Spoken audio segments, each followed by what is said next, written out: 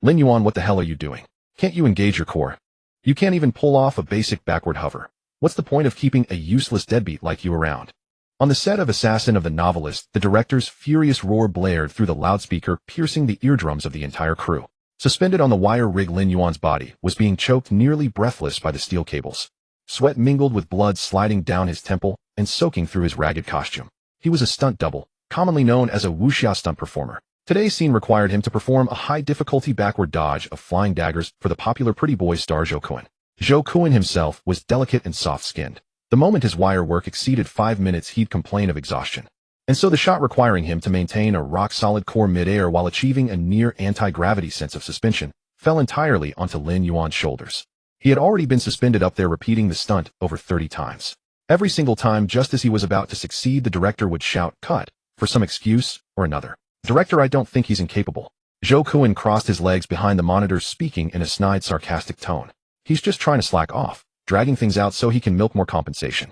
The moment those words fell, many of the nearby crew members revealed looks of disdain. Anyone with eyes could see that Zhou Kun was deliberately making things difficult. Just because Lin Yuan had accidentally bumped into him being cozy with a female investor that morning, Zhou Kun had held a grudge. The director was a savvy man too, naturally siding with capital and big stars. Who cared whether a bottom-rung stunt double lived or died? Lin Yuan dangled in midair, his lungs burning with searing pain. His consciousness began to blur, his body's energy draining away at a terrifying speed. Am I, Lin Yuan, really going to die in such a pathetic way after transmigrating to this parallel world? No, I refuse to accept this. The very instant his consciousness was on the verge of shattering, a cold mechanical voice exploded inside his mind. Ding. Detected host's intense unwillingness and will to live. Goddess emotion feedback system activating. Activation successful. Finding host Lin Yuan. System. Lin Yuan's spirit jolted violently awake. As a transmigrator, this was the golden finger he had been dreaming of day and night. This system is designed to help the host become an emotion hunter, standing supreme at the pinnacle of the world. Finding mechanism. Females with a beauty score no lower than 90 may become the host's emotion treasure chests. Any intense emotion the target feels toward the host, heart flutter, shyness, anger, admiration, jealousy, grievance, etc., can provide the host with emotion points. Emotion points can be exchanged for Tycoon money, god tier skills, peak attributes. Lin Yuan's heart began to pound wildly. This golden finger was practically tailor-made for an entertainment industry ruled by capital and overflowing with beautiful women. Newbie gift pack distributing. Congratulations, host has obtained Gene Reconstruction Serum Beginner X1. Congratulations, host has obtained unlimited black card daily, spending limit 10 million X1. Congratulations, host has obtained god tier skill treasure chest, pending opening X1. The very next second, a surge of warmth instantly swept through Lin Yuan's entire body. As if parched riverbeds had been nourished by sweet rain, his body, pushed beyond all limits, was being reshaped and strengthened at an impossible speed. Muscles, bones, meridians. Every inch of his physical being brimmed with newfound power. His previously aching waist and abdomen now radiated with explosive strength. Gene reconstruction complete. Host's current physique has reached the limits of humanity. Scanning for goddess targets meeting binding conditions. Target Demimi. Beauty score 95, mature sister charm, endlessly alluring. Identity Jiaxing media boss, top tier traffic queen, producer of Assassin of the Novelist. Current status slightly impatient with host, believes he is delaying the production schedule. Lin Yuan's gaze instantly locked onto the area behind the monitor. There, a woman wearing a black business pencil skirt, legs crossed, curves exquisite, frowned as she looked toward him.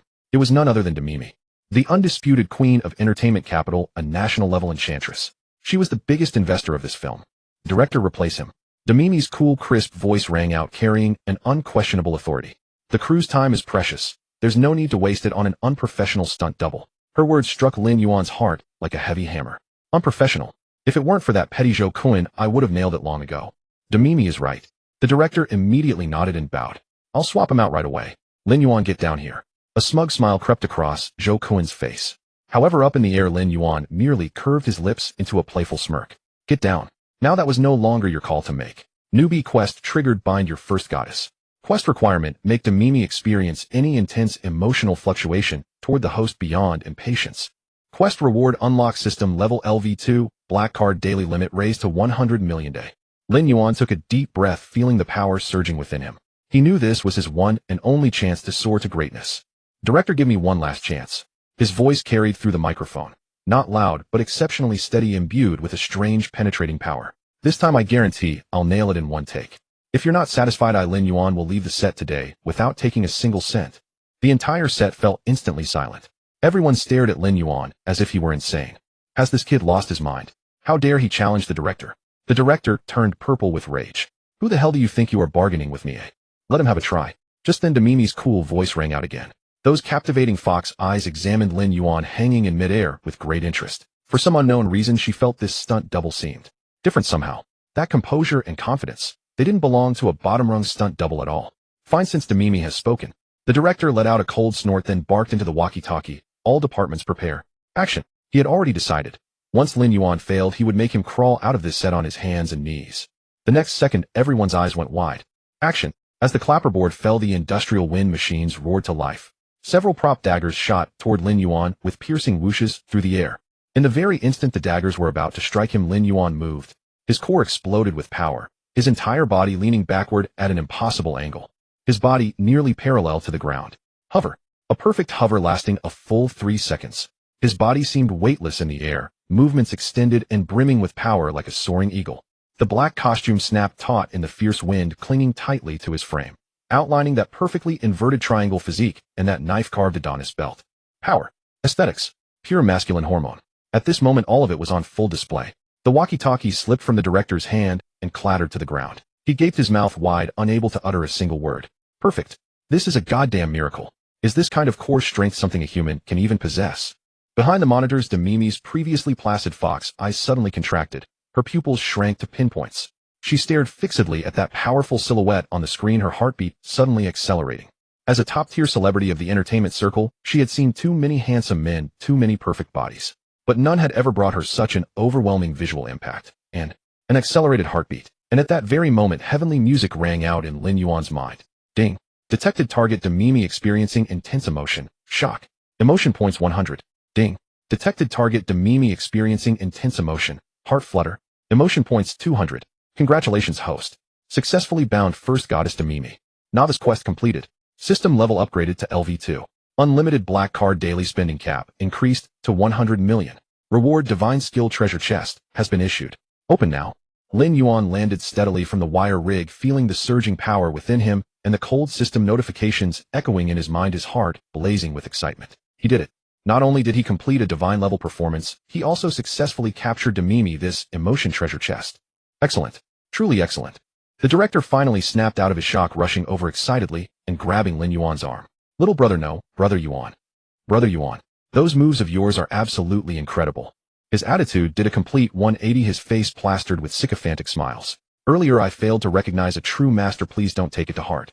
The surrounding crew and staff looked at Lin Yuan with completely changed gazes. From contempt to reverence and worship. This is the entertainment industry. Might makes right. If you're good, you're king. Only Zhou Kuan's face turned ashen, uglier than ever. Lin Yuan's earlier performance not only stole all his thunder, but felt like a loud slap across his face. How dare a mere stunt double act so arrogant? A flash of venomous hatred flickered in his eyes as he covertly signaled his assistant. The assistant immediately took out his phone and secretly snapped a photo of Lin Yuan, who had just changed out of his costume, bare upper body. The photo's angle was very tricky. It only captured Lin Yuan's artistic abdominal muscles and mermaid line with his face blurred. Kunji, don't worry, I'll post it online right now and hire water army trolls to attack him. Just say he's a stunt double who doesn't act properly and only knows how to sell his body for attention, the assistant whispered.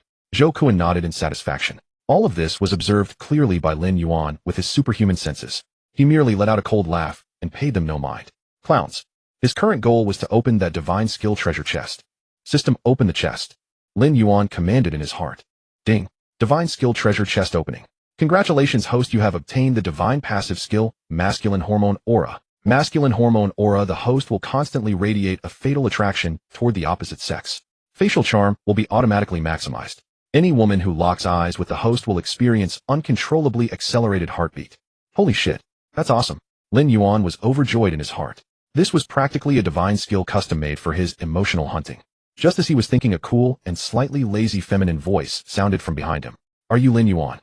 Lin Yuan turned around and met Demimi's captivating fox-like eyes. The moment their eyes met, Demimi's heart skipped a beat. So freaking handsome. Earlier, she was too far away to see clearly. Now up close, this man was devastatingly handsome. Chiseled facial contours, deep eyes that seemed to hold the stars and the ocean, a high nose bridge, and perfectly sensuous thin lips. Especially since he had just completed genetic reconstruction, his body still carried a sharp and wild aura, combined with his divine passive masculine hormone aura.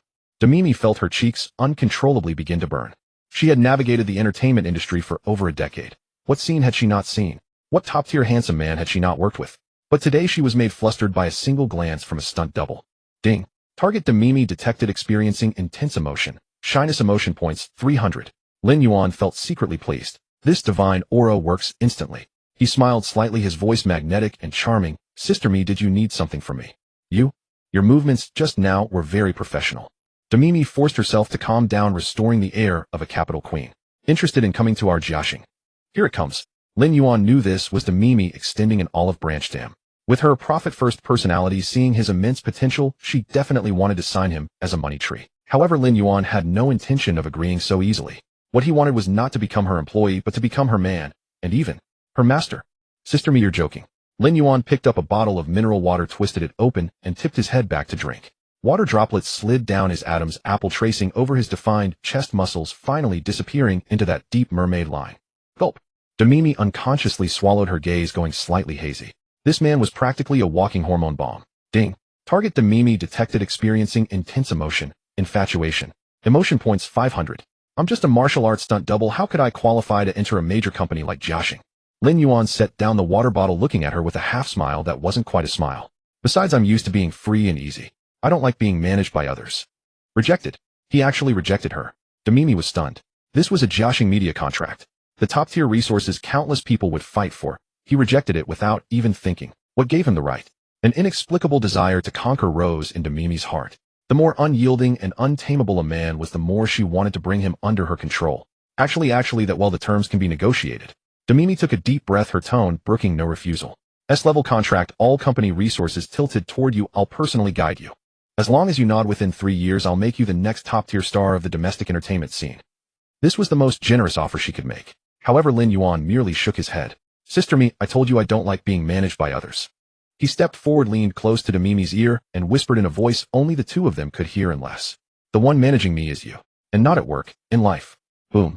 Demimi's mind instantly went blank. This bastard. He's flirting with me. A wave of shyness and anger surged to her crown, dyeing her fair neck with an enticing pink flush. Ding. Target Demimi detected experiencing extreme emotion. Intense shame, triggering 1,000-fold critical strike cashback. Congratulations, host obtained emotion points 1,000 by 1,000 points. Congratulations, host obtained divine treasure chest x1. Holy shit. 1 million emotion points. Plus a divine treasure chest. Lin Yuan's heart surged with joy, though his expression remained composed as he admired Demimi's beautifully flustered appearance. Just then Zhou Kuan's assistant suddenly shouted, holy shit. It exploded. It's trending. On Weibo's trending list, a brand new topic was rocketing up like a rocket. Assassin novelist Tada's stunt double godly mermaid line. Clicking in it was the photo the assistant had secretly taken earlier. Below the photo, the comment section had already exploded. Those abs. That mermaid line. I'm obsessed. Please, I need all the info on this stunt brother. Within 3 minutes. Zhou Kuan, get out of the entertainment industry. Let this brother play the male lead. The trolls hired by Zhou Kuan's team were instantly drowned by the passionate fans, not even a bubble rising. Zhou Kuan stared at his phone, trembling with rage. Tried to steal a chicken, but lost the rice. Not only did he fail to smear Lin Yuan, he personally sent him to the top of trending. Demimi also recovered from her embarrassment. Looking at the trending list, a gleam of insight flashed in her beautiful eyes. As a top-tier operator, she instantly recognized the terrifying traffic value Lin Yuan possessed. This man was a born superstar. She absolutely could not let him go. Lin Yuan, I don't care what method you use. Demimi's tone carried an undeniable dominance. Tonight at 8 o'clock, come to my room. We'll properly discuss the contract. After saying this, she turned on her high heels, swaying her captivating hips, and walked away, leaving Lin Yuan only with a back full of infinite imagination. Lin Yuan was dumbfounded. So blatant. Just after flirting, she's already trying to sleep with me. I like it. But before going to discuss the contract, he had something more important to do. System exchange 1 million emotion points for the Tycoon reward. Ding. Emotion points exchanging. Congratulations, host obtained Tangshan Epine top floor Riverside duplex penthouse value 500 million. Congratulations, host obtained Bugatti La Voiture Noire, the world's only one value 130 million. Congratulations, host obtained Patek Philippe super complication timepiece value 210 million. The cascade of rewards made Lin Yuan's breathing quicken. This is the style of a true tycoon. He was about to head to the garage to pick up his car when his phone suddenly buzzed. It was a text from an unknown number. Lin Yuan, come immediately to the Hilton Presidential Suite. You have 10 minutes. Otherwise, face the consequences. Cinder Re. That top-tier starlet known as exotic divine beauty. What does she want with me? And why does her tone sound like she's seeking revenge? Back during the longest day in Chang'an production, he had added Ri on WeChat, but never contacted her. Why was she being so proactive now? Speaking of which, what was the purpose of the ancestors' conquest of the western regions again? Before Lin Yuan could think further, the system's notification rang in his mind again. Warning. Newbound target detected. Exotic divine beauty Ri. Beauty score 96, ethereal and pure divine level beauty. Current location, Hilton Presidential Suite. Emotional state, extremely furious toward host. Extremely furious. Lin Yuan glanced at the system prompt, his sword-like eyebrows slightly raised.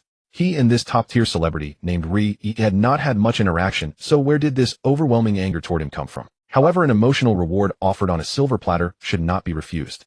Moreover, her appearance scored 96 points, slightly higher than Demi Mi's. If he could stir up such intense devotion or profound embarrassment in her, would the rewards not be extraordinary? A smile curved Lin Yuan's lips as he immediately hailed a cab to the Hilton Hotel. Meanwhile, the crew of Assassin in the novel was in complete disarray. Lin Yuan's photos with a defined physique had gone viral online. The trending topic Lin Yuan physique shot straight to #1 on the hot search. Countless fans flooded the platform, pushing the servers to the brink of collapse. Wow. With that physique, it would be a waste if he did not play the lead. Who is Zhou Cohen?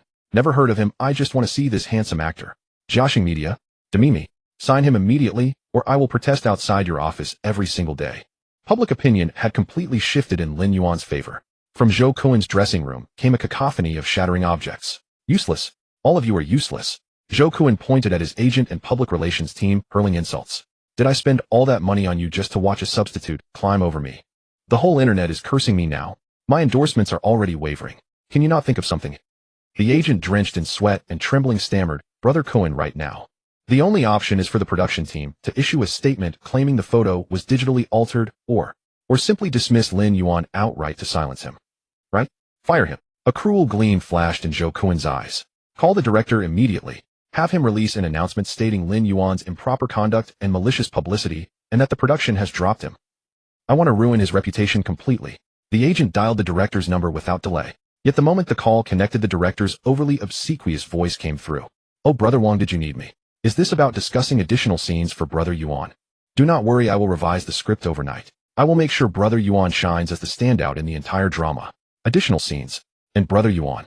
Zhou Cohen and the agent froze on the spot. Oldly, are you out of your mind? Snatching the phone, Zhou Cohen roared. Have you forgotten who the lead actor in this drama is? I told you to fire him. Can you understand human speech or not? The director on the other end fell silent for 2 seconds. Then came a cold, disdainful voice. Zhou Cohen, who do you think you are? Just now Sister Me gave personal orders, Mr. Lin Yuan is now our drama's featured lead, starting immediately. His scenes match yours. If you do not wish to continue, you may leave right now. There are plenty who would jump at the chance to replace you. Additionally, Sister Me asked me to tell you, should you dare attempt any further schemes, Joshing Media will ensure you disappear entirely from the entertainment industry. The call was cut off mercilessly. Zhou Cohen gripped his phone, stunned, as if struck by lightning, completely frozen. Demi Mi personally gave the order. For a substitute, she would risk offending an active star like himself. Was she insane? The dressing room door burst open with a bang. Demi Mi's executive agent entered expressionless and slammed a document onto the table. Mr. Zhou Cohen, this is Sister Mi's decision. Given your malicious defamation of fellow cast members and harm to the production's reputation, Joshing Media and all investors in the Assassin novelist have unanimously decided to terminate our contract with you unilaterally. The legal department will follow up regarding penalty matters. From this moment forward, you are no longer the lead actor in this drama. Crash. Zhou Cohen felt as though plunged into an ice cave, his entire body going cold. He was finished. Completely finished. Having offended Demi Mi and the entire Capital Alliance behind her, his path in the entertainment industry had reached its end. He could not comprehend how things had come to this. Hilton Hotel Presidential Suite. The moment Lin Yuan stepped inside, something cold pressed against his waist. Do not move. Hands up. A clear yet furious female voice rang out. Lin Yuan slowly raised his hands and turned around. Before him stood a woman breathtakingly beautiful. She wore a simple white dress that could not conceal her graceful figure. Her flawless oval face featured exquisite features as though crafted by the finest artistry, especially those exotic eyes that now blazed with fierce anger. It was Ri. She held an electric baton crackling toward Lin Yuan. Lin Yuan found himself caught between amusement and exasperation. So this was the consequence she had mentioned. Ding. Detected target Ri experiencing intense emotion, anger. Emotional points 600. Sister Ri, do we have some grievance? Lin Yuan asked calmly. Cut the nonsense.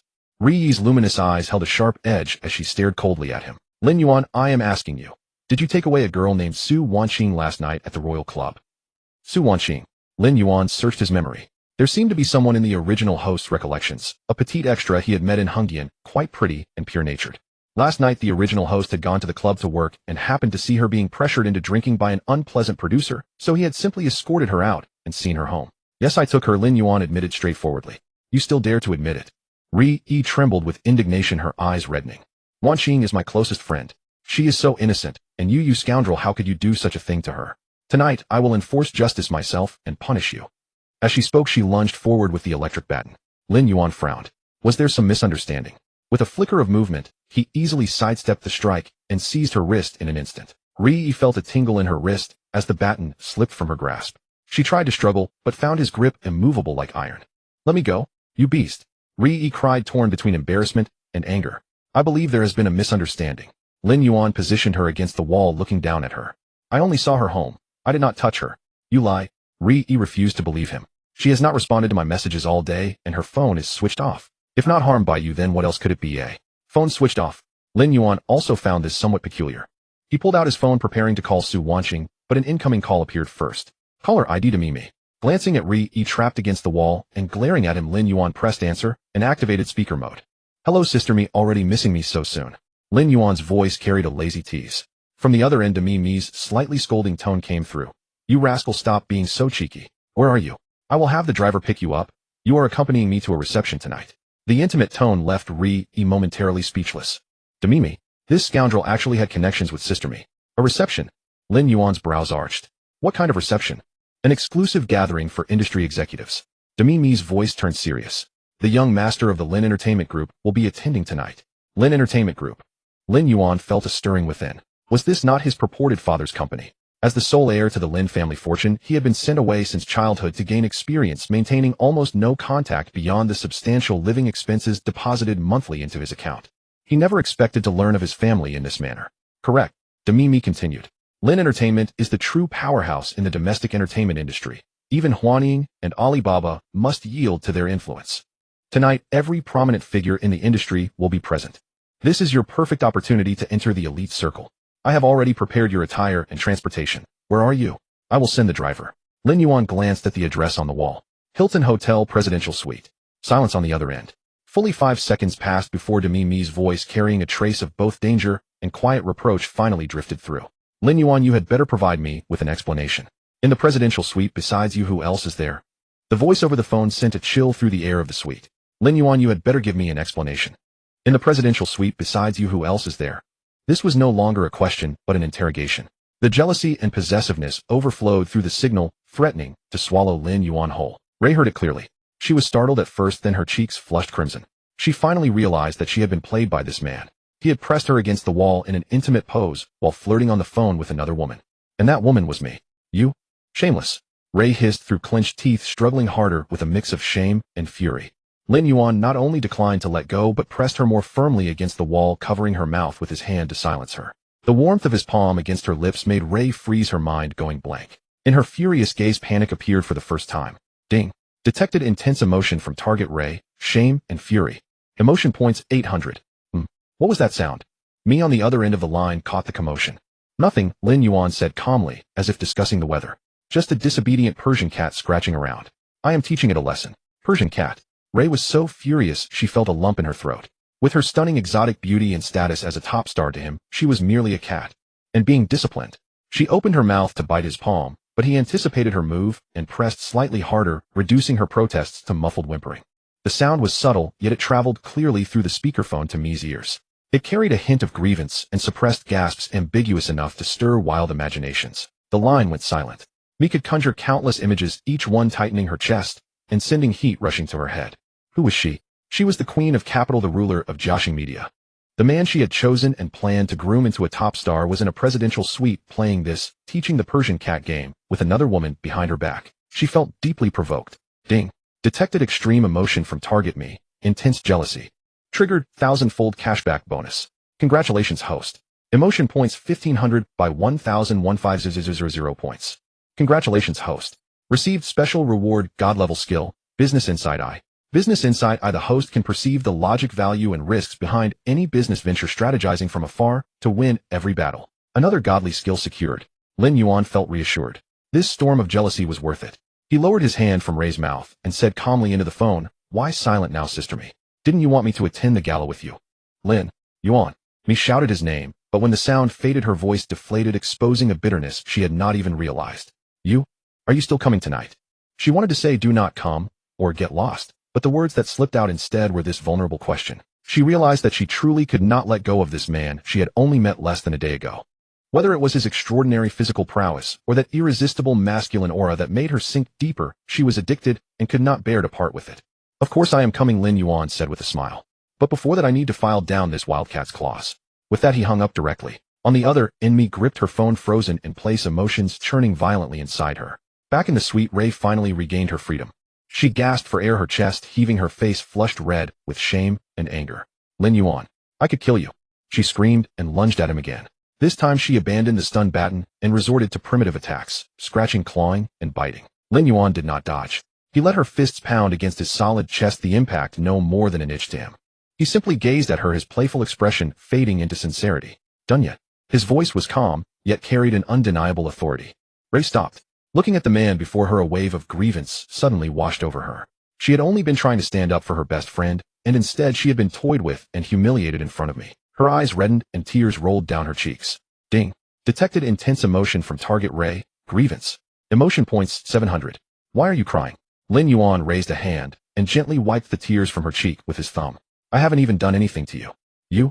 Ray was stunned by his sudden tenderness and swallowed the insults she was about to hurl. "Why did you mess with my friend?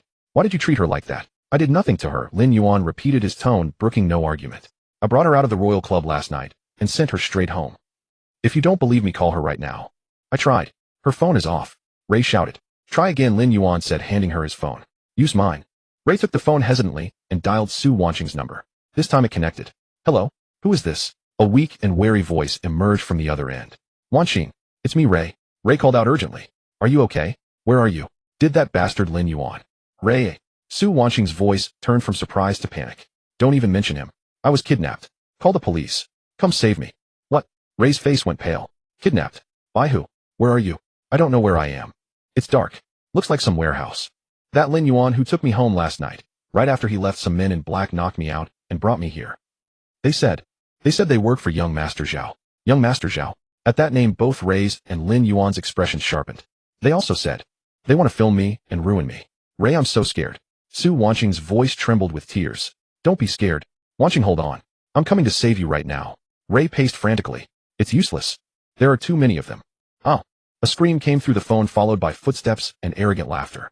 "Hey, pretty thing, awake now? Still daring to make calls? You must be tired of living. Give me that phone." The call was forcibly cut off. "Wanqing." Ray screamed into the phone, tears streaming down her face again. She collapsed helplessly to the floor, engulfed by fear and despair. She knew exactly how much power young Master Zhao wielded in the capital. He had connections everywhere and operated both within and beyond the law. Calling the police. Useless. By the time they found her, it would be too late. "It's all my fault. I wronged you." She lifted her head, her vision blurred with tears, and looked at Lin Yuan with guilt and pleading. "Lin Yuan, please, can you save Wanqing? If you save her, I'll do anything for you." He was now her only hope, this unfathomable man before her. Despite being a scoundrel, the overwhelming strength he had shown while subduing her moments ago gave her a glimmer of hope. Lin Yuan did not answer immediately. He picked up the phone from the floor and stared at the terminated call log, his eyes turning cold and devoid of warmth. Young Master Zhao. That reckless fool again. He had planned to let him run around a little longer, but since he was so eager to meet his end, so be it. He crouched down, tilted Ray's chin up, and forced her to look at him. "Remember what you said today." His voice was soft, yet carried an unyielding dominance. "Her I will save. You I will have." Imperial Dynasty Club. The most extravagant, money-burning palace in the capital and the stronghold of young Master Zhao. It is heavily fortified with security tighter than a bank, everyone who enters is a person of prominence. A Bugatti La Voiture Noire pitch black all over glided quietly to the club entrance and came to a halt in the night. The door opened and Lin Yuan stepped out from the driver's seat. He had changed into a well-tailored black suit without a tie. The top two buttons of his shirt were casually undone. His expression was impassive, his gaze cold. From the passenger seat, Ray followed and got out. Seeing the dazzlingly lit, opulent club before her, she instinctively clutched Lin Yuan's sleeve. "Are we just going in like this? What else?" Lin Yuan glanced at her. "Stand at the door and shout for them to release the person." But Ray was still uneasy. "Young Master Zhao has great influence here. Quiet. Follow me." Without wasting more words, Lin Yuan strode toward the club entrance. Good evening, sir. Please show your membership card. The two security guards in black suits and sunglasses raised their hands to stop him. Their tone was polite, but their eyes were full of scrutiny. They recognized the car. It was one of a kind worldwide worth over 100 million. But this young man before them they had never seen. Without a word, Lin Yuan drew a black card with unlimited credit from his pocket and tossed it over. The guard caught it instinctively. The card was pitch black, bearing no bank logo, only a character Lin woven in dark gold silk thread. The instant they recognized the character, the guards' faces drained of all color. Their wariness and scrutiny vanished, replaced by fear. Thud. Both men's knees went weak, and they dropped straight to the ground, trembling violently. We did not know it was you. Your noble presence. We failed to recognize a mountain before our eyes. We deserve death. Their voices quivered, cold sweat beaded on their foreheads. They had seen this card only once in their boss young Master Zhao's confidential training documents. The boss had repeatedly instructed that whoever held this card had status beyond measure and must never be slighted in the least. For the owner of this card was the boss, the uncrowned king of the entire Chinese underworld, the sole heir to the Lin consortium. Ray watched in shock. What was going on? A single card had made those fierce-looking guards fall to their knees in fear. Who exactly was Lin Yuan? Ignoring the guards who were about to faint from fright, he bent down, picked up the black card, and asked one question. Where is Zhao Peng? In the Tianzi? No. One private room on the top floor. One guard answered hurriedly, his voice breaking. Without another word, Lin Yuan led the still-dazed Ray into the club. Inside, the hall-pounding bass pressured the eardrums, and dazzling beams of light swept across the space. The dance floor was crowded with swaying silhouettes, the air mixed with alcoholic and perfume scents. As soon as Lin Yuan appeared, the clamorous hall fell silent, and every gaze was drawn to him. Indeed, he was too eye-catching. His face, his build, his aura. He outshone every male model and young idol present, leaving them utterly eclipsed. Countless women cast fervent looks at him as if they wished to rush over. Stop! A sharp shout rang out, and a group of brawny thugs encircled Lin Yuan and Ray. Leading them was a bald, hulking man with a scar across his face, the security manager of Imperial Dynasty Club, nicknamed Mad Dog. You think you're pretty tough, kid? Mad Dog gestured with his chin toward Lin Yuan, his tone provocative. Do you know whose turf this is? How dare you stir up trouble here? He had seen what happened at the entrance through surveillance just now, but he didn't recognize the black card, and thought Lin Yuan had come to pick a fight. This was a perfect chance to show off in front of young Master Zhao. Lin Yuan stopped, and gave him a cold sweep of the eyes. Huh? Mad Dog sneered. Who the hell do you think you're talking to, boy? I'm telling you, if you can walk out of here on your own 2 feet today, I'll write my name backwards. As soon as he said this, the thugs behind him brandished their batons, and closed in with sneers. Ray was so frightened that she turned pale and shut her eyes. But the screams of pain and sounds of a beating she had expected never came. Instead, there were only a series of muffled thuds and low grunts. She cautiously opened a slit of an eye. The sight before her was one she would remember forever. Lin Yuan wove through the crowd like a phantom, too fast for anyone to track his movements. Each strike was clean and effective. The thugs barely had time to react before they were taken down and sent tumbling to the floor. There were no redundant moves. Every blow was simple, direct, and decisive. A quick kick, an elbow, a hold. In less than 10 seconds, more than a dozen men, including Mad Dog, were all down on the ground, unable to rise again. The entire hall fell into dead silence. Everyone stared blankly at Lin Yuan, who stood at the center. Their eyes reflected fear, awe, and a hint of admiration. So powerful. Such combat ability was beyond human. Ding. Detected extreme emotion from target Ray. Adoration. Emotion points 2000. Without so much as a glance at the fallen men, Lin Yuan straightened his slightly messy collar, took Ray, still frozen in place, by the hand, and walked into the elevator. Tianzi, no. One private room. Young Master Zhao sat with his legs crossed, sipping a 1982 Lafite, observing Su Wanqing, who was seated on a chair, trembling. Don't be afraid, little beauty. He reached out, lifting her chin with his finger, his words frivolous. If you behave yourself, I can make you the leading lady of the next movie. You're dreaming. I'd rather die than let you win. Su Wanqing glared at him with tears in her eyes. Die. Young Master Zhao let out a cold laugh. In my world, death is a luxury. I have 100 ways to make you suffer endlessly. He picked up a video camera from the side. See this? In a bit, I'll film every beautiful angle of you, and then upload it online so the whole country can thoroughly enjoy the show. When that time comes, everyone will despise you. Your reputation will be ruined forever. You scoundrel. You're a devil. Su Wanqing cried out, her voice trembling with dread. Huh, I like that title. Young Master Zhao laughed triumphantly. Just as he was about to make his next move, the door of the private room was kicked open from the outside with a loud bang. The heavy door flew inward and crashed heavily onto the tea table before young Master Zhao. Crash. Expensive red wine and crystal glassware shattered all over the floor. Startled, young Master Zhao jumped up and bellowed, who the hell is tired of living? At the doorway, Lin Yuan stood against the light, his tall figure casting the entire room into shadow. Behind him was Ray, her face pale. It's you. The moment he recognized Lin Yuan, young Master Zhao froze, then curled his lips into a twisted grin. You didn't take the road to heaven, so you've barged into hell. Lin, I've been looking all over for you, and here you are delivered to my doorstep. He thought Lin Yuan had come to throw his life away. So you're young Master Zhao. Lin Yuan advanced step by step. His footfalls were soft, yet each one made young Master Zhao's heart skip. I heard you wanted to shoot a video. That's right, young Master Zhao said without fear. I'll film her, and I'll film your girlfriend too. The two of you will be disgraced together. He pointed at Ray as he shouted. Is that so? Lin Yuan walked to him and stopped. The two were similar in height, but the overwhelming aura radiating from Lin Yuan sent an uncontrollable wave of dread through young Master Zhao. Then let me make a video of you two, shall I? Lin Yuan's voice was soft, a faint smile at the corner of his lips. Yet in Zhao's eyes that smile was more terrifying than a demon's. You. What do you want? Young Master Zhao instinctively retreated a step. Nothing much. With lightning speed, Lin Yuan reached out and grasped Zhao by the collar, pinning him in place. I just want you to taste what helplessness feels like. A crisp sound rang out as young Master Zhao's arms were held firmly behind him, rendering him immobile. A sharp cry escaped his lips, resounding through the entire private room.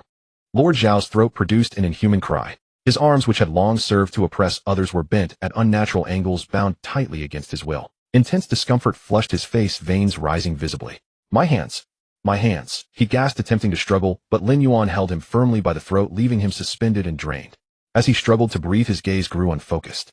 In the lounge, Lord Zhao's companions stood frozen in shock.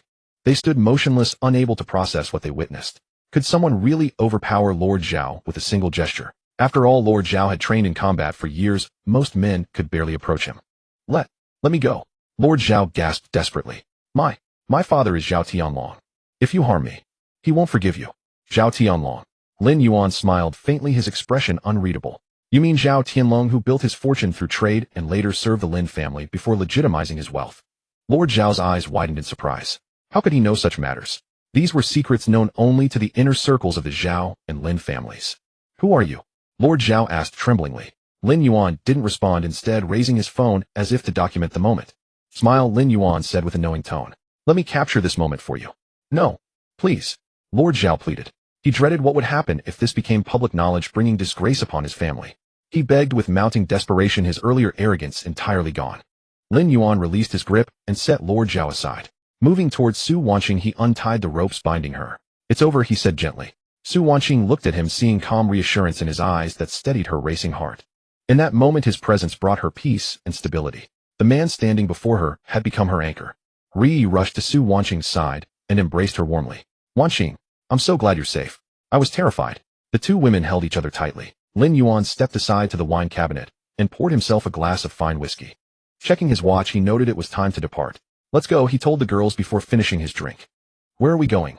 Ri asked through tears. To a gathering, Lin Yuan replied. Both of you should come with me. Ri gestured toward herself uncertainly, then glanced at the still shaken Su Wanqing. And her too, Lin Yuan said firmly. Lin Yuan walked over to Lord Zhao and stated calmly that the evening's events must remain confidential. He warned that any whispers about him or further trouble for the girls would have consequences. A soft crack echoed through the room. Oh, Lord Zhao cried out again. Next time it won't be so mild, Lin Yuan said quietly, each word carrying weight. Half an hour later. Beijing Huafu Manor. A private gathering of prominent figures from entertainment and business circles was underway. Luxury cars lined the manor entrance with top-tier brands like Rolls-Royce and Bentley present. Any of them could command attention. Yet tonight, all other vehicles paled beside a distinctive black Bugatti. As the rare supercar glided to a stop, the crowd fell silent. All eyes focused on the magnificent vehicle. The door opened, and Lin Yuan stepped out first. Ri and Su Wanqing emerged from the accompanying car. His black suit remained unchanged, but his bearing had shifted to quiet authority. The intensity from earlier had settled into composed elegance. The two women wore exquisite evening gowns, their appearance refined and graceful. Ri wore a striking red gown that complemented her figure beautifully. Su Wanqing appeared in a delicate white dress that enhanced her gentle charm. With Ri in red and Su Wanqing in white flanking him, the trio commanded attention as they entered the venue. All around guests paused in astonishment. This sight left everyone speechless. Who was that? Such an impressive entrance, someone whispered. That car. Is that a Bugatti La Voiture Noire? The one-of-a-kind model. I thought it belonged to a mysterious Chinese collector. Those two women appear to be Ri and another strikingly beautiful companion. Truly remarkable. Through the murmurs, Lin Yuan led the two women directly into the gathering. Inside, Demimi held a champagne glass, engaging politely with investors, while her gaze repeatedly drifted to the entrance. She hoped he would arrive soon. A stir at the doorway caught her attention. She turned and saw Lin Yuan approaching. She noticed the rare black Bugatti and the elegant woman in the striking red gown beside him. Ree. A wave of surprise washed over her. Damimi felt something within her finally break. She had invited him to this banquet hoping to introduce him to her circle and openly declare her connection to him. She wanted to show everyone that he was the one she had chosen. But what had happened instead? He had not only arrived late, but he had also come with another woman, younger, more beautiful, a rising star in the industry, who appeared beside him in such an obvious and bold manner. It felt like a clear provocation. Her face grew warm as if she had been publicly embarrassed. People around began to recognize them and started whispering, "Isn't that Lin Yuan, the stunt double who became famous for his figure? Why is he with Ree and driving such a car? Could she be supporting him? Looks likely. Look at Damimi's expression. Didn't she plan to sign him recently? Now this is interesting. Could this be a scene between the main partner and someone else?" The murmurs around her stung, each word like a sharp needle piercing through Damimi's composure. Her hand holding the wine glass trembled slightly, the liquid inside swaying gently. Lin Yuan glanced at the system prompt without any visible reaction. This was exactly the effect he wanted. This proud fox was accustomed to standing above others and giving orders. Only by gently reshaping her sense of pride could she learn to soften her stance. To truly earn Damimi's trust, he needed to approach her with patience and care. He released Rii's arm and walked directly toward Damimi. Rii seemed reluctant, but seeing Lin Yuan's unwavering gaze, she gently let go and stood beside Su Wanqing. Her gentle demeanor drew attention from those nearby. "Am I not welcome to see?" Lin Yuan approached Damimi, a faint smile forming as he reached toward her. "Please don't." Damimi stepped back, quickly avoiding his touch. Her eyes, once bright, now held a soft haze filled with confusion and uncertainty. "Lin Yuan, you really know how to surprise me," she said through clenched teeth. "I underestimated you." Turning away, she wanted to leave immediately, unable to bear staying in a place where she felt so unsettled. But as soon as she turned, a firm hand gently grasped her wrist. "Did I say you could leave?" Lin Yuan's voice was calm, but carried a quiet certainty. At that moment, the banquet hall lights dimmed, and a spotlight shone onto the center stage. The host stepped onto the stage and announced excitedly, "Ladies and gentlemen, let us welcome tonight's most distinguished guest, the heir of the Lin Entertainment Group, young Master Lin." The crowd erupted into applause. All eyes turned toward the stage entrance. The heir of the Lin Group, that man who stood at the very peak of the entertainment industry in China. Anyone connected to him would rise in status overnight. Damimi set aside her thoughts about Lin Yuan for a moment, curious to see who this legendary figure was. She wondered who this prince of the entertainment world truly was. But the entrance remained empty. The host waited a while, then smiled awkwardly. "Perhaps young Master Lin is on his way. Let us wait just a moment." Just as the crowd began to murmur, an elderly man in a black suit with silver hair walked briskly through the crowd and stopped in front of Lin Yuan. To everyone's surprise, he bowed deeply before Lin Yuan.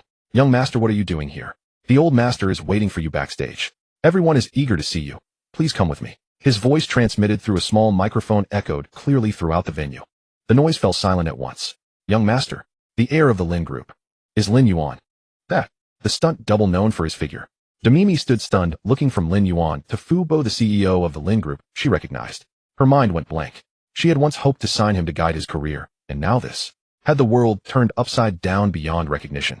Ri and Su Wanqing nearby covered their mouths in disbelief. Lin Yuan, however, seemed unfazed by the surprised expressions around him. He simply said to Fu Bo calmly, "Let the old master wait a little longer." He turned back to Damimi, gently took her hand, which had gone limp from shock, and guided it into the crook of his arm. This time he did not reach for her waist, but held her with quiet courtesy. "Now would you accompany me to meet my father?" he asked softly near her ear, his words warm and calm. Damimi remained still for a moment, but her hand instinctively tightened around Lin Yuan's arm. Drawn to strength and confidence, she made her choice without hesitation.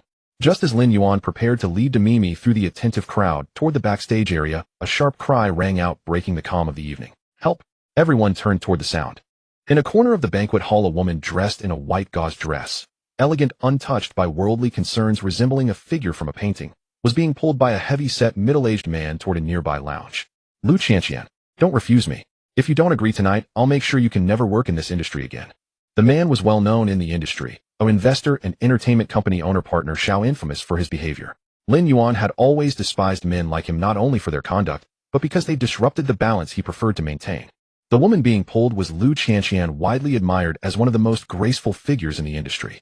As Lu Qianqian was escorted to the lounge entrance, one side of her shawl slipped from her shoulder. She did not weep.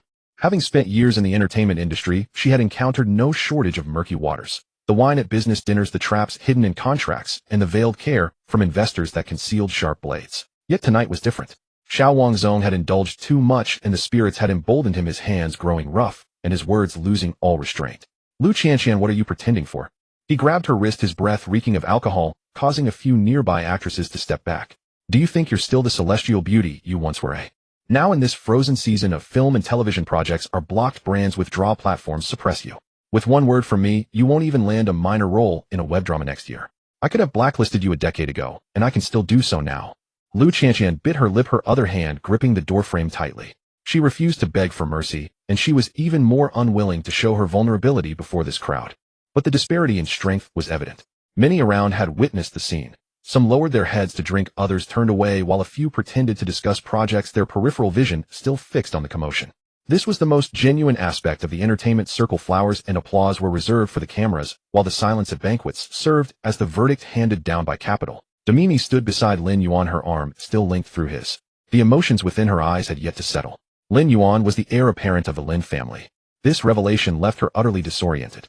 Just moments ago, she had been scheming to secure a contract with him, only to discover that the person she sought to sign was the master of a table she might never reach, even after a lifetime of striving. The most awkward moment in life is not when one misjudges, but when after misjudging one has patted the innocent rabbit twice. She couldn't help but murmur, Xiao Wangzong is from the Huai side. The drunken mischief aside, he has Beijing's circle backing. She left the second half unsaid, for Lin Yuan had already withdrawn his arm. Sister me, he said, turning his head toward her. I was quite pleased that you were jealous just now. Damini felt a tightness in her chest. This man was truly peculiar, flirting with her at such a moment. Lin Yuan added, but I have a flaw. I can't stand seeing a beautiful woman being bothered by a pig, especially one that hasn't bathed. Damini was speechless. She wanted to scold him for being unserious, but the words wouldn't come.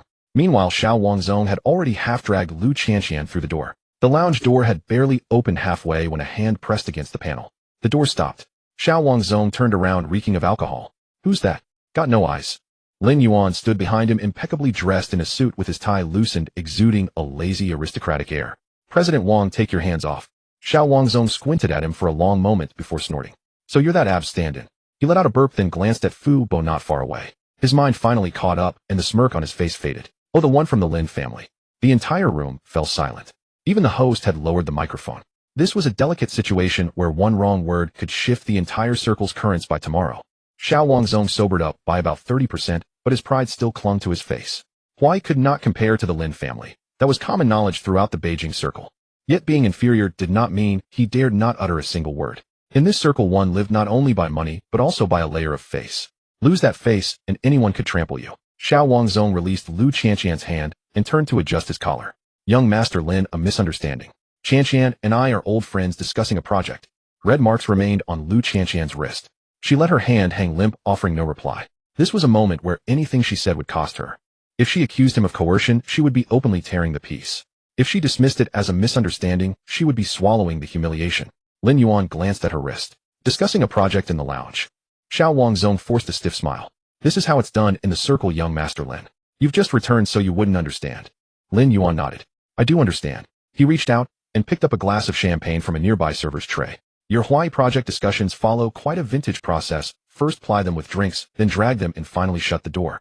Efficient, low cost, and saves the legal department trouble. Someone nearby couldn't hold back and sprayed half a mouthful of wine. Damini nearly broke her composure as well. Lu Qianqian lifted her eyes to look at Lin Yuan. She had seen many men stand up for women before. Most did it to show off, a few for a transaction. But Lin Yuan's words seemed genuinely born of distaste for the filth. Xiao Wangzong's face twitched. Young Master Lin, don't make it too ugly. I give face to the Lin family, and I hope the Lin family gives some face to Hawaii. Lin Yuan placed the glass back on the tray. Face. He raised a hand and patted Xiao Wangzong's shoulder. Xiao Wangzong's body sank, his knees nearly buckling. The pat was not heavy, yet it numbed half his shoulder. Your brother isn't here, and your old man isn't here either. They might be able to have a word with me. But you here wouldn't even be worth my driver's time. Using Hawaii to pressure me is like applying for a Nobel Prize with a kindergarten certificate. The entire room struggled to suppress their laughter. A few investors stared at their shoes, their shoulders quivering. Xiao Wangzong's face flushed purple. Lin Yuan, don't go too far. Too far. Lin Yuan pulled out his phone and held it before him. On the screen was a document. It contained Hawaii's equity pledges, performance betting agreements, offshore shell company cash flows, and associated accounts of several gray projects over the past 3 years. After activating his business insight ability, many things were no longer secrets to Lin Yuan.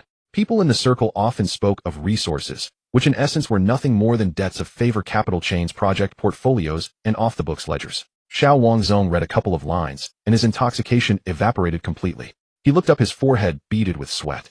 You investigated me. Don't be nervous, Lin Yuan said, pocketing his phone. I just flipped through it casually. If I dug seriously, you'd be heading straight from here to a detention center's thin porridge tonight. Xiao Wangzong's Adam's apple bobbed. He didn't dare gamble. The Lin family's entertainment conglomerate was no ordinary capital. It was a web. It wasn't just one company. It spanned film and television theater chains, platforms, promotion and distribution, overseas distribution, artist management, and financial investment, all bearing the Lin family's shadow. No matter how established Huai was, it dared not clash head-on with such a behemoth, especially since his own hands were not clean. Young Master Lin, I drank too much tonight. Xiao Wangzong forced a smile. Qianqian, my apologies. I'll send someone over with gifts to make amends another day. Lu Qianqian did not respond. Lin Yuan answered for her. No need for gifts. From now on, don't appear at her events, don't reach into her projects, and don't stand in her way. Xiao Wangzong gritted his teeth. Young Master Lin, are you going to protect her? Is it against the law to protect a beautiful woman, eh? Lin Yuan paused. Of course, I also protect the not-so-beautiful ones depending on my mood. Tonight your main loss is in image management. I suggest you go home and look in the mirror instead of living as a villain archive. Someone in the crowd finally laughed out loud. Xiao Wangzong's face was utterly shattered, but he dared not overturn the table. He stepped back a few paces and threw out a line. Young Master Lin, mountains and rivers will meet again. Lin Yuan waved a hand. Let's not meet. With your mass, even mountains and rivers would feel clogged. Xiao Wangzong left with his two assistants, walking quickly, his back etched with defiance. But defiance aside, he lacked the courage to turn back. The lounge entrance fell silent.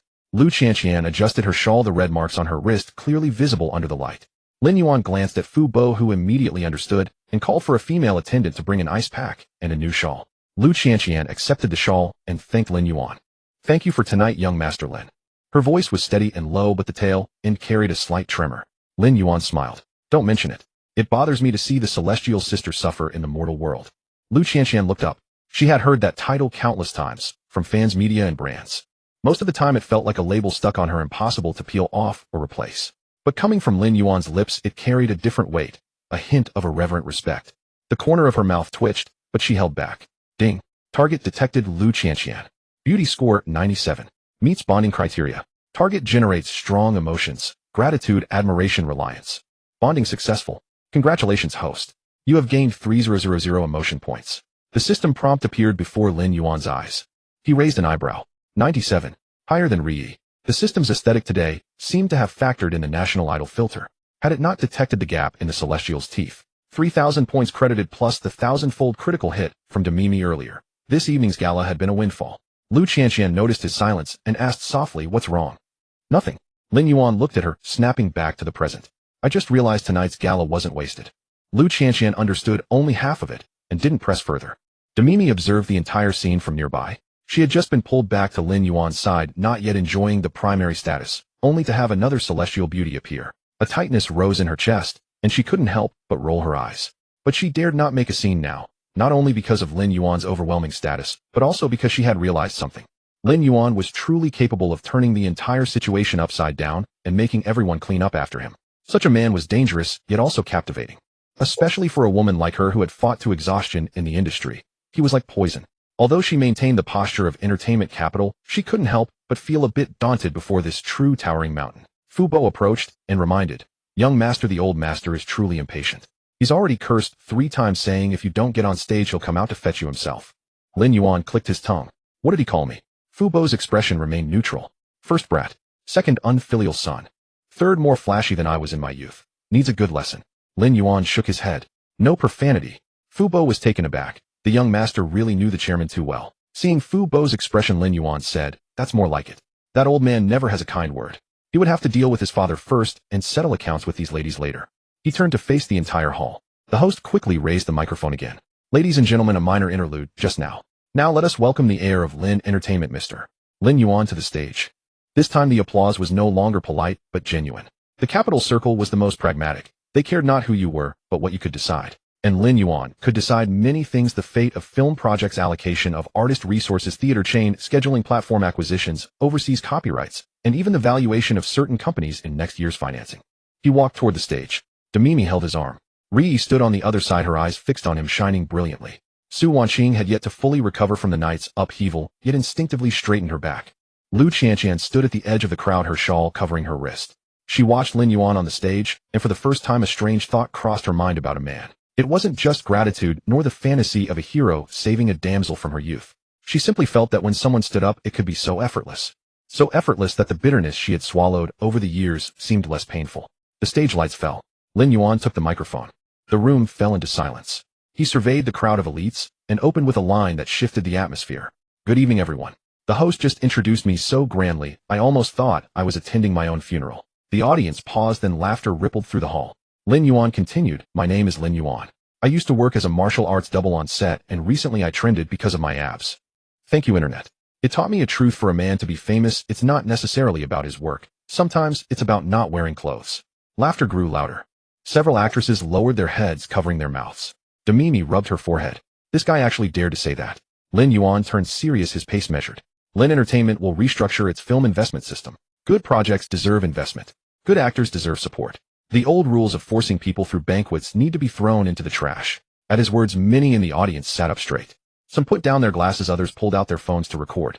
I can't promise to clean up the entertainment industry. No one has that power. But on Lin's table, if anyone uses resources as a blade or treats actresses as bargaining chips, I'll make them understand that capital also has its levels. He paused. That's all for tonight. Good wine, don't force it down throats. Good projects, no need to lock doors. Thank you. Applause rose even warmer than before. Lin Yuan handed the microphone back to the host and swept his gaze across the audience. Demimi sat in the front row, her eyes brimming with emotions she herself couldn't sort out. Ri clapped until her palms were red. Su Wanqing's eyes reddened, unable to speak.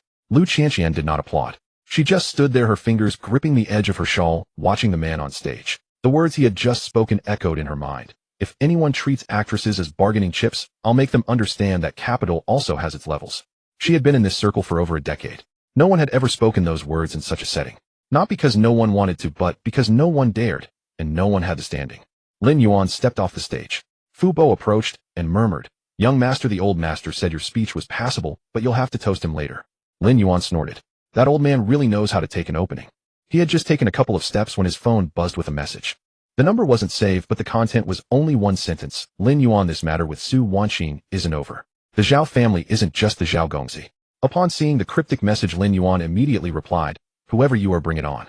I'll handle whatever comes. Scavengers scrabbling in the trash. I can't be bothered with you. In the latter half of the soiree, Lin Yuan stood at the center of the grand hall. He had barely taken 2 sips of the champagne at hand before 3 rings of guests had already gathered around him. The moment the phrase, heir of the Lin family, hung in the air, the entire crowd gravitated toward him. Young Master Lin, I've long admired you. President Lin, such talent at a young age. The future of entertainment certainly rests on your shoulders. Our company has a realist-themed project that would be a perfect fit for the Lin Group. Young Master Lin, my daughter, just graduated from the Film Academy this year. At that, Lin Yuan lifted his gaze. The businessman beamed with an almost paternal kindness, as though he might whip out his family registry on the spot. Lin Yuan asked, How old is your daughter? 22. And her looks? The man faltered. Those around him stifled their laughter. Lin Yuan set down his glass. Don't misunderstand. Before I invest, I like to check the core assets. Demimi pinched his waist. Ri shook with silent laughter nearby. Su Wanqing, not daring to laugh, openly lowered her head and hid her face behind her juice glass. Lu Cece watched from a distance, her expression easing considerably. She had seen plenty of highborn young men putting on airs. Lin Yuan did not put on airs, yet one never felt he lacked propriety. He could be nonchalant when restrained, but when he revealed his edge, it cut deep. Uncle Fu came to urge him for the 3rd time. Young master, the old master said that if you don't come soon, he'll project the photo of you wetting the bed as a child onto the big screen. Lin Yuan's face darkened. Is he out of his mind? Uncle Fu did not argue. The old master also said the photo has been HD restored. Lin Yuan set down his glass. Let's go. Demimi found it amusing, but dared not laugh too openly. Lin Yuan glanced at her. Holding it in gives you wrinkles. She shot him a glare. You still have the nerve to joke. Life is short. When you can laugh, don't pretend to be brooding. With that, Lin Yuan turned to Ri and Su Wanqing. Come along, both of you. Ri was taken aback. Us? Lin Yuan said, Since you're all here, come meet the parents. Su Wanqing's juice swayed in ripples. Ri's ears grew warm, but her words remained stubborn. Who said anything about meeting your parents? Lin Yuan said, then wait in the car. Ri fell silent. Demimi's eyelid twitched. Meet the parents. And all of you. Was he really planning to bring everyone home at once? The backstage lounge was far quieter than the front hall.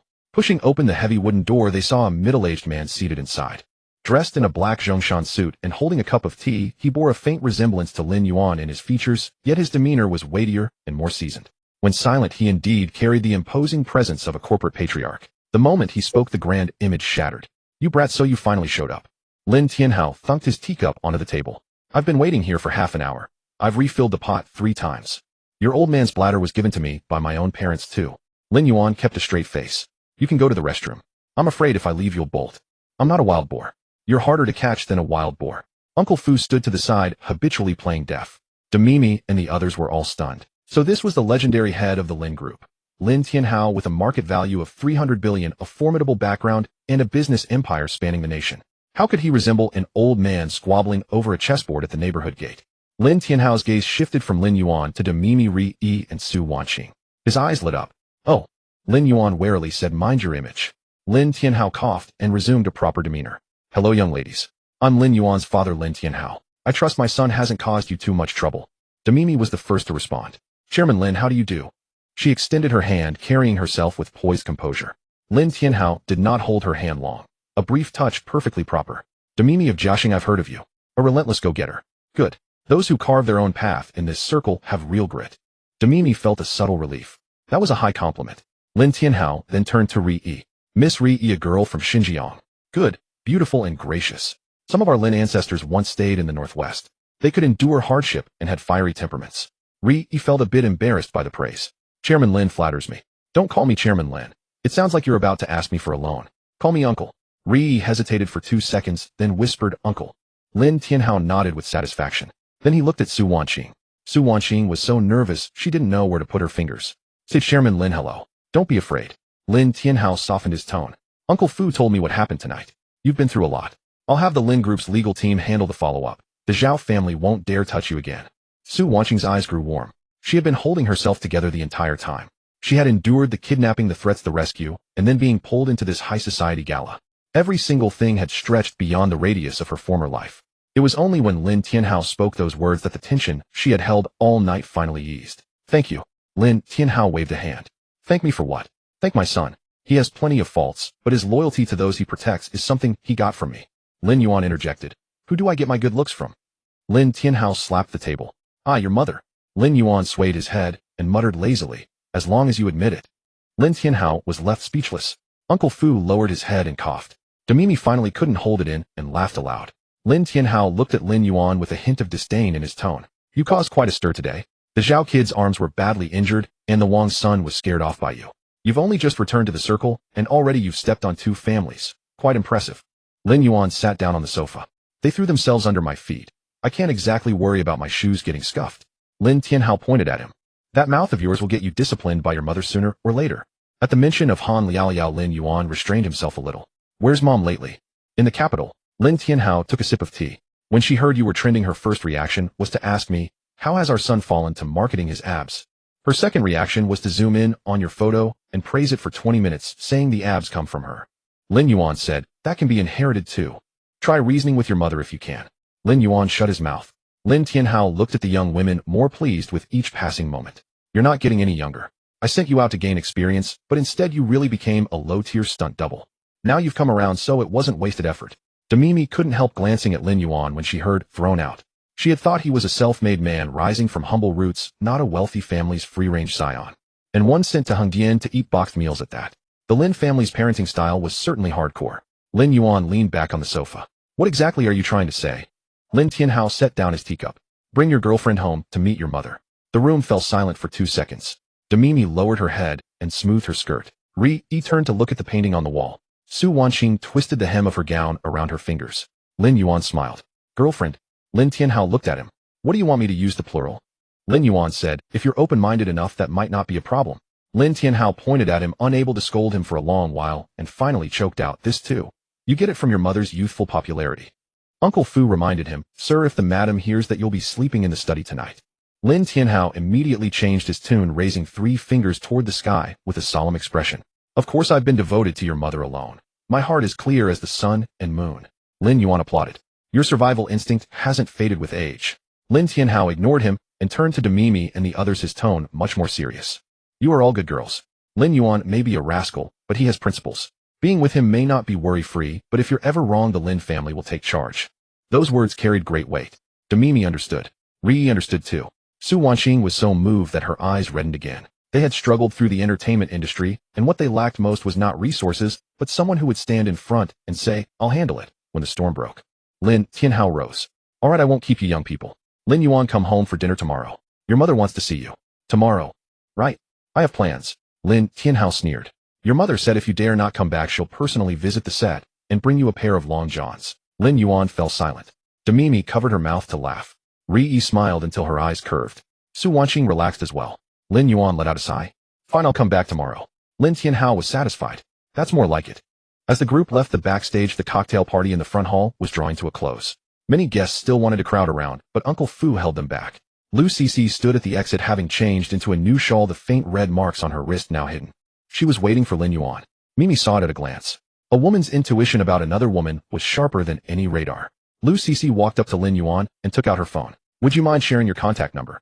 Lin Yuan took her phone and entered his number. If I refused the Heavenly Fairy Sisters' request for WeChat, I'd have the entire nation's audience coming after me. Lu Cici smiled. It was a light smile, but sincerity flickered in her eyes. Let me treat you to a meal another day as a proper thank you. Lin Yuan handed her phone back. A meal works, but make it hearty. I'm a man of simple tastes. The celestial fairy may live on dew, but I need meat. Lu Cici nodded. Then meat it is. The way she said it made the surrounding staff's expressions flicker. Lin Yuan was caught off guard for a moment. Lu Cici's ears grew warm, but she didn't look away. I meant grilled meat. Lin Yuan said with a perfectly straight face. Neither did I. Mimi gritted her teeth on the side. Ri lowered her head to hide a smile, while Su Wanqing tried her best to make herself inconspicuous. Ding. Lu Cici's emotions fluctuated: shyness and anticipation. Emotion points 1200. Lin Yuan put away his phone. Tonight's harvest was satisfying: a celestial fairy, a pile of emotion points, and 2 flies dealt with along the way. It would have been perfect if not for his father urging him to marry. As the party wound down, the lights at the entrance of Huafu Manor still glowed. A Bugatti was parked at the main entrance, its body lines slicing a sharp silhouette through the night. Ri stood beside the car, scuffing the tip of her shoe against the tile, seems not moving. Su Wanqing remained still as well. Too much had happened tonight. Their emotions were stuck at a peak, unable to settle.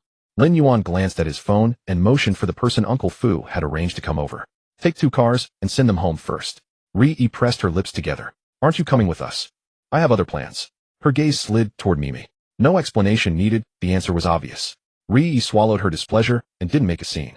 She had seen how Lin Yuan handled people tonight, and had witnessed the scale of the Lin family. Pressuring him now would be useless. But the jealousy was real. Then call me tomorrow. Lin Yuan said, depends on my mood. Ri's eyes shot daggers. Lin Yuan struck again. If you acted a little cute, your success rate would rise by 30%. Ri's ears burned red. She turned and got into the car. Before slamming the door shut, she shot back, dream on. 30 seconds later, Lin Yuan's phone screen lit up. A message from Ri. I'll text you when I get home. Lin Yuan replied with a single word: obedient. In the back seat of the car, Ri stared at that word, her face so warm she could hardly touch it. Before getting into her car, Su Wanqing walked up to Lin Yuan and gave a standard 90-degree bow. Brother Lin Yuan, thank you for tonight. If it weren't for you, I... The rest of her words got stuck in her throat, unable to come out. Lin Yuan reached out and ruffled her hair. Don't get trapped in tonight. Go home and sleep. Tomorrow eat what you want, scold who you want. If anyone bullies you, tell me. Su Wanqing's nose tingled with emotion. She nodded firmly. MHM. She got into the car, rolled down the window, and turned back for another look at Lin Yuan. That pair of eyes was almost impossibly pure. Lin Yuan waved at her. The 2 cars drove off one after another. Only Lin Yuan and Mimi remained at the manor entrance. Mimi crossed her arms, a cold smile tugging at her lips. Well arranged. One sent home, one comforted, and one kept around. Lin Yuan turned his head to look at her. If you're jealous, just say so. Don't beat around the bush. Don't you actresses get tired of delivering lines? Mimi found herself at a loss for words, her chest tightening. Lin Yuan, do you think I'm easy to handle? No. He took a step forward. I think you're quite hard to handle, which is why I want to try different approaches. Mimi's eyes went wide. You? Lin Yuan raised a hand to summon the valet. Come on, I'm taking you somewhere. Where? My place. Mimi felt her heart skip a beat. Words of refusal rose to her lips, but she swallowed them back down. Tonight had been too much of a shock. Lin Yuan had transformed from a bottom-tier stunt double into the young master of the Lin Corporation. From a newcomer she planned to sign to a man she could no longer easily maneuver. The reversal of their positions had happened so fast that she hadn't yet found her footing. What was even more unnerving, she didn't dislike this loss of control. The Bugatti drove out of the manor. The night receded past the car windows. Mimi sat in the passenger seat, hands on her knees, her fingers absently toying with the hem of her dress. Lin Yuan drove steadily, which was completely at odds with his usual way of doing things. The car fell quiet for a long while. Mimi secretly studied Lin Yuan as he drove with one hand. His profile was impeccable, his jawline chiseled, his skin flawless enough to make even actresses envious. Lin Yuan drove into the underground garage of Tangxing Yiping. Lights swept across the windshield. He parked smoothly and unbuckled his seatbelt. Sister Me, you're not a project. There's no need to handle you. Mimi was stunned. Lin Yuan got out, walked around to the passenger side, and opened the door for her. You're a fox. Foxes need coaxing, and they also need to be tamed. She remained seated in the car. Lin Yuan, I'm older than you. I know. I have a company, a team, and a pile of problems. I know. I'm not one of those young girls. I know. Mimi looked up at him. Then why are you still tempting me? Lin Yuan reached out his hand. I'm a greedy man. She stared at that hand for a few seconds, then placed hers in it. The elevator went straight up to the top floor. It was the Riverview King of Tangxing Yiping, a 500 million yuan penthouse duplex. When the door opened, Mimi was still taken aback. She had seen luxury homes before, but this one's view was overwhelming. Beyond the floor-to-ceiling windows, the Huangpu River stretched across the night, while the lights on the opposite shore formed threads of gold. The city's splendor was framed in the living room like a painting no one could afford. Taking the glass of wine Lin Yuan offered, she swirled it gently, trying to hide her inner turmoil. What was happening? Just a few hours ago, she had wanted to sign this handsome newcomer, enjoy a nice meal with him, and secure a promising talent for herself. She never imagined things would escalate to something she could hardly believe. Suddenly, a warm hand wrapped around her. Her trembling shoulder instantly felt like it had found a safe haven. She didn't know why this man always gave her a sense of security. She didn't resist. Instead, she yielded softly into Lin Yuan's arms, not understanding why her body was so honest. This was completely unlike her persona. She was Mimi, a force in the entertainment industry, a queen-like presence. Mimi shook her head and drained the glass of wine in one go. Looking at the beauty in his arms, Lin Yuan felt his thoughts stir. He gently wiped a drop of deep red wine from the corner of her lips. With flushed cheeks, Mimi looked up at Lin Yuan with dreamy eyes. Alcohol truly weakened one's will. Her mind was already blank, and she instinctively closed her eyes. Seeing this, Lin Yuan didn't say another word. He lowered his head and gave her a passionate kiss, leaving Mimi instantly dizzy. Her tightly closed lips slowly parted, and a gentle sensation slipped in. For a moment their kiss deepened, breaths becoming rapid and bodies warming. Mimi's small hand was the first to become bold, gliding across the firm muscles of his abdomen. Lin Yuan rose to the challenge with his own skillful moves. Soon Mimi felt her whole body relax, her fair skin glowing so brightly it dazzled the eyes. In fact, the encounter did not last long. Mimi soon succumbed to exhaustion and lost consciousness, feeling as if she had been on a half-hour roller coaster ride. Mimi's mental journey was actually quite simple. Initially, she had expected a good-looking guy who was pleasant enough, since most of the men in the circle were all talk and no action, so she hadn't held much expectation. Yet once she got to know him, she realized how terribly wrong she had been. He was far more impressive than she had ever imagined. She had wondered if he might be like one of those cheap ice pops that appear appealing but dissolve quickly, someone who was all show and no substance. She was wrong again. He was not a weakling, but possessed a will of unyielding iron. Lin Yuan. How could he be so formidable? She barely held on for a while before losing consciousness entirely. Lin Yuan also looked somewhat helpless. Sometimes he felt that the system was really inconsiderate. It had given him an extraordinary ability without a worthy opponent to match. He sighed in resignation and decided to make up for it with more practice. He held the adorable one in his arms and fell into a deep sleep. Morning light slipped through the gaps in the floor-to-ceiling windows, tracing a golden edge across the carpet. Lin Yuan opened his eyes, his mind clear and free of any trace of a hangover. Turning his head, he saw Mimi still asleep in his arms. Her lashes were thick and curled, resting softly. Those shrewd fox-like eyes, usually so sharp, were closed tightly, revealing an unusual docility. Without makeup and without her queenly airs, she curled up in his arm, breathing softly and shallowly. Lin Yuan reached out his fingertip, tracing a gentle line along her cheek. It all felt unreal.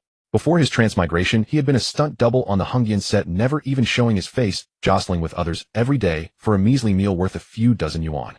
Now he lay in a mansion worth 500 million yuan, holding the top actress in the entertainment industry. This whole reincarnation thing was more absurd than any fantasy drama he had ever shot. This world called Blue Star resembled the Earth in his memory too closely. The year was around 2015. Yet strangely, the entertainment industry here was pitifully barren. Most of the classic films and chart-topping songs he knew from his past life were unheard of here. It was a vast treasure trove. The problem, however, was that he couldn't remember everything. Human memory works that way. You can hum the tune of a song, but forget the complete lyrics. You can recall iconic scenes, but fail to reproduce the full script. If he, an outsider, tried to plagiarize those works, the results would be flawed.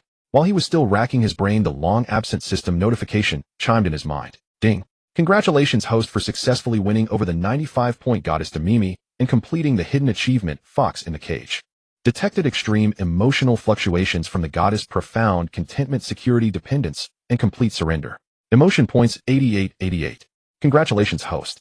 Special critical reward triggered, Supreme Skill Gift Pack X1. Here it comes. Without hesitation, he mentally chanted, open the pack. Supreme Skill Gift Pack opened. Congratulations, host. You have acquired the passive skill Supreme Voice. Your voice is imbued with soul-piercing magic capable of mastering any musical style, and every note can evoke the deepest emotional resonance in your listeners. Congratulations, host. You have acquired the passive skill Supreme Acting. You will be the ultimate fusion of method and experience acting. You can instantly embody any character, and your performance is reality itself. Congratulations, host. You have acquired the passive skill Supreme Musical Instrument Mastery. Guitar, piano, violin. Every instrument in the world becomes an extension of your body and soul in your hands. The barrage of notifications struck Lin Yuan like an electric current. Vocalization, acting, music theory, countless knowledge and muscle memories poured into his brain and limbs. Every cell greedily absorbed them and swiftly completed the restructuring. It wasn't over yet. Detected that the host is troubled by incomplete memories of artistic works. Extra reward artistic works library preliminary activated. The complete information of 10 S-class hit songs and 3 S-class scripts from the host's past life memory has been unlocked. A grin spread across Lin Yuan's face. This system was incredibly thoughtful, handing him a pillow exactly when he was dozing off, and a top-grade latex one at that. As he was pondering, the person in his arms stirred and let out a soft murmur. Demimi slowly opened her eyes, her gaze hazy and unfocused for a long while. She shifted her body, and the next moment her brows knitted slightly. Hiss! Her limbs were inexplicably sore and weak, as if her whole body had been dismantled and reassembled. Lin Yuan looked down at her, pretending not to know, and asked, awake. Still sore. Demimi's face flushed red in an instant from cheeks to ears. She wanted to shoot him a glare, but her eyelids felt too weak. Her gaze drifted, unable to meet his eyes. What time is it? Her voice was husky from sleep, as soft as water. It's still early, not even 9 yet. Lin Yuan tightened his arm and pulled her closer. Sleep a little more. No, I have a pile of work at the company. Demimi struggled to sit up, but halfway up she sank back down again. In this state, none of her usual decisive, queenly demeanor remained. Don't move, Lin Yuan held her down. Even if the sky falls, I'll hold it up. He leaned toward her ear, his warm breath brushing her earlobe. You're mine now, so you have to listen to me. Demimi's body tensed for a moment, then relaxed again. She said nothing, burying her face in the quilt and leaving only her eyes exposed, secretly peeking at him. This man had been simply extraordinary last night. In over 30 years of life, she had never truly known what it meant to plead for mercy. Lin Yuan couldn't help but laugh at her look of shyness and mock indignation. Stop laughing. She finally mustered a bit of strength and gave his chest a gentle thump. It was soft, more like acting coy than anything else. I'm laughing at you. Lin Yuan caught her hand and kissed it. Your mouth says no, but your body is quite honest. You jerk. Demimi's face grew even redder. Yeah, I'm a jerk, Lin Yuan admitted readily. The kind of jerk who leaves you completely worn out. Demimi had nothing left to say, but she could only silently accuse him with her watery fox-like eyes. Ding. Demimi's emotions fluctuate, shy, indignation, dependence. Emotion points 1500. Lin Yuan was in a great mood. He turned and got out of bed, his V-line glistening with a healthy sheen in the morning light. Demimi couldn't help following him with her eyes, her throat going dry. Where are you going?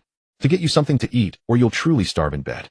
Lin Yuan walked into the open kitchen, took out milk and eggs from the fridge, and hummed a tune while expertly cracking eggs.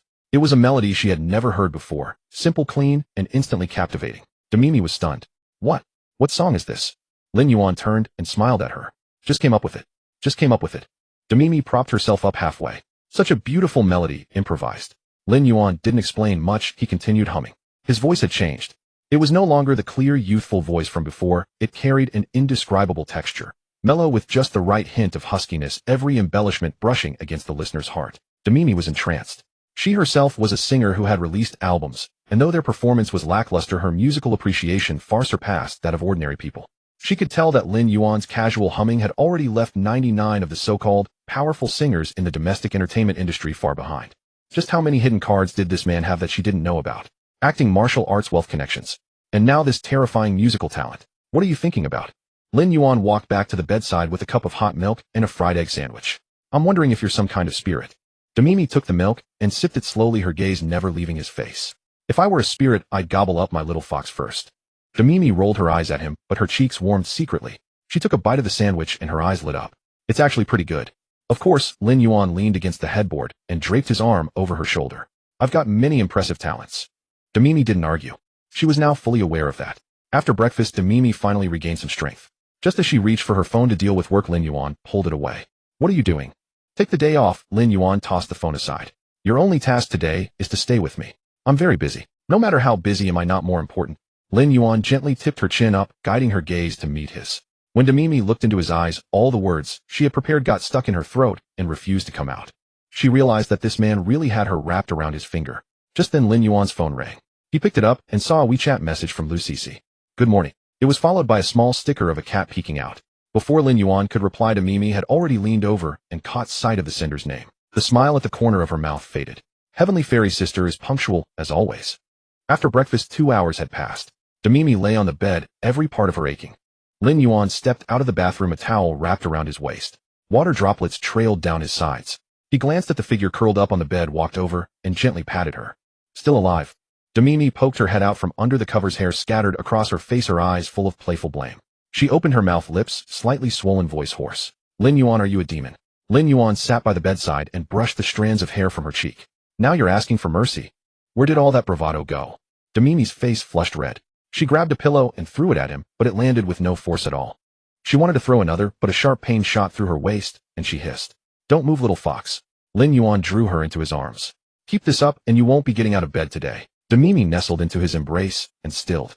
She pressed her face against his chest, listening to his heartbeat, steady and strong, each thump like a quiet promise. Are you going to Beijing today? She asked, muffled against him. Yes. Grandma gave me an ultimatum. I really can't get up. Lin Yuan bent down and kissed her forehead. Stay here and rest. I'll handle the company matters. But, no buts. Lin Yuan lifted her chin gently. My woman doesn't need to throw herself at everything. Mimi's chest warmed, and the words she had ready all caught in her throat. She looked at Lin Yuan, her gaze softening with a hint of quiet longing. Did you reply to Sister Tianxin's good morning?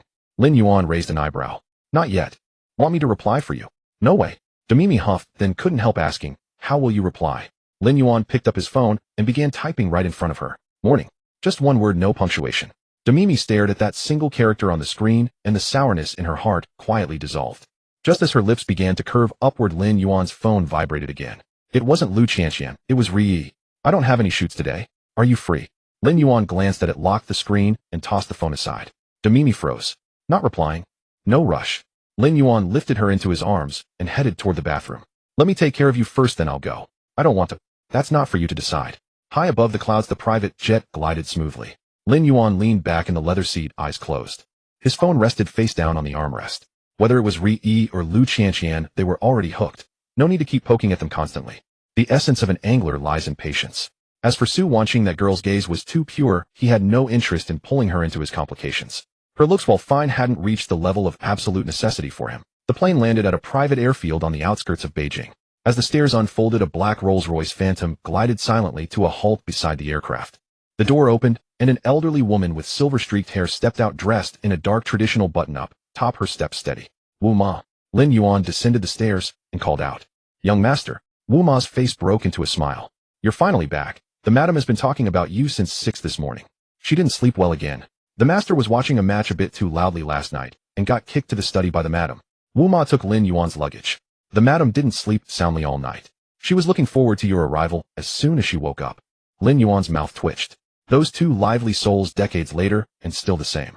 The car entered the city, and instead of heading to the upscale villa districts, turned into a maze of narrow hutongs before stopping before an unassuming vermilion gate. No stone lions guarded the entrance. Only 2 guards in plain clothes standing at attention. Upon seeing the license plate, they snapped to attention, saluted, and pushed the gate open. The car rolled inside. A spacious courtyard. Winter sunlight filtered through an old locust tree, casting dappled shadows, and the faint scent of sandalwood drifted through the air. No sooner had Lin Yuan stepped out of the car than a figure came rushing from the main house. My precious son. Han Liao, dressed in a qipao with a cashmere vest over her shoulders, swept toward him and pulled him into a tight embrace. Let mom see if you've lost weight. She cradled his face, studying him from left to right. No weight lost. You've gotten even handsomer. Lin Yuan looked thoroughly exasperated. Mom, can you be serious for once? What's not serious about this? Han Liao swatted his arm. I heard you're promoting yourself through your abs now. I saw the photos, very nice. Takes after me. Back in my days at the arts troupe, I was quite the flower. Lin Yuan pressed his fingers to his forehead. Can we please not talk about that? Why not? My son is handsome and fit. Am I not allowed to say so? Han Liao pulled him toward the house. Your dad was even jealous, saying you were stealing his thunder. I gave him a good scolding. That beer belly of his isn't worthy of carrying your shoes.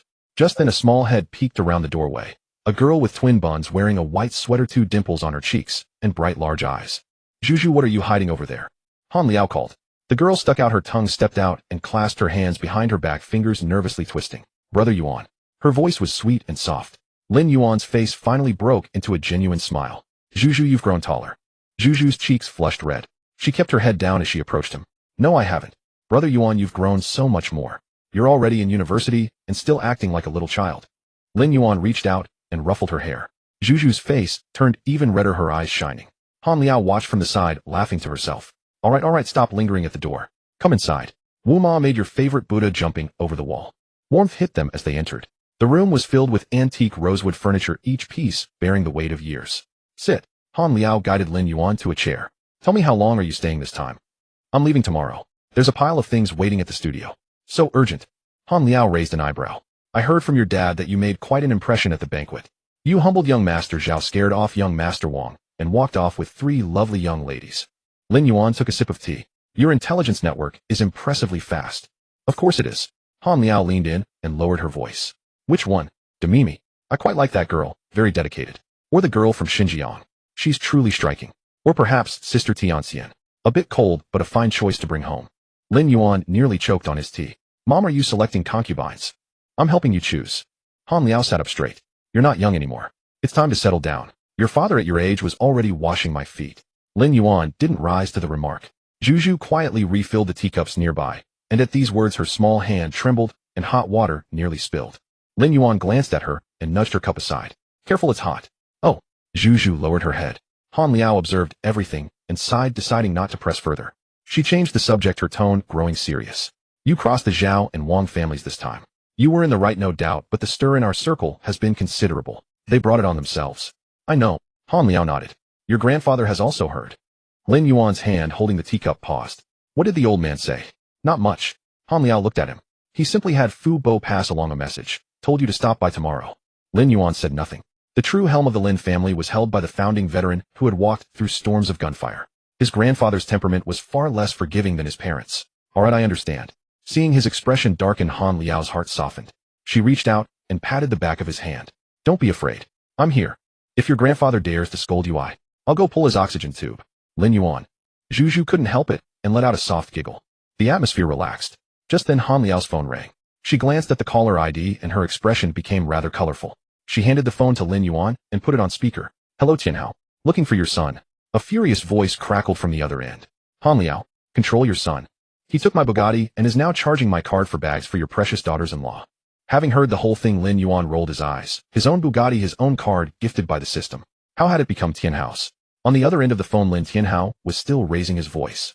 Han Liao arched an eyebrow and took the phone directly from Lin Yuan's hand. Lin Tianhao, you've grown bold, daring to shout at my son. The voice on the other end immediately softened. Liao, I wasn't shouting at him. I just wanted to ask about the car. What about the car? My son driving your car is a compliment. That fancy car of yours can't even match my son's worth. Han Liao spoke in one breath, leaving Lin Tianhao no room to interject. And the card? You give him so little pocket money each month. Are you tipping a beggar? I'll pay for his shopping. Lin Yuan listened nearby and couldn't be bothered to respond. That black card was issued by the system with unlimited credit, completely independent of his parents. But his mother, fiercely protective of her cub, would not listen to reason. Explanations were futile. Zhuzhu covered her mouth beside them, her shoulders shaking as she struggled to hold back laughter. All right, I admit I was wrong, okay? On the other end, Lin Tianhao completely gave in. I'll be right back. Tell him not to leave. The call ended. Han Liao tossed the phone back to Lin Yuan with a soft snort. Cut it out. Within 20 minutes, the sound of brakes came from the courtyard gate. Lin Tianhao rushed in like a whirlwind. Seeing Lin Yuan, the trace of anger on his face vanished, replaced by a look of grudging admiration. Not bad, kid. The whole internet knows your back is better now. All my old buddies are calling to tease me. He sized up Lin Yuan with a look of reluctant acknowledgement. Only slightly more handsome than I was at your age. Dad, don't flatter yourself. Lin Yuan replied without hesitation. Hey you. Let's eat. Han Liao declared decisively. Mother Wu's Buddha jumps over the wall is getting cold. The family, including the quiet Zhuzhu, finally gathered around the dinner table. A round rosewood table, neatly arranged dishes. The aroma of Buddha jumps over the wall seeped through the cracks of the clay pot lid, filling the entire room with its rich umami fragrance. Was it hard working as a stunt double outside? Han Liao picked the largest abalone for Lin Yuan. Not really. I just took it as exercise. Exercise? Lin Tianhao put down his chopsticks, turning serious. I heard they hoisted you on a wire more than 30 times. Which director had no eyes? Which clueless actor? Tell me, and I'll make sure he never appears in front of you again. Lin Yuan smiled. It's already resolved. Resolved, eh? Han Liao leaned in. Was that when you dealt with that Zhao kid? Nicely done. Han Liao gave a tap on the table, making the dishes jump. That kind of person deserves a lesson. How dare he lay a finger on my son? Zhuzhu murmured beside him. Brother Yuan is so amazing. Lin Yuan glanced at her. She was staring at him with starry eyes. Ding. Zhuzhu's emotional fluctuation, admiration, affection. Emotional points 2000. Lin Yuan noted it in his heart. This girl's emotional points were quite steady. The meal was lively and filled with laughter. Lin Tianhao and Han Liaoliao, playing the strict and lenient roles respectively, went over every detail of Lin Yuan's hard years in the past. Every word was full of concern, yet neither would say anything gentle. That was the flavor of the Lin family. After dinner, Mother Wu brought out tea and snacks. Lin Yuan looked at the shadow of the old locust tree outside the window, then at his parents still bickering, and felt a softness in his chest. This kind of homely warmth felt far more human than that empty luxury penthouse in the city. He set down his teacup and stood up. Dad, Mom, what is it? Lin Tianhao looked up. I want to sing a song for you. The room fell silent. Han Liaoliao and Lin Tianhao exchanged glances, their faces twisting in disbelief. Son, are you running a fever? Han Liaoliao reached out to feel his forehead. Lin Tianhao was more direct. You can sing. Since when? Don't shatter our windows. Lin Yuan ignored them and turned to Zhuzhu. Zhuzhu, I remember there's a guitar in the study. Yes. Zhuzhu jumped up. I'll get it. She trotted into the study and quickly brought out a well-maintained guitar. Lin Yuan took it and lightly plucked a string. A single note rang out, its tail lingering long. He sat on the chair, tried a few chords, his brows lowering. In that instant his whole demeanor shifted. No longer a carefree rich kid, nor an arrogant young master of the Lin family. Just a person holding a guitar. Han Liaoliao fell silent, and Lin Tianhao set down his teacup. Both of them sensed something unusual. Zhuzhu was utterly captivated, chin propped on her hands, unable to blink. Lin Yuan strummed the strings, and a slightly nostalgic prelude flowed out. He began to sing. When you are old, your hair turned white, drowsy and slow. When you are old, too weary to walk, dozing by the fire, recalling your youth. As the first line came out, Han Liaoliao's smile froze. Watching her son's fingers plucking the strings, her eyes grew hot before she even realized. Lin Tianhao's teacup halted halfway to his mouth. He'd battled in the business world for half his life, but he was also a husband and a father. Those lyrics struck the most vulnerable place in his heart. He thought of the first time he saw Han Liaoliao at the entrance of the art troupe back in his youth. In a military uniform, too, braids, a smile brighter than the sun. How many loved your moments of glad grace, worshipped your beauty whether in truth or in pretense. But one man still loves your devout soul, loves the wrinkles on your aged face. Han Liaoliao's tears fell. She instinctively reached for Lin Tianhao's hand. He grasped it back, his palm warm and fingers tightening. He turned his head away, refusing to look at his son, his Adam's apple bobbing twice. Zhuzhu was rooted to the spot. Watching the figure under the light strumming the guitar and singing softly, her heart seemed to catch in her throat. When had Brother Yuan, who she'd loved following around since childhood, become someone so touching that she couldn't look away? The final note faded. No one in the room spoke. Only Han Liaoliao's choked sobbing remained. You little rascal. She started, her voice muffled. Where did you learn such a song? Are you trying to break your mother's heart? Lin Tianhao cleared his throat heavily, set down his teacup, his eyes red. He wanted to say something casual. Not bad. It's okay. But though his mouth opened twice, no words came out. Finally, keeping a straight face, he forced out one sentence. Sing it again. Yes. Han Liaoliao snapped back to herself, wiped her face hastily, and dug her phone out of her bag. Sing it again. I have to record this. She fumbled to open the camera, pointing the lens at Lin Yuan's face. Quick, quick, quick. Lin Tianhao also pulled out his phone. My phone has higher resolution. Use mine. What do you know? Mine has better beauty filters. Why would my son need beauty filters? The couple started arguing over who should record. Lin Yuan had no choice but to clear his throat and start again. This time he sang with even deeper emotion. After the song ended, Han Liaoliao and Lin Tianhao each held up a phone as if clutching golden ingots. This won't do. Such a great song, such a handsome son. I'm posting this on my social feed. Han Liaoliao immediately started writing a post. Not willing to be outdone, Lin Tianhao said. Who cares about social feeds? I'm sending this straight to the business leaders group. Let them see that my son is miles ahead of those good-for-nothing wastrels who only chase after models. I'll post it in my group of close friends. I'll post it in the family group. I'll post it in the old neighbors group from the military compound. I'll post it in the... Lin Yuan watched the couple tapping on their phones, arguing back and forth about whose group was more impressive, whose connections were stronger, neither willing to yield. He rubbed his temples. Ding. Zhuzhu's emotional fluctuation, utmost admiration, deep infatuation, shyness. Emotional points 88. Congratulations, host. You've triggered a special critical hit reward, divine grade treasure chest X1. Before he had time to check the treasure chest, his phone began vibrating like mad. On the screen, friend requests popped up one after another with all kinds of remarks. Hello, Master Yuan. I'm an executive from a major entertainment company. May I have the pleasure of meeting you? Xiao Yuan, this is Aunt Li, your mother's best friend. That song was wonderful. Lin Yuan, I'm Xiao Zhan, your grandfather's guard. Grandpa wants to see you. That last message made Lin Yuan's gaze stop. You little rascal, tell me quickly, where did you learn that song? Taking advantage of Han Liaoliao's distraction, Lin Tianhao pulled Lin Yuan aside, and questioned him. Dad, Grandpa wants to see me. Will you come with me tomorrow? Sure, but tell me. I've been working on it recently. I found I have some talent, so I wrote a few songs. The night was deep and the family commotion had finally subsided. Aunt Wu escorted Zhu Zhu to the door. Beneath the courtyard partition wall, Zhu Zhu paused and turned back to look at Lin Yuan, who had followed her out. Moonlight bathed her face, her twin dimples flashing in and out of sight. Brother Yuan, I'm heading back. MH. Take care on your way. Lin Yuan responded absently. Zhu Zhu bit her lip, gathered her courage, and suddenly stepped forward, wrapping her arms around Lin Yuan's waist. Her embrace was gentle, her frame soft, carrying a faint fragrance. Lin Yuan was caught off guard. Before he could react, she had already let go, rose on her tiptoes, and pressed a quick touch against his cheek. Light as a dragonfly skimming water, she kissed and fled. Good night, Brother Yuan. Before the words even landed, her face was flushed crimson. She turned and dashed out the gate, slipping into the waiting carriage. Lin Yuan touched the spot on his cheek, a mix of amusement and speechlessness. This girl was growing bolder by the day. A notification chimed. Ding. Zhu Zhu experienced an emotional surge, profound shyness, secret delight, deep satisfaction. Emotion points 5,000. Lin Yuan raised an eyebrow in good spirits. The next morning, Lin Yuan emerged from the courtyard after finishing his routine exercises, refreshed and alert. Lin Tianhao shuffled out with dark circles under his eyes. He wore a brand new Zhongshan suit buttoned to the top, his hair slicked back and gleaming, every inch of him rigid, as if wound too tight. Dad heading to a blind date? Lin Yuan teased. Save it. Lin Tianhao shot him a glare and lowered his voice. When you meet Grandpa, keep your mouth shut and listen. Understood? Don't be like your mother, always so frivolous. I know, Lin Yuan replied dismissively. A black Hongqi sedan glided silently to the courtyard entrance.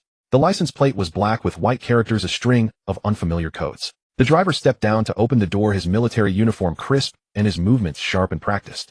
Lin Tianhao fidgeted uneasily throughout the ride, constantly adjusting his collar, muttering to himself.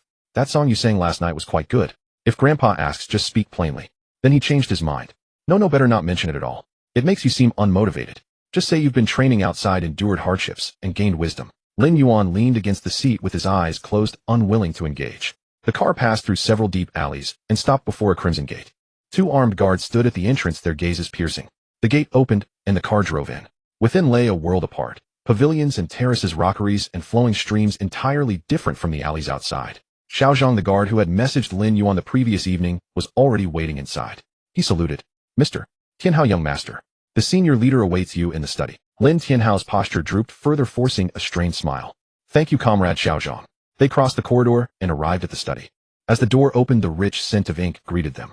An elderly man with silver hair, dressed in a gray traditional robe, stood behind a massive writing desk, brush in hand. He did not turn, nor did his brush slow. The pressure in the room seemed to descend. Lin Tianhao stood at the threshold, daring not breathe, sweat beading on his forehead. This was Lin Yuanghua, Lin Yuan's grandfather. One of the founding veterans, a towering figure who had forged his path through blood and fire. You've arrived? Lin Yuanghua set down his brush after the final stroke. His voice was calm, but carried immense weight. Father. Lin Tianhao's voice trembled. Lin Yuanghua turned. His eyes appeared clouded at first glance, yet they held everything within. His gaze swept over Lin Tianhao and settled on Lin Yuan. I hear you made quite an impression last night. Lin Tianhao flinched and rushed to speak. Father, it was all a misunderstanding. Those young masters from the Zhao and Wang families. Lin Yuan, Did I ask you? Lin Yuanghua replied coolly. Lin Tianhao's mouth snapped shut. He stood frozen, unsure where to place his hands. Lin Yuan barely contained a laugh at his father's plight. He stepped forward, meeting his grandfather's gaze directly. Grandfather, they bullied others. I couldn't stand it. Just those few words. Lin Yuanghua studied him for several long seconds, the room falling silent save for breathing. Then the elder's stern expression softened, the corners of his mouth lifting slightly. You have some of my spirit. Lin Tianhao stood beside him, nearly bursting with astonishment. Had it really passed so easily? I also heard you sang a song. Lin Yuanghua gestured to the chair beside him. Sit. Xiaozhang appeared unexpectedly with a tablet, tapping to open a video. It was the footage Han Lely had recorded the night before, refined with careful editing and beautification. Only one still loves you with devout soul, loving the lines upon your weathered face. The melody circulated through the study, lingering in the air. Lin Yuanghua listened, his fingers lightly tapping the rhythm against the mahogany armrest. When the song concluded, he offered his assessment. Fine lyrics, fine melody. Did you write it yourself? Yes, just something I threw together. Just something you threw together, Lin Yuanghua repeated with a faint smile. Your mother last night set your grandfather's old friends group chat ablaze. They're all calling to ask if the Lin family has produced a great singer. Lin Tianhao listened in confusion. So all his nervous pacing the entire evening had been for nothing. His father already knew everything. Your father tells me you're considering entering the entertainment industry. Lin Yuanhua shifted the subject. That is my intention, Lin Yuan nodded. Ridiculous. Lin Tianhao instinctively wanted to object, but meeting his father's gaze, he swallowed his words. Why not let him try? Lin Yuanhua countered. You were more reckless than him at his age. Let him go. Lin Tianhao had nothing left to say. Lin Yuanhua turned his gaze back to Lin Yuan, his expression shifting. The entertainment world is a great dive vat and a great furnace. In recent years, too much is foul and too little is fine. Our own culture, our own stories. Few are willing to tell them and fewer wish to hear. Meanwhile, foreign influences are lifted on high by a crowd. Since you possess this talent and carry the Lin family name to bolster you, then do something meaningful. I don't care how you play within it, how much wealth you accumulate, or how many stars you elevate. Lin Yuanhua's voice grew heavy, each word struck like a hammer. But remember this, you bear the surname Lin. What you must do is bring the finest of our Huaxia culture to the world until all the world gives their respect. Let the younger generation see that what is ours surpasses all others. Something deep within Lin Yuan stirred. He had not expected his grandfather to speak these words to him. This was no casual family talk. This was a charge of trust bestowed. Grandfather, I understand. He nodded with sincere gravity. Good. That is enough. Lin Yuanhua appeared weary, waving his hand. You may go now. Lin Yuan and Lin Tianhao bowed and withdrew from the study. Only after passing through the Crimson Gate did Lin Tianhao exhale deeply, his back drenched in sweat. That nearly scared me to death. He pressed a hand to his chest. Lin Yuan paid him no mind, his eyes falling on guard Xiaozhang. Upon exiting, Xiaozhang had discreetly pressed a manila envelope into his hand. Not thick, likely containing only a single document. Lin Yuan opened the envelope and drew out a sheet of paper. Covered in dense writing were the Zhao family secrets. How Zhao Tianlong built his fortune through smuggling the shadowy chains behind the family's enterprises over the years, each detail laid bare. At the bottom of the document was a handwritten note in sharp, forceful script. Lin Yuanhua's handwriting. If you uproot the weed, pull it out entirely. Lin Yuan folded the paper and stored it away. In truth, he had not planned to move against the Zhao family so soon. He had only just transmigrated and needed to first understand precisely where he stood on this food chain. The car door closed, shutting out the oppressive weight of the courtyard. Lin Tianhao collapsed into the back seat of the Hongqi sedan, loosened his collar, and gasped for breath. Oh my goodness, that frightened me. He patted his chest, utterly drained. Lin Yuan paid him no mind, tore open the craft paper bag, and pulled out the documents to unfold. The Zhao family's misdeeds listed one by one. Arms smuggling, underground casinos, collusion between officials and merchants, embezzlement of state assets. Any one of them was enough to topple Zhao Tianlong 10 times over. At the end of the documents was grandfather's handwritten note in his sharp, seasoned calligraphy. To pull out the weeds, one must pull up their roots. Lin Tianhao, having recovered a little, craned his neck to glance at the paper, and his expression changed. This? Father gave this to you. Who else? Lin Yuan folded the documents and tucked them into his inner pocket. TSK. Lin Tianhao rubbed his chin, his expression shifting several times. He slapped his thigh and put on a smug look. See that? See? I told you. Your grandfather definitely favors you. That's because I've been saying nice things about you in front of him all along. Lin Yuan glanced at him. Dad, in the study, just now your legs were trembling so badly, I was afraid you'd kneel down on the spot. Nonsense. Lin Tianhao's face flushed red, and he stiffened his neck. I was showing respect for the old master. What do you know? Lin Yuan couldn't be bothered to argue with him. Back home, Han Liaoliao was curled up on the living room sofa with a face mask on, directing Wu Ma to move things out. Take this box of bird's nest to Mimi. It'll help build up her strength. Give these pieces of jewelry to that young girl Ray. She's from the western regions and will look lovely in these. And this one is for Wan Qing. The young lady needs something to calm her nerves. She gave orders with perfect order, like a grand chamberlain of the inner court. Seeing Lin Yuan and Lin Tianhao come in, Han Liaoliao stood up, without even removing her face mask. How was it? Did the old master scold you? She pulled Lin Yuan around, looking him up and down. No, he even praised me. I knew it. Han Liaoliao proudly planted her hands on her hips, then shot Lin Tianhao a glare. Look at that spineless look of yours. My son alone is worth 10 of you. Lin Tianhao was about to retort, but one glare from Han Liaoliao silenced him. He could only sulk off to the side and sip his tea, muttering under his breath, he's my son, takes after me. Son, when are you planning to go back to Modu? Han Liaoliao pulled Lin Yuan to sit down and turned serious. Today then, there's no time to lose. All right. Han Liaoliao nodded. I'm not at ease with you going back alone. Your father is useless, you can't count on him. Apart from earning a bit of money, he's good for nothing. In the corner, Lin Tianhao nearly choked on his tea. Han Liaoliao picked up her phone and dialed. Zoe, come over here. Now. Less than a minute after she hung up, another figure appeared at the living room door. The man was in his late 20s, wearing a well-tailored black suit, gold-rimmed glasses on his nose, and his hair combed with precision. Standing there, he commanded the room without a word. Madam, sir. He gave a slight bow to Han Liaoliao and Lin Tianhao first, then turned to Lin Yuan, a subtle shift in his gaze behind the lenses. Young Master Yuan. Lin Yuan smiled. A long time no see. You're thinner and more of a gentleman's scoundrel than ever. Zhou, the second-generation retainer of the Lin family. His mother was Wu Ma's younger sister who had devoted her entire life to the Lin household. Zhou had followed at Lin Yuan's heels since childhood, the only childhood friend Lin Yuan ever acknowledged. Later, when Lin Yuan was left to his own devices, Lin Tianhao sent Zhou abroad. He attended Harvard Business School, and upon returning became the most formidable man under Lin Tianhao's command. The business world called him the Little Yama, ruthless in his methods, quick-witted, and never leaving any leeway. Young Master Yuan flatters me. Zhou pushed up his glasses, his tone respectful but unflinching.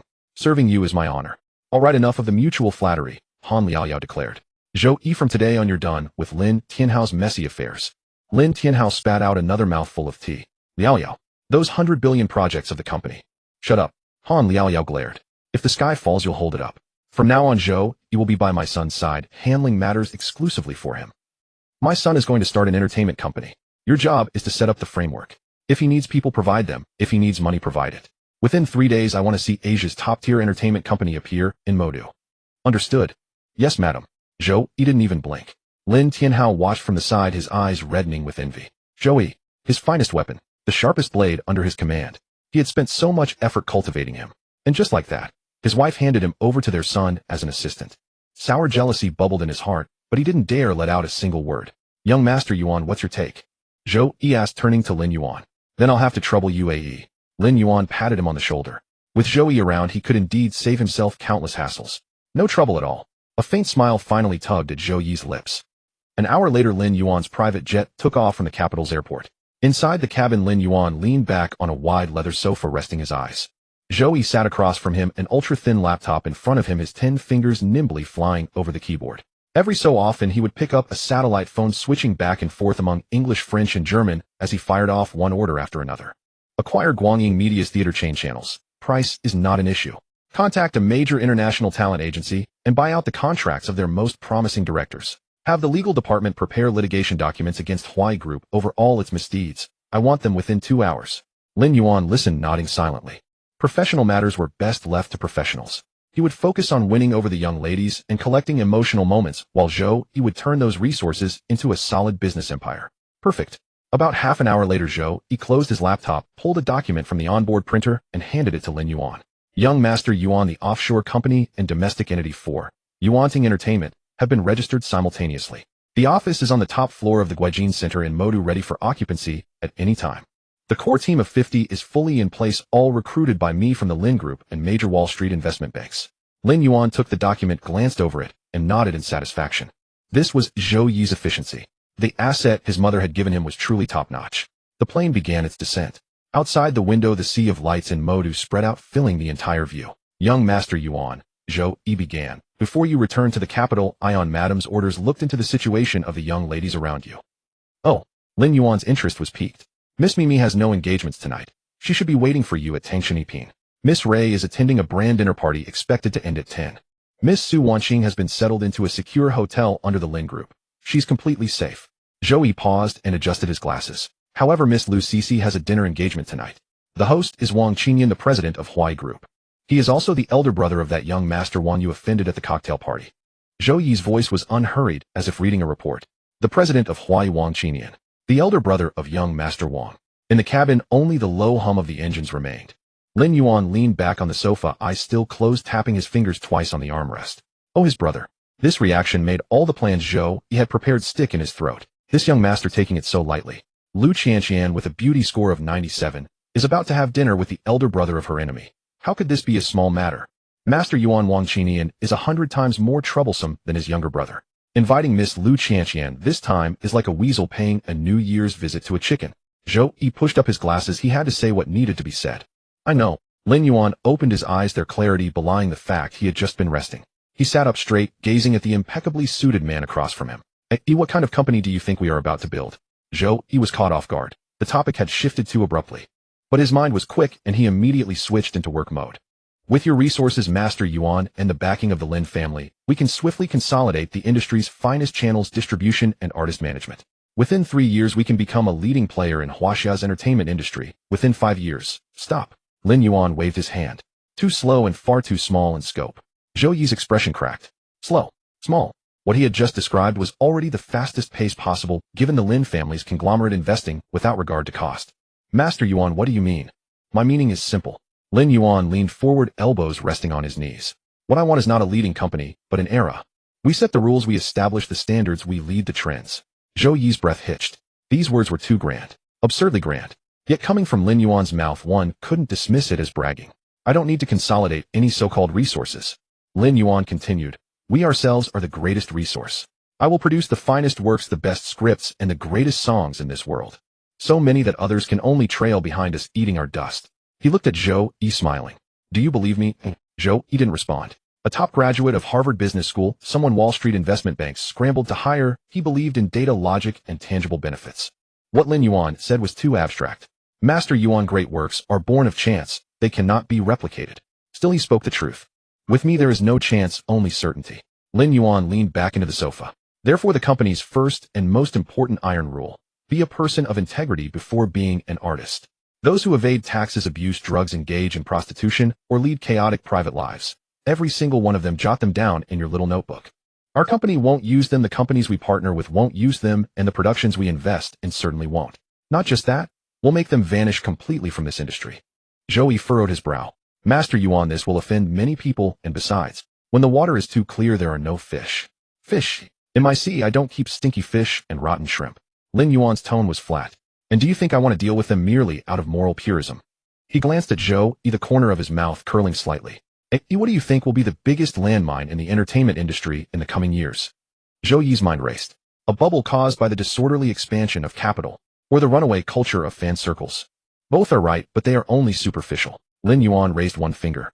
First, money. When a celebrity's income reaches an absurd level without matching regulation, what do you think will happen? Tax audits will become a sword hanging over the heads of all A-list celebrities. Whoever dares to reach out will face ruin. Zhou Yi's expression changed. He thought of something, and a chill ran down his spine. Lin Yuan raised a second finger. Second, fans. Nowadays, fans are more like nurturing a poisonous obsession than following stars. Fundraising, vote buying, infighting, comment manipulation. They use their imagined perfect persona to hold idols hostage, and also hold the market hostage. Once this force spirals out of control, the backlash would overwhelm even the gods. And also, Lin Yuan paused. Our neighbor, the land of kimchi, their assembly line's star-making model, will soon sweep over us. By then the screen will be filled with androgynous pretty boys with eyeliner, singing incomprehensible songs, and dancing listless dances, yet they will make countless young girls empty their wallets for them. A fine sweat broke out on Zhou Yi's forehead. Of what Lin Yuan said, some signs were already visible, some he had never even heard of. But following this logic forward, a complete picture emerged, a future that sent chills down one's spine. What about further ahead? What about AIs? Lin Yuan lowered his voice as if speaking to him or muttering to himself. When technology advances to the point of creating virtual idols who never fall from grace and are forever perfect, how much value will real celebrities still have? When face-swapping technology can put anyone's face on a best actor, what is acting worth then? No one spoke in the cabin. Zhou Yi felt his worldview being stripped away layer by layer. The business models and data analysis he had learned at Harvard were no match for Lin Yuan's words. He stared at the young man before him. Still that nonchalant face. But at this moment, only 4 words remained in Zhou Yi's mind. He could not see through him. This man was no pampered young master. I understand. Zhou Yi's throat was a little dry. He adjusted his glasses, and behind the lenses his eyes gleamed abnormally. Master Yuan, I understand. He got it. What Lin Yuan intended was not to play by others' rules at all. He was going to overturn the table, to defuse all the landmines in advance, to straighten out all the twisted elements, and then on the ground, he had cleared with his own hands to erect an empire that answered only to his command. So Lin Yuan brought the conversation full circle. Do you still think Wang Qinian inviting Lu Qianqian to dinner is a problem? Zhou Yi's understanding clicked at once. No, he answered decisively. Wang Qinian is seeking peace and also testing. He wants to know your attitude toward Huai and how much Miss Lu Qianqian means to you. His younger brother is foolish, but he is not. At this critical juncture, he will only try to pacify your anger, not add fuel to the fire. Smart. Lin Yuan snapped his fingers. So let her go? Let her go dressed beautifully, eat the finest dishes, drink the most expensive wine. If Wang Qinian dares to show the slightest disrespect, then you step in. If I step in, it's a personal matter. If you step in, it becomes a matter for the Lin family. Zhou Yi tensed up, then nodded emphatically. Yes, Master Yuan. The plane landed. The night view of Magic City spread out beyond the window, a sea of lights. All right, go handle your business. Lin Yuan stood up and stretched. In 3 days, I want to see the sign of Yuan Ting Entertainment hanging on the highest floor of the International Financial Center. Yes. Zhou Yi bowed. Lin Yuan didn't look back as he descended the gangway. He stood at the cabin door watching the silhouette swallowed by the night. He clenched his fist, his blood surging. An era. He would help this man forge a new era with his own hands. Thompson Riviera top-floor duplex. Lin Yuan stood below looking up at the floor-to-ceiling window still glowing. He took out his phone, didn't call, opened WeChat, found the Fox avatar, and typed a message. Open the door. I'm here to collect the rent. The WeChat message was sent, and before 3 seconds had passed, a click sounded from inside. The door opened. Demimi stood leaning against the doorframe in a silk robe, her arms folded. Her long hair cascaded loosely over her shoulders, her face bare of makeup, yet revealing an even more natural charm. She surveyed Lin Yuan from head to toe and let out a soft hum. Young Master Lin, so you remember to come back. I thought you were having so much fun you'd forget to return and perish somewhere in the capital. Her words carried thorns, but the lingering tenderness in her fox-like eyes was impossible to hide. Lin Yuan stepped inside and closed the door behind him, gently trapping her between the door and his chest. I was thinking your rent is still unpaid, so I came back especially. He lowered his head, his nose nearly brushing hers. Demimi's heart skipped a beat, but she held her ground and tilted her chin up. Rent? And just when did I owe you rent? Before she could finish, his lips pressed against hers in a long, lingering kiss. Demimi went from gentle resistance to soft surrender until finally, she was holding onto him tightly. First let's eat. I'm hungry. She caught her breath and pushed him away just enough to create some space, her cheeks flushed like a ripe peach. Lin Yuan glanced around the nearly empty living room. You haven't eaten. I waited for you, Demimi muttered softly, even feeling a little embarrassed at her own words. Something tender stirred in Lin Yuan's heart. He took off his jacket, tossed it onto the sofa, rolled up his sleeves, and headed toward the kitchen. What would you like to eat? I'll make it for you. Demimi was taken aback. You know how to cook? When a tenant asks a question, doesn't the landlord have an obligation to answer? Lin Yuan opened the refrigerator and found it remarkably well stocked, suggesting she had been staying home diligently these past few days. Half an hour later, 4 dishes and a soup were arranged on the dining table. Golden scrambled eggs with tomatoes, glossy cola-braised chicken wings, crisp stir-fried seasonal vegetables, and a pot of steaming corn and rib soup. Demimi stared at the feast before her, her eyes wide with disbelief. She had assumed a top-tier young master like Lin Yuan could barely boil instant noodles. She picked up a chicken wing and placed it delicately in her mouth. The balance of sweet and savory was perfect, the meat tender and melting on her tongue. It was almost heartbreaking how good it was. How is it? Does the landlord's cooking meet your standards? Lin Yuan ladled her a bowl of soup. Passable, she replied, yet her chopsticks never stopped moving, her lips glistening. The meal ended with deep satisfaction. Demimi felt that the resentment and unease she had carried for days was entirely soothed by this simple home-cooked dinner. This man always seemed to surprise her. By the way, Lin Yuan said, as if just remembering, my mother prepared something for you. Come back to the capital with me sometime to visit her. Demimi's chopsticks froze midair. Go. Is that appropriate? What about your parents and the rest of the family? She grew flustered, her words tumbling over one another. This was the Lin family, one of the true top-tier clans in all of China. What would it look like for an actress like her to simply show up? Would they look down on her? What's inappropriate about it? Lin Yuan saw right through her concerns. My mother simply enjoys having people around. If she finds out you're too afraid to come, she'll tease me about it instead. He briefly described Han Liao's personality, and Demimi listened in surprise. So Lin Yuan's carefree nature ran in the family after all. Her nervousness melted away, replaced by a faint sweet warmth. Was he officially introducing her to his family? After the meal, Lin Yuan went to wash the dishes. Demimi leaned against the kitchen doorway, watching his broad back busily at the sink, and felt something deep within her heart finally give way. After drying his hands, Lin Yuan turned around. Meal is done, dishes are washed. He walked toward her step by step, gently backing her against the wall. Now then, isn't it time to collect the rent? Demimi's heart raced, but a teasing smile played on her lips. For today she had prepared thoroughly. Fitness, yoga, nourishing meals. She was not convinced she would lose this round given all the energy she had cultivated over years in the entertainment industry. All right then. She rose on her toes and wrapped her arms around his neck, her breath soft and sweet. I'm only worried. You won't be able to handle it. They say Demimi earned her name for good reason, and facing her like this, Lin Yuan knew a particular skill of his was required. One that could only be perfectly applied under the right circumstances, and Demimi was undoubtedly the right person. An hour later, Demimi deeply regretted her bravado. She felt less like she was paying rent, and more like she had just survived a trial. Every part of her body. While the truth was she had simply underestimated herself, and once again consciousness slipped away. This man was no ordinary person. He was an endless engine of energy. The story before she lost consciousness went like this. No, I can't. She lay sprawled on the bed, utterly spent like a fish pulled from water, unable to move so much as a single finger. Every inch of her skin, every cell in her body, cried out for surrender. Please, let me be. Her voice was hoarse, trembling with barely contained emotion. Go find someone else. They're younger, stronger. Spare this old bone of mine.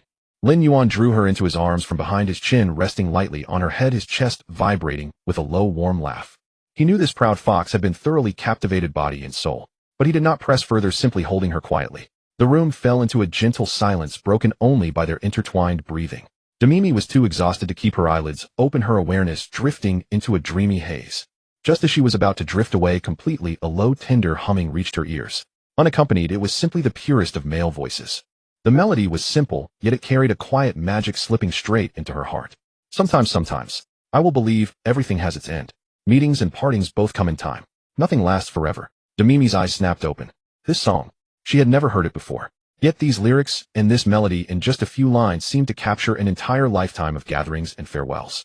She turned her head and looked at Lin Yuan in astonishment. Moonlight poured through the floor-to-ceiling window, casting a soft glow around his sharply defined features. But I sometimes would rather choose to hold on and not let go until we have seen all the scenery together. Perhaps then you will stay by my side, watching the gentle stream flow forever. Lin Yuan's voice, enhanced to its utmost clarity, resonated with profound emotion. Every note carried an emotional depth that seemed to pierce straight through the soul. Demimi listened, and without warning, tears began to fall. One tear, then two, like pearls slipping from a broken string. She did not know why she was crying. Perhaps it was the lyrics. Perhaps it was the man singing them. She only knew that in this moment, this man and this song had struck the softest place within her heart. After years of navigating the world on her own terms, for the first time, she yearned to find a harbor to rest. When the song ended, Lin Yuan bent down and gently wiped the tears from her cheeks. Why are you crying? It's nothing. The wind is strong, sand got into my eyes. Demimi sniffled, her voice still thick with emotion. She clung to Lin Yuan's arm as though it were her lifeline. This song. What is its name? Red Bean. Did you write it? Yes. I wrote it for you. Demimi fell silent for a long moment, then lifted her gaze, those deep fox-like eyes filled with earnest longing. Lin Yuan, will you teach me to sing it? She paused, her voice dropping even lower, carrying a barely perceptible tremor. I want to record it. I can teach you. Lin Yuan lowered his gaze to the person cradled in his arms. Mimi had not yet recovered from Red Bean. The rims of her eyes were still flushed, yet she insisted on maintaining an air of composure. But why rush the recording? I'm afraid you'll change your mind. She gripped his arm, her voice still carrying a trace of hoarseness. Lin Yuan, I'm not joking. If you give me this song, I can sing it. Whether you can sing it is one thing. Lin Yuan raised a hand and gently tousled her hair. Look at yourself now. Forget recording, you can hardly even stand. Mimi's face suddenly turned red. You have the nerve to say that. Why wouldn't I? Lin Yuan laughed. When a tenant never pays the rent on time, it's only natural for the landlord to come knocking. Get lost. She lifted her foot to kick him, but as soon as her legs stirred, she drew in a sharp breath from the soreness. Lin Yuan stopped teasing her. He went to the bathroom to run a hot bath, then came back and carried her in. At first, Mimi insisted on walking by herself. After 2 steps, she had to brace herself against the wall. Lin Yuan stood nearby watching. Still walking. Carry me. Mimi pouted, coaxing. She admitted defeat without a fuss. By the time everything was settled, it was almost midnight. After soaking in the bath, Mimi felt as soft as if she had lost all her bones, and Lin Yuan carried her back to bed. She was still thinking about the song. Write the lyrics out for me first. Not sleeping. I'll sleep after you write them. With that work ethic of yours, even a capitalist would shed tears. Lin Yuan took the tablet from the nightstand and wrote out the words and melody of Red Bean in a few minutes. Mimi lay with her cheek on the pillow reading. The more she read, the quieter she became. Having spent so many years in the industry, she could tell the quality of a song at a glance. This was not an ordinary love song. The lyrics were not complicated, yet each line seemed to reach into her chest and tighten something inside. Especially the line, when all the scenery is seen through, perhaps you will stay with me and watch the long, calm flow of time. She gazed at it for a long while, then suddenly pressed the tablet against her chest. Lin Yuan. Are you really giving me this song? If not you, then who? Should I sing it to the ghosts at midnight to comfort them? She could not suppress a smile. After the smile, she murmured, you really do have a sharp tongue. Do you like it, eh? Mimi was silent for 2 seconds. I like it. This time she did not force herself to be stubborn. Lin Yuan bent down and kissed her forehead. Then sleep well. Tomorrow I'll go with you to the recording session. Are you free? There are people arranged by the family to deal with the business. Elsewhere. Zhou Yi was in fact occupied. At 2 in the morning, the property managers of the Guijin Center, the renovation company, the legal counsel, the headhunters, the financial auditors, and the brand designers. All of them had been pulled out of bed by him. In the meeting room, a group of people looked blankly at the 4 characters, Yuanting Entertainment, on the screen. Zhou Yi stood in front of the projector with his sleeves rolled to his elbows. Finally, someone braced themselves to speak, for the brand visual 3 days is far too rushed. We need young Master Lin to confirm the direction.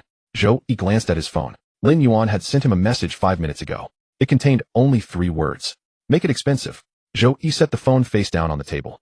Understood. The design director was taken aback. President Zhou expensive. As in what exactly? As in let competitors take one look and know that money is not an issue, let artists walk in and feel that they had been working at some shabby production house before let investors hear the name and immediately want to call and ask if they can take a stake. Zhou paused for half a second. That is the style. The design director's hand holding the pen trembled slightly.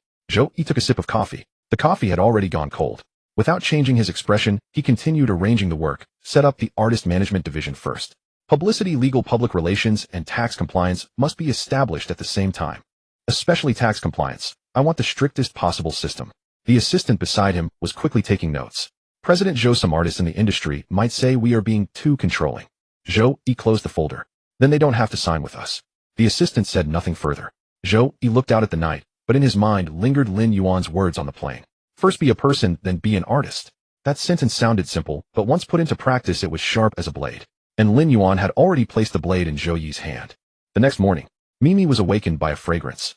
She opened her eyes and her first reaction was a sore back. Her second was hunger. Her third reaction, Lin Yuan was not in the bed again. She slipped on a robe and went out. When she reached the dining area, she saw a bowl of millet porridge, 2 fried eggs, and a plate of cut fruit on the table. Lin Yuan came out of the kitchen carrying a small dish of shrimp, still wearing the same pink apron from last night. Mimi stood still for a long moment.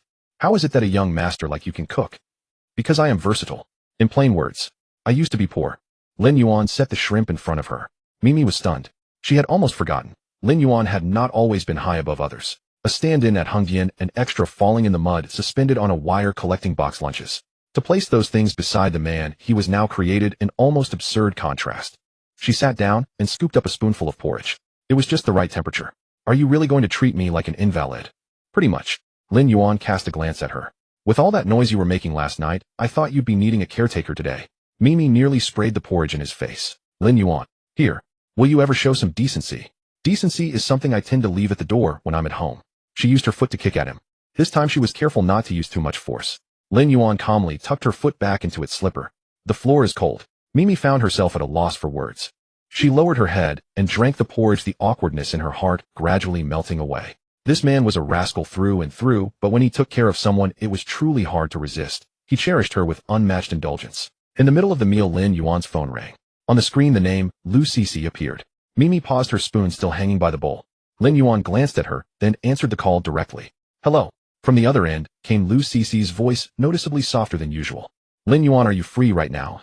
Yes. Mimi looked up at him.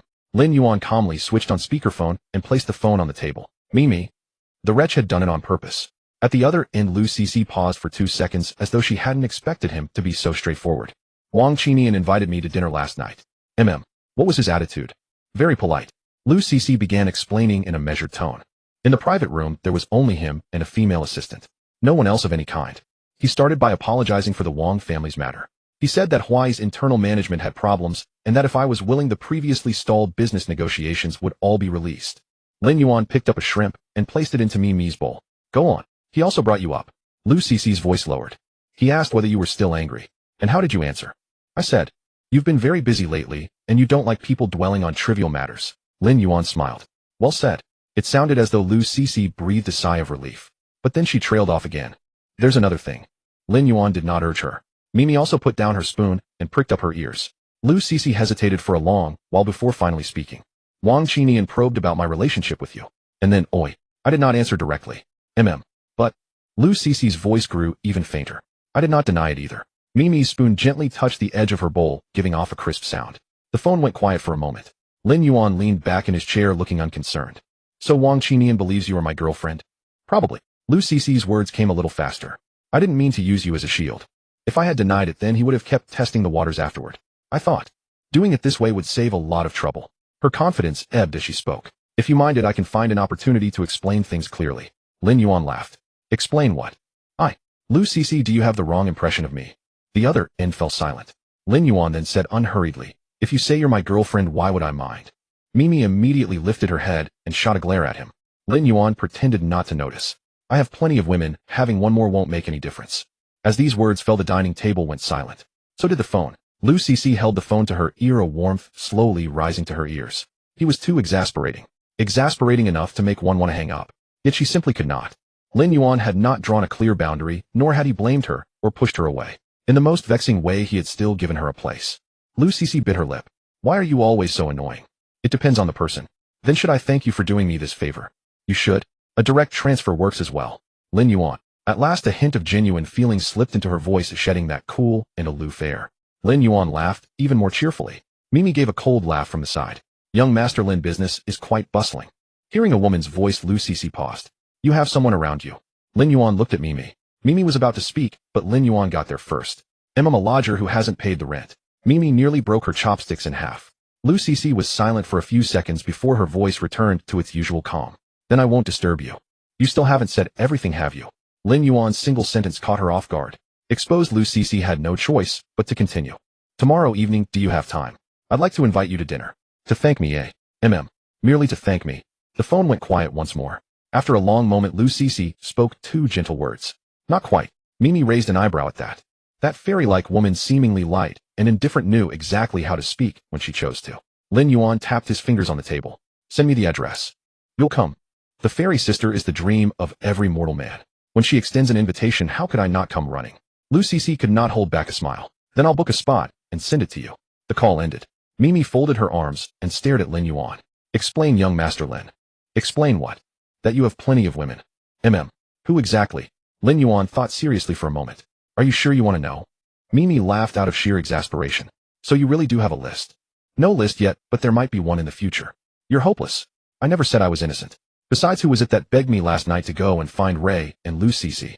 You shameless rascal. You're the one who keeps teasing me. It's your own fault, like a restless little colt. Lin Yuan smiled and pushed the fruit platter in front of her. But whoever follows me, I will protect. Whoever gives me sincerity, I will return with sincerity. What do you want? A lie of exclusive devotion or an openly declared preference? Mimi wanted to retort, but the words got stuck in her throat. It wasn't pleasant to hear. But in the industry, she had seen too many people who sang sweet songs of love while taking everything they could. At least Lin Yuan was roguish with candor. She picked up a piece of apple and bit into it. So what number am I? Lin Yuan looked at her. You want to talk about numbers after the way you sobbed last night? Mimi flushed all the way to her neck. That was because the song moved me, not because of you. Fine, you're the first victim of Red Bean. You're the victim. As they were bickering, the phone rang again. This time the caller ID read Ray. The moment Lin Yuan answered, a lively voice burst through the speaker. Lin Yuan, have you forgotten all about us? In the background, Su Wanqing was gently murmuring, Sister Ray, don't be so fierce. Ray paid her no heed. Wanqing and I are leaving for Hengdian tomorrow. I want to see you before we go. Do you actually have time? Lin Yuan raised an eyebrow. You two are together. That's right. Ray gave a light snort. What, afraid we'll team up to check on you? Mimi could not help but glance at Lin Yuan when she heard this. Lin Yuan was completely serious. Checking on me is fine. Just take a number. You're proud of yourself, aren't you? Ray laughed in exasperation. Let me tell you, Wanqing has been going on about you for the past 2 days. She's too shy to say it, so I'm saying it for her. A flustered voice immediately came through the phone. Sister Ray. Shouting won't help. Ray continued. Are you free tonight? We're treating you to dinner. If you dare not show up, I'll hang a banner in front of your company. What banner? Lin Yuan abandoned us. Return my youth. Lin Yuan laughed until his shoulders shook. Mimi also failed to keep a straight face, and a small smile escaped her. This girl truly had her own charm. I'm free tonight, Lin Yuan agreed. Send me the location. Really? Ray's voice instantly turned bright. Don't you dare lie to me. I've already got my makeup done. Su Wanqing's voice was even fainter. Got ready too. Lin Yuan glanced at Mimi. Mimi drank her porridge with a perfectly blank expression, pretending not to hear. All right, see you tonight. Just as Ray was about to hang up, she suddenly added another line. Oh right, Lin Yuan, you'd better dress sharp. Why, oi? Ray lowered her voice, a hint of mischief in it. Because Wanqing is wearing a dress today. She looks especially adorable. Su Wanqing grew anxious. Sister Ray, don't say any more. The phone was snatched back and forth before eventually cutting off with a click. The dining room went still for 2 seconds. Mimi put down her spoon and dabbed the corners of her mouth, unhurried and composed. Meeting a young lady tonight, and a fairy sister tomorrow night. She looked up at Lin Yuan. Young Master Lin, your schedule is more packed than a top actress's. Lin Yuan was about to reply when Zhou Yi's call came in. He answered. Zhou Yi's voice was hoarse, evidently from a sleepless night. Young Master Lin, the top floor of the Guojin Center is confirmed. The sign for Yuanting Entertainment will go up tonight. Lin Yuan gave an Zhou Yi paused for half a second, his tone turning slightly strange. There is one more matter. Say it. Wang Qinian has arrived in Modu in person. He asked to meet you. He brought a gift. Lin Yuan narrowed his eyes. What gift? The sound of papers turning came through the phone. It seems to be shares in 2 projects. Lin Yuan's phone vibrated on the dining table, displaying Zhou Yi's name on the screen. He cast a glance at Damiamai across from him, who was enjoying her meal, and answered the call at his leisure. Master Yuan. Zhou Yi's voice carried a hint of roughness from staying up late, yet remained as steady as steel. Wang Qinian has arrived. Oh. Lin Yuan wiped his mouth with a napkin. What did you bring? Investment shares for 2 scripts and 2 people. People. Yang Ying and Li Xiaolu. Lin Yuan smiled. On the other end of the line, Zhou Yi added, Mr. Wang Qinian himself is across from me. He would be honored to meet you this afternoon at Huijin Building. Very well. Lin Yuan played with the fork in his hand. I have nothing better to do anyway. After hanging up, Damiamai looked up, her fox-like eyes narrowing slightly. Wang Qinian. From Hawaii. Yes, his younger brother has been careless. As his elder sibling, he's come to make amends. Damiamai snorted and set down her utensils. He brought Yang Ying and Li Xiaolu. He certainly knows how to cater to your preferences, knowing your fondness for collecting beautiful women. The hint of envy in her words could be detected even across the table. Lin Yuan paid no mind, and instead rose from his seat, moving behind her to lean close and whisper in her ear, those two together don't hold a candle to a single strand of your hair. Damiamai's ears grew warm and her heart skipped a beat. This man had a way of saying the most heartfelt words through his seemingly careless remarks. But she wouldn't let him off easily, retorting, save it, I'm not falling for that. You'd better go meet your new interest. I need to pack and leave. Leave? Yes, head to Hengdian for filming. Damiamai stood and stretched the silk robe draping gracefully over her figure. She rubbed her lower back with an expression of mild exasperation. If I stay here much longer, I fear for my health.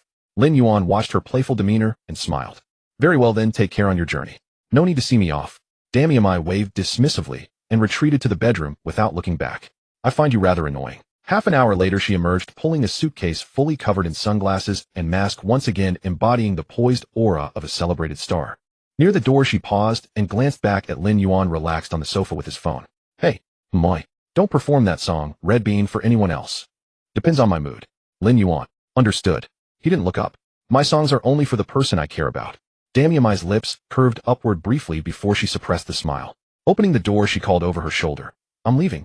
Try not to miss me too much. The door clicked shut, leaving silence in the room. Lin Yuan set down his phone and gazed at the empty living space, shaking his head with a smile. That fox was quick to make her exit. That afternoon atop Huijin Building in Shanghai, the private lounge offered panoramic views of the entire city, though the atmosphere felt somewhat delicate. Wang Qinian sat on the sofa. This president of Hawaii, who commanded respect everywhere outside, now sat perfectly straight, like a student awaiting a teacher's guidance. Beside him sat 2 striking women. Yang Ying, recently married, and at the peak of her confidence, wore an elegant custom gown that made her appear almost doll-like, her expression a polished and gracious smile. Li Xiaolu possessed a different kind of charm, her features carrying a natural allure. Though married, she combined youthful vivacity with mature elegance in a compelling way. Wang Qinian had made considerable efforts to bring these two together. Since Yang Ying had just married, she wouldn't normally attend such gatherings, but he persuaded Huang Xiaoming by promising leading roles in Hawaii's upcoming major productions. As for Li Xiaolu, renowned in the industry as a celebrated socialite, Wang Qinian secured her agreement by offering her a global ambassadorship with a luxury brand. He believed this impressive arrangement would demonstrate his sincerity, until Lin Yuan pushed open the door and entered. Wang Qinian rose immediately, his face breaking into a wide smile. Master Lin, you finally arrived. Please do sit down. Yang Ying and Li Xiaolu also stood, their gaze falling upon Lin Yuan with measured appreciation and curiosity. Lin Yuan appeared oblivious to them, making his way directly to the main seat, while Zhou Yi stood behind him like a steadfast sentinel. Mr. Wang, please be seated, Lin Yuan said quietly, though his words seemed to lower the temperature in the room. Wang Qinian wiped perspiration from his brow and took a careful half seat on the edge of the sofa. Master Lin, it is all because of my reckless younger brother, who failed to recognize someone of your stature and offended you and your companion. I have brought him today to apologize sincerely. Before he finished speaking, another door opened, and the young master who had displayed such arrogance days earlier was escorted in, his face marked with visible bruises.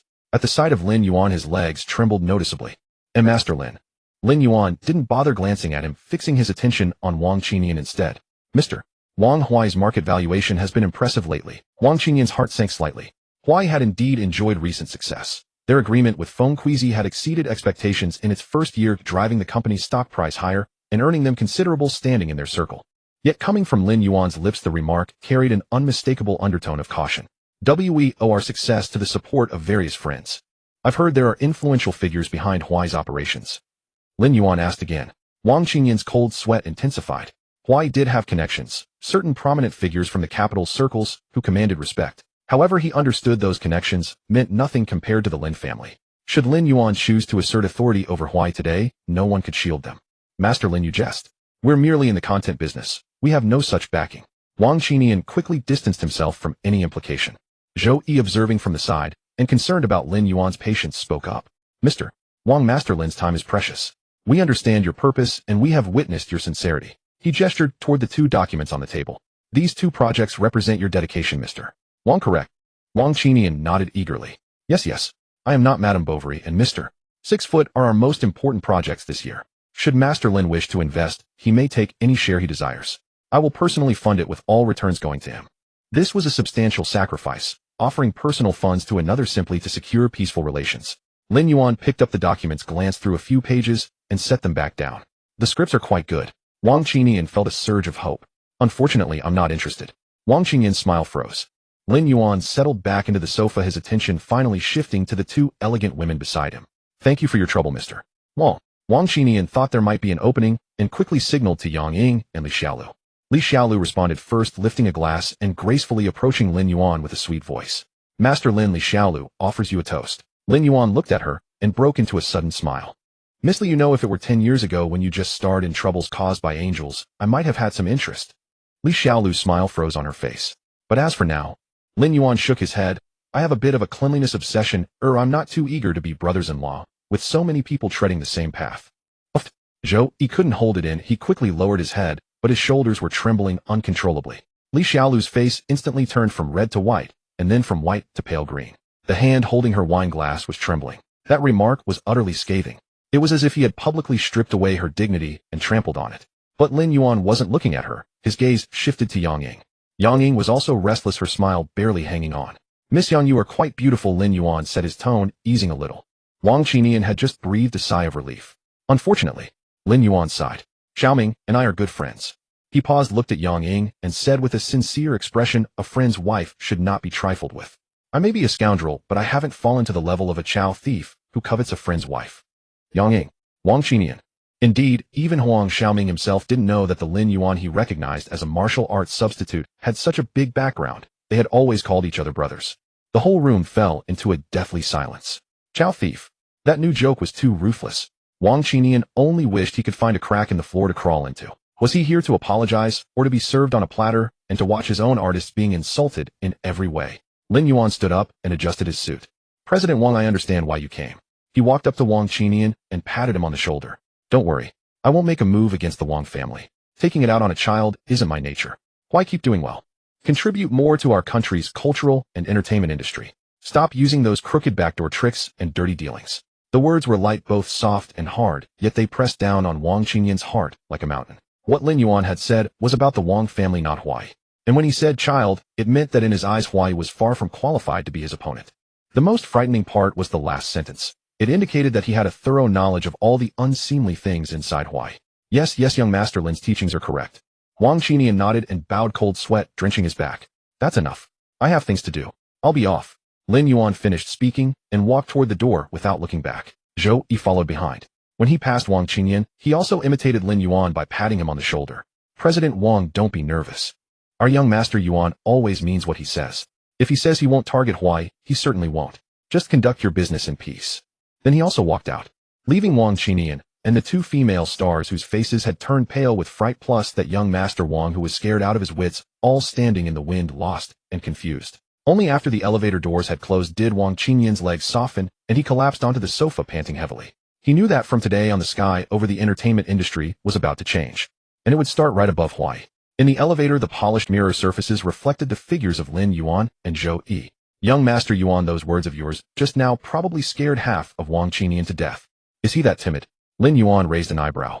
Zhou Yi's voice carried a hint of laughter, the kind of ease after a perfect completion of a task. It's not that he's timid, it's that your level is too high, Zhou Yi said from the bottom of his heart. Especially that Chow thief line. I guess Yang Ying will have nightmares for several nights. Serves them right, Lin Yuan said nonchalantly. Since they chose to put themselves on display, they should be prepared to be priced in public. Isn't that what Wang Qinian intended by bringing them? Still, I do feel sorry for Brother Xiaoming. Zhou Yi nodded and said nothing more. He knew that although young Master Yuan seemed flippant in his heart, he was clearer than anyone. It wasn't that he disliked women. He just hated being treated like a fool and probed with such lowly methods. By the way, why not simply crush Huai? Zhou Yi voiced the doubt in his heart. With the Lin family's power, making Huai vanish from the A-share market overnight wouldn't be too hard. Crush it. Lin Yuan laughed. That would be no fun. With a ding, the elevator doors opened, and the 2 walked into the underground garage. Zhou Yi, do you know what the highest level of raising a dog is? Lin Yuan walked to the black Bugatti and leaned against the car body. Zhou Yi thought for a while. Make it utterly loyal. No, Lin Yuan shook his head.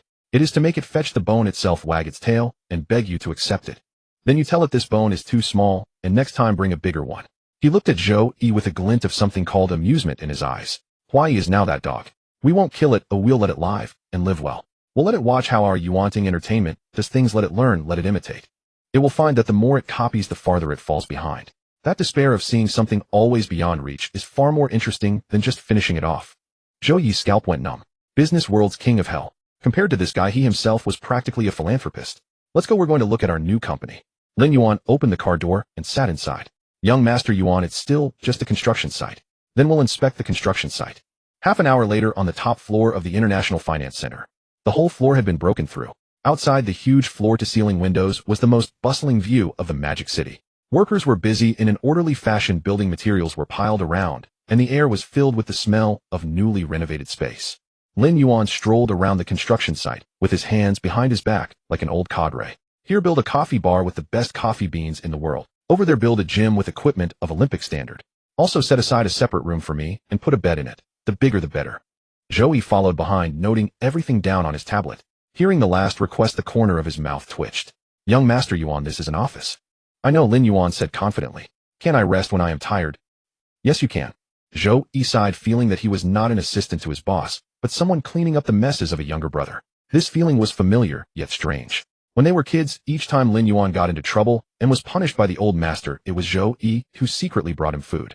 During those years when Lin Yuan was training out there, it was also Zhou Yi who transferred him living expenses every month, ensuring he wouldn't go hungry. Now this younger brother had grown up and become unfathomable, but that occasional irresponsible streak reminded Zhou Yi of the old days of taking care of a younger brother. Zhou Yi. Lin Yuan suddenly stopped and turned to look at him. You haven't had much sleep these days, have you? Lin Yuan pointed at his dark circles. Look at you, you're almost a national treasure. Zhou Yi felt a warmth in his heart, but his lips said, I'm fine, I'm used to it. Don't force yourself. Lin Yuan took a card from his pocket and handed it to him. This is the key to the apartment next to mine in Thompson Riviera. It's under my name too. Live there from now on. It's close and convenient. Don't sleep in the office every day. I don't want my top general to die young. Zhou Yi took the black access card, his hand trembling slightly. Thompson Riviera, of course he knew it. But he hadn't expected Lin Yuan to show concern in such a manner. It wasn't an order from a superior to a subordinate, but the care of a brother for a brother. Young Master Yuan. Enough, don't be so sentimental. Lin Yuan waved a hand and walked on. Hurry up and get the company ready, I'm waiting for the opening day. He walked to the huge floor-to-ceiling window and looked down at the endless traffic. Zhou Yi, why do you think I call it yuanting entertainment? Zhou Yi came up and stood by his side. Deep as an abyss, towering as a peak. An air of extraordinary distinction. Wrong, Lin Yuan laughed. Because this is my toy factory. When I'm pleased, I build a few people up. When I'm displeased, I tear a few down. I want everyone in this circle to know that the rules of the game are set by me. His voice was calm, yet carried an unyielding dominance. Zhou Yi looked at his profile, and for the first time felt that the future of the Lin family might indeed be in the hands of this seemingly irreverent young man who would lead them into a brand new era. Evening. Lin Yuan left the workplace and gently declined Zhou Yi's offer to drive him home, choosing instead to drive back to Tangchun Ipin himself. Tonight he had two important dinners ahead. One was a farewell banquet for Little White Rabbit and Little Wild Cat, who were about to head to Hengdian for work. The other was a meal with Fairy Sister the following day. He took a shower and changed into a relaxed Dior outfit with two buttons left open on his white shirt, revealing a subtle hint of his collarbones and chest. On his wrist, the Patek Philippe timepiece worth millions caught the light with a quiet brilliance. He glanced at his phone. Ri's WeChat message had arrived half an hour earlier, featuring a location pin for an upscale residential community, followed by a note. We're waiting for you at home with Wanqing. The food is ready. Don't keep us waiting too long. The Bugatti La Voiture Noire slipped silently out of the underground garage, gliding into the dazzling night lights of Shanghai. Deep down, he had a vague sense that tonight might be more tense than expected, like an atmosphere thick with unspoken complications. As the Bugatti entered the residential community sent by Ri, the security guard at the gate simply glanced at the unmistakable body lines and license plate, raised the barrier without a word, and even stood up to offer a polite salute. A top-tier luxury car was its own passport. Lin Yuan followed the navigation and parked in the reserved underground spot. As he stepped out, he noticed two figures lurking near the entrance lobby. Baseball caps, black masks, and oversized hoodies wrapped them from head to toe, as if trying to disappear completely. There was no doubt. It had to be Ri and Su Wanqing. Lin Yuan smiled and shook his head as he walked over. Hearing his approach, both turned around. Seeing it was him, Ri visibly relaxed and hurried forward, grabbing his arm. Why are you so late? We've been waiting forever. Her voice was low, carrying a playful scolding. Traffic was a bit heavy on the way. Lin Yuan offered a casual excuse. Let's go inside. Ri pulled him along, and Su Wanqing quickly followed. The three of them entered the elevator together. The elevator required a card to access, ensuring complete privacy. As the doors slowly closed, shutting out the outside world, Ri and Su Wanqing simultaneously removed their masks and hats, as if on cue. In that instant, the small elevator seemed to brighten. Ri had clearly dressed up carefully for tonight. Her long curly hair fell loosely over her shoulders, paired with delicate makeup. The upward swept eyeliner added an alluring depth to her already striking eyes.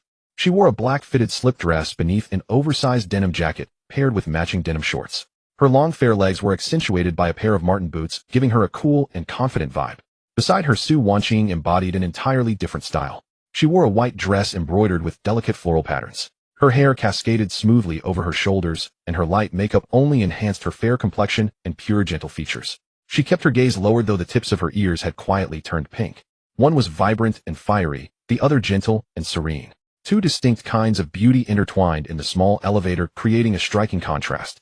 Lin Yuan's gaze swept over both of them, lost for a moment in thought. Ri noticed his stare and felt a mix of shyness and quiet pride. She deliberately straightened her posture and nudged Lin Yuan with her elbow. "Hey, did I steal your words?" Su Wanqing buried her face lower, her cheeks burning. Lin Yuan snapped back to reality and smiled. Maybe a little. His honesty made both girls laugh. Ri laughed openly, while Su Wanqing covered her mouth, her eyes curving into crescents. "At least you have good taste," Ri said, draping an arm around Su Wanqing's shoulders as if showing off a treasure. "For tonight's dinner," our Wanqing pulled out her best dress from the bottom of the closet. Ri. Su Wanqing, flustered and embarrassed, reached out to cover her friend's mouth. Lin Yuan watched them playfully bicker, his mood lifting accordingly. Ding! The elevator arrived, and the doors opened directly onto the apartment entryway. A warm aroma of home-cooked food drifted toward them. Lin Yuan slipped on the slippers and stepped into the living room. The apartment was decorated with a cozy warmth. A beige sofa, a plush carpet, artistic prints on the walls, and potted green plants on the balcony. It was clear this was a space lived in by women. The dining table was already set with several dishes, each looking flavorful and inviting. Braised pork, sweet and sour ribs, steamed sea bass, and tomato egg soup. Simple, comforting home cooking. Su Wanqing thoughtfully took Lin Yuan's jacket and hung it up. Catching the pleasant scent of him, she couldn't help blushing again. Lin Yuan took his seat at the table, picked up a piece of sweet and sour rib, and savored it. Ri poured wine into his glass. Really nice. Slightly sweet. Very much the Shanghai style. Great cooking. Brother Lin Yuan, if you like it, eat more. I'll make it for you again next time. Oh my, Wanqing, you can talk just fine. But why is your face turning red? Ri teased her best friend mercilessly. I just wanted to thank Brother Lin Yuan. But I didn't have anything fancy to give. Su Wanqing kept her head bowed. Before Ri could respond, Lin Yuan interrupted. How about this? He said, raising his glass toward both of them. Su Wanqing felt a sudden flutter in her chest. Ri was also curious. In her eyes, Lin Yuan wouldn't be so forward as to ask Wanqing to repay him in such a direct way. Wanqing, come work as my secretary and assistant. What do you think? For a moment, disappointment flickered across Su Wanqing's face. She had liked Lin Yuan for days, wondering if he might give her a chance, might notice her. Ow! A soft gasp came from beneath the table. Ri had gently stepped on her foot. Su Wanqing quickly composed herself. Yes, Brother Lin Yuan, I'll accept. I'll do my very best. Don't worry, I won't let you down. It'll be far better than running around film studios in Hongdian. Then let's raise our glasses together. Here's to Wanqing's bright future. Honestly, I'm a little envious. Ching Ching, once you're prospering under President Lin, don't forget your bestie. You stay away, that's so cheesy. Ri, when did you become so dramatic? The two best friends nearly launched into playful banter right there at the table. The atmosphere at the dinner was genuinely warm. Ri's naturally bold personality only relaxed further after a few drinks, taking on a carefree, free-spirited charm. Before long, Ri had one leg hooked over the chair, leaning comfortably. She rested her head near Lin Yuan's, sharing amusing stories about her best friend. Su Wanqing, meanwhile, had already drifted to sleep on the sofa. Lin Yuan, slightly tipsy himself, looked at Ri close beside him with a soft expression. Noticing Lin Yuan had fallen quiet, Ri lifted her eyes. Their gazes met. Ri swallowed gently, her eyes growing soft and hazy as she slowly closed them, her lips parting slightly. Lin Yuan leaned forward in response, but after a long pause he felt only a gentle breeze. Opening his eyes again, he found Ri had already tipped over fast asleep on the floor. Lin Yuan helplessly smiled and straightened up, shaking his head at the charming yet exhausting evening. Lin Yuan sat in place, looking at the table littered with leftover food and two stunning beauties who were dead drunk and completely unconscious. He let out a sigh. That blasted system gave me a body at the human peak stamina, like a perpetual motion machine, and even thoughtfully threw in supreme vitality. Couldn't it also grant a passive skill to resist temptation? Two top-tier beauties, one fiery and one pure, lay drunk before him, completely vulnerable. Any vulgar man like young Master Zhao would have pounced without hesitation. But Lin Yuan was not that kind of man. He rose, walked over to Su Wanqing, bent down, and scooped her up in his arms. Su Wanqing, still in a daze, wrapped her arms around his neck, pressed her cheek against his chest, and murmured softly, "Brother Lin Yuan." Lin Yuan's steps faltered. That call of brother was more effective than any coquetry. He laid Su Wanqing on the large bed in the master bedroom, removed her shoes, went to the bathroom to fetch a basin of warm water, wrung out a hot towel, and gently wiped her face and hands. As the warm towel touched her face, Su Wanqing rubbed against it comfortably. Lin Yuan tucked her in and turned to pick up Ray. Ray was a bit heavier than Su Wanqing, not because of her weight, but because her legs were so long that her knees wouldn't bend easily, causing her to keep slipping down in his arms. After much effort, Lin Yuan finally managed to lay her on the bed. Ray's denim jacket had shifted to one side, and her black camisole was in slight disarray, revealing a delicate collarbone and a slender waist.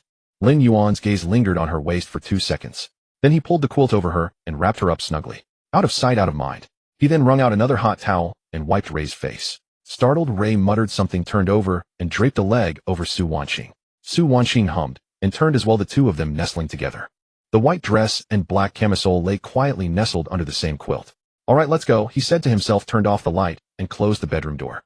As he changed his shoes at the entrance, he sent Ray a WeChat message. "The people are safely in bed, untouched. Don't overthink. Drink plenty of hot water tomorrow. Lin Yuan." After a moment's thought, he added another message. "As for Su Wanqing becoming my assistant, I'll have Zhou Yi get in touch with her tomorrow.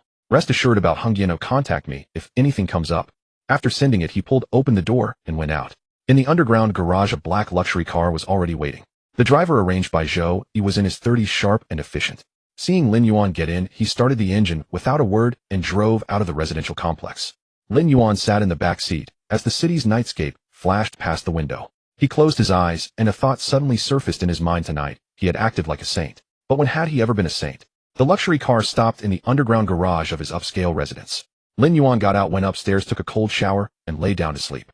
The next morning, sunlight filtered through the gaps in the beige curtains, and Su Wanqing woke up first. She opened her eyes groggily, felt something pressing on her legs, and turned to look. It was Ray. Her makeup was half-smudged, lipstick smeared on the pillow, mouth slightly open, snoring softly.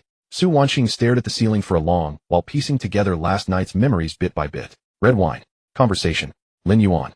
Then, she threw off the covers and looked down at herself. The white dress was still on, completely intact. She breathed a sigh of relief. But somehow there was a faint emptiness. She nudged Ray. "Ray, wake up. Stop it. 5 more minutes. Wake up, Lin Yuan is gone." The phrase, Lin Yuan, worked better than an alarm clock. Ray sat up abruptly, her hair a mess like a bird's nest, and looked around before her eyes were even fully open. "Where is he?" "He's gone." Su Wanqing handed her phone over. "He sent you a WeChat message." Ray grabbed the phone, squinted at the 2 messages, and read them. "The people are safely in bed, untouched. Don't overthink. Drink plenty of hot water tomorrow. As for Su Wanqing becoming my assistant, I'll have Zhou Yi coordinate with her tomorrow. Rest assured about Hungyeano, contact me if anything comes up." After reading them twice, she put down the phone and remained silent. Su Wanqing asked softly, "Ray, this man," Ray patted the pillow, "he really did nothing last night. He didn't even take off our clothes. No, he even wiped our faces and tucked us in." Su Wanqing's voice grew softer. I sensed it while half asleep." Ray stayed silent for a long while before speaking. "I originally planned to use last night as a chance to solidify your relationship with him. Whether out of gratitude or by giving herself to him, we'd secure him first." She looked at Su Wanqing. But that infuriating man blocked the path completely. Su Wanqing lowered her head. He said, "Let me decide for myself. Right? Don't use your worldly code to make decisions for her." Ray mimicked Lin Yuan's tone and laughed with irritation. "Isn't it infuriating? He's clearly a rogue, yet when a move should be made, he acts more decent than anyone." Su Wanqing bit her lip. "Then, does he not like me? Are you silly?" Ray flicked her forehead. "If he didn't like you, why would he bother with young Master Zhao? Why would he make you his assistant? Why would he drive over late at night to eat your braised pork? A man like him wouldn't waste a single second on someone he didn't care about." Su Wanqing rubbed her reddened forehead, looking at Ray with grievance, but her eyes were shining. Ray sat cross-legged on the bed, chin resting on her hand, her mind turning round and round. To be honest, last night, she had been standing up for Su Wanqing and aiming to play matchmaker. But after being blocked by Lin Yuan, her own mind was now in a stir.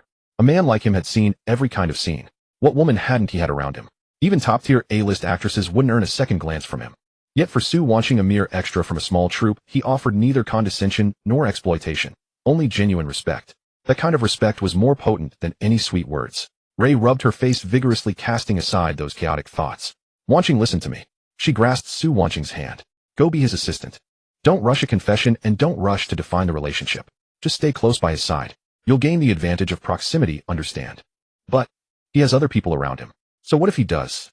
Ray raised an eyebrow. No matter how capable those people are who can stay by his side every day, an assistant can. You'll spend more time with him than anyone else. Su Wanqing thought it over and felt it made sense. And Ray leaned close to Su Wanqing's ear and lowered her voice. With Lin Yuan's status, if you're by his side, who in this circle would you still be afraid of? Those greasy producers in Hongyan. Would they dare look at you twice? Su Wanqing remembered what happened that night at the Imperial Club, shivered, and nodded hard. All right, I'll go. Ray patted her head with satisfaction. That's right. She picked up her phone and replied to Lin Yuan. Thanks for last night. We're both in one piece untouched. Ray. After sending, she felt it sounded off and added another message. But next time don't be so proper. I almost thought you weren't a real man. After sending, she tossed the phone onto the bed, her face burning. When Lin Yuan woke, the sky outside had just grown fully bright. Since his transmigration, he had developed the habit of opening his eyes at exactly 6 o'clock every morning, unshakable. The body reshaped by the system required little sleep. 5 hours were enough to leave him fully energized. After washing up, he fried 2 eggs in the kitchen, poured a cup of black coffee, and settled onto the sofa in the living room. There were several unread messages on his phone. A text from Demimi led the way. Honey, I'm at Hongyan, I miss you so much. Followed by I'll come visit you on set in a couple of days moi. After replying to Demimi, he opened Riyi's message. That phrase, untouched and unchanged, made him laugh out loud. That girl had a sharp tongue, but a soft heart, quite fitting her persona of a fiery steed from the western regions. He replied with just 2 words, you're welcome. 2 words, not even an extra punctuation mark. He could picture Riyi's expression upon reading those words. She'd probably want to throw her phone. After replying to the messages, Lin Yuan put down his phone and closed his eyes. The system panel lit up in his mind. He hadn't yet looked at last night's earnings settlement, so he needed to take stock. Ding! Last night's emotion harvesting settlement for the host is as follows. Riyi appearance score 96, shyness 500, melancholy 300, heartbeat 800. Total 1600 points. Su Wanqing appearance score 93, gratitude 400, adoration 600, attachment 500. Total 1500 points. This session's total income 3100 emotion points. Congratulations host for triggering the hidden achievement. Unmoved by temptation. Achievement description: facing the drunken temptations of 2 gorgeous goddesses, the host chose to remain a gentleman. The system finds this unexpected. Achievement reward: artistic works library self-selected song supplement pack 1, including quota for 10 self-selected songs. Lin Yuan raised an eyebrow. There's a reward for being unmoved. If he'd known, he would have been a saint every day. He opened the reward interface and a golden treasure chest floated at the center of the panel. Click to open. Artistic Works Library Self-Selected Song Supplement Pack. Description: the host may freely select 10 songs from past life memories, and the system will automatically complete the full lyrics, composition, and arrangement information and generate professional-grade sheet music.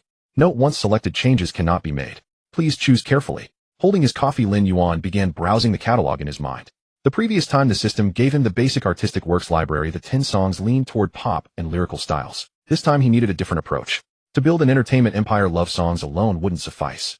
He needed songs that could crush the scene, ignite the stage, and etch themselves into people's bones after a single listen. 10 minutes later, Lin Yuan selected 10 songs. A few were Chinese classics, and a few were English tracks adapted for the Blue Star market. In this parallel world, there were no originals. They were all Lin Yuan's originals. The system confirmed, and the complete information of the 10 songs poured into his mind. Lyrics, composition, arrangement, chord progressions, mixing parameters. Every detail was crystal clear. Lin Yuan fetched his laptop from the bedroom, returned to the living room, and spent over an hour organizing all the song information into a document. Adding the previous Red Bean, and When You Are Old, he now held 22 songs in hand. These songs were enough to turn the Blue Star music scene upside down. He stretched, picked up his phone, and prepared to contact Zhou Yi to arrange copyright registration. Just as he was about to dial, the system popped up a new notification. Ding! Detected that the host has completed song selection and confirmation. The system has automatically completed all copyright registration procedures for the host. Registration entity: Yuanting Entertainment Co. Ltd. Copyright type: lyrics and composition. Copyright global exclusive. Status: effective. Lin Yuan was stunned for a moment, then smiled. This system was getting more thoughtful by the day. It even handled the copyright registration, saving Zhou Yi a task. While leaving such matters to the system was more reliable than any legal team. He set down his phone and picked up his coffee again. There was nothing major during the day. The real highlight would be at night, the dinner with Lu Cece. At the thought of those 3 characters, the corner of Lin Yuan's mouth twitched. On Blue Star, she was known as the Fairy Sister with an appearance score of 97. The system score was 2 points higher than Demimi's and 1 point higher than Riyi's. What did that mean? Theoretically, she could yield more emotion points than any of the already bound goddesses. But Lin Yuan's interest in her wasn't solely due to the system. Lu Cece, how to put it? In his past life memories, she was the kind of woman who would make every Chinese man sigh with regret at the word "what a pity." She was genuinely beautiful, yet nothing in her film and television resources or romantic encounters had ever gone smoothly. But the timeline on Blue Star had subtly diverged. The current Lou Cece had just passed her most immature stage. Her bone structure had matured, the juvenile innocence in her brow had faded, and a natural blend of charm and coolness had emerged seamlessly. Simply put, she was at the most beautiful age of a woman. Unfortunately, her past 2 years hadn't been kind. In the TV drama circle, she was the undisputed queen, a ratings juggernaut with phenomenal audience appeal. Yet whenever she tried to break into the silver screen, one flop after another without even a splash. The reason? Why? It's a long story. More than 20 years ago, Lou Cece's mother, Lu Xiaoli, was also well known in the circle. In 2008, she collaborated with Huai on a film titled The King of Kung Fu. The film was a sizable investment, a Sino-foreign co-production, with Cheng Long and Li Lianjia in supporting roles. Its ambition was immense, targeting the global market. The result? A crushing loss. The loss cut deep into the Wong brothers. What infuriated them even more was that Lu Xiaoli, having taken Huai's resources, turned around and took her daughter away, tearing up the previously agreed contract and letting the matter of joining Huai quietly fade away. This incident circulated in the Beijing circle for years. The Wong brothers felt they had been made fools of by the Lu mother-daughter duo. A decade later, the grudge still lingered. That day at the reception, the young Master Wong, emboldened by alcohol, acted inappropriately toward Lu Cece. On the surface, it seemed impulsive, but at its core it was 10 years of pent-up resentment. Coupled with Lu Cece's poor performance in the film market in recent years in the eyes of Huai, she was no longer the unapproachable fairy sister, but a soft persimmon that could be easily squeezed. A TV drama queen on the decline, having offended the country's largest film and television company, and without a powerful patron. This was the real reason Lu Cece was blocked at the lounge door that night at the reception. If not for Lin Yuan's intercession, the consequences would have been unimaginable. That was why Lu Cece's gratitude toward Lin Yuan was genuine. And Lin Yuan knew it clearly. He had taken a liking to Lu Cece. This was something he wouldn't have dared to imagine before his transmigration. Meanwhile, in another corner of the Magic City, another story was unfolding. After leaving Huijin Tower yesterday, Li Xiaolu didn't go home. She called her best girlfriend Ma Su. Ma Su had a wide social circle and a bold approach, having mingled in the Beijing circle for years, able to arrange any gathering. When she answered the phone, she was drinking at a bar. Lulu, what's wrong? Your voice sounds off. Susu, I was humiliated today. Li Xiaolu's voice was tense. Who was so bold? Li Xiaolu told her everything in detail. After listening, Ma Su was silent for a few seconds. Lin Yuan. That Lin Yuan from the Lin family. Yes. Then you deserved it. What did you say? Lulu, it's not that I want to criticize you. Ma Su lowered her voice. You went with Wang Qinian to offer yourself as a gift. What outcome did you expect? The fact that he didn't accept you is already polite. With someone of a worse temper, you'd be lucky to have walked out unscathed. Li Xiaolu bit her lip, speechless. She knew Ma Su was right. All right, stop thinking about it. Come out for a drink, and I'll help you unwind. That evening, Ma Su took Li Xiaolu to a private club. After a few rounds of drinks, Ma Su somehow summoned a handsome young guy to keep them company. This is my friend, just signed with an agency. He's honest and tight-lipped. Ma Su whispered in her ear, let off some steam, don't take it to heart. Li Xiaolu had drunk too much, and the indignation she'd swallowed during the day was really weighing on her. And so it happened in a daze. The next morning, she woke up in a strange hotel room, with the young guy still sleeping beside her. She glanced at the young man's youthful face, feeling nothing but disdain. She wondered if it was just her imagination, or whether she should actually go to that doctor to see about a restorative procedure, as she had grown increasingly numb. She put on her clothes and quietly left the room. As for Yang Ying, her reaction was completely different. On the way back from Huijin Tower, Yang Ying's mind wouldn't stop racing. Lin Yuan had claimed he was good friends with Huang Xiaoming. Was that really true? If it were true, would he go and tell Huang Xiaoming about what happened today? She had been led away by Wang Qinian as a sort of gesture. Just thinking about her husband finding out made her afraid to go further. When she arrived home, she gathered herself and had dinner with Huang Xiaoming, as usual. Picking up food with her chopsticks, she asked casually, "Husband, do you know someone named Lin Yuan?" Huang Xiaoming, who had been burying his face in his rice, lifted his head slightly at the name. Lin Yuan. I know him. Why? Are you close? Not particularly close, Huang Xiaoming said, chewing thoughtfully. We met while filming. He worked as my stunt double once. He's a straightforward guy willing to go the distance. We occasionally grab a drink and chat in private, so I'd say we're friends. Yang Ying felt a wave of relief. Just an acquaintance from the set, nothing deep. Why do you ask? Huang Xiaoming was curious. Someone mentioned him today, Yang Ying said, carefully choosing her words. Do you know anything about his background? Background? He's just a stuntman. Watching her husband's bewildered expression, Yang Ying hesitated for a moment before speaking. He's the heir to the Lin Entertainment conglomerate. What? Huang Xiaoming's chopsticks froze midair. Who are you talking about? Lin Yuan. The same Lin Yuan who used to squat at roadside stalls with her in Hengdian and fight over the last bottle of beer. That's him. Huang Xiaoming set down his chopsticks and pressed his fingers to his temples. I once treated him to Shaxian snacks, and he fought me over a chicken leg. Yang Ying didn't respond. Wait, this has to be some kind of joke, right? Huang Xiaoming stood up and paced across the living room. You're not mistaken. I'm certain. It's known throughout most of the industry. Huang Xiaoming sank back onto the sofa, saying nothing, lost in thought for a long while. After some time, he pulled out his phone and scrolled to Lin Yuan's WeChat. At the bottom of their chat was a message from 2 months ago. Bro, there's a new Lanzhao noodle shop in Hengdian. The beef portions are generous. Let's go together next time you're around. Huang Xiaoming stared at those words, unable to name the feeling rising within him. The younger brother he had treated to cheap food, the one who competed with him over chicken legs, was actually the crown prince of the Lin entertainment empire. He typed a message, deleted it. Typed again, deleted once more. Finally, he locked his screen without sending anything. 3 in the afternoon.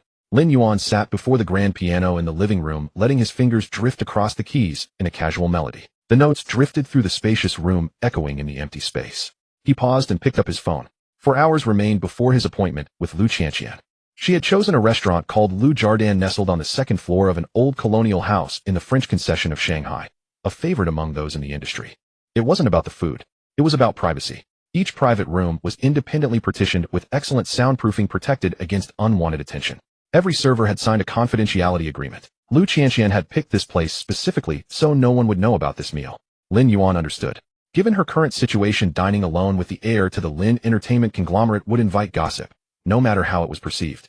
The fairy sister reputation couldn't withstand another stain. He closed the piano lid and retired to his bedroom to change. A dark gray Tom Ford suit with a black turtleneck underneath. No tie, relaxed yet refined.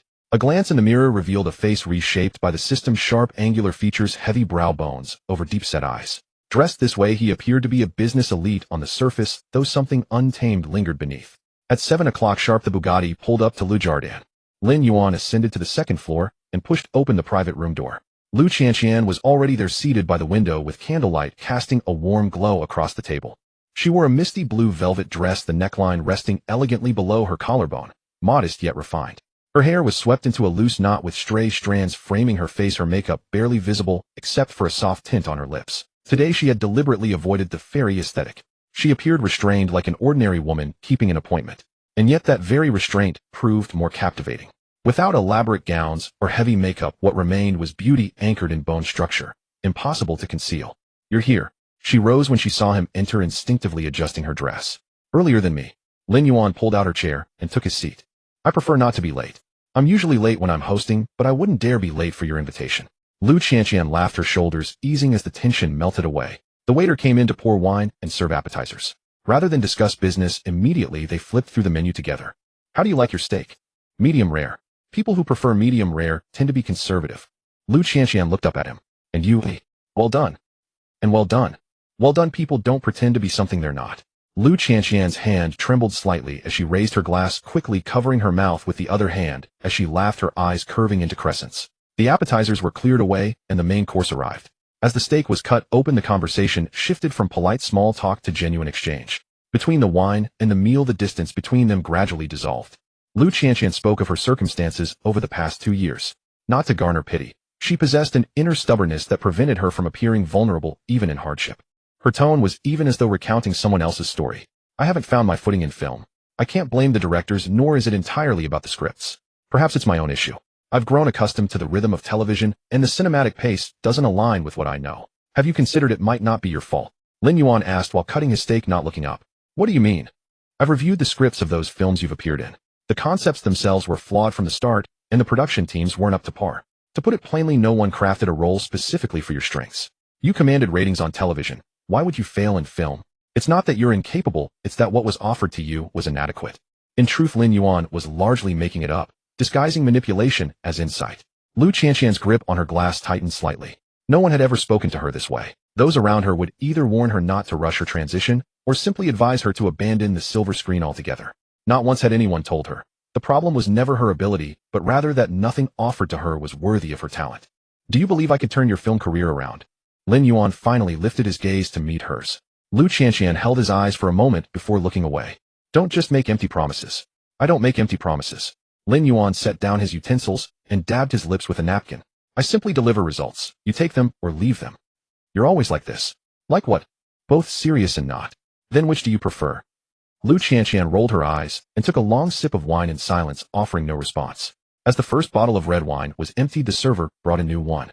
The atmosphere shifted into a more intimate rhythm. Formalities had been exchanged, gratitude expressed. The candles on the table had burned lower, and the fragrance of wine and truffle mingled in the private room. A faint blush colored Lu Qianqian's cheeks, whether from the wine or something else she couldn't tell. She set down her glass and spoke.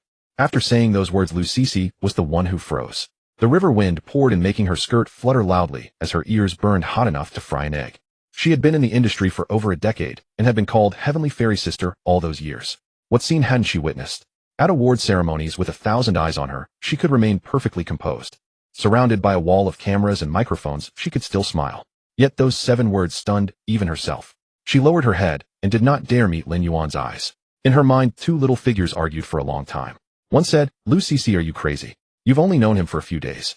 The other said, "You're almost 30. How often do you meet someone who makes your heart race?" The first little figure tried to fight back. "There are so many women around him. What are you after?" The second little figure dismissed it in one breath. "I'm after him. The man himself." It was that simple and direct.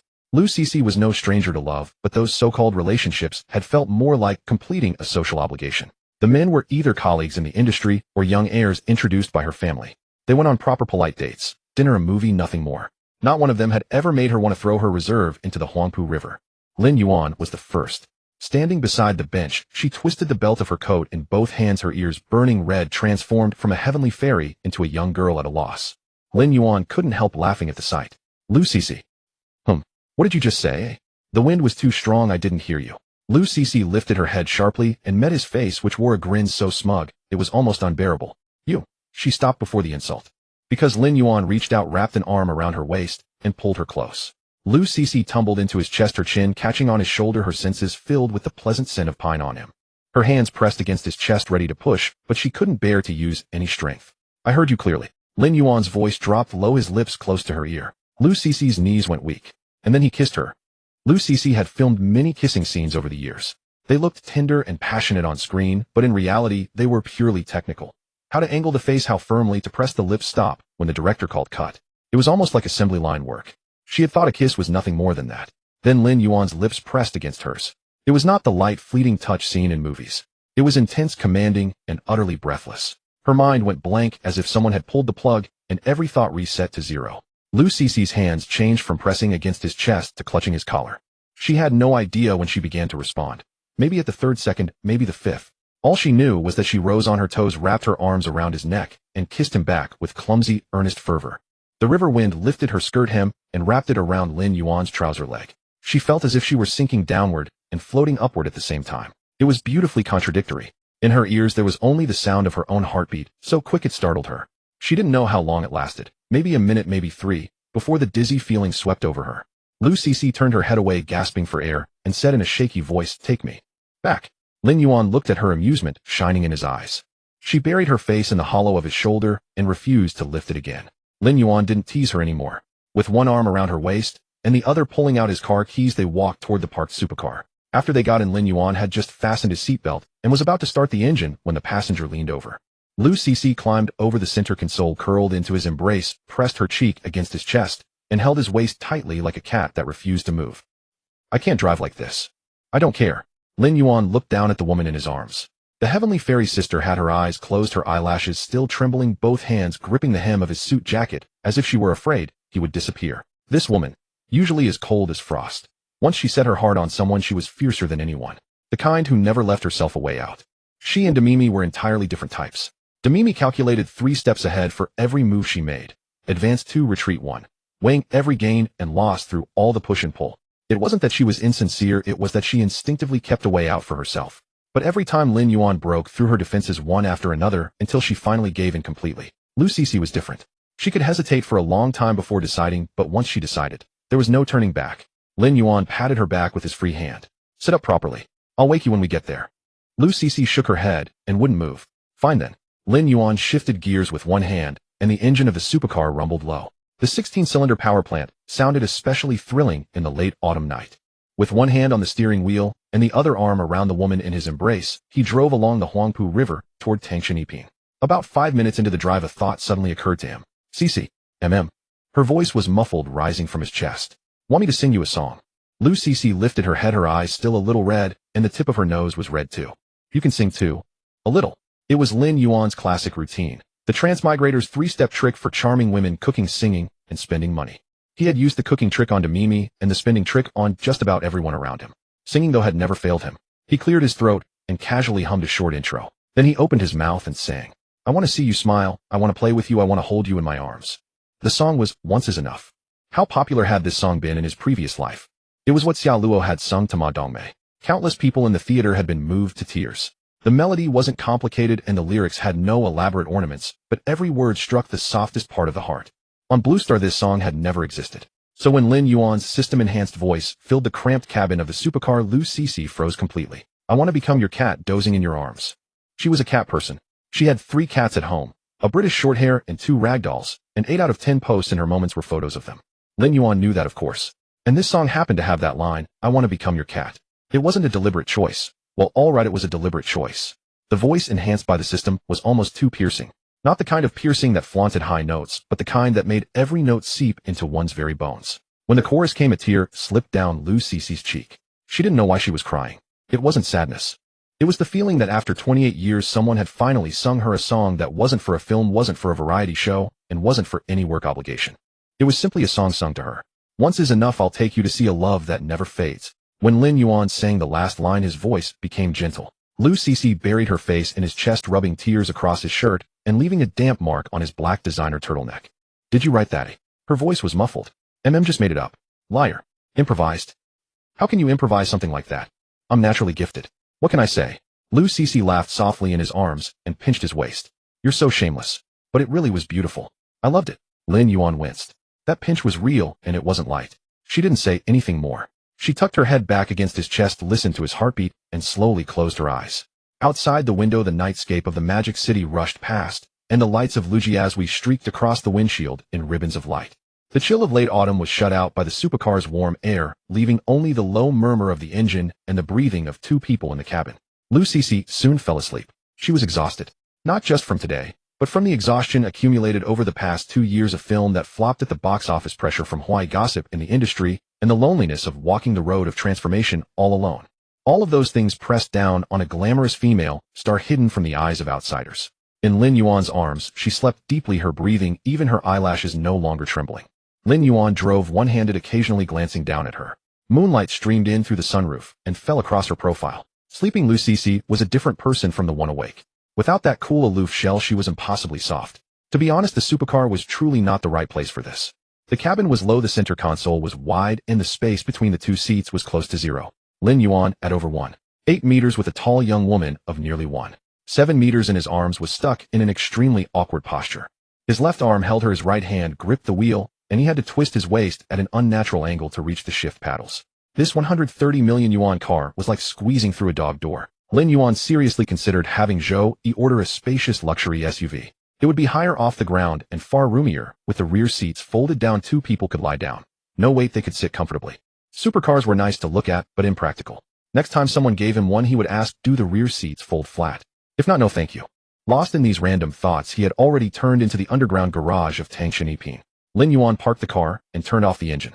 The woman in his arms was still asleep. He didn't wake her or move. He stayed in that position, one arm around her waist, the other resting on the steering wheel, listening to the occasional clicking sounds of the cooling engine. The underground garage was very quiet. The engine had gone completely cold.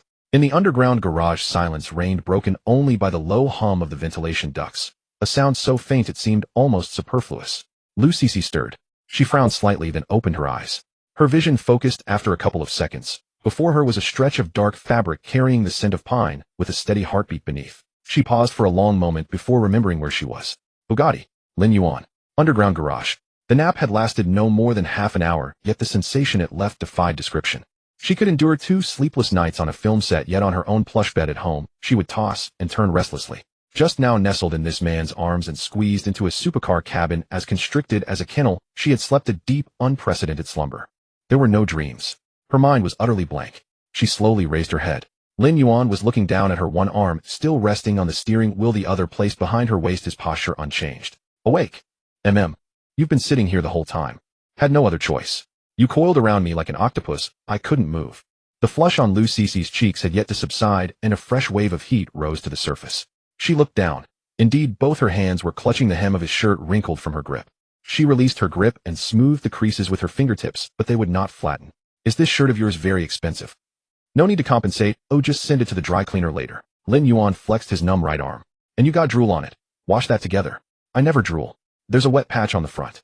Lu Cece looked down at his chest, and indeed a patch of the dark fabric was stained. It was the tears she had shed earlier, not drool. Those were tears. Ah, tears. Even more precious. The tears of a fairy. I'll have the shirt framed. Lu Cece pursed her lips and glared at him, but after 3 seconds her glare faltered and the corner of her mouth lifted. She rested her head back against him, nuzzling his jaw. Carry me upstairs. What? You heard me.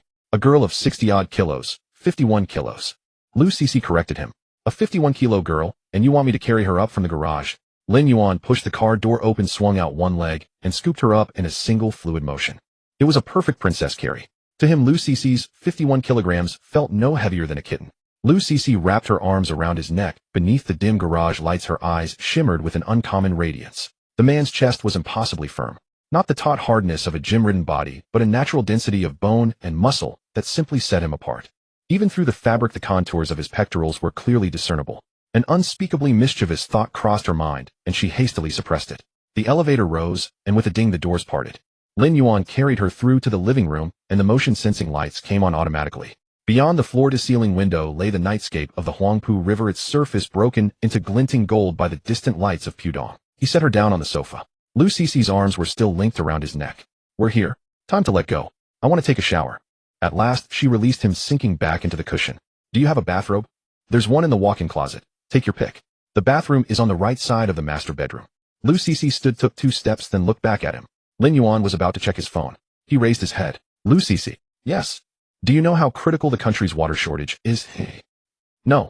Per capita freshwater resources are only a quarter of the global average, Lin Yuan declared solemnly. Which is why I strongly advocate water conservation. Lu the fairy stood before the bathroom, bathed in overhead light. The mist blue dress hugged her toned 51-kilogram figure. Her face was a vivid blush, yet her chin was held high with an expression of utter incredulity. Lu Cece turned away at once, the tips of her ears burning to a red that seemed ready to bleed. She knew perfectly well what Lin Yuan meant, yet her lips refused to form the words of refusal she had intended. Lin Yuan tailed her with a playful grin. Inside, the steam veiled the mirror in a frosted haze. The sound of the shower masked most noises, but not all. 40 minutes later, or perhaps 50, the bathroom door swung open. Steam billowed out and water trails streaked across the floor. Lin Yuan carried Lu Cece out, wrapped snugly in a white bathrobe, her hair wetly plastered to her cheeks and neck. Her face was flushed in a way that seemed peculiar. Even the skin below her collarbones had taken on a delicate pink. Her legs were a little shaky, her knees in particular. Maybe we should consider a mat in the future, she mumbled, unable to meet his eyes. Her voice was raspy, her breathing still uneven, the words tumbling out in fragments. As she spoke, Lu Cece gave him a pinch. Lin Yuan laid her on the bed. Lu Cece curled onto the pillow. The collar of her bathrobe hung loosely, exposing the nape of her neck, where a few translucent droplets still lingered. She rested her head on her arm and turned to look at Lin Yuan. Her hair, half dry, clung to her face, and without her usual makeup and styling, the aloof veneer that defined her public image had vanished entirely. At this moment, Lu Cece was simply a woman who had been thoroughly cherished, satisfied, and drowsy. Beautiful as always, yet her beauty had shifted from ethereal otherworldliness to an earthy human warmth. I wish every day could be like this. Every day longing to be pampered. What a healthy life. Every day. She buried her face in the duvet, her voice muffled. Every day I would see you. Lin Yuan casually drew the fairy closer, one hand resting on her curved waist. Their eyes locked, and no honeyed phrase could match the sincerity of a single kiss. Gradually the fairy acquired a little more finesse. The kiss turned as tender as water, no longer fierce or suffocating. Deeply moved, the fairy finally dropped her usual composure. The room fell into a tender hush as the two of them drew close, and all that remained was a serene quiet. Lin Yuan had never imagined that the fairy would reveal such unguarded vulnerability to him, and it filled him with quiet joy. Their earlier moments together had already brought them fully at ease, leaving no trace of discomfort between them. He did not press her further. Instead, he gently wiped the dampness from the corners of her eyes and let soft kisses fall across her cheeks. The fairy held Lin Yuan tightly, marveling at the exceptional fulfillment settling within her heart. It must be said, as one of the last great martial heroines of this century, she had a remarkably robust constitution. Before long, the fairy grew restless again, as if determined to release the pent-up vitality she had held in check for so long. This next surge of energy came quite suddenly, but at this moment the fairy was wholly unlike her public persona, utterly relaxed, natural, and even a little wild. She had once confessed in an interview that she was completely different away from the camera, that she was no immortal fairy but a true down-to-earth woman. And now it proved true. Who would have imagined that the fairy could be so bold and free-spirited, even a touch rebellious? Though not everything she attempted was perfectly executed, her dauntless persistence won Lin Yuan's sincere admiration. It was only at daybreak that the fairy finally sank into a deep slumber, a faint smile still lingering on her lips. Lin Yuan's gaze drifted over her sleeping features, and he found himself lost in thought. Lin Yuan placed a gentle kiss on Lu Qianqian's forehead. The fair maiden turned over, her lips grazing the edge of the pillow, and emitted a soft hum, remaining asleep. Lin Yuan tucked the blanket around her, rose silently from the bed, changed into casual attire, and stepped out to knock on Zhou Yi's door next door. The door opened to reveal Zhou Yi fully dressed, holding a half cup of black coffee. Master Lin, let us head to the construction site. Ms. Su has been onboarded and officially starts today. Lin Yuan acknowledged with a nod. As the elevator doors opened, Su Wanqing was already waiting in the lobby. Her white shirt was neatly tucked into high-waisted trousers, her hair gathered in a low ponytail, and she carried a tablet, exuding the poised professionalism of a capable secretary. Good morning, President Lin. Just call me Boss Lin. President sounds too formal. Su Wanqing smiled, faintly swiped through her tablet, and handed over the day's schedule. Lin Yuan cast a quick glance and raised an eyebrow. This young lady had only received her notice the night before, yet today she had arranged the entire itinerary with remarkable clarity. 9:30 site inspection, 11 o'clock working lunch, afternoon appointments. Zhou Yi's expression remained composed, but his gaze towards Su Wanqing carried an added measure of approval. Someone who could catch this gentleman's favor was clearly no ordinary ornament. The three arrived at the top floor of the International Finance Center. The entire level was still under construction, draped in dust covers and scaffolding, the sound of drills echoing through the space. Lin Yuan strolled with his hands in his pockets, pausing by the floor-to-ceiling windows. Through the unprocessed glass, the traffic of Lujiazui below resembled a stream of industrious ants. For the reception wall, use a single slab of crystal black marble. Here, install the logo in brushed copper, not polished. Zhou Yi noted everything carefully. For the lounge seating, skip the Italian pieces. Source Danish PP Mobler instead. Comfort matters more than appearance. Su Wanqing stood nearby, her fingers dancing across the tablet as she rapidly documented the notes. Lin Yuan glanced back at her. Why record such details? Every word you speak may involve procurement decisions. I must keep records. Lin Yuan looked at Zhou Yi, who nodded imperceptibly, his appreciation for the assistant firmly established. After touring the site, the three found a restaurant and took their seats. Su Wanqing ordered light dishes, Zhou Yi requested a pot of tea, and Lin Yuan nibbled on a chicken wing while listening to the briefing. The company structure is in place. Heads of legal, finance, and marketing have all joined. Zhou Yi opened the documents on his phone. The venue will be ready in 5 days, and we can hang the signage anytime. Hurry. Begin recruiting, actors and singers alike. The standard is simple: quality over quantity. How should we set the threshold? Tell them the compensation will be 1 tier above their current companies, with one condition. Lin Yuan raised a finger. We are the ones choosing, not the other way around. Interviews, background checks, and character assessments, all mandatory. Those with blemished records, prior misconduct, or connections built solely on capital need not apply. Zhou Yi set down his teacup. This may discourage many candidates. Let them be discouraged. I run an entertainment company, not a shelter. Su Wanqing's pen paused briefly. She glanced up at Lin Yuan, her expression clear and unaffected, then lowered her gaze and continued writing. With work matters concluded, Lin Yuan leaned back in his chair and crossed his legs. Wanqing, please look into the current progress of the Great Wall production. Su Wanqing blinked in surprise. The Great Wall? Director Zhang's film. Yes, I once took on a stunt role for that production. Zhou Yi's chopsticks froze midair. Su Wanqing, equally stunned, asked, you are still going to Hengdian as a stunt performer? A commitment made must be fulfilled. Breaking a promise is not my way. Lin Yuan spoke with quiet conviction. Su Wanqing swallowed the question that lingered on her lips and instead opened her contacts to reach out to the production team. Lin Yuan lifted his teacup and took a gentle sip. The Great Wall, a film known for its ensemble of acclaimed actors and spectacular effects. Yet the narrative left much to be desired. But it hardly mattered to him. What he cared about was whether the female cast members had been treated with respect on set. Jing Tian was in that cast. A radiant talent, tall and graceful with striking features and a commanding presence, stunning even beneath armor. Lin Yuan drank his tea to compose himself. His purpose in going to Hengdian was simple and pure: first, to honor his commitment; second, to support the cultural arts. Yes, that was it. Hengdian World Studios, the Great Wall production base. Director Zhang Yimou sat behind the monitor, massaging his temples. That day's ensemble scene had been shot 6 times without satisfaction.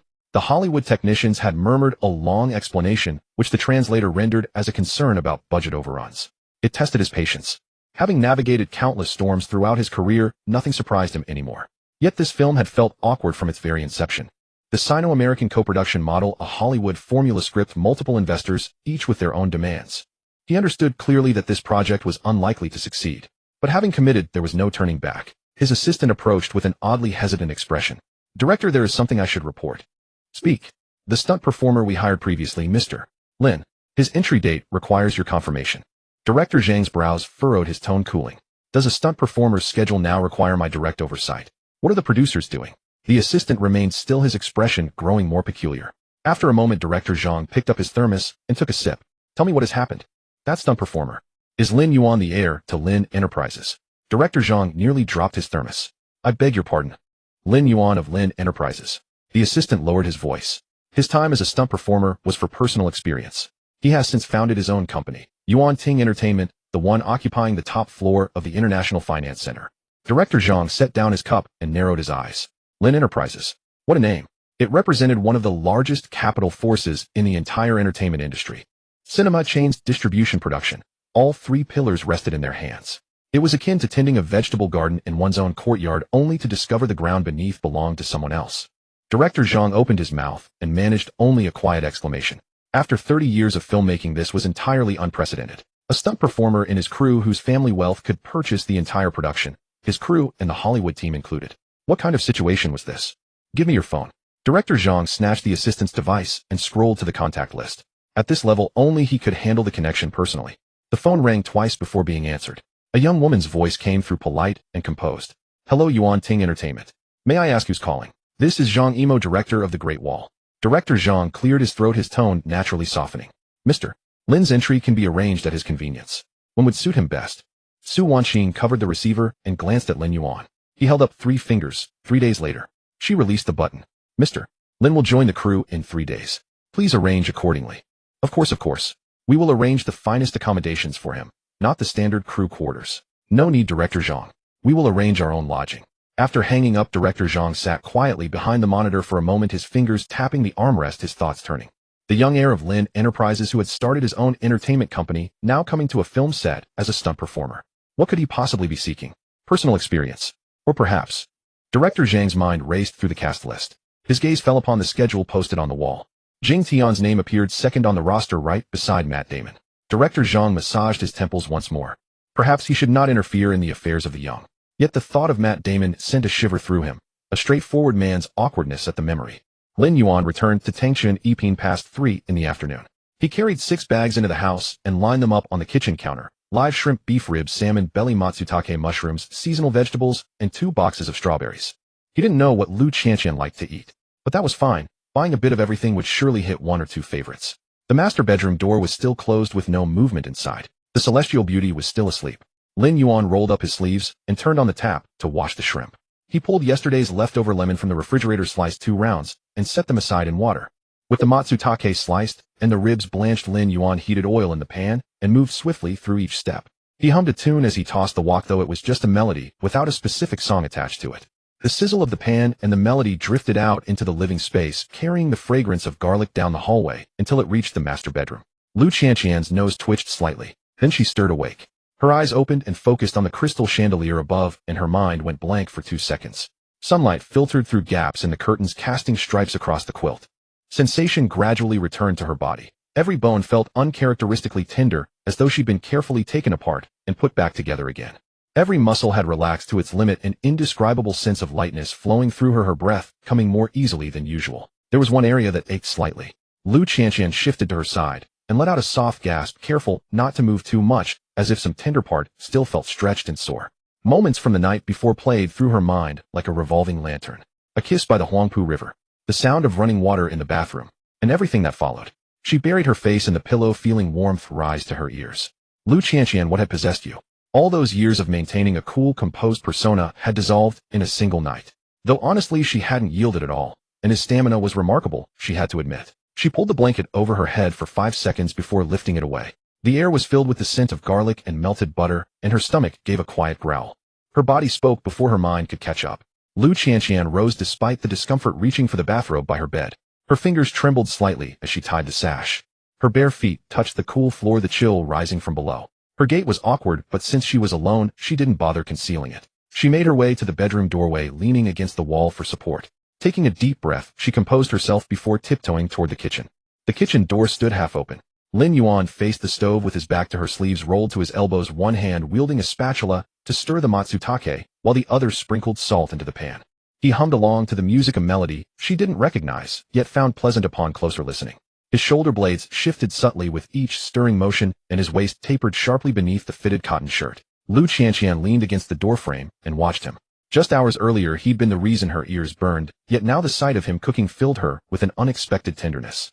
She couldn't resist any longer and walked over on bare feet, wrapping her arms around Lin Yuan's waist from behind. Her cheek rested against his back, while her forehead pressed gently against his shoulder blade. The loose sleeve of her bathrobe slipped down, revealing her wrist. Lin Yuan's spatula stilled. "You're awake." Her voice came muffled from behind him. "Hungry." Lu Qianqian didn't answer, simply tightening her embrace. Lin Yuan glanced down at her hands resting on his waist, the pale skin revealing faint blue veins beneath. Her nails were neatly trimmed in rounded shapes left bare, without polish. "Let go, the oil might splash on you." "I won't." "Then don't blame me." Lin Yuan turned off the heat and swept her up onto the nearby counter. The marble surface was cool against her, causing Lu Qianqian to gasp softly as her bathrobe slipped open and her legs dangled briefly before settling. Bracing himself on either side of her, Lin Yuan leaned in close to examine her face. Still groggy from sleep, Lu Qianqian wore no makeup. Her eyes were slightly puffy, lips marked with the faint red from the night before, and her hair stood in tousled disarray like a bird's nest. She wouldn't pass as cover-worthy in any magazine, but in his eyes she outshone every glossy page. "Your hair," he said softly, reaching up to gently smooth a stray strand. Lu Qianqian instinctively covered his eyes with her palm. Lin Yuan sidestepped her grip and pressed a kiss to her open hand instead. She withdrew her hand, cheeks flushing once more. "What are you making?" "It smells wonderful." He smiled. "Pan-fried shrimp with matsutake, slow-braised beef ribs, and salmon sashimi. Pick whatever you'd like." "How did you know what I like?" "I didn't, so I bought everything." She gazed at the counter overflowing with fresh ingredients and 2 completed dishes, and a wave of emotion caught in her throat. "What's wrong?" "Nothing," she murmured, rubbing her nose. No one has ever cooked for me before." Lin Yuan said nothing, simply lifted her from the counter and gave her bottom a gentle pat. "Go wash your face and brush your teeth. Dinner's ready in 5 minutes." She responded with a soft, "Oh," and took a few steps away, then paused to turn back. Lin Yuan. "Yes. Where's my toothbrush?" "Second drawer on the right. A new pink one." She blinked in surprise. "When did you buy it?" He reignited the flame without turning around.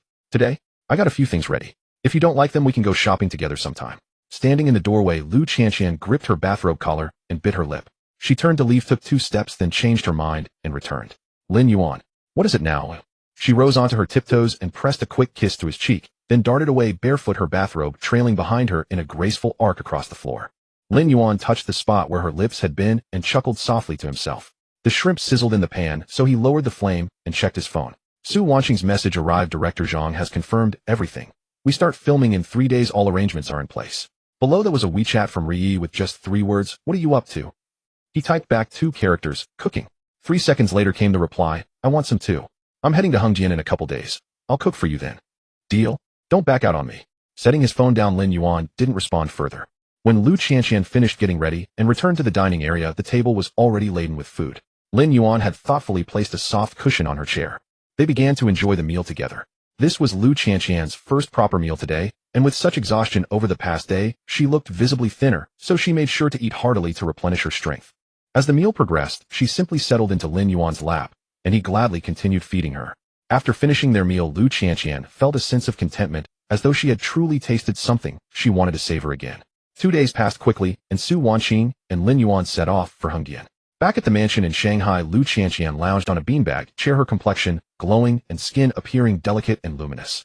Reflecting on these past few days, she finally understood. What was truly formidable about Lin Yuan wasn't his background or his near-invincible talents, but rather his undeniable charm that captivated those around him. She picked up her phone, thinking she needed to have a good chat with Demimi to understand the situation better and perhaps figure out how others were handling similar circumstances.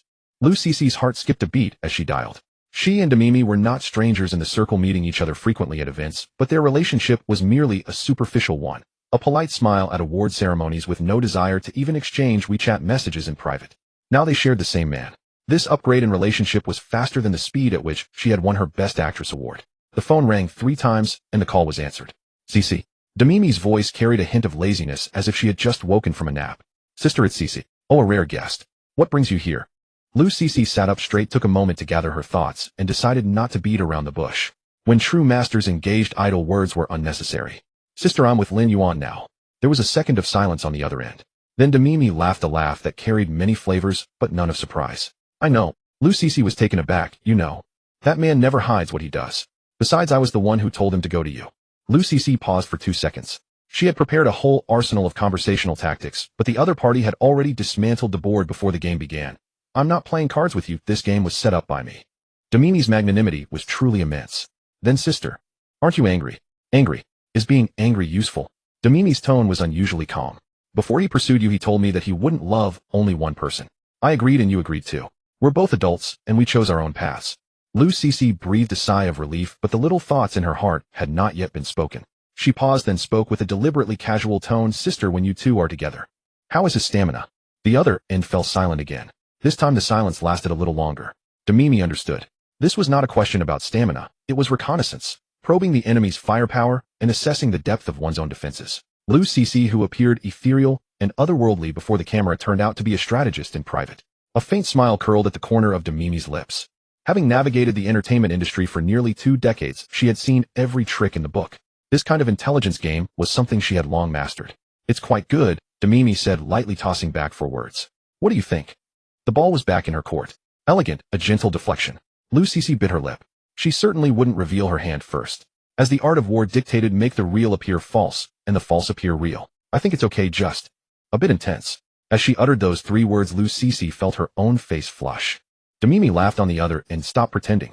You called to find out my situation and assess where you stand, right? Lu Cece was silent, caught red-handed.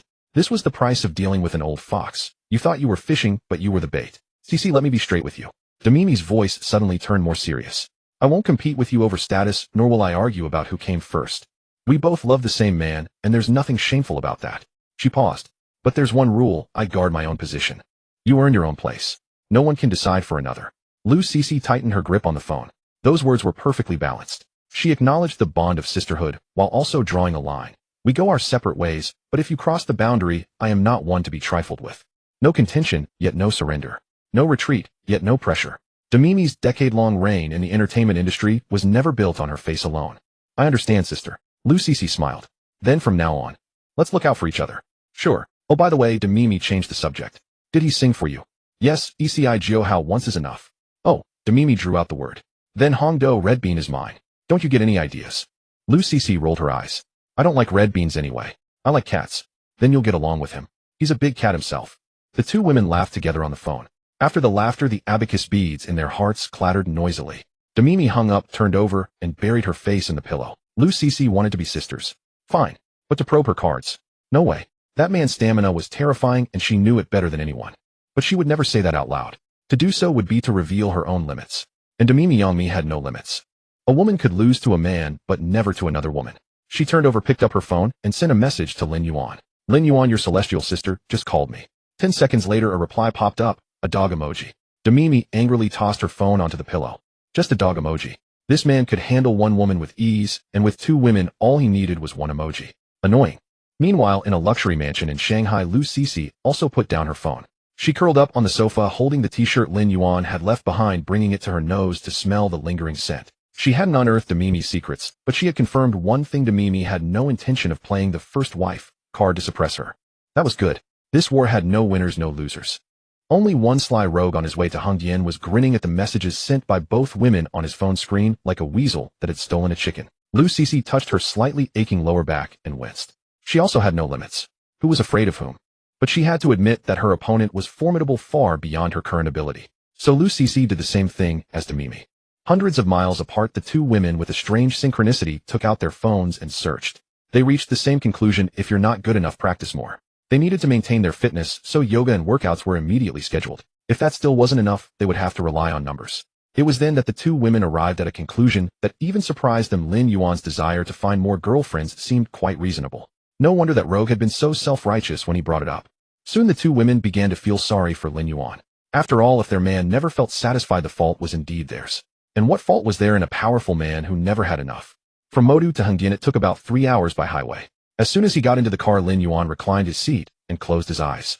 Su Wanqing sat in the passenger seat, quietly browsing the itinerary on her tablet, occasionally glancing at Lin Yuan's sleeping face in the rearview mirror. The driver was arranged by Zhou Yi, driving steadily and swiftly with only the faint sound of air conditioning inside the car. Lin Yuan was not actually asleep. A translucent panel in his mind was displaying a progress bar, staring right back at him. Ever since he won over Lu Cece, the system had entered an upgrade state. 2 days had passed, and it was so slow he wanted to curse. 2 days. 48 hours. During his time with Lu Cece at Thompson 1, the system's upgrade bar had only crawled from 52% to 80%. He had wanted to swear at it then. After another day and night, the progress bar finally inched up to 99%, stuck on the last notch, as if testing his patience. It was not until the day as the tires rolled over the speed bump at the highway entrance, and the car gave a jolt. Ding. System upgrade complete.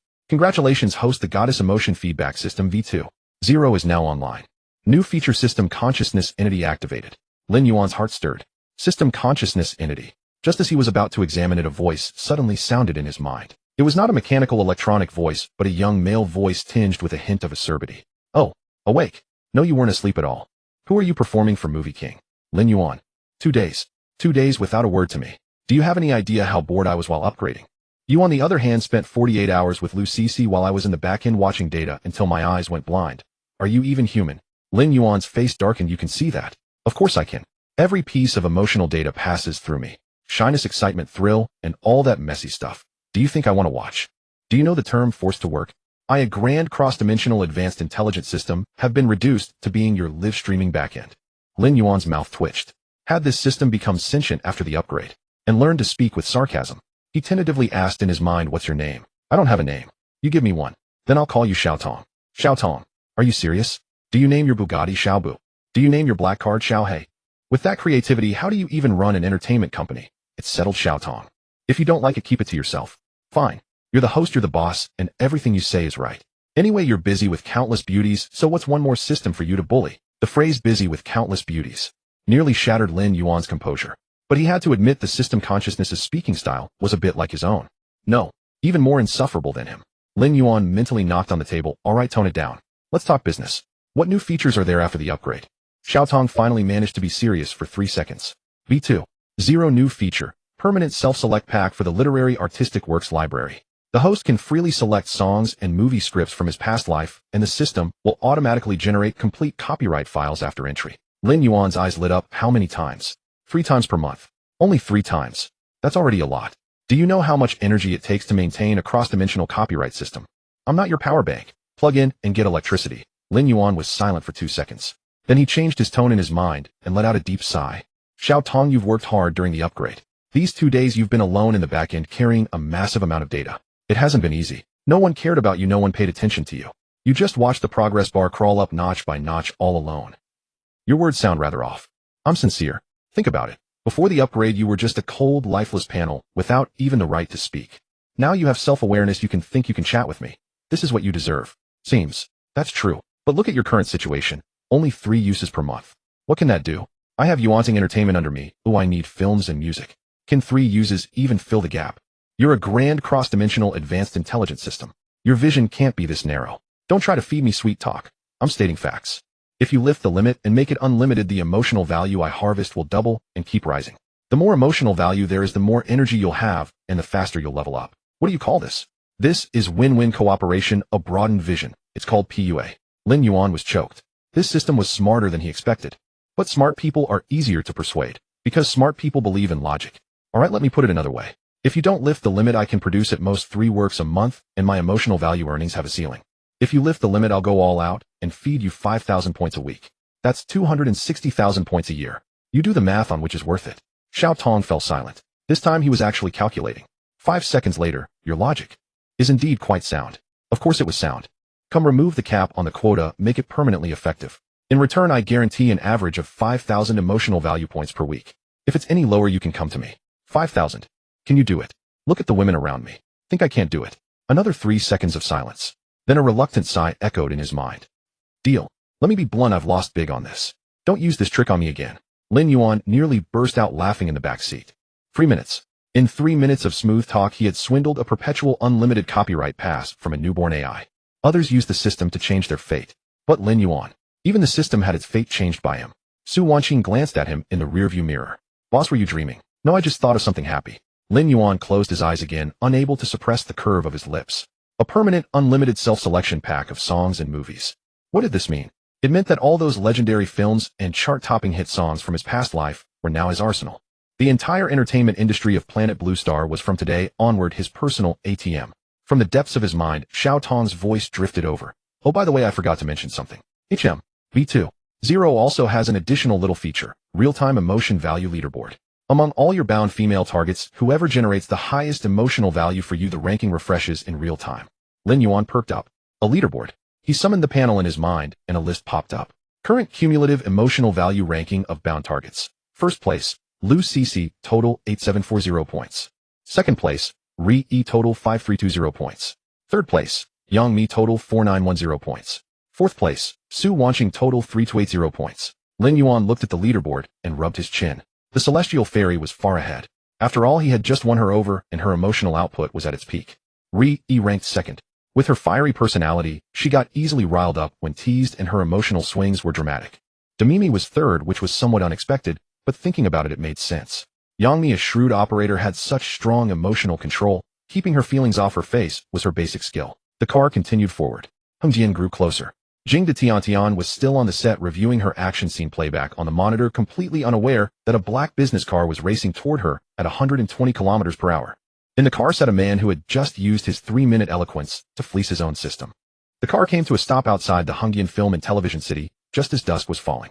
Twilight pressed against the upturned eaves of the antique-style buildings in the distance, resembling the opening shot of a period epic. Lin Yuan got out of the car, stretched lazily, and his joints let out a few crisp pops. Su Wanqing followed behind, holding a tablet in her arms, her back straight as a ramrod. A row of people stood at the hotel entrance. At the head was Director Zhang, wearing his signature dark jacket with both hands clasped behind his back, flanked by the assistant director, producer, and executive director. A formidable lineup. Quite an impressive turnout. Lin Yuan scanned the scene and smiled. Back in his days as a stunt double, such a reception would have been unthinkable. When he reported to a set, no one even bothered to offer him a chair. How times have changed. Director Zhang stepped forward and extended his hand first. Mr. Lin, welcome, welcome. You're too kind, Director Zhang. Just call me Xiao Lin. I'm still serving as a stunt double on your crew. Lin Yuan shook hands with him, wearing an easy smile. Director Zhang, however, dared not take it lightly. Are you kidding? The sole heir of the Lin family, whose words carried the weight of the upper echelons, claiming to be a stunt double. Would you believe it? He certainly didn't. But since the young man preferred to keep a low profile, he would play along. We've arranged your accommodation, the penthouse suite. Would that suit you? Just an ordinary standard room, Director Zhang. Don't go to any trouble. Deal then. Peng Yuyan also came over with his glass, and the two clinked. Mr. Lin, don't call me that, just Lin Yuan. Peng Yuyan smiled with relief. Brother Yuan, is your face natural or developed later? I'd like to study it. Born with it, can't help it. Good genes. Peng Yuyan took a deep breath, looked at Lin Yuan again, and muttered under his breath, that's just too much. Lin Yuan cheerfully topped up his glass halfway. Amid the clinking of glasses, a figure walked over with a wine glass.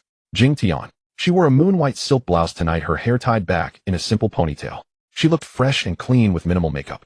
Her face was so exquisite that it seemed out of this dimension, her features bold and striking, vivid and radiant. Carrying her glass, she walked up to Lin Yuan and gave a slight bow. Hello, Mr. Lin. I'm Jing Tian, on the same crew as you.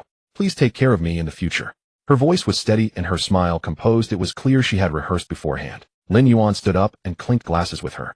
Jing Tian, right. I've heard of you. No need to be so formal. It was a normal social distance, perfectly normal conversation. But Jing Tian noticed a problem. Too close. Much too close. Speaking across a dining table and speaking face to face were completely different things. When Lin Yuan stood, he was more than half a head taller than her. He had a faint scent of cologne mixed with a clean woodsy soap aroma. None too strong, but once it drifted into her nose, it refused to leave. Her hand holding the glass trembled slightly. Her heartbeat was accelerating unusually fast.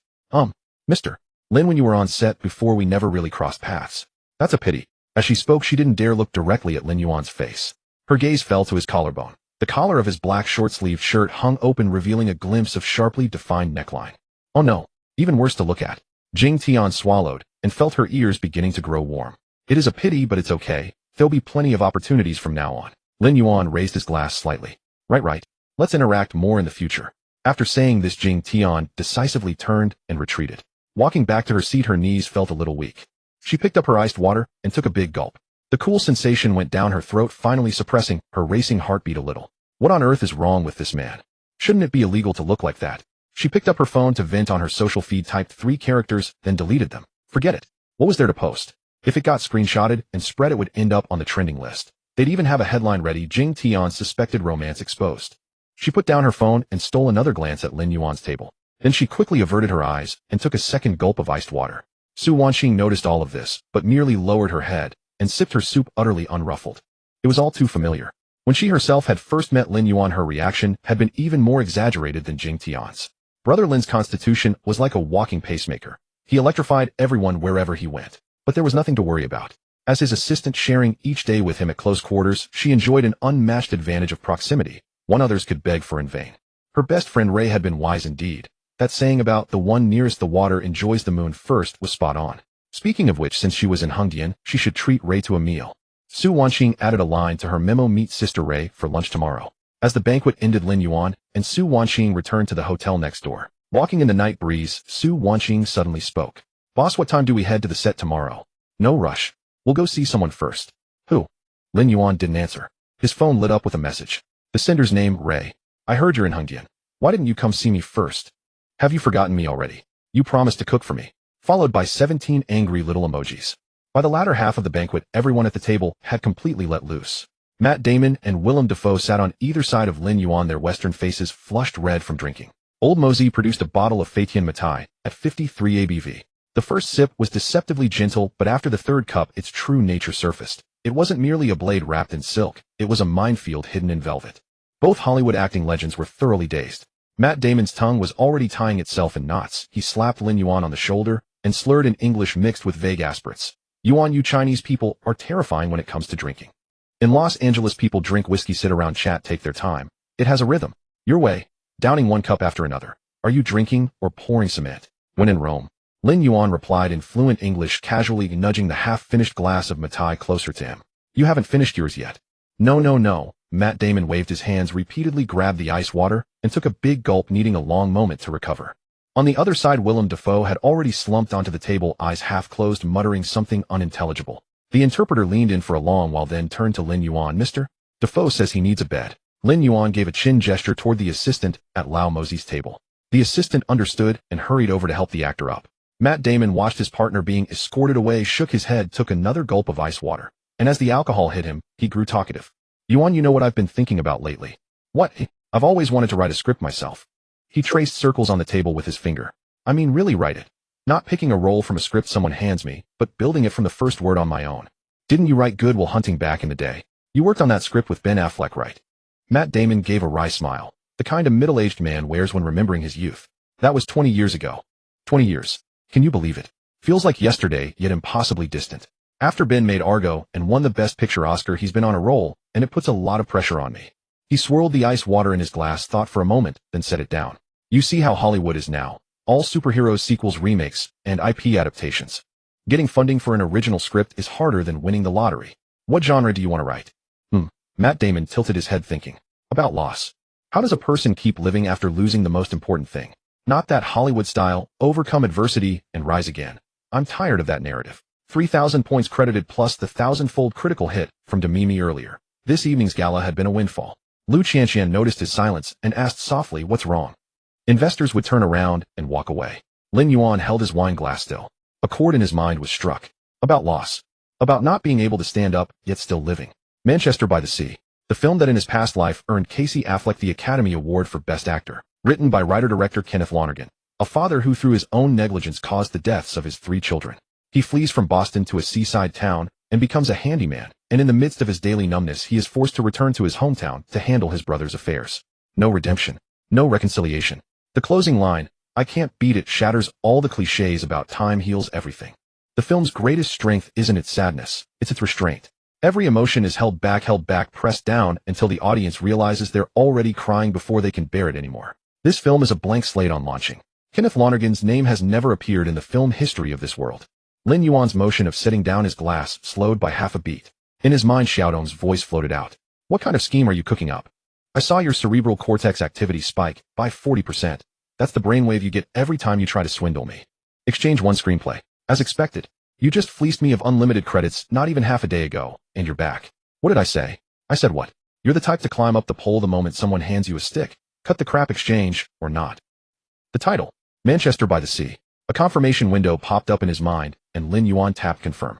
A stream of data flooded in. Complete script structure, character bios, scene-by-scene outline, dialogue details for every scene, cinematography suggestions, and even casting notes. It was a matter of 2 seconds.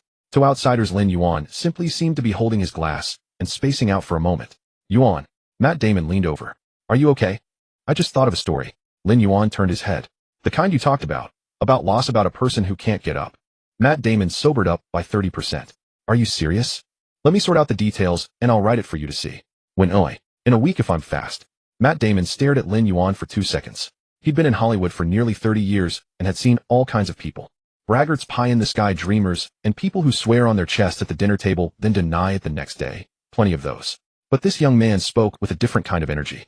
It wasn't a surge of hot-blooded impulsiveness nor bravado fueled by alcohol. After he spoke, he didn't even wait for a response, wearing the relaxed air of, this is already settled.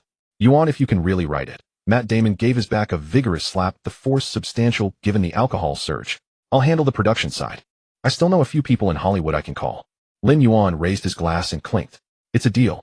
In his mind, Xiaotong let out a faint sigh. You really know how to do business. Bleeding me dry to trade for others' resources while putting on an air of righteousness. This is called resource integration. You wouldn't understand. Now I understand one thing. Binding with you has been the biggest mistake of my system career. Too late, no returns accepted. The banquet ended nearly 11 o'clock. Lin Yuan and Su Wanqing walked out of the hotel lobby. The night breeze blew through Hongdian's antique-style streets, carrying a trace of autumn chill. Su Wanqing walked half a step behind and to the side of him. This positioning was something she'd figured out over the past few days. Not blocking the way, not falling behind, within arm's reach to hand him his phone or water, and the boss would spot her first when he turned around. The two crossed the road and entered the neighboring hotel building. Su Wanqing pressed the elevator button and while waiting stole a glance at Lin Yuan. Boss, you drank quite a bit. Let me brew you a cup of honey water. I didn't drink much. But you downed 3 straight glasses with Matt Damon later. Those 3 glasses together are less potent than a bottle of mineral water. Don't worry. Lin Yuan pressed the floor button. Don't you know my alcohol tolerance by now? Su Wanqing certainly did. Last time at her apartment, he had drunk both her and Ray under the table, then still managed to take a cab back to Tangshaniping without batting an eye. But knowing that was one thing. Tonight's purpose wasn't to discuss tolerance. The elevator arrived. Lin Yuan swiped his card to enter the room, and Su Wanqing followed him in. Her movements were natural. She was still carrying Lin Yuan's briefcase, and entering to put things down was part of her job. She hung up the coat in the wardrobe, then went to the side table to arrange the water glass, wiped the coaster, and adjusted its position. Boss, should I adjust the air conditioning? The central AC in this Hongdian hotel runs cold. No need. There's a minibar with no need either. Lin Yuan had already kicked off his shoes and collapsed onto the sofa, one leg draped over the armrest, phone raised before his face as he scrolled messages. His whole body sprawled out like the Chinese character for lazy. Su Wanqing stood at the doorway, not leaving. She had a line ready. Maybe I should just crash on the living room sofa for the night. If you feel unwell in the middle of the night. That sentence circled in her throat a couple of times before she forcibly swallowed it back. Because she looked down at Lin Yuan on the sofa. There was not a trace of drunkenness in this man. His eyes were startlingly bright, fingers swiping across the screen at lightning speed, and the corners of his mouth were lifted. Someone must have sent him something that made him happy. Playing the role of a solicitous aide. What was there to attend to? He was energetic enough to jog 2 laps downstairs. Su Wanqing silently tore up that prepared speech in her mind. Boss, I'll head back then. Good night. Good night. He didn't even lift his head. Su Wanqing walked toward the door, her steps deliberately slow, glancing back, once every 3 steps. Lin Yuan had already shifted position on the sofa, tucking a throw pillow under his neck, stretching the other arm to reach the water glass on the coffee table, looking as comfortable as if he were in his own home. She walked out and gently closed the door behind her. Lin Yuan waited until Su Wanqing left before straightening up from the sofa. The script he had just exchanged was churning in his mind. He first sent a message to 2 key people to let them know he had arrived safely. Demimi's WeChat reply came instantly, a voice message with a lazy tone. You're there. 8. Drank. Any young girls bothering you? Lin Yuan replied with 3 words, none of the above. Demimi sent another. I still have 2 days of filming left. After I wrap, I'll come to Hongdian to find you. Miss me? Lin Yuan sent a dog emoji. Demimi replied with a row of ellipses followed by, Lu Cici said to remind you to take your liver-protecting pills. She's worried you drank too much. Look how considerate she is. Lin Yuan chuckled and switched to Lu Cici's chat. Indeed, the celestial beauty had sent a long message over 100 words starting with, did you drink? And ending with, the food in Hongdian isn't great, don't settle. With a middle section about discovering ingredients in his fridge at Thompson Riviera that were about to expire, so she cooked them but splattered oil on her hand while flipping the steak. It didn't hurt much, but seemed to have raised a small blister. After reading the message, Lin Yuan's first thought was, did this woman burn the steak at his place? He replied, send me a photo of your hand. 3 seconds later, a photo arrived showing a sesame-sized blister on her left index finger with the white marble countertop of Thompson Riviera's kitchen in the background. Then came another photo, A plate of steak with a disastrous appearance charred black like charcoal with a crooked broccoli beside it. Lu Cece captioned, "I did my best, sad face." Lin Yuan held back for a moment, then typed 4 words, "Stay out of the kitchen." Lu Cece replied with a cat crying emoji. After handling those 2 matters, Lin Yuan took a shower, sat down at his desk, and opened his laptop. The script information swirling in his mind had been hovering all evening. If he didn't write it out, he feared he would be itching to do so. His fingers landed on the keyboard, and he began to type. Manchester by the Sea. The story takes place in a small seaside town called Manchester. Not the one in England, but the one in Massachusetts, USA. A man named Lee Chandler returns to his hometown after his brother's death to handle the funeral forced to confront a disaster he himself caused years ago. Lin Yuan typed while adjusting the rhythm of the dialogue. In his previous life, Kenneth Lonergan's script possessed a unique aesthetic of emptiness. Much of the emotion wasn't conveyed through lines, but through silence, pauses, and the extra 2 seconds the camera lingered on a character's face. When translated to the page, this became extremely precise scene descriptions and exceptionally restrained dialogue. Each line carried immense weight beneath it. Lin Yuan typed quickly. The moment his fingers touched the keyboard, the system seemed to provide some sort of assisted acceleration, making the transformation from images in his mind to text on the screen incredibly smooth. At 317 m, he typed the final period. 123 pages. A standard film script format. Scenes, shots, dialogue, all present and correct. Xiao Tong's voice drifted through his mind. Finished. Just took someone else's Oscar like that. You're something. It wasn't taking. It was safekeeping. Safekeeping. Find whatever makes you happy. Anyway, the global rights to this one have automatically been registered under Yuan Ting Entertainment. Your arsenal now is close to rivaling a small studio. Lin Yuan closed his laptop and leaned back in his chair. Sleepiness finally overtook him. He climbed into bed and fell into a deep slumber 2 minutes later. The next morning, a little after 10, when Su Wanqing knocked on the door, Lin Yuan had already washed up and dressed neatly. Let's go. We're meeting Ri. Su Wanqing nodded, opened her tablet, and confirmed the address. A private restaurant called Granny's Kitchen, tucked away on an old street in Hongyan.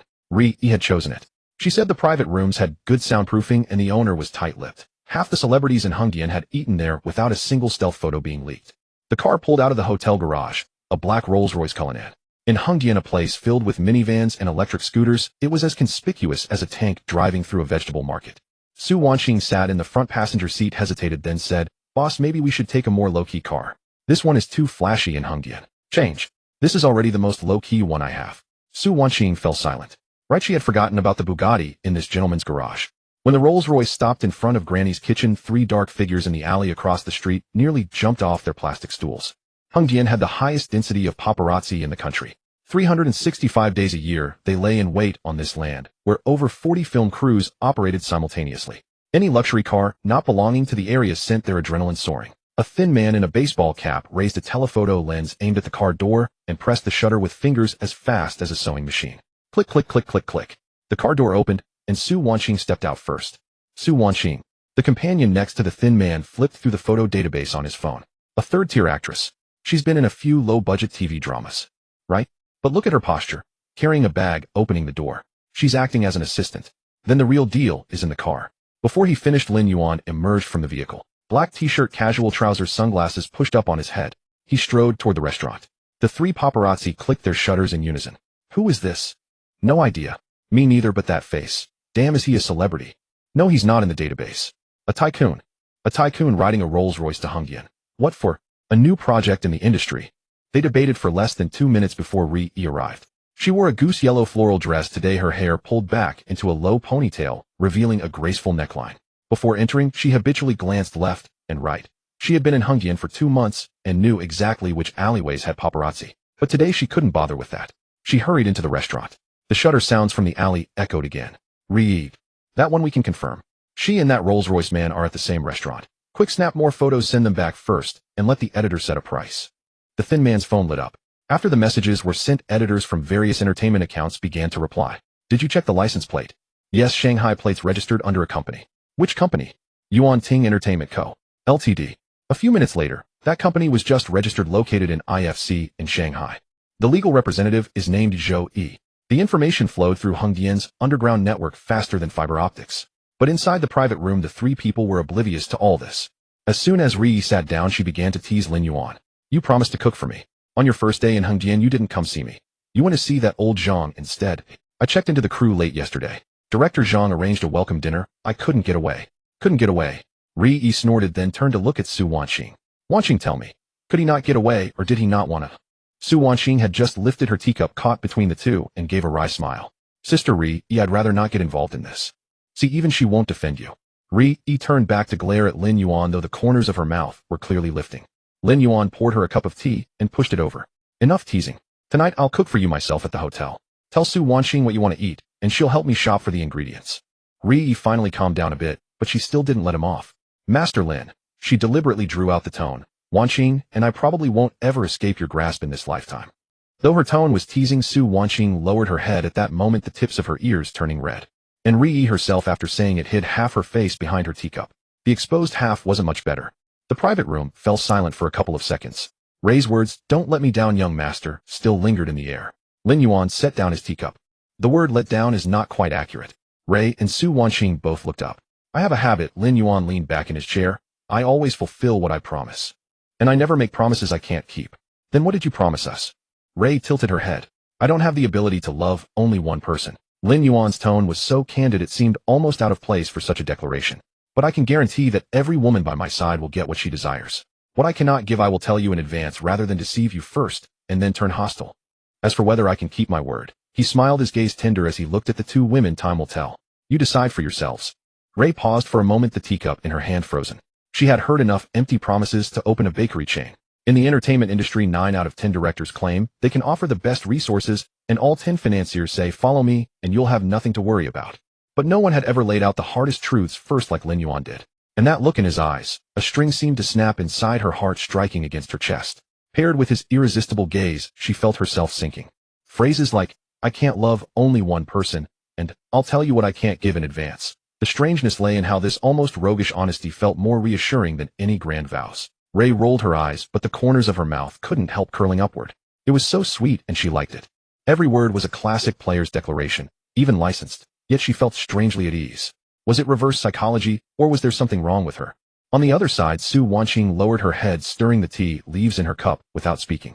In the day she had spent with Lin Yuan, his virtues surfaced like an iceberg, each layer more impressive than the last. His face was stunningly handsome. The word handsome itself seemed inadequate.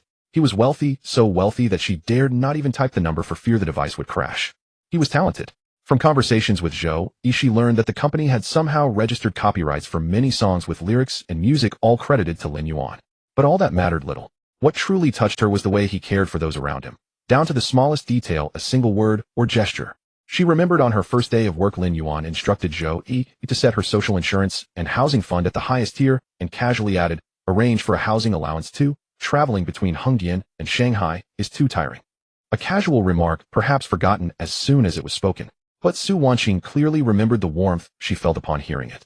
So she understood why Rei said, I can't turn back in this life. Not because she couldn't, but because she didn't want to. She glanced secretly at the man across the table, who smiled with an air of ease, her fingers unconsciously tapping the teacup. This kindness, when shared among many, how much would be left for her? She couldn't calculate.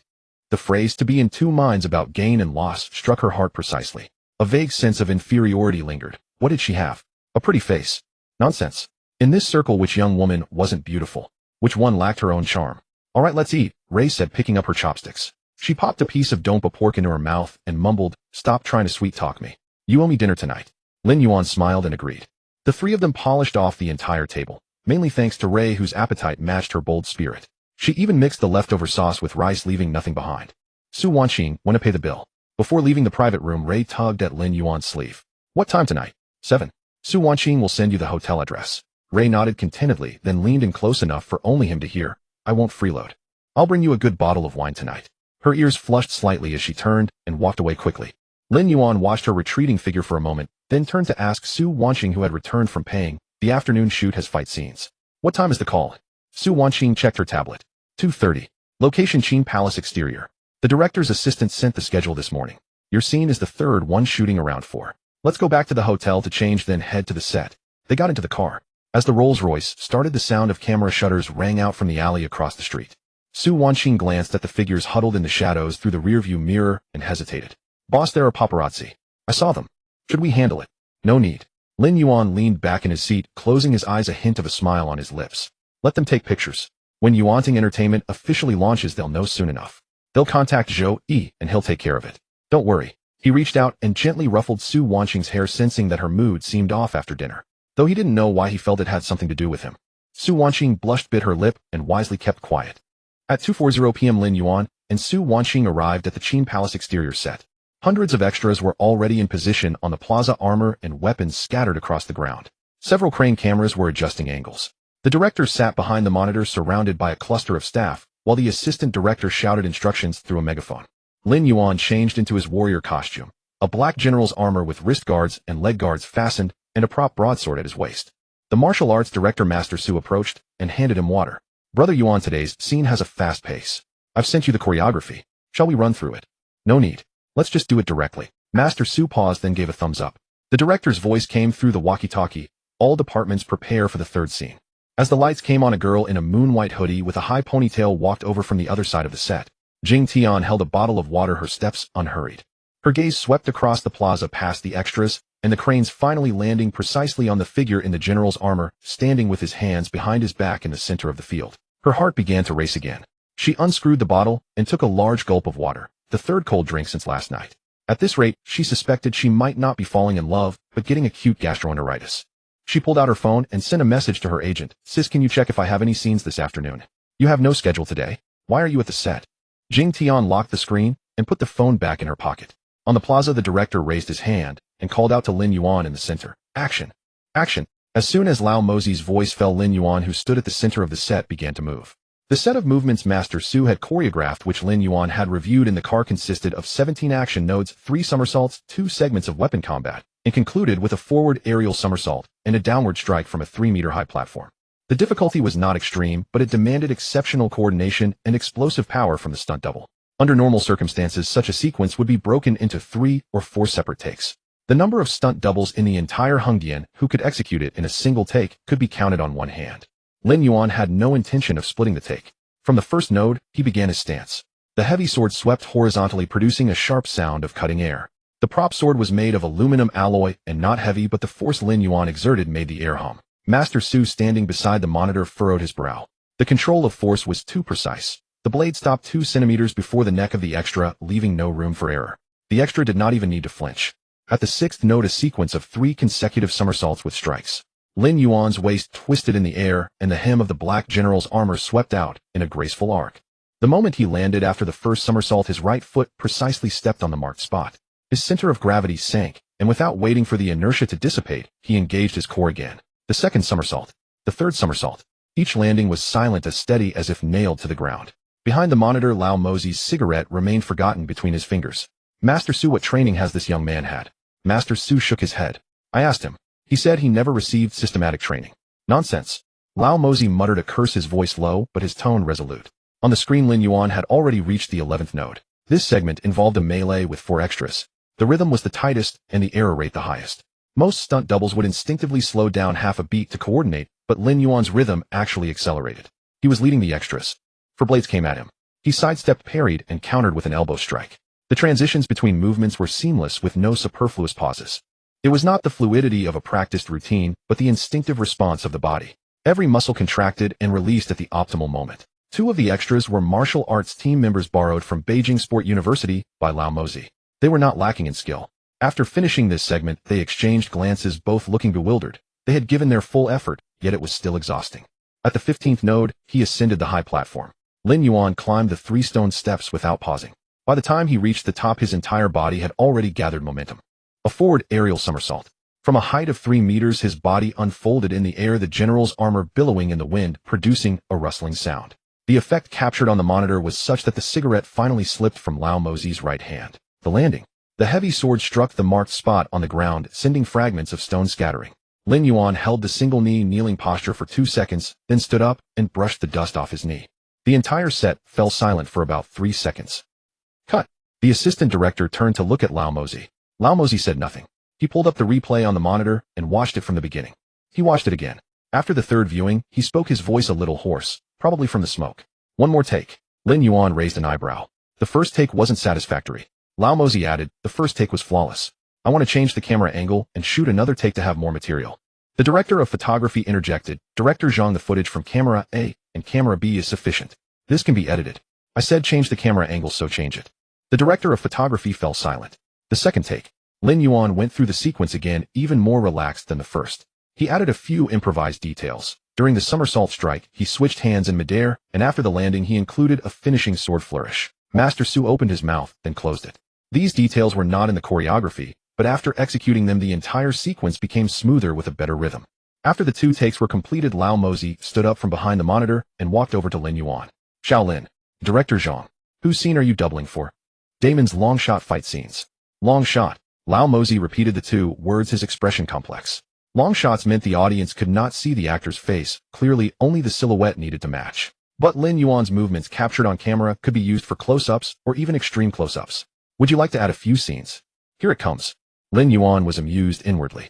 He had guessed before arriving that Lao Mozi would have this thought, but he did not expect it to come so soon. What kind of scenes, eh? In 2 days there is a group scene on the city wall. A role of a squad leader in the Crane Army. Not many lines, 12 sentences, but there is a long take of fight choreography. This role was previously assigned to a student from the Beijing Film Academy, but I am not satisfied. Lao Mozi paused. You come. It fits. Lin Yuan did not immediately agree. Crane Army. The female-only military unit. Yes, an all-female unit. But the squad leader is a bridging role in the mixed unit. I made some adjustments. Alright. Send the script to Su Wanqing. Lao Mozi smiled, the wrinkles at the corners of his eyes gathering, appearing especially kind in the evening light. He patted Lin Yuan on the shoulder, said no more, and turned to walk toward the assistant director. After taking 2 steps he stopped and turned back to add. The fight choreography for that scene is 3 times more difficult than today's. The tactical system of the Crane Army is based on the body movements of classical Chinese dance. Pliable waist, open hips, mini twists and flips. The young men from Beijing Sport University practiced for 2 weeks and still couldn't pass. The implication was clear. Can you handle it? Lin Yuan smiled. Director Zhang, rest assured. My waist is flexible. Lao Mozi. At 65 he decided not to probe the deeper meaning of that statement. Under the shade of a tree by the set, Jing Tian had crushed the water bottle in her hand. She had walked over to watch the replay. Not on purpose. She just happened to pass by the monitor and accidentally glanced at it. Then she stood there watching the entire 2 complete replays. The somersault strike, the image of the black general's armor unfurling in the air lingered in her mind as she savored it repeatedly. The water bottle was now empty. She closed her mouth, which had been agape for a long time. Could there really be such a perfect person in this world? She had trained her martial arts moves for 2 full months before filming this movie, yet compared to Lin Yuan's execution it felt like an elementary school student doing calisthenics. She pulled out her phone and sent another message to her agent. Sis, please help me check if I have a role in the Crane Army City Wall group scene in 2 days. You do? You're a Crane Army general. Of course you do. What's up?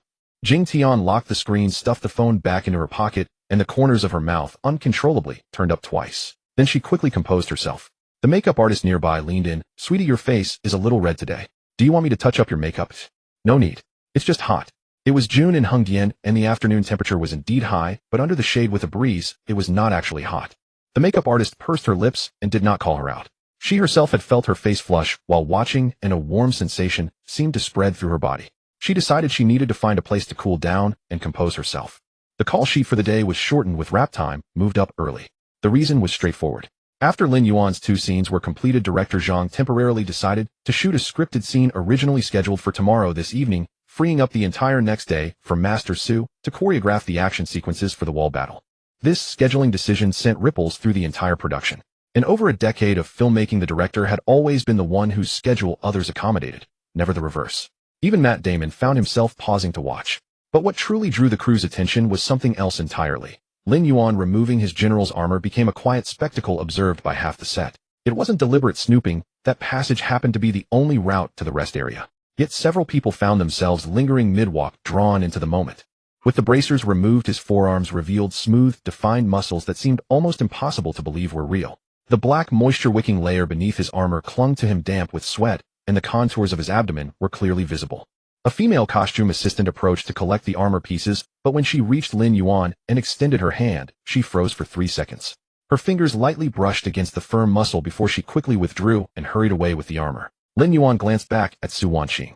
She stood with her tablet held against her chest, leaning against the car door, then spread her hands in a gesture of calm acceptance. You'll get used to it, she said. You've accepted it, he replied. She pouted slightly. I've built up antibodies. Really? He reached out to ruffle her hair again. She lowered her lashes without responding, though her expression betrayed quiet contentment. Antibodies. She had simply grown better at enduring it. As Lin Yuan finished changing, Zheng Kai and Peng Yuyan ambled over from the rest area. They walked with arms around each other's shoulders, their expressions a mixture of emotions. Zheng Kai spoke first. Lin Yuan, care for a drink tonight? My treat. I haven't properly apologized in person for what happened last time, and it has been weighing on my mind. Peng Yuyan nodded in agreement. Count me in. I am covering this round. Let us find a local spot in Hungyan, something with beer and barbecue, nothing pretentious. Lin Yuan stretched and declined. Cannot today. I already have plans. Zheng Kai's expression shifted subtly. You have plans? Peng Yuyan responded more directly, sizing Lin Yuan up with a knowing smile. Who was it with? A friend. Male or female? None of your concern. Zheng Kai snorted and nudged Peng Yuyan with his elbow. Do you even need to ask? Look at his face. Surely it is a woman. Peng Yuyan stroked his chin, his tone wistful. Indeed. Someone looking like that dating a man would be a waste of social resources. Lin Yuan paid them no mind, rolled his eyes, and walked toward the car. Then tomorrow evening. Zheng Kai called after him. He did not look back, merely waved his hand dismissively. As Su Wanqing opened the car door, the composed mask upon her face cracked ever so slightly. The Rolls-Royce pulled out through the studio gates, making its way toward the hotel. Su Wanqing sat in the passenger seat, scrolling through her tablet to verify the shopping list. Earlier that afternoon, while Lin Yuan was filming, she had made a trip to the largest wet market in Hungyan, purchasing all the ingredients for Ray's favorite dishes along with her own checklist. Xinjiang cuisine formed the main course. Ingredients for braised chicken with potatoes, rice pilaf components, lamb chops for tandoor-style roasting, and the numbing spicy chicken that Ray had mentioned in passing before. Su Wanqing had added a few personal touches: a box of cherries, a bag of pistachios, and a bottle of pomegranate juice that Ray favored. She had not overthought the task while preparing, purely instinct as an assistant. Yet during those few minutes waiting for transportation at the market entrance, she had stared blankly at 3 full bags of groceries. Preparing ingredients for another woman's date. The task carried a peculiar weight to it. Back at the hotel suite, Lin Yuan emerged from the shower to find Su Wanqing had already organized all the ingredients on the kitchen counter. The lamb chops were thawing, the chicken portions neatly arranged on plates, spices lined up in sequence. Green and red peppers sliced into chunky pieces, onions peeled into layers, garlic cloves crushed and spread across a small dish. Lin Yuan glanced across the counter and nodded with approval. Not bad. Very professional. Su Wanqing handed him the apron. I purchased everything according to Sister Ray's preferences. She enjoys spiciness, but avoids Sichuan peppercorns. Raisins belong in the pilaf, and the peanuts for the numbing chicken need to be freshly roasted. Lin Yuan tied the apron around his waist and glanced at her. How do you know all these details? I asked her via WeChat this afternoon. Did she suspect anything? I told her I wanted to learn Xinjiang cooking myself. Lin Yuan chuckled softly. This assistant possessed remarkable attention to detail, yet delivered her excuses with effortless ease. He turned his attention to the lamb chops. Knife skills came naturally as an innate ability, and he worked with precision, the clean separation of bone from meat producing a satisfying crisp sound. Su Wanqing remained close by, assisting with plate handling, vegetable washing, and clearing scraps. They moved in quiet harmony through the kitchen, their coordination seamless, broken only by the rhythmic tap of blade against board and occasional whispered exchanges. Salt, right by your hand. Cumin, already ground for you, in that wooden bowl. When she passed him the ground cumin, her fingers grazed his, and though she pulled back swiftly, the contact lingered a fraction too long. Lin Yuan caught sight of the faint blush coloring her ears from the corner of his eye. He sighed softly. He had not failed to notice. His observations traced back to earlier moments, during lunch when her mood had already seemed distant, and throughout the afternoon on set when her smiles carried a forced quality and her gaze would settle on him before quickly darting away. There was also the barely audible sigh she had released when passing the cumin moments before, something he had only registered because his heightened senses had sharpened beyond normal perception. Lin Yuan rolled up his sleeves and began the big plate chicken. Generous oil heated in the wok until it shimmered, then the chicken pieces were added and stir-fried over vigorous flame. As the aromatics bloomed, warmth and fragrance filled the kitchen. Su Wanqing stepped back and leaned against the refrigerator, watching a moment she knew would remain etched in her memory. Lin Yuan maneuvered the wok with one hand in fluid, practiced motions, while reaching for seasonings with the other, his wrist movements sending flames leaping up and subsiding in rhythm. The precision in his control over both force and heat was remarkable. Each toss of the wok carried a deliberate cadence, the clash of metal creating an almost musical percussion. From where she stood, window light struck from behind and to the side, wrapping Lin Yuan in steam and warmth.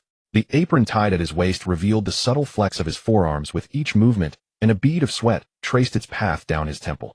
Her legs felt unsteady. She pressed a hand against the refrigerator door behind her to steady herself. What was wrong with her? The promised immunity had vanished entirely. Was it his face? She found herself drawn to the way he moved in the kitchen, or simply his presence. The big plate chicken was plated, the rice began steaming, the lamb chops were placed into the oven to roast, and the numbing chicken, best enjoyed immediately, while hot, losing its tenderness once cooled. At 18 minutes and 47 seconds, a knock sounded at the hotel door. Su Wanqing rose to answer it.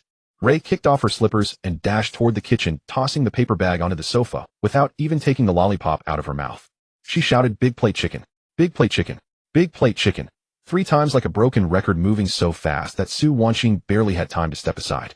Reaching the stove, she leaned in to look at the leftover gravy in the big iron pot, then turned to gaze at the lamb chops sizzling in the oven, her pupils dilating. She pulled the lollipop out of her mouth and held it aside, then pressed her nose almost against the oven glass door. Lin Yuan, you are too amazing. Is this the method for non-pit roasted lamb? Where did you learn it? I looked it up online. Liar. Ray straightened up and stared at him. Even my mother doesn't know this marinade recipe. Which website did you search? Tell me. Lin Yuan remained unfazed. Love in the kitchen. Ray rolled her eyes and muttered, who is the kitchen? She didn't believe him. But disbelief aside, the flavor was absolutely right. The charred aroma of cumin and onions mingling together was exactly the same as the scent she remembered from the night market in Urumqi as a child. I'm going to eat too much tonight, Ray declared. Su Wanqing silently set the table, thinking to herself, not only will you eat too much, your appetite has never disappointed since you started following Lin Yuan. Ray circled behind Lin Yuan and peeked over his shoulder as he chopped ingredients. Are you making Sichuan pepper chicken too? Working on it, don't rush me. Lin Yuan, I'm telling you, I haven't had authentic Xinjiang cuisine in 2 months. The cafeteria's big plate chicken uses frozen chicken. The potatoes are mealy instead of starchy, and the wide noodles are clumped into a gooey mass. If they dared to sell that in Urumqi, my grandmother would chase the chef down 3 streets. Lin Yuan continued cutting without looking up. How old is your grandmother? 76. Still able to chase 3 streets. You don't know Xinjiang elderly ladies. Ray seriously made a fist. 76 can eat half a roasted whole lamb in 1 meal, walks with a gust of wind. Last month, when she video called me, she was chopping firewood in the yard. Su Wanqing let out a laugh from the dining table. Ray turned to her. Wanqing, what are you laughing at?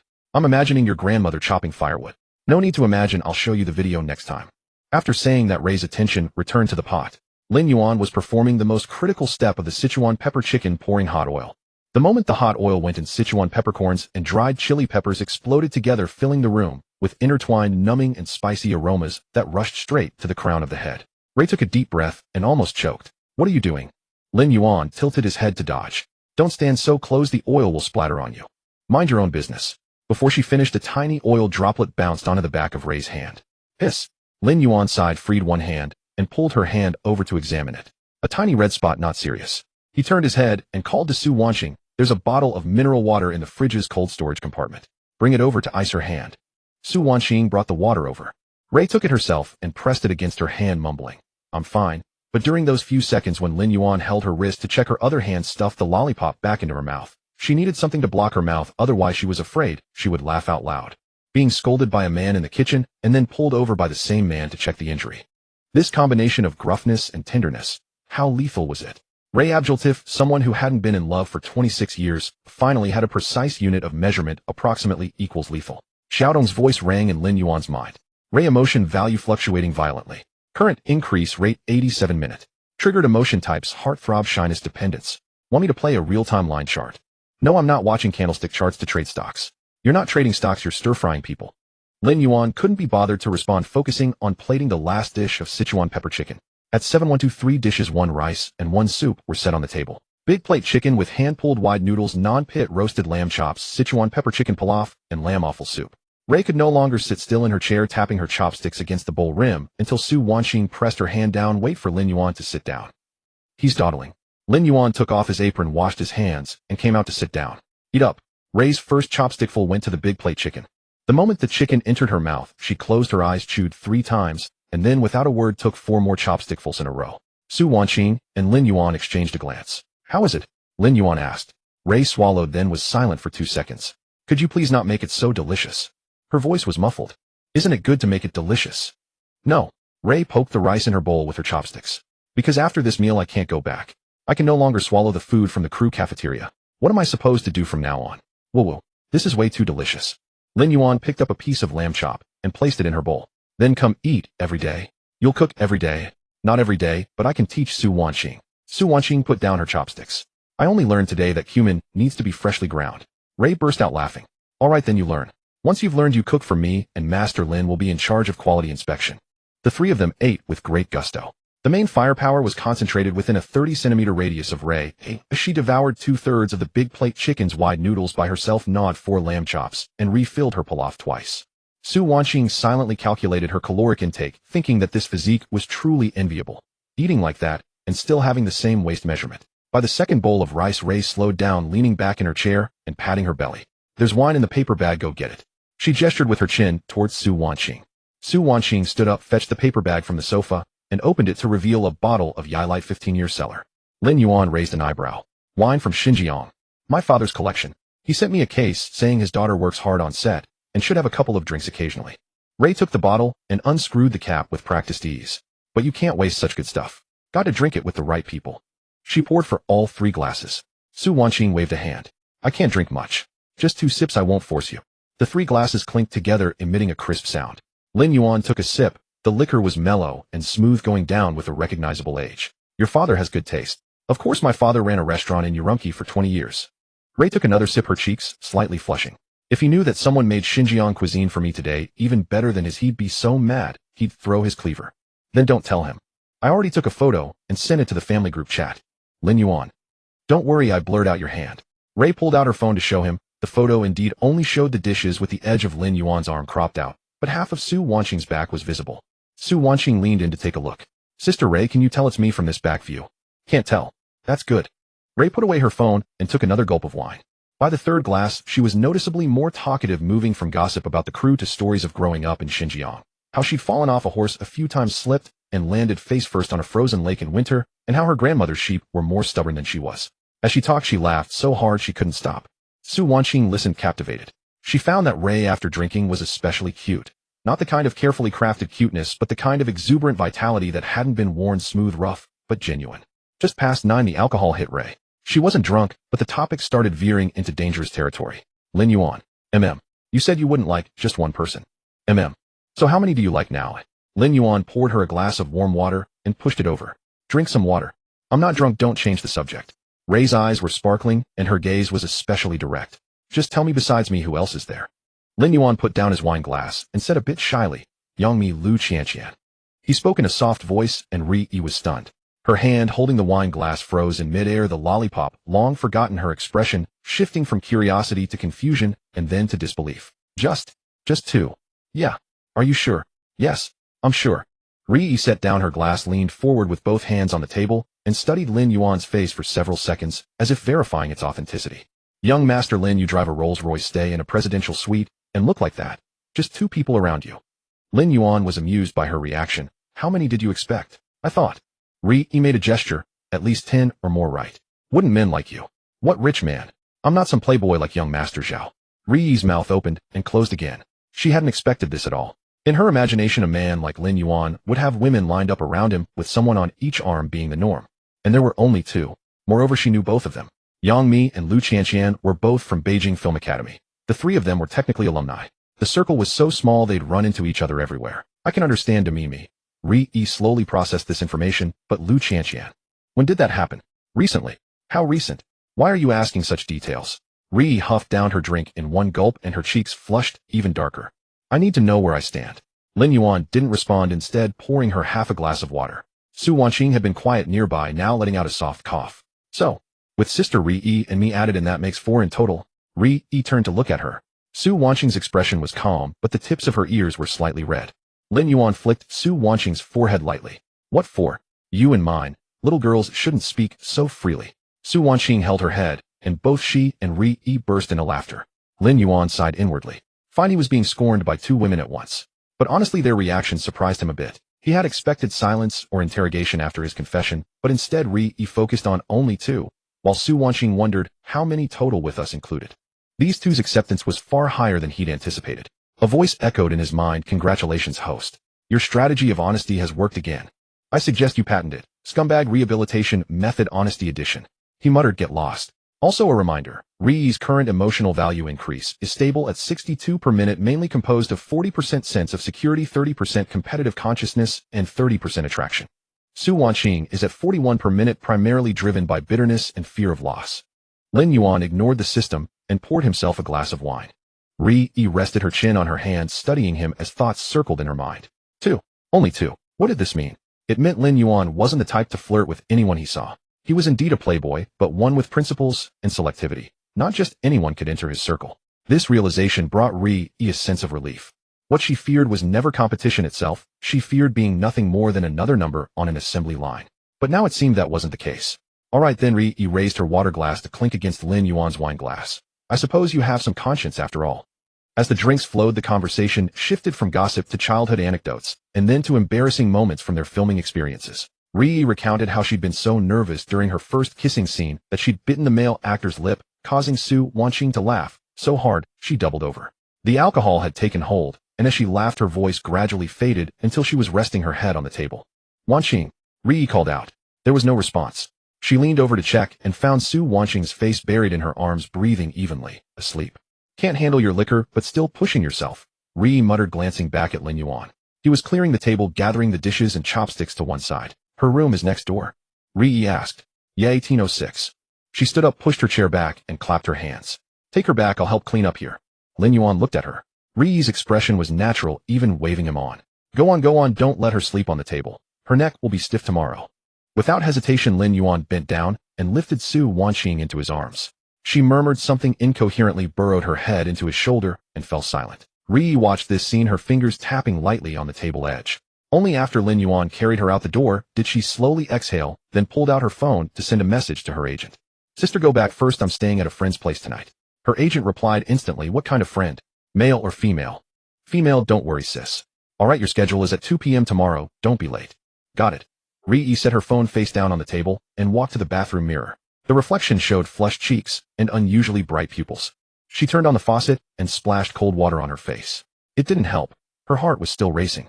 Actually, she wasn't that drunk. For someone from Xinjiang, this amount meant nothing. Since she was 18, she'd been secretly drinking her father's yillet, and half a bottle would only leave her slightly tipsy. But she needed a reason to stay. This old lady's treating herself to a good meal today. In the next room, Lin Yuan laid Su Wanqing on the bed and removed her coat and shoes. Su Wanqing rolled over, gripping his sleeve tightly and muttering, 5 more minutes. Just 5 more minutes. Lin Yuan gently pried her fingers loose one by one and pulled the covers over her. As he turned to leave, he set a glass of warm water on the nightstand. He exited, switched off the light, and closed the door behind him. The corridor was silent, the carpet absorbing every footstep.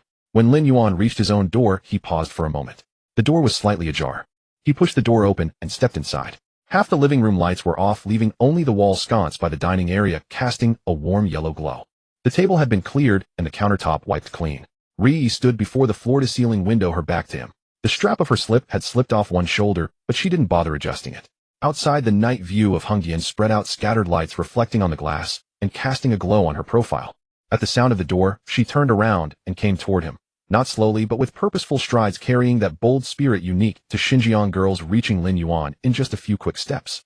Before Lin Yuan could say anything, his back pressed against the entryway wall. Rie braced her hands on either side of him, rose onto her tiptoes, and her nose nearly brushed his chin. "Lin Yuan, moi, I've made up my mind." Her voice was soft, carrying the warmth of wine as it brushed against his throat. Lin Yuan looked down at her. From this angle, he could see her eyelashes trembling slightly, her pupils reflecting his face. "Decided what?" "I've decided I want you." As Rie spoke these words, her heart pounded so fiercely it felt like it might leap from her throat. But she didn't retreat. Nearly 30, and she'd never pursued anyone before. Growing up in Xinjiang had instilled in her a stubborn directness. She liked who she liked and disliked who she disliked, with no room for games or pretense. She reached out, her fingertips sliding beneath the hem of his t-shirt. The moment her palm met his abdomen, she felt the firm texture of lean muscle, hard as stone yet burning with warmth. Lin Yuan drew a breath. "Rie, yes. Are you sure you're not drunk?" "If I am," Rie tilted her face up, a smile curving her lips, "you could deny it tomorrow. But if I'm not," Lin Yuan smiled. One hand cradled the back of her head, while the other wrapped around her waist as he leaned down to kiss her. Rie's fingers curled briefly against his abs before her body went limp in his arms, all tension melting away. The kiss stretched on. It carried the rich aroma of yillet, the lingering warmth of cumin, and all the emotions they'd held back for too long. When they finally parted, Rie's lips were flushed crimson, and a thin thread glistened between them before breaking. She caught her breath, her hands still pressed against Lin Yuan's chest. "Young Master Lin, you're quite the kisser." "Thank you." Lin Yuan gently pinched her chin. "Is there anything else?" Rie's hands slid up from his chest to wrap around his neck, her body pressing closer. "Yes. Tell me. I like you." Her voice muffled against his neck. "Since the first time I saw you. I've held it in for so long. If I kept hiding it any longer, I'd lose my mind." A voice erupted in Lin Yuan's mind. Emotional value, critical hit. Rie, emotion type, unwavering devotion, initial stage. Current increase plus 340 per minute. Triggering 1,000-fold. When Rie was placed on the bed, she shifted slightly. As Lin Yuan leaned down toward her, she reached out and wrapped her arms around his neck, drawing closer. The second kiss was deeper and longer than the one by the doorway, carrying a sense of urgency. Rie's fingers slipped into his hair, her nails gently tracing his scalp, and Lin Yuan let out a soft breath. When they parted, both were breathing a little heavily. Rei's eyes shone with an unmistakable brightness, her pupils wide and reflecting only him. Lin Yuan supported himself above her and looked at her carefully for a long moment. Honestly, he had never looked at Rei's face so closely and so carefully before. She had typical Uyghur features. Her facial structure was sharp and sculpted almost too perfect. A high straight nose, deep-set large eyes, small full lips, and a smooth jawline. But what surprised Lin Yuan the most was her skin. Fair, fine, and silky, so close you could barely see pores like polished porcelain. What are you looking at? Rei shifted uncomfortably under his steady gaze and turned her head slightly. Are you done looking? Not even close. Lin Yuan reached out and gently pinched the tip of her nose. I want to introduce someone to you. Huh? What was going on bringing up introducing someone at a moment like this? Did senior brother Lin have some strange habit? I want to introduce my younger brother to you.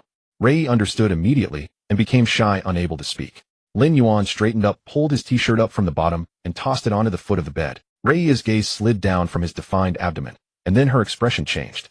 From anticipation to shock, and from shock to something far more complex. What's wrong? Rei opened her mouth, closed it, then opened it again. A younger brother was fine. She had one too, a lead singer in a band. Is that your younger brother? Yeah. You too. Don't look alike at all, do you? Lin Yuan almost laughed out loud. Rei's expression was far too delightful. How tall is he? About the same as me. 180-something centimeters. Yeah. Rei sucked in a breath and leaned back. Are you sure he also sings? With a build like that, shouldn't he be boxing instead? Lin Yuan leaned down and whispered something into her ear. Rei's ears instantly turned crimson. You're such a rascal. You're the one who told me to introduce someone. I didn't tell you to introduce him like this. Lin Yuan didn't give her a chance to continue protesting, and his kiss fell, silencing every objection. What happened next could be described in a certain way. Lin Yuan's younger brother was indeed in music with excellent vocal skills. He patiently taught Rei how to hold a microphone, how to find the opening, and how to warm up her voice. At first, Rei was very nervous, her hands trembling. But the unyielding spirit inherent in Xinjiang girls surfaced. If you want me to learn, I will learn. If I can't master it, so be it. Starting from the most basic vocal exercises, moving to breath control, and then to the powerful release of high notes. Rei had a strong ability to learn, and within a short while she found her rhythm. Although she occasionally cracked a note, overall she was getting the hang of it. Lin Yuan gave her a silent thumbs up in his heart. Not bad, he said, patting her head. A natural talent. Rei melted under the compliment, and the rhythm she had just found scattered once again. Don't praise me. When you praise me, I just... Before she could finish, Lin Yuan gave her a reward. The details of that reward were left to the imagination, but it was more than enough. But Rei's reaction was to bounce upward, then push Lin Yuan back onto the bed and flip over him. A dominant position. Lin Yuan. My turn now, Rei said, propping herself above him. Stray strands of black hair fell and brushed across his chest. Xinjiang people don't stay passive all the time. Lin Yuan raised an eyebrow. Are you sure you can? Then try me. One thing must be explained here. The physical fitness of Xinjiang people is genuinely impressive. Children raised on beef and mutton daily have larger frames, higher muscle density, and remarkable endurance. Furthermore, Rei had practiced dance since childhood, giving her full flexibility and a solid core. In other words, this was an evenly matched encounter. From the warm-up onward, the two of them went through 3 rounds in total. Every round went the full distance with no wasted time. In the first round, Rei took the lead. Fast-paced, strong intensity, but lacking experience, and uneven stamina distribution, leaving her noticeably fatigued in the latter half. In the second round, Lin Yuan took over the rhythm, slowing the pace and extending each round. Rei was worn down, calling for a pause twice, both of which were refused. In the third round, Rei bit down on the corner of the pillow, her muffled voice trapped inside her body, feeling as though it had been taken apart and pieced back together. As a complete beginner, persisting through 3 full rounds earned Lin Yuan's verdict: exceptional talent with a bright future ahead. This was also the most thoroughly satisfying match Lin Yuan had experienced since entering the Summer League. Demimi was a technical player, experienced and seamlessly coordinated. Lu Qianqian was intuitive and emotional, pouring her feelings into every movement. And Rei was a force of sheer stamina. Pure, overwhelming, and uncompromising physical presence. Though her technique was rough, her raw drive and refusal to yield made the entire encounter full of unpredictability and excitement. Meanwhile, Xiaodong was frantically scrolling through Lin Yuan's mind. Emotional value continues to critically hit. Rei. Current emotional composition: extreme shyness 42, heartbeat 31, dependence 27. Cumulative emotional points 18700. Triggering 1,000-fold cashback. Reward credited Divine Tycoon Black Card daily. Spending limit raised to 50 million. Eye attribute enhancement. Waist strength 15 after stacking, exceeding human limits by 187. Skill unlocked. Advanced intimacy arts 3rd level. Also, host your remaining physical capacity is at 82, while the other party has entered a red zone state. It is advisable to stop while ahead. Lin Yuan glanced at Rei's condition. Her eyes were dazed and unfocused, her limp lips slightly parted, breathing rapid, her whole body resembling someone who had just finished a marathon. All right, that's enough. He lifted Rei into his arms and went to the bathroom to draw a warm bath. Rei leaned against the tub, soaking in the warm water with only her head visible. Lin Yuan. I can't feel my legs anymore. Rei glared at him, though the glare lacked any real strength, her eyelids growing heavy. Are you even human? Weren't you the one being so fierce just now with that mountaintop move? Shut up. Lin Yuan smiled, gathering her hair to one side and rinsing away the foam with the shower head. Rei rested her head against his shoulder, half asleep, still muttering. Next time I'll definitely last 4 rounds. All right, I'll be waiting. Don't laugh. I'm not laughing. You are. I can tell. Her voice grew quieter and quieter until finally there was no sound at all. Lin Yuan looked down and saw she had fallen asleep. He dried her off, wrapped her in a bathrobe, and carried her back to bed. He also changed the sheets. The original set was beyond saving. After remaking the bed, he tucked Rei under the covers. In her sleep, she rolled over, draping an arm around his waist and pulling herself close like a cat finding its nest. Lin Yuan lay down and closed his eyes. Xiaodong's voice appeared once more. Today's summary: emotional point income 3420, a new single-day record. Host's current cumulative emotional point balance 127800. Black card balance unlimited. Physical status fully restored. Would you like to hear the detailed report? No thanks. Good night. Good night, perpetual motion machine, sir. Time rewound 3 hours earlier. Room 1806. Su Wanqing was awakened by a sudden thirst. Her head was heavy and cloudy, her throat as dry as if she had swallowed a handful of sand. She groped her way to a sitting position and in the darkness oriented herself. This was her own room, and there was a glass of water on the nightstand. She picked it up and drank it all in one go. It was warm. Lin Yuan had placed it there. The realization softened something in her heart, but then another thought surfaced. She had been carried back by Lin Yuan, and Rei had stayed behind. Su Wanqing sat on the bed, eyes open in the dark, her mind gradually coming back online. She hadn't been drunk enough to forget everything. She remembered the meaningful smile on Rei's face when she poured her a drink. She remembered growing sleepier with each sip, and the last thing she recalled was Rei saying, "Take her back." "Oh, so that's how it is, Rei." Su Wanqing grit her teeth. "Drug me drunk and stayed yourself." She was fully awake now.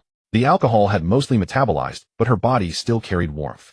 And then she heard sounds. Very faint, very distant, filtering through the wall. Intermittent and blurred. Su Wanqing froze. She lay perfectly still, listening to the muffled vibrations carried through the partition, her mind racing with dawning comprehension. Su Wanqing lay frozen on her bed. The sounds were faint, muffled by a wall, yet carried through the deep night silence with unsettling clarity. Another murmur drifted from next door. Su Wanqing perked up her ears. How shameless Rei was, she fumed inwardly, silently scolding her closest friend from head to toe. But as she cursed, her hand quietly pulled the blanket away from her head, leaving both ears exposed. It wasn't eavesdropping. Absolutely not. She was merely checking whether everything was safe next door. Yes, a security inspection. As a personal assistant, ensuring her boss's well-being fell squarely within her duties. The sounds came in intervals, sometimes a suppressed murmur, sometimes a stifled whimper, occasionally accompanied by the dull thud of a bedframe pressing against the wall. Su Wanqing's face burned with embarrassment. She rolled over to face the wall, then rolled back, facing away from it. She shifted again. Never mind, neither side mattered. The sound seeped through everywhere. Minutes ticked slowly by. Su Wanqing glanced at her phone. 1:17 a.m. She vaguely remembered being brought back around 11:30 p.m., which meant this had been going on for at least 40 minutes already. According to her limited knowledge, primarily gleaned from late-night dorm talks with college roommates and certain health articles she had casually skimmed, the average duration for a normal man was somewhere between 15 and 30 minutes. At most half an hour. Those were her roommate's exact words. Yet now it had been 40 minutes, and next door showed no signs of winding down. Su Wanqing bit her lip, astonishment gradually overtaking her embarrassment. 1:42 a.m. The sound ceased for about 3 minutes, and Su Wanqing allowed herself a breath of relief, only for them to start right back up again. Moreover, this round was noticeably louder than before.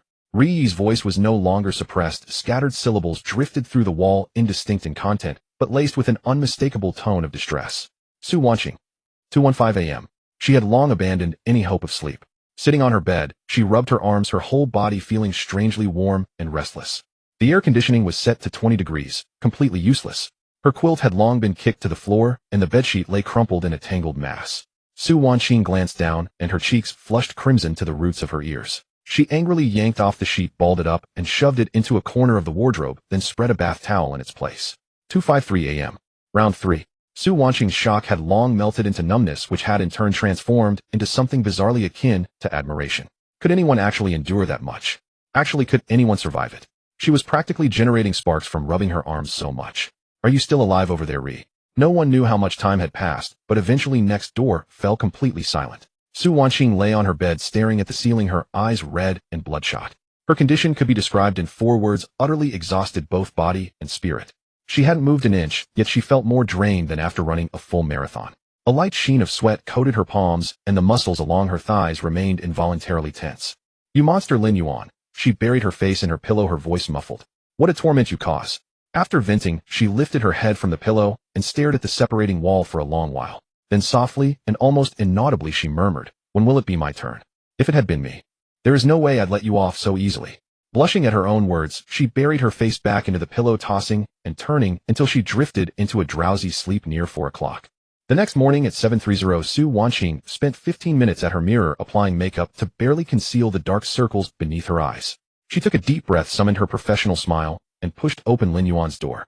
She had braced herself mentally. Still, the scene before her made her pause. She had imagined a battlefield aftermath. Disarray everywhere, clothes scattered, and the unmistakable atmosphere of the previous night lingering in the air. In reality, the curtains were drawn halfway, morning light spilling in, and the room was remarkably tidy. Lin Yuan stood at the entrance changing his shoes, wearing a white t-shirt and black sweatpants, his hair slightly damp as though he had just showered.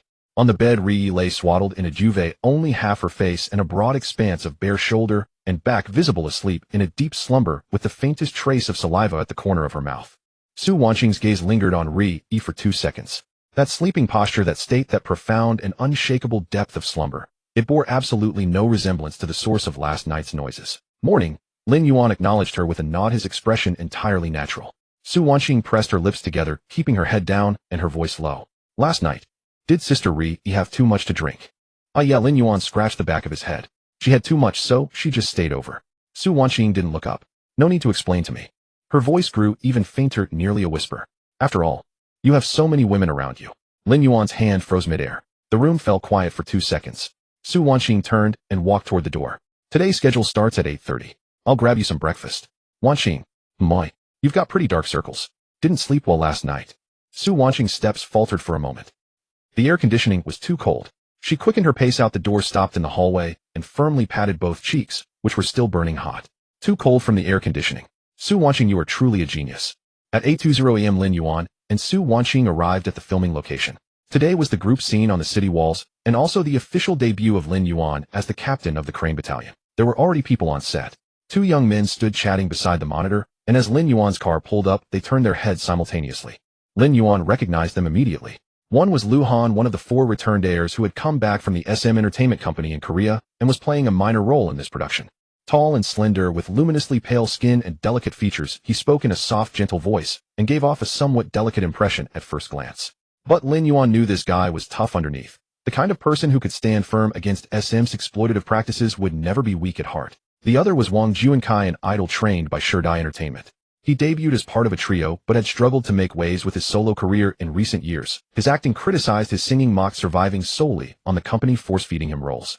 He had a pair of endearing tiger teeth that made his smile charming, but Lin Yuan always felt something was off about it. His eyes never quite matched the expression. Clearly already briefed, the two immediately jogged over as soon as Lin Yuan stepped out of the car.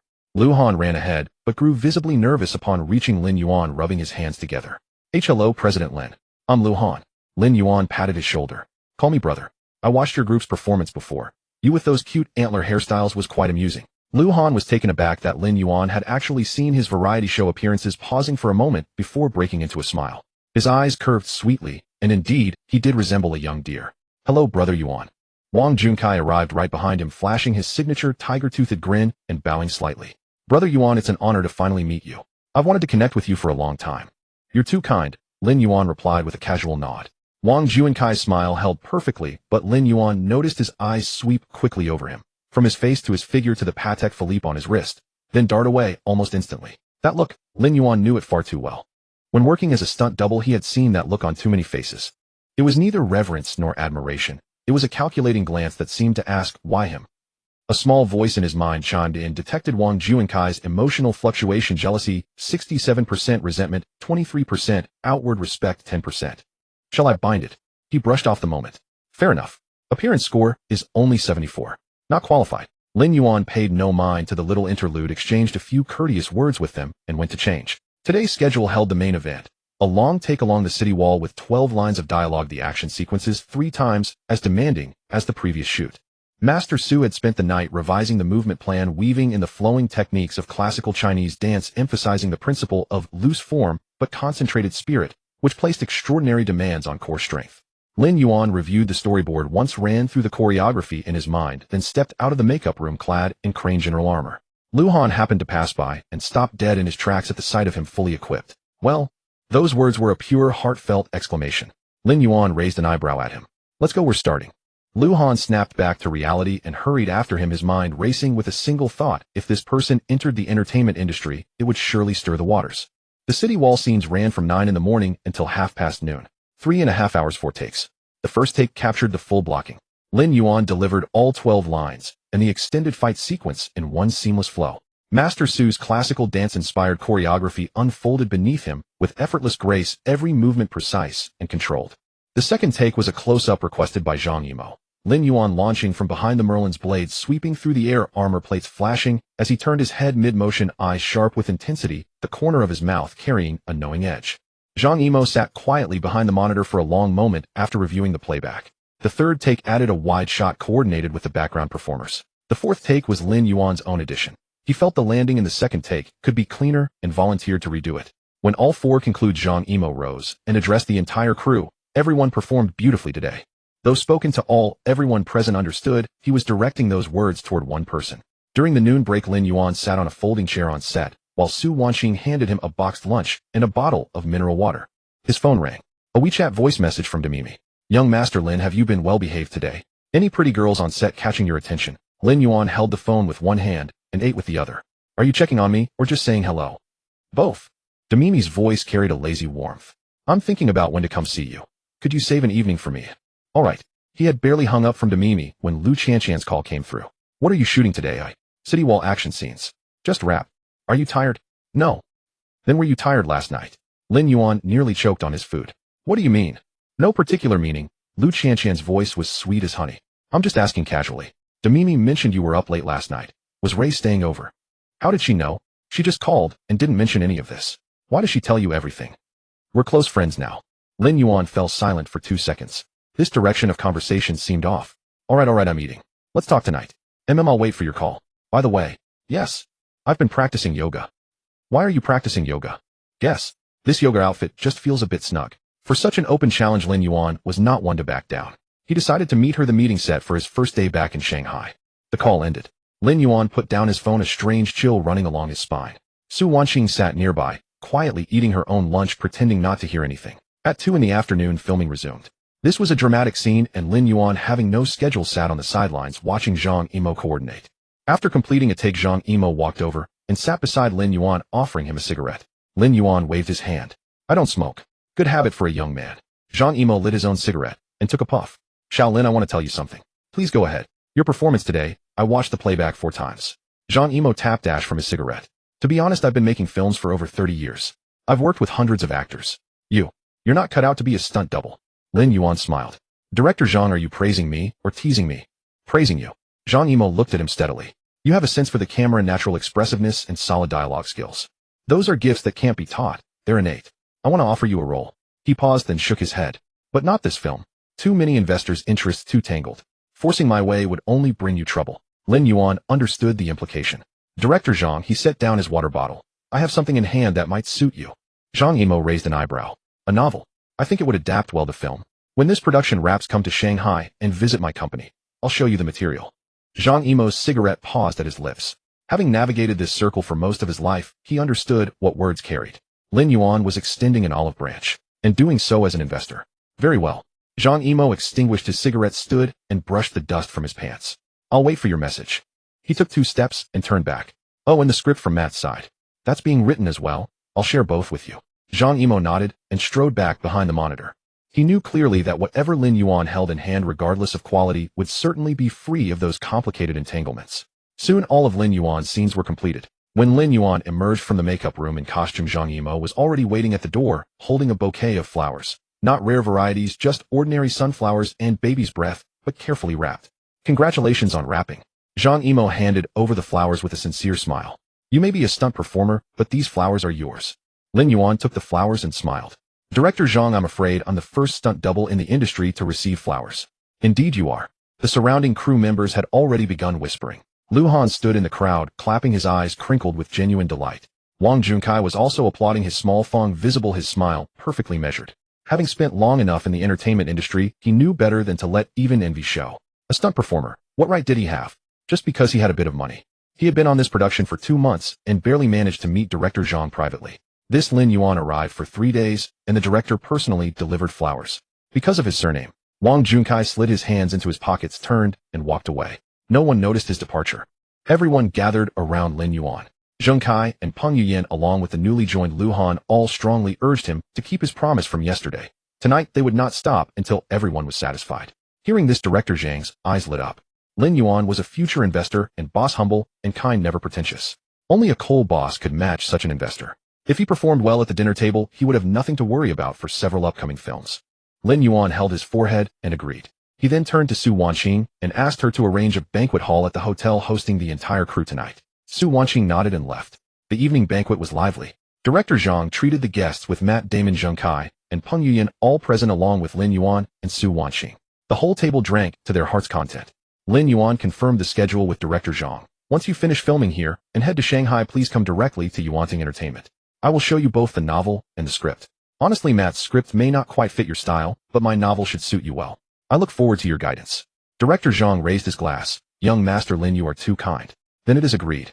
Matt Damon chimed in with a smile. Hey man, don't forget my script. Relax, Matt. It's almost done. Lin Yuan clinked glasses with him. Zheng Kai and Peng Yuyan were purely there to join the fun. The two took turns pouring drinks for Lin Yuan, who accepted each one without showing any signs of being affected.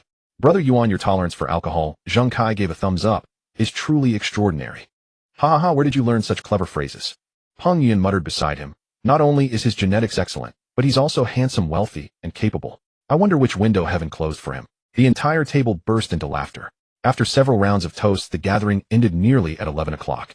Lin Yuan and Su Wanqing returned to the hotel. In the elevator, Su Wanqing was filled with excitement. She had barely touched alcohol throughout the banquet. After all, her status had changed. She was now the assistant to a billionaire. Countless people had toasted her during the evening, and many young actors had tried to catch her attention, which was quite embarrassing to watch. Nevertheless, she had declined them all gracefully. In truth, she had the confidence to do so. Having been by Lin Yuan's side for less than a week, the way people looked at her had already shifted, so she naturally carried herself with newfound assurance. She thought to herself, Ray is not here tonight. Demimi arrives tomorrow. Lu Qianqian is in Shanghai. Which meant tonight Lin Yuan belonged to Queen Wanqing. While everything was falling into place. As long as she could win his heart completely tonight, the days ahead would be wonderful. All the stars were aligned. Su Wanqing cheered herself on silently. Su Wanqing, you can do this. Today is your special night. Go for it. The elevator arrived at the 18th floor, and the two stepped out. Su Wanqing cleared her throat. Boss, you've had quite a bit to drink tonight. Would you like me to? Before she could finish, she saw someone standing at the end of the corridor. A black baseball cap, an oversized hoodie, slim-fit jeans, and a pair of white sneakers. The brim of the cap was pulled low, but those fox-like eyes and signature high cheekbones were unmistakable. Demimi leaned against the door of room 1808, a suitcase in hand, and beckoned to Lin Yuan with her finger. Surprise. Lin Yuan froze for a moment. Didn't you say you'd arrive tomorrow? I came earlier. Demimi removed her cap, letting her long hair cascade down, and smiled at him. What not welcome? Su Wanqing stood frozen in place. Her grand plan. Everything had just fallen apart. Demimi's gaze swept over and lingered briefly on Su Wanqing's face before softening into a gentle smile. Wanqing, you've worked hard today. Get some rest early. It was an open message. A young lady, there is nothing for you tonight. Go back to sleep. Su Wanqing nodded mechanically. Then I'll head back to my room first. Good night, boss. Good night, Sister Mimi. She turned and walked toward her room, her hand trembling slightly as she pulled out her room key. Behind her, the sound of a door opening and closing echoed. Su Wanqing inserted her key card into the lock, pushed the door open, and leaned against it before slowly sinking to the floor. Here we go again. Another long night ahead. She hugged her knees, recalling the restless night before. Would tonight be the same? And this time with Demimi. Su Wanqing buried her face in her knees and let out a muffled groan. Meanwhile, inside room 1808. Demimi pushed her suitcase into the corner, turned around, and wrapped her arms around Lin Yuan, her legs circling his waist. Did you miss me? Why did you come early? Finishing work half a day early, Demimi whispered softly against his ear. Now tell me about last night with Ray. How long did she last? Are people from Xinjiang really more resilient? Who told you that? Lin Yuan supported her gracefully. Guess. You'll have to explain everything to me later. Demimi slipped off him, rose on her tiptoes, and kissed him gently on the corner of his mouth, before pulling his hand toward the bathroom. Let's go take a shower. Together. Obviously. Demimi glanced back at him over her shoulder. You know water resources are precious, don't you? Lin Yuan smiled. In the neighboring room, Su Wanqing had just climbed into bed when she heard the sound of running water and laughter coming from the bathroom. With a deadpan expression, she opened the bedside drawer, pulled out noise-canceling headphones, and pressed them firmly against her ears, turning the volume to the maximum. Then she took out her phone and sent a message to Ray. Su Wanqing's sister Demimi has arrived. 3 seconds later Ray replied. Ray, wasn't she supposed to arrive tomorrow? Su Wanqing, she came early. She's next door now. Ray, wow, Wanqing, are you running a fever? Unrequited love. Su Wanqing, and you're still laughing. You kept me awake all night last time. Rayo, is the soundproofing that bad? Hee. Sorry about that, Wanqing. I'll keep it down next time. Su Wanqing, there won't be a next time. Ray, tell me, did you listen to everything last night? Su Wanqing, Ray. Ray, ha, then endure it again tonight. I'm going to sleep. Last night was quite exhausting, I feel a bit worn out. Good night. Su Wanqing. Su Wanqing placed her phone face down on the bed with the noise-canceling headphones playing white noise at full volume. But she couldn't help feeling that some sounds were beyond what even the headphones could block. No, it's Boss Lin who has a problem. A normal man, after 2 consecutive days of exertion working until 3 in the morning last night, would still be bouncing around today. Su Wanqing turned over, buried her face in the pillow, and let out a muffled scream. She began to doubt her life. Su Wanqing had grown up believing she was not lacking in qualities, delicate features, a figure with all the right curves, and a head-turning rate on the street that had never been low. Why could Ryu, Demimi, and even that fairy sister I haven't met all get to be with him? But not me. Am I being too dedicated as an assistant? Su Wanqing let out a howl into the pillow. After howling, she shoved the earphones deeper into her ears and resignedly closed her eyes. That heartless Ryu, she even laughed at her.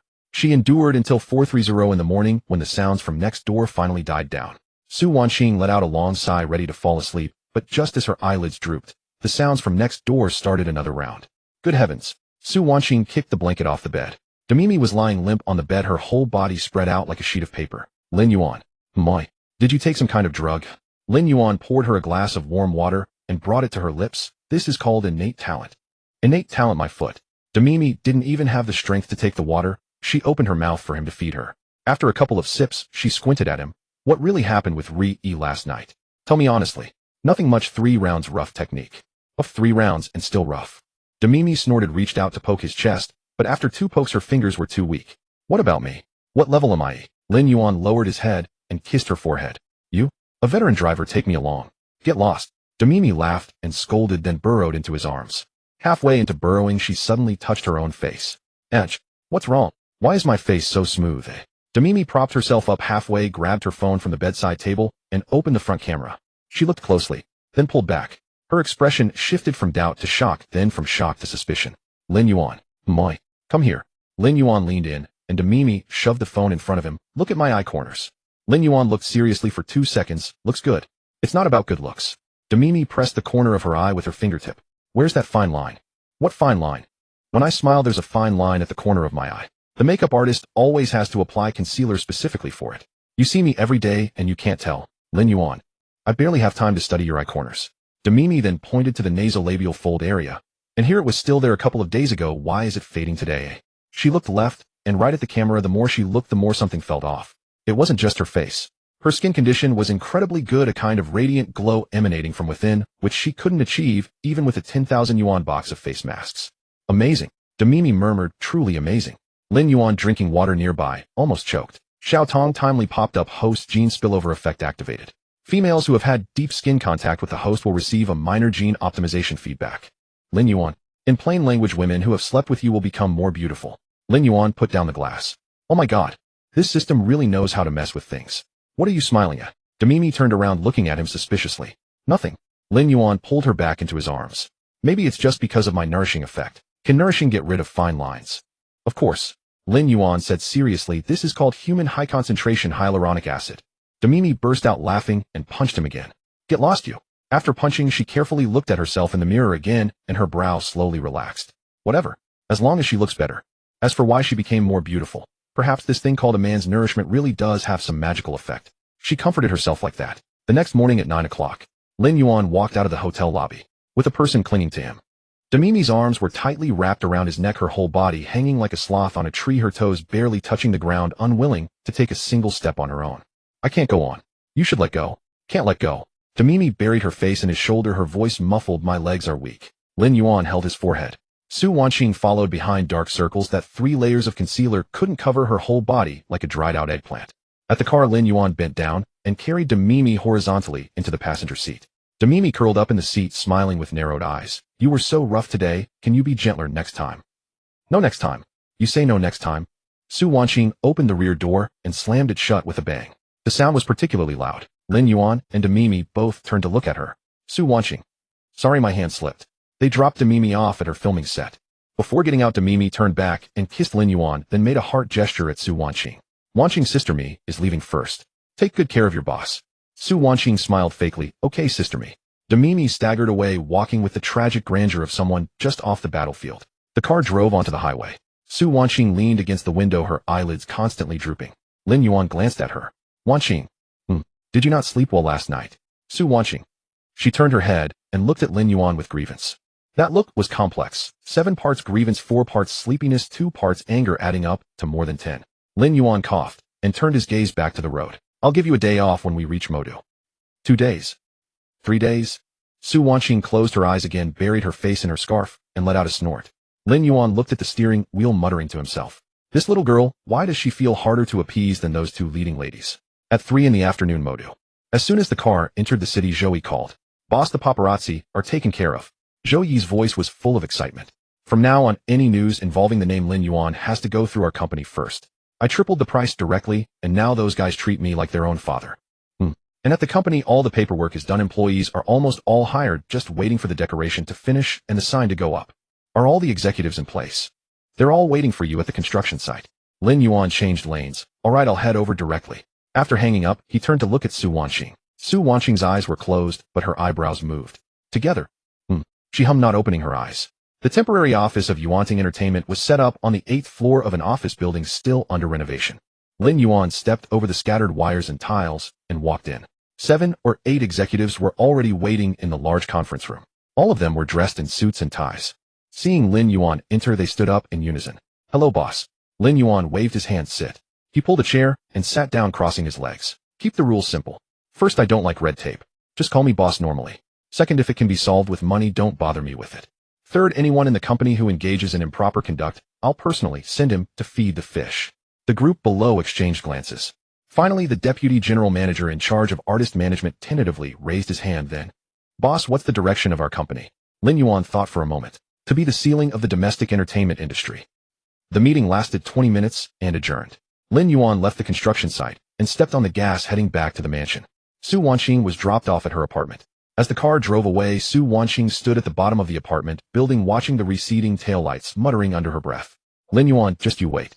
At the entrance of the mansion, Lin Yuan had just parked the car and hadn't gotten out yet when he saw a figure flicker behind the floor-to-ceiling window. Immediately after, the door was pulled open from inside. The fairy sister stood at the entrance. She was wearing a white lounge dress, her hair loosely tied up, barefoot on the carpet. She saw Lin Yuan. She pursed her lips. The next second, she jumped up from the spot. Before Lin Yuan could react, a figure had already tumbled into his arms. Lu Cece crashed into his embrace, her arms winding around his neck and her legs curling up to cling to him, like a koala refusing to let go. You're back. Her voice was nasal, soft and tender. Lin Yuan froze for 2 seconds. Detected Lu Cece's emotional fluctuations: longing 98, playfulness 87, possessiveness maxed out. Emotion points 580. Lin Yuan steadied her waist. What's this? I missed you. Lu Cece buried her face in the crook of his neck, nuzzling gently, her voice muffled. I've missed you for a whole week. Lin Yuan looked down at the person in his arms. Her cheeks were flushed, her long lashes lowered, and a faint milky fragrance emanated from her. He had to admit he was a bit stunned.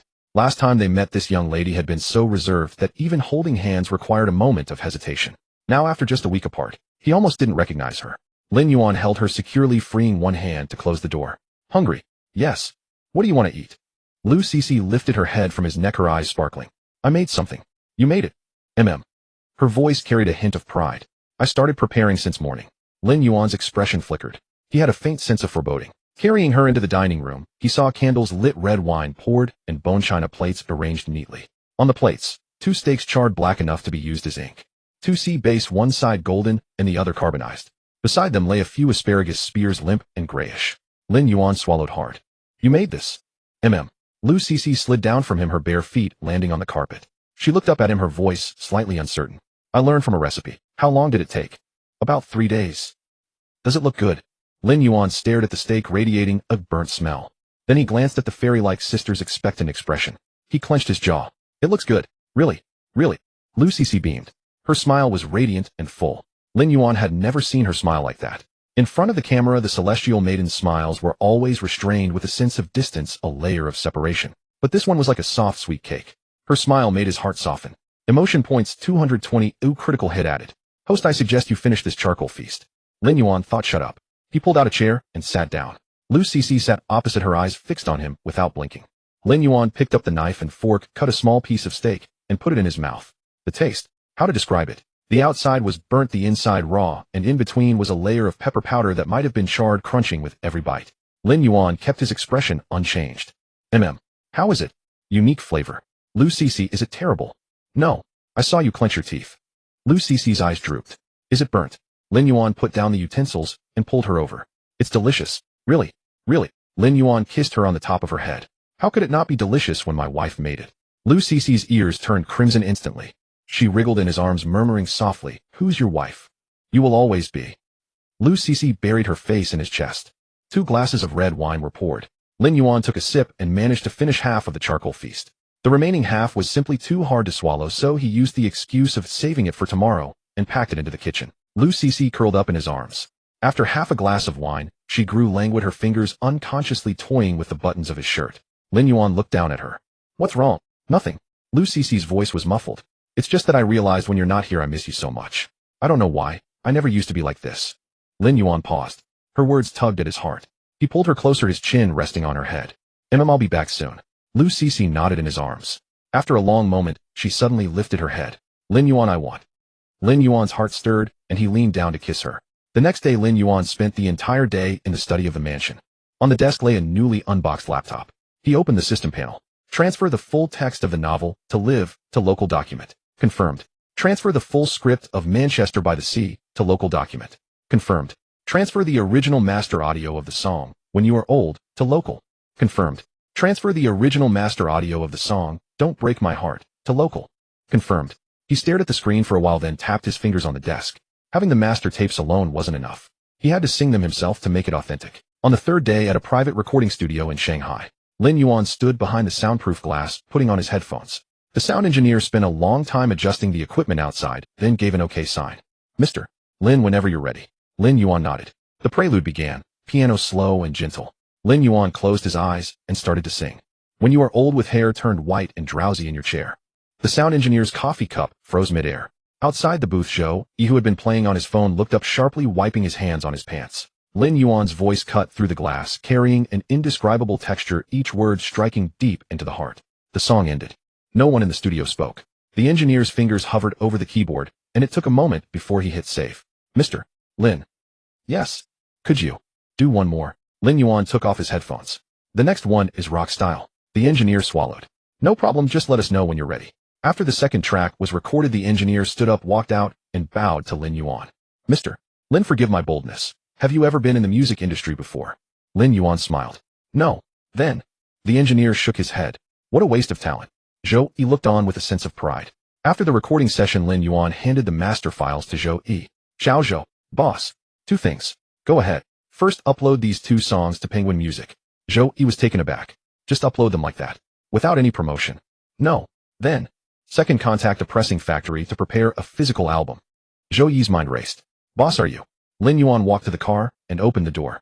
A week passed quickly. In the entertainment circles of Shanghai, the name, Lin Yuan, began to spread like wildfire. The first to catch wind were those with connections. In the office of a deputy director at a local TV station.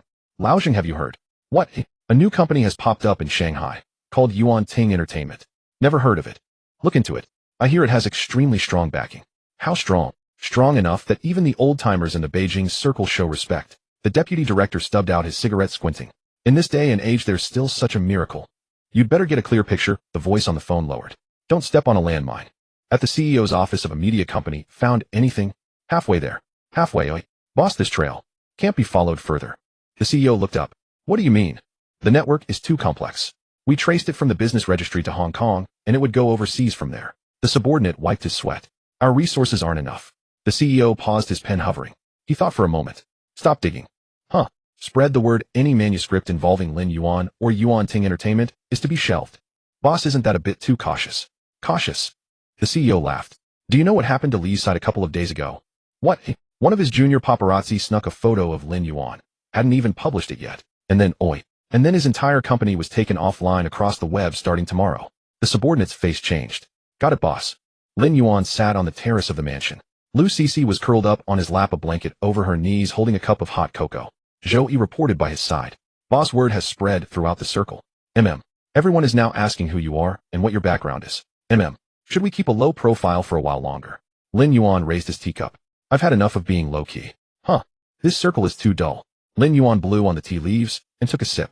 Time to stir things up. On the first day, the 2 songs were uploaded to Penguin Music. The back-end data stopped at 12. Zhou Yi pointed at the screen. 12. Su Wanqing leaned over to examine the computer data. I contributed 8 of those plays. You enjoy it that much? I've had it on loop all morning. Zhou Yi fell silent. Lu Qianqian had contributed 2. Lin Yuan himself had clicked it once. The remaining 1 belonged to Zhou Yi. The next day, the play count jumped to 47. The third day, it was 52. On the fourth day, it reached 56. Zhou Yi sat on a folding chair in the temporary office and called Lin Yuan. Boss, are we really not doing any promotion? Lin Yuan's voice came through. No. This play count is worse than a street side ad. What's the rush? But, I said we wait for the fish to bite. That fish needs an eye check, boss. Lin Yuan's tone remained steady. Wait one more day. On the 5th day at Penguin Headquarters Music Division, Liang Zhu sat at his desk staring at the computer screen. He had just finished a dinner party. A well-connected acquaintance from the capital's circle drunk tugged at his sleeve. Old Liang. There's a new figure in the circle. Who? Lin Yuan. Liang Zhu shook his head. Never heard of him. Look into it. This man intends to step into the entertainment industry. How big is his plate? Bigger than Penguin. Liang Zhu didn't take it to heart at the time. Most talk at the dinner table was watered down. Back in his office, Liang Zhu typed Lin Yuan into the search bar. The encyclopedia page that appeared had only one line: founder of Yuan Ting Entertainment Co. Ltd. Liang Zhu logged into the Penguin Music backend and searched again. The screen popped up with results. There really were songs. Online for 5 days. Play count 56. Liang Zhu stared at the number for a moment, then clicked on the first song. When You Are Old. The prelude began. Liang Zhu's hand left the mouse.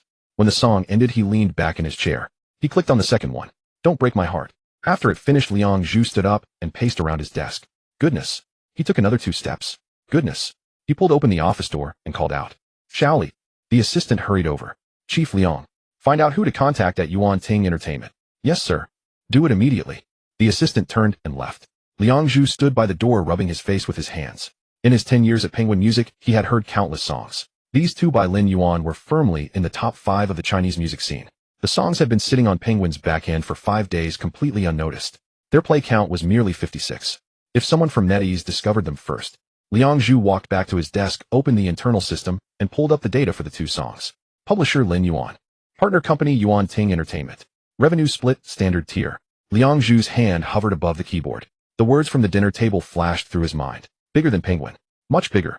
Penguin had been developing rapidly in recent years. In 2013, it acquired Kuo Music and launched Kuo Live. In 2014, it acquired Kuga Music and launched National Karaoke. It had been striving to integrate the music market resources, but there was a major competitor, NetEase. Unexpectedly, a company that started with gaming managed to overtake them in the music sector. He knew that if he seized this opportunity, he might be able to crush NetEase once and for all. Such immense fortune. Who else could understand, my friends? He grasped the mouse, his hand trembling slightly, and moved the cursor to the revenue split column. He canceled the standard tier, selected the S tier, confirmed, and saved. An hour later, Su Wanqing's phone rang. She was lying on the sofa in her apartment with a face mask on. She swiped to answer. Hello. Hello, is this Miss Su Wanqing? Speaking. This is Penguin Music. I'm Liang Zhu, head of the music division. Sorry for the intrusion. Su Wanqing pinched the edge of the mask and peeled it off. Chief Liang. She sat up straight. Hello. Miss Su, we noticed the 2 new songs Mr. Lin Yuan published on the Penguin platform.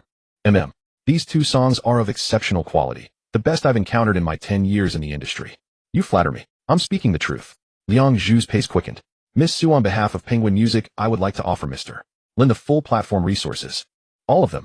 All of them. Liang Zhu listed the items: splash screen, push homepage banner, official playlist, top placement, trending keywords, star recommendation, featured planning. The complete package. Su Wanqing's mouth hung open as she didn't respond. Also regarding the revenue split. We have already adjusted Mr. Lin's contract to S tier, the top tier treatment on the platform. Su Wanqing tightened her grip on the phone. If it's convenient, could you give me a chance to visit Mr. Lin in person? Chief Liang, I'll consult my boss and get back to you. All right, thank you. The call ended. Su Wanqing tossed the mask into the trash and dialed Lin Yuan's number. Lin Yuan was training in the mansion's gym doing one-arm bench presses. The barbell was loaded with plates. The personal trainer stood beside the equipment. Mr. Lin, this weight is excessive. No need for a spot. No. The trainer stepped back 2 paces. The phone rang. Lin Yuan controlled the barbell with one hand and answered with his left. Hello, boss. Su Wanqing's voice climbed an octave. What's up? Penguin music? Liang Zhu. S tier.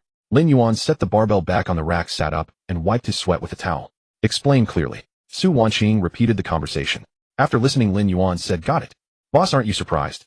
Sign the S tier contract. Liang Zhu wants to meet you. We'll meet. When? Lin Yuan stood up, rolling his shoulders. Tomorrow. At the company. The office isn't even finished yet, boss. Meet at the construction site. Su Wanqing paused for a few seconds. Fine. Bye. Su Wanqing stared at her phone screen. S tier. Penguin's highest tier. Lin Yuan was in Shanghai, had never shot a music video, never appeared in public, and his encyclopedia page was blank.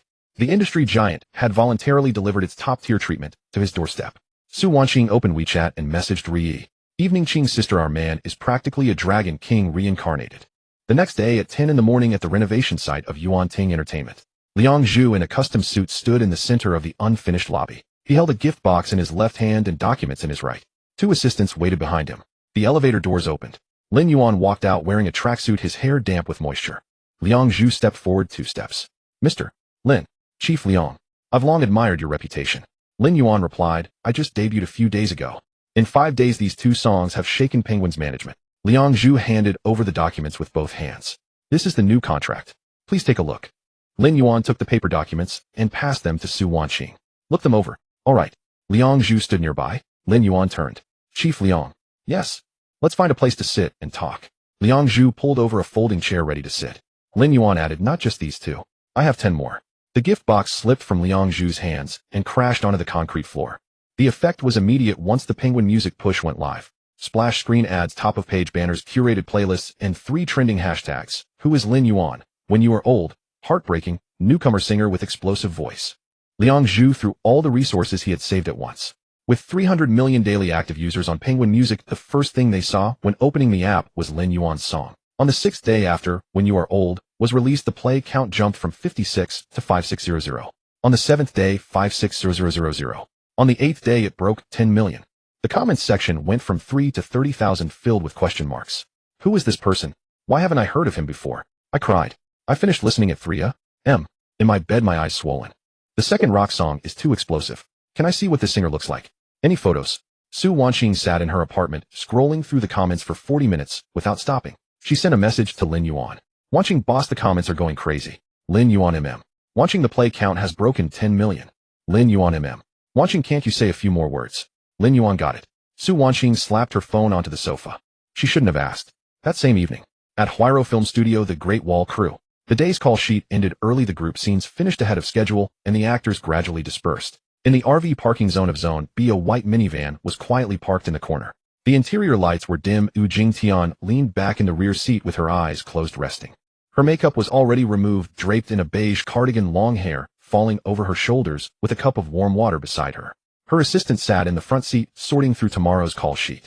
Sister Tian, tomorrow's scene is on location, about an hour-and-a-half drive. We leave at 6 in the morning. Jing Tian responded, picked up her phone, and swiped a couple of times. Out of habit, she opened Penguin Music, ready to tap into her favorites. The homepage popped up. Her finger stopped. The cover was a silhouette. A man in a dark t-shirt stood before the soundproof glass of the recording studio, his shoulders relaxed, waist narrow, his profile outlining a sharp jawline. No full face, but Jing Tian recognized him at first glance. 10 days ago on the set of Great Wall. The stunt double who wore the Crane Army armor and leaped up with a somersault. The one who made Lao Mosey break his rule to send flowers. She remembered it clearly. The singer's name, Lin Yuan. Jing Tian froze for 2 seconds, then her finger uncontrollably tapped on it. When You Are Old. The prelude flowed out. Piano, very slow, very soft. Then the voice. When you are old, with hair white and drowsy. Jing Tian sank back into the seat, her breathing slowing. That voice had a gritty texture, not deliberately deep in magnetism, but something innate from the bones, every word striking the chest. After finishing one song, she didn't move. She tapped on the second. Don't Break My Heart. The style was completely different. Rock, fierce, the voice soaring with a tearing quality, the chorus exploding, making the whole carriage vibrate. The assistant in the front seat was startled and turned around to look. Jing Tian didn't notice. She stared at the faceless silhouette on the screen, her mind filled with images from that day on set. His posture as he drew the bow, his profile shrouded in steam, the bouquet of sunflowers handed to him by Lao Mozi when he rapped. A stunt double. A company boss. Now a singer. How many sides does this person have? Jing Tian exited the playback page and opened Weibo. Her verified account didn't have many followers. Over 8 million, but not particularly hot. Her management team had set her tone as aloof and artistic. So she usually posted infrequently, occasionally forwarding a brand ad. But today she directly typed a Weibo post. Jing Tian V recommending 2 songs, Lin Yuan, When You Are Old, and Don't Break My Heart. Been on a loop all afternoon, so beautiful. Lyrics and music are all by him. Please keep making more songs. After posting, she picked up her phone again and opened WeChat. She scrolled to the bottom of her contacts. Mom sent. College roommate group sent. Agent sent. Stylist sent. She even didn't spare the crew's production assistant. The assistant turned around from the front seat. Sister Tian, what are you promoting? Have you heard Lin Yuan's songs? Lin Yuan can sing. Where? Open Penguin Music homepage, the first one. The assistant lowered her head and operated for a dozen seconds. The prelude came out. 30 seconds later, the assistant looked up. Wow. Good, right? This voice is cheating, isn't it? Jing Tian didn't speak and played When You Are Old from the beginning again. Similar scenes were happening in countless corners simultaneously. In a dormitory at a university in North City, 4 girls squeezed onto a bed playing the song on speaker. When the chorus came, they all fell silent, then someone uttered a strong word. In a taxi in South City, the driver switched the radio to a music channel. When You Are Old was just halfway through. He made a sudden break, pulled over, and listened to the end. On a music forum, a post titled, "The Biggest Surprise in Chinese Music This Year," was pushed to the front page with over 2,000 replies, all asking the same question: what does Lin Yuan actually look like? No one knew. Information about this name on the internet was almost zero. No encyclopedia entry. No social media account. No public photos at all. Even the album cover was just a blurry silhouette. The more they couldn't find, the crazier they got. By the 10th day, When You Are Old had surpassed 80 million plays. Don't Break My Heart followed closely with 72 million. Both songs simultaneously broke into the top 3 of the Penguin Music overall chart. The trending hashtag, Lin Yuan Mysterious Singer, stayed up for a full 48 hours without dropping. Su Wanqing's daily work shifted from organizing schedules to rejecting interview requests. In 3 days, she received 27 media calls, 14 variety show invitations, and 6 endorsement intentions. All were turned down according to Lin Yuan's instructions. The boss said no for now. Every time she declined one, the other party's offer increased. After hanging up the last call, Su Wanqing glanced at the dense records in her memo. She sent a message to Lin Yuan. Wanqing boss, a TV station's New Year's Eve gala invites you as the finale guest appearance fee offered at 2 million. Reply came instantly. Lin Yuan not going. Wanqing, what about variety shows? 3S level shows want to sign you.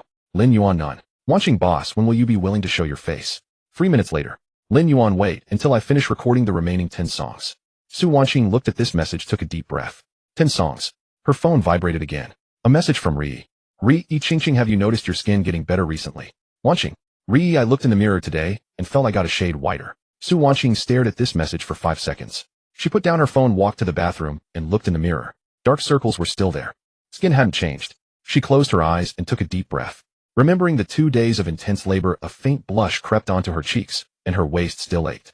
Su Wanqing turned off the bathroom light and went back to lie flat on the sofa. The phone screen was lit, Penguin Music still playing, When You Are Old. Lin Yuan's voice came from the speaker, low and gentle. She turned the phone over. No more listening. If she dwelled on it any further, she would lose sleep tonight. Lin Yuan became famous.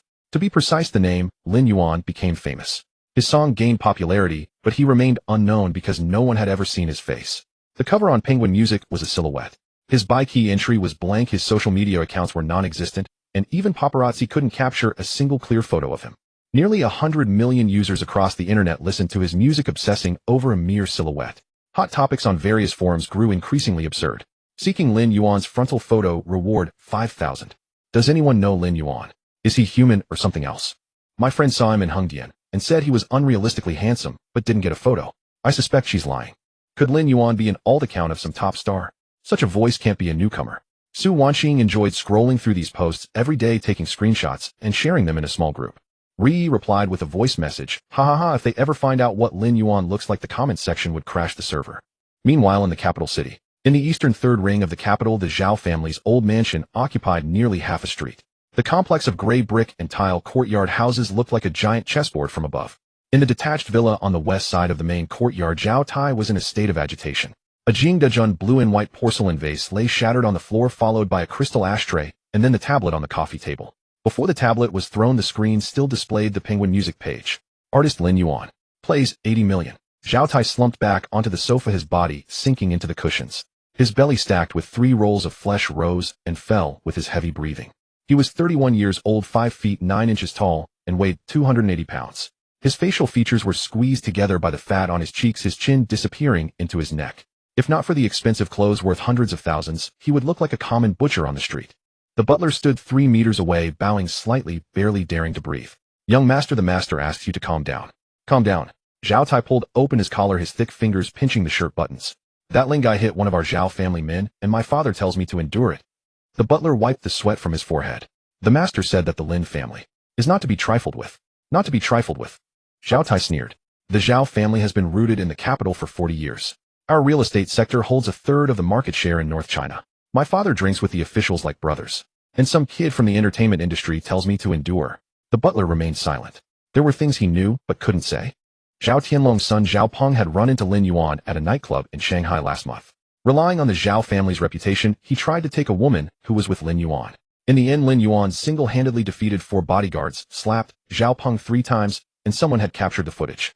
After hearing the report, the elder of the Zhao family remained silent for a long time, then said only one sentence: "The Lin family is not one we can provoke at the moment." Zhao Tai refused to accept it. He had never accepted it. Growing up in the same compound, why did Lin Yuan get to look like that? Why did women lose their composure at the sight of him? Why could he casually sing a couple of songs and become a nationwide sensation? Zhao Tai picked up his phone and scrolled to the comments section on Penguin Music. Oh my god, I could listen to this voice forever. Lin Yuan, I'm yours. Please give us a frontal shot. I've been obsessing over the silhouette for 3 days. Every comment felt like a needle piercing his nerves. How much money had Zhao Tai spent? How many actresses had he sponsored? How many resources had he thrown away? In the end, he couldn't even make a ripple online. Lin Yuan did nothing. He just stood there, and the whole world went mad. Why? Zhao Tai threw his phone onto the sofa, his chest heaving heavily. The room fell silent for a few seconds. The butler gestured, and then withdrew, gently closing the door. 2 minutes later, the door opened. A young girl walked in. She appeared to be about 17 or 18, wearing a loose white t-shirt, her hair tied in a ponytail, with a bit of baby fat still on her face. Her name was Xiaoya, a 3rd-tier model signed under one of Zhao Tai's talent agencies. Officially, she was a contracted artist, but in reality, she was Zhao Tai's personal plaything. The contract clearly stated that the company had the right to arrange all business activities. Xiaoya walked to the sofa and stood still, her head bowed, her shoulders trembling slightly. Zhao Tai leaned back on the sofa, lifting his eyelids to glance at her. Come here. Xiaoya shuffled forward a couple of steps, her knees brushing against the sofa edge. Zhao Tai reached out and gently took her wrist, his touch firm but not harsh. Xiaoya gracefully knelt on the carpet, lifting her face, her eyes holding a shimmer of unshed tears. Zhao Tai observed her expression, his breathing remained steady. He found a sense of calm in her composed demeanor. This was his way of feeling a sense of presence. In front of Lin Yuan, he felt inconsequential. In front of his father, he felt inadequate. At the truly elite circles, he couldn't even get a ticket. But in front of these young women bound by contracts, he felt a sense of authority. I'm not in a good mood today, Zhao Tai said, releasing her wrist and leaning back. If you serve me well, I'll get you a role. If not. He left the sentence unfinished. Xiaoya bit her lip, tears streaming down her cheeks, half genuine, half feigned. She knelt down obediently. Zhao Tai closed his eyes, but his mind was filled with the image of Lin Yuan. That silhouette. The silhouette that had driven the entire internet wild. He gripped the armrest of the sofa. Lin Yuan. He repeated the name in his mind like a curse. Just wait. Father doesn't want me to touch you. Does that mean I won't? I've never been afraid of anyone.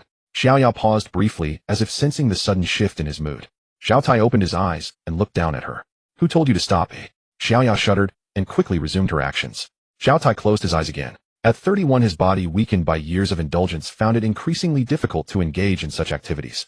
He needed more intense stimuli to feel anything. Ordinary interactions no longer satisfied him. He needed a sense of absolute control, a feeling of dominance. Because only in such moments could he temporarily forget that there was a person named Lin Yuan in this world who was better than him in every way. More handsome, richer, more talented. Women willingly threw themselves at him, while Zhao Tai could only rely on contracts and threats. A few minutes later, Xiaoya emerged from the bedroom, her expression calm, her clothes neatly arranged. At the door stood the butler and several maids. The butler did not raise his eyes. The maids handed her fresh clothes and a thick envelope. Before she could speak, she was guided into a business car that drove away swiftly. The butler waited for Xiaoya to leave, then paused for a few minutes. He glanced at his expensive watch and nodded slightly. The maids behind him seemed to receive a signal. Together with the butler, they opened the door and entered. At that moment Zhao Tai was leisurely smoking his pants already on. The butler smiled and instructed the maids to carry on with their tasks. Some handed him a cool towel, others tidied the carpet. It all seemed like a perfectly ordinary routine. When Zhao Tai finished his cigarette, two petite and lovely maids supported him into the bathroom. The sound of water soon flowed, accompanied by occasional soft laughter. The butler smiled and shook his head. The young master is still so energetic. It seems he needs proper nourishment, or he might lose weight. The sound of running water in the bathroom ceased. Two maids supported Zhao Tai as they stepped out, his white bathrobe wrapped around him like a bedsheet draped over a walrus. Zhao Tai slumped onto the chaise lounge, his thick fingers tapping twice on the coffee table. The maids quietly withdrew. Lu Tianyi pushed open the door, carrying a bowl of bird's nest and snow fungus soup, which he set beside Zhao Tai's hand. Young master, drink it while it's still warm. Zhao Tai did not touch the bowl of bird's nest, tilting his head as he looked at Lu Tianyi. Uncle Lu, how many years have you served me? 21 years, young master, counting from when you were 4. Lu Tianyi was around 60 years of age, his figure lean and sharp. He wore a meticulously tailored charcoal gray waistcoat, his hair combed with precise care. Standing there, his spine straight, he carried himself with neither deference nor arrogance, the dignified bearing of a seasoned traditional butler. Zhao Tai nodded. 21 years. Among the hundreds of people in the Zhao household, grandfather's secretaries had cycled through 4 different groups, and his father's assistants rotated like figures in a revolving carousel. Only Lu Tianyi had stayed. Through every change, he had remained solely by Zhao Tai's side. Outsiders called Zhao Tai a good-for-nothing, a man who knew only indulgence and debauchery. But those within the Zhao family knew better. The dozen or so companies under Zhao Tai's name generated combined annual revenue exceeding 10 billion, every single one profitable. How much of that was thanks to Lu Tianyi? Zhao Tai knew the answer well. Sit, Zhao Tai said, pointing to the chair across from him. Lu Tianyi bowed slightly and sat down, taking only a third of the chair. Zhao Tai lifted the bird's nest bowl, took a sip, winced at the heat, and set it back down. What are your thoughts on Lin Yuan? Lu Tianyi did not answer immediately. Instead, he drew a neatly folded handkerchief from his pocket and offered it to Zhao Tai to wipe the residue from the corners of his mouth. Do you want the truth, young master? Naturally. Then I will be direct. Lu Tianyi took back the handkerchief. The Lin family's power does not rest solely on Elder Lin's presence. More importantly, there is backing from above, reasons that cannot be shaken. Zhao Tai grunted. I know. Even my grandfather tells me to endure. If they were not formidable, he would not have said that. He pushed the bird's nest bowl forward, leaning in. In his 2 small eyes a sinister gleam flickered. But I do not wish to endure it. What are your instructions, young master? I want Lin Yuan dead. The 4 words left Zhao Tai's mouth in such a flat tone, as though he were merely commenting on what was for dinner tonight. Lu Tianyi's expression did not shift. Having served by young master's side for 17 years, he had heard every manner of words. When Zhao Tai had been 16, a girl had ignored him, and he had uttered similar threats. At 18, he had lost a street race, and come home smashing objects throughout the house, shouting that he would send the other driver's entire family to the bottom of the sea. All mere words spoken in anger. But Lu Tianyi would not dash his resolve at such a moment. He waited 3 seconds, certain that Zhao Tai had finished speaking before responding. Young master, let me ask you a question. Speak.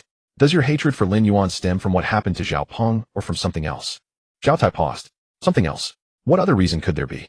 The image of the figure on the music platform flashed through his mind. Those devoted female fans in the comments section, the famous director personally presenting flowers. Both, Zhao Tai said, clenching his fist. Primarily, I simply find him detestable. Lu Tianyi nodded as though he had anticipated this answer all along. Young master, allow me to speak plainly. Go on. As it stands, Lin Yuan cannot be touched. Zhao Tai's expression darkened. Lu Tianyi raised his hand to calm him and continued.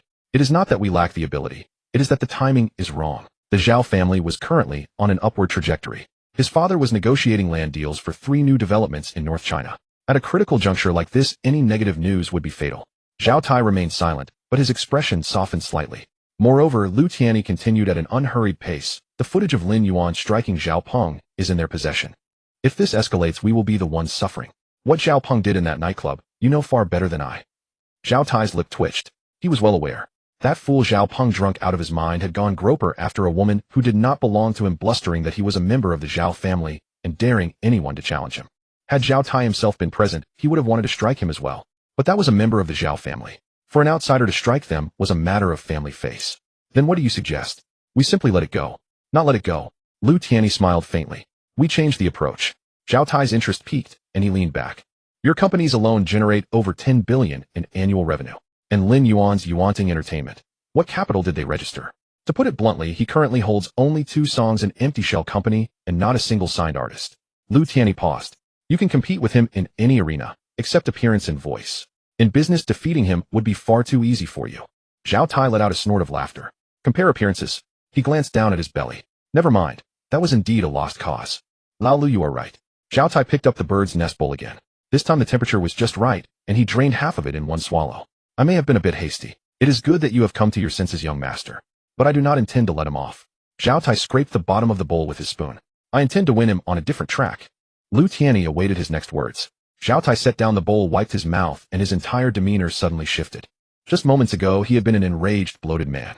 Now sitting upright, a sharp cunning glinted from within those small eyes pinched by flesh. Lao Lu, in your opinion, which industry will be most profitable over the next decade?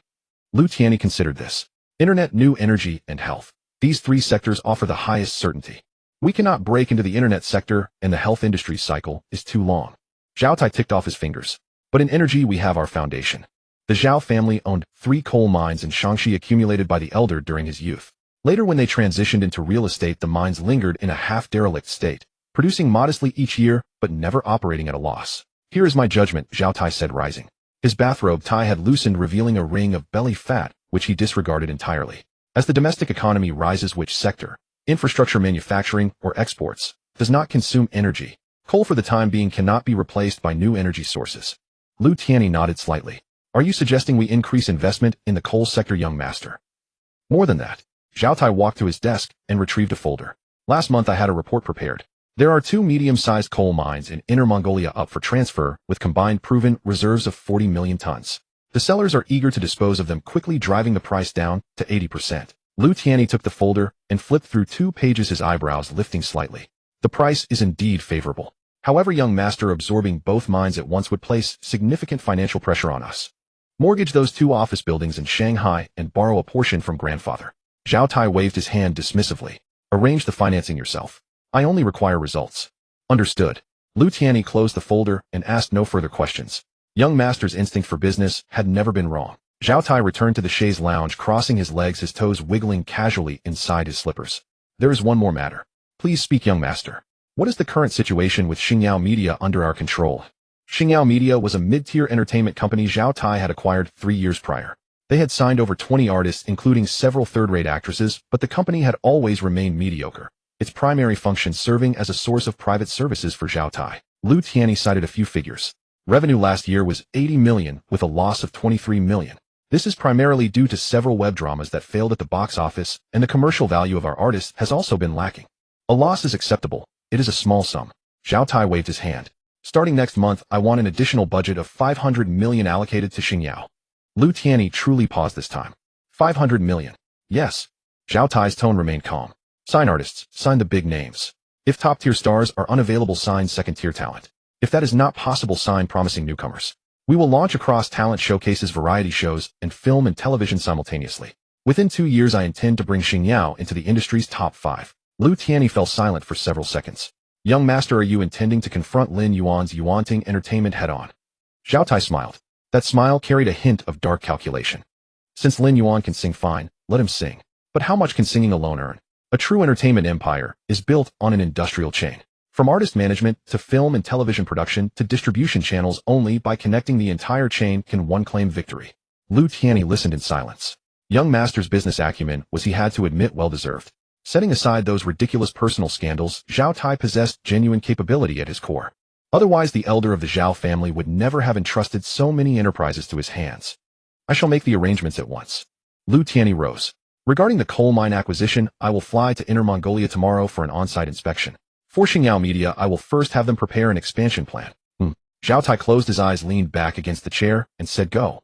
In Modu, the Xinghue recording studio was renowned as the premier recording facility in East China, its soundproof walls constructed with imported Danish materials, and its mixing console a globally limited SSL duality, a single set of equipment worth over 20 million yuan. This time Zhou Yi had spared no expense.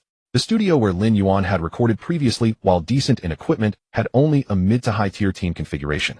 At that time, Zhou Yi's simple thought was that if the young master wished to dabble in music for leisure, any decent studio would suffice. Yet those 2 songs swept across the entire internet. Reflecting on the matter, Zhou Yi felt he had committed a grave error. The young master approached everything with utmost seriousness, and his own vision had been too narrow.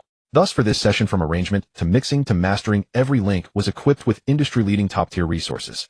The recording engineer was Old Zheng, with 2 decades of experience, having recorded for half of the Chinese music industry's biggest stars. The producer, surnamed Chun, was a Golden Melody Award regular from the island of Taiwan in his 50s and wearing gold-rimmed glasses. Before entering the studio, he complained to Zhou, My schedule is tight. For a newcomer, I can spare at most 3 days. 3 days. After the first song was recorded, producer Chun cleared his entire schedule. I won't go anywhere for the next 2 weeks. He took off his glasses to wipe them, his hands trembling. That voice. Where did you find him? Standing outside the control room, Zhou, he looked through the glass at Lin Yuan, who wore headphones and could not suppress the upward curve of his lips. The young master was, after all, born for great things. This time Lin Yuan was to record an entire album of 10 songs. It was not a random assortment, but a complete emotional arc. From the flutter of a chance encounter through the tentative steps of mutual attraction to the frenzy of passion, then conflict, cold silence, desperate pleading, and finally the serene release of letting go. 10 songs, 10 stages, the full life cycle of a romance from birth to end. Lin Yuan had spent considerable thought selecting the songs. In this Blue Star world, many classics of the Chinese music scene had yet to emerge. He sifted through his mental repository and finally settled on these 10. Each one in his past life was a song of the year. 10 together. They would be a nuclear detonation. Recording began in earnest from the 3rd day. The first 2 days were spent on team integration, familiarizing with the equipment and environment. From day 3, the formal recording commenced. The first song about the thrill of a chance encounter.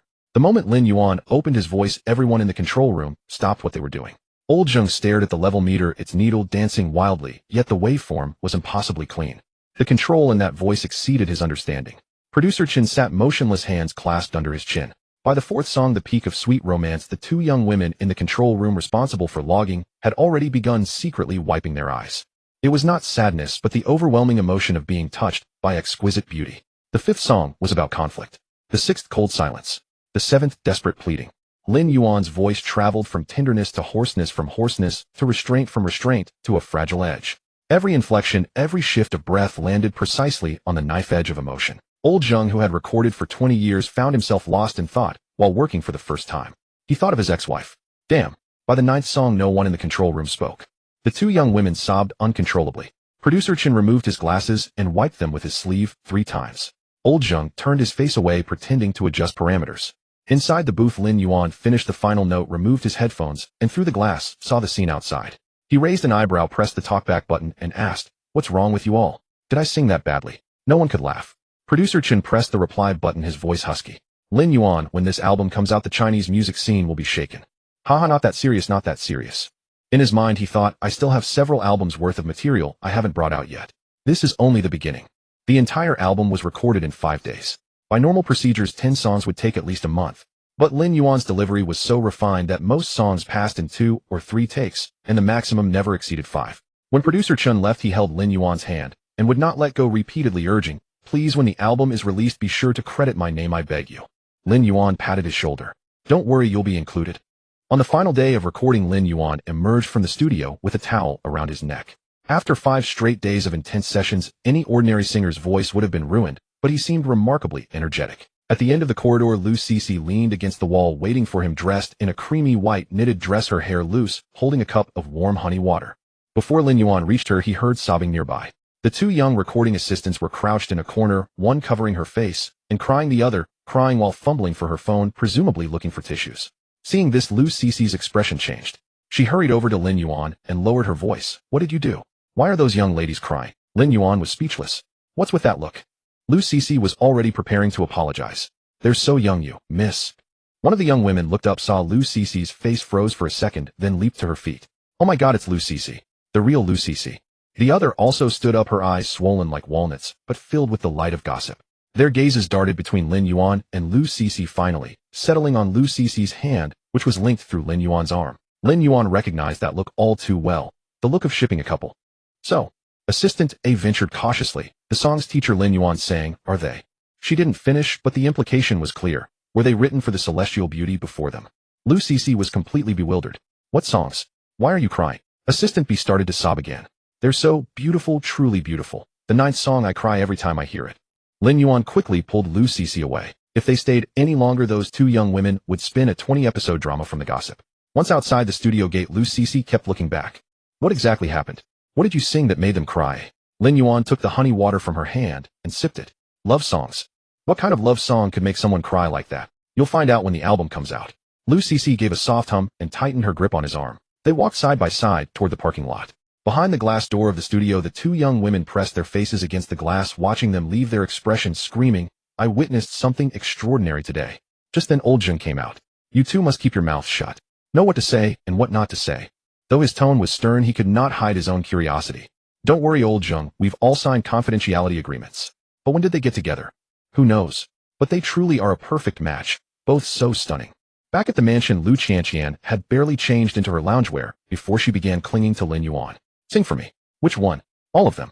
"I am quite curious. What songs could possibly make that young girl sob so uncontrollably?" Lin Yuan leaned back against the sofa, watching Lu Qianqian sitting cross-legged opposite him. Her eyes sparkled brightly, her chin resting on her knees, looking utterly docile and sweet. 10 songs, are you sure?" "Sure. Don't come crying to me if you end up shedding tears. I am not either of those two girls from the recording studio." Lu Qianqian pouted. "What storms have I not weathered in my life?" Lin Yuan stopped pressing the matter. He cleared his throat and began to sing from the first song. A chance encounter. A fluttering heartbeat. Quiet ambiguity. After the first 3 songs, Lu Qianqian was swimming in sweetness, melting softly into Lin Yuan's embrace. Her heart bloomed with joy and a radiant smile graced her face. Lin Yuan paused. "Shall we stop here? The remaining songs can wait until after they are officially released." "No, I want to hear them all." "Keep singing, darling, please." Unable to resist the heavenly being coquettishly wriggling in his arms, Lin Yuan could only softly continue. The 4th song was about passionate love. The 5th song turned to arguments. Lu Qianqian bit her lips, sensing something shifting. Perhaps Lin Yuan sang too beautifully, or perhaps the lyrics were simply heart-wrenching. The 6th song spoke of cold silence between lovers. The first tear fell. The 7th pleaded for someone to stay. Lu Qianqian buried her face into a cushion, her shoulders trembling. Lin Yuan sighed, wanting to stop, but Lu Qianqian mumbled through her tears, "Don't stop. I still want to listen. More, please." The 8th song. The 9th. By the time the 9th song ended, Lu Qianqian had cried beyond control. A large damp patch spread across the cushion, her nose flushed red, her eyelashes glistening with water droplets. After finishing the 10th song, Lin Yuan fell silent for a few moments. The living room echoed only with Lu Qianqian's intermittent sobs. "I told you would cry, didn't I?" Lu Qianqian lifted her head, tears streaming down her face, her lips trembling as she whispered, "Lin Yuan, you are unbearable." Lin Yuan pressed a hand to his forehead. "You were the one who insisted on hearing all 10 songs. How can you sing with such depth?" She sniffled, unable to finish. As an actress and a triple award-winning Best Actress, her sensitivity to emotion far exceeded that of ordinary people. The emotional intensity carried within Lin Yuan's 10 songs struck her like a force beyond her dimension. Each song carved a quiet wound into her heart. Lin Yuan handed her a tissue box. Lu Qianqian pulled out 7 or 8 sheets and wiped her face hastily before throwing herself forward, burying her face in his chest, her muffled voice saying, "I don't care. Sing another one." "What? You still want to listen? I think you may have a taste for suffering. Go away. Sing me a cheerful song to comfort me. I'm still upset." Lin Yuan pondered for a moment, then retrieved a song from his system. Something unbidden. "Impossible to forget the moment I first saw you." A light and cheerful melody rose, and Lu Qianqian's body gradually relaxed. Her sobs grew fewer and softer, and by the chorus she had stopped crying entirely, simply lingering quietly in Lin Yuan's embrace. "I fear I may fall in love with you. Loving you requires great courage as well. Is this song meant for me?" "Yes, exclusively yours." Lu Qianqian's eyes curved into crescents of joy, her tears still clinging to her cheeks, making her look both disheveled and beautiful. These past few days had been nothing short of heavenly for her. Beyond recording his album, once the tracks were finished and the production moved into the post-production phase, Lin Yuan had no need to supervise closely. So he spent every day nestled within the mansion, keeping her company. In the mornings, Lu Qianqian woke naturally, only to find breakfast already prepared by Lin Yuan. At noon, the two would curl up on the sofa and watch films. In the evenings, Lin Yuan cooked, his culinary skills bestowed by the system rivaling a 3 Michelin star standard. As for their nights, Lu Qianqian needed a long, while each morning before she could even rise from bed. Yet she cherished every moment. The only side effect was her skin becoming excessively flawless. During their last video call, her makeup artist had stared at the screen for a long time, and then repeatedly urged her never to pursue cosmetic procedures or inject Botox under any circumstances. Lu Qianqian's daily ritual was to tease Demimamai on WeChat. That day, she posted a photo of the breakfast Lin Yuan had made, captioning it, "Made by my husband." It brought tears just from how delicious it was. Demimamai replied instantly with a cold chuckle. Lu Qianqian then sent a photo of Lin Yuan's back as he chopped vegetables wearing an apron. Demimamai retorted, "Lu Qianqian, are you begging to be put in your place?" Lu Qianqian responded with a smug sticker. Unable to bear it anymore, Demimamai created a group chat named Secret Backyard. Members Demimamai re Lu Qianqian. Demimamai tagged everyone in the group. "From today onward, anyone who privately posts affectionate content will become public enemy number 1. Send an emoji raising a hand. I agree. Sister Qianqian, I nearly got sick scrolling through her moments these past few days. Lu Chanqian shot back. Humph, the ugly faces of the two of you. Jealousy truly makes one ugly. The Mimimai declared, just wait. Once I finish shooting next week, I will return to Shanghai and see who laughs last. Ri added, I'm nearly done with my shoot as well. I will give Lu Chanqian a battle of 300 rounds. Lu Chanqian leisurely typed, then you two plan accordingly. I shall enjoy mine first. Good night, sisters. She then exited WeChat, rolled over, and wrapped her arms around Lin Yuan, who was reading a script beside her. Lin Yuan put down his phone, glanced at her chat history, his mouth forming an O shape as he raised an eyebrow. The three of you formed a group. No, don't come closer. This is women's business, nothing to do with you. Lin Yuan fell silent for 2 seconds. TCH, I wouldn't deign to read it anyway. Internally, his mind raced with doubts. Harem arrangements were something he had only ever read about in novels. Surely nothing bad would happen, right? No, he needed to study the experiences of those before him. What if a dramatic confrontation ever arose? That would be disastrous. As Lin Yuan was pondering whether this blue planet had any novel websites, his phone rang. To his surprise, it was a message from his dear little sister Zhu. Opening the message, Lin Yuan's expression darkened instantly. Brother Lin Yuan, I have spoken with Grandpa, and I have terminated my contract. I will be joining your company. Are you happy? Zhu was a puzzling figure to Lin Yuan. Based on what he had seen in the original owner's memories, she was indeed Zhu, recognized among the top 100 most beautiful women in the world. Yet Lin Yuan recalled that her age did not match. He remembered her as older. The Zhu of this world appeared significantly younger, marking one of the greatest differences he had noticed since crossing over. He could not quite pinpoint where things had gone awry. Very well, of course I am happy. Come join me when we officially open the company, shall we? Brother Lin Yuan, I have bought an apartment in Shanghai. I will arrive tomorrow. What? You didn't buy the unit downstairs, did you? Brother Lin Yuan, you are too clever. I originally wanted to buy the one next door, but discovered it was yours as well, so I had no choice but to purchase the one below. Magada Lujiazui. Yuanting Entertainment's new office occupies the entire 47th floor of Jinmao Tower. The renovation team worked in 3 rotating shifts over 20 days, and now the project is entering its final stage. Lin Yuan stood before the floor-to-ceiling window. The Huangpu River curved below like a silver ribbon, and the historic architecture of the bund across the water glowed in the morning light. Zhou stood 2 paces behind him, holding a folder. The official listing is set for next Wednesday, Zhou said. All approvals from industry and commerce, taxation, and fire safety have been secured, and the media invitation letters have been dispatched. What about the artists? Zhou hesitated. None have been signed yet. Lin Yuan turned around. Zhou opened the folder, revealing a thick stack of documents. The young master set 3 rules: no talent, no reputation, no character. After filtering through these 3 criteria, not a single one of the more than 40 artists they've contacted has met all the standards. Either their talent reaches the level, but their private life is in disarray, or their character passes the test, but their professional ability cannot hold the stage. Zhou closed the folder. According to your standards, there truly aren't many artists on the market we could sign. Lin Yuan walked to the office desk and sat down. A thin layer of sawdust still lingered on the desk, the new furniture scent mingling with the river breeze drifting through the window. On listing day, we can't have a stage full of executives with not a single artist of our own. Zhou didn't respond. Having served the Lin family across 2 generations, he understood that tone all too well. It wasn't complaint, it was a decision to personally step in. As expected, Lin Yuan took a folded piece of paper from the drawer, unfolded it, and pushed it forward. Contact these people. Zhou took it and glanced at it. Su Wanqing leaned over, as well, her iPad already open to the Notes app, ready to record. First, go to Mingxiang Qiangyin Entertainment and recruit a singer named Zhou Shun. Zhou looked up Zhou Shun, the one who debuted on that Blue TV audition show. Su Wanqing reacted, first frowning. I remember. His competition results were mediocre, and he hasn't made much splash since debut. His voice is distinctive, but market response hasn't been favorable. Zhou also nodded. I've heard that name too. At Mengxiang Xiangyin, he's a mid to lower tier artist with very little company support. Singers with that kind of voice type simply aren't popular in today's market. Lin Yuan leaned back in his chair. Regardless, I'll pay the breach fee however much it is. Bring him over. Zhou Yi's brows shifted slightly, but he didn't ask further, jotting it down in his small notebook. The young master's judgment of people had never been wrong. Second, there's a female folk singer named Chun-Li.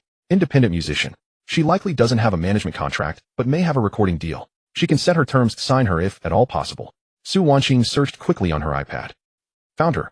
Limited fans, but excellent reputation. She's quite well known in niche music circles. Third, Li Ronghao. Lin Yuan said. Li Ronghao. Zhou stopped writing immediately. I know this person. He's an audition show singer who released an album last year. Performance was average. He should still be at his current company, but I've heard his contract is about to expire. Find out whether he still has any remaining management contract. If so, I'll cover the breach fee. Zhou wrote rapidly. Lin Yuan then picked up another piece of paper from the desk and handed it over. For actors, take this list and negotiate with each one individually. Zhou took it, scanned it, and read out the first two names, Xiaozhan, Li Yitong. The list held over a dozen names. Some Zhou he had heard of, others were completely unfamiliar. Su Wanqing peered over and noticed these were mostly minor actors in their 18th tier or fresh graduates from training programs, their resumes pitifully thin. She opened her mouth as if to say something, then swallowed her words. Last time was the same. When Lin Yuan said to wait for the fish to bite, she thought her boss was joking. Yet Liang Zhu had personally arrived with an S-tier contract in hand. Everything noted. Lin Yuan looked at both of them. Noted. Zhou he closed his notebook. Su Wanqing nodded. Sign whoever we can before the listing day. For those we can't, negotiate slowly. Lin Yuan stood up, brushed the sawdust from his hands. Let's go pick them up. Pick who up? Su Wanqing asked. The company's #1 artist and employee. At 2 in the afternoon, Pudong Airport Business Building. Lin Yuan leaned against the railing near the business channel exit, sunglasses pushed up to his forehead. A simple black t-shirt, but his figure and face spoke for themselves. Passers-by couldn't help but glance back repeatedly. Su Wanqing stood to his left rear, in professional attire, arms clutching a document folder. Zhou Yi was further away, speaking on the phone in a low voice, likely coordinating with Mengxiang Xiangyin. The arrival information refreshed. Flight landed. 5 minutes later, the business channel doors opened. A figure emerged from within. 17-year-old Zhu Zhu, high ponytail, a pink cropped hoodie, paired with white wide-leg pants, canvas shoes on her feet, dragging a suitcase taller than herself. She looked every bit a carefree high schooler, just released for summer vacation. But the moment her face appeared, the air in the business building seemed to still for an instant. Skin glowing, pale features so exquisite they seemed unreal, large round eyes as though crafted with extra care. A face recognized among the world's top 100 beauties. No matter how casually she dressed, her presence could not be concealed. Zhu Zhu stepped out of the channel and immediately locked onto Lin Yuan. Then she noticed Su Wanqing beside him. Her gaze lingered on Su Wanqing for a fraction of a second. A woman's intuition. No evidence needed, no logical deduction required. The moment Zhu Siyu saw Su Wanqing standing at Lin Yuan's side, she instinctively raised an antenna. The next instant she released the suitcase handle. It wobbled where it stood, before she broke into a sprint straight toward him, throwing herself into Lin Yuan's embrace. Lin Yuan Gij. Her voice was honey-sweet, loud enough to carry across half the business building. Bystanders turned. Some pulled out their phones. Lin Yuan caught her with one arm, while his other hand ruffled her ponytail. Aren't you tired after a 3-hour flight? Not tired at all. Zhu Zhu buried her face against his chest, voice muffled. I was so excited thinking about you I couldn't sleep. How could I be tired? Su Wanqing. Lin Yuan cleared his throat, lightly patted Zhu Zhu's back, and gently drew her back half a step before turning to Su Wanqing. Ching, let me introduce.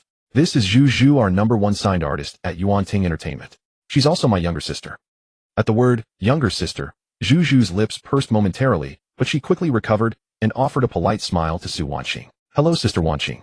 Sweet as she was, Su Wanqing noticed the girl's hand remained firmly gripping Lin Yuan's arm, not letting go. Su Wanqing smiled. Hello, Zhu Zhu. Hope your journey was comfortable.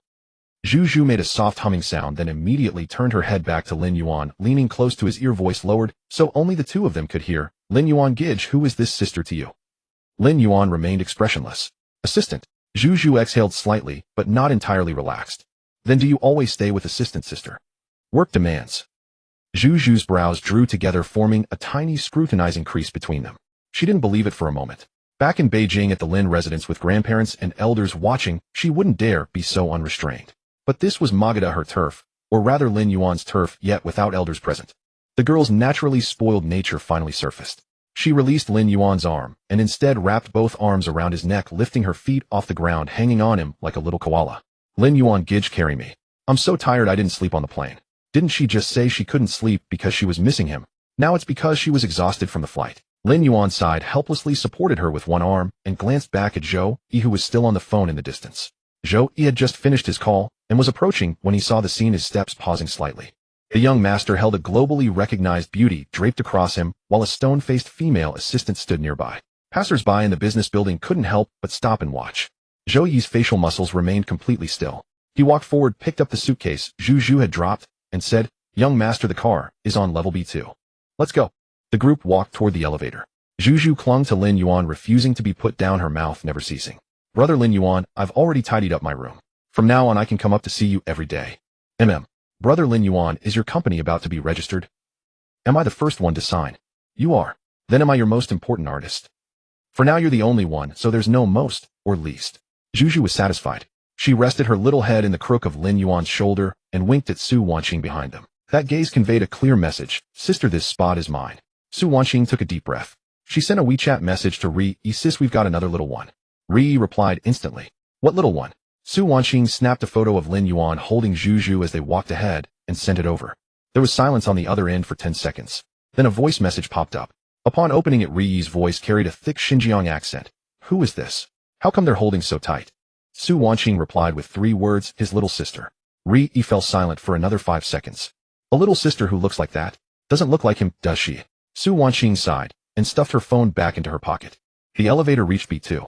Zhou Yi placed the luggage into the trunk and opened the car door. Zhu finally jumped down from Lin Yuan, slid into the back seat, then tugged on Lin Yuan's sleeve to pull him in as well and closed the door behind them. Su Wanqing looked at the closed door and silently walked to the passenger side. As she opened the door and sat down, she heard Zhu's voice from the back seat. Brother Lin Yuan is Sister Cici, also in Modu. Does she know I'm here? I haven't seen her in ages.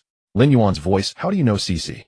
Of course I know her. Sister Cici came to our house for dinner when she was in the capital. She really liked me. Su Wanqing fastened her seatbelt and glanced at the rearview mirror. In the mirror, Zhu was tilting her head, smiling at Lin Yuan.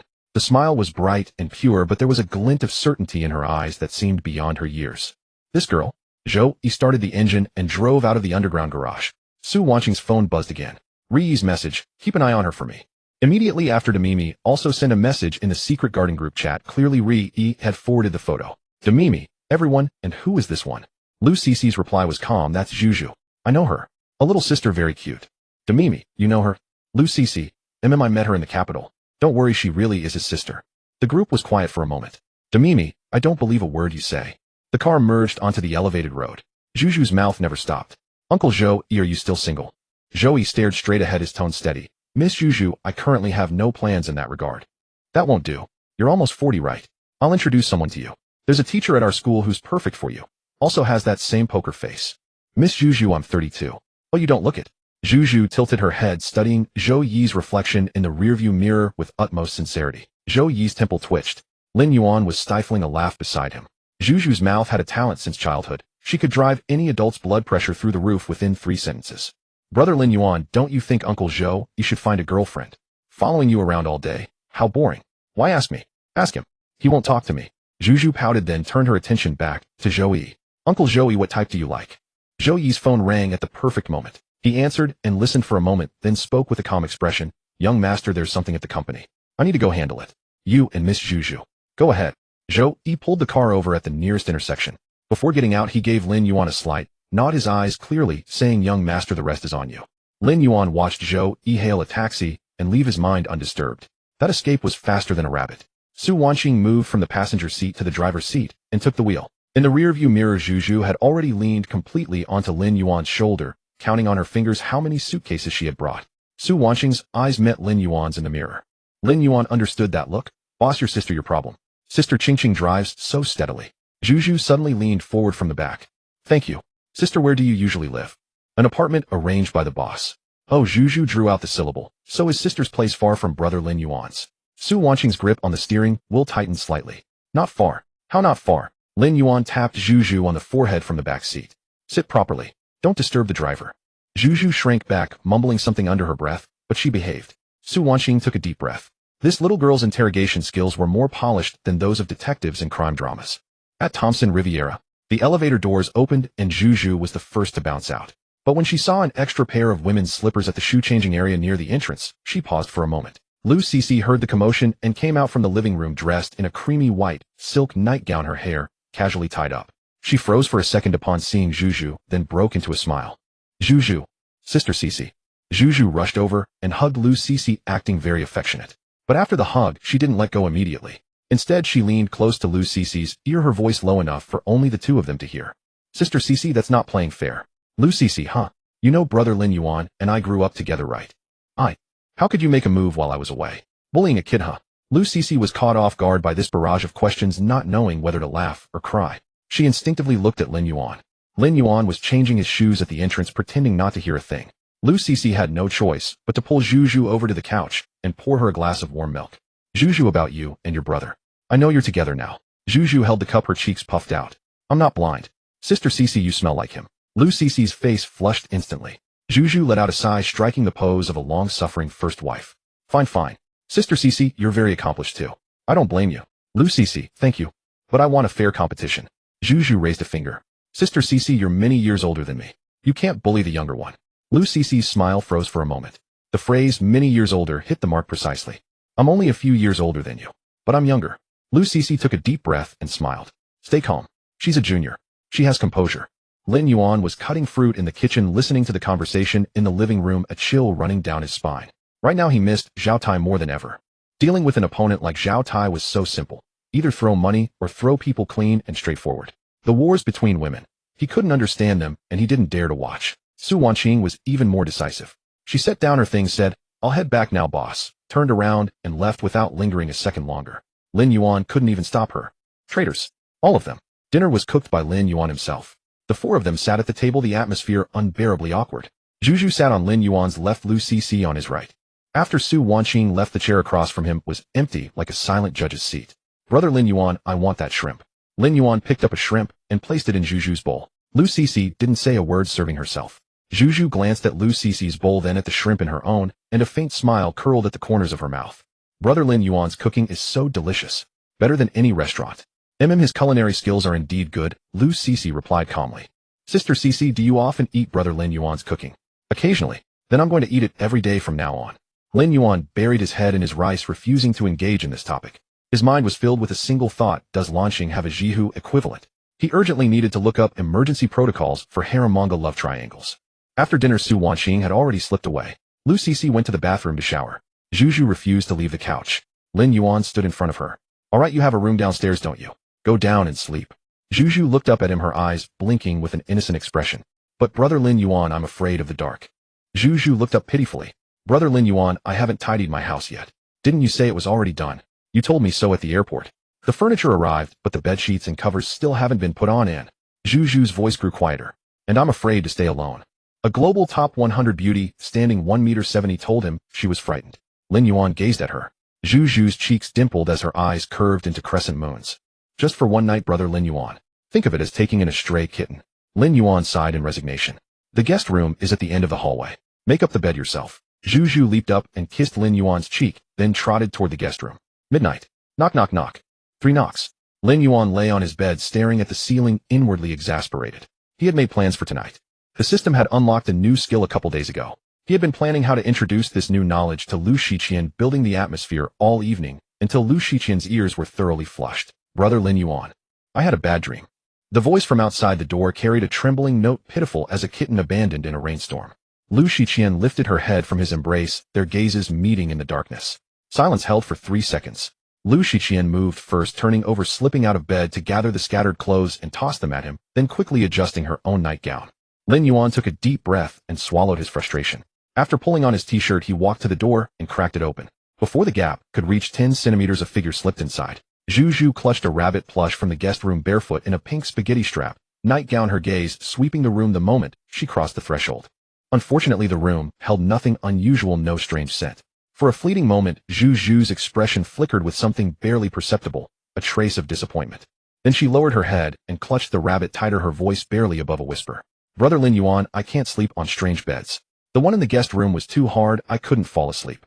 Her cheeks were indeed flushed, though whether from fear or something else was unclear. "And the hallway was so dark, I nearly tripped on my way over." Lin Yuan looked at her. She genuinely expected him to believe that. Zhu's eyes suddenly glistened, water welling up. "You have a chaise lounge here. I'll just sleep there, it won't take up space, I promise, I'm just afraid being alone." Lin Yuan's resolve softened. When she was 3 she fell and came crying to him, and he spent half an hour gently tending her wound. At 7, bullied by a neighbor boy, she ran to him in tears, and he climbed over the wall to give the boy a scolding. Now 17, and still the same tactic. Lin Yuan glanced back at Lu Shiqian. She was already sitting up in bed, the quilt drawn to her chest, her expression calm. But that calmness itself was a statement. "The chaise is by the window," Lu Shiqian said evenly. Zhu's face lit up instantly, and she scampered to the chaise by the window, placed the rabbit plush carefully, and curled up upon it. Lin Yuan grabbed a thin blanket from the wardrobe and tossed it over. "Cover up, don't catch a cold." "Thank you, Brother Lin Yuan." Zhu caught the blanket and wrapped herself in it like a cocoon, leaving only her eyes visible. Those eyes peered over the edge, watching with quiet amusement as Lin Yuan returned to bed. The little girl closed her eyes and soon breathed steadily. Lin Yuan lay back down, and Lu Shiqian shifted closer until their heads rested together. "She did that on purpose," Lu Shiqian whispered, her voice barely audible. "I know. Then why let her in? She's always been like this since we were children." Lu Shiqian fell quiet for a moment, then sighed. How could she not understand? Lin Yuan was like that. unyielding as iron when he chose to be, but completely pliable when it came to those close to him, especially the women around him, shielding them without a hint of principle. It was something that brought her both sweetness and frustration. The room settled back into silence. The chaise sat less than 3 meters from the bed, separated by the span of floor-to-ceiling windows. Lights from the Huangpu River filtered through gaps in the curtains, painting soft streaks across the ceiling. Lu Shiqian's small hand crept over, found Lin Yuan's arm, then slipped down to interlace their fingers. Lin Yuan turned his head. In the darkness, Lu Shiqian's face drew close, her breath carrying the lingering fragrance of bath lotion. She pressed a gentle kiss to his lips. Light tentative, Lin Yuan responded. Also gentle, but a moment longer. Then a little longer still. Lu Shiqian's fingers tightened around his warmth, spreading across her skin. Just as they were drawn into the moment, ahem, a cough came from the direction of the chaise. Their lips parted, and both turned toward the window. Zhu, wrapped in the blanket, sat with her back to them, her face buried in the rabbit plush. Ahem, ahem, 2 more coughs. Lin Yuan. Lu Shiqian's hand loosened.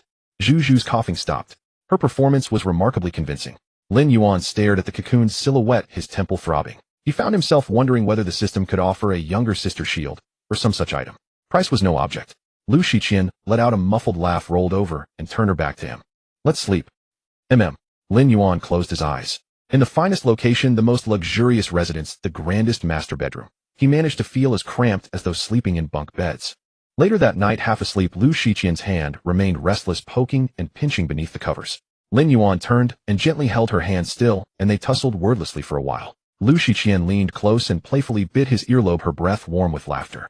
Just endure it. Lin Yuan gritted his teeth. Tonight the celestial beauty was not merely a tender woman. She was also a playful imp. As dawn began to pale the sky, Lin Yuan, half in slumber, felt a soft warmth in his palm. Warm, round, with a gentle suppleness. He squeezed instinctively. The feel was off. This little rabbit. Slightly smaller than Lu Shiqian's. Too drowsy to think clearly, he pressed again. Then he heard a sound. Extremely faint, caught somewhere in the throat. A soft hum. The source of that sound was not to the right. It was to the left. Lin Yuan's sleepiness vanished almost entirely in an instant. He slowly opened his eyes. Morning light seeped the partially drawn curtains. On the right, Lu Shiqian still slept soundly, face turned outward, her breathing even. On the left, Zhu had somehow migrated from the chaise and was curled against his left side, the strap of her slip dress fallen to her upper arm, her cheeks flushed a deep pink. Her eyes were closed in apparent slumber, but her eyelashes trembled faintly, trembling most unconvincingly. Lin Yuan's hand remained frozen where it was. He glanced down at what his hand had come to rest upon. Then with the speed of a launching rocket, he withdrew it. Zhu's eyelashes quivered harder, her lips pressed into a thin line, her face red as though about to steam, yet she stubbornly refused to open her eyes. Lin Yuan silently scolded himself. He rose silently and glanced to the right. Lu Shiqian was still asleep. The stone in his chest lightened by half. Had Lu Shiqian seen that scene, he would likely be stepping out of that 47th floor window today. Lin Yuan slowly shifted toward the edge of the bed to get up. Brother Lin Yuan. Zhu's voice came from behind him, small as a mosquito. He turned. Zhu's eyes were open now, large and glistening, her face still flushed, but her expression surprisingly serious. You just now. There was no just now, Lin Yuan replied swiftly. But you clearly. No clearly or unclearly. You're dreaming. Keep dreaming. Zhu glared at him, her mouth opening as if to protest, but catching sight of Lu Shiqian still asleep to the right, she swallowed her words. She shrank back into the covers, burying her face in the pillow, leaving only the tips of her crimson ears visible. She mumbled, well, was it soft? Lin Yuan stumbled and nearly lost his balance. Zhu's lips curved upward, her dimples shining brightly. Lin Yuan tiptoed across the entire bedroom, pushed open the bathroom door, slipped inside, and closed the door behind him. Cold water. It had to be cold water. He turned the shower head to the far left, the water temperature probably around 15 or 16 degrees Celsius. As the water cascaded down, Lin Yuan shuddered. He stood under the stream with his eyes closed for 5 minutes, replaying the scene from earlier in his mind. That touch. That soft moan. And Zhu's final words, how does it feel? 10 minutes later, he emerged from the bathroom, dried his hair, and changed into a clean polo shirt and casual trousers. In the bedroom, neither of them had moved. Zhu's breathing had become truly steady now. She was probably genuinely asleep this time. Lin Yuan walked out of the bedroom, gently closing the door behind him. Morning light filtered through the corridor, so quiet that he could hear the hum of the central air conditioning. He stood in the middle of the hallway, and as if compelled by some inexplicable force, raised his right hand and brought it close to his nose to smell. Then he chided himself. What was he smelling? He had just taken a 10-minute cold shower. How could there possibly be any scent of milk left? Yet there it was, faint, elusive, lingering on his fingertips. Lin Yuan rubbed his hand against his trousers and walked quickly toward the entrance. Fool, he mentally labeled himself. No, it was that little rascal Zhu who had crawled over to his bed in the middle of the night. This whole thing was her fault. But he had indeed touched her, and he had touched her twice. Lin Yuan changed his shoes with the speed of a firefighter responding to an alarm. His phone vibrated. A message from Zhou, young master, I'm downstairs. Lin Yuan replied with coming. He practically fled the house. On the 47th floor of the Jinmao mansion, when the elevator doors opened, Lin Yuan was momentarily stunned. The last time he had been here, the entire floor was just an empty shell, nothing but floor-to-ceiling windows and support pillars. Now it had completely transformed. The lobby's logo wall was painted in matte black with the words, Yuanting Entertainment, in gold foil, the font crisp and clean. Two young administrative assistants sat behind the front desk, and when they saw Lin Yuan enter, they immediately stood up in unison. Good morning, President Lin. Lin Yuan gave a slight nod and walked inward. The open office area had over 20 workstations, most of them already occupied. Some were typing on keyboards, some were on phone calls, and some were gathered in a standing meeting.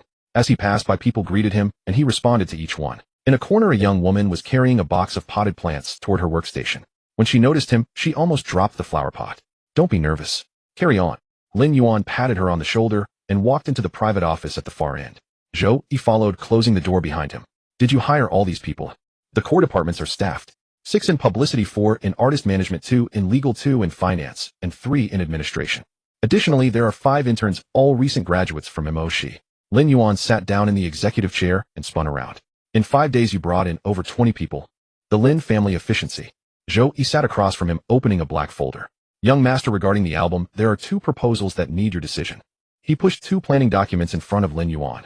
The first one used a photo of Lin Yuan in the recording studio on the cover with the album titled 10 Songs.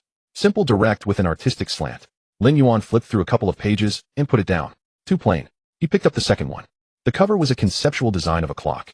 There were no numbers on the dial, only 10 marks, each corresponding to a song title. The album was called 10 States of Love.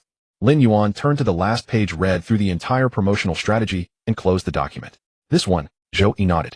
I was leaning toward the second one as well. Concept albums have higher market acceptance, and the idea of 10 states is clever. From the first flutter of the heart to letting go, 10 songs representing 10 stages, very memorable.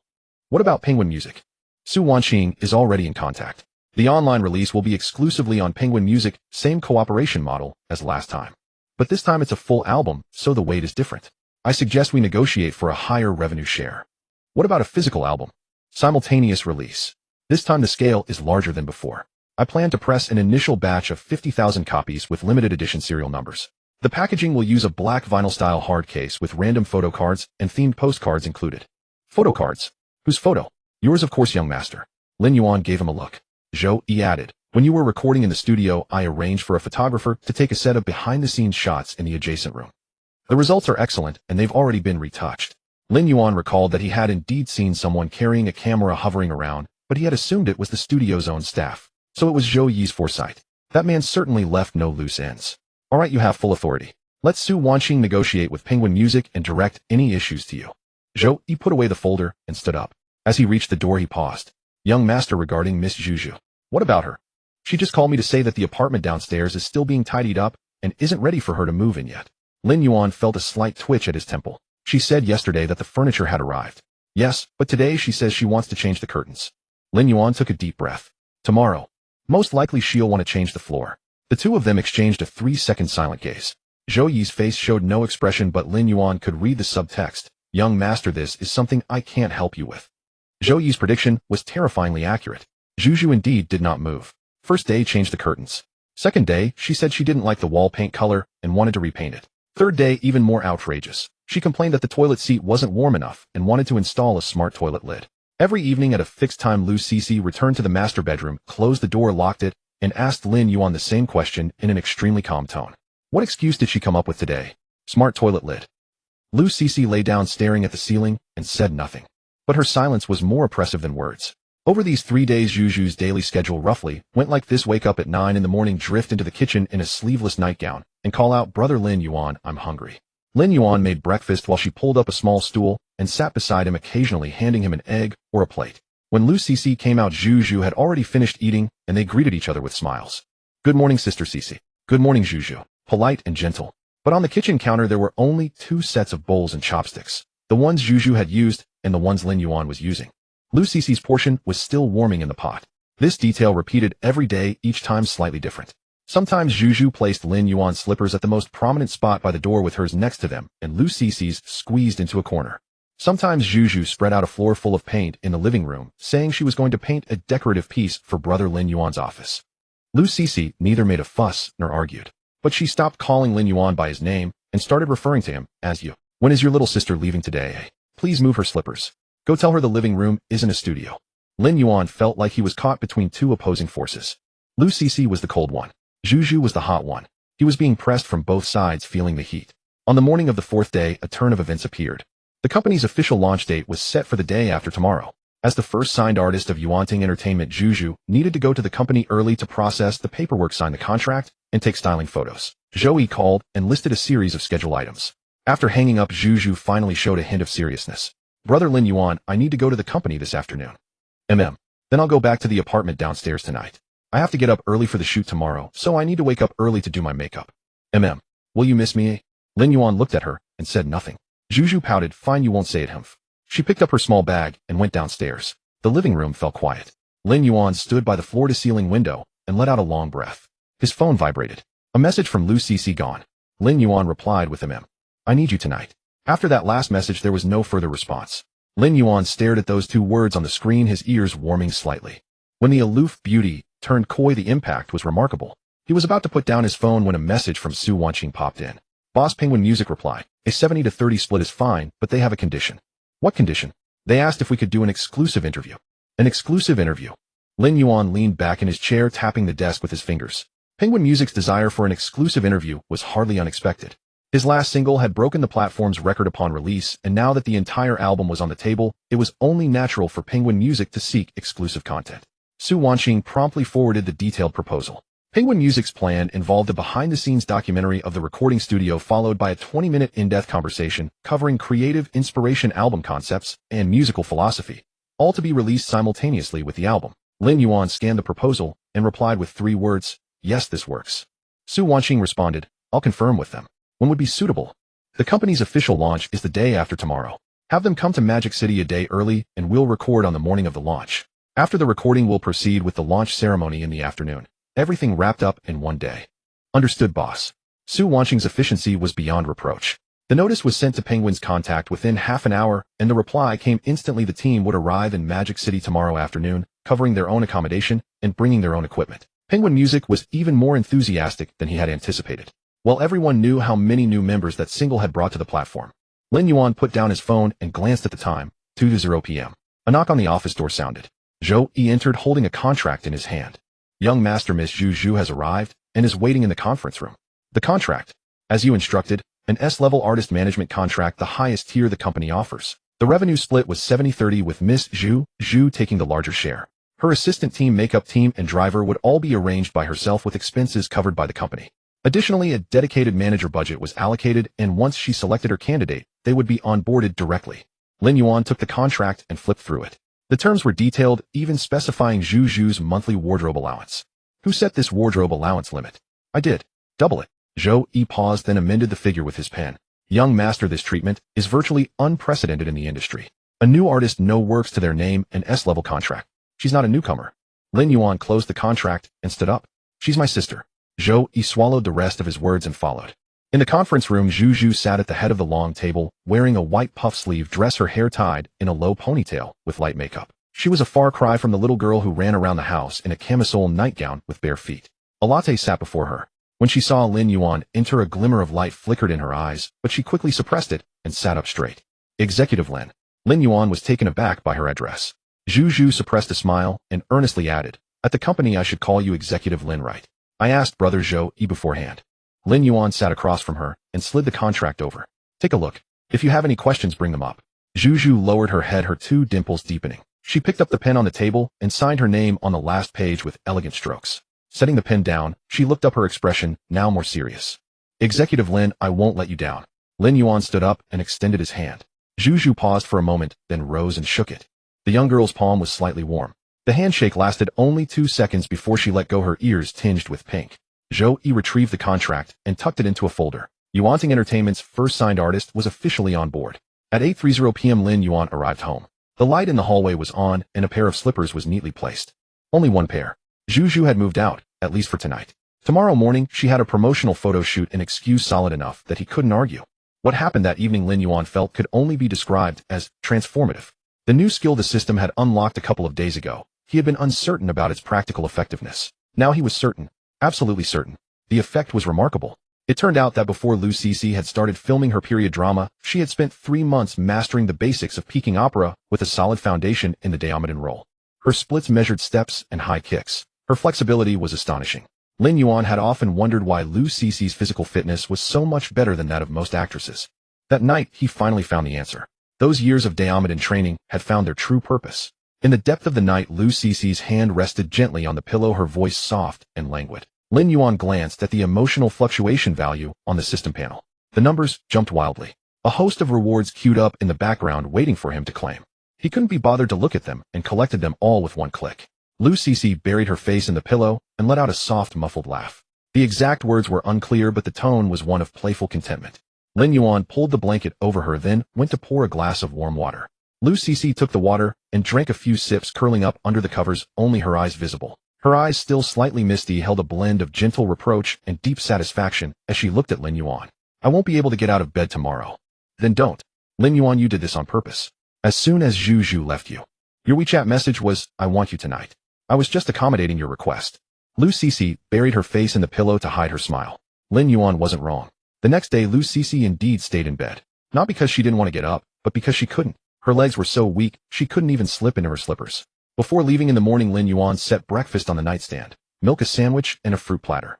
Lu Cece sat wrapped in the covers, nibbling on the sandwich. Halfway through, she paused and looked down at herself. She twisted her waist slightly. Strange. After a whole night of exertion, she should have been aching all over, but aside from the weakness in her legs, the rest of her body felt refreshed. A wordless sense of comfort, as if every joint had been loosened. Her skin seemed a bit smoother than yesterday. She picked up her phone and checked the front camera. The face on the screen looked far more radiant than someone who had just stayed up all night. Lu Cece stared at herself for a long time, then attributed it to her good mood. She put down the phone and decided to keep resting. It wasn't until after 2:00 p.m. that she finally managed to get up. She took a shower, changed clothes, and sat on the living room sofa dazed. Her phone showed dozens of unread messages, work friends, her agent urging her schedule, but she didn't feel like replying to a single one. She felt like a device that had just been fully charged and then unplugged. Her body had recovered, but her mind was still floating. This state had persisted for nearly a week. Ever since Lin Yuan finished recording his album, she had been staying here, her daily life consisting of waiting for him to come home, engaging in subtle exchanges with Zhu, and spending time with Lin Yuan. Work had long been pushed to the back of her mind. Not that she wasn't anxious. It was just that she suddenly realized how much pressure she had been under from filming and how long it had been since she had felt this relaxed. To put it plainly, it was a blissful indulgence, a heady intoxication she had never known. The companionship was a steady, endless source of warmth, and only she truly understood its depth. But an actress couldn't avoid filming forever. She understood that truth. At 6:00 p.m. Lin Yuan returned. As soon as he stepped in, he saw Lu Cece lounging on the sofa, a blanket over her legs, the TV, playing an old Hong Kong film that she wasn't really watching. Recovered. Barely. Lin Yuan sat down beside her, and Lu Cece naturally moved closer, leaning against his shoulder. Cece, I have something to show you. Lu Cece murmured in acknowledgement. Lin Yuan pulled a craft paper file from his briefcase, opened it, and took out a stack of stapled A4 sheets. Lu Cece took it with a hint of curiosity. The cover page bore 3 characters, I san shi er yi. As Lu Cece took the stack of A4 paper, her expression still carried a hint of languor. After all, she had just regained her vitality, caught in a peculiar state of being both drained and replenished. But when she turned to the first page and saw the character profile, she swiftly slipped into work mode. Gujia, 30 years old, full-time homemaker, intelligent, reserved, dignified. Lu Cece slowed her pace of turning pages. Lin Yuan did not disturb her. He rose and went to the kitchen, heated a glass of milk, and placed it on the coffee table. When he returned, Lu Cece had already curled herself into a corner of the sofa, her legs tucked under her, the A4 sheets resting on her knees as she turned pages one by one. She neither looked up nor spoke. Lin Yuan sat beside her for a while, realizing she would not acknowledge him anytime soon, so he picked up the remote control to lower the television volume and leaned against the other end of the sofa, scrolling through his phone. 3 hours slipped by before Lu Cece finally turned the last page. Are you hungry? No. Would you like some fruit? No. Then I'll. Don't go. Lu Cece finally lifted her head. Lin Yuan noticed her eyes were red. Not the red of having cried, but the red of emotions being suppressed, held back, and brewing for a long time, on the verge of spilling over, yet not quite. This script. She began, her voice slightly hoarse. Who wrote it? Lin Yuan sat down opposite her. I did. Lu Cece stared at him for 3 seconds, both surprised and puzzled. You wrote it? Yes. A singer like you can actually write a script. Lin Yuan rolled his eyes. I started as a stunt double, but didn't I sing quite well too? The celestial fairy nodded subconsciously, as if it made sense. Lin Yuan, do you know how good this script is? Hey. It's okay. Okay. Lu Cici's voice rose half a tone. The character Gu Jia. In my 15 years in the industry, I've never seen a female role this well written. She's not that hollow grandiose, strong female-led. She has weaknesses, vanities, moments of foolishness, but every one of her choices is authentic and logical. A role like this. She paused as if organizing her thoughts. A role like this is award-worthy. Lin Yuan breathed a sigh of relief. The system's output indeed guaranteed quality. In its previous life, Nothing But 30 was a phenomenal hit, and the role of Gu Jia had propelled Tong Yao to legendary status. Now that the script had fallen into Lu Cici's hands with her acting foundation, the effect would only be more explosive. Glad you like it. Like it, eh? I don't just like it. Lu Cici hugged the stack of paper to her chest, a childlike gesture. I want to act in it. Very much. Lin Yuan smiled. When the celestial fairy was composed, she truly was composed, but once she encountered something that stirred her heart, that stubborn streak of hers became impossible to conceal. Then act in it. It was originally prepared for you. Lu Cici was taken aback. Prepared for me? Yes. I wanted to write a few female-centric dramas, and I thought of you for the first one. As he said this, Lin Yuan's tone was as casual as if he were discussing what to have for dinner. Lu Cici lowered her head, pretending to sort the order of the pages, but in reality, she was hiding her expression. After a long while, she looked up again, her voice regaining composure, yet the light in her eyes could not be suppressed. Wait, you just said a few. Lin Yuan, your focus is a bit odd. Don't worry about that. How many are there? Are there others? Well, I only have concepts not yet written. Lu Cici immediately leaned in, almost hanging on to him. What concepts? What are they about? Urban themes too. What's the female lead's personality? Lin Yuan was bombarded by her rapid-fire questions and leaned back. What's the rush? I'll show you when they're done. No, I want to know now. Knowing them won't help you act. Finish the one in your hands first. Lu Cici pouted. This expression on the fairy sister's face was a banned weapon in terms of charm. Lin Yuan held his ground. The real problem was that he couldn't tell her. There were indeed some reserves in the system, but he could hardly say, there's a silly system in my mind, I can just snatch any script I want. Really not written. Really not. If you're lying, you know the consequences. Lin Yuan nodded vigorously. He knew very well. The consequence of the celestial fairy's anger was cold silence. 3 days of not speaking to you, looking at you, as if you were a piece of furniture. That was 10,000 times harder to deal with than Juju's tantrums. Satisfied, Lu Cici curled back into the sofa, spread the script open, and began a second thorough reading. This reading lasted another hour. Meanwhile, in the group chat, girls, my man wrote me a script. I've been reading it all day and cried 3 times. It's so good, so good, so good. Beneath that was a photo of the script cover page with the words, Nothing But 30, clearly visible. Lin Yuan's temples throbbed. Domini's reply came immediately. What? Writing a script? He can write scripts. Lu Cici, are you showing off? Ri's message was even more direct. Hey, why only you? Don't we deserve scripts too? Is Lin Yuan being biased? He definitely is biased. I'll return to Shanghai the day after tomorrow and ask him face to face. Domimi, I'll be back the day after tomorrow too. Just in time for his company's listing. I'll demand an explanation. Lu Cici, come on, come on. The script is already in my hands. Ask whatever you want, Lu Cici. Domimi, you just wait. Lin Yuan turned his phone screen down on the table. It was over. His situation was roughly akin to a father buying a new dress for the eldest daughter only to be discovered by the second and third daughters. And these 2 daughters were the shrewdest businesswoman in the entertainment industry and a fearless girl from Xinjiang. The day after tomorrow's company listing was supposed to be a joyous occasion. Now it had turned into a fraught gathering. His phone buzzed again. A private message from Lu Cici. Honey, they said they're coming to settle scores with you the day after tomorrow. Are you scared? A tongue-out emoji followed. Lin Yuan could imagine her expression when sending this message. Head tilted, shallow dimples with a hint of mischievous triumph. He replied with a string of ellipses. Lu Cici instantly responded he. Lin Yuan leaned back in his chair and closed his eyes. System, oh system, can you exchange a guide to peaceful coexistence in the harem for me? No. Then how about a bulletproof vest? The physical kind. He might need it the day after tomorrow. As he was lost in thought, there was a knock on the office door. Zhou pushed it open, holding a file. Young master, the Penguin music team has arrived in Shanghai. The recording interview is scheduled for tomorrow at 9 in the morning. Also, he paused. Miss Domimi's assistant just called asking for the specific time and address of tomorrow afternoon's listing ceremony. Lin Yuan. Got it. And Miss Ri's side asked the same question. Yes. Zhou closed the folder and added with a deadpan expression. Young master, should we enhance security for tomorrow? Lin Yuan glanced at him. Was this man joking or serious? Zhou Yi's ever-unreadable poker face gave nothing away. Yes, do it. Lin Yuan rubbed his temples. Call in 2 more people.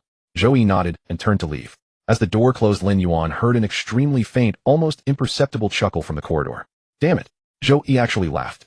That cold-faced judge was mocking him. What a beast. Lin Yuan took a deep breath and refocused his attention on the pile of documents on the desk. Tomorrow there was the Penguin interview to record. That would be his first formal appearance in front of the camera as singer Lin Yuan. The entire internet had been searching for him for so long, it was time to let them see the real person. Lin Yuan paced around the office. The view from the 47th floor was indeed impressive, offering a panoramic vista of the Lujiazui skyline. The renovation was overseen by Zhou Yi. Simple yet not cheap, with every detail exuding an aura of, we have money, but we don't flaunt it. The reception area, meeting room, recording studio, practice room, and artist lounge were all fully equipped. How's the progress on those people you contacted earlier? Zhou Yi put down the documents and stood up to report. Zhou Shin's side has been confirmed. Lin Yuan raised an eyebrow. That smoothly. His former company basically made no effort to retain him, and the contract termination went through quickly. Zhou Yi flipped open a memo. According to the liaison, their original words were, since someone is willing to take him, let him go. Lin Yuan chuckled. He understood. They felt Zhou Shin's voice was too unique, hard to commercialize, and costly to maintain, so they might as well do him a favor and let him go. Their judgment was exactly like those companies in his past life that had missed out on Zhou Shin. What about Zhou Shin himself? How was his attitude? Very positive. He said he had heard your 2 songs on Penguin Music and felt your aesthetic for music was different from most companies in the market, so he was willing to give it a try. Lin Yuan nodded. Zhou Shin was at heart a pure musician. Talking about money might not move him, but if you made him feel you understood and respected music, he would follow you. Can he come tomorrow? He's already booked a flight tonight and will arrive in Shanghai tomorrow morning. Good. What about the actors? Zhou Yi turned to the next page. Li Yitong has confirmed the contract. She was also in talks with Feibao Entertainment, but we offered better terms. 5% higher revenue share and no mandatory appearance clauses in the contract. She chose us in the end. What about Xiaozhan? Zhou Yi shook his head. No reply yet. His current agent is being ambiguous, neither rejecting nor agreeing, probably waiting for better offers. Don't push him. Give him time. Lin Yuan leaned against the doorframe. Xiaozhan is a slow person, but once he makes a decision, he won't go back on it. Rushing might scare him away. Zhou Yi acknowledged and closed the memo. Lin Yuan mentally reviewed the lineup for tomorrow. Singers Zhou Shin, Li Ronghao. Actors Li Yitong, Zhu Zhu. Plus himself. 5 people. Not many, but each one was a future superstar he had carefully selected. Plus there was the Mimi and Ray, who were coming to demand an explanation, and Lu Cece, who would surely show up. The stage for the unveiling ceremony was set. The intensity of this battle zone was also quite flavorful. The next day, at 8:40 a.m., the Penguin Music team arrived 20 minutes earlier than scheduled. For people carrying 2 cameras, a set of lighting rigs, and 3 microphones filed out of the elevator. The leader was a female producer in her early 30s, surnamed Fong, wearing black-rimmed glasses, the kind of efficient professional woman. She paused for a moment as she stepped out of the elevator. The reception area on the 47th floor featured marble floors, floor-to-ceiling glass walls, and a custom wooden reception desk adorned with a bouquet of fresh lily flowers. Producer Fong turned to look at her photographer, and they exchanged a glance that said, "This company is really loaded." Su Wanxin greeted them and led them to the pre-arranged interview room. The interview room was not large, but well-equipped with excellent acoustic treatment, sound-absorbing panels on the walls, and a grand piano in the corner. Producer Fong grew more satisfied. She had worried that the new company's facilities might be rudimentary and that she would need to set up the scene herself, but it turned out to be unnecessary. At 9 o'clock sharp, Lin Yuan arrived. He was dressed simply today, a black crewneck t-shirt under a dark gray lightweight blazer, sleeves pushed up to his mid-forearms. His hair was unstyled, naturally curly, and slightly tousled, but his good looks were undeniable. Once he sat in front of the camera, the photographer adjusted the focus twice, and then stopped. Producer Fong glanced at the monitor behind the camera and took a deep breath. She had been doing music interviews for 7 years and had seen many handsome men, but this level. No wonder the internet had been searching for him for so long. Once this face was exposed, the top 3 trending topics would be secured. Mr. Lin, let's go through the process first. About 20 minutes for warm-up, then we'll officially start. The whole session will be around 40 minutes. Is that okay? Just call me Lin Yuan, no need for Mr. I'm only 23. Producer Fong smiled. All right, Lin Yuan. Shall we begin? Lin Yuan nodded, leaned back in his chair, and relaxed. The interview went smoothly. Penguin's questions were standard: creative inspiration, album concept, views on the Chinese music scene, and so on. Lin Yuan answered unhurriedly, occasionally dropping witty remarks that made the crew laugh. When producer Fong asked about the complete love story line in the album, Lin Yuan paused to think. I just wanted to tell the emotional journey of an ordinary person. From the flutter of first love to passionate romance, from quarrels to reconciliation, from regret to letting go. Everyone has experienced it, but few have sung it in its entirety. So are these songs based on your real experiences? Lin Yuan raised one eyebrow. What do you think? Producer Fong was speechless. This answer, once edited, would surely stir up the comment section. The interview concluded at 10:30 a.m. Producer Fong had obtained satisfactory material. As she shook hands with Lin Yuan to say goodbye, she couldn't resist adding a comment. Lin Yuan, to be honest, once this album of yours is released, the landscape of Chinese music might really change. I appreciate your kind words. After seeing off the Penguin team, Lin Yuan checked the time. It was 10:45 a.m. The unveiling ceremony was scheduled for 2:00 p.m., but the contract signing for the signed artist was set for 11:00 a.m. Just as he was about to head to the meeting room to check on the preparations, a message from Su Wanxing popped up. Boss Zhou Shun and Li Ronghao have arrived and are in meeting room 3. Li Yitong has also arrived and is waiting in the lounge. Also what? Miss Lu Cece and Miss Ray have also arrived. Lin Yuan stared at the message for 3 seconds. Hiss. Should I hide? He suddenly felt a chill down his spine. They were supposed to come only for the afternoon ceremony, so why had they arrived in the morning? He took a deep breath and headed to meeting room 3. Zhou Yi could handle the signing, he didn't need to be there. But since they were all here, showing his face to show importance was only proper. The atmosphere in meeting room 3 was unexpectedly lively. Zhou Shin sat at one side of the long table, small and thin, wearing a plaid shirt that made him look even younger than his age. Beside him was Li Ronghao in his signature round-framed glasses, flipping through the contract. Li Yitong sat across from them, her hair in a high ponytail, no makeup, but with delicate features, a sweet smile on her face, the kind that would shine on camera. Zhu was also there. She wore a cream-colored Chanel-style jacket, sitting in the corner sipping bubble tea. When she saw Lin Yuan enter, she winked at him, and instead of calling him brother, respectfully addressed him as President Lin. Lin Yuan nodded in satisfaction. This girl could be reliable in front of others. But what truly made him pause was the sofa area at the other end of the meeting room. Lu Cece and Ray sat on either side with about half a meter between them. Lu Cece was scrolling through her phone and Ray was drinking coffee. The two seemed at peace. But the moment Lin Yuan entered, both pairs of eyes looked at him simultaneously, their synchronization as if rehearsed. A chill ran down Lin Yuan's spine. They had been chatting just moments ago, and he had heard laughter before entering. But now the atmosphere. It was like two cats eyeing the same fish, a surface calm hiding undercurrents. He decided to handle business first. Ahem, so Zhou Shin, Li Ronghao, have you finished reviewing the contracts? Any questions? Zhou Shin looked up, his voice soft and a bit shy. Yes, the terms are much better than I expected. The revenue share, creative freedom, and appearance schedule are all very reasonable. Li Ronghao adjusted his glasses. I have no issues either. To be honest, my previous company didn't give me half the freedom this contract offers. Zhou Yi handed over the pens at the right moment. After signing, everyone felt a sense of relief. To be honest, before coming they had a faint suspicion that they might be walking into a scam.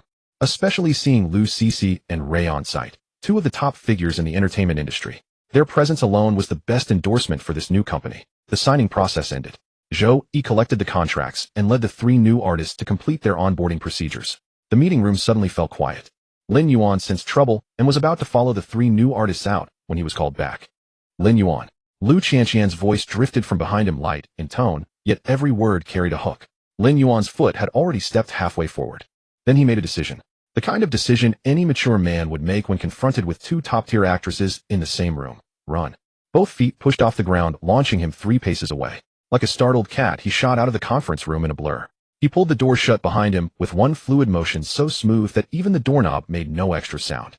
The moment the door closed, Lin Yuan drew a deep breath and turned around. In the corridor, Zhou Yi was walking ahead with Zhou Shun, Li Ronghao, and Li Yitong. All 3 turned their heads in unison at the sound. Lin Yuan straightened his suit jacket, wore a smile, and strode forward with long legs to catch up. It's fine, let's go. I'll show you around the company. His expression control was textbook perfect. But the very next moment, Lu Qianqian.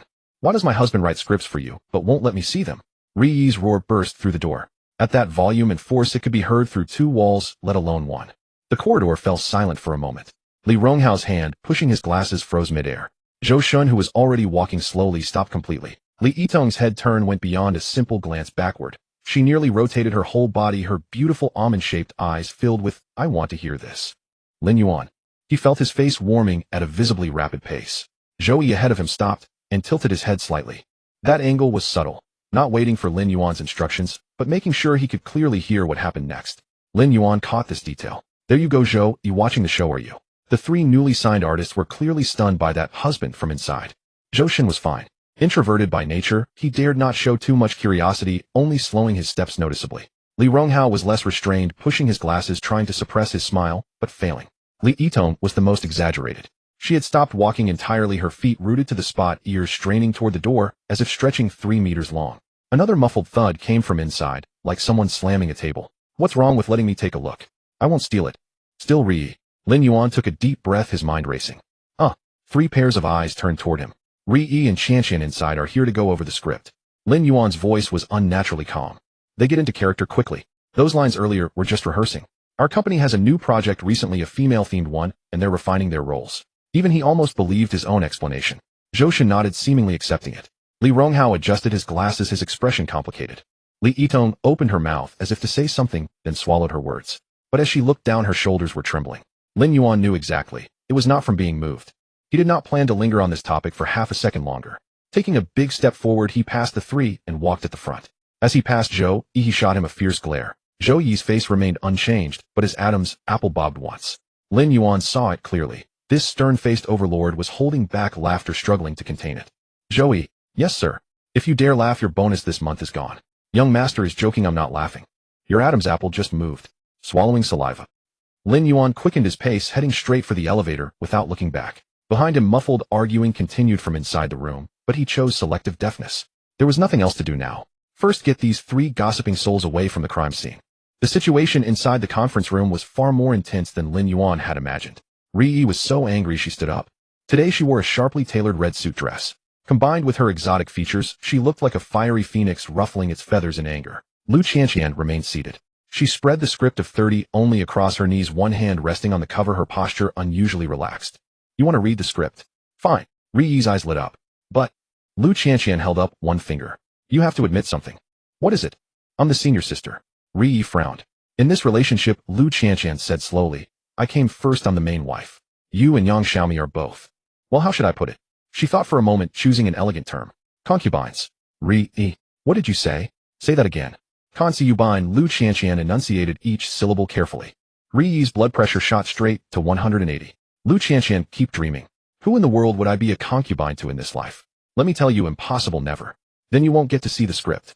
It's just a script. Ri Yi's voice cracked with anger. I'll have that stinking man write one for me too. No, I'll make him write two. 3. She opened the group chat and typed rapidly, Demimi sister, have you arrived? Come to the company quickly. Lu Qianqian is bullying me. Demimi replied instantly, 1 hour to the battlefield. Lu Qianqian noticed Ri Yi typing and raised an eyebrow. Calling for backup. None of your business. Can I catch up with my sister? The two sat half a meter apart, refusing to look at each other. The tension was thick enough to cut with a knife. Outside in the corridor, Zhou Yi was dispersing the crowd. At some point, 7 or 8 company employees had gathered at the conference room door. Some pretended to grab water at the pantry. Others held documents claiming to report work. One particularly bold intern crouched right at the doorway, tying shoelaces on slip-on shoes that had no laces at all. Zhou Yi stood expressionless in the center of the corridor. The unveiling ceremony is at 2 in the afternoon.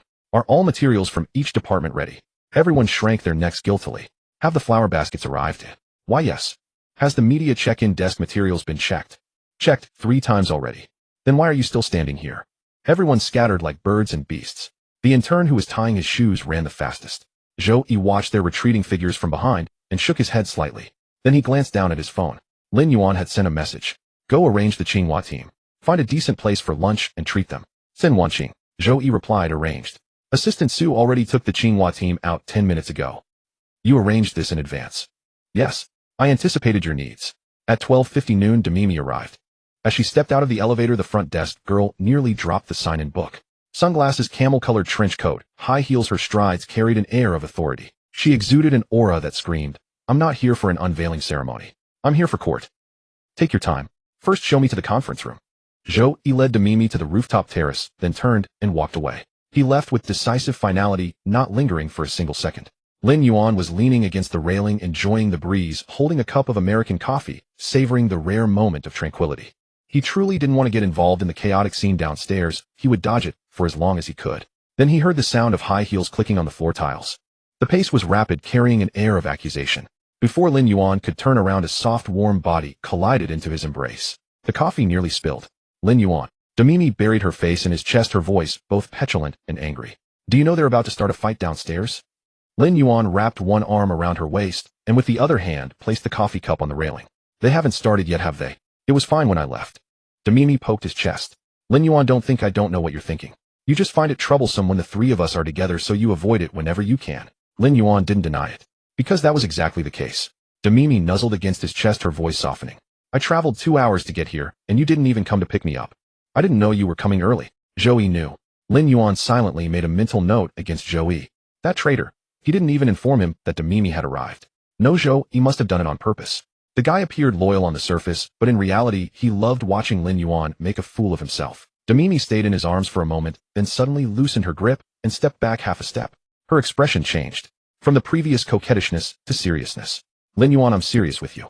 Lin Yuan looked at her expression and restrained his playful demeanor. Go ahead. You can't favor one over another. Demimi's tone was calm, but each word carried weight. Cece has a script, but I and Ray don't. You might think this is a small matter, but to us it's not. Lin Yuan opened his mouth to explain. I'm not saying you did it intentionally. Demimi raised her hand to stop him. But you need to understand one thing, no matter how we squabble privately, we must maintain face in public. If you make anyone feel neglected, this balance will collapse. Lin Yuan was silent for 2 seconds. He knew Demimi was right. This woman had been navigating the entertainment industry for over a decade, and her sensitivity to interpersonal relationships was ingrained in her bones. She wasn't jealous, she was covering his back. I know. Lin Yuan reached out and pulled her back, resting his chin on top of her head. The script issue was my oversight. Cece's script was finished first, so I gave it to her first. Yours and Ray's are both in my mind, but I have to do them one by one.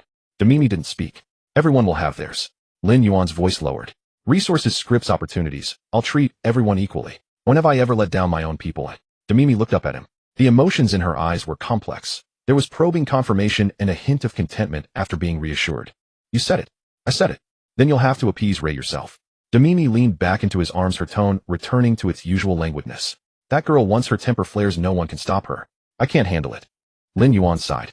Well, he had to go downstairs and face reality. He took Demimi in the elevator back to the 47th floor. The conference room door was open and the atmosphere inside was better than he had expected. At least no one was banging on the table. Ray was sitting on the sofa, arms crossed, face turned toward the window, clearly still angry.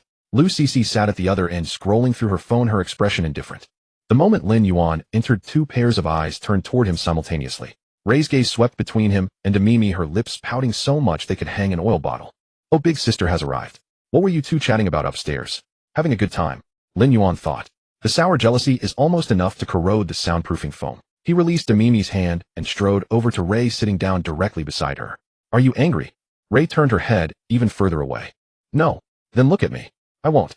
Lin Yuan leaned in, his voice very low. Ray, the script issue is my fault. Cece's script was written early, so I gave it to her first. Yours is already in my mind, and the theme is something you'll definitely like. Ray's ear twitched. What theme?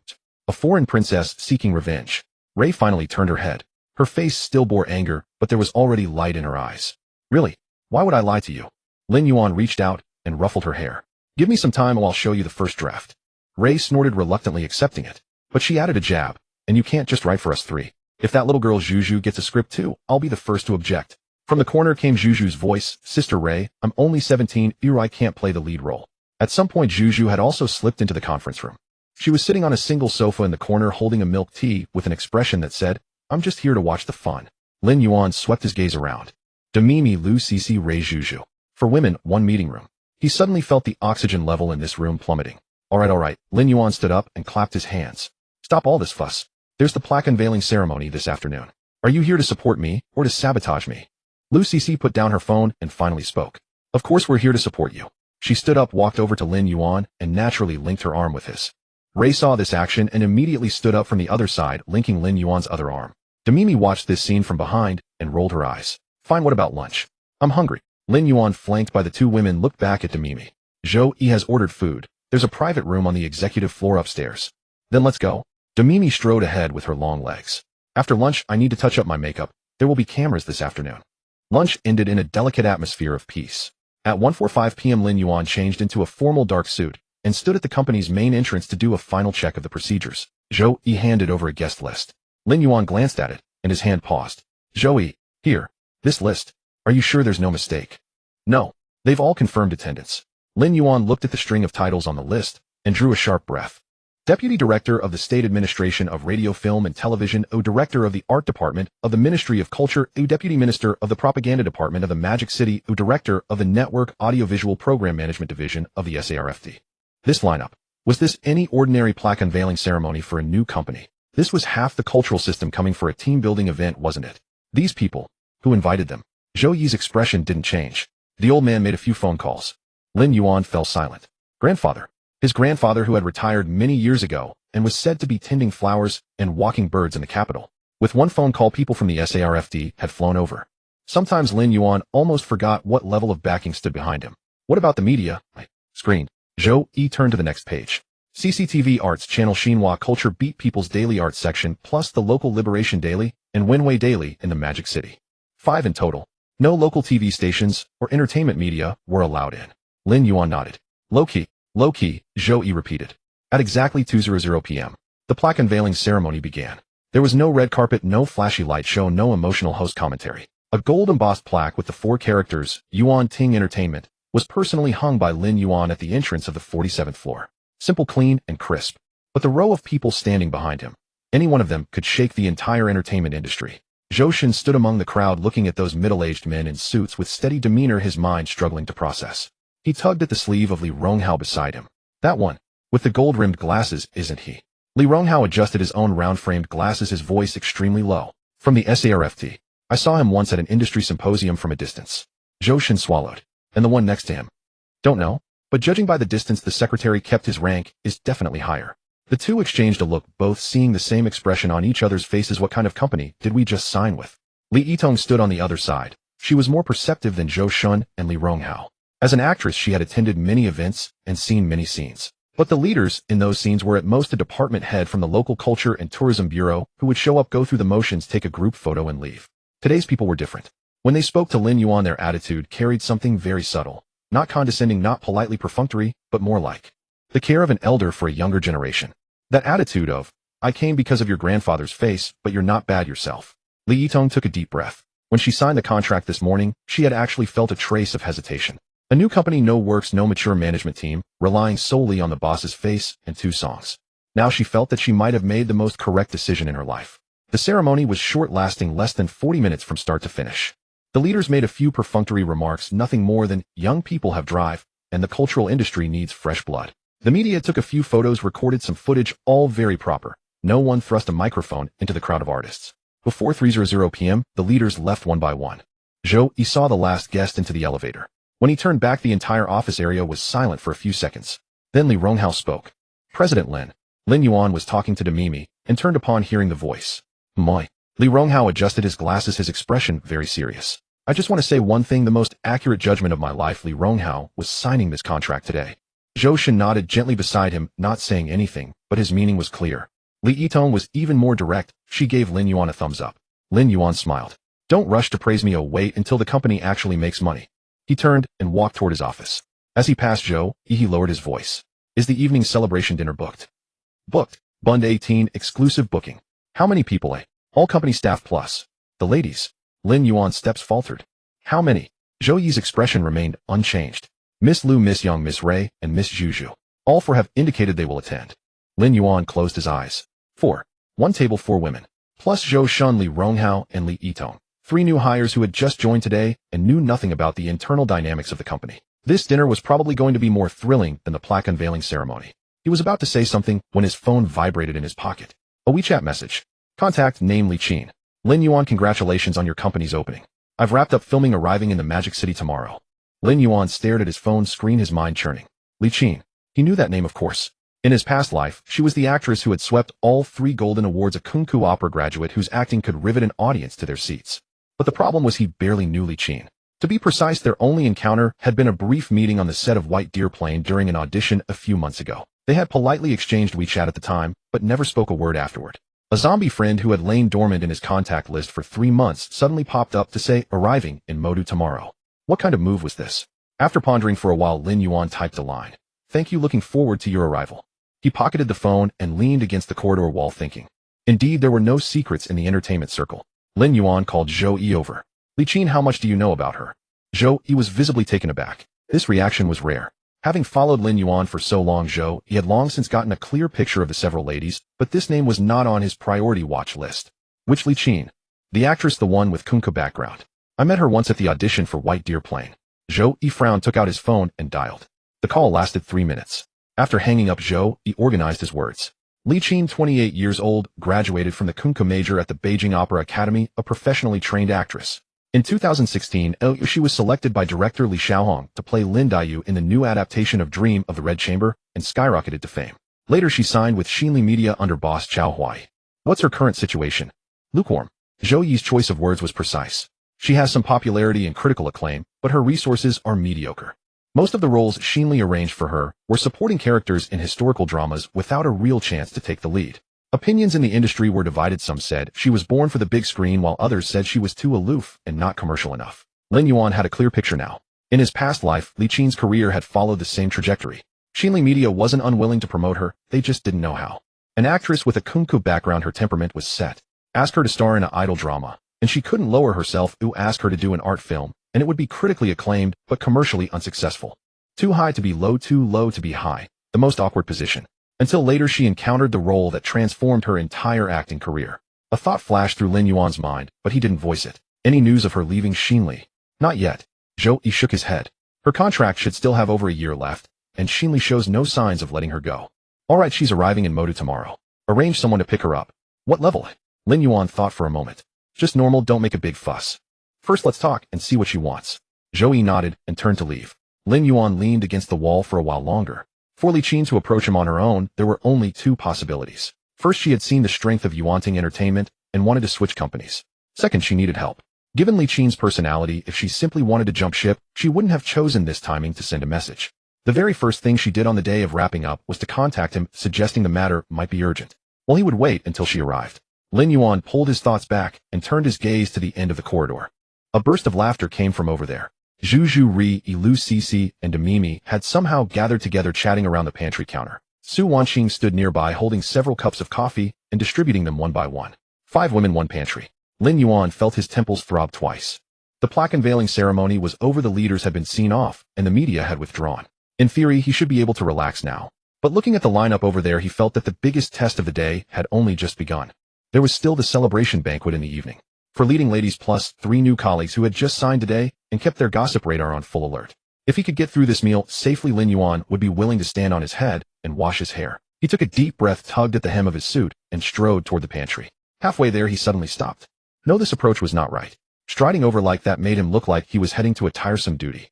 He needed to change his demeanor, lighter, more natural. Ideally, he wanted these ladies to feel that he wasn't there to deal with them, but genuinely wanted to spend time with everyone. Lin Yuan adjusted his expression, putting on a smile that was sincere with a hint of ingratiation. Then he scurried over eagerly. Ladies. For pairs of eyes snapped toward him. Su Wanqing's hand trembled, nearly spilling the coffee. At this moment, Lin Yuan looked exactly like a lackey. Lin Yuan put his palms together and bowed to each of the 4 directions. Today's events were my oversight. I apologize for making you all feel wronged. At tonight's celebration banquet, I'll drink 3 cups in self-punishment to make amends. Ri-E was the first to break down, bursting into laughter. What kind of pose is that? You look like a greeter at a restaurant entrance. Is that so bad? You are my guest, the most honored kind Vips. Zhu Zhu raised her milk teacup and added a jab. Bro, the angle of your bow just now wasn't quite standard. I studied etiquette in the capital, want me to teach you? Shut up. Demimi, holding her coffee, leaned against the bar and looked him up and down. Alright, stop performing. Apologizing is fine, but just drinking isn't enough. Then what more do you want? Demimi extended 3 fingers. Just now Cici showed us the script. We want scripts of the same quality, 1 for each of us. No problem. After much persuasion, he managed to appease them. Then he glanced at Zhou Yi, but Lin Yuan saw his shoulder twitch. That rascal was definitely holding back laughter again. At 7 o'clock in the evening, the celebration banquet. In a private room at White and No. 18A, a round table was set with 12 sets of tableware. The 4 women sat around Lin Yuan. The 3 newcomers, Zhou Shun, Li Ronghao, and Li Yitong, sat opposite, each in a different state. Zhou Shun bowed his head, silent as a log. Li Ronghao pushed up his glasses, his face wearing an expression of, I am witnessing history. Li Yitong, on the other hand, picked up a piece of food with her chopsticks, chewing rhythmically, but her ears were perked up high. Well, another gossip enthusiast. Come the first toast of the day. Lin Yuan stood up, raising his glass. Thank you all for your gracious presence. Yuanting Entertainment is officially setting sail. This toast is to every person here. Everyone raised their glasses and clinked. Lin Yuan tilted his head and drained his glass. As he set it down, Ri-E pushed another glass toward him. Didn't you say you'd drink 3 cups as punishment? That's only the first. Lin Yuan didn't hesitate. He picked it up and drained it again. And the third one. Demimi reminded him from the side. Lin Yuan glanced at her and downed another. 3 cups of hard liquor. Li Ronghao across the table watched in amazement, clicking his tongue. What a tolerance. Lin Yuan set down the 3rd empty glass, wiped the corner of his mouth, and grinned at the ladies. Good enough. Apology accepted. Can we start eating properly now? Lu Cici picked up a piece of foie gras and placed it in his bowl. Eat. Ri-E followed with a piece of wagyu. Eat more meat, you'll need to digest the alcohol tonight. Demimi didn't serve him any food, but she pushed the whole plate of truffle fries in front of him. You like this? Zhu Zhu directly brought her own dessert over and placed it before him. Bro, this tiramisu is super delicious, saved it for you. 4 servings of food neatly arranged in front of Lin Yuan. The three opposite, Zhou Shun, Li Ronghao, and Li Yitong, all stopped their chopsticks. The information conveyed by this scene was more explosive than the appearance of the bureau leaders this afternoon. Li Ronghao lowered his head and shoveled rice, deciding to be deaf and blind in the company from now on.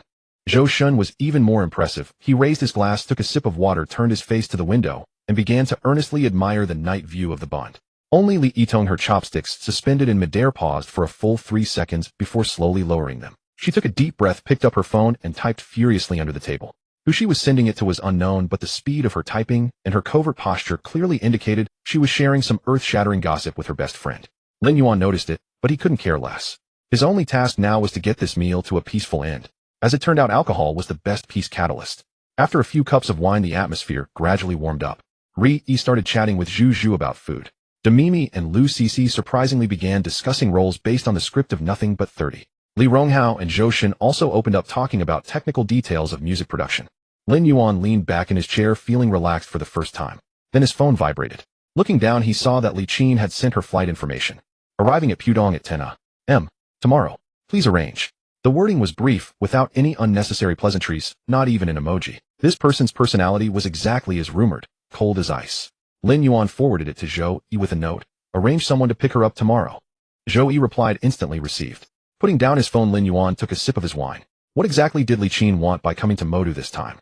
He had a vague guess in his mind, but he wasn't sure. If it really was what he thought, things would become interesting. What are you thinking about? Lu Cici leaned in, her voice lowered so only the two of them could hear. Thinking about tomorrow. What matter? A friend is coming. Lu Cici glanced at him. A woman. Lin Yuan was silent for a second. How are you so sure it's a woman? Lu Cici didn't answer. She just raised her glass, took a slow sip, and smiled. That smile sent another chill down Lin Yuan's spine. The celebration feast was in its latter half, and the atmosphere had completely relaxed. Lin Yuan stood up with his wine glass, facing Zhou Shun and Li Ronghao. In a year's time, I will produce an album for each of you. Li Ronghao adjusted his glasses, still processing. Zhou Shun was the first to be stunned. Mr. Lin, are you serious? Have I ever made a joke when I speak? Lin Yuan set down his glass and turned to Zhou Yi. Make a note, by this time next year both albums must be released. Zhou Yi took out his phone and quickly jotted it down. Li Ronghao finally snapped back and stood up, bowing deeply to Lin Yuan. Mr. Lin, no need for sentiment. Lin Yuan waved his hand to cut him off. You both are talented individuals. I'm only providing a platform. Whether you become popular depends on yourselves.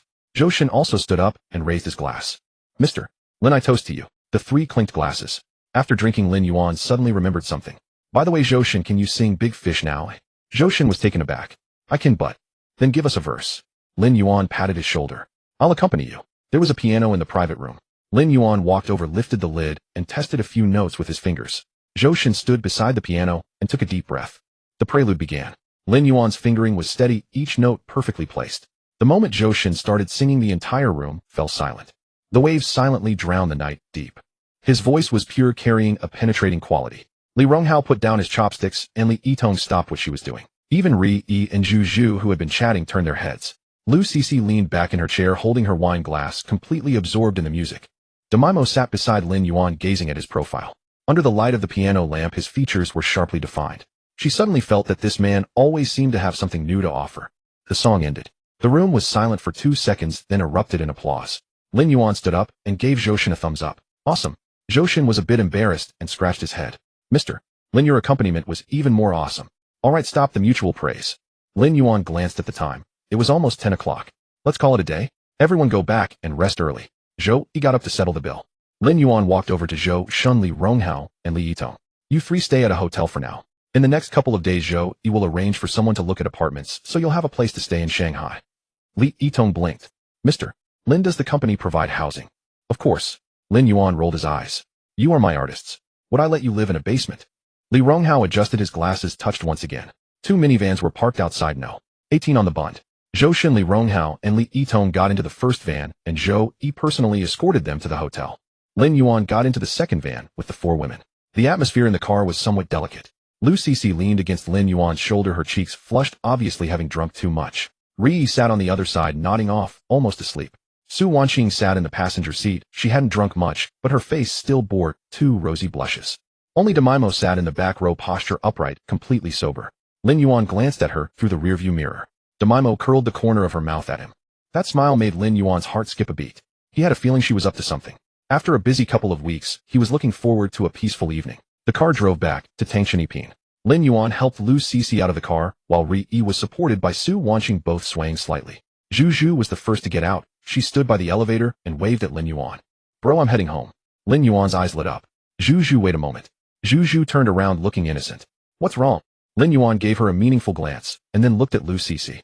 The message was clear, take Cixi home with you. Zhu Zhu blinked, pretending not to understand. Bro, I don't know what you're talking about. Lin Yuan was speechless. This girl was definitely doing it on purpose. Zhu Zhu gave him a sweet smile, and turned to enter the elevator. The moment the doors closed, Lin Yuan saw the smug expression on her face. Alright, just you wait. Lin Yuan took a deep breath, and turned to Su Wanqing. Wanqing, take Ri to your place to stay. Su Wanqing nodded. Okay, Mr. Lin. Ri groggily opened her eyes. Honey, no. Lin Yuan quickly covered her mouth. Don't yell, just go back to sleep. Ri was helped into another elevator by Su Wanqing. The doors closed. Lin Yuan breathed a sigh of relief. Finally, two were sent off. He turned around to help Lu Cixi inside. Then he saw Demaimo standing at the door, arms crossed, looking at him with a playful smile. The meaning was clear. After Lu Cixi was settled, she wanted to have a deep conversation about their upcoming music projects. He gently helped Lu Cixi into the guest room, made sure she was comfortable, and quietly left without disturbing her. As he entered the master bedroom, Demaimo greeted him with a warm smile. They sat down on the sofa and began to discuss the musical arrangement for the new song. They reviewed the sheet music, and Lin Yuan gave Demaimo some vocal guidance, helping her improve her pitch. As usual, they started with breathing exercises and vocal warm-ups. Lin Yuan taught her the technique of glottal closure, which is crucial for hitting high notes. Although Demaimo's pitch was still not perfect, she managed to learn the high notes, and her voice sounded lovely. The microphone they used was a professional one, which was a bit large for her, but she practiced diligently. When Demaimo's voice started to feel a bit tired from overpractice, Lin Yuan suggested a break. He brought her a glass of water to soothe her throat. Demaimo expressed interest in seeing Lin Yuan's professional performance. He gladly agreed and demonstrated his skillful guitar playing, showcasing his agility and technique. Demaimo was amazed and exclaimed, "That's incredible. Your fingers are so fast. No wonder you're a professional musician." Their musical session lasted about an hour. Then, feeling a bit tired, Demaimo decided to rest. She curled up on the sofa and soon fell asleep peacefully. In the middle of the night, Lu Cixi quietly entered the room. Lin Yuan woke up as she came in. He was surprised but pleased to see her. The three of them then spent the rest of the night sharing creative ideas and composing new melodies. The system was outputting a steady stream of emotional points, but Lin Yuan was too engrossed in the creative flow to pay much attention. Lu Cixi had a playful and adventurous personality. She enjoyed the thrill of creating music spontaneously, even if it meant waking up Demaimo. But they all ended up having a wonderful time together. The next morning at 9 o'clock, Lin Yuan emerged from the master bedroom looking refreshed. The system had been grinding emotion points throughout the night, and the returns had tripled overnight. But the cost was equally apparent. The moment the elevator doors opened, Su Wanqing and Ri were waiting in the lobby. Their expressions could only be described as something between patience and mild resignation. Good morning, President Lin. The title was delivered with a certain weight. Lin Yuan accepted the coffee wearing a placid smile. Lin Yuan. Alright, I'll make it up to you tonight. Lin Yuan leaned close and whispered into Ri's ear. A faint blush colored her cheeks, and she turned away quietly. On the other side, Su Wanqing's ears had also taken on a slight hue, and she quickened her pace, walking ahead. Lin Yuan sighed inwardly. Managing this many relationships would eventually require postdoctoral level time management skills. By the time they arrived at the company, Zhou Shun, Li Ronghao, and Li Yitong were already present. The three sat on the sofas in the lounge area, appearing quite comfortable. Zhou Shun held a guitar and tuned its strings. Li Ronghao wore headphones listening to some demo, and Li Yitong scrolled through her phone. Seeing Lin Yuan enter, all three stood up in unison. Good morning, President Lin. Please sit, don't be so formal. Lin Yuan sat opposite them and casually picked up a bottle of water from the table. How are you adjusting? Is the accommodation satisfactory? Li Ronghao pushed up his glasses. The hotel is excellent, far superior to what I stayed in before. Zhou Shun nodded, wordless, but visibly grateful. Li Yitong, however, was more outspoken. President Lin, I was so excited last night, I couldn't sleep at all. I kept thinking about what roles I might play. Lin Yuan smiled. Speaking of roles, he gestured towards Su Wanqing, who took a printed script from her bag and handed it over. Lin Yuan placed the script before Li Yitong. 30 only was shown to Qianqian yesterday, she plays Gujia. There's another character named Zhong Xiaoqin. Take a look. Li Yitong paused for a moment, then immediately took the script and began flipping through it. Zhong Xiaoqin. Yes. A workplace newcomer, naive yet genuine, with a compelling growth arc in the second half. Lin Yuan leaned back against the sofa, observing Li Yitong's reactions. Though a supporting role, the success of 30 only in the previous timeline was undeniable. Being part of this production would certainly benefit Li Yitong. She turned page after page, growing more absorbed, until her posture shifted from leaning to sitting upright. President Lin, this script. What do you think? It's wonderful. Li Yitong looked up, her excitement impossible to conceal. Zhong Xiaoqin feels so alive. I know people just like her. My best friend is exactly like that. I'm glad. Lin Yuan nodded, satisfied. Go study it carefully. Understood. Li Yitong held the script as though it were treasure. Li Ronghao and Zhou Shen exchanged a glance. So efficient. Already getting a drama role on the second day. Seeing their expressions, Lin Yuan smiled and waved his hand. Don't worry, the album matters are already planned. We'll discuss individually. Both nodded quickly. Around noon, Zhou Yi pushed the door open. President Lin Liqin has arrived. She's at the front desk. Lin Yuan straightened in his chair. She's here. Bring her in. Within 2 minutes, Liqin appeared at the office doorway. Lin Yuan finally had the opportunity to examine her features closely. Someone with a kunku opera background carries an unmistakable quality, one that cannot be learned or imitated. Delicate yet unassuming features, a temperament that was cool yet possessed quiet resilience. Dressed simply in a white shirt and dark trousers without any ostentatious adornment, she stood there and seemed to quiet the entire room. The system chimed inside his mind, but Lin Yuan paid it no heed. Patience, first understand who she is. Liqin, correct. Welcome, please have a seat. Lin Yuan rose and extended his hand. Liqin approached, gave a light handshake, and withdrew quickly. President Lin, thank you for receiving me. No need for such formality. We met at the Bailiyuan film set previously. Consider us old acquaintances. Liqin seated herself on the sofa and accepted the tea Su Wanqing offered. She glanced around the office, her gaze passing over the Lujiazui skyline visible through the window. President Lin's company is more impressive than I imagined. All outward appearance. Lin Yuan returned to his seat across from her, crossing his legs. Just officially registered yesterday. Still quite empty. A faint curve appeared at the corners of Liqin's lips. But soon her expression grew composed again as she looked toward Lin Yuan. President Lin, may I speak with you privately for a moment? Lin Yuan glanced at Su Wanqing and gave a slight nod. Su Wanqing closed the door and left. Only two remained in the office. Liqin held her teacup silent for several seconds. President Lin, I'll be direct. I learned about your company from manager Chao Huai, the head of Xinli Media. Lin Yuan understood immediately, though his expression remained unchanged. Manager Chao is thoughtful. Did he send you? In a manner of speaking. Liqin set down her teacup, speaking slowly and carefully. Manager Chao mentioned that Yuanting Entertainment has deep and profound connections and suggested I explore whether cooperation might be possible. Lin Yuan leaned back on the sofa, his hands folded before him. Cooperation is easy to discuss. But I'm more curious. Surely it's not only about cooperation, is it? A silence of 3 or 4 seconds passed. President Lin is a straightforward person, so I will not beat around the bush. Liqin raised her head, her cool voice carrying a hint of constraint. I've encountered some difficulties. Lin Yuan said nothing, waiting for her to continue. In my 3 years at Xinli, I've filmed 2 major costume dramas and 1 period piece. The reviews were favorable, yet none truly broke through. Being from a kunku background and having come through the system doesn't serve well in the commercial market. I'm aware of that. Lin Yuan poured a glass of water and pushed it toward her. And then, oi. And then someone began targeting me. Liqin's voice grew level, restrained beneath a calm surface. Yang Yang. Lin Yuan's fingers tapped lightly on the armrest. Yang Yang. In the previous timeline, a traffic star who rose to fame through costume idol dramas. Handsome, but with a notoriously untidy personal life. We did date for a time.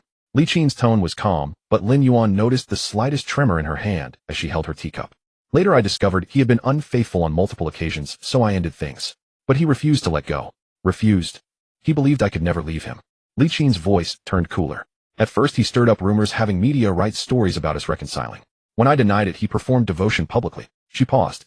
And recently, he's aligned himself with Jia Shirkai. Lin Yuan's brow shifted slightly.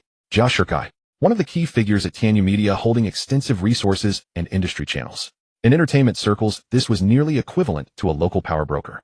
Using Jia Shirkai's connections, Yang Yang began intercepting my opportunities. Last month a drama had already cast me, but on the day before filming started I was replaced. When I asked for an explanation, I was told it was a scheduling conflict. Lin Yuan pieced together the full picture in his mind.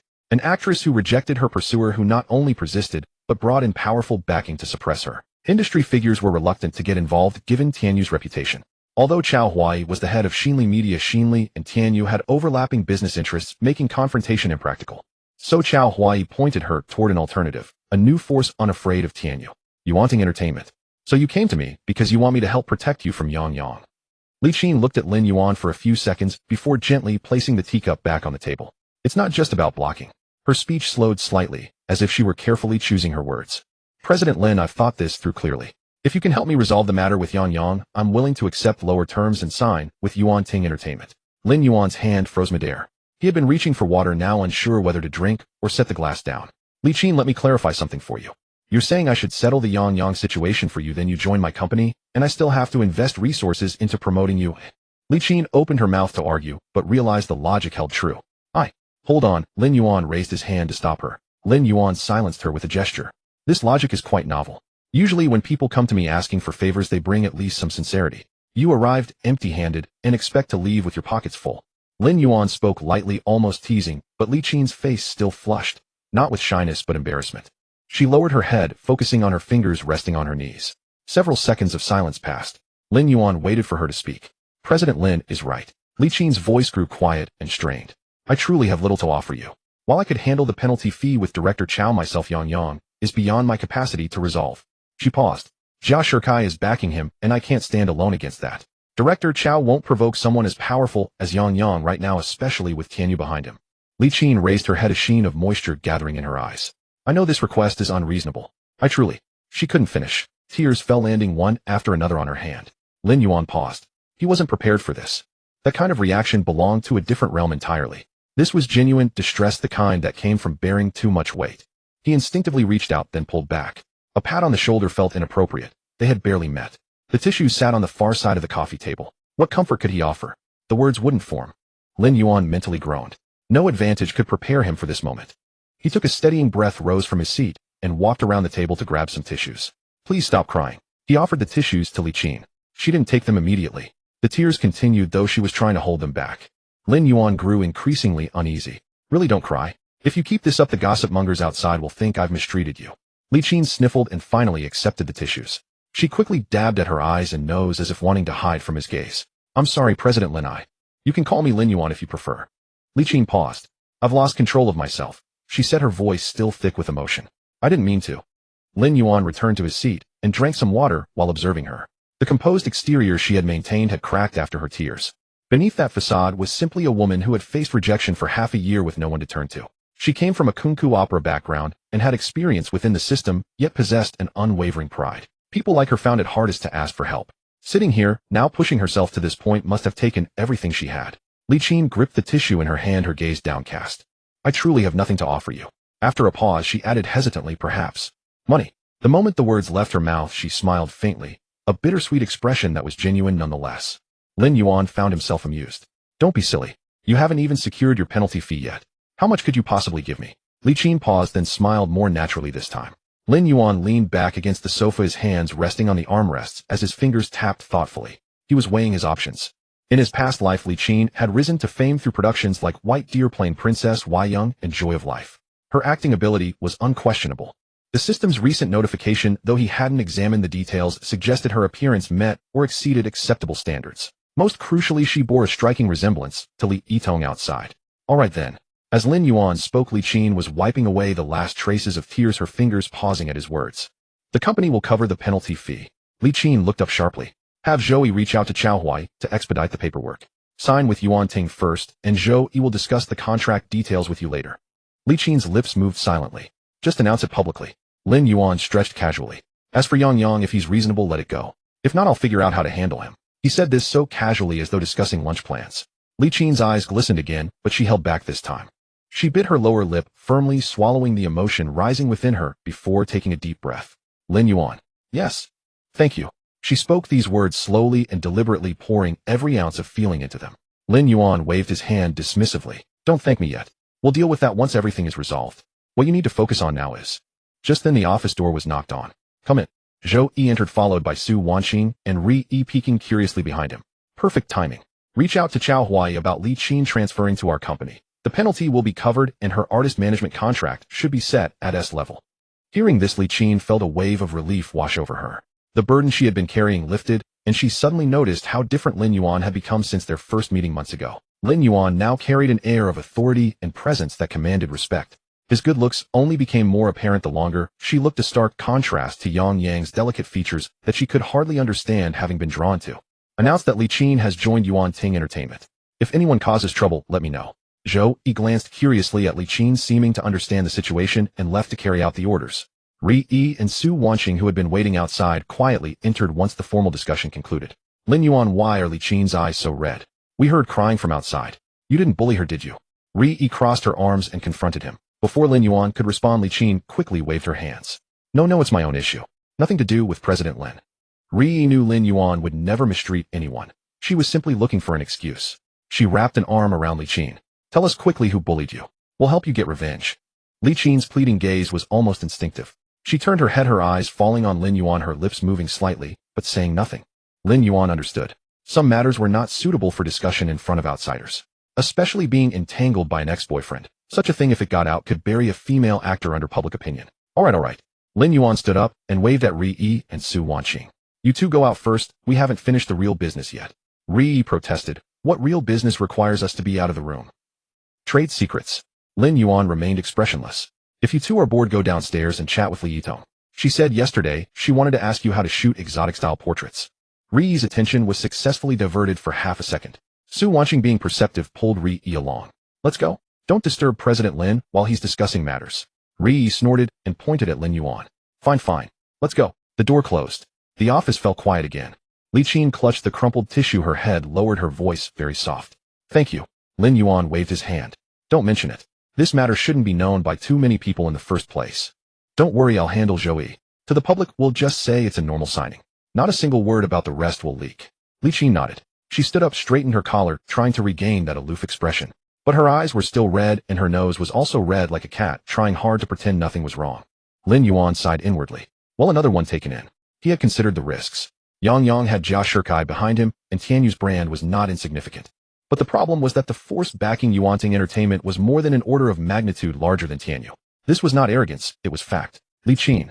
Moi. The most urgent thing for you now is not to think about what to do with Yang. Lin Yuan walked back behind his desk, sat down, and casually opened his laptop. It's to figure out what role you'll play next. Li Qin was stunned for a moment, then nodded earnestly. Okay, I understand. She turned and walked toward the door. When she reached the threshold, she paused and looked back at Lin Yuan. That look held gratitude, relief, and something else, something she herself might not have been aware of. Offering oneself in gratitude was too cliché. But if this man continued like this... Li Qin took a deep breath, interrupting her own wandering thoughts, and pushed the door open to leave. Lin Yuan leaned back in his chair, staring at the ceiling. On the system panel beside Li Qin's avatar, the emotional value was fluctuating slowly but steadily. Gratitude, admiration, budding affection, 347-minute Lin Yuan. While it's about making money, nothing shameful about it. At 3 in the afternoon, Zhou Yi's efficiency was as terrifying as ever. The penalty fee was transferred to Xinli's account, and Xiao Huai also showed courtesy, so the procedures proceeded swiftly.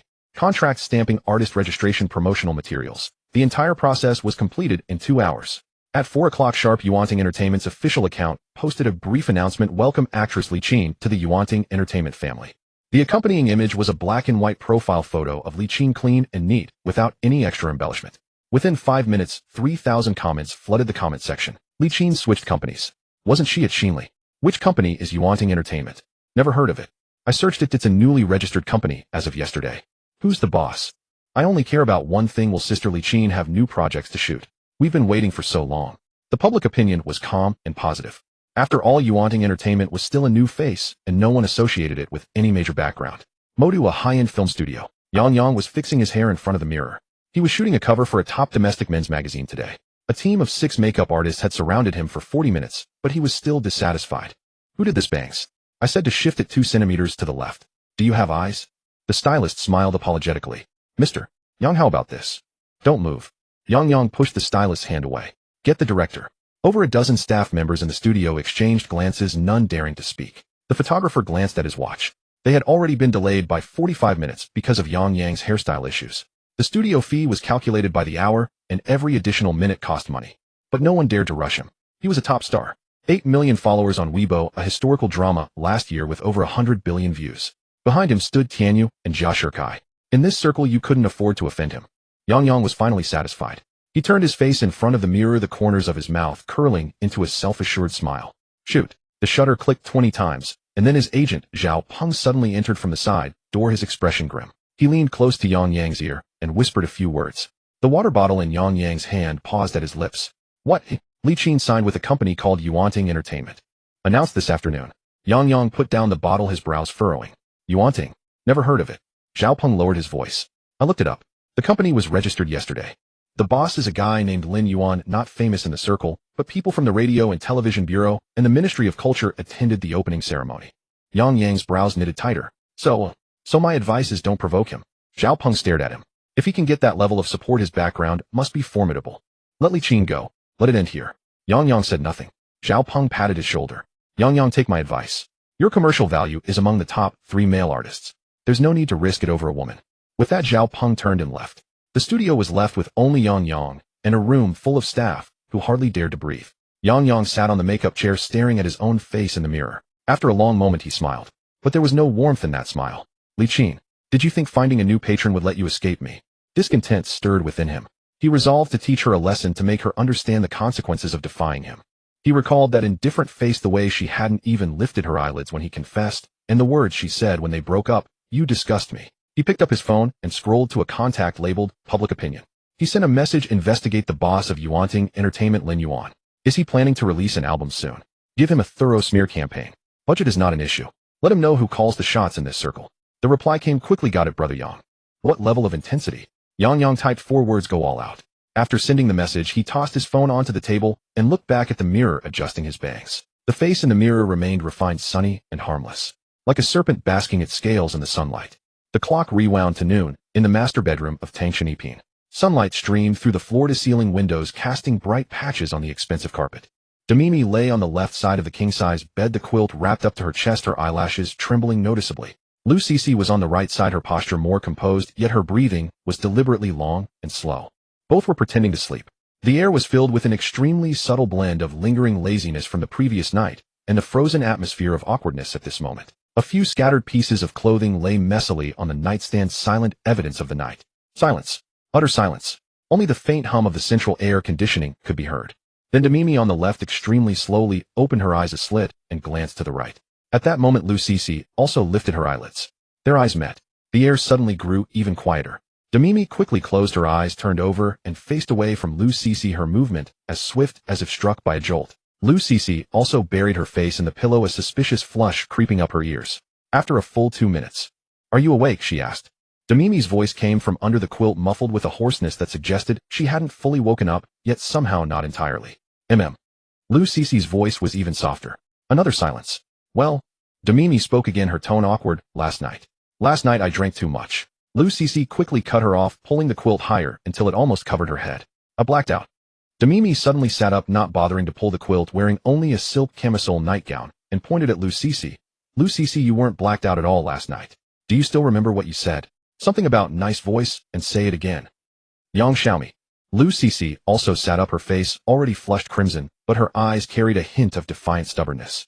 Are you going to say you didn't enjoy it later? And you also said things about me like, it's actually pink. You.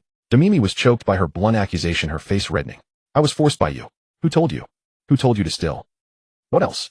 Lu Cece leaned in closer, her eyes sparkling with a certain intense excitement. Don't you think, sister, that this is very exciting? He was looking at both of us at the same time, couldn't tell who was crying out. Stop. Demimi raised her hand to interrupt her, took a deep breath, and tried to regain her composure. Let's not discuss this. The point is, you broke the rules first. We agreed to just look, but you didn't push me away at the time, sister. Lu Cece tilted her head, revealing a smile that was both extremely innocent and extremely bewitching. Demimi was speechless. This conversation was impossible. She threw off the quilt, got out of bed, stepped barefoot onto the carpet, and walked to the walk-in closet to get a bathrobe. Her back view was somewhat flustered, her steps quick. Lu Cece watched her retreating figure, the corners of her mouth lifting slightly. Then she also got out of bed and leisurely strolled into the bathroom, casually picking up both her own and Demimi's pajamas on the way. Why are you taking my pajamas? Demimi shouted from the closet. Oh, they got dirty last night, I'll borrow them for a while. Lu Cece's voice sounded innocent amid the sound of water. Demimi's hand gripping the bathrobe tightened. Half an hour later, both had finished washing up and sat at the living room bar counter. One was brewing coffee, the other pouring milk. The atmosphere was still awkward, but at least they could talk. So, sister, Lu Cece suddenly spoke, gently touching the back of Demimi's hand on the table, which was cool. Let's join forces. Demimi looked at her. Lu Cece was smiling, the possessiveness in her smile almost overflowing. For example, next time, sister can perform that nice voice from last night again. I really liked it. Lu Cece, you're crazy. Right back at you, sister. The strength you used to grab my hair last night was no small matter. They started arguing again, but their tone was noticeably more relaxed than before, even carrying a strange sense of sharing experiences. Just then the digital lock emitted a soft beep. The living room instantly fell silent. Both turned their heads simultaneously, looking toward the door. Lin Yuan was dressed in a simple t-shirt and casual pants, carrying 2 packs of takeout food in his hand. As he entered, he saw the 2 ladies sitting at opposite ends of the bar counter with half-drunk coffee and milk on the table. Both were wearing bathrobes, their hair damp at the tips, and their faces bore a mixture of awkwardness, lingering blush, and a novel sense of united front. Lin Yuan placed the breakfast on the entryway cabinet, raised an eyebrow, and swept his gaze between the two. "Yo," he said, his voice resonant with amusement, "two fairies. Quite a harmonious atmosphere." Demimi immediately straightened her back, trying to regain composure, but her eyes were wandering. Lu Cece blinked and gave a sweet smile. "We were talking about last night." Last night's thunderstorm was quite dramatic. Lin Yuan walked over naturally, picked up his own water glass, and took a sip, his gaze falling with a half-smile on their still slightly red ears and necks. "Chatting so intently, you didn't even hear me come in. So reached any consensus? Like, taking turns next time?" "Lin Yuan, pervert," they said in unison, then glared at each other as if the previous alliance had instantly collapsed. Lin Yuan laughed heartily, walked over, and gently put an arm around each of their shoulders, his grip light, but with an unmistakable sense of control. All right, it's all in the past. Eat breakfast while it's hot." He leaned close to Lu Cece's ear and whispered something. Lu Cece's face flushed instantly, even spreading to her neck. She pushed him in embarrassment and annoyance. "You're lying." Then he turned to Demimi and whispered the same. Demimi stiffened, raised her hand, and punched his chest softly, but her face was flushed with both shyness and anger. "Get lost." Lin Yuan let go of them, sat down at the main seat of the bar, shook his water glass, and looked innocent. "What did I say?" "Both. Liar." Breakfast proceeded in this strange, noisy, yet oddly harmonious atmosphere. Lin Yuan talked about the smooth listing of the company yesterday, and asked about Li Yitong's understanding of the role, all relaxed and natural, as if the chaos of last night had never happened. But from the corner of his eye he noticed that under the table their calves occasionally touched, and they would quickly pull away as if electrocuted. Meanwhile, on the system panel beside the avatars representing the two, the emotional values of affection, dependence, jealousy, shyness, and pleasure fluctuated continuously, like a jumping stock K-line chart, bringing stable and considerable gains. Alliance.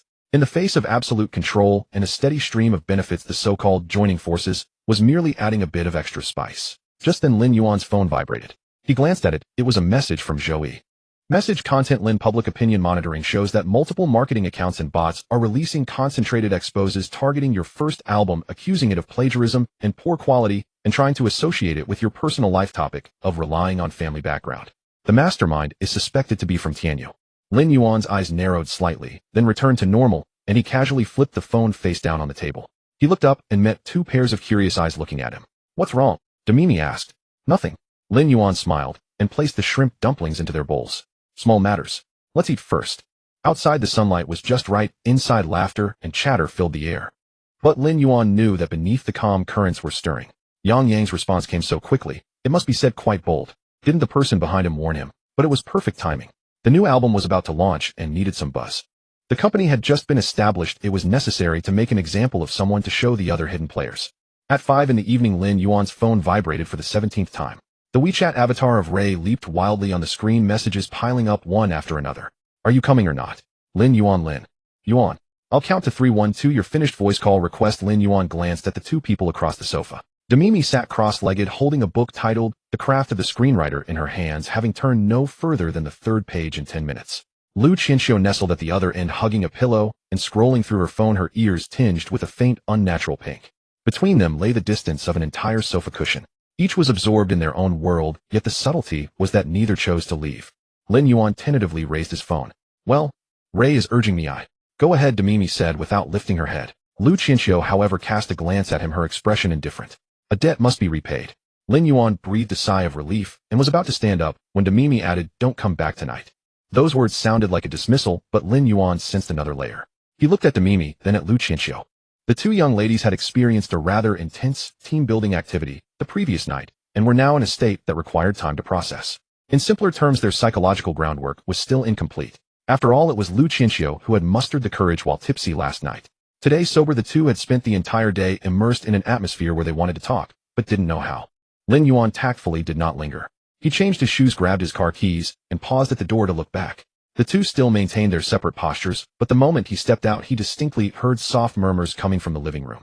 Su Wanqing's rented apartment was in Jing'an, 3 bedrooms, 2 living rooms with a small balcony shared with Ray. When Lin Yuan arrived, the meal was already laid out. 4 dishes and a soup pleasing to the eye: braised chicken, hand-pulled rice, spicy onion salad, and yogurt bone broth. A table of Xinjiang flavors. Lin Yuan picked up his chopsticks, took a piece of chicken, and chewed a couple of times. As for the taste, how to put it was edible, no flaws, but it lacked a touch of the finesse of his own cooking. He didn't say a word, however, because Ray was watching him with eager eyes. "It's okay." Ray broke into a smile, her eyes curving like crescent moons, and turned to flash a victory sign at Su Wanqing. Su Wanqing sat across the table poking at her rice with her chopsticks without eating much, her small face tense, her cheeks puffed. Anyone could see she was unhappy. Ray placed a piece of lamb in Su Wanqing's bowl, leaned in, and whispered, "Wanqing, don't be angry. I'll be joining the crew in a few days, and then he'll be all yours." Su Wanqing paused chopsticks in midair and glanced sideways at her. Really? Pre-production for the new drama is almost done. I'll have to fly out in at most a week, Ray said, patting her chest. Then you can monopolize him as much as you want, I won't interfere. Su Wanqing pouted thought for a moment and reluctantly accepted the explanation. Lin Yuan didn't interject the whole time, keeping his head down and eating. In moments like this, it's best for a man to stay silent. Anything said would be wrong. Only burying one's head in the meal is the eternal correct answer. After dinner, Su Wanqing cleared the table with a defiant efficiency. Washing dishes, wiping the table, taking out the trash, all done in 3 minutes. Then with wet fingers, she tapped the back of Lin Yuan's hand, gave a soft snort, and turned to disappear into her room. The door closed with a moderate click. The message was clear: out of sight, out of mind. Lin Yuan stared at the closed door, his emotions a tangled mess. Ray had already taken his hand, interlacing their fingers, her palm burning hot. "Let's go." Her voice was half a tone lower than usual, the ending carrying a hint of something sticky. Lin Yuan followed her to the bedroom. Out of the corner of his eye, he saw the light seeping from under Su Wanqing's door at the end of the hallway. Well, tonight would be busy. Ray's bedroom was not large, decorated in her signature style. A hand-woven tapestry hung by the bed, several brightly colored pillows were piled beside the pillow, and a half-eaten bag of almonds sat on the nightstand. A foodie's territory, even the bedroom carried the scent of nuts. She locked the door behind her, turned around, and leaned against it, looking at Lin Yuan. The light fell on her face, which was exquisitely beautiful. High cheekbones, thick lashes, and deep brown pupils with an amber sheen.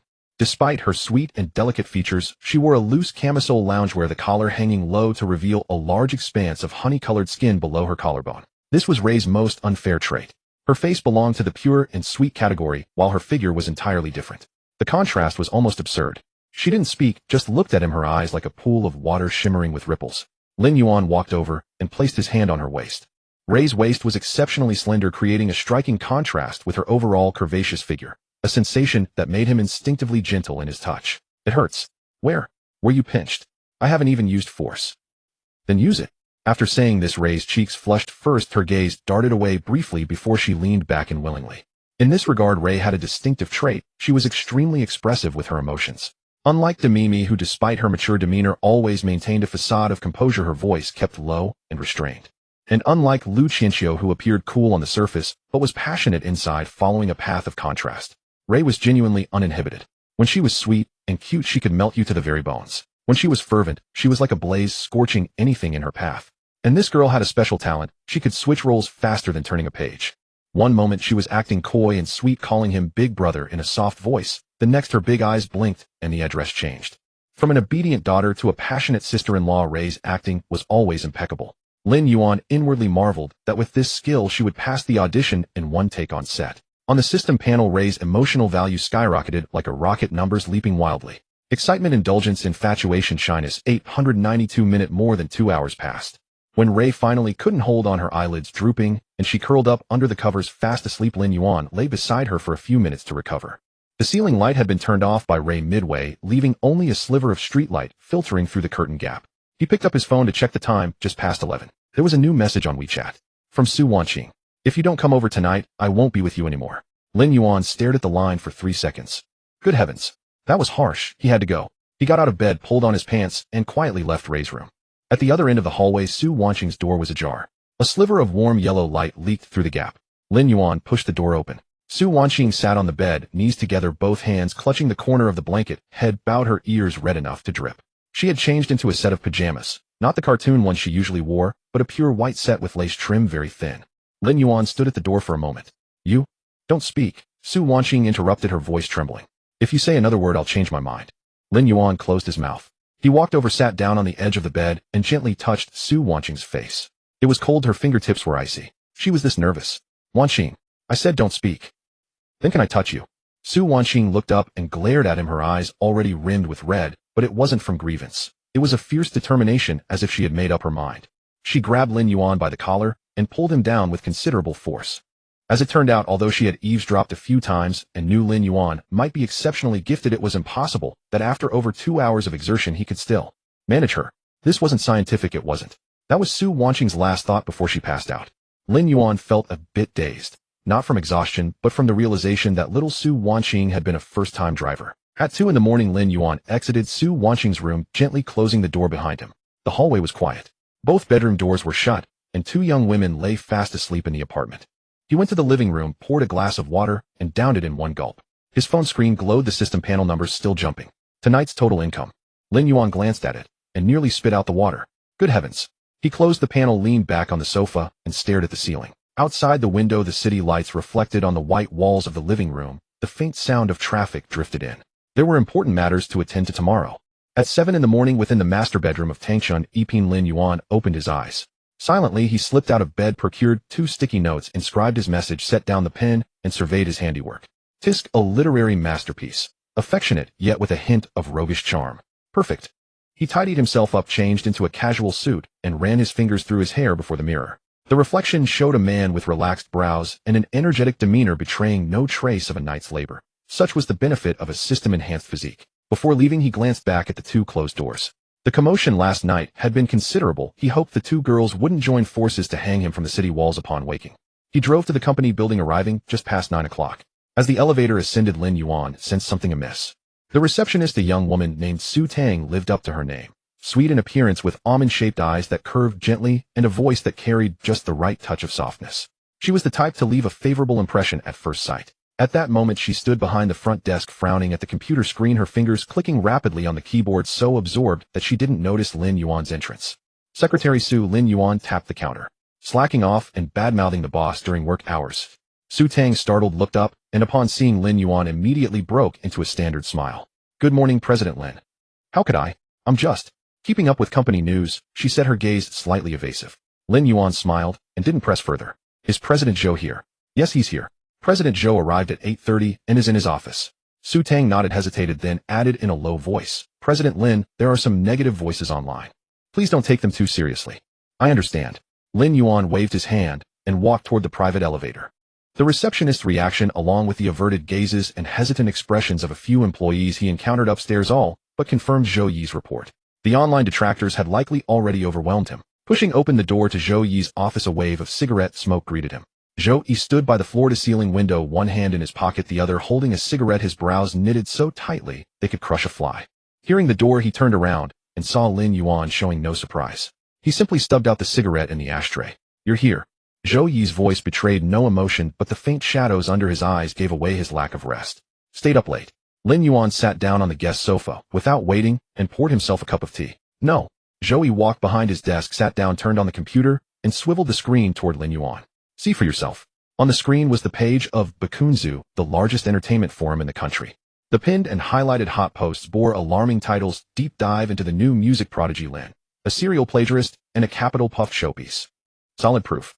Multiple songs in Lin Yuan's new album suspected of plagiarizing obscure works from home and abroad. Complete chain of evidence.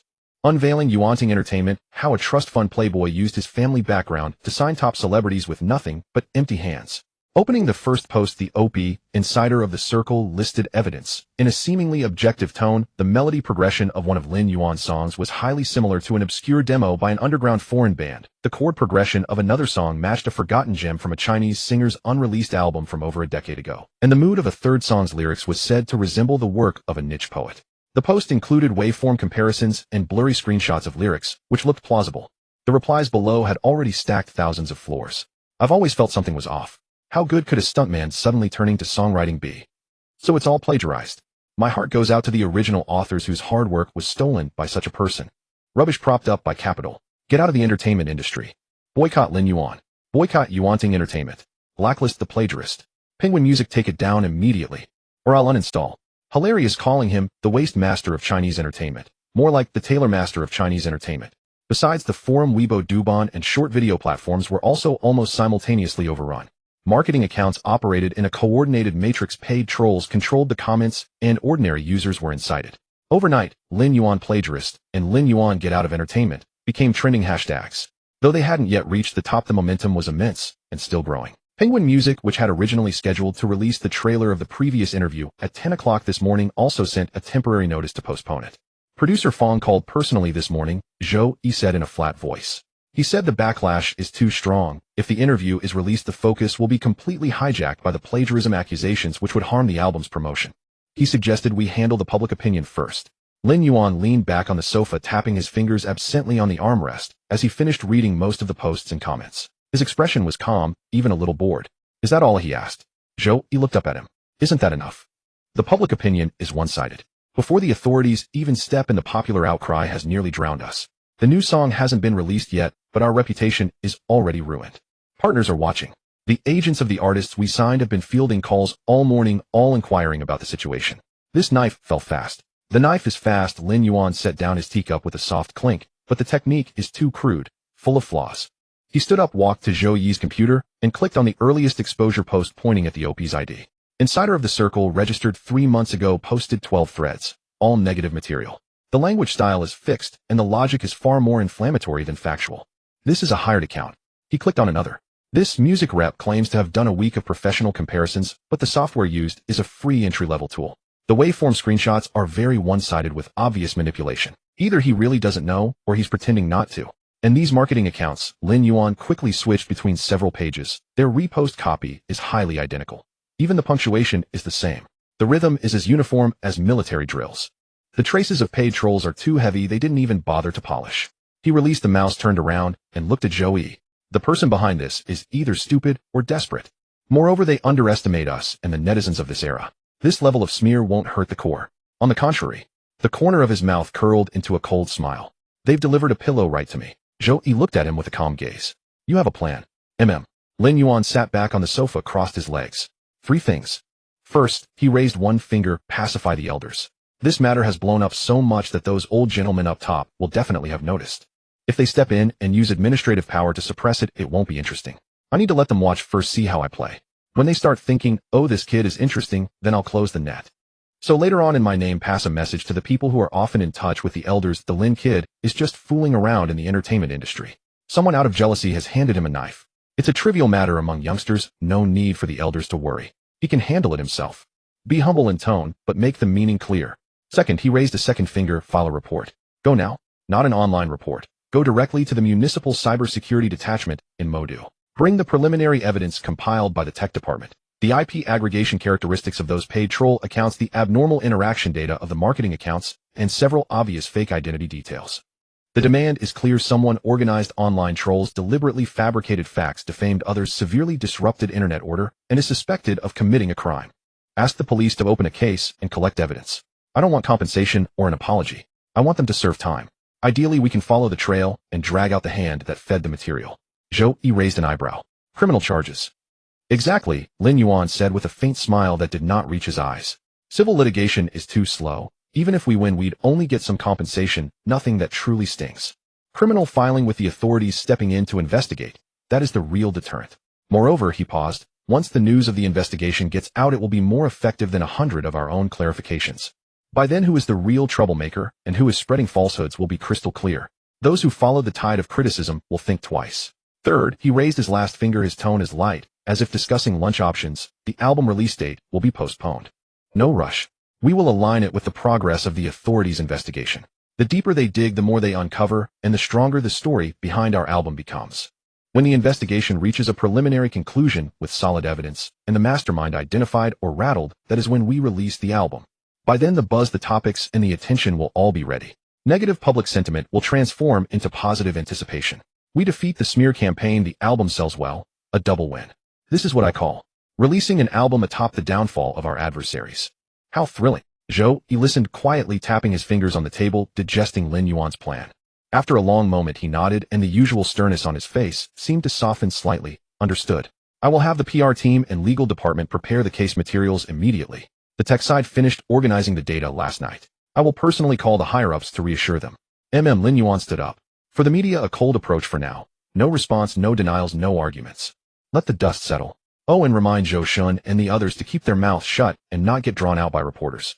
Especially Li Yitong, that young lady tends to speak without thinking. Have her agent keep a close watch. Already notified, Zhou Yi replied. Lin Yuan reached the door, hand on the handle, and suddenly turned back. Lao Zhou. Annoyed. Running into this right after we opened. Zhou Yi looked at him, still wearing that impassive judge of hell face. Not at all. Solving problems for the boss is my job. And he paused a rare moment. Watching you handle them is quite entertaining. Lin Yuan laughed heartily, pulled the door open, and walked out. Meanwhile, at a high-end private club in the city, Yang Yang lounged on a leather sofa, legs crossed, feeling so good, he almost hummed a tune. He scrolled through his phone, quickly watching the forums and Weibo filled with criticism of Lin Yuan, unable to suppress the smile on his lips. See Lao Jia. I told you this tactic works. He waved his phone, showing posts calling Lin Yuan a plagiarist who should get out. That so-called genius, that Yuan Ting Entertainment. In the face of public opinion, they're nothing. I haven't even gone all out yet, and he's already being torn apart by netizens. Opposite him sat Jia Shirkai, a core executive of Tianyu Media, but his expression was far from cheerful. He held an unlit cigar in his hand, frowning at Yang Yang. Yang Yang, Jia Shirkai's voice was heavy. Don't you think this is a bit too hasty? Hasty? Yang Yang sneered. Lao Jia, you don't like him either, right? He poached Li Qin and slapped your face. Now that we have a chance to take him down, why wait? I am not happy with him. Jia Shirkai put down the cigar. But being unhappy is one thing. I didn't plan to use such methods. These online attacks look impressive, but they cannot withstand scrutiny. That Lin Yuan. He got Chow Huai, that old fox, to personally make introductions, got senior executives from Tencent Music to handle his interview, and invited those people to his opening ceremony. Do you think his background is simple? If you provoke him with these low-level bot tactics, and if his connections are really solid, he might go the legal route, or even use other means. What's there to fear? Yang Yang interrupted him dismissively.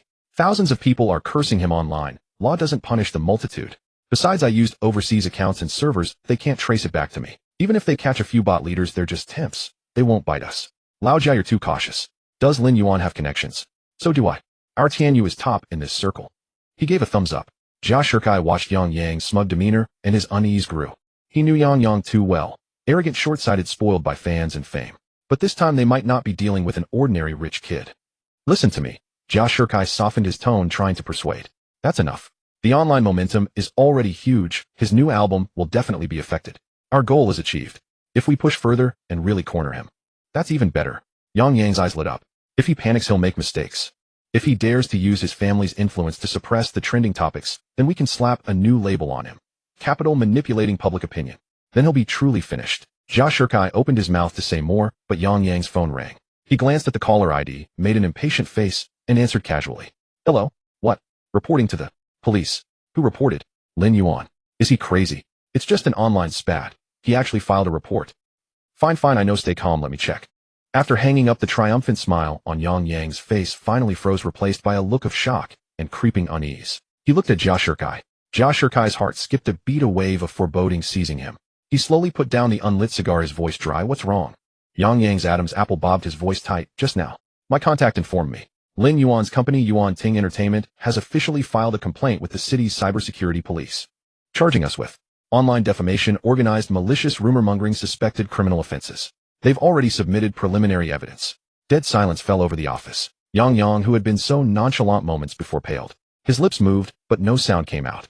Jia Shirkai closed his eyes, took a deep breath, and when he opened them again, only cold irritation and a hint of regret remained. I told you to quit while you were ahead, he murmured, as if to Yang Yang and to himself. Now we've handed the knife right to him. The sunlight outside was still bright, but the air in the club seemed to have turned cold. Don't panic, don't panic. If he went to the police, it means he doesn't have much real power. We shouldn't lose our composure. I'll contact Tianyu to see if we can apply some pressure. I think they won't trace it back to you. First, delete all your contacts with those people. Though Yang Yang was also flustered, he quickly calmed down. His agent was right. They couldn't trace it to him. So why be afraid? He would just carry on as usual, eating and drinking without worry. I'm not worried. This Lin Yuan doesn't play by the rules. In this industry, getting blackened and then going to the police. How low? 2 days passed like a sponge soaked in lukewarm water. It seemed to swell, yet yielded little substance. Lin Yuan's days were quite routine. During the day, he met with Zhou Yi at the office to handle signing contracts and miscellaneous script development tasks. In the evenings, he either returned to Tangxing Yiping to deal with a young lady who was still in a delicate alliance state, or went to the small apartment in Jing'an to enjoy the exotic feeding from Ri. The emotion points on the system panel steadily increased, nourishing the improvement of Lin Yuan's various skills. Online, the war of words over plagiarism and terrible songs continued, but it had lost its initial overwhelming ferocity, turning into repetitive rhetoric from a few fixed accounts. Observant people could see that the initial fierce wave of traffic had receded, leaving only the aftermath of some hired trolls and bandwagon haters. That afternoon, Lin Yuan was in his office studying the character interpretation of Zhong Xiaoqin from Sanshir Yi, submitted by Li Yitong, when his phone vibrated. Zhou Yi sent an encrypted file with a note. Lin, the cybersecurity unit has some results. Lin Yuan opened the file. The first document was an official briefing worded with precision after investigation. 2 organized internet troll companies had been identified, and their leading members, over 20 individuals, arrested along with the seizure of relevant servers, computers, and other equipment. The involved persons confessed to the crimes of being hired to publish false information, maliciously hype, and defame within a specific time period. The case was under further investigation. Very official, very standard. No mention of the employer. The second attachment was an unofficial brief analysis, clearly an internal reference obtained by Zhou E through his channels. Both troll companies were seasoned veterans in the industry, with strong anti-surveillance awareness. Their fund flows passed through multiple shell layers, ultimately pointing to several overseas accounts, greatly increasing the difficulty of tracing. However, based on partial confessions from key members and pieced together financial fragments, the source of the payment instructions roughly fell within the range of a certain entertainment-related company in the Magic City, Shanghai, or the Shanghai office of a top northern agency. The range was already very narrow, but it ended there unless more direct evidence emerged. Lin Yuan closed the file and leaned back in his chair. His fingertips unconsciously tapped on the smooth desk. Direct evidence, he murmured to himself. The system interface glowed faintly in the corner of his vision. He summoned the system store, his fingers gliding over rows of dazzling skill icons. His gaze swept past the expensive, temporarily unnecessary items like Business Insight, top-tier combat skills, Gene Recombination Potion, and settled on an inconspicuous category, Information Network. Inside there was a skill with an icon of a simple shield enveloping a keyhole, Advanced Data Tracking, Anti-Tracking Hacker Specialization. The description was simple, proficient in multi-layer network architecture, encryption protocols, and data trail mining, capable of effectively tracing the origins of most online activities and possessing basic information protection capabilities. Price, 15,000 emotion points. Lin Yuan glanced at his current emotion point reserves. Sufficient. He thought about it over the past couple of days. Mimi and Lu Qianqian had not fully digested the awkwardness of that sharing. Their emotional fluctuations came and went, but steady and continuous. Ri was warm and direct, contributing stable emotion points. After Li Qin joined out of gratitude and admiration, he also provided a considerable one-time income. Many small streams make a river. His reserves were still considerable. Exchange. With a slight thought, a cool sensation instantly flowed through his brain, as if countless tiny data streams and logic chains were forcibly implanted, sorted, and connected. The world seemed unchanged in his eyes, but he knew that some underlying cognitive architecture had become different. Now he could view any digital information like a master butcher dissecting an ox, easily discerning the structure, flow, and potential vulnerabilities behind it. Old Zhou. Lin Yuan picked up his phone and sent a message to Zhou. Send me the list of key members published by those 2 troll companies and the encrypted email addresses and temporary chat group IDs they used to receive instructions. Zhou replied quickly. Okay. Wait a moment. Encrypted transmission. In less than 5 minutes, a smaller encrypted file package arrived. Lin Yuan sat in front of the computer, his fingers flying over the keyboard. The screen scrolled with cascading data streams, IP address hop diagrams, and server log fragments. Those seemingly chaotic fragments quickly connected, located, and pointed in his vision. He was like a hunter searching for the initial thread in a vast spider web, patient and precise. Half an hour later, he leaned back in his chair and exhaled. The screen froze on a concise relationship diagram. Arrows pointed from several overseas shell companies to 3 intermediate wallet addresses. One of them, in its latest transaction record, had the receiver clearly pointing to a cultural consulting company registered in Shanghai, whose legal representative shared the name with a distant cousin of Yang Yang. The timing was just 2 days before the launch of the large-scale online smear campaign. Another clue was more subtle, pointing to an internal mailbox at Tianyu Media that had frequent encrypted communications with Yang Yang's agent Zhaopeng. Although the email content was encrypted, the sending times highly coincided with the key nodes of the troll operation. It was not ironclad evidence, but it was clear enough for anyone in the know to understand. Lin Yuan did not hesitate in the slightest. He screenshotted and organized the key parts, attached a brief explanation, and without encryption directly sent them through the company's legal department channel to 2 places. 1, the high-level email of the agency Yang Yang was signed with. 2, the public reporting email of the internal audit department of Tianyu Media. The sender's signature was simple and clear: Yuanting Entertainment. After doing all this, he turned off the computer and stretched. Outside the office window, dusk began to settle, and the lights of Lujiazui in the distance lit up one after another, outlining a cold, hard, yet brilliant skyline. He who conquers by force does not gain sincere submission. Lin Yuan, facing the empty office, muttered this somewhat out of context, and then chuckled to himself. We're in a society governed by law now, we need to rely on evidence, right? Meanwhile, at the executive floor of Tianyu Media, Jia Shirkai had just finished a long meeting and returned to his office exhausted in both body and mind when his assistant, pale-faced, handed him a tablet. Mr. Jia, an anonymous email just arrived. Please take a look. Jia Shirkai frowned as he took it. The email interface was simple to the point of provocation. There was no lengthy threat, only clear screenshots of the relationship diagrams, with key information highlighted in red boxes. Timelines, accounts, related persons, all clear at a glance. At the end was a line of bold black font: please properly manage your company's artists and employees. The healthy development of the industry requires joint maintenance. There was no signature, but the familiar company name watermark was faintly visible in the background. You wanting entertainment? Jia Shirkai's fingers tightened, his knuckles turning white with tension. A chill of frustration mingled with deeper unease instantly dispelled all his fatigue. He quickly grabbed the internal phone on the desk, and as soon as it connected, his voice, though controlled, carried a sharp edge. Have Yang Yang and Zhao Peng come to my office immediately. 5 minutes. When Yang Yang received the call from the agency's top management, he was drinking at a private party. On the other end, the boss's voice was as cold as ice. He simply said, come back to the company immediately. Mr. Jia and the executives are waiting for you, and hung up. His heart skipped a beat and a sense of foreboding came over him. Forcing himself to appear calm, he said goodbye to those around him and left quickly. In the Tianyu media conference room, the atmosphere was so heavy it could be wrong. Jia Shirkai sat at the head, his expression grim, flanked by 2 vice presidents who also wore stern faces. Yang Yang's agent Zhao Peng cowered in a corner, sweat beading on his forehead. As soon as Yang Yang entered, he sensed something wrong. Uncle Jia, why the urgency? Jia Shirkai placed his palm firmly on the table and said in a low voice, Yang Yang, what were you thinking? Yang Yang, this is absolutely unacceptable. Uncle Jia, you. Shut up. Jia Shirkai's voice seemed squeezed out from his throat, his finger pointing at Yang Yang's nose, fingertips trembling. Do you have any idea what you've done? Yang Yang instinctively stepped back half a pace, his lower back hitting the edge of the conference table, causing him to wince in pain. Yet he still couldn't grasp the situation. His mind was still stuck on the same old excuse. He had merely hired a few online trolls. People get targeted online every day. Who hasn't been criticized? What's the big deal? Uncle Jia, calm down. I told you there are several layers between me and those troll companies. They can't trace it back to me. Can't trace it. Jia Shirkai grabbed the tablet from the table, flipped to the email, and thrust it directly in front of Yang Yang. Yang Yang's gaze fell on the screen. A relationship diagram. Arrows were clear, nodes distinct. From an offshore shell company, to an intermediary wallet, from that wallet, to a cultural consulting firm registered in Shanghai. In the legal representative column, his cousin's name was written in bold. Yang Yang's face gradually turned pale. He scrolled down. The second line, Zhao Peng's encrypted communication records, timestamped, perfectly aligned with the timeline of the troll campaign. 2 curves that overlapped seamlessly. His hands began to tremble. How is this possible? Yang Yang's voice cracked, his throat dry. I used foreign servers. How could they trace it back to my cousin? This is impossible. Zhao Peng's communications were also encrypted. Impossible. Jia Shirkai let out a cold laugh, slapping the tablet onto the table. The evidence is right in front of you, and you tell me it's impossible. Yang Yang, let me ask you. Do you think being a top celebrity makes you invincible? Yang Yang opened his mouth, but no words came out. Zhao Peng, standing nearby, could no longer remain still. His legs shook like sieves, sweat trickling down his temples, his shirt collar soaked through. He understood better than Yang Yang what this meant.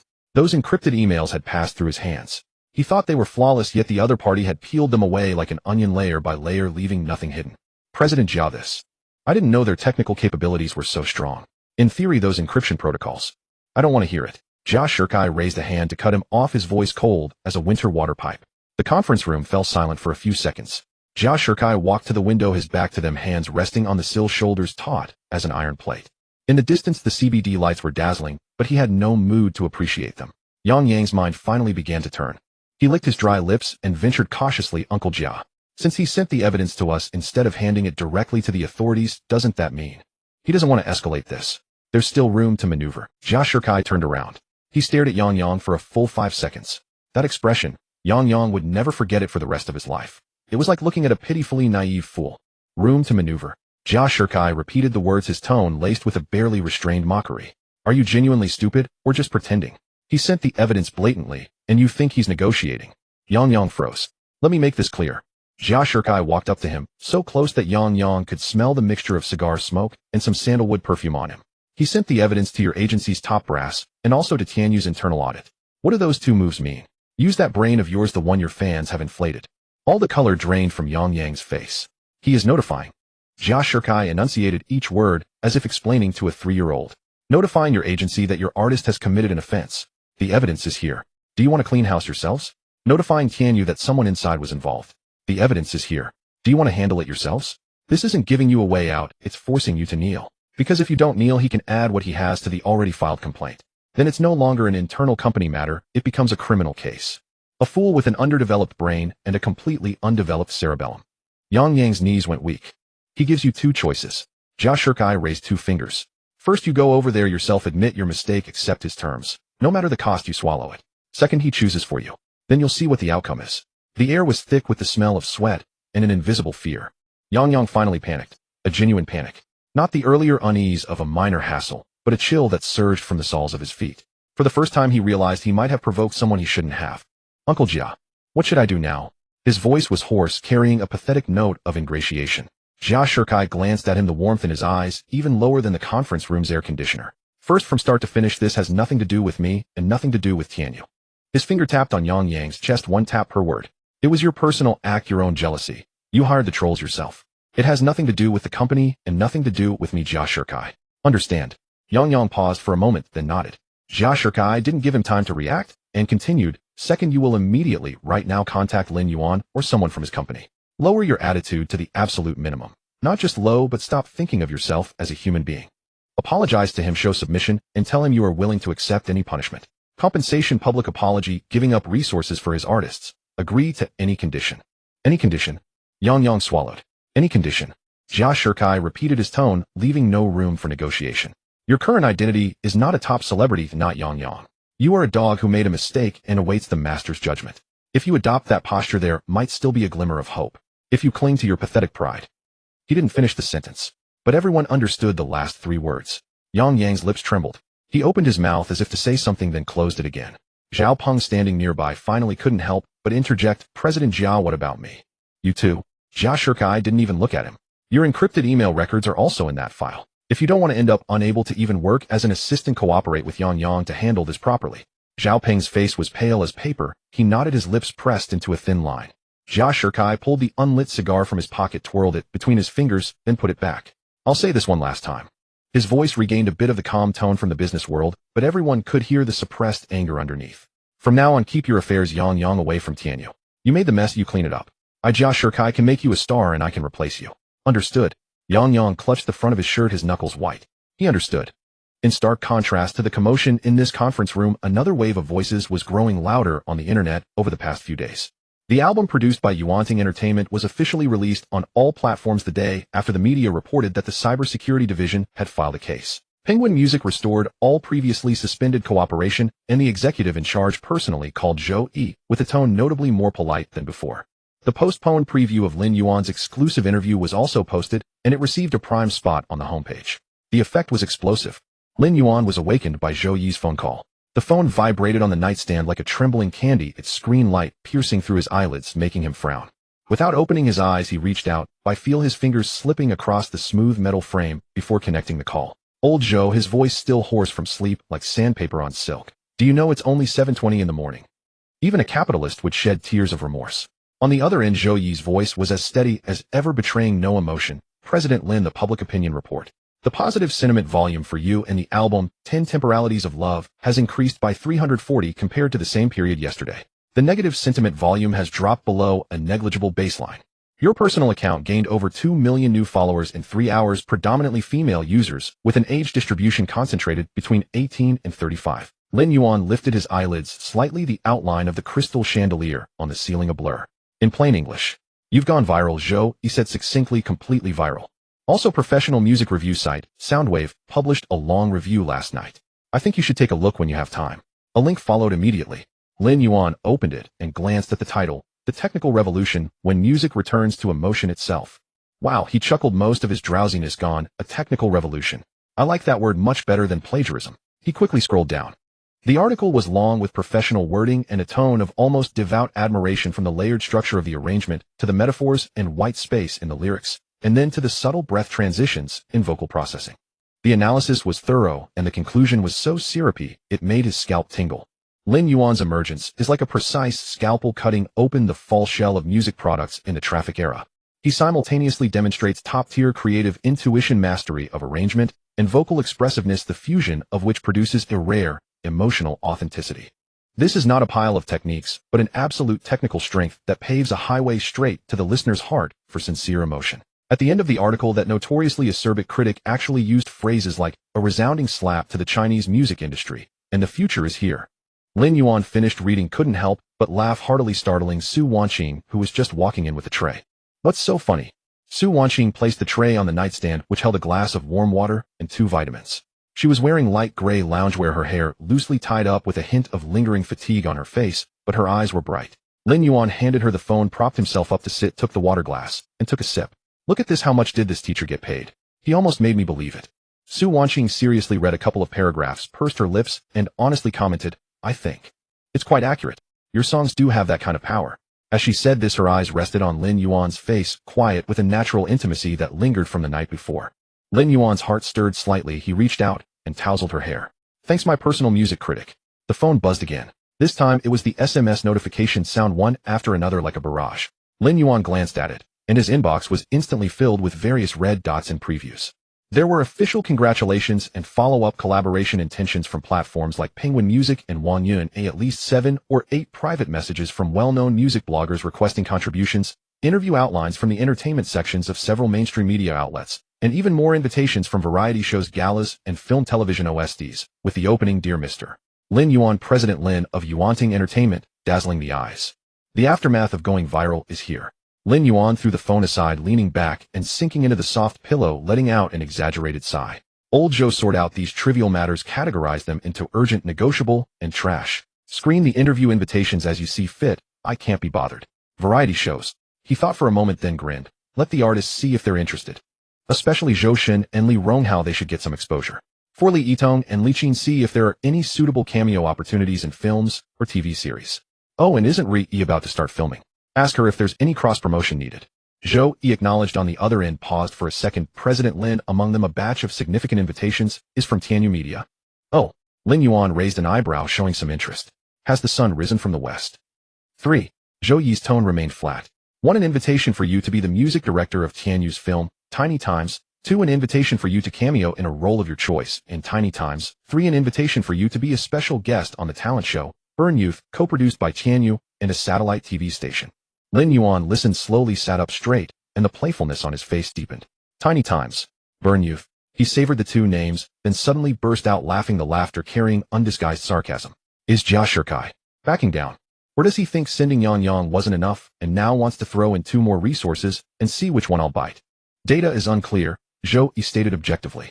But the timing is delicate. Right after the Yang Yang incident has settled down and our company's reputation is soaring. Tianyu has proactively extended an olive branch with a low posture and resources that are considered generous in the industry. Lin Yuan tapped his fingers on the bedsheet. Generous? He sneered. Old Zhou, do you think these are resources? Before Zhou Yi could answer, he answered himself. Tiny Times. A dreamy bubble film built on fan economy and flashy marketing. Music director. To be a high-end accompanist for a bunch of young stars who rely on their looks. Cameo. Let me be a background prop for that pile of industrial sugar. As for Burn Youth. In his past life, he had never even heard of it, a low-quality variety show that made money off minors. A group of youths who haven't even learned how to stand properly on stage, killing each other in a carefully packaged arena of capital, calling it Pursuing Dreams. On the judges' panel sit a group of seniors who have almost forgotten how to sing or act, commenting on things they don't understand at all. Lin Yuan shook his head. Old Zhou, create a separate folder for these 3 invitations from Tianyu and name it Trash. Got it. Need a reply? Zhou Yi asked. No reply, Lin Yuan said decisively. Not even a scene.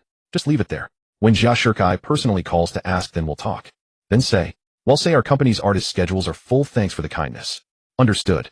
Zhou Yi didn't ask further.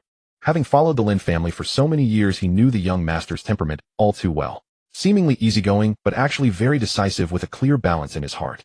These 3 moves of Tianyu's seeming goodwill were probably less attractive to him than a flyer from a street stall. After hanging up with Zhou Yi, Lin Yuan tossed the phone aside and stretched his arms wide, his joints emitting a series of soft cracks. His system-enhanced body had remarkable recovery, though he had been occupied with certain activities the night before. He now felt completely relaxed and full of energy.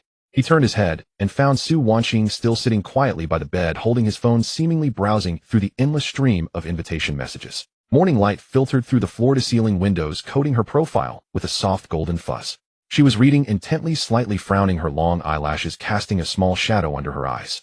What's wrong, my Sumi? Sure. Lin Yuan leaned and resting his chin on her shoulder, his tone affectionate. Seeing so much trash got dizzy. Su Wanqing's ears turned slightly red from his sudden closeness, but she didn't retreat. Instead, she turned the phone screen toward him and pointed at 1 invitation. This one, an invitation to be a regular guest on National Style Grand Ceremony, very high standard, co-produced by CCTV and several major local TV stations, focusing on traditional culture and musical innovation. They specifically mentioned that they hope you can bring Zhou Shun or Li Ronghao for a dialogue between new and old vocal techniques. Lin Yuan glanced at it and nodded. This one is okay, not too beneath us. Put it in negotiable. And this one, Su Wanqing scrolled again. The championship season invitation for Cross-Border King of Singers. They offer great conditions, a championship trophy plus a top-tier resource package, and they explicitly state that if Yuanting Entertainment's artists participate, they can have exclusive storylines and guaranteed screen time. Lin Yuan pondered for a moment. Let Li Yitong or Li Qin go have some fun. Li Yitong has national recognition, Li Qin has topicality, both can get face time. Anyway, the championship can't be rigged, getting into the top 3 is exposure enough. Su Wanqing's fingers stopped, she turned to look at him, her eyes somewhat complex. Don't you consider going on these shows yourself at all? With your current buzz and ability, any show you go on would be a trump card. Lin Yuan leaned back, resting his hands behind his head, gazing at the ceiling, a lazy smile curving at the corner of his mouth. Wanqing, he said earnestly, as a secretary, do you know what the most important thing is, eh? Su Wanqing paused for a moment, then chuckled softly, gently pushing his shoulder. What's going on in that head of yours? It was clear that she was recalling the embarrassing scene from the previous night. Lin Yuan laughed, about to tease her further when the bedroom door was knocked upon, followed by Zhuzhu's clear voice tinged with dissatisfaction. Brother, it's so late, why aren't you up yet?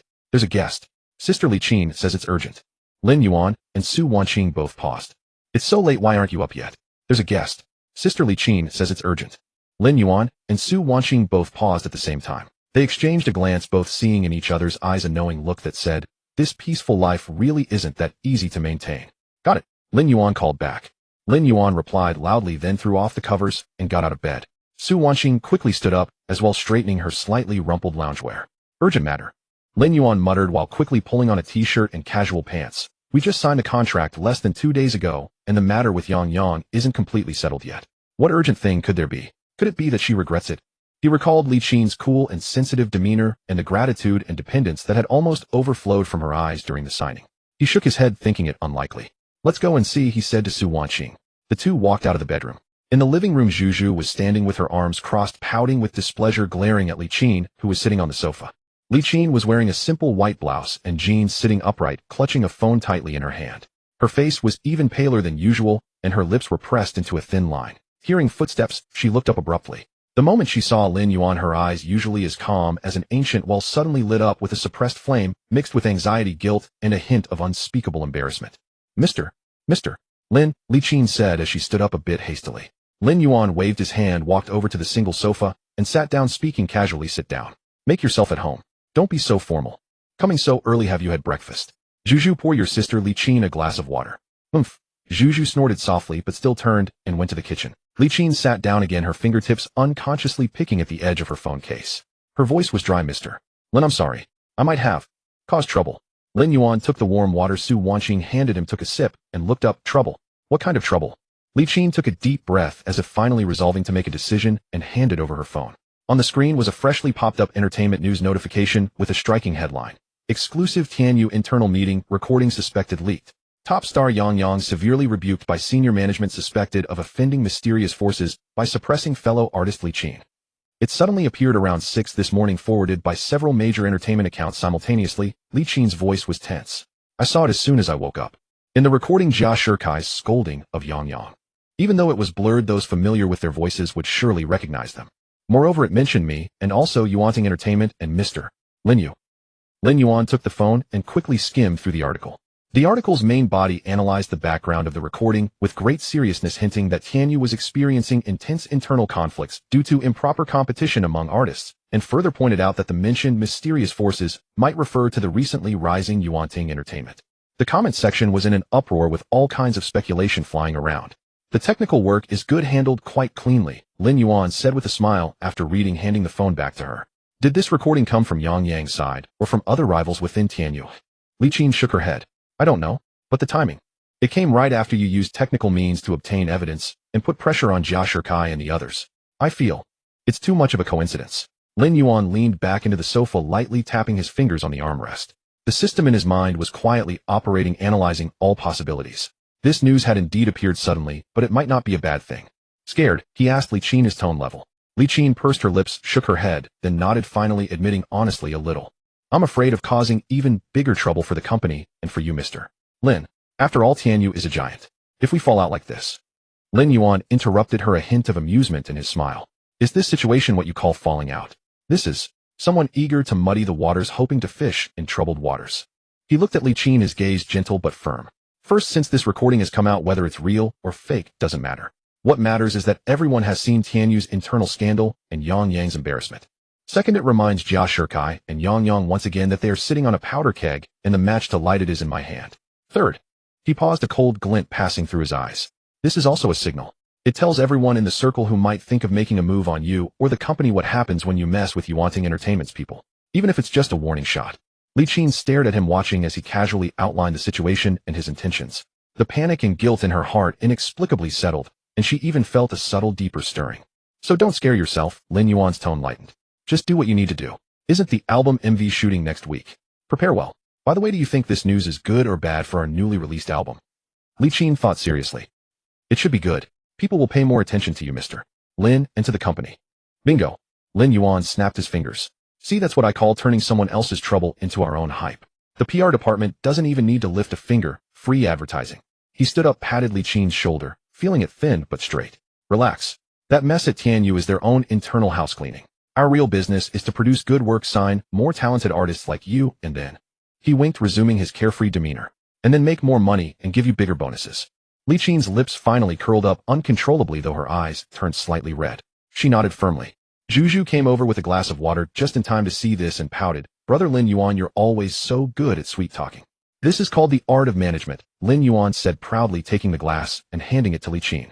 Drink some water, soothe your throat. Later let Sister Su take you to meet the new colleagues at the company. They're all going to be fighting alongside us in the future. Su Wanqing smiled and nodded, extending her hand to Li Qin. Sister Li Qin, shall we go to the company first? There are some new announcements we can go over together. Okay, thank you, Miss Su. Li Qin quickly stood up, nodded to Su Wanqing, and then glanced at Lin Yuan. The gratitude and trust in her eyes were even deeper than at the signing. After seeing the two off, the living room was left with only Lin Yuan and Juju. Juju crossed her arms, leaned against the doorframe, and looked him up and down. Brother, your company is getting more and more lively. Lin Yuan gave her a sidelong glance. What? Little girl Juju, so disrespectful. You dare to boss your brother around? No way. Juju immediately interrupted, a blush spreading across her face. I'm just here to see the fun. Grandpa asked me to ask you. When will you? Ahem, he wants to know if you want the tea leaves his old friend sent over. Lin Yuan found her obvious attempt to change the subject amusing, but didn't call her out. Yes, of course I want them. Thank Grandpa. Tell him not to worry. Things are going well here. The company is thriving, the album is selling big, even our rivals are rushing to send. Well, send news. You're such a charmer. Juju rolled her eyes at him, then plopped down onto his lap, her tone softening a bit. Brother, how about lunch together? I know a new restaurant, it's pretty good. We'll see. If I have time, I'll go, Lin Yuan said, patting Juju's shoulder. Satisfied, Juju left. Lin Yuan stood alone in the living room, gazing at the towering skyscrapers of Lujiazui glittering in the morning sun. His phone buzzed again in his pocket. It was a final statistical brief from Zhou Yi. The album had been online for 48 hours across all platforms. Total streams broke records. Digital album sales had exceeded 8 figures and were still soaring. At 11 o'clock at night, a floor lamp illuminated the study of Tangxin First Class. Lin Yuan was nestled in an ergonomic chair, the glow from 3 screens casting upon his face, his fingers dancing swiftly across the keyboard. After handling the day's corporate trivialities, the night became his true working hours. He had never let go of the source of the leaked internal meeting recording from Tianyu Entertainment. It was not out of concern, but from an almost instinctive desire for control. An ungoverned variable had emerged in his domain, and even if it temporarily benefited him, he had to understand it. Advanced data tracking skill operated within his mind, streams of data scrolling across the screens. The account that originally published that exclusive report was an entertainment marketing account with over 3,000 followers, which routinely accepted paid promotional posts. Nothing remarkable. Yet tracing upward through the account's payment records, the contributor's IP address, after 2 layers of redirection, ultimately landed on Tianyu Media Building internal network segment. Lin Yuan leaned back in his chair, a faint smirk curling at the corner of his mouth. It was neither Yang Yang's people nor Jia Shikai's instruction. Simply an employee within Tianyu who caught wind of the news, smelled the traffic, and sought to capitalize on it. Your vision is too narrow, bro, Lin Yuan murmured to himself, continuing his deep dive. He packaged the complete chain of evidence and sent it directly to the work email of the director of the legal department at Tianyu Media. After finishing these tasks, he stretched and sent a message to Zhou Yi. The recording leak has been investigated, was an insider from Tianyu unrelated to Yang Yang. Zhou Yi's reply came swiftly received. Should we follow up on this as well? Whatever. Lin Yuan shut down the encrypted channel and twisted his neck. On the 3 screens, several document windows remained open. A partially written script outline, and some song master files recently extracted from the system. He stared at those file names for a couple of seconds, suddenly feeling that these past few days had been unrealistically tranquil. Ri-E had also flown away today. Somehow the agent who came to pick her up felt that Ri-E seemed off. She appeared radiant, yet her body was wearied. Liu Qianqian and Demimi had left earlier, flying together 2 days ago to attend the Golden Eagle Film Festival. Before departing, the two of them were unusually harmonious, spending 2 days with Lin Yuan, and he claimed he had not lost in their friendly competition. So now in the vast Tangshan first class, aside from Zhu occasionally dropping by, only he and Su Wanqing remained. Indeed, Su Wanqing had moved in immediately after Demimi, Ri-E, and Liu Qianqian left. A rare moment, Lin Yuan mused. The last time it was this quiet was when he first transmigrated and worked as a stunt double in Hengdian. How to describe this feeling?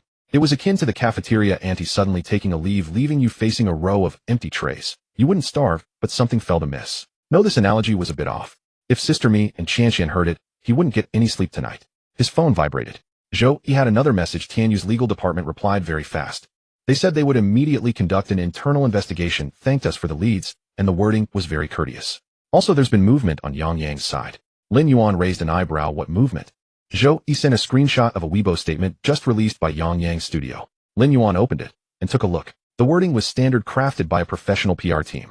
They apologized to the public, acknowledged improper conduct in the team's operations, and stated that he bore management responsibility. Effective immediately, all work arrangements were suspended for deep reflection. He did not mention Lin Yuan's name, nor did he refer to Yuan Ting Entertainment. But those in the industry could read between the lines. He knelt pretty quickly. Lin Yuan chuckled. He scrolled through the comments section. Fans were wailing, neutral netizens were sneering, and a swarm of marketing accounts were riding the hype with analyses. A chaotic mess. He exited Weibo and typed a message to He passed the word that I won't pursue this any further. Tell him to stay out of trouble. He replied with a got it. Concise and efficient. That was Zhou Yi's style. If it were Zhu, she would have asked, brother, why aren't you pursuing it, and then pouted and whined for half an hour. Lin Yuan tossed his phone aside and turned back to the screen. Time to get down to business. He opened the system panel and searched through the vast resource library. These days, with the leading ladies away, he didn't have to spend the daytime chatting, shopping, dining, watching movies, or answering tricky questions like, who do you like more? It was a golden period granted by heaven. First, the script. Lin Yuan rapidly transferred files from the system to his computer, tweaking as he went, and before he knew it, 2 hours had slipped by. The study door was gently pushed open a crack. Still not asleep. Su Wanqing's voice drifted and tinged with drowsiness and concern. Lin Yuan did not turn around. Almost done, you go ahead to sleep. You said the same thing yesterday, and ended up working until 3 in the morning. Su Wanqing pushed the door open and entered wearing a light purple spaghetti strap nightgown, her hair loose. She walked behind him and glanced at the dense documents on the screen. What are you writing? A script.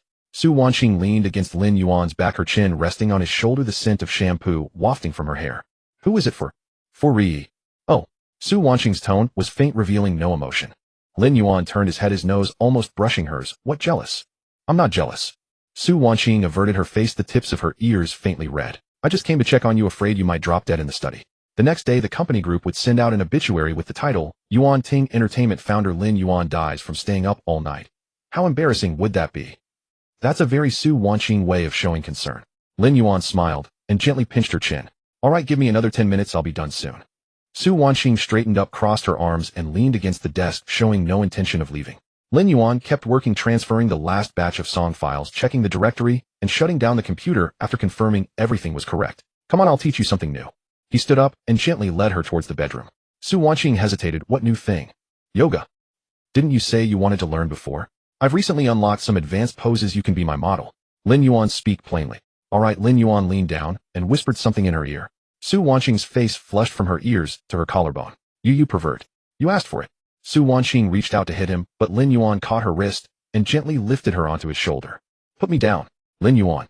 No. The bedroom door closed. The next morning, Lin Yuan surprisingly slept until past 9. Su Wanqing was no longer in bed. From the kitchen came the clatter of utensils, mixed with Zhu's highly recognizable laughter. Sister Su, shouldn't you flip that fried egg? It's burning. Don't rush me. Look at the fruit you cut, every piece is a different size. Look at the fruit you cut, every piece is a different size. Lin Yuan lay there listening for a while, finding the scene quite heartwarming. Then he remembered something. How had Zhu gotten up here? He turned over and picked up his phone. Sure enough, there was a message from Zhu sent 20 minutes ago. Bro, I used the spare key to get in. You're welcome, Lin Yuan muttered to himself. When did she even get a spare key? He had no idea. He shook his head, got up, and freshened himself. When he came out, Su Wanqing was carrying plates to the dining table. She noticed him, a flicker of awkwardness passing through her eyes before she quickly composed herself with a professional smile. Good morning.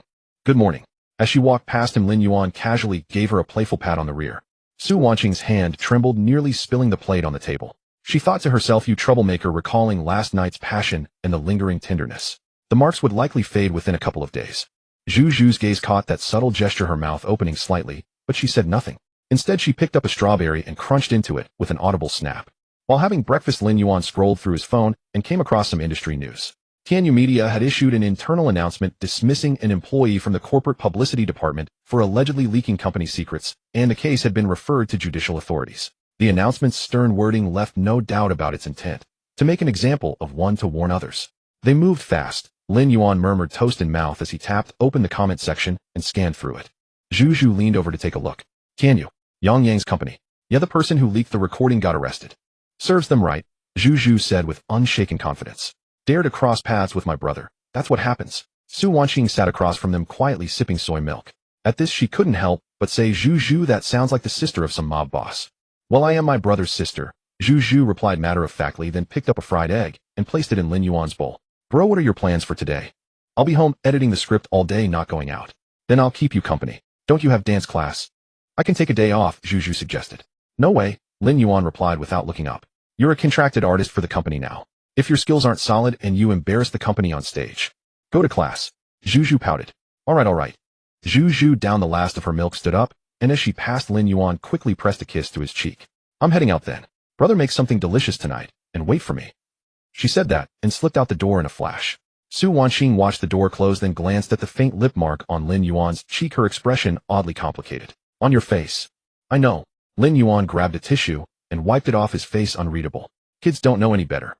Su Wanqing hummed in acknowledgement, bowing her head to continue drinking her soy milk, stirring a bit more forcefully than before. Lin Yuan pretended not to notice. After finishing breakfast, he returned to the study to keep working. Su Wanqing came in after tidying the kitchen, sitting on the nearby sofa with her laptop to handle company emails.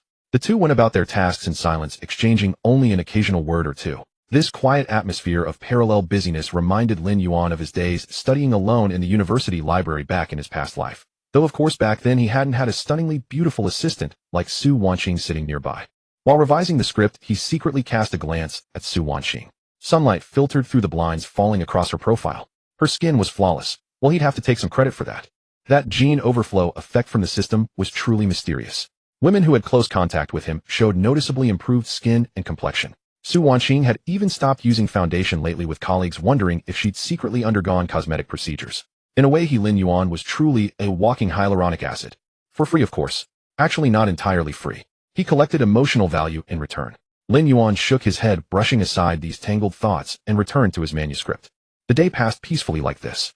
At 4 in the afternoon, he called to report 3 matters. First, album sales on the third day continued to climb, and Penguin Music had already begun reaching out proactively about potential collaboration on future tour arrangements. Secondly, Rong Hao had composed a new song in the company's recording studio, and the demo had been sent over with solid quality. Third, Xiao Zhan's agent finally relented and agreed to come to the company for talks next week. The third one's the best news, Lin Yuan said. Once Xiao Zhan meets with us, he's not getting away. Prepare the contract according to the terms Zhou Shun and the others outlined. Understood. Zhou paused. There's also a small matter.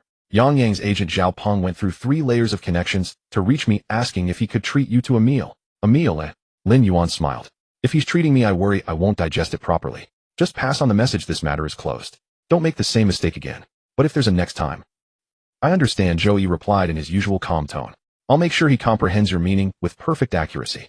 After hanging up, Lin Yuan stretched and glanced out the window. The sky darkened gradually, and the lights of Lujiazui flickered on one by one, as if the entire city were slowly powering up. Su Wanqing's phone screen lit up. It was the secret backyard group chat. The Momomi had posted a photo from the film festival red carpet, a full-body shot in a black dress, with an open-back design radiating commanding presence. Caption, guess who's the most beautiful tonight? Lu Qianqian followed immediately with her own photo. A white gown drifting ethereally, a stray lock of hair beside her ear, her gaze both cool and alluring. No caption. Ray, stuck at the film set, posted a barefaced selfie complaining, "You're walking red carpets while I'm eating boxed meals. How unfair is that?" Followed by a string of crying emojis. At that moment, Su Wanqing dared not reply, knowing full well that if she flaunted her private moments with Lin Yuan, she'd immediately become the target of jealous remarks. Sigh. Such privileged worries could only be kept to herself. She adjusted the cushion beneath her to a more comfortable position. It was rather strange, actually. Scars that should have taken 2 days to heal had faded so quickly. So tonight, Honey Director Zhang sent a message saying all the scenes at Hengdian will be wrapped up next week. He and Matt are coming to Shanghai to visit you. Sure thing. I'll have their scripts ready in the next couple of days. By the way, help me contact the publisher tomorrow. I want to publish a book. The one I saw yesterday to live. That's pretty tragic. Do people still read stuff like that these days? Just tell me if it's good or not. Fine, it does have a lasting impact. Honey, it's getting late. Let's get some rest. Su Wanqing's small hands began to wander restlessly. Lin Yuan was quite bewildered. Since being with him, these women had all become as energetic as if stimulated, yet lacking the stamina, they still pushed themselves too hard. What could he do? He was after all a reincarnated succubus. Soon sounds filled the room from within. Su Wanqing truly adored this man. He was considerate and every moment handsome with a well-built frame, and despite her sisters being away, those days together seemed quite pleasant. Downstairs, Zhu Zhu slept soundly. In her dream, she and her brother Lin Yuan entered a garden. She lay on his back as he carried her strolling through the blossoms. A happy smile played on Zhu Zhu's lips, the beautiful sunset hanging in the sky. The moment was perfect and she wished it could last forever. Just then the blazing sun suddenly erupted in dazzling light, engulfing them both in an instant. When Zhu Zhu opened her eyes again, she found herself inside a sphere of light, with Lin Yuan surrounded by pink mist. A sudden warmth spread through her body, her heartbeat quickening, as if it might burst from her chest. Gazing at Lin Yuan before her, eyes tightly closed, yet otherwise vulnerable, Zhu Zhu felt her throat tighten, though nothing could quench the unexpected longing rising within her. Never mind, she told herself. Both brother Lin Yuan and she had been poisoned, as the novels always described. It was the only way to save them both, or they would surely perish from the poison. Timeless in the dream, suddenly a jolt. Zhu Zhu woke with a start, wiping sweat from her brow. When she realized her hands were damp, her face flushed crimson. In the next moment, she flung the copy of Battle Through the Heavens from her nightstand. It had landed open to chapter 592. Gazing at the messy sheets, Zhu Zhu pursed her lips, wondering when she might share such moments with her brother. At 8:30 in the morning, Lin Yuan's Maybach stopped at the entrance of Yuanting Entertainment. He wore a black turtleneck sweater paired with a gray suit jacket today. As he walked through the company's main door, the receptionist, Su Tang, nearly spilled the coffee in her hand. Good morning, President Lin. Morning. Lin Yuan nodded at her, his gaze sweeping across the lobby. Something was off. He stopped and looked back at the figure that usually appeared punctually by the reception desk. Zhu Zhu wasn't here today. This girl was always at the office by 8 o'clock sharp every morning. Had the sun risen from the west today? Lin Yuan took out his phone and dialed Zhu Zhu's number. It rang 6 times before she answered. Brother. Her voice was drowsy, clearly still half asleep. What time is it? Didn't your dance teacher say yesterday that there's an assessment today? From the other end came the sound of rustling blankets, then a muffled groan. I'm not feeling well today. Can I take a day off? Lin Yuan frowned. Where do you feel unwell? Do you need to go to the hospital? No. Zhu Zhu's voice suddenly pitched higher. I just didn't sleep well last night. I had a nightmare, tossing and turning until 4 or 5 in the morning before falling asleep. A nightmare? Lin Yuan didn't think much of it. All right, rest at home today. Remember to have lunch and don't starve yourself. Got it, brother. Zhu Zhu hung up, buried her face in the pillow, her ears burning hot enough to fry an egg. A nightmare? It was clearly. She abruptly pulled the blanket over her head, the scenes from the dream flashing through her mind again, her heart rate racing to 120. It was all that stupid book's fault. And how could Lin Yuan brother's abs be so clear in the dream? She hadn't even seen them. Wait, last time at the swimming pool she seemed to have caught a glimpse. Zhu Zhu pressed the pillow against her face and let out a muffled scream. It's all because of you, Lin Yuan. On the 3rd floor of the company, the president's office. Lin Yuan had barely sat down for 2 minutes when Zhou Yi knocked and entered holding a stack of documents. Sit. Lin Yuan gestured to the chair opposite and poured himself a glass of water. Zhou Yi placed the documents on the table and first got down to business. Director Zhang has confirmed that he will arrive in Modu at 3 o'clock the day after tomorrow, with Matt accompanying him. I've arranged a car to pick them up and booked a private dining restaurant at the Bund for the evening. Is that acceptable? Yes, that one. Lin Yuan thought for a moment. Also prepare a meeting room. I have 2 scripts to discuss with him. We might need to talk until evening. Understood. Zhou Yi made a note on his tablet. Lin Yuan opened his computer, pulled up the script files and song masters he had organized the night before, and reviewed the directory. Just as he was about to dive into work, Zhou Yi didn't leave and cleared his throat. Anything else? There's an invitation. Zhou Yi swiped on his tablet. It's from Leshi. They are launching a new smartphone in Jingxing next Wednesday, and have invited you to attend the release event. Lin Yuan's fingers paused on the keyboard. He looked up at Zhou Yi. Leshi. Yes, Leshi Mobile. Lin Yuan leaned back in his chair, his expression subtle. Why are they inviting me? I'm not a tech blogger. Zhou Yi slid the electronic version of the invitation in front of Lin Yuan. The wording is very polite. Sincerely invite Mr. Lin Yuan of Yuanting Entertainment to attend as an outstanding representative in the cultural field. I checked. This release event has invited many people from the entertainment industry. They probably want to leverage celebrity influence to boost buzz. Leshy. Lin Yuan stroked his chin, his tone playful. Seeing his expression, Zhou Yi volunteered. In the past 2 years, Leshy has indeed been riding high, especially in the area of copyright. They had amassed a large amount of film and television copyrights in earlier years, essentially catching the right wave. By precisely positioning themselves during the video website cash-burning war, Leshy's membership numbers and revenue are now skyrocketing. He pulled out a briefing and handed it over. The latest data, Leshy, including Leshy Sports, Leshy Pictures, and Leshy Mobile, has seen the entire ecosystem's valuation exceed 160 billion. Jia Yuding was even on the Forbes list last year with a net worth of over 40 billion. His wife Gan Wei is also in the industry, frequently attending events. The couple are now honored guests in the Jingxing circle. After hearing this, Lin Yuan couldn't help but chuckle. 160 billion. Wow, boss, Jia's PPTs are indeed valuable. In his past life, he knew all about this, Jia Busi. Ecological chemical reaction, running blindfolded, suffocating for dreams. Each phrase alone could serve as a title for a success self-help book. And what was the result? The Leshy building collapsed faster than it was built. What do you think? Lin Yuan asked. Zhou Yi pondered for 2 seconds. To be honest, I've always had reservations about Leshy's model. They've spread themselves too thin, making phones, TVs, cars, venturing into sports, film, and television. Each track burns cash, but none has truly built a moat. The current market value is propped up by stories and expectations, not profits. You're being polite. Lin Yuan crossed his legs and tapped his fingers on the armrest. Let me give you a more straightforward judgment. Jia Yuding is the best talker in the world. All that ecological closed-loop chemical reaction stuff. In plain language, it means, I want to do everything, but I can't excel at anything. Zhou Yi didn't respond, but nodded slightly. Lin Yuan continued, an entrepreneur who constantly talks about sentiment and often says suffocating for dreams. Have you ever seen a real industrialist speak like that? Ren want Chao Duong want, and Little Ma won't either. People who truly make money never talk to you about dreams, they talk about data moats and cash flow. He held up one finger. Remember this rule: when a boss starts frequently appearing on variety shows, starts calling celebrities brothers, and starts using the word possibilities to replace financial statements, that company is not far from a crash. Zhou Yi so decline. No. Lin Yuan changed his tone, a familiar, meaningful smile spreading across his lips. Go. Not only will I go, but I'll also bring people. Zhou Yi's brow twitched. Who?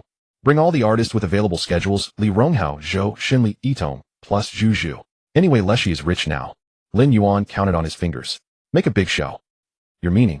Lin Yuan stood up, walked to the floor-to-ceiling window, and looked down at the bustling street below. Leshy's current pie is 160 billion. Regardless of its future, at least the current traffic and resources are real.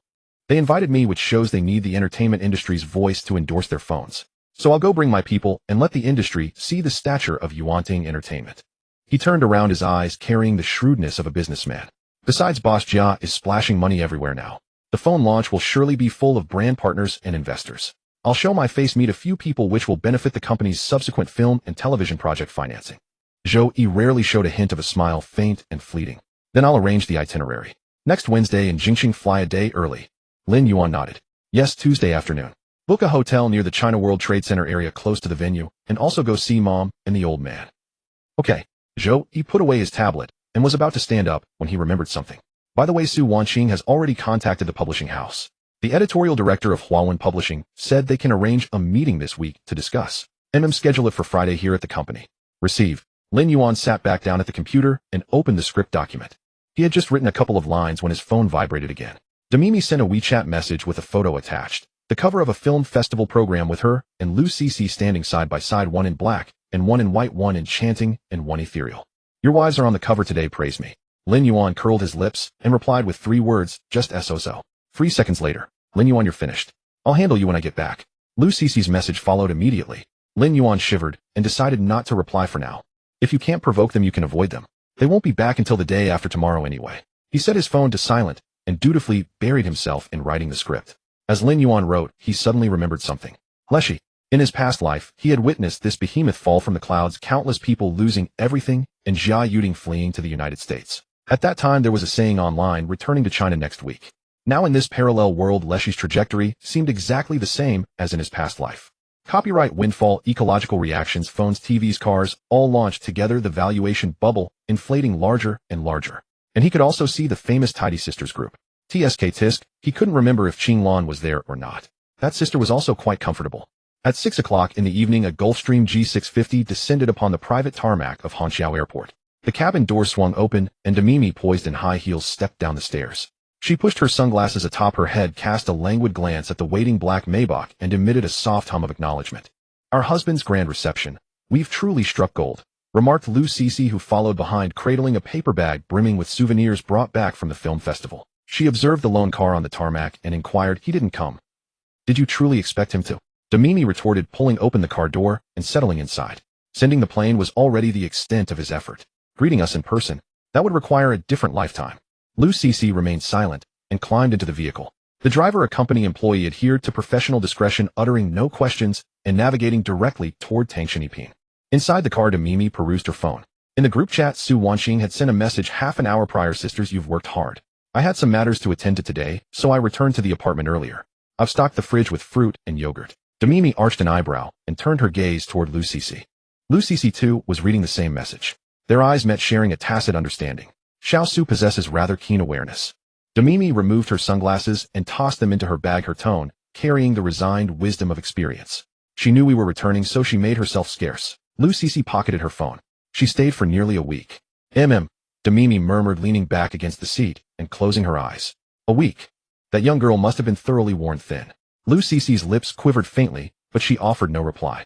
At Tangshaniping, in the living room, Lin Yuan was lounging on the sofa, reviewing feedback on a new song demo sent by Li Ronghao. Hearing the click of the door lock, he lifted his head.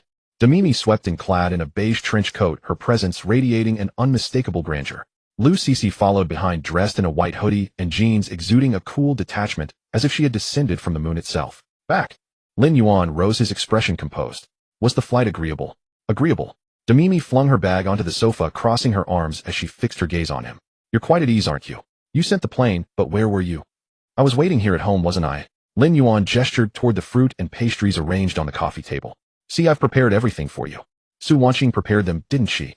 Lou Cece saw through the pretense, instantly stepping forward to pick up a strawberry. Lin Yuan coughed lightly, choosing not to engage with that remark. Demimi shed her trench coat, hanging it on the coat rack, revealing a black camisole beneath. She lounged languidly onto the sofa, kicked off her high heels, crossed her legs, and picked up the remote to activate the television. "Let's get one thing straight," she declared without turning her head. "You're not getting any sleep tonight." "Agreed," Lin Yuan replied, settling beside Demimi and letting his hand rest naturally on her shoulder. "But first, let me mention something. Moi. Next Wednesday, I need to travel to the capital. Luiko is hosting a smartphone launch and has invited me to attend." Demimi's hand pressing the remote paused in midair. The hand holding the strawberry also came to a halt. Lou Cece turned her head to regard Demimi. The living room fell into a brief 2-second silence. Lin Yuan keenly perceived a subtle tension in Demimi's body, fleeting yet palpable through the hand resting on her shoulder. "Luiko." Demimi's voice regained its characteristic languor, but Lin Yuan discerned a slight elevation in her tone, barely perceptible, yet unmistakable. "Yes, Luiko Mobile, the one helmed by Boss Jia." Demimi set down the remote, her expression unchanged, yet she ceased her channel surfing. Lou Cece observed Demimi's profile, slowly lowering the strawberry, her eyes narrowing slightly. Having spent so much time in Demimi's company, she knew precisely when this woman was donning a mask. The more nonchalant her words, the more turbulent the currents beneath. "Do you have a collaboration with Luiko?" Lou Cece directed the question to Lin Yuan, yet her gaze remained fixed on Demimi.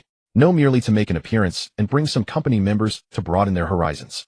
Lin Yuan briefly elucidated Zhou Yi's analysis. "Traffic resources connections," speaking in a distinctly commercial tone. Demimi remained silent, throughout her fingers unconsciously twisting the sash of her robe. Once Lin Yuan finished, she spoke with deliberate leisure. "You may go, but keep your distance from Huasaiyan." The words emerged abruptly, lightly spoken, as if a casual aside. Lin Yuan was momentarily taken aback. Huasaiyan? Was there some history between her and Demimi? In his previous life, he was naturally acquainted with that name, as well as the intrigues of the Teddy Sisters group: Big Sister Qinglan, second sister; Huasaiyan, third sister; Li Xiaolu, fourth sister; Xiong Naijin, fifth sister; Ganwei, sixth sister; Xiao Yuyu, and seventh sister Yangmi. Because they all kept teddy dogs, the group was christened the Teddy Sisters group.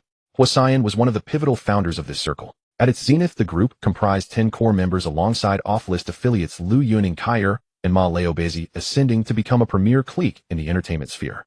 Demimi had briefly brushed against this circle in her early years, only to later withdraw. Lin Yuan in his past life had not paid much attention to the specifics of what transpired.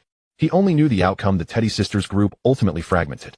Ganwei followed Jia Yuding to the United States. In a suffocating flight, Li Xiaolu crashed due to well-publicized incidents, and the others scattered to their separate paths. But Demimi's current reaction signaled to him that there was undoubtedly a story behind it. "What's wrong?" Lin Yuan relaxed his grip on her shoulder, shifting to gently massage the nape of her neck. Do you have a conflict with Hwasyan? Demimi offered no reply, lowering her head to gaze at her toes. Lu Cece approached with a glass of water, seated herself opposite Demimi, and waited in tranquil silence. Though they often bickered in matters of substance, Lu Cece understood Demimi more profoundly than Lin Yuan did. Some words were difficult to utter in a man's presence, yet flowed more freely before a woman with whom one could share a bed. Sis, Lu Cece called out softly. Demimi lifted her head, glanced at her, then at Lin Yuan, and suddenly smiled. A smile tinged with a hint of self-mockery. It's nothing I can't say. She straightened herself, smoothing the rumpled sash of her robe. The fabric shifted slightly, revealing a glimpse of her collarbone, but she seemed oblivious to it. Lin Yuan, however, discreetly averted his gaze, maintaining professional decorum. You know about the Teddy Sisters group, don't you? Lin Yuan nodded, and Lu Cece followed suit. Ri was actually also a member, but she withdrew together with me. Back then we both worked as models, and because we kept teddy dogs, and because of the explosive popularity of Chinese Paladin 3, we joined the group. Initially we were all sisterly and affectionate, but who knew the depths of the waters there? Having said that, Demimi gently removed Lin Yuan's hand from her shoulder and reclined, half lying in his embrace, holding a glass of red wine. Neither Lin Yuan nor Lu Cece disturbed Demimi, who seemed immersed in recollection. Because at that time big sister Qing Lan was romantically involved with director Lu Chuan, holding sway over film and television resources. Li Xiaolu had won the Golden Horse Award at 17 along with 2 outstanding works, so they always occupied the center in group photos. But after I came along, and in 2011 I became a major sensation with Palace, I naturally ascended to a prominent role in the clique. At that time Lu Chuan was preparing to film The Feast of Kings, and he invited both Qing Lan and me to participate. I even attended the launch ceremony. Guess what happened in the end? I'm so anxious. Is it that Hwasyan who took it? It must be her. I'll definitely help you stand up to her next time. Lu Qianqian looked displeased. Since she and Yang Mi were now absolute best friends and comrades in arms, their coordination on this competitive battlefield grew ever more seamless. A minor artist, they could surely handle her in no time. Glancing at Lu Qianqian, Yang Mi nodded. That's right, it was her. She relied on her impressive PR skills, privately approached Qing Lan and Lu Chuan to curry favor, and quietly joined the production over 2 months ago. I was careless and lost the role, but I wasn't without gain. I once gave her a slap at a gathering. After saying this, Demimi calmly took a sip of wine. Lu Qianqian was thoroughly fired up upon hearing this. Exactly, that's how to deal with someone like her. Next time we'll strike from both sides, and let her see what we're capable of. As she spoke, she gestured animatedly, paying no mind to her slipping shoulder strap. Lin Yuan gently helped her adjust it, then signaled for Demimi to continue. After this incident, I gradually distanced myself from them. Besides the changes in status and resource competition, another reason was that I also didn't get along with Li Xiaolu. This woman truly has no restraint whatsoever. I've heard about her. If it weren't for her husband, who was it again? He's too tolerant, they would have divorced long ago. Jia Naoyang. Yes, honey, you're so smart. Give me a kiss. Lu Qianqian hugged Lin Yuan and pressed her lips against his. Li Xiaolu and I had a falling out over a TV drama. In 2011, Sheng Xiqing invited Li Chun and Zhang Yi to co-write the screenplay Northern Love. Did you know this drama was adapted from Li Chen's short story, Invincible, that he wrote after breaking up with Li Xiaolu? The character Yang Zishi in the drama was based on Li Xiaolu, and I played Yang Zishi. Lin Yuan gasped. Wow, there are so many stories behind this. Are there more? Please tell me more. Demimi finished her wine and wiped the red liquid from her lips with her finger, dabbing it on Lin Yuan's nose. I didn't expect you to be interested in gossip. Lu Qianqian beside her also looked curious. Right, tell us quickly. I feel there's more to come. Yang Mi nodded. That's right. In the script, the ex-girlfriend is materialistic while Li Chun plays the loyal, devoted man. But Li Chun was outrageous. He distorted the character to the extreme, having her fall into drugs. Thank goodness Sheng Xiqing stopped it. Later, because of this role, Li Xiaolu and I fell out. That same year, Li Xiaolu presented me with the Most Popular Actress award, but she kept a sour face throughout, and everyone could see it.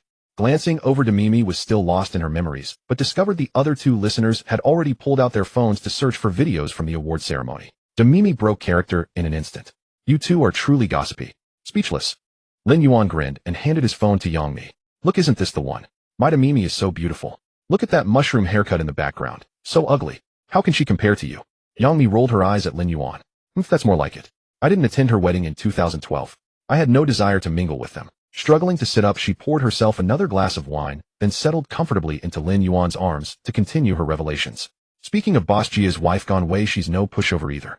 In 2012, there was a TV series called The Promise, originally slated for Tong Yao, but Gong Wei snatched the role. She then naturally became the boss's wife of Le Shur, the drama's financier, producing, directing, releasing music. You know the type, labeled a talented woman. Later, you all know Le Shur exploded in popularity, and Gong Wei became the center of their clique. Li Xiaolu even partnered with her to start a studio and film together. I know that one, that web drama called Women's Gang. Right, that's the one.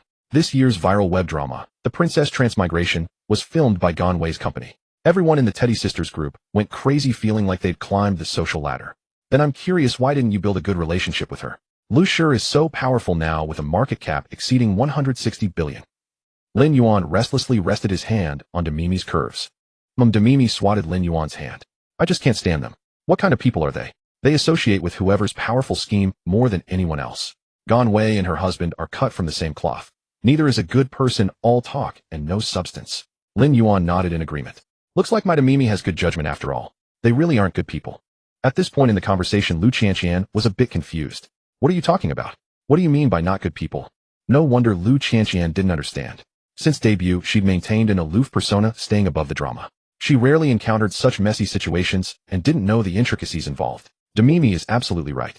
After my evaluation with Zhou Yi, we believe Boss Jia's company will crash soon. Within a year at the shortest, 2 years at the longest. Then why did you still go support them? Going to support them won't solve his problems. Moreover, I think he approached me to attract investment. You'll see if my guess is right.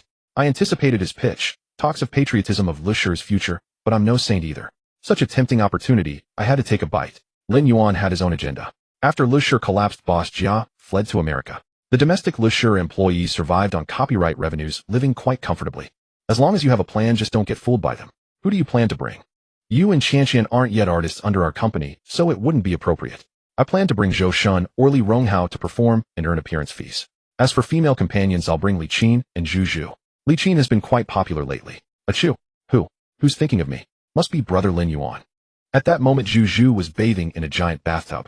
Her figure was faintly visible, her snow-white smooth skin glowing under the ceiling spotlights, looking irresistibly alluring.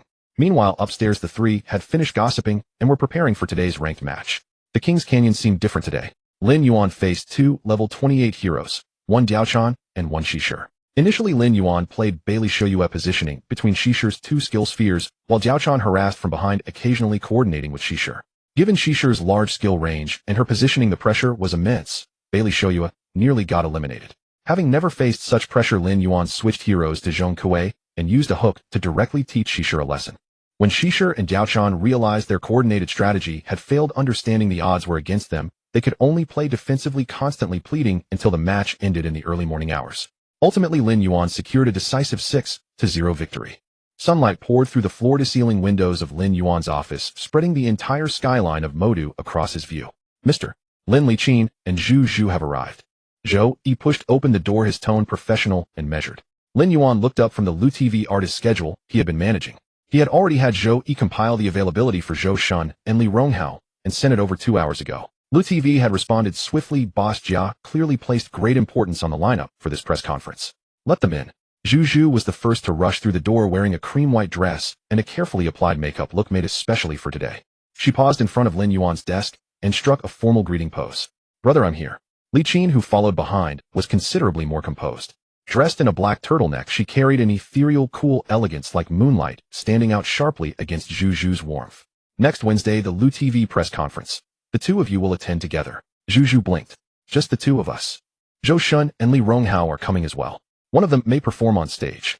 After the two left, Zhu Zhu barely made it halfway down the corridor before turning back. She peeked into the office, saw Lin Yuan still working through documents, and approached from behind, wrapping her arms around his chair. Brother, have you missed me these past 2 days? Lin Yuan did not look up. Zhu Zhu, behave yourself. I will. What of it? There was a teasing lilt in Zhu Zhu's voice. She moved around to face him and perched on the edge of the desk. Look, I dressed up especially today. Do I look better than usual? Lin Yuan glanced at her and acknowledged that her effort was evident. The eyeshadow and lipstick were carefully coordinated. You look nice. Zhu Zhu's cheeks flushed instantly. Really? Really? Now go outside. Zhu Zhu refused to leave and moved even closer. Brother, do you have feelings for me? A knock came at the office door. Zhou Yi's voice floated through. Mr. Lin, Director Zhang and the others have arrived. Zhu Zhu sprang to her feet, smoothed her dress, and put on a perfectly casual expression. Lin Yuan fought back a faint smile. Come in. Zhou Yi opened the door, and 3 people followed behind him. Leading the way was a man in his 50s with a commanding presence, dressed simply in a black jacket. Zhang Yimou. Beside him stood Matt Damon with blonde hair and blue eyes, wearing a well-fitted navy suit. Behind them came Jing Tian, dressed in a light purple long sweater, her elegance almost otherworldly. Lin Yuan rose from his seat and extended his hand. Director Zhang, it has been a long time. Zhang Yimou's handshake was firm and confident. Zhou Yi had already prepared tea and coffee. Matt Damon also embraced Lin Yuan in the American style and managed a halting, long time no see in Chinese. Jing Tian took the seat farthest from Lin Yuan, though her eyes kept drifting toward him. Zhu Zhu tactfully stepped out and brushed past Li Qin at the doorway. Lin Yuan produced 2 scripts, handing one to Zhang Yimou and the other to Matt. This is To Live, a novel and a script adapted from it for director Zhang. I plan to publish it soon. The other is Manchester by the Sea, an original screenplay, Mr. Damon. Zhang Yimou took the script and turned to the first page of To Live. Matt opened his copy and was pleasantly surprised to find it entirely in English rather than Chinese. He glanced curiously at Lin Yuan before beginning to read. The office fell into silence, broken only by the sound of turning pages. Lin Yuan did not press the issue and instead turned toward Jing Tian. Jing Tian, why did you come as well? His tone was casual, as though commenting on the weather. Jing Tian looked up, a faint smile touching her lips. I finished shooting my scenes at Hongyan and studio work won't begin for another month. Since I was returning from Modu to Beijing anyway, I heard director Zhang was coming to meet you, so I tagged along. Lin Yuan smiled lightly and said nothing more. About 20 minutes passed before Zhang Yimou set down the To Live script, his eyes clearly alight. This script is excellent. He turned to Lin Yuan. Did you write it?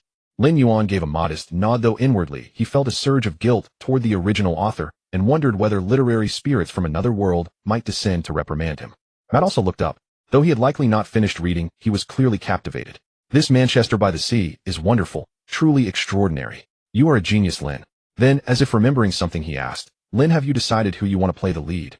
This script was written with you in mind. Lin Yuan gestured toward him. If you are interested. Matt's eyes brightened. Truly. Jing Tian remained silent throughout, but her gaze lingered on Lin Yuan for increasingly longer stretches. Su Wanqing sat nearby, taking notes, her expression calm, though Lin Yuan could feel her recording every detail of the meeting. Lin Yuan turned to Jing Tian.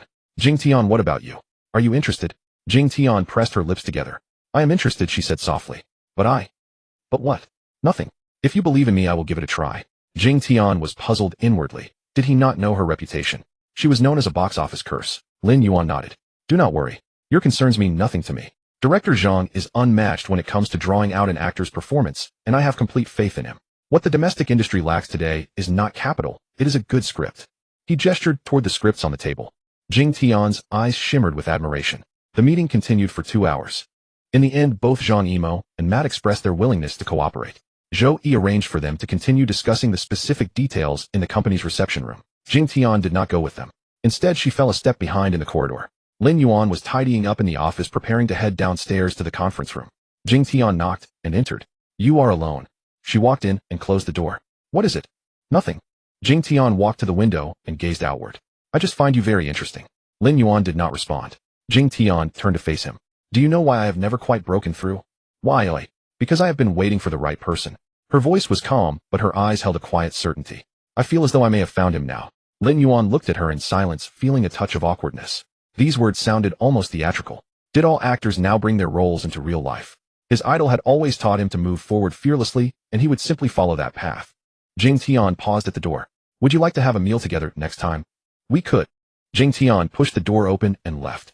Lin Yuan watched her figure disappear down the corridor, then picked up his phone and sent a message to Zhou Yi. Compile a full profile on Jing Tian. Her schedule, background, everything. A few seconds later, Zhou Yi replied. On it. Less than 10 minutes after Jing Tian departed, 2 draft cooperation agreements materialized on Lin Yuan's desk. Zhou Yi's efficiency was never a disappointment. Or perhaps this prodigy who had graduated from Harvard Business School had already set his legal department to drafting documents the moment director Zhang crossed the company's threshold. The publication arrangements for Living have been finalized. Sina Publishing House has offered generous royalty terms, 20 million copies for the first printing at 15%.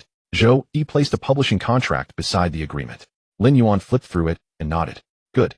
Keep an eye on this. There is another matter. Zhou Yi paused.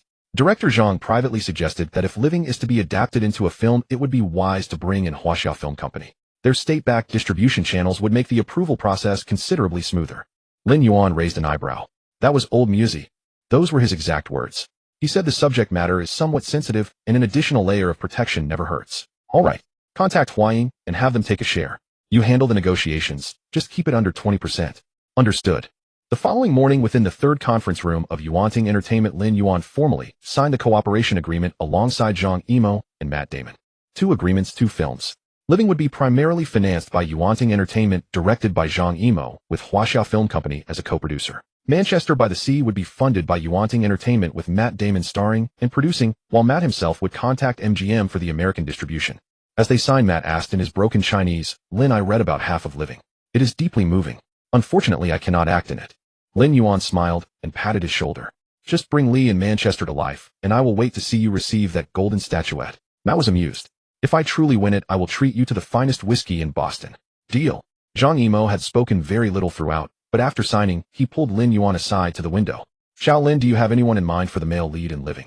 "Director Zhang, surely you already have someone in your heart." Zhang Yimou smiled without denying it. The role of Fugui requires an actor who can portray a young nobleman into an aged man, a tremendous performance span. "Guyu," Lin Yuan answered directly, with just 2 words. Zhang Yimou looked at him, fell silent for a few seconds, then nodded. "You indeed have excellent taste." The 2 distinguished gentlemen left the company one after another. As Matt departed, he embraced Lin Yuan and said, "See you in Boston." Zhang Yimou simply patted Lin Yuan on the shoulder and offered no further words. Jing Tian was particularly hesitant before departing for Shanxi province. Following behind Zhang Yimou, she glanced back toward the corridor as they passed the front desk, the direction of Lin Yuan's office. Zhu Zhu happened to be leaving the pantry, a cup of coffee in hand, and the 2 met right at the elevator. "Sister Jing Tian, you are leaving." Zhu Zhu's tone was sweet, her dimples prominently visible when she smiled. Jing Tian nodded. "Yes, I need to catch a flight back to Shanxi. Then come visit us another day." When Zhu Zhu said the words, "our home," she raised her voice deliberately by half a tone. Jing Tian paused for a moment, then smiled. "All right, another time." The instant the elevator doors closed, Jing Tian leaned against the wall and exhaled deeply. She had noticed it. She had not failed to notice. Back in Hengdian, and now in this office, those scattered clues were more than enough to piece together a complete picture. Demi Mi and Lin Yuan, Lu Qianqian and Lin Yuan, Su Wanqing's casual intimacy, while serving tea, and Zhu Zhu's rather obvious possessiveness. Even a fool could see it. Lin Yuan was never short of women around him, and every single one of them was extraordinary. Jing Tian closed her eyes. Did they know about each other? They must have, but she was not afraid of competition. In this industry, she had never been. Those women all shared stories with Lin Yuan, bonds, entanglements woven deep into their bones. And what about her? She was merely an actress who had once watched him perform martial arts from afar, a stranger whose singing had amazed her at a banquet, someone who only today had mustered the courage to speak her heart. "Tian, we have arrived." Her assistant's voice broke through her thoughts. Jing Tian opened her eyes, composed herself, and resumed the graceful demeanor of a blooming flower. "Let's go." She stepped out of the elevator without looking back. The chat window still rested on Lin Yuan's name. The input bar filled and erased again and again until finally nothing was sent. Meanwhile, Lin Yuan was scrolling through the Jing Tian files Zhou Yi had sent.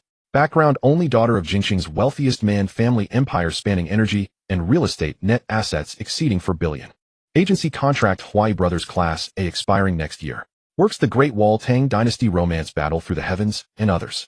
Notes: universally praised for her excellent interpersonal relations within the industry, free of negative news, a clean private life, and nicknamed Box Office Poison. Lin Yuan smiled when he saw those 4 words. In his past life, Jing Tian had indeed carried that nickname, but it was never her fault. It was the projects, the scripts, and entire industry too restless to deserve her. "Xiao Tong." The system's consciousness voice came in a lazy drawl. "What?" Jing Tian's appearance score. 94 points. Xiao Tong gave the number, and then added, "Are you trying to cause trouble for her again? I am telling you, my data processing bandwidth is limited. Can you give me a couple of days of peace? Last time with Lu Qianqian, I nearly overloaded for 48 hours. Do you have no humanity?" Lin Yuan tossed his phone onto the desk and leaned back in his chair. 94 points. Passing grade. No rush. When fate arrives, nothing can block it. He picked up the half-finished cup of coffee on his desk and took a sip. It had gone cold. Su Wanqing had appeared beside him at some point, carrying a freshly brewed cup of hot coffee. She took the cooled cup away and set the hot one down, the entire motion flowing naturally. "Were you just checking Jing Tian's files?" "Yes." "Oh." Su Wanqing's tone was calm, but the force with which she set down the coffee cup was noticeably heavier than usual. Lin Yuan pretended not to notice. "Flying to Beijing the day after tomorrow. Are the arrangements made?" "Already done. Yumi Zhu Zhu's sister Li Qin and Zhou Shun. 5 people on a private jet." Li Ronghao said he cannot leave due to recording studio matters and will not attend the press conference. "All right." Su Wanqing turned to leave, then stopped after 2 steps. "Boss." "Yes. Jing Tian is indeed quite beautiful." Su Wanqing had already closed the door. Lin Yuan stared at the empty air for 2 seconds before realizing. This girl must have peeked at his phone screen. To be an assistant to this extent meant having absolutely no privacy. Post 94 points is indeed not particularly high. Su Wanqing, the lowest in your circle, has 93. "Shut up. Oh, you heartless beast. Believe it or not, I will uninstall myself and find another host." "Please do." Only one system exists in this world, and the others. What about the others? Explain yourself. Nothing. My energy is insufficient. I will sleep now. 2 days later, Shanghai. At 6:30 in the morning, inside the bedroom of Thompson Riviera, Lin Yuan was getting dressed. Yangmi was curled up at the head of the bed under the covers, her hair a messy nest, a faint trace of drool still at the corner of her mouth. She held her phone and captured a photo of Lin Yuan's back. Dress nicely. Don't embarrass me once we reach Beijing. Lin Yuan glanced back at her. You've got it backwards. I look my best wherever I go. Yangmi turned over, her voice muffled. Be careful on the way. Send me a message when you arrive. Got it, Mom. Get out. In the living room, Lu Cici was already fully dressed. She wore a simple white t-shirt and jeans, her hair tied back in a ponytail, carrying a thermal container in her hand. Porridge I made for you. Drink it on the way. Lin Yuan took it and weighed it in his hand. Surely not another disastrous creation. Lu Cici pinched his waist. I've been practicing for 3 days. This time it's definitely fine. All right, I trust you. Lin Yuan didn't truly believe it, but he still leaned down and kissed Lu Cici on the forehead. Wait for me here. Be good. Lu Cici rose on her tiptoes and whispered something into his ear so quietly that even the recording system couldn't capture it. Lin Yuan's expression shifted subtly. You can't say things like that first thing in the morning. Blushing, Lu Cici pushed him forward. Go, go, go. As the two women saw Lin Yuan off at the elevator, Yangmi finally emerged from the bedroom, wrapped in a robe. She glanced at the list of companions, Su Wanqing, Zhu Li Qin. Then she patted Su Wanqing's shoulder, speaking with earnest warmth. Wanqing, take good care of him on the trip. Su Wanqing nodded. Don't worry, Sister Yangmi. Yangmi then turned to Li Qin and Zhu, her smile gentle. Li Qin, Zhu, you two must look after your boss as well. The words sounded polite enough, but both Li Qin and Zhu couldn't shake the feeling that there was more beneath them. Zhu paid no mind to this and immediately linked arms with Lin Yuan, resting her head against his shoulder. Li Qin meanwhile flushed and murmured softly, Rest assured, Sister Yangmi, before hiding behind Su Wanqing. Yangmi watched the elevator doors close, then turned to Lu Cici. The two women exchanged a look.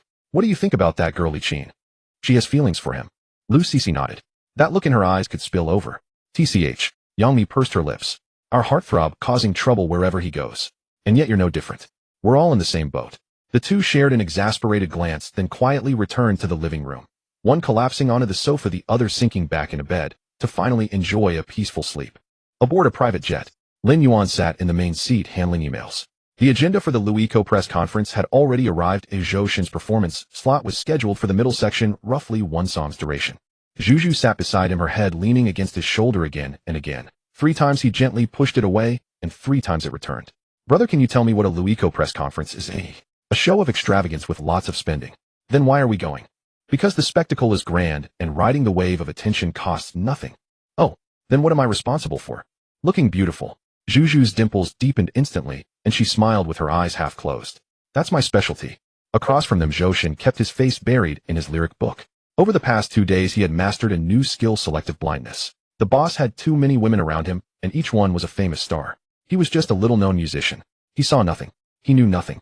Su Wanqing organized the itinerary, the soft scratch of her pen against paper, creating a steady rhythm. Li Qin sat by the window, gazing at the clouds outside.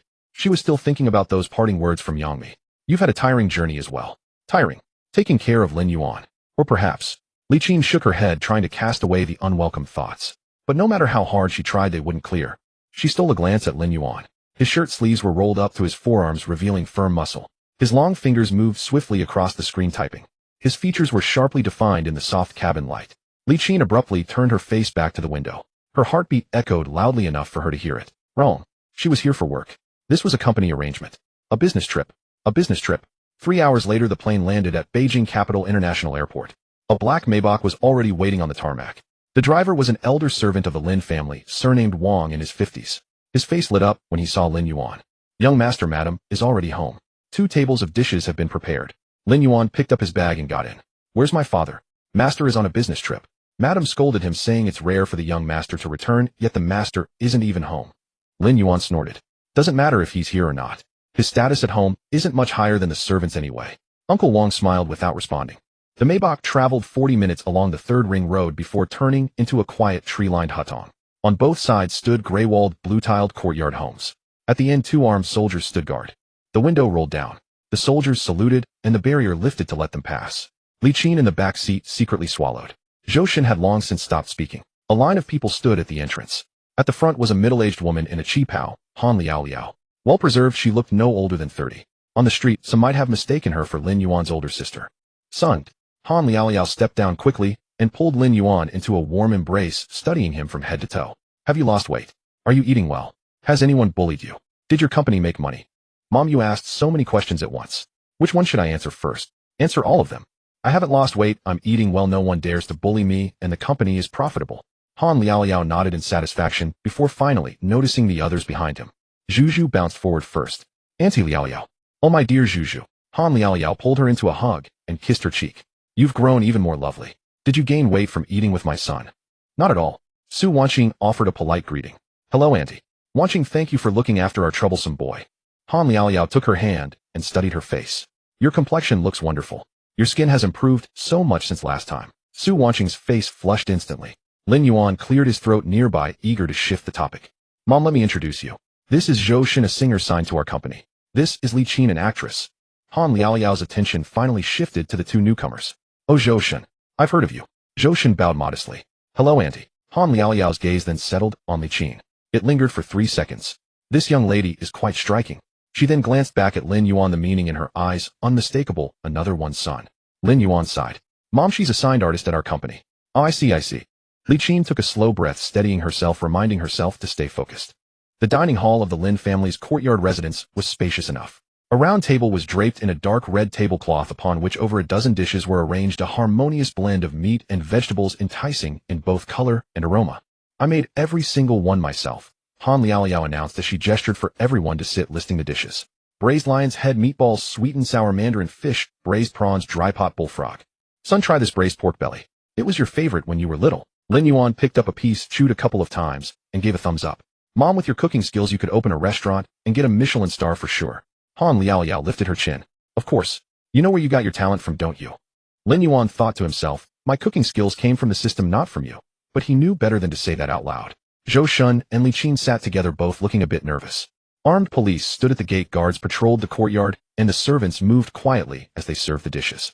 This was the first time in his over 20 years of life that Zhou Shen had seen a household of this caliber. He finally understood why on the day the company was founded they could invite people from the National Radio and Television Administration and the Ministry of Culture, because the boss's family was at this level.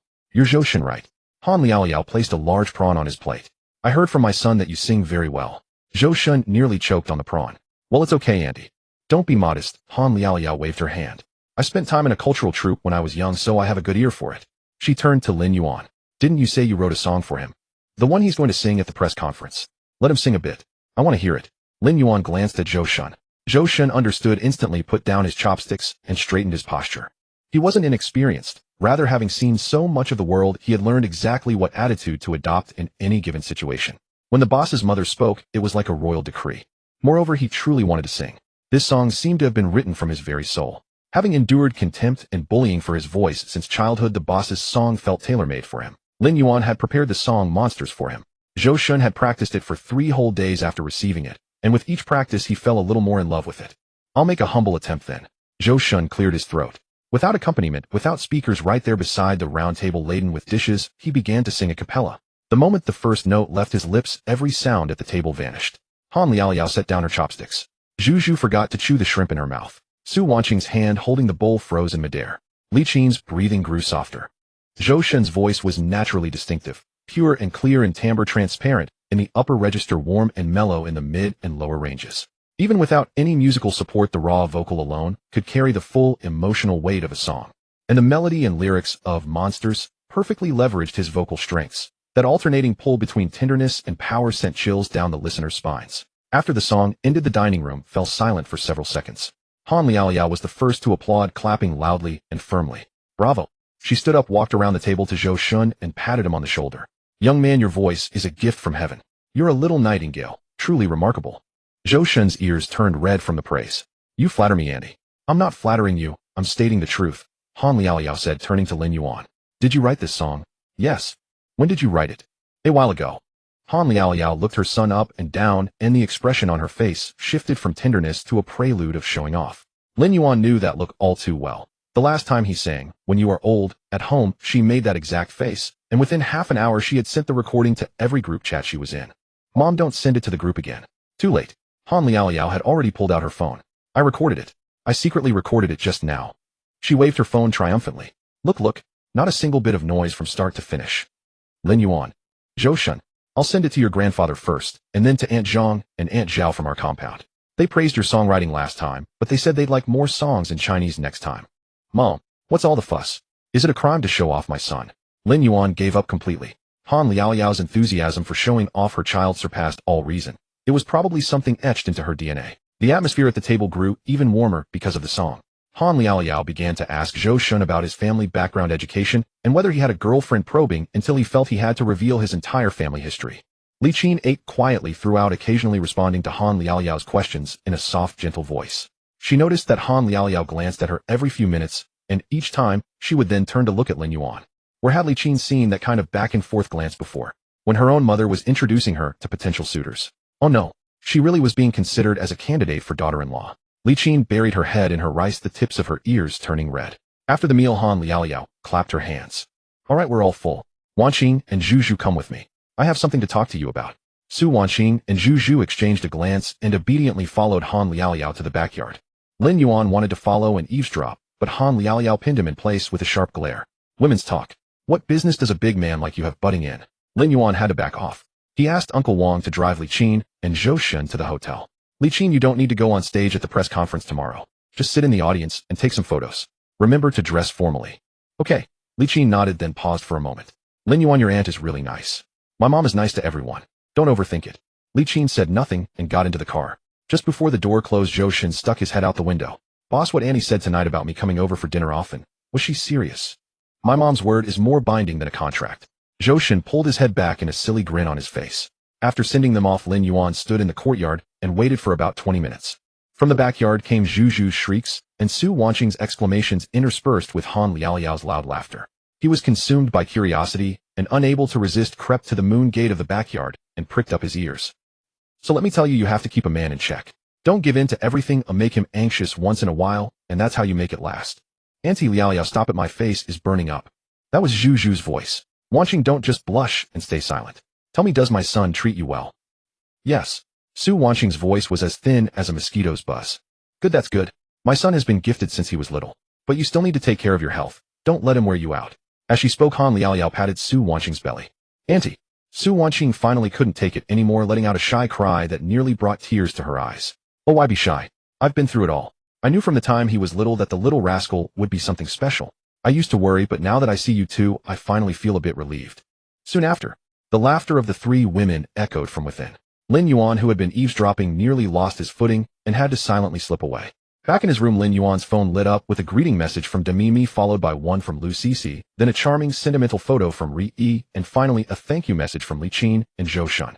Leshi's press conference was held at the Wanshida Center, one of the landmarks of the capital, later renamed the Kaida Lake Center. The scale was so grand that it seemed to have relocated the entire Chinese entertainment industry and half of the internet circle. When Lin Yuan and his party arrived, the red carpet segment was already drawing to a close, but the flashbulbs outside were still as dense as if they were trying to light up the night sky. My goodness, how much money did they burn? Zhu Zhu, holding Lin Yuan's arm, couldn't help but whisper in awe as she looked at the huge logo wall made of hundreds of Leshi phone screens at the entrance. It's not money they're burning, but investors' confidence. Lin Yuan chuckled lightly, silently adding to himself, and the sweat and toil of the leaks. Zhou Shun and Li Qin followed behind with expressions varying. Zhou Shun was nervous.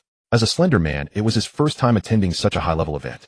Anyone who brushed past him could be a big shot he had only seen on television before.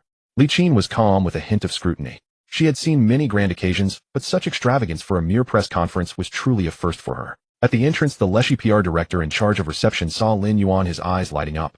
He hurriedly trotted over, bowing and scraping. Mr. Lin, you're finally here. Mr. Jia and Miss Gan have been asking about you several times. These words were perfectly diplomatic, both highlighting Lin Yuan's importance in the host's eyes and appearing warm and familiar. Lin Yuan shook hands with him, exchanged a few pleasantries, and was then led to the core VIP area in the front row. Along the way, the scene was truly star-studded. Lin Yuan even spotted his good friend Huang Xiaoming, surrounded by a group of reporters holding a brand new Leshi phone and smiling brightly. Lin Yuan thought to himself, this guy being used as a living target again. There was also the Yuchuan group interacting with the host, saying they would present classic songs tonight. A petite figure in leather pants and a high ponytail walked past him, leaving a trail of fragrance. Wow, that's Deng Ziki. I really like her. Zhu Zhu whispered. Lin Yuan glanced over. Indeed, it was the explosive Iron Lungs little diva who had just become famous through a Shirgu show. She seemed to sense the commotion and turned to look back, her gaze pausing on Lin Yuan's face for half a second before being surrounded by her manager and led away to the other side. Lin Yuan, who is that? So handsome. First time hearing that name. Is he also a celebrity? Deng Ziki couldn't help asking her manager beside her. Her manager Zhang Dan looked in the direction she indicated, only seeing a tall and straight back. I don't know him. Maybe a newly debuted model or actor. But being able to sit in the front row, his background must be no simple matter. Oh, Deng Ziki nodded thoughtfully, but in her heart she remembered that exceptionally handsome face, and his tall straight figure showed he must have worked out a lot. Lin Yuan sat down in his seat with Li Qin and Zhu Zhu beside him and Zhou Shun on the other side of Zhu Zhu. His seat was arranged with great care.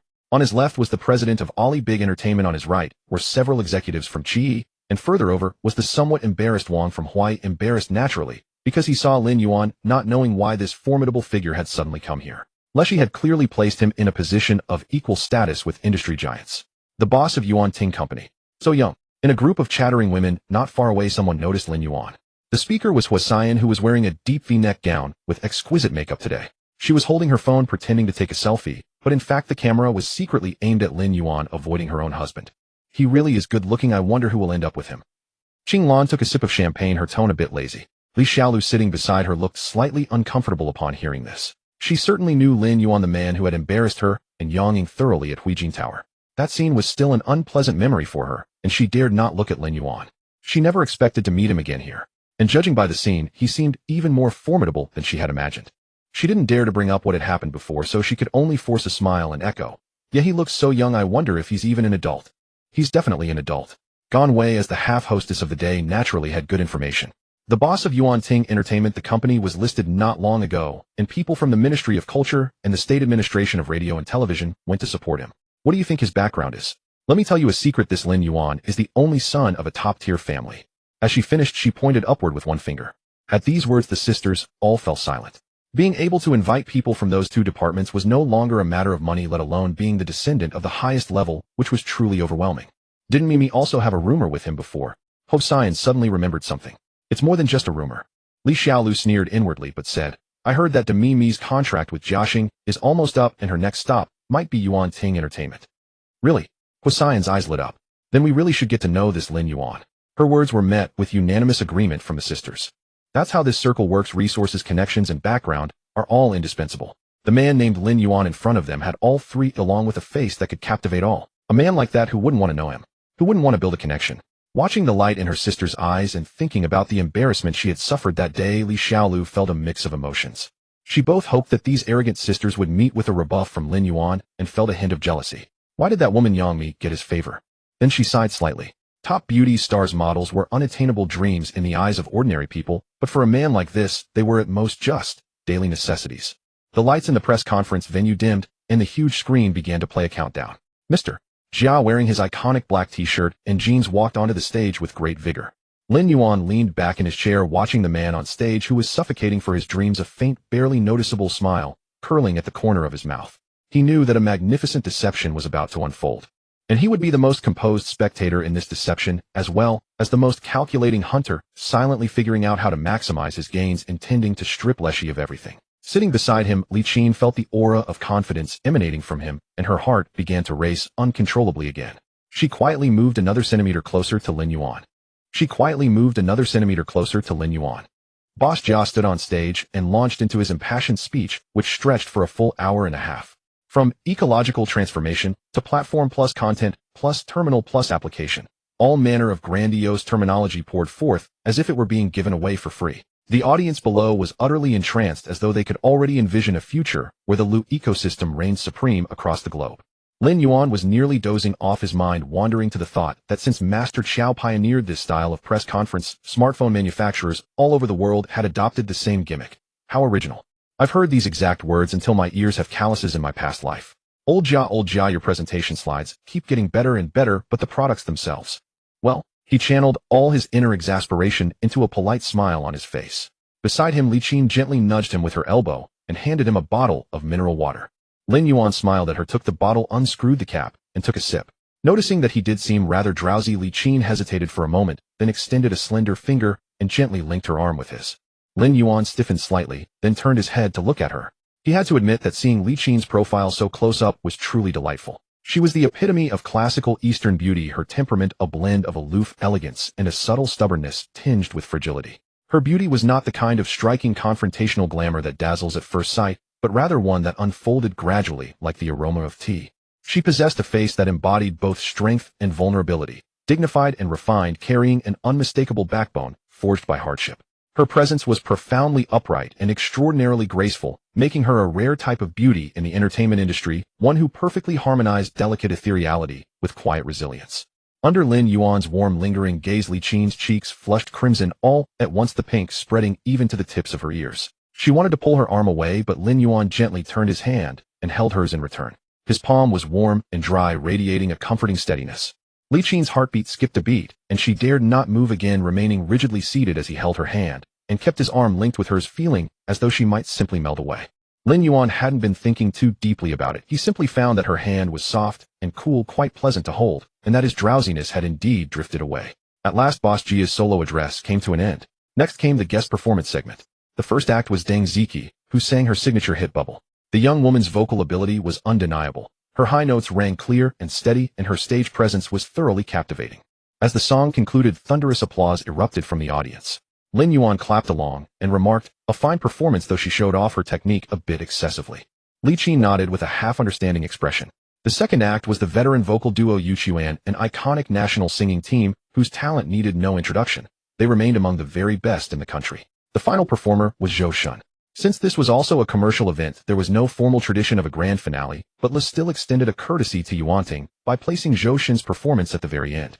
When the host announced Yuanting Entertainment signing artist Zhou Shun, most of the audience wore expressions of confusion. Yuanting Entertainment. Never heard of it. Zhou Shun. Wasn't he the one who sang Big Fish? He didn't carry particularly notable fame. Within the mainland music scene, a voice like his was not considered to have a bright future. In a venue brimming with celebrated stars, what could an unknown newcomer possibly accomplish? Many in the audience had already begun glancing down at their phones or turning to chat with those beside them.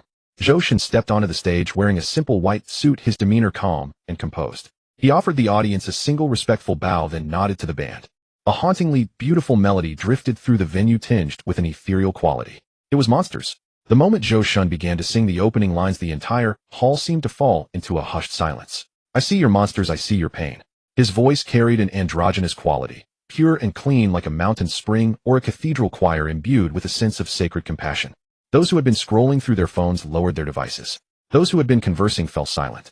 Every pair of eyes was drawn toward the slender figure standing alone at center stage. Zhou Shun sang with his eyes gently closed, fully immersed in his own musical world. His voice flowed like gentle water, soothing wounded souls, then rose with extraordinary power, as if breaking through every barrier and freeing itself from every restraint. That struggle of seeking hope within despair, of embracing light amid darkness, was rendered through his singing with profound and moving authenticity. Seated among the audience, Deng Ziqi's lips parted slightly, her expression shifting from casual indifference to astonishment, then to sheer disbelief. As a seasoned vocalist herself, she could hear the considerable difficulty of the piece and recognize the rare, once-in-a-generation gift contained within his voice. What kind of voice is this?" she murmured to herself. Over by the gathering of friends, the earlier gossip had long since ceased. A frozen stillness crossed Hua Xian's face. Her proud social finesse felt suddenly inadequate before the purity of such art. Boss Jia stood at the side of the stage, watching the deeply captivated audience, a satisfied smile spreading across his face. He cared not for who had written the song or who the singer was. He only knew that tonight's press conference now had one more brilliant highlight to showcase. As the final note faded, an eerie silence blanketed the entire hall. Fully 3 seconds passed before a tsunami of thunderous applause crashed down. Incredible. That was breathtaking. Who was that? Won over. Zhou Shun opened his eyes and gazed at the audience, rising to applaud him, his eyes growing faintly reddened. He bowed deeply once more. This time it was for himself and for the person who had given him a new beginning. Down in the audience, Lin Yuan watched Zhou Shun beneath the spotlight, the corners of his mouth lifting slightly. He knew that from this night forward, the Mandarin music industry would remember this name. With the performance segment concluded, the social hour and reception began. Almost as soon as Zhou Shun left the stage, a wave of people gathered around him. Representatives from recording labels hoping to sign him, producers eager to commission songs, and celebrities looking to make his acquaintance. Lin Yuan entrusted Zhou Yi to handle the crowd, and holding a glass of champagne, made his way through the venue with Li Qin at his side. He moved with effortless grace, gliding naturally through every circle of conversation. He spoke with the president of Ali about the future of the film market and with executives from Tencent regarding music licensing cooperation. Huang Xiaoming, one of the most familiar faces in the group, and now a shareholder of Huai, chatted with Lin Yuan, his words laced with good-natured complaint that Lin Yuan had kept him in the dark for far too long. Lin Yuan seemed to possess an innate leadership presence, becoming the focal point of any gathering wherever he went. Li Qin walked beside him, watching him navigate each interaction with effortless ease, admiration nearly overflowing in her eyes.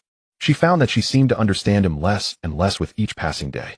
President Lin, young Master Lin, I've long admired your reputation. Meeting you today, I see you are indeed a youthful prodigy, a dragon among men. Boss Jia, his face beaming, approached with a wine glass in hand, accompanied by his tactful wife Gone Wei. President Jia flatters me. Just call me Lin Yuan. My little endeavors are but a tiny rowboat before your commercial aircraft carrier. Lin Yuan smiled as he clinked glasses with him and drank it all. A tiny rowboat. Mine is the Titanic, specifically here to crash into your iceberg. President Lin is too modest. Boss Jia laughed heartily, evidently pleased by Lin Yuan's flattery. I've seen your company's materials. Your concepts are innovative and full of drive. Especially that kid Zhou Shin's performance tonight was absolutely stunning. Left Pictures has several big productions next year, and I think we don't need to look elsewhere for the theme songs. As these words were spoken, the expressions of those around Lin Yuan turned more respectful. Boss Jia was actively extending an olive branch, even offering resources. Then on behalf of Zhou Shin, I thank President Jia. Lin Yuan responded with neither humility nor arrogance. Regarding collaboration, I'll have Zhou Yi bring the proposal another day and visit you to discuss the ecological chemical reaction of our Yuanting entertainment. He deliberately emphasized the last 4 words. Upon hearing this, Boss Jia's eyes lit up as if he had found a kindred spirit. He grabbed Lin Yuan's hand and said excitedly, exactly. Ecological chemical reaction. President Lin, you understand this too. Come, let's talk privately.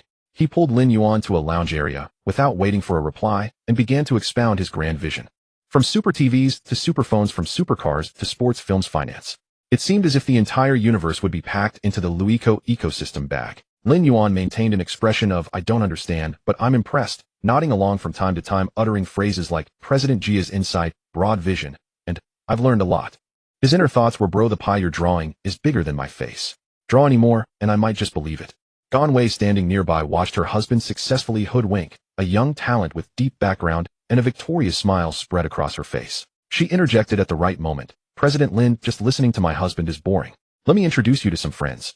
With that, she brought over the sisters of the Teddy Sister Circle. This is Huasian, the great talent among our sisters. Huasian, dressed in a white gown, smiled warmly and gracefully, extending her hand to Lin Yuan. President Lin, hello. My husband also really likes your new song, and Zhou Shin songs too. She cleverly mentioned my husband, which both distanced herself and appeared gracious. Lin Yuan shook her hand briefly and let go. However, her gesture was quite different from her earlier distant demeanor. She gave him a subtle, charming glance. Lin Yuan remained composed, feeling no particular reaction. He had his own standards, and not every situation appealed to him. He immediately looked calmly in another direction, his expression unchanged. This is Qing Lan. Hello, President Lin. Qing Lan merely nodded, faintly gentle and reserved. This is Li Xiaolu. Gone Wei was in the middle of introducing when she suddenly noticed Li Xiaolu's pale complexion. Xiaolu, what's wrong? Are you feeling unwell? No, it's nothing. Li Xiaolu forced a smile and raised her glass. President Lin, I toast to you. I was rude earlier. When she said this, the sisters around were stunned. But Lin Yuan, as if not understanding the meaning behind her words, simply raised his glass and lightly clinked it. Miss Li, you're too kind. He didn't even glance at her. The feeling of being completely ignored was deeply upsetting. Li Xiaolu's eyes reddened instantly. Just as the atmosphere was about to turn awkward, a voice interjected. Lin Yuan, you're quite something. Pulling off such a big event without telling your buddy. Huang Xiaoming strode over, grabbing Lin Yuan's shoulder, his tone full of reproach. If I hadn't come, were you planning to never tell me that you're the young master of the Lin family? He had already complained once, and now he was saying it again, clearly trying to boost Lin Yuan's status. Lin Yuan rolled his eyes helplessly, thinking that Huang Xiaoming's helpful nature had never changed. Lin Yuan was almost choked by the hug. Let go first, you're ruining my handsome image. Huang Xiaoming then released him and looked him over. Look at you, even in a dragon robe, you don't look like a prince. You're still the same guy who squatted with me at a street stall in Hengdian fighting over chicken legs. His words were a joke, but they inadvertently revealed Lin Yuan's past. The people around, upon hearing Hengdian and fighting over chicken legs, showed expressions of disbelief. The boss of Yuanting Entertainment, the heir of the Lin family, had actually been an extra. Brother Xiaoming, don't talk nonsense. When did I ever grab your chicken leg? You're the one who grabbed mine. Lin Yuan laughed and punched him playfully. Their interaction was natural and intimate, clearly showing a close bond. Gone Wei and Huasian exchanged glances, gaining more speculation about Lin Yuan's background. The Lin family. Which Lin family was it? Although they had heard before, Huang Xiaoming's confirmation seemed to solidify it. Regardless of which Lin, it seemed not to be someone they could afford to offend. To be able to call Huang Xiaoming a brother, and to have invited people from the Ministry of Culture and the Radio and Television Bureau. Just who was Lin Yuan? At another corner of the party, Deng Ziqi, holding a glass of juice, had never taken her eyes off Lin Yuan. She watched as he navigated effortlessly among various figures, chatting and laughing, radiating brilliance. Sister Dan, she suddenly said to her agent beside her, I want to go get his contact info. Zhang Dan was startled. G.E.M. Are you crazy? We don't even know who he is. Being so proactive, what if? No what ifs. Deng Ziqi interrupted her, unprecedented light shining in her eyes. I just checked. That recent singer Lin Yuan is him, and Zhou Shun's English song was written by him. If he could write a song for me, what do you think? Without waiting for her agent's reaction, she took a deep breath, adjusted her dress, and holding her juice walked toward the man who made her heart race. Hello, President Lin, I'm Deng Ziqi. May I get to know you? Everyone turned to see a sweet and lovely young woman gracefully extending her hand, waiting for Lin Yuan. Lin Yuan nodded slightly, and also extended his hand to shake Deng Ziqi's small hand. Hello, Miss Deng. It's my honor to meet you. I really like your songs. The slight pause almost made Deng Ziqi's heart jump out. Zhu, standing not far behind Lin Yuan, was rolling her eyes. Lin Yuan's charm was extraordinary. She thought, sorry, Sister Cici, I need to make my move. Zhu can't resist. Deng Ziqi was politely stopped by Zhou Yi, who explained that President Lin had other engagements for the evening and suggested rescheduling. The young lady was straightforward, left her contact information, and as she departed, she glanced back at Lin Yuan twice. Zhu came over with a tone sharp enough to pickle vegetables. Brother, did you anoint yourself with something?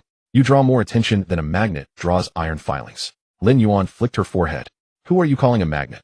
Deng Ziqi. Zhu pressed her hand to her forehead, utterly justified. It certainly isn't me. The warmth from the press conference had barely dissipated when Huang Xiaoming squeezed over and threw an arm around Lin Yuan's shoulders. Cut the pretense, brother. Let's go. I'm buying drinks. Do me the courtesy tonight.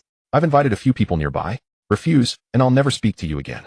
Lin Yuan glanced at the time. It was nearly 10 o'clock. The objectives of the evening's press conference had been fully achieved. Zhou Shun had made a name for himself within the circle. Li Qin had exchanged business cards with several producers using the occasion, and Boss Jia's bait had been set. Very well, let's go. Lin Yuan turned to Su Wanqing. Have Zhou Yi escort Zhou Shun and Li Qin back to the hotel first. You come with me. Su Wanqing nodded and pulled out her phone to send a message to Zhou Yi. Zhu immediately hooked her arm through Lin Yuan's other side. I'm coming too. Huang Xiaoming looked at Lin Yuan with Zhu on one arm and Su Wanqing on the other, clicking his tongue twice. Brother, your entourage. Huang Xiaoming must bow in admiration. Then what are you waiting for? Are we moving or not? The place Huang Xiaoming had arranged was called Songyue Pavilion, hidden deep within an old alley off the Second Ring Road in the east. The storefront was modest, but beyond it lay a world entirely its own. Any private club in the capital bearing the character for pavilion in its name commanded prices far beyond the reach of ordinary patrons.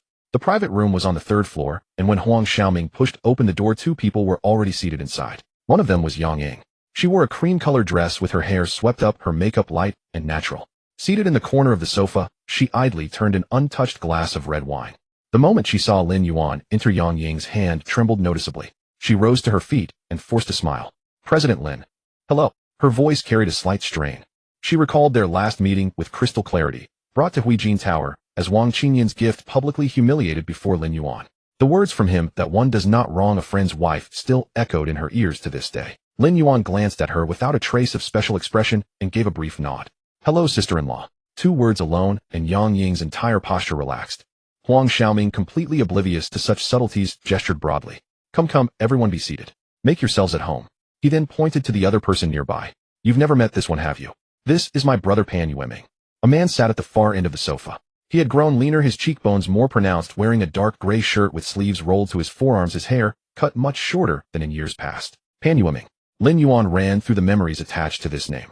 In the memories of his past life, this man would later rise back to the forefront with a performance in Day and Night, followed by several critically acclaimed suspense films, establishing himself as a true artist of his craft. But it was now 2015. At this point in time, Pan Yueming had just emerged from a divorce scandal that had swept across the internet. A drama worthy of the most sensational evening soap operas involving his wife's infidelity, trending across platforms watched by the entire nation. Though the truth had eventually come to light, the damage was already done. The entire entertainment industry had largely moved on from him. An actor once nominated for the Golden Rooster Award now performed in small theater productions for mere hundreds of yuan per show. Pan Yueming rose and extended his hand toward Lin Yuan. President Lin, it is an honor to meet you. Just call me by my name, Lin Yuan said, patting his hand. Sit, drink, and enjoy yourself. Tonight is a gathering of brothers, no formalities needed. Huang Xiaoming sat nearby, sending frantic signals, his lips almost forming the word toast. Pan Yueming hesitated for a moment before lifting his glass. Then, Lin Yuan, allow me to toast you. Lin Yuan clinked glasses and drank in one gulp. Enough with the pleasantries. He picked up the bottle on the table and refilled Pan Yueming's glass. Brother Xiaoming has spoken highly of you. Excellent acting, steadfast friendship, simply unfortunate in timing. Pan Yueming paused. It had been a long time since anyone had described his acting as excellent. In recent years, the words he heard most were those about his wife's affair, pity for his plight, regret over his fallen fortunes. No one spoke of his craft. Fortune has a way of turning, Lin Yuan said as he poured himself a glass. Pan Yueming held his cup, his Adam's apple bobbing, saying nothing. As the atmosphere in the private room grew warmer, Zhu and Su Wanqing naturally settled on the opposite end of the sofa. Zhu scrolled through her phone with idle boredom, while Su Wanqing organized schedules for the next day beside her. Yang Ying scarcely spoke, offering the occasional polite response, most of her attention devoted to the wine in her glass. Between her and Lin Yuan sat Huang Xiaoming, bridging both physical distance and an even greater emotional one. Lin Yuan did not address her. He had no intention of reopening the past tonight. After several rounds, Huang Xiaoming grew a little tipsy and insisted on singing. The private room was equipped with a sound system. Huang Xiaoming belted out a song, singing so far off-key that Lin Yuan nearly choked on his drink. Brother Xiaoming, with that singing you should take lessons from Zhou Shan. Nonsense. I call it bold and unrestrained. Huang Xiaoming pressed the microphone into Lin Yuan's hand. Your turn, let us hear the voice of the young master of the Lin family, the newly debuted singer. Never mind, my throat isn't in good condition today. He tossed the microphone to Pan Yueming. Brother Yueming, give us a song. Pan Yueming waved his hand. I have no musical talent at all. No matter. With Brother Xiaoming setting the standard, it is impossible for you to be the worst. Huang Xiaoming stared in disbelief. The room erupted in laughter. Pressed into singing, Pan Yueming performed a song about friendship, his voice raspy and slightly off-key, but when he reached the line about friends walking life's path together, his voice caught. Huang Xiaoming, eyes glistening, rushed forward and embraced him. Yueming, rest assured, I will always be your brother. Lin Yuan leaned back against the sofa, watching the two men share a heartfelt moment, the corners of his mouth lifting slightly. Huang Xiaoming was not the finest actor in the business, nor did he possess the richest connections, but he carried something increasingly rare in this industry: loyalty.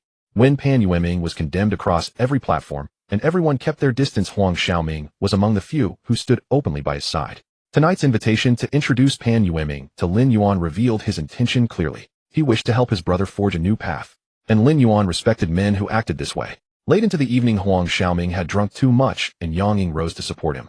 I will take him back now. Lin Yuan, thank you for tonight. Yang Ying's voice was soft. Lin Yuan waved his hand. Take care, sister-in-law. Call a designated driver. Yang Ying nodded and helped Huang Xiaoming toward the door. As they stepped out of the private room, Huang Xiaoming suddenly turned back and gave Lin Yuan a drunken thumbs up. Brother, you are too kind. Then he sank into Yang Ying's arms and went still. Yang Ying sighed and guided him toward the elevator. Only Lin Yuan, Su Wanqing, Zhu and Pan Yueming remained in the private room. Pan Yueming rose, picked up his coat, and prepared to leave. Lin Yuan, thank you for tonight. I should go. What is the rush? Stay for tea. Lin Yuan nodded toward the seat. Pan Yueming hesitated, then sat back down. I have a suspense script in development still being polished. Once it takes shape, would you be interested in reading for it? Pan Yueming's breath caught for half a moment. He opened his mouth as if to speak, then closed it again. Do not feel compelled to answer now.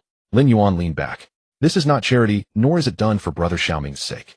I simply believe you are the right person. When the script is finished, read it, and decide then. When you have time, bring Brother Xiaoming to Shanghai. I have plenty of space here. Pan Yueming's fingers tightened around his teacup, his knuckles whitening. He drew a deep breath and released it slowly. Very well. One word, yet it carried more weight than every syllable spoken that evening. Lin Yuan nodded and rose, patting him on the shoulder. Let us go. Until next time. Stepping out of Songyue Pavilion, the night wind of Beijing swept in, carrying the crisp chill of late autumn. Su Wanqing pulled her coat tighter around herself, and Zhu naturally linked her arm through Lin Yuan's, seeking warmth. Late at night in the capital, the crisp autumn wind swept into the alleyway. Pushing open the heavy vermilion lacquered doors, it was already past 1 o'clock in the morning. The autumn wind nipped at Su Wanqing, who instinctively curled her shoulders inward. Noticing this, Lin Yuan draped his jacket over her. Beside her, Zhu immediately protested, tugging at Lin Yuan's arm. Brother, I'm cold too. How could you possibly be cold? You're wearing a fleece hoodie. Wanqing is in a thin dress. Even the coldest you could be is no match for a penguin. Lin Yuan kept his inner monologue to himself and simply drew Zhu closer. Go inside quickly, don't catch a cold. The three of them tiptoed across the front courtyard like conspirators. Lin Yuan led the way, his footsteps barely audible on the bluestone path. Despite returning to his own home, they moved as stealthily as soldiers behind enemy lines. Just as they stepped through the ornamental gate into the inner courtyard, a single click echoed, and the porch lights of the main hall blazed to life. Han Liao sat regally in a carved armchair, a cashmere shawl draped over her shoulders, and a purple clay teapot in hand, fixing her 3 unwelcome late-night visitors with an interrogator's gaze. Well, young Master Lin, so you still know the way home. I was beginning to think a certain enchanting young lady had convinced you to spend the night on the streets. Han Liao blew gently on the steam rising from her teacup without looking up. Lin Yuan coughed twice, slipping into his practiced, easygoing smile as he approached to massage his mother's shoulders. Mother, how could you say such things? I merely met some friends to discuss some matters. Besides, with a fairy like you guarding this home, what daring soul would dare approach me? Matters. Covering yourself in the scent of wine and calling it business. Han Liao gave him a withering glance, her eyes, then drifting past Lin Yuan to the 2 young women behind him. Su Wanqing stepped forward at once, head bowed modestly. Auntie, I'm sorry we've kept you up so late. Her naturally gentle nature combined with guilt over accompanying Lin Yuan on this evening outing made her palms damp with anxiety. Han Liao's stern expression melted like morning frost. Setting down her teapot, she took Su Wanqing's hands in hers and patted them gently. You foolish child, there is nothing to apologize for. Young people going out is only natural. I was worried this lad might drink too much and behave foolishly, troubling you. It is quite chilly this deep autumn night. Come here, let Auntie see. Your hands are ice. Seeing herself overlooked, Juju's eyes sparkled with quick wit. She fluttered forward and linked arms with Han Liao's other side, her voice dripping with sweetness. Auntie Han, I'm here too. It's very late and my grandfather is surely asleep by now. May I stay the night here? Pretty please. Han Liao regarded the girl with a knowing half-smile. She had watched Juju grow up under her watch and could read the subtle manipulations at play far too well. Enough, spare me the honeyed words. Han Liao pinched Juju's cheek fondly. Since it is late, you may rest here. There are plenty of rooms in this house. Lin Yuan exhaled in relief and was about to slip away to his own room when Han Liao called out, hold it right there. Her gaze swept across all 3 of them, and the corners of her mouth lifted into an expression brimming with implication. It's late, and I won't trouble Wu Ma to tidy rooms at this hour. She pointed toward the east wing. Yuan are the room you usually stay in has a large bed and fresh linens. This is Wanqing's first time staying at our home. She tends to find new bedding strange. Take good care of her tonight. Then she pointed toward the west wing. Juju, you will sleep in the guest room there. It is not as spacious as the master bedroom, but it is quiet and peaceful. With those words, the atmosphere in the courtyard shifted into something delicate and unspoken. Su Wanqing's cheeks flushed crimson all the way to her ears, a soft pink blooming along her fair neck. What did mother-in-law mean by that? Sharing a room with Lin Yuan all under his own mother's roof. It felt somehow more thrilling than any formal announcement could ever be. She stole a glance at Lin Yuan, her fingers twisting the hem of her dress, utterly unsure of where to place her trembling hands. Juju stood nearby, her lower lip caught between her teeth. A large bed, fresh linens, take good care of her. How utterly one-sided was this treatment. She had grown up alongside Lin Yuan since childhood. Brother, she called out suddenly. Lin Yuan stopped and turned. What is it? Juju bit her lip. I didn't bring any sleepwear. Were mine. Lin Yuan replied casually. Oh, Juju murmured softly, turning toward the west wing. Her silhouette carried an unmistakable weight of sorrow. Inside the east wing room, Lin Yuan pushed open the door and flipped the switch. Warm golden light filled the spacious quarters. Antique rosewood furniture, a glass cabinet displaying porcelain and jade carvings. Su Wanqing had run about with him all day and was genuinely tired. And with the girl in the neighboring room capable of launching into a dramatic scene at any moment, any noise traveling through the thin walls of this old courtyard would make tomorrow's breakfast deeply uncomfortable. Just as he was about to settle in, Su Wanqing stepped forward and wrapped her arms around his waist, resting her cheek against his chest. Boss. We're home now, there's no need for that title, Lin Yuan said, tilting his head as he playfully pinched her cheek. Su Wanqing shivered, her voice barely above a whisper. Lin Yuan. My dear wife, let us rest for the night. The evening passed in quiet simplicity. The knowledge that his future mother-in-law rested just beyond the courtyard walls brought a natural sense of reverence that kept things gentle and subdued. Though Lin Yuan suggested passing the time with games, Su Wanqing declined, not out of reluctance, but because the atmosphere called for something more tender. Yet seeing the depth of his affection for her presence, a quiet satisfaction bloomed within her. She slipped beneath the covers, steeling herself with a resolve that was equal parts bravery and sweetness. Meanwhile, separated by a single wall in the west wing room, Juju stared wide-eyed at the ceiling, wide awake.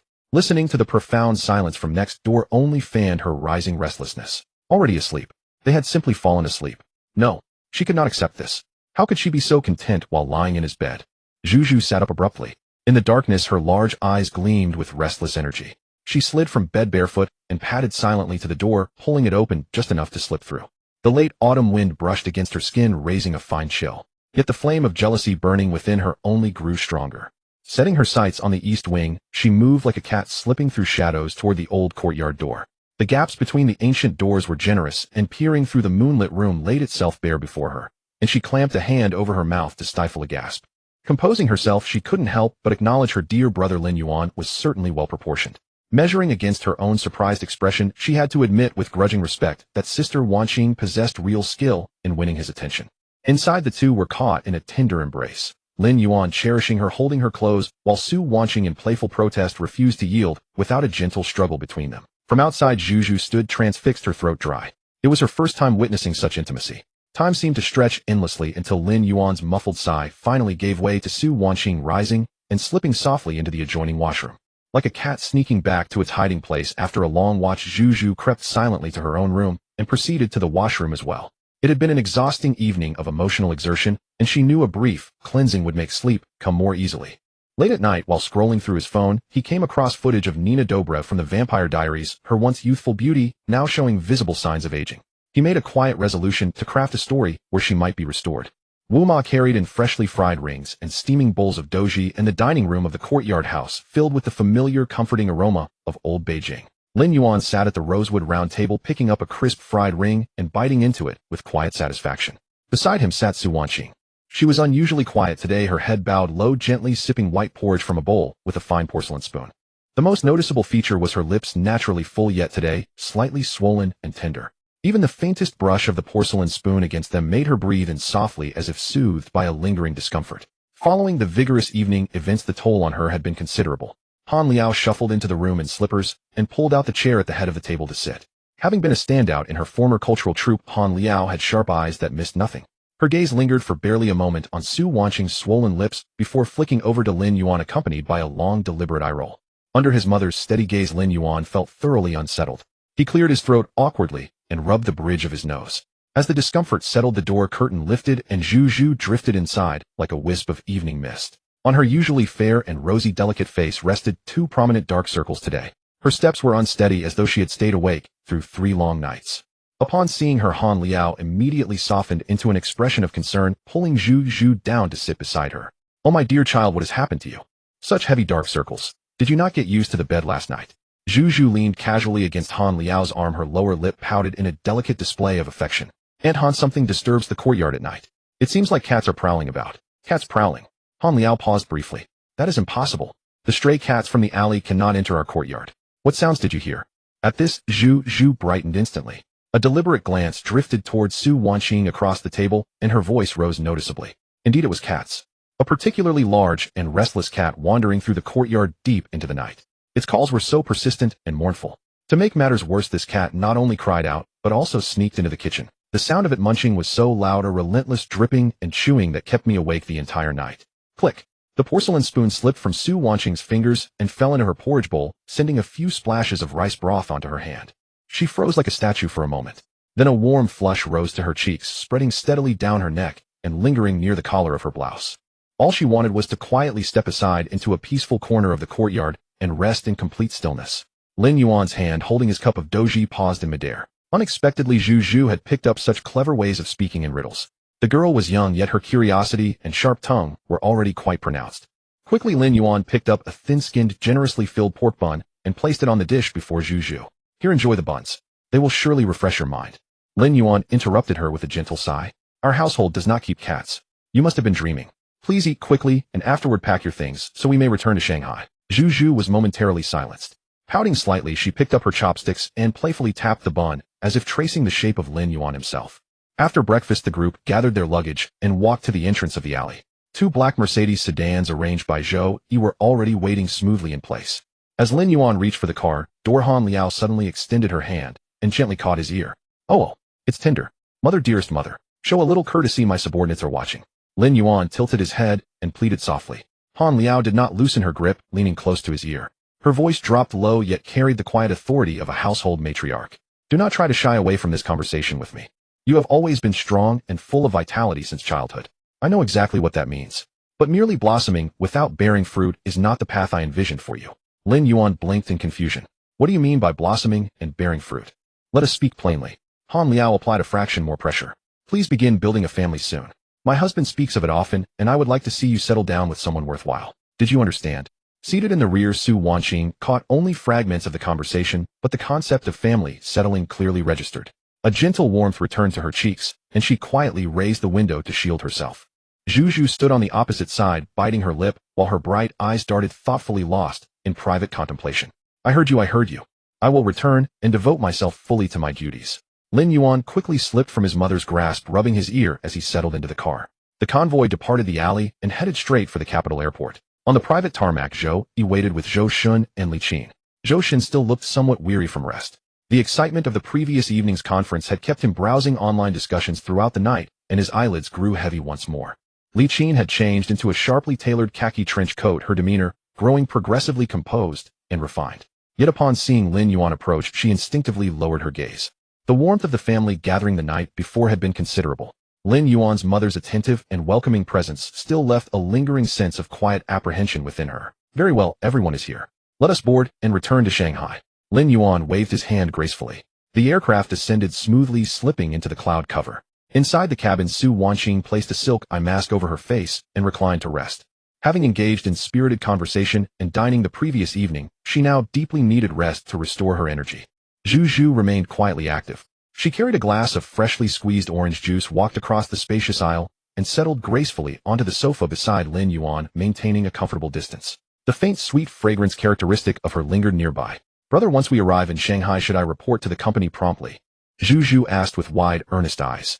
Lin Yuan continued reviewing materials on his tablet without looking up. Naturally. I brought you back to contribute meaningfully, not to display you as a decorative figure. Zhu pouted slightly, her slender fingers tracing gentle patterns in the air near his arm. Might I instead serve as your personal assistant for the time being? I see Sister Su working tirelessly from morning till evening. I could certainly help share the load. During the day I can handle arrangements, and in the evening I can assist with reviewing project details. Since the previous evening, when polite boundaries had softly shifted, Zhu's confidence had noticeably grown. Lin Yuan finally turned his head to glance at her sideways. You have not yet navigated a single public appearance. What work details would you possibly discuss? Please refrain from such playful theories. Noticing others were resting, Zhu leaned forward slightly, speaking in a calm, measured tone. Actually, after observing a few professional presentations last night, I realized that discussing workflow can be quite engaging. Brother, I have always been a diligent student with quick understanding. Would you like to test my knowledge yourself? I guarantee I will grasp it immediately. Lin Yuan, having just taken a sip of orange juice, paused gracefully before continuing. Bold and direct communication was truly unprecedented. The quiet upbringing of the courtyard house had kept her restrained, but now she expressed herself with open warmth and freedom. Lin Yuan gently tapped her forehead with a curled knuckle. Please remain seated. If you continue with such imaginative stories, I may need to leave you behind. Zhu touched her forehead, letting out a light melodic laugh as she returned to her seat, her eyes shimmering with quiet amusement. At 2 in the afternoon, the private aircraft landed smoothly at Hangzhou Airport in Shanghai. The weather in Shanghai was considerably warmer than in the capital. As Lin Yuan stepped from the cabin, descended the stairs, and settled into the rear seat of the Rolls-Royce, he had arranged his pocket, vibrated persistently. He retrieved it, and saw that Demimi had initiated a video call invitation. In the back seat of a Rolls-Royce, Lin Yuan had just answered a video call when 2 faces of captivating beauty appeared on the screen. Demimi and Lu Cici, wearing matching silk loungewear in different colors, lounged side by side on the sofa. Demimi swirled the wine glass in her hand, her tone languid. Big boss Lin, have you arrived? It's so late, and you finally remember to come back. Lu Cici leaned closer to the screen, her long hair falling beside her cheek, her voice soft and sweet. I saved some soup for you. If you want a late-night snack, I'll order takeout. Takeout can't compare to being with you. Lin Yuan leaned back in the leather seat with a teasing smile. I'll be home soon. Just wait for me. On the other end of the screen, they both rolled their eyes in unison, then ended the call. After arranging for the group, Lin Yuan took Zhu and headed straight to Tangshan. Pushing open the door of Tangshan Yiping, Zhu didn't even bother to change into slippers. She dashed barefoot toward the living room sofa. She threw herself into Lu Cici's arms, wrapping her arms around Lu Cici's slender waist, and started her dramatic mode. Sister Cici, you have to stand up for me. Lu Cici was jolted back slightly, reached out to ruffle Zhu's fluffy hair, and asked with amusement, what's wrong? Who bullied our Zhu? Who else? Sister Wanqing. Zhu puffed out her cheeks and launched into a frantic complaint. During these days in the capital, she practically monopolized brother. They made such a racket late at night, I couldn't sleep a wink in the next room. My dark circles are practically down on my chin. Look. She lifted her face, pointing to her under-eye area, which was actually so fair that not even a pore was visible. Lin Yuan leisurely changed into his slippers, silently sighing to himself. Demimi was sitting nearby, peeling an orange. At these words, her hand paused, and she gave Lin Yuan a sidelong once-over. Lu Cici, seeing through the situation but saying nothing, leaned close to Zhu's ear and whispered something only the two of them could hear. My sister and I are a bit under the weather these days, so it's not convenient. Zhu was taken aback, her big eyes blinking, not quite understanding. Lu Cece continued in a low voice, offering advice. Later, sister, and I will make an excuse to sleep in the guest room. You go downstairs first and later come up with any excuse. Say the drain is clogged or the light bulb is broken, and ask him to come fix it for you. Hearing this, Zhu's eyes instantly lit up like a 250-watt light bulb. She lifted her head abruptly and planted a big kiss on Lu Cece's cheek, suppressing her excitement as she whispered, Sister Cece is the best. Love you. Just then Lin Yuan walked over and looked at the two women suspiciously. What are you two whispering and plotting about? We're exchanging skincare tips. Women's business, you stay out of it. Zhu, having achieved her goal, stood up tactfully and waved to the three. Brother, sister Cece, sister Mimi, I'm exhausted from the flight. I'll head downstairs to shower and sleep now. See you tomorrow. With that, she scampered out the door like a joyful little bunny. Now only 3 people remained in the living room.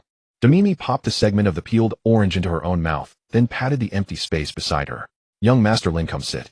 Let's talk about some serious matters. Lin Yuan took off his suit jacket and tossed it casually onto a single-seat sofa, then plopped down beside her, pulling Lu Cece to his other side and wrapping an arm around her. Mimi pulled out a thick stack of documents from under the coffee table and slapped it onto the glass surface. My contract with Jiaxing expires at the end of the year. Lin Yuan said nonchalantly, don't renew it then. I'll pay whatever the penalty is. Report to Yuanting Entertainment tomorrow. I've reserved a top-tier office for you. Mimi sighed. It's not that simple. She pushed the documents toward Lin Yuan. At Jiaxing, I'm not just an artist, I also hold 19 of the shares. Lin Yuan glanced at the documents. Shangshi Pictures has been in talks with Jiaxing these days, ready to invest 300 million to acquire 20% of Jiaxing's shares. Mimi's tone revealed a hint of undisguised ambition. The price is a performance betting agreement. Within 3 years, Jiaxing must achieve a cumulative net profit after tax of 310 million. If it succeeds, Jiaxing's valuation will at least multiply tenfold and my assets and status will skyrocket, allowing me to completely break free from capital control and become the master of my own game. She paused, her voice dropping. But if we lose, my 2 partners and I will have to pay through the nose and buy back the shares with an additional 15% interest. Lin Yuan listened, then leaned back against the sofa, his fingers unconsciously tapping his knee. 310 million in 3 years. With Jiaxing's current limited resources and makeshift team, achieving that target would mean to Mimi pushing herself to the limit. No wonder in her past life, she frantically took on multiple roles, accepted low-quality films, and mentored newcomers, enduring public ridicule just to earn quick money. The source was here. He picked up the water glass from the coffee table, took a sip, and spoke directly. Shangshi has the backing of Modu TV with abundant capital and extensive channels. Lin Yuan turned to stare at Mimi. If you sign this betting agreement for the next 3 years, you'll be a relentless money-making machine. Sleeping 3 hours a day would be a luxury. You'd have to perform on variety shows with a high fever and in 4 drip. You'd have to trample all your principles and reputation to earn that paltry cash flow. Mimi fell silent. She knew all too well how deep the waters were and how great the risks. But this was almost her only shortcut to leap across class from being a performer to becoming a player in the game. I'm not afraid of hard work. After a long pause, she gritted her teeth and uttered those 4 words. Looking at this woman who had always been strong-willed and wore her ambition on her face, Lin Yuan let out a soft laugh. He reached out gently but firmly, took her chin, and made her lift her head. I know you're not afraid of hard work. With your drive, you could grit your teeth and achieve 300 million, even 500 million. Lin Yuan's tone was full of certainty. Hearing such unwavering affirmation, Mimi's heart skipped a beat, and a faint redness welled up in her eyes. But Lin Yuan's tone shifted suddenly, becoming extremely confident. With me here, you don't need to be that desperate workhorse. 300 million is called capital. That's pocket change. Lin Yuan casually swept the betting agreement into the trash bin. A woman of mine, Lin Yuan, doesn't need to exhaust herself and grovel for a few 100 million in performance. If you want to be capital and be your own boss tomorrow, I'll have Zhou allocate 1 billion to set up a separate company for you. You can hire people and take your time. Mimi was completely overwhelmed. The pressure of the betting agreement that had been suffocating her for days was in this man's words light as a feather, not even worth a passing thought. No need to weigh pros and cons, no need to calculate gains and losses. He simply told her with extreme protectiveness, don't take any grievances, I'll cover the money. She suddenly threw herself into Lin Yuan's arms, tightly wrapped her arms around his neck, and buried her face in the crook of his neck. Lu Cece watched from the side, not only without jealousy, but leaning even closer into Lin Yuan's embrace. She understood clearly how irresistibly attractive this man's dominance and protectiveness were to women like them. Time quickly passed to 10 o'clock in the evening. With the serious talk done, the atmosphere gradually turned intimate. Lin Yuan gently squeezed Lu Cece's waist, ready to carry both women into the master bedroom. Mimi and Lu Cece exchanged a glance, then with perfect synchronization, they both stood up and took a step back in unison. We'll sleep in the guest room tonight. You go to the master bedroom yourself. Lu Cece let out a big yawn, pretending to be extremely sleepy. What do you mean? Lin Yuan was stunned. It's that time of the month. Demimi rolled her eyes at him. What, you want to go ahead anyway? We can't serve you tonight, Master Lin. You'll have to manage on your own. With that, the two women linked hands and disappeared into the guest room without looking back. A click echoed as the door locked. Lin Yuan was left alone in the spacious living room listening to the fairy horns on the Huangpu River outside, his face full of speechlessness. What the hell? I finally managed to come back to Modu, and you pull this stunt. So I flew all the way back just to chat under the covers. He shook his head, stood up, and prepared to go to the master bedroom to take a cold shower to cool down. Just then the phone on the coffee table suddenly vibrated. Lin Yuan picked up his phone. On the screen was a WeChat message from Zhu. He opened it and saw a charming selfie that tested one's composure. In the photo, Zhu wore a delicate black silk nightgown with a hint of her collarbone visible and her long slender legs crossed elegantly on the sofa. Below was a voice message, her voice sweet and soft, as if dripping with honey. Brother, the light in my bathroom seems to be broken. It's flickering, it's scary. I'm afraid to take a shower. Can you come down and fix it for me? Lin Yuan stared at the phone screen, and in his mind flashed the image of Zhu and Lu Cece whispering earlier when he first entered. Case solved. You women, your tricks are wilder than each other. Lin Yuan took off his jacket and tossed it back onto the sofa, loosened his tie, and pulled open the front door. Fix the light bulb. Today I'll fix that light bulb until it's shining bright. Lin Yuan hummed a slightly off-key pop tune, shuffled in his slippers, and leisurely descended the stairs. He pushed open the door to the secondary bedroom suite. Before he could even turn on the light, a sweet-scented figure darted out from behind the door and clung to him like a koala. Oh my! Lin Yuan instinctively reached out to support the person's legs. She was dressed in casual home clothes and had rushed over barefoot. Brother, you're finally here. The bathroom light keeps flickering, and I'm scared alone. Zhu gently rested her head against Lin Yuan's shoulder, her voice soft and tender. This was no mere light bulb repair. It felt like she was about to pull the main switch. By the dim light from the hallway, Lin Yuan looked down at the little fairy clinging to him. Zhu had a very distinctive look. Now she tilted her face up, and the signature dimples on both cheeks deepened, giving her an endearingly sweet expression. But her long, narrow cat-like eyes held a natural charm. Below, her lips curved into a gentle smile, her breath soft and fragrant. Accompanying those naturally bold eyebrows that were barely groomed, a touch of wildness blended into her delicate charm. She was like a red rose flourishing under tropical sunlight, or a glass of single malt whiskey on the rocks. The first sip was sharp and pungent, but the aftertaste was full of sweetness. That was the vitality bursting forth. Most importantly, Lin Yuan saw his own reflection in her moist cat-like eyes, and also saw her undisguised longing. This girl had always loved to cling to him since childhood. She had confessed her feelings dozens of times, and even when rejected, she never got angry. She just stayed by his side. Now that she finally had a chance to be alone with him, her heart was filled with warmth and anticipation. Scared, huh? Lin Yuan adjusted her weight in his arms, then closed the door with a gentle thud, completely cutting off the hallway light. Come on, let me show you how scary that light bulb really is. As soon as the words left his mouth, Lin Yuan leaned down and kissed her tenderly, without giving her any chance to react. Zhu let out a soft gasp, her charming cat-like eyes widening instantly, then her eyelashes fluttered violently. She wrapped her arms tightly around Lin Yuan's neck, responding clumsily, yet passionately. This girl usually seemed bold and full of bravado, but when it came to the real moment, she was all theory and no practice. She didn't even know how to breathe properly, and after less than half a minute her face was flushed red and her body went limp. Lin Yuan carried her stumbling as he kicked open the bedroom door and gently laid her on the large European-style soft bed. The atmosphere between them grew intense. The temperature in the air seemed to rise. However, 10 minutes later, Zhu's pleading voice came from the bedroom, tinged with tears. No, brother, I really can't. It hurts. Zhu curled up at the head of the bed, her eyes reddening, her hair sticking to her sweaty cheeks. She had truly underestimated Lin Yuan's intensity. Lin Yuan leaned against the headboard, his brow furrowed, and took a deep breath to calm himself. There was no help for it. His physique, enhanced by the system to the peak of human limits, was beyond ordinary imagination. It was like trying to drive a powerful vehicle down a narrow country lane. For Zhu, who was inexperienced, the physical compatibility was completely mismatched. In layman's terms, it was like a small basket trying to accommodate a professional-grade, oversized basketball. Forcing it would only break the basket. All right, stop crying. I won't touch you. Lin Yuan looked at her pitiful state, feeling both amused and exasperated. He pulled the covers over her. You're just a beginner, yet you had to play the seductress. Zhu bit her plump lip, feeling extremely aggrieved. She had waited for so many years and finally had all the right conditions, yet she was defeated by physical incompatibility. How could she accept this? Suddenly, a shocking image flashed through her mind. What she had seen through a crack in the door last night at the Beijing courtyard house. If Su Wanxin could do it, why couldn't she? Zhu suddenly threw off the covers, her inner wildness bursting forth. Like a reckless little wildcat, she pounced onto Lin Yuan's lap. What are you doing? Lin Yuan was startled. Zhu looked up, her dimples reappearing, her cat-like eyes shining with a determined light. Wanxin taught me last night. If the regular basket doesn't work, I can change the basket. With that, she leaned down. Lin Yuan drew a sharp breath, his hands gripping the bedsheet. This girl had a natural talent. Although her movements were extremely clumsy, occasionally bumping her teeth, the sense of conquest from having a noble young lady willingly serve him was more overwhelming than the physical sensation. That night in the secondary bedroom of Thompson, no one knew if the light bulb had been fixed, but the plumbing was certainly working well.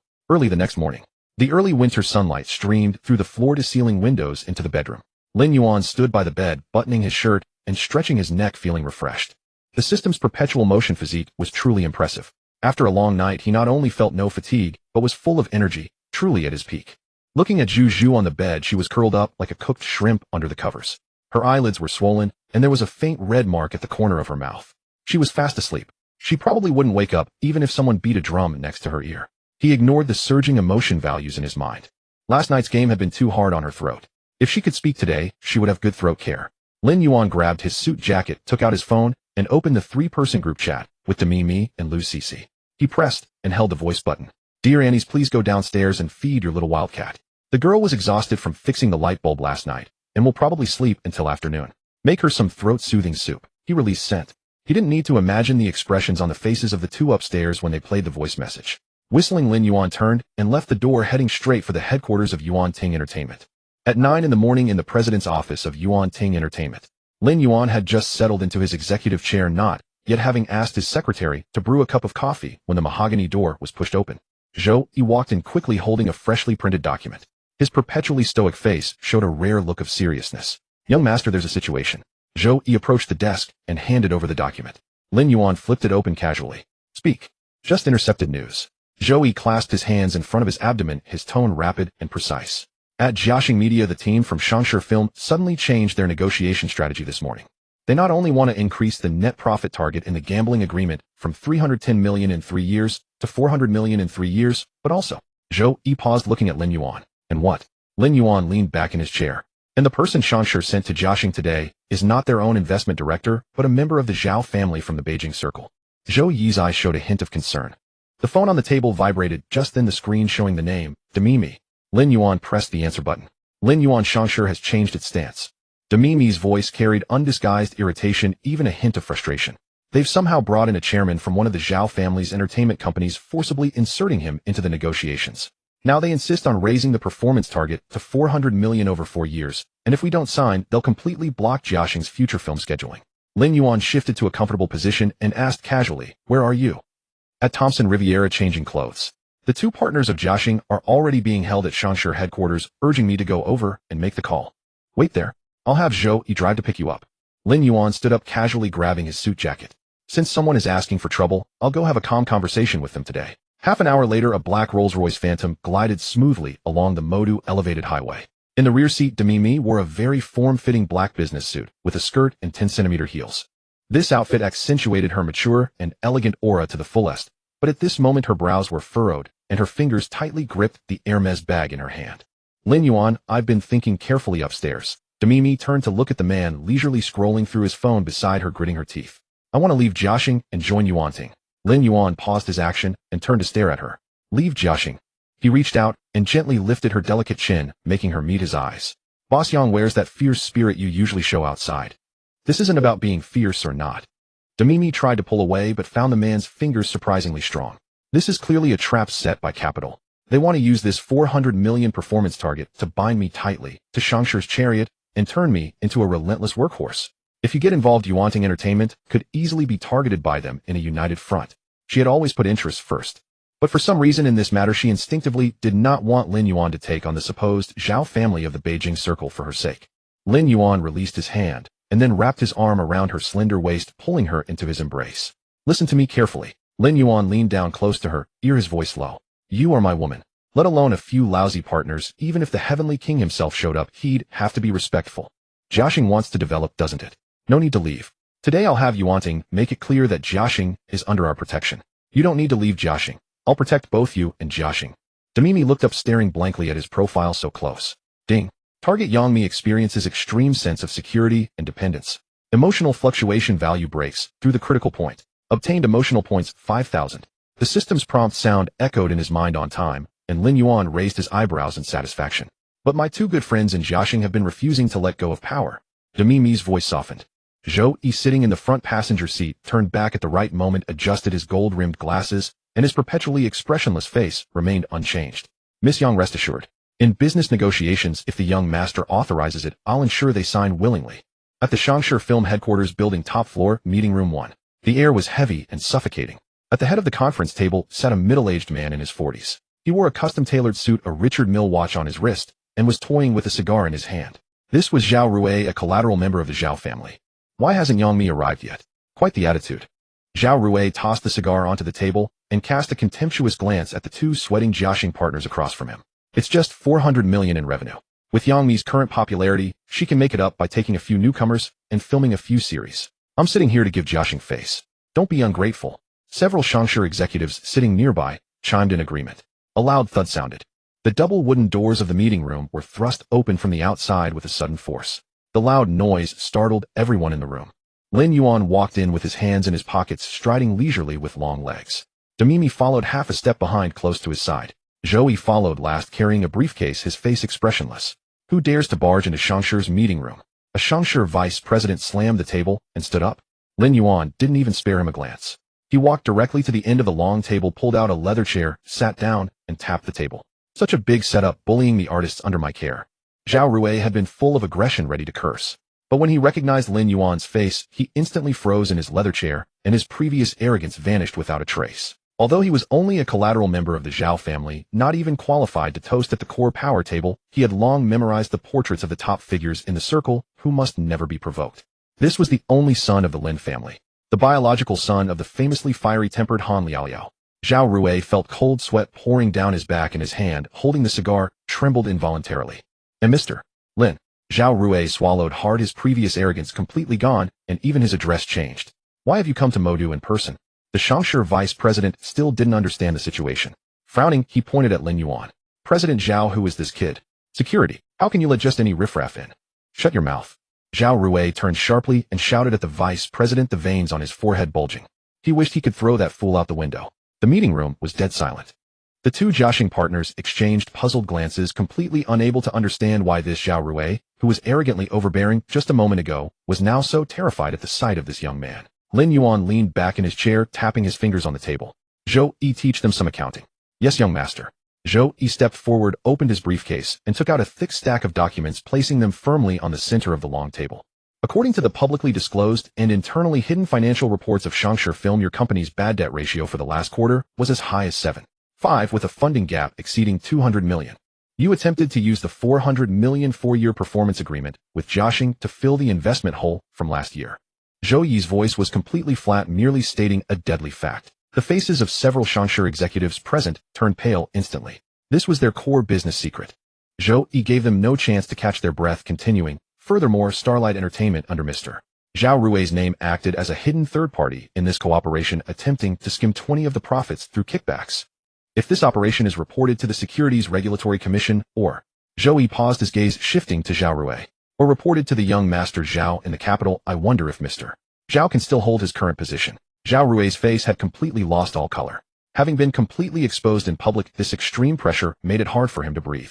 He knew he had met a truly formidable person today. Misunderstanding. All a misunderstanding. Zhao Rui wiped the cold sweat from his forehead and forced a smile that was uglier than a cry. Mr. Lin, since you've spoken, let's forget about the 400 million performance target. Let's go back to the original 310 million, and Miss Yang can set the terms as she wishes. What do you think?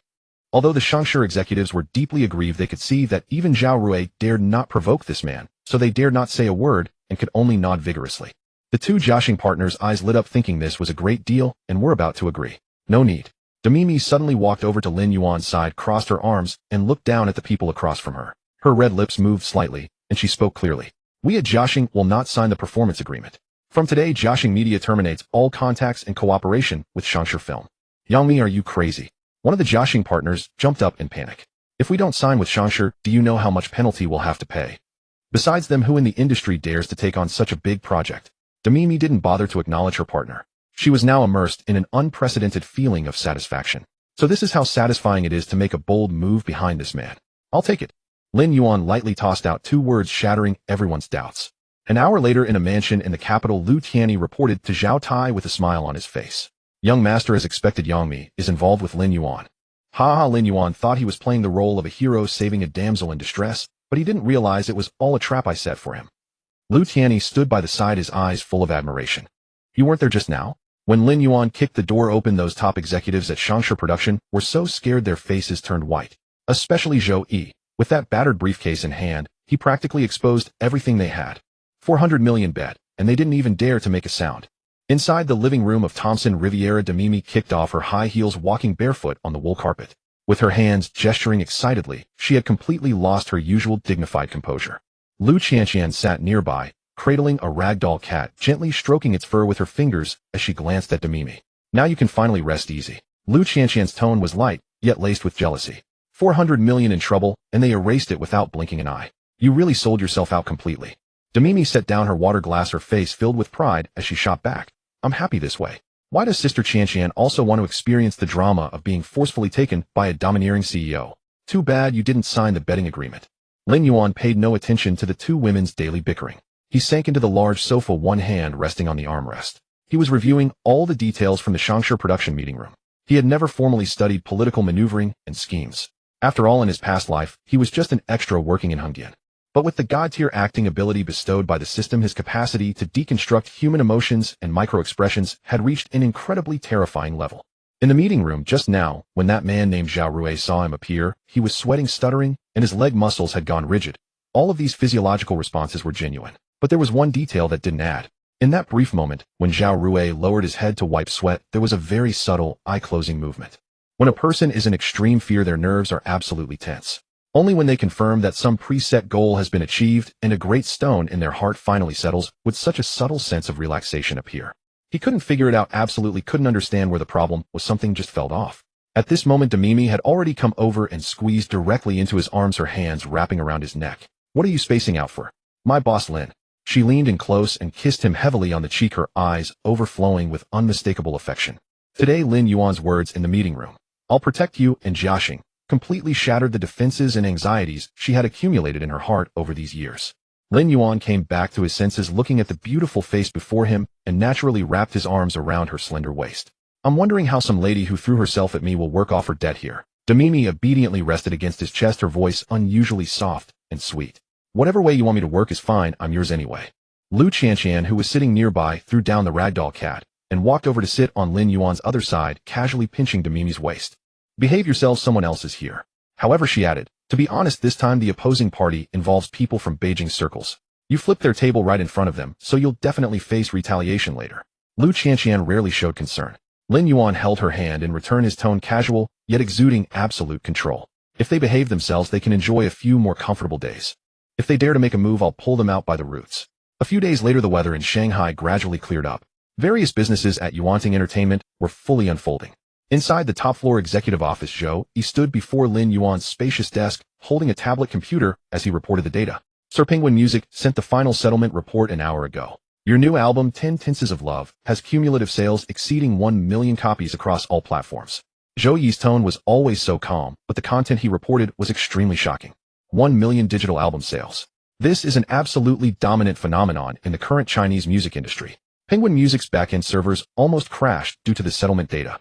The exclusive interview about Lin Yuan online also received overwhelming praise. With his god-tier vocal ability and extraordinary good looks, plus Yuanting Entertainment's unfathomable background, the fan base expanded exponentially. Someone has even taken the lead in establishing an official fan club called Yuan Army. Lin Yuan leaned back in his boss chair, not surprised by this data.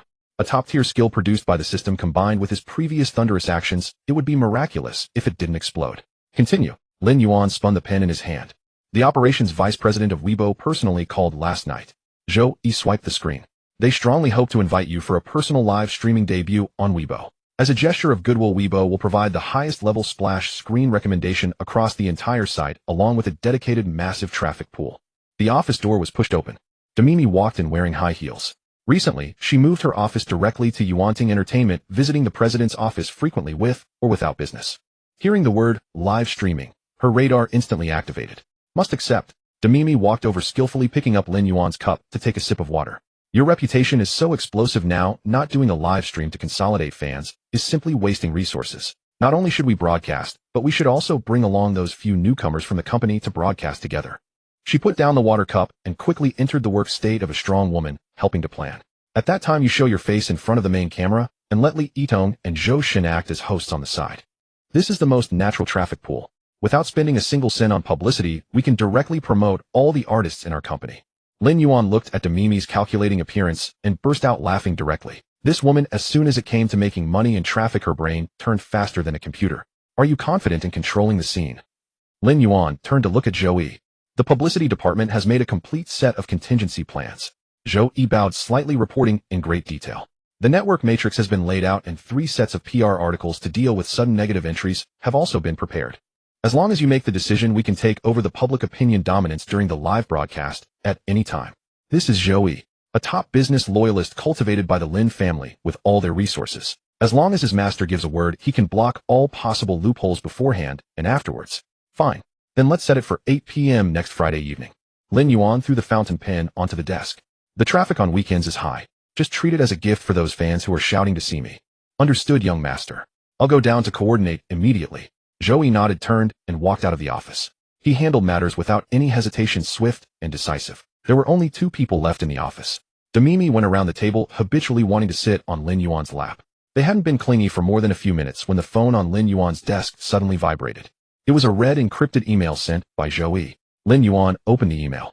Young master, the hacker plugin you provided just detected that after the company released the news about your live broadcast, there were several abnormal traffic fluctuations in the background. According to the decryption information, there should be monitoring behavior towards the company. As for other things, it is still unknown. Okay, I understand. I'll investigate. Lin Yuan casually swiped away the email and pulled the sleek all-black high-end laptop towards him. The man who had been lounging lazily on the sofa suddenly underwent a complete transformation in his demeanor. He placed his hands on the keyboard, his fingers moving nimbly, and the crisp sound of typing filled the spacious executive office. Demimi, who had been about to cling to him, halted mid-motion, stepped around the desk in her high heels, and leaned half her body over his shoulder to peer at the screen. The screen had gone completely black, and cascading rows of pale green code were scrolling upward at a dizzying speed. Demimi was bewildered, swallowing hard as she asked, "What are you doing? The screen's full of gibberish. Did your computer get a virus?" "Virus? I am the biggest virus of all." Lin Yuan's hands never stopped. His typing speed grew increasingly astonishing, almost leaving after images. He found it rather amusing. In his past life, when he was a struggling extra in Hongdian, if his old second-hand computer got a Trojan pop-up, he would have to carry the tower to Master Wang in the village to reinstall the system. Now the system had granted him the skills of advanced data tracking and hacking expertise, making the underlying logic and network architecture in his mind crystal clear. To him, now the supposedly covert IP tracking methods on the internet were like people running naked in the street. In less than 30 seconds, Lin Yuan pressed the enter key with force. The screen froze instantly, and 4 crimson IP addresses were highlighted in bold. Gotcha. Lin Yuan leaned back and gestured casually at the screen. The first 3 are domestic addresses. Looks like they belong to some major internet companies. But the last IP was interesting. Demimi leaned in closer, her warm breath brushing against Lin Yuan's neck. The address is located in. Lin Yuan's fingers flew across the keyboard as he rapidly traced it back, and the final coordinates appeared. America, New York, Upper East Side, Manhattan. Demimi was utterly stunned, her red lips slightly parted as she finally managed Americans. Our Yuan Ting Entertainment hasn't expanded overseas yet. What's the point of this cross-border snooping? What's the point? Let's catch them and find out. Lin Yuan gave a faint smile and typed a few more complex commands. At that very moment, across the ocean in America, inside a top-floor penthouse in Manhattan's Upper East Side, with a magnificent view and extravagant luxury, the scene was one of utter disarray. Dozens of empty pizza boxes were scattered on the custom pure wool carpet, and the sofa was piled with a mess of clothes. A young girl with golden hair and exquisitely delicate features, perfect in every way, sat cross-legged before a massive curved computer screen.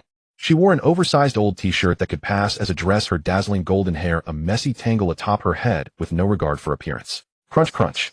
The girl stuffed chips into her mouth with her left hand, her cheeks puffed high, while her right hand clicked rapidly on the mouse. What the heck? Who designed the security system for this Yuan Ting Entertainment? It's so primitive, not even a proper firewall. She mumbled while chewing, her sapphire blue eyes filled with excitement. She was speaking in Chinese. On the dark web, she was one of the top 3 hackers, codenamed Zero. A few days ago, while browsing YouTube, she stumbled upon Lin Yuan's new album. His extraordinarily handsome face in the interview combined with his unique voice instantly struck a chord with her as a diehard fan of good looks. There was too little material online. Pure curiosity drove her to hack into the office camera of Yuan Ting Entertainment CEO just to see what this handsome man was really like in private. I'm about to get the main control authority. Here I come, handsome. The girl grinned, ready to press enter. Suddenly, without warning, the massive curved screen went black. Then a blood-red English word slowly appeared in the center, piss off.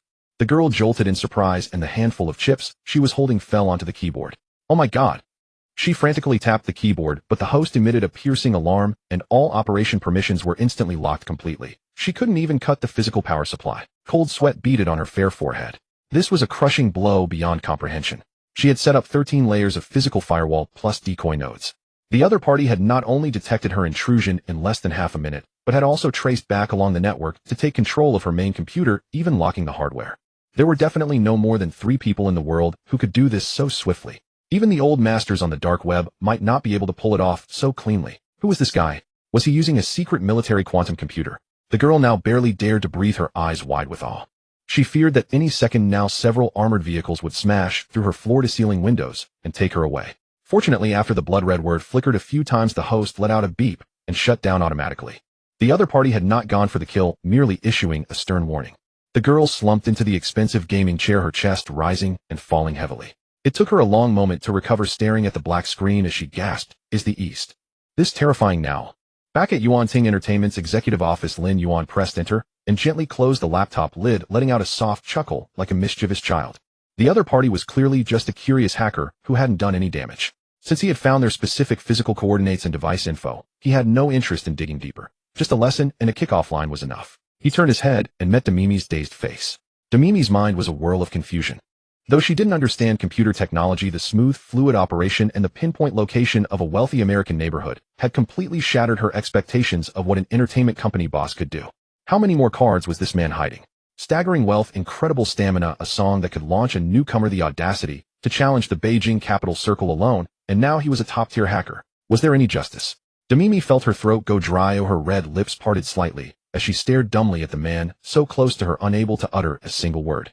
Lin Yuan, amused by her rare, speechless expression, suddenly reached out, wrapped an arm around her slender waist, and pulled her onto his lap. Without giving her time to react, he gently drew her close, their foreheads touching, and they shared a quiet, tender moment. Demimi's body stiffened for a moment, then softened entirely. She instinctively wrapped her arms around his neck, closing her eyes as she melted into the embrace. The accumulated sense of security and admiration from the past few days poured out in that peaceful stillness. For a long while, the only sound in the spacious office was their soft, synchronized breathing. Lin Yuan finally released her, and Demimi relaxed in his arms, her cheeks flushed as she steadied her breath. The normally decisive, forceful businesswoman had vanished, completely replaced by a gentle, serene presence, as mild as a little fox curled up in comfort. The underground recording studio of Yuan Ting Entertainment. The screen in front of the console flickered with track data. The soundproof glass door was abruptly pushed open, and Li Ronghao walked in, clutching several printed sheets of music scores, his fingers slightly trembling. "Boss." Li Ronghao approached the console, his voice dry. Lin Yuan leaned back in the spacious leather chair, tapping his fingers idly on the desk. "Not singing well." Lin Yuan raised an eyebrow. "Smooth. Too smooth. Unbelievably smooth." Li Ronghao took a deep breath and spread out the scores on the desk. On the sheets were printed the names of 3 songs, Li by Model, and Young and Promising. He pointed at the numbered musical notation, too excited to speak coherently. The arrangement, direction, the pauses in the lyrics. Amazing. It's as if it were directly extracted from my mind. I've felt stuck in a creative bottleneck for months, and these 3 songs have suddenly awakened me. Li Ronghao stared intently at Lin Yuan, a gleam of excitement in his small eyes, his face full of disbelief. "You didn't just write a song for me. You must have installed a surveillance camera in my brain." Lin Yuan rolled his eyes mentally. "Nonsense, these were your own masterpieces from your past life. I just used emotion points to redeem them from the system. This is what they call taking wool from the sheep itself. Of course, such thoughts must remain buried in my heart." Lin Yuan shifted his posture imperceptibly. "As long as it's smooth," Lin Yuan tapped the scores. "I'll set 10 songs for the whole album. These 3 will be the lead singles, and you fill in the remaining 7. Any problem?" "Absolutely no problem." Li Ronghao stood at attention.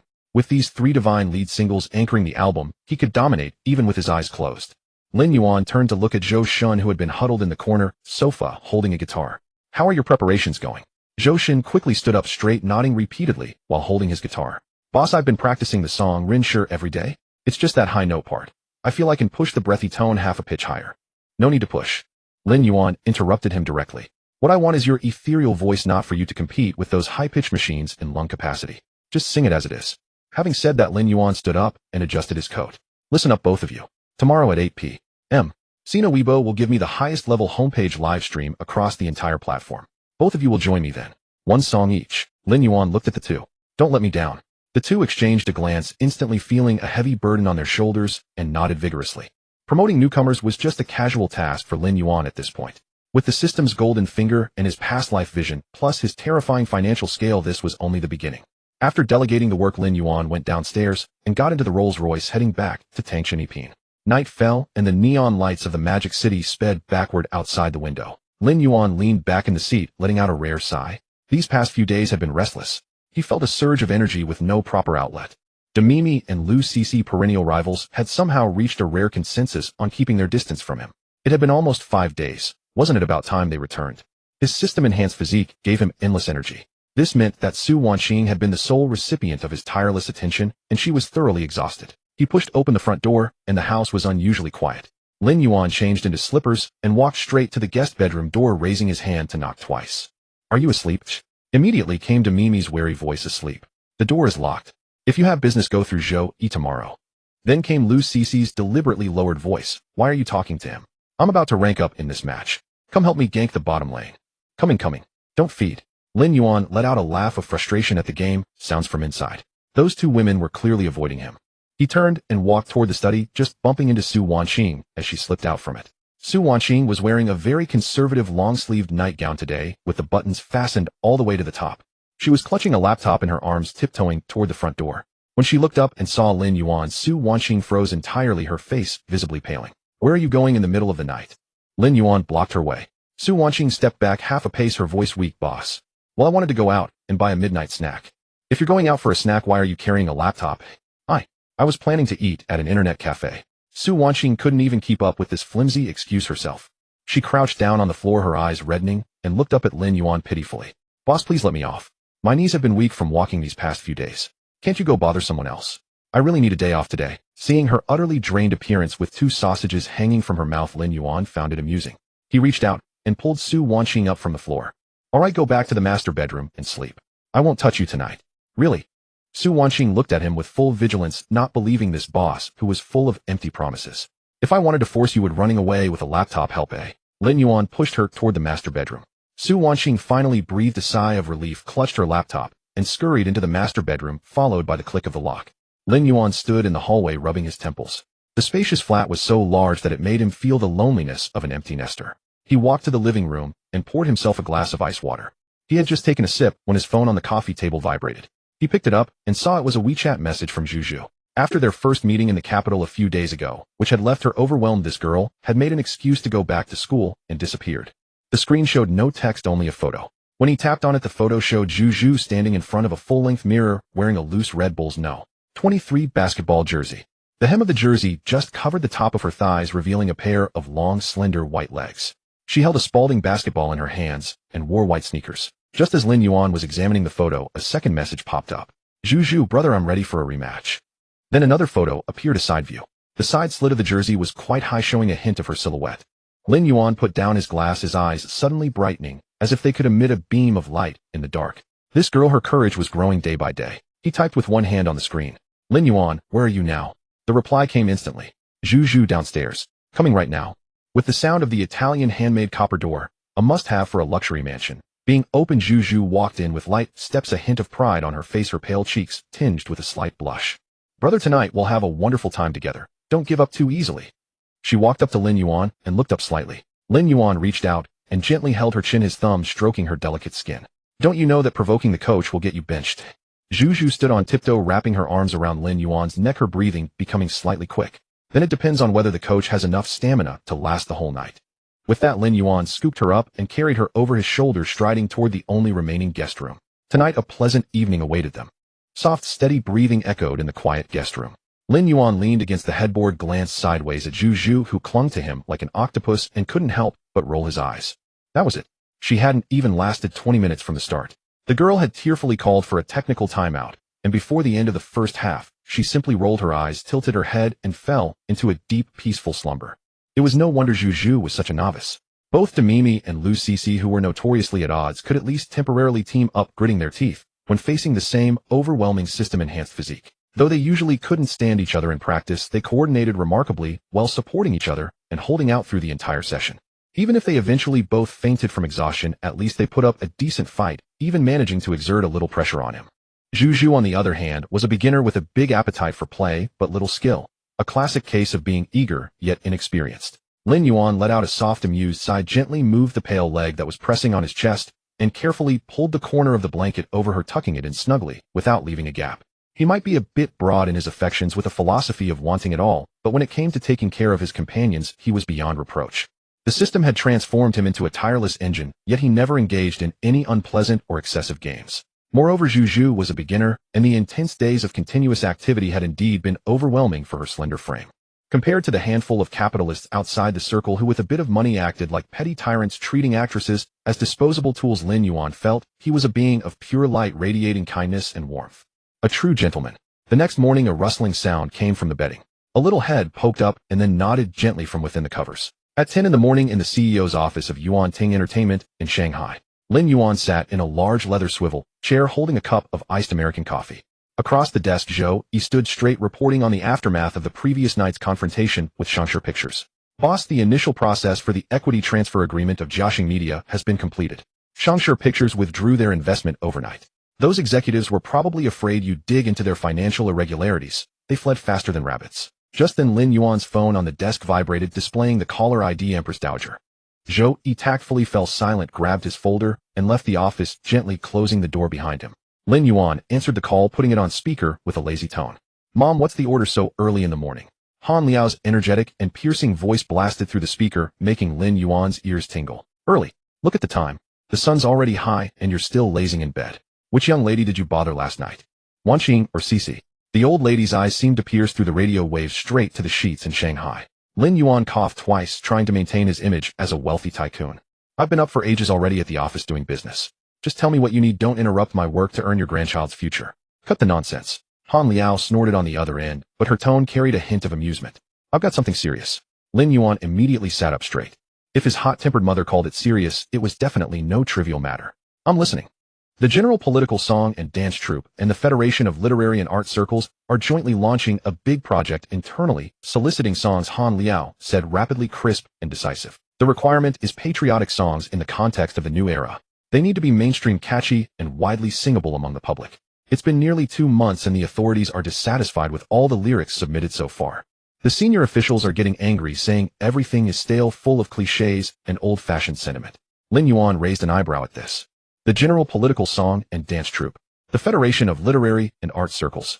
This was top-tier official recognition. In a world where the entertainment industry was heavily monopolized by capital, official endorsement was the strongest shield. Han Liao continued, yesterday, I played mahjong with old lady Wang from the Federation, and she complained all afternoon. I casually mentioned that you're into music, and that your album sold quite well. And then, Lin Yuan sensed a bad premonition. Then I've already boasted. I said my son has always been sharp and writing songs is a piece of cake for him. You need to produce one quickly in the next couple of days. It must be high quality. Don't embarrass me in front of those old folks. Lin Yuan's mouth twitched twice. Mother, you're a master at setting me up. She's treating me like a workhorse. However, his mind worked fast. The Federation and the troupe jointly soliciting. This was a golden opportunity. Such official channels couldn't be opened with money. It required pure talent and background. He had the background, and with an outstanding work, he could enter the inner circle. If he could gain recognition from these senior officials with a mainstream patriotic hit, he would essentially have a free pass. Then with Yuan Ting Entertainment, he could stride confidently through the industry, and no one would dare oppose him.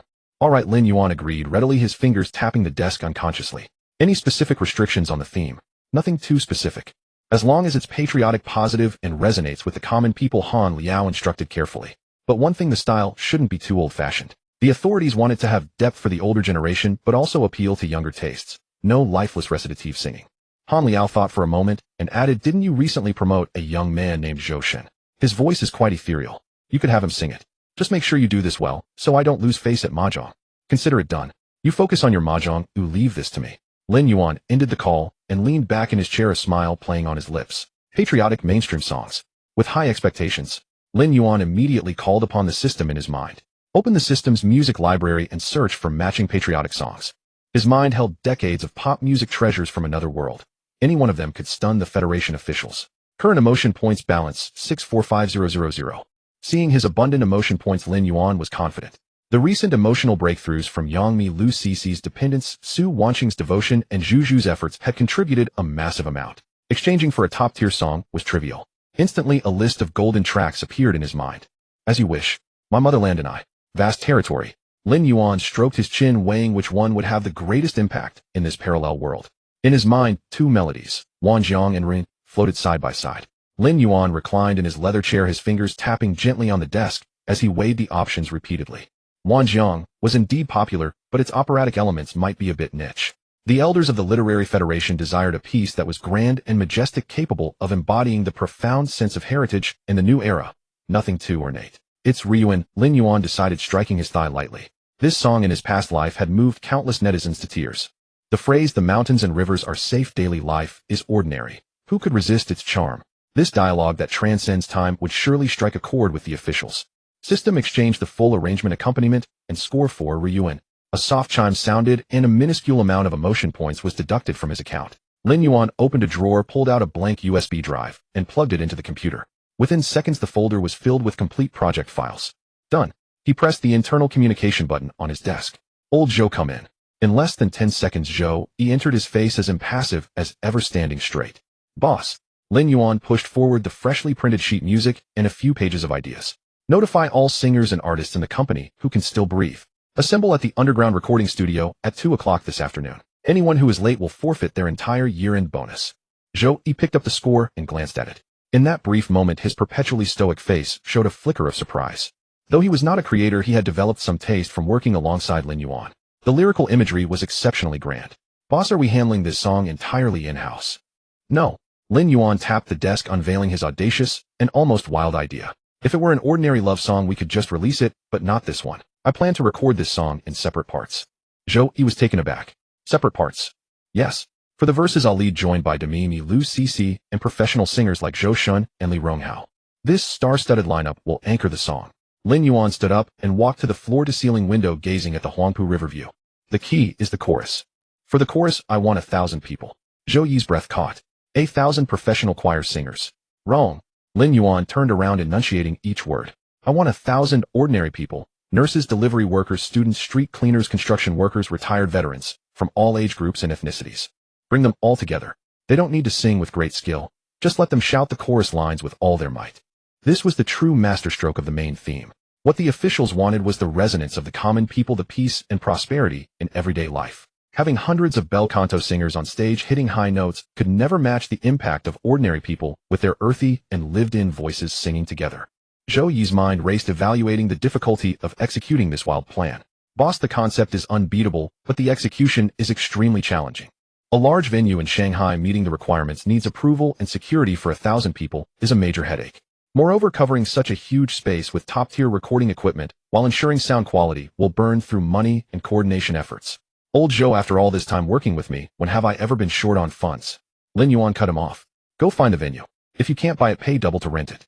For the approvals, get in touch with the Li family or Uncle Wang. As for the equipment, bring in the best recording gear available in Asia. As for recruiting those 1,000 people, that's even easier. Lin Yuan grinned. I'll post a recruitment notice on my Weibo account with tens of millions of followers. Use my name. Tell them travel, meals, and accommodation are all covered, plus a compensation of 2,000 yuan per person. I refuse to believe we can't gather enough. Zhou wasted no more words. He tucked the folders under his arm. Understood. I'll get on it immediately. The recording venue for the afternoon has already been cleared downstairs. With that, he turned and strode out of the office. Lin Yuan took out his phone and summoned his close companions. His mother's assignment was truly pressing, so he needed to set the framework for the verses first. At 1:50 p.m. in the underground second floor of Yuan Ting Entertainment, the top-tier temperature-controlled recording studio. The entire floor was completely sealed off. Not even a fly could get in. Li Ronghao and Zhou Shun had arrived early and were quietly discussing something in a corner. The moment they saw Lin Yuan, they immediately stood upright. Boss. Lin Yuan nodded and casually tossed a stack of printed scores onto the console. Go read the lyrics. Take 10 minutes. Zhou Shun took the sheets with both hands. After just a few lines, his eyes widened in astonishment. This lyric. It's too grand. Li Ronghao leaned in for a look, his small eyes narrowing in awe. The mountains and rivers are safe daily life is ordinary. My goodness, the lyrics are incredible. The two of them, still reeling from the 3 divine songs Lin Yuan had casually tossed out the day before, were now confronted with a work of such weight. Their admiration for him soared to new heights. Emotion points quietly increased in the background. 10 minutes later, the heavy soundproof door of the recording studio swung open. Demi, wearing large black sunglasses and flat shoes, walked in. Her gait was slightly awkward, as if her legs were not entirely under control. Lu Cc followed, dressed in a loose tracksuit with a baseball cap pulled low. The two women ignored each other completely, an awkward tension hanging in the air. Demimi stepped up to the console, removed her sunglasses, and cast a sharp glance at Lin Yuan. Lin, big boss, you can't be squeezing your workforce like this. What major project is so urgent that it has to be done today? I just settled things at Jiaxing, and there's a mountain of mess waiting for me. Lin Yuan didn't reply, he simply handed her 2 copies of the score. Take a look. Demimi took them with suspicion. Lu Cixi also moved closer. After only a brief look, their expressions changed. Demimi, a child star who had navigated the entertainment industry for years, had an acute sense of market trends, especially for patriotic themes. You're releasing a patriotic single. Demimi looked up, incredulous. It's a submission for the General Political Department's Song and Dance Troupe and the Literary Federation's internal call. Lin Yuan leaned against the mixing console, his tone as casual as if he were discussing lunch. My mother casually took it on while playing mahjong. She asked me to produce a piece that would satisfy those old folks. The information in this sentence was staggering. Demimi and Lu Cixi gasped. The Literary Federation. The General Political Department. This was the kind of connection every capital player in the industry dreamed of. How deep were Lin Yuan's connections that his mother could casually bring back such a top-tier official task while playing mahjong? So I called you here today. Lin Yuan pointed toward the recording booth. To share the biggest piece of the cake. Once this song is approved, it will be your golden shield in the entertainment industry. Anyone who dares to cross you will have the higher-ups to answer to. Demimi unconsciously tightened her grip on the score. She fully understood the value of this song. With this shield, Jiaxing would no longer need to worry about the Zhao family or the Li family. This man. First he spent $1 billion to fill her pit, and now he put this top-tier political resource into her hands. From Yang Mi, ultimate sense of security, 3,000. From Lu Cixi, admiration, 2,500. The system's background numbers surged wildly. Demimi bit her lower lip, her gaze softening entirely. The lingering resentment of the past few days vanished.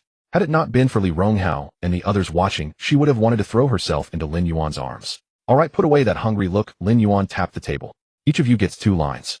Li Ronghao, you set the key. Cixi and Yang Mi, don't push for high notes. Just sing with the purest, most heartfelt tone. Just as Lin Yuan was assigning roles and preparing for the first round of recording, the studio door was abruptly pushed open. Zhou Yi strode in quickly, his usually composed face now showing clear signs of agitation. Boss. He hurried over to Lin Yuan and lowered his voice. The 1,000-person recording recruitment notice you posted on Weibo has caused an uproar. Lin Yuan raised an eyebrow. What? No one signed up. Given his current popularity and fan base, that seemed unlikely. It's not that no one signed up. Zhou Yi swallowed hard and handed the tablet to Lin Yuan. It's that there are too many people. Lin Yuan took the tablet and glanced down. The screen displayed the back-end data monitoring interface of Weibo. The red traffic curve had soared into a nearly vertical rocket, piercing straight into the clouds. Barely half an hour had passed since he posted the 1,000-person chorus recruitment order on the official account, and the likes on this post had already exceeded 3 million, while the shares and comments were utterly unreadable, the numbers tumbling dizzyingly. Even more absurdly, the top 5 trending topics on Weibo were all occupied by Lin Yuan. Lin Yuan's mysterious new song recording. 1,000-person chorus recruitment. Paid fandom with travel expenses. Boss, just 10 minutes ago Sina's servers crashed for 5 minutes. Now the registration channel is overwhelmed by fans, and all sorts of cheating programs and ticket-snatching software have been deployed. Zhou Yi's usually impassive face showed a rare hint of numbness. It's not just locals in Shanghai who fans from Xinjiang and Zizing are booking flights claiming they can be extras. Lin Yuan was also speechless. He knew his influence was strong, but he never expected the netizens to be this fanatical. Recording a song on stage with a star, all expenses paid plus a salary. This temptation was indeed a nuclear-level allure for ordinary people. Sina's server is as fragile as paper. Lin Yuan tossed the tablet back to Zhou Yi, shifting the blame without a hint of guilt.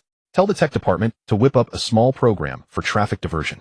You personally oversee the recruitment. It must strictly follow my instructions. Lin Yuan raised a finger and tapped the table.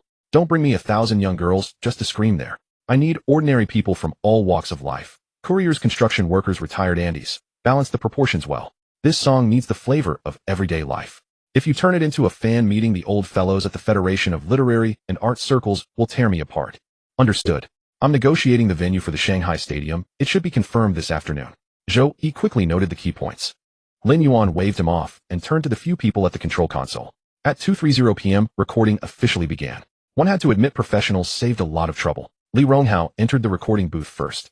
He didn't need to sing complex parts, just to anchor the bass line of the whole song. The guy closed his small eyes, put on headphones, found his groove, and delivered a perfect accompaniment-level vocal in 2 takes. Then came Zhou Shun. Lin Yuan watched the slender young singer through the glass and pushed up the microphone fader. Don't be nervous. Just use your most natural voice and sing that line, and I will love the world you loved, with a bit more breath. Zhou Shun nodded, took a deep breath. When that ethereal, utterly pure voice rang through the monitor's speakers, the entire control room fell silent instantly. It was a crystalline clarity with immense penetrating power, instantly elevating the quality of the track. Perfect, keep that take. Next, Lin Yuan snapped his fingers in satisfaction. Then came an unexpected turn. Lu Cece went first. Though her primary profession was acting, she had been packaged by Capitol to release singles in recent years. Moreover, this girl had solid breath support and steady airflow. Lin Yuan assigned her lines, leaning toward tender, whispered narration. After she found the right emotion, she passed in 4 takes. That cool, detached tone earned Lin Yuan's frequent nods of approval. Yangmi, watching from the side, felt a surge of jealousy. Seeing Lu Cece come out with a smug look and a raised chin, the top female celebrity in the domestic entertainment industry gritted her teeth and pushed open the heavy soundproof door to enter. Lin Yuan sat at the console, arms crossed, observing Yangmi through the glass as she put on the large headphones with a determined expression. He couldn't help but start teasing inwardly. Goodness, what's with that look? I gave you a 3-hour vocal masterclass last night, and you performed beautifully, hitting every note with ease. Now standing in front of the microphone, your legs are shaking. Ready? Here comes the backing track. Lin Yuan pressed the talkback button. Yangmi gave an okay sign to the microphone. The intro played. She took a deep breath, closed her eyes, and opened her mouth with full emotion. The land remained safe and sound. Just 4 words. In the control room, Li Ronghao nearly spilled his coffee all over his lap. Zhou Shen flinched and instinctively covered his ears. Lin Yuan's head buzzed, feeling as if his eardrums had been scraped by a sharp piece of metal. If Lu Cece's singing was a whisper, then Yang Mi's 4 words conveyed a desolate sense of the land shattered and the nation lost. Especially the word sound. It twisted at least 18 times, cracked in the end, and derailed straight to the outer ring. Lu Cece was stunned for 2 seconds, then collapsed onto the sofa, shaking with laughter, almost gasping for air. Miss Yang, Lin Yuan said expressionlessly, pushing down the volume fader and speaking into the microphone.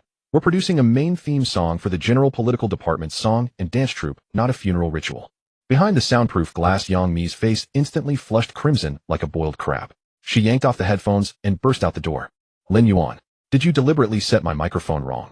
Embarrassed and annoyed, she lunged at him as if to bite. Lin Yuan held her head with one hand, letting her flail harmlessly. Don't blame the equipment. $1 million setup can't cure your innate tone deafness. Tell me which of those notes was in key. I just wasn't warmed up. Yang Mi retorted, turning to glare at Lu Cece, who was still laughing. What are you laughing at? Your singing was so faint, like a ghost. Oh, a ghost is still better than a duck's quack.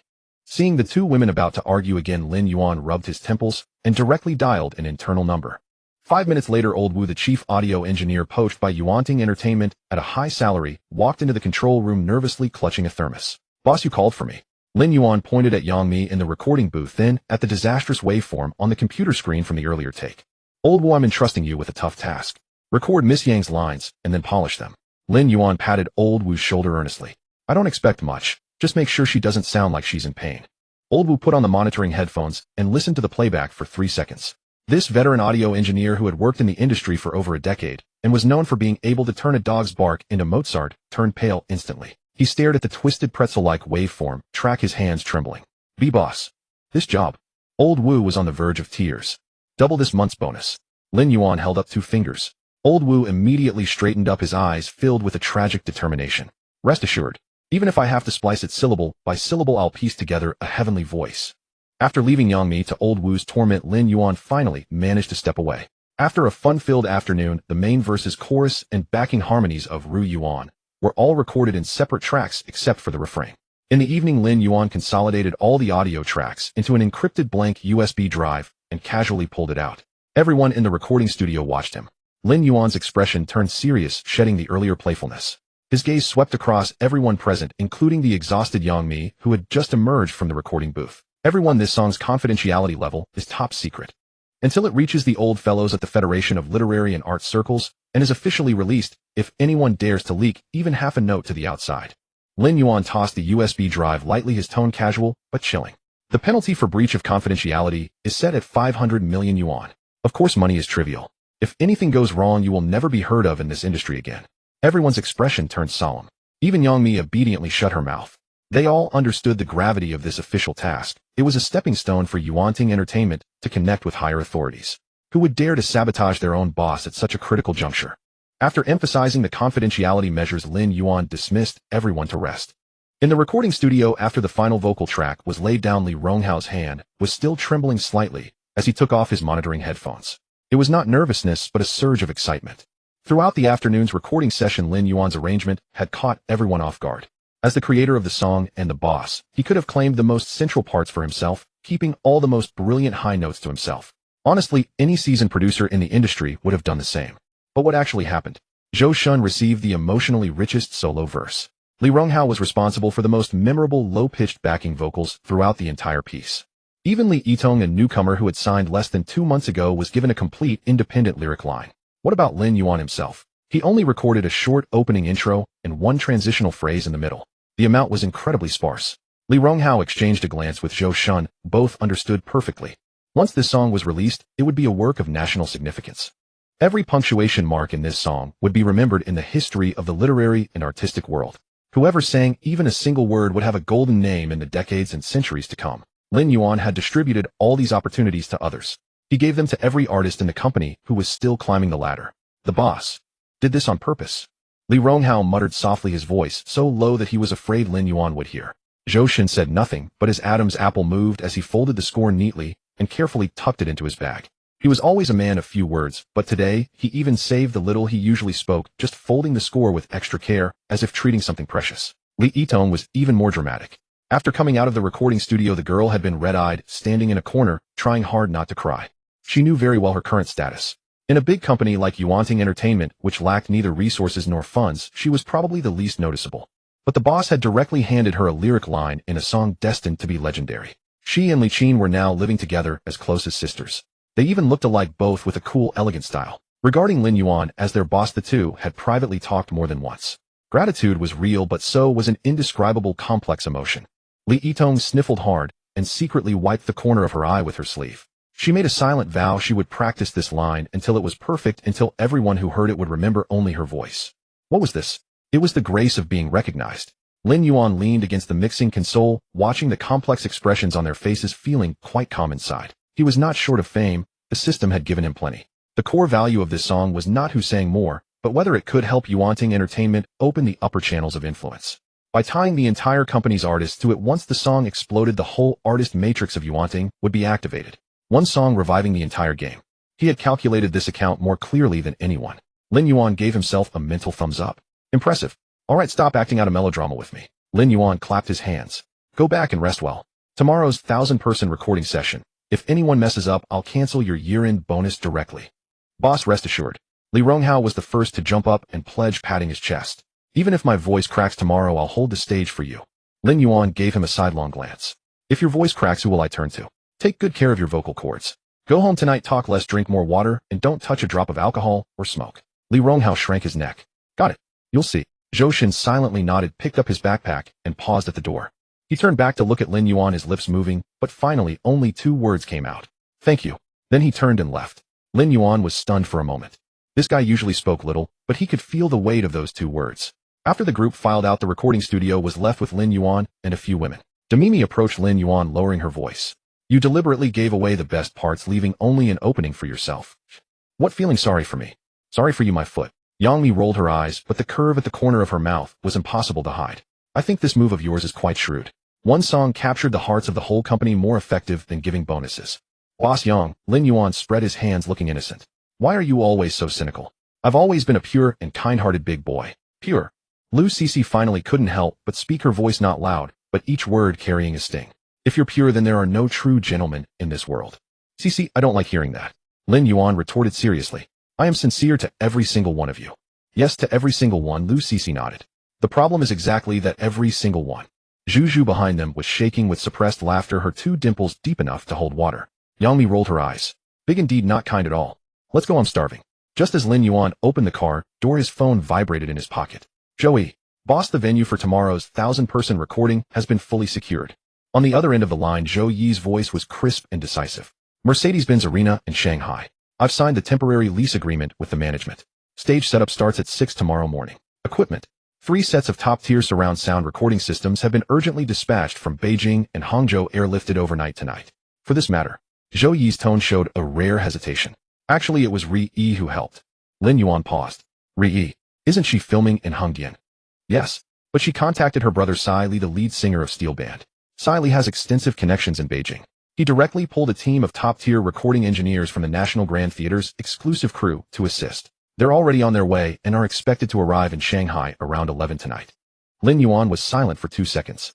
That girl. He hung up Zhou Yi's call and dialed Ri directly. It rang twice before she answered. Hello.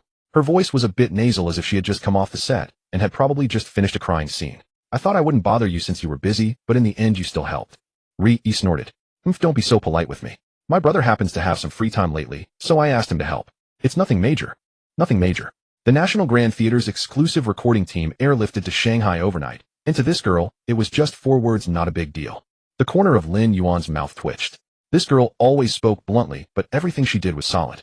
On the surface she pushed you away, but underneath she was willing to give you everything she had. Alright, I appreciate it.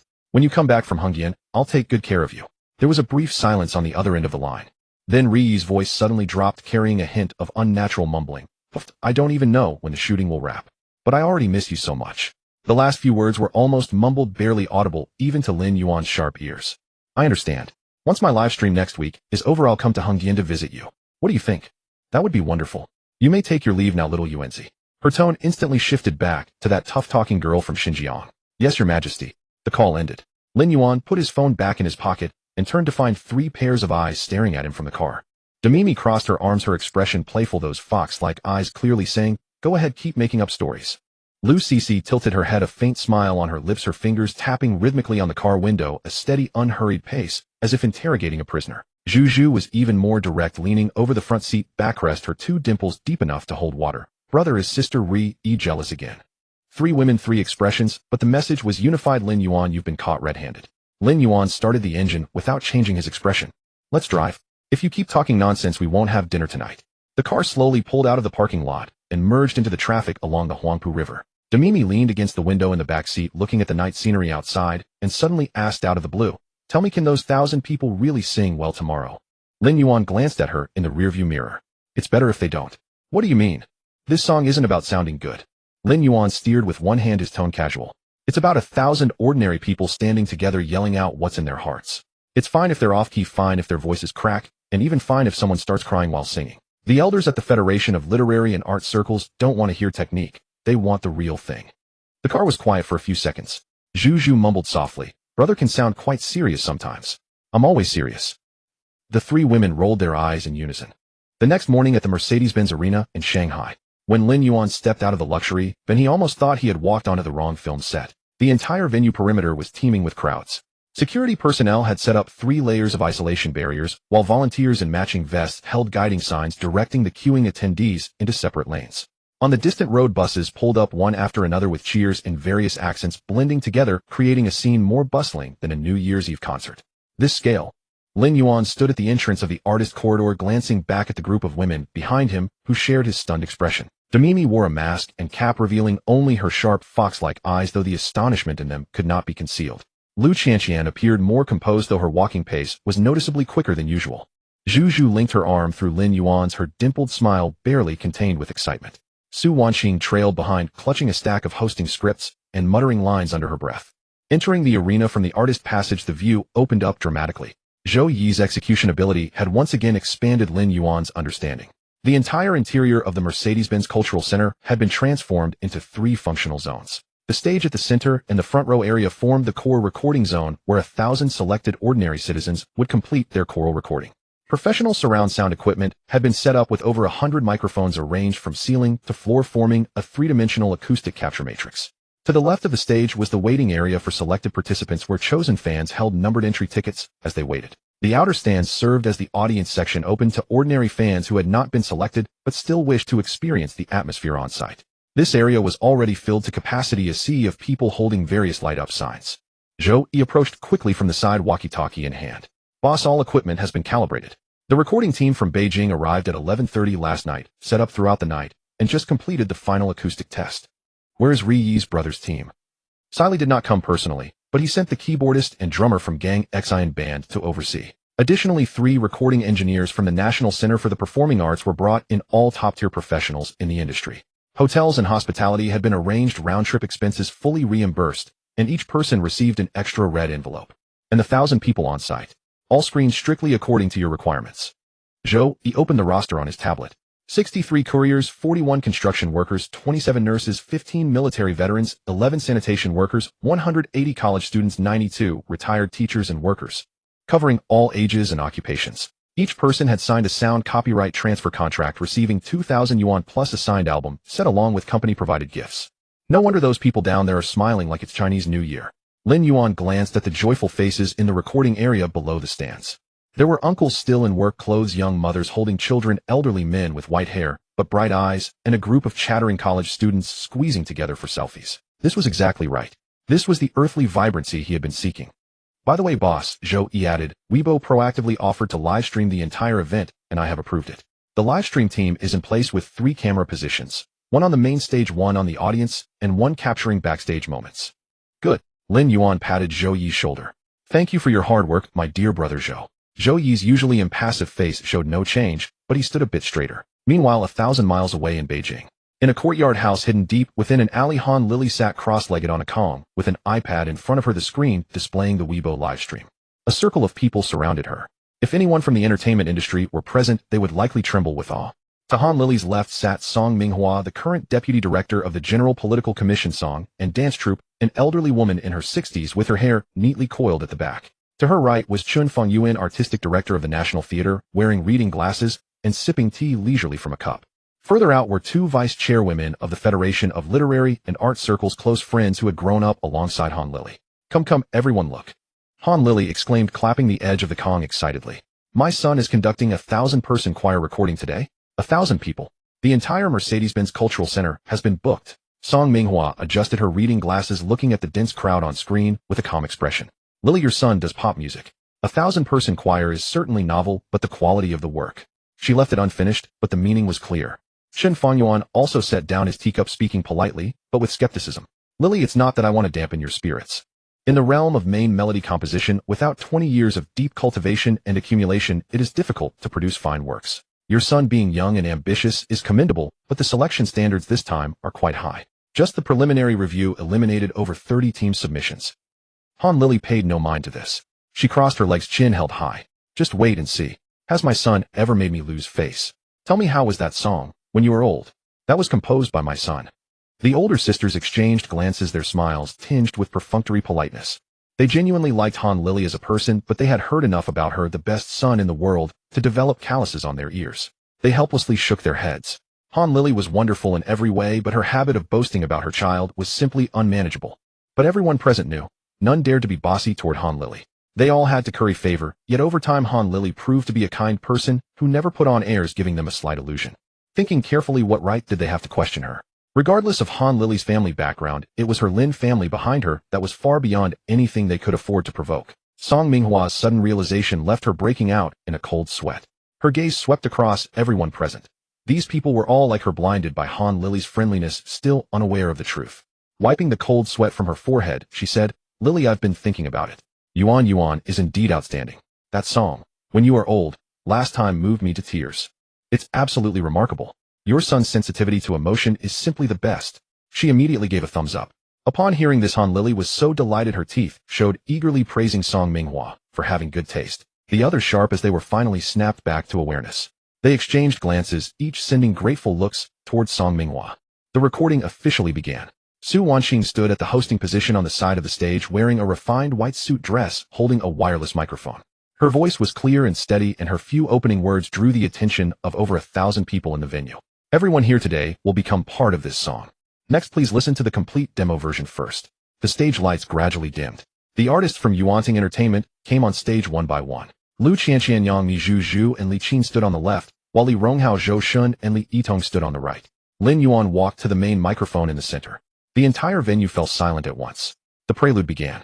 When the piano's first note fell, a young mother holding her child in the recording area instinctively drew the little one closer.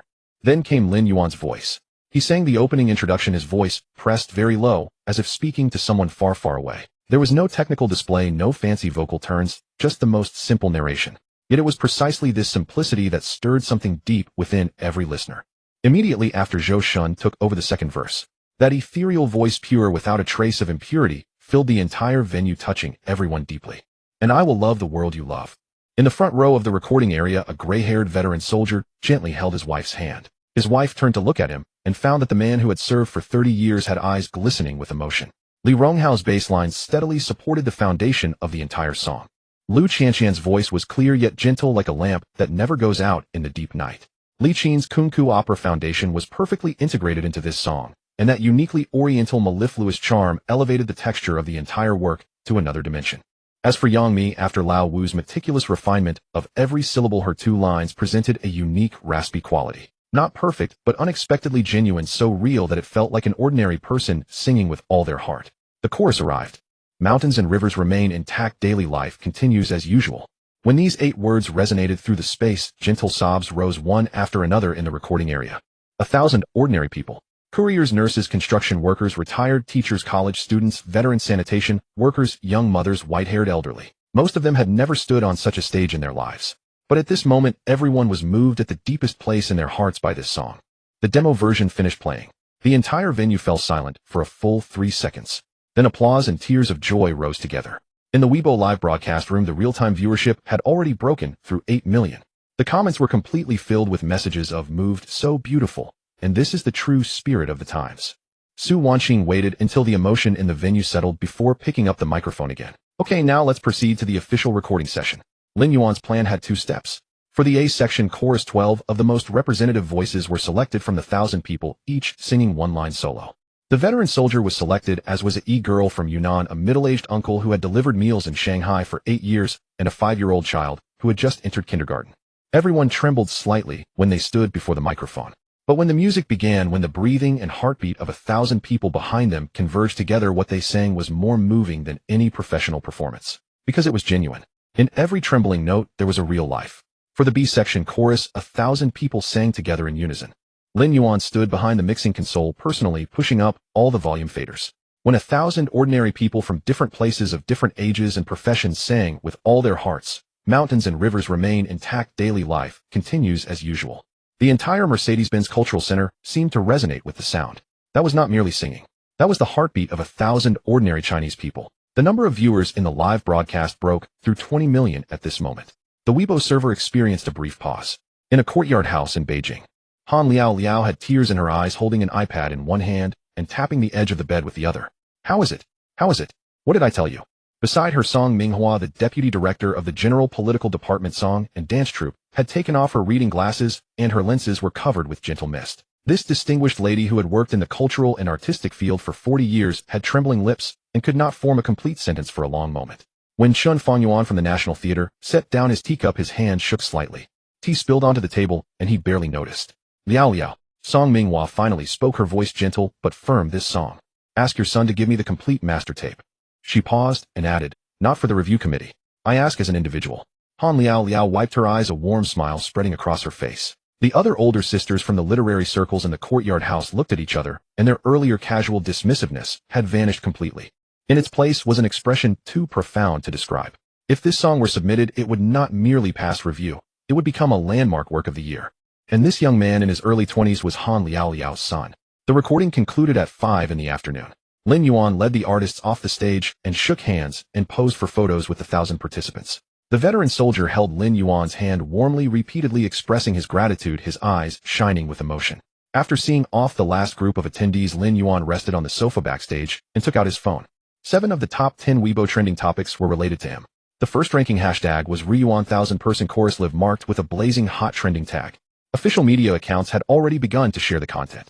People's Daily Xinhua News Agency and CCTV News, 3 major outlets, successively released related content within 20 minutes with nearly identical captions, using the most ordinary voices singing the most extraordinary song. This was equivalent to official recognition.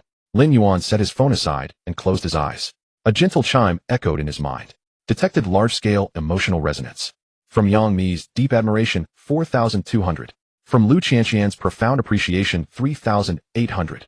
From Li Qin's unwavering respect, 5,000. From Zhu Zhu's heartfelt affinity, 3,600. From Su Wanqing's soul resonance, 4,100. Hidden reward triggered national-level influence, beginner tier unlocked. Reward content loading. Lin Yuan had not yet time to review the reward details when his phone in his pocket vibrated once more. He picked it up and saw an unfamiliar Beijing number. He answered. On the other end of the line, a middle-aged man's voice spoke, courteous, yet carrying an unmistakable eagerness. "May I ask if this is Mr. Lin Yuan? I am Wang Jiangwo, a producer at CCTV Variety Channel. Regarding your song Ru Yuan, the station would like to discuss a collaboration with you. This year's Spring Festival Gala requires a closing piece." As Lin Yuan hung up the phone, his fingers were numb. Spring Festival Gala. The finale piece. Having navigated the entertainment industry for so long, he understood the weight of those 5 words too well. Let alone the finale. Even just singing a medley on the Spring Festival Gala was something countless artists could only dream of their entire lives. But he had no time to dwell on that now, because the notification bar on his phone screen was exploding. He had sent 6 voice messages, each one maxed out at 60 seconds. Lin Yuan opened the first one. The man who usually had a perpetually icy expression actually carried a faint, barely perceptible tremor in his voice. No, not barely perceptible. It was unmistakable excitement. Boss, all the official media have reposted. People's Daily Xinhua News Agency, CCTV News. All 3 major accounts posted within 20 minutes. The official account of the Ministry of Culture and Tourism also reposted just now with the caption, "This is what the new era's art and literature should look like." The top 10 trending topics on Weibo included 7 of ours. The number 1 Ryuan 1,000-person chorus live had already surpassed 1.2 billion reads. Just received the notice. Ryuan has been officially selected for this year's 75th National Day tribute song list. The approval from the Federation of Literary and Art Circles has been completed. It's a special approval, even skipping the preliminary review. Lin Yuan tossed his phone onto the sofa, sinking deep into the backrest. Special approval. Skipping the preliminary review. What did that mean? It meant that from today onward, Yuan Ting Entertainment had gained a hat that others couldn't buy even with 10 years of effort. The name of this hat was Untouchable. Ding. The system notification sound rang in his mind again. National level influence preliminary effect activated. The host's positive public image will receive official endorsement bonus. Negative public opinion suppression rate 60. A business cooperation trust 40. Lin Yuan glanced at it and didn't pay much attention. This thing was essentially a passive buff, an icing on the cake. What truly concerned him was something else. He pulled out his phone and opened Weibo. On the trending list, besides Ryuan 1,000-person chorus live, ranking first, the 3rd was Zhou Shun Divine Voice, the 5th was Li Ronghao New Album, and the 8th was Li Yitong Traditional Chinese Style. All were from Yuan Ting Entertainment. A slight smirk tugged at the corner of Lin Yuan's mouth. The plan was working. He had allocated the most brilliant parts of this song to his artists, aiming to leverage this overwhelming wave of traffic to lift the entire company's standing. Now the effect was even better than anticipated. Zhou Shun's Weibo follower count was visibly jumping upward. Lin Yuan refreshed the page. 40 minutes ago, it was 1.2 million, now it was 1.87 million. Li Ronghao's was even more dramatic, surging from 900 to 1.6 million. The comments section was flooded with "Please release a new album," and begging for the full version. Boss. Zhu had somehow come over, leaning her whole body on the sofa backrest, her hands on his shoulders, her head poking down from above her dimples, nearly stretching to her ears. Look at the comments. So many people are saying you're the greatest musician of this era. Greatest? Lin Yuan rolled his eyes. I'm only 23. How would that make the veteran artists who've worked their whole lives feel? But that's what they said. Zhu shoved her phone in front of his face. On the screen was a hot post in the Weibo super topic with the title clearly reading, "A review of all Lin Yuan's works since his debut." Every single one was self-composed. May I ask who else in the Chinese music scene can claim the same? The comments section below the post was already buzzing with lively discussion. The most upvoted comment: "Honestly, as a fellow singer-songwriter, I really want to ask, what is Hua Qingyu's representative work?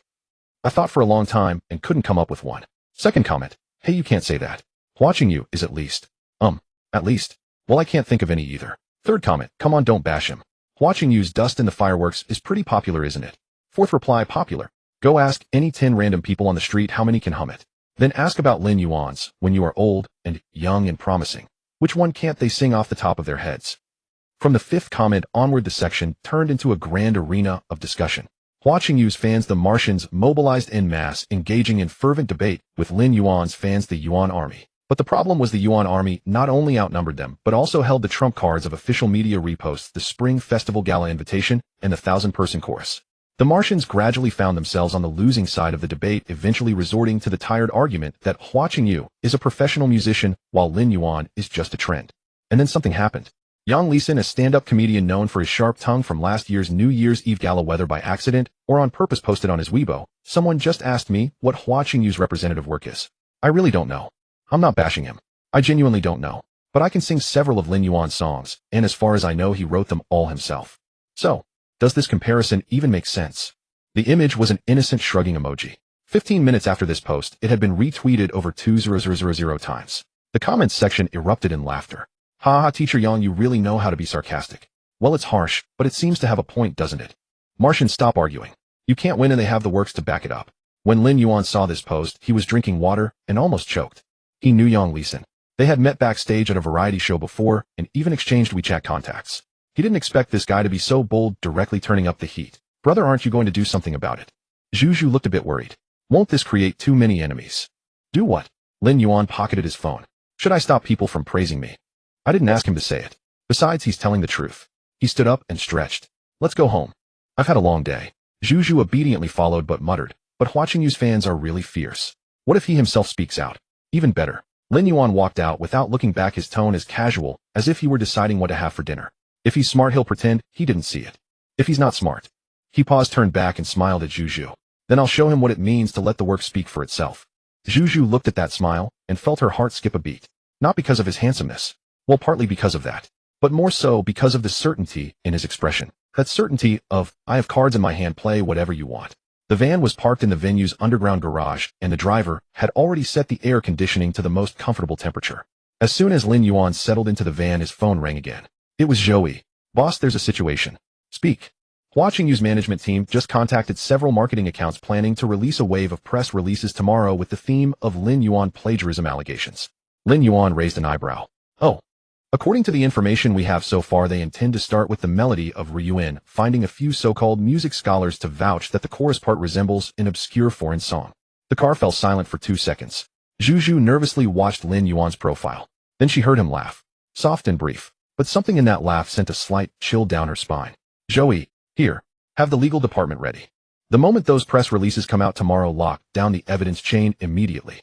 And then, Lin Yuan leaned back in his seat, closing his eyes. A song selected for the National Day tribute, a song stamped by official media, and they say it's plagiarism. He paused. Then let them talk. I'll see whose authority is stronger, their mouths or the Federation's seal. The call ended. The van drove out of the underground garage, merging into the evening traffic of the Magic City. Zhu stole a glance at Lin Yuan's closed eyes and his profile, swallowing the words she wanted to say. Live broadcast day. In the rehearsal hall on the 3rd floor of Yuan Ting Entertainment, a grand piano and 2 guitars had already been tuned. Lin Yuan leaned against the piano, casually pressing a few chords, then turned to look at Zhou Shun and Li Ronghao. Tonight at 8 o'clock, the live stream will be featured on Weibo's homepage at the highest recommendation tier. Are you too nervous? Zhou Shun shook his head, and Li Ronghao did the same. Then both men swallowed almost simultaneously. Lin Yuan chuckled. All right, I can tell.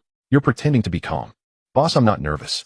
Li Ronghao rubbed his hands together. It's just that my palms are sweating. That's called excitement, Lin Yuan said, standing up and patting his shoulder. Remember, tonight you two each perform one song, and I'll handle the opening and closing. Just sing as if you're in the recording studio performing for me. Zhou Shun nodded, and Li Ronghao nodded too. This time neither of them swallowed. After the rehearsal ended, Lin Yuan returned to his office. He was already waiting there, holding a tablet with an expression 3 degrees colder than usual, which usually meant someone was in trouble. Boss, here's the situation summary. Go ahead. 3 points. First, Weibo's technical team has finished coordinating with us. The keyword filtering system for livestream comments is now managed by our own staff, with no objections from Weibo's side. Lin Yuan nodded. This was his bottom line.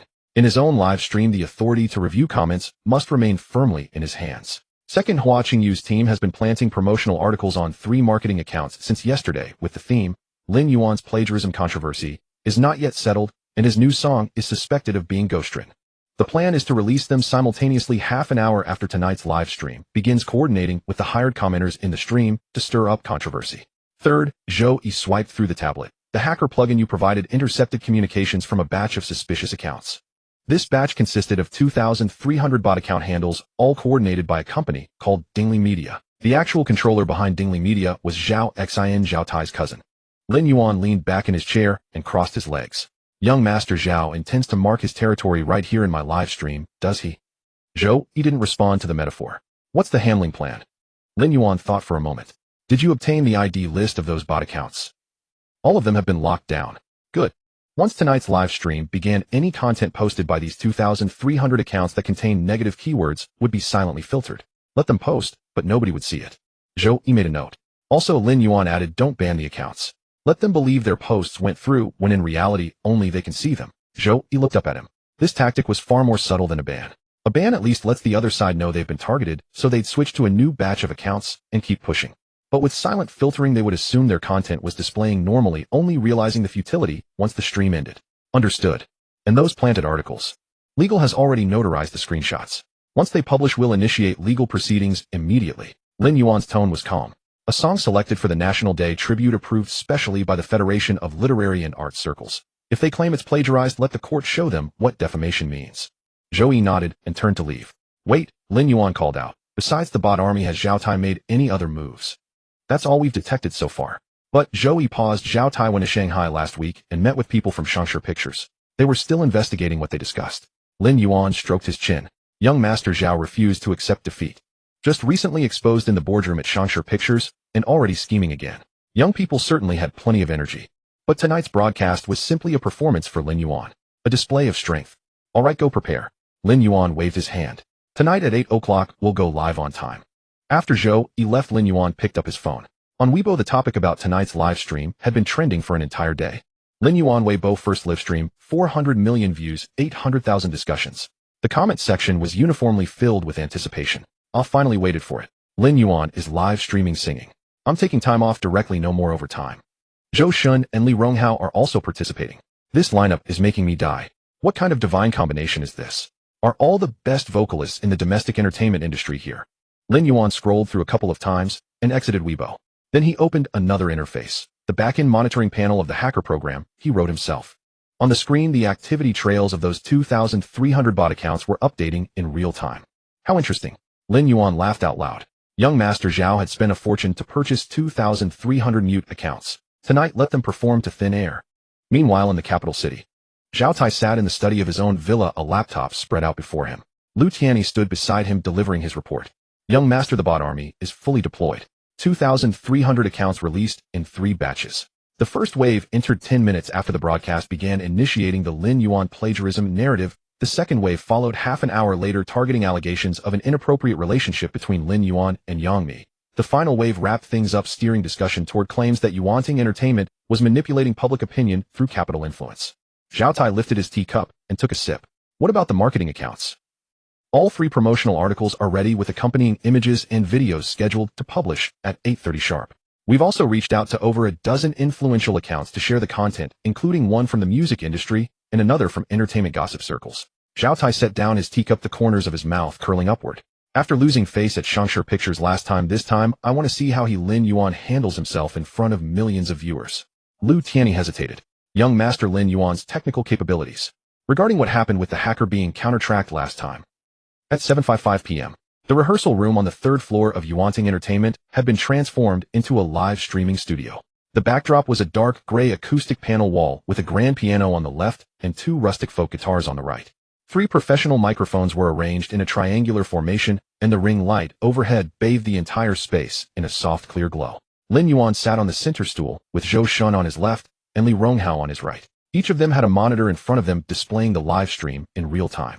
Boss, 30 seconds until we go live, a staff member announced from off-camera, raising a hand. Lin Yuan gave the camera an OK sign. Zhou Shun took a deep breath. Li Ronghao wiped his hands on his pants. 5, 4, 3, 2, the screen lit up. The live stream's viewer count began to climb from 0. 1 second, 100,000. 3 seconds, 300,000. 5 seconds, 700,000. 10 seconds. The viewer count surpassed 1 million, and the Damaku instantly became a white waterfall impossible to read. Weibo's technical team scrambled to expand capacity in the background as server load skyrocketed to 92. Lin Yuan glanced at the monitor with its wildly jumping numbers, paused for a moment, then smiled. Wow, this many people. He leaned toward the microphone, his voice leisurely. Good evening, everyone. I'm Lin Yuan. I thought there would be just a few thousand people, and I was planning to take song requests one by one. But now, he pointed at the Damaku area, which had become a solid white blur. Forget it, I can't read a single word. So no song requests. I'll just sing. The Damaku went wild. Though the content was illegible, the scrolling speed suggested it was mostly a chorus of AA. Lin Yuan turned to look at Li Ronghao. Ready.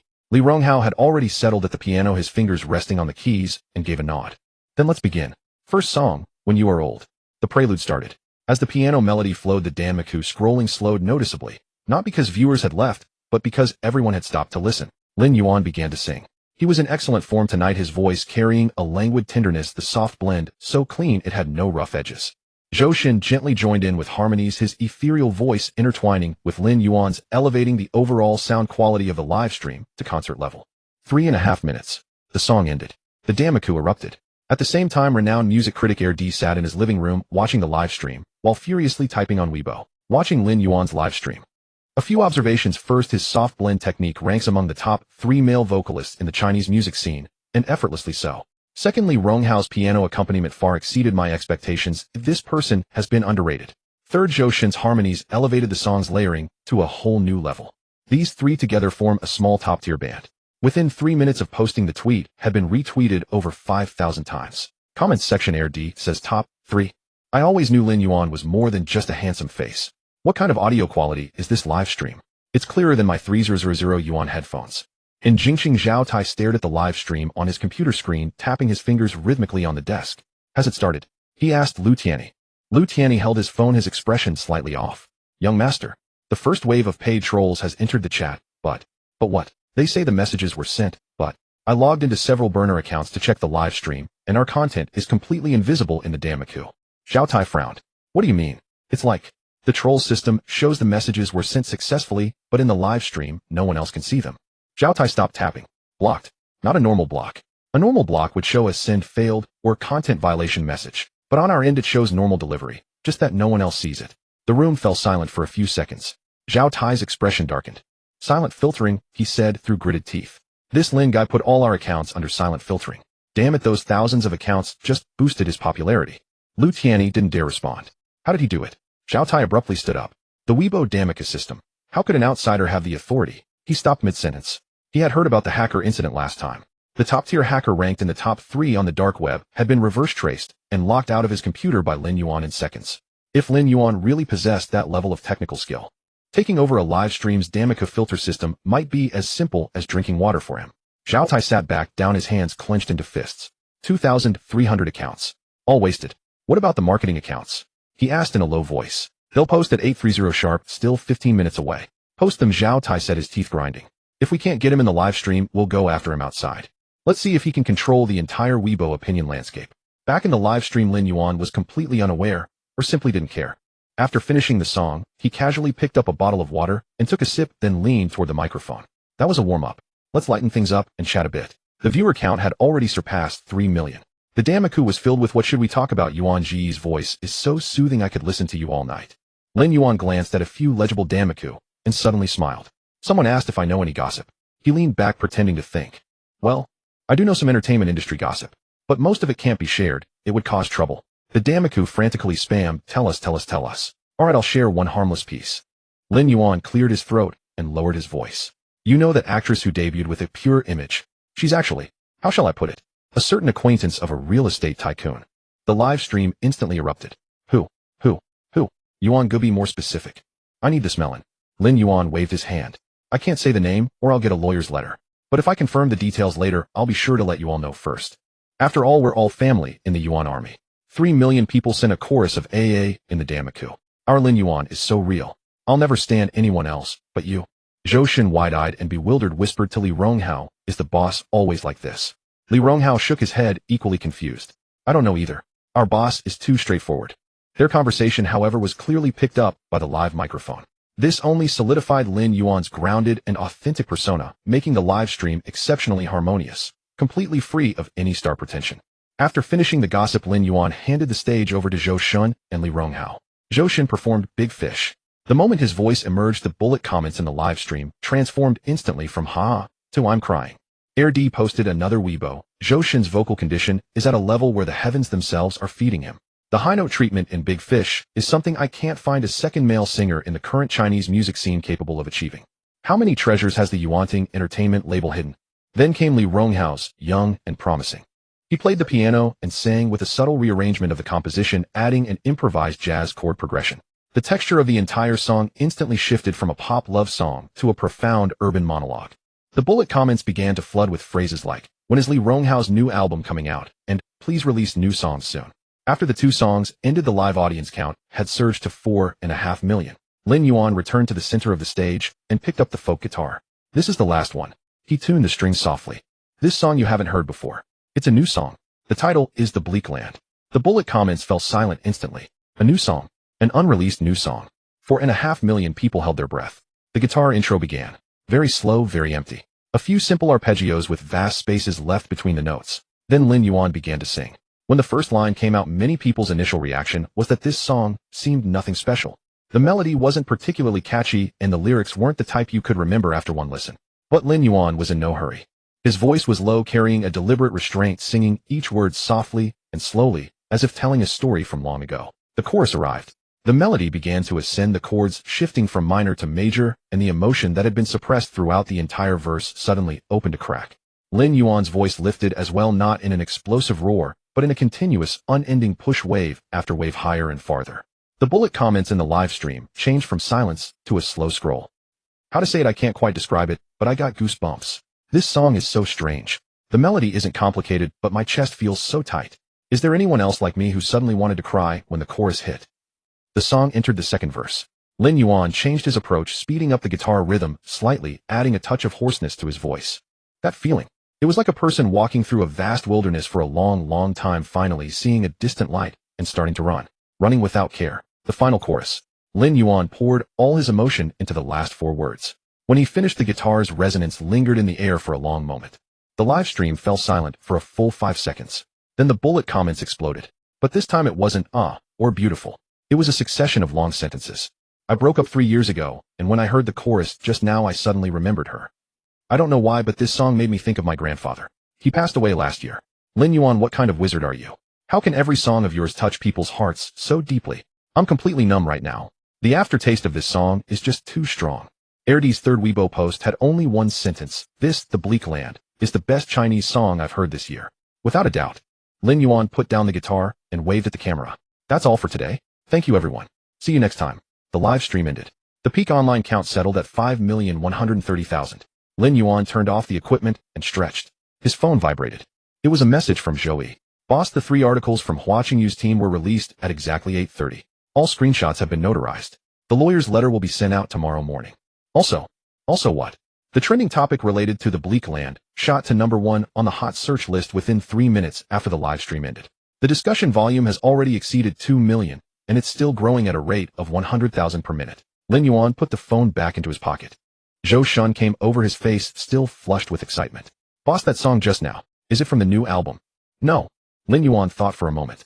I plan to release this song separately. After the aftertaste has had time to ferment. Lin Yuan smiled. Zhou Shun pouted. His boss's talent was simply incredible. When it came to singing, Zhou Shun was second to none, but in terms of songwriting ability, it was hard to compare. The power of this song wasn't in the present moment. It would be in the morning. It would be for those who thought it was just okay tonight, but were pulled from their dreams by the melody at 3 in the morning. When they searched the entire internet, but couldn't find a full version and had to loop the live stream recording over and over. When they found that the song had taken up residence in their minds and couldn't be driven away, then he would release it. Sure enough, at 2 in the morning, the first related post appeared on Weibo. Help. I woke up halfway through my sleep just now, and my mind is full of the chorus melody of the Bleak Land. I can't stop it. At 3 o'clock, similar posts had turned into dozens. At 400s. At 5, the hashtag the Bleak Land aftertaste too strong surged to 3rd place on the hot search list. At 6, Lin Yuan's Weibo comment section was overwhelmed, all with the same 4 words, please release the full version. Lin Yuan turned over, placing his phone face down on the bedside table. In the deep of night, professional music critic D quietly posted a long Weibo article analyzing the Bleak Land with the most professional tone. The artistic charm lies in how it uses desolate and vast imagery to wrap a burning and steadfast emotional core. It blurs the boundaries of time and space, creating an auditory experience that is both unfamiliar and familiar, allowing everyone who has a place beyond reach in their heart to find deep resonance. In the end, you will discover that this bleak land is not far away. It lies in the journey we take time and again. Beside him, Zhu squirmed drowsily, hooking one leg over Lin Yuan's waist and clutching the hem of his t-shirt with one hand, curling up into a ball and burrowing into his arms. Brother, what time is it? Her voice was sticky, carrying a nasal tone of sleep. Lin Yuan looked down. This girl really had a messy sleeping posture. The blanket had long been kicked to the foot of the bed, her long hair scattered across the pillow, and the crease marks from the pillow were still imprinted on her cheek. Her 2 dimples appeared faintly as she frowned in her sleep. Her lips, slightly pouted, and traces of drool were vaguely visible. The granddaughter of a founding general of the nation, a socialite of the Beijing circle, the dignified and proper Miss Zhu of the Zhu family. If she were photographed like this now, her fans would probably have a collective disillusionment. Lin Yuan used his free hand to gently push her head aside. 6 o'clock. Sleep. Zhu didn't move. Instead, she gripped tighter, pressing her whole body against him, mumbling vaguely, "No. You're going to run away again. Last time too. When I woke up, you were gone." Her voice grew softer at the end, trailing off into a long, thin note, clearly half asleep. Lin Yuan closed his eyes. Amid the system's cold jokes, he gradually drifted back to sleep.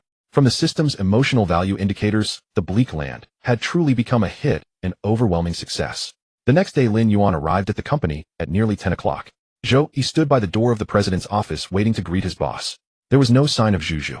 Zhou Yi calmly withdrew his gaze without asking questions. There was no particular reason. He was simply accustomed to it. I've left the trending search data for committee on your desk. The discussion volume across all platforms has already exceeded 8 million and is still climbing. Zhou Yi followed him into the office. Additionally, legal letters regarding the 3 press releases issued by Hua Qingyu's team last night have been sent. There has been no response from them yet. No rush. Let them ponder for a couple of days. Lin Yuan casually tossed his jacket onto the sofa. As soon as he sat down, his phone rang. The caller ID read Empress Dowager. Lin Yuan answered the call, but before he could speak, his mother's voice erupted from the other end. Son, that song of yours. Han Liao's voice was so powerful it could shake the receiver apart, vibrant enough to make one wonder if she had just come from a square dancing gathering. Mom, please lower your voice. I still need my ears. Do you have any idea how many calls Song Minghua made to me yesterday? 7. Han Liao spoke rapidly. She said that the 1,000-voice chorus version was played 3 times from top to bottom by her troupe, and an elderly director had tears well up in his eyes right there on the spot. Then there is also the Writers and Artists Federation. Chun Fanyuan specifically came to my place yesterday for tea, and his message was clear: when can the audio source be provided? Lin Yuan leaned back in his chair and crossed his legs. Why the rush? We are not running anywhere. You may not be worried, but I am. Han Liao's voice rose another notch. Do you have any idea how many grand claims I made in front of them? I told them that your creation needs not a single word changed, and is directly at the level suitable for the National Day Gala. If you keep dragging your feet now, where am I supposed to save face? All right. Lin Yuan quickly interrupted her. I will personally deliver it in a couple of days, okay? There was a brief silence on the other end of the phone. You are coming back. Yes, and I will stop by to visit you on the way. Han Liao's tone softened instantly. The fiery and forceful woman disappeared, replaced by a mother eagerly longing for her son's return. Then what would you like to eat? I will have Auntie prepare it in advance. Braised pork, sweet and sour pork ribs, and a squirrel-shaped mandarin fish. All you care about is eating. Han Liao complained, but the warmth in her voice was unmistakable. All right, Mom will wait for you. After hanging up, Lin Yuan tossed his phone onto the desk. Zhou Yi remained standing in place awaiting instructions. Cancel all afternoon arrangements. Where are we going? Hengdian. Zhou Yi paused slightly. Lin Yuan was already on his feet, picking up his jacket and heading toward the door. Ask Su Wanqing to drive. You stay at the company. Do not release the complete version of Comedy yet. Let anticipation build for a couple more days. If there is any movement from Hua Qingyu's side, proceed directly with legal procedures without needing my approval. Understood. At 1 in the afternoon, Lin Yuan sat in the passenger seat of Su Wanqing's understated black Maybach as it smoothly merged onto the Shanghai-Hangzhou Expressway. Su Wanqing was wearing a white shirt today, sleeves rolled up to her forearms, her hair tied back in a neat ponytail. They were approaching Hengdian World Studios. Lin Yuan knew this place intimately. Before his transmigration, he had spent 3 years working as a stunt performer here. He could find the alleys with the cheapest boxed lunches and the supply points offering the best value with his eyes closed. The car stopped outside a warehouse at the periphery of the film studio. Lin Yuan stepped out and saw a truck fully loaded with supplies: mineral water, energy drinks, snacks, sunscreen, mosquito repellent, and over a dozen boxes of seemingly premium fruit. These were ordered yesterday and arrived this morning. Su Wanqing confirmed while checking the inventory list on her phone. Let's go deliver them directly. The filming location for the production, Once We Were Young, was in the Republic-era district of Hengdian. When Lin Yuan arrived, the crew was transitioning between scenes with staff members bustling about moving equipment.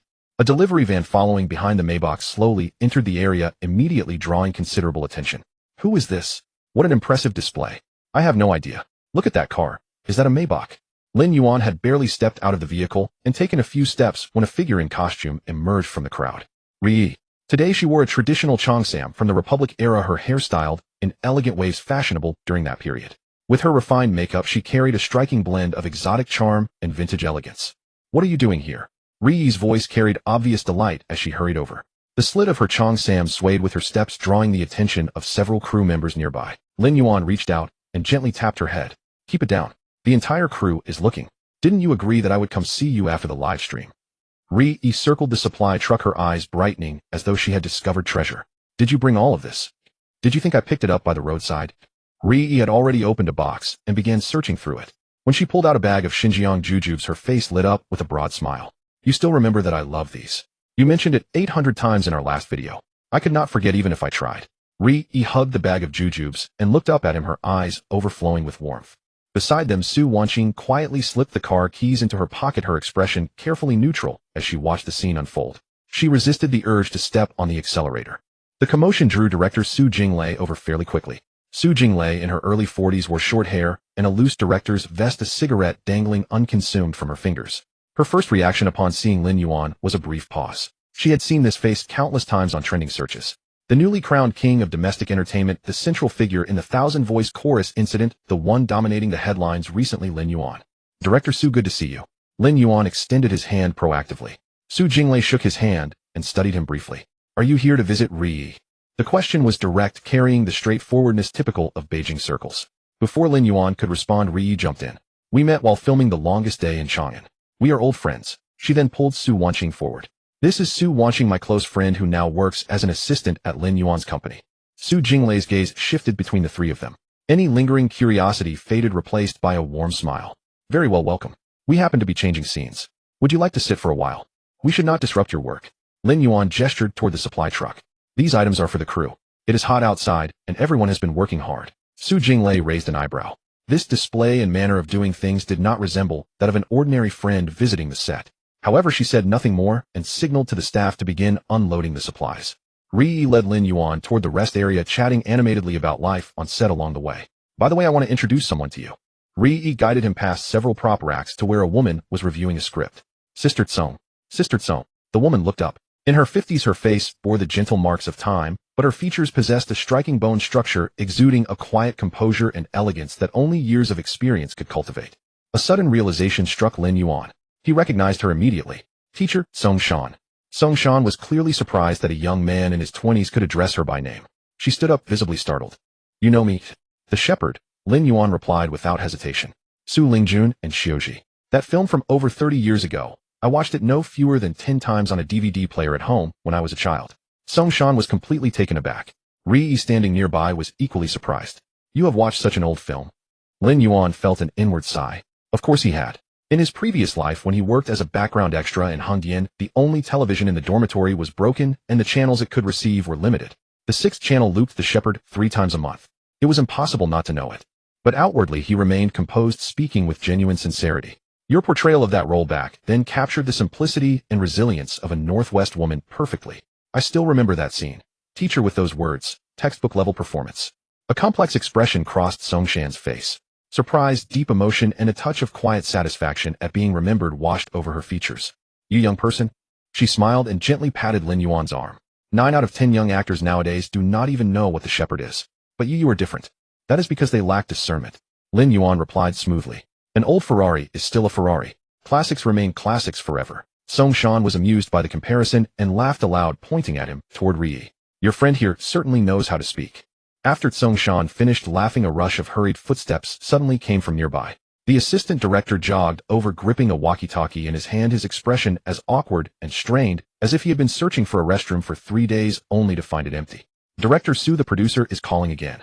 Su Jinglei's smile froze instantly. About the theme song. Yes. He said the contract states the demo should be submitted this Friday. Today is Wednesday, and Teacher Huang hasn't made any progress. The producer warned that if nothing comes out soon, the post-production schedule will have to be pushed back. Su Jinglei tucked the cigarette behind her ear and took a deep breath. Lao Fong is a good man, but he's far too stubborn. He sets schedules down to the very second, not giving you a single extra day. The real issue is that Huang Lisan isn't worried at all. He spends his days playing Chinese chess on set. I've urged him hundreds of times, and all he ever says is the inspiration hasn't come yet. She pressed a hand to her forehead, her tone filled with helplessness. The assistant director opened his mouth, but said nothing, his gaze drifting unconsciously toward Lin Yuan. It wasn't just him. Song Shan had turned to look. Ri had looked over too. Even several crew members carrying supplies had glanced in his direction. The air grew quiet for 2 seconds. Lin Yuan felt those several pairs of eyes upon him, and his heart skipped a beat. What's with these looks? I'm just here to visit and drop off some fruit. Why is everyone staring at me? Ri spoke first, her tone as casual as commenting on the weather. Director Su, why don't we let Lin Yuan take a look? He writes songs incredibly fast. Remember that song, Ru Yuan? Hold on, Lin Yuan interrupted her. Who said I was going to write it? Did you even ask me? Ri blinked, her large eyes feigning innocence. I was just asking on your behalf. You call that asking? That's making promises on my behalf. Ri completely ignored his protest, turning to Su Jinglei with a bright smile. Director Su, he agrees. Lin Yuan was speechless. This girl was truly treating him as a universal solution, and her confidence in herself was astonishing. Su Jinglei, however, reacted quickly. She sized up Lin Yuan from head to toe, her Beijing accent naturally slipping out.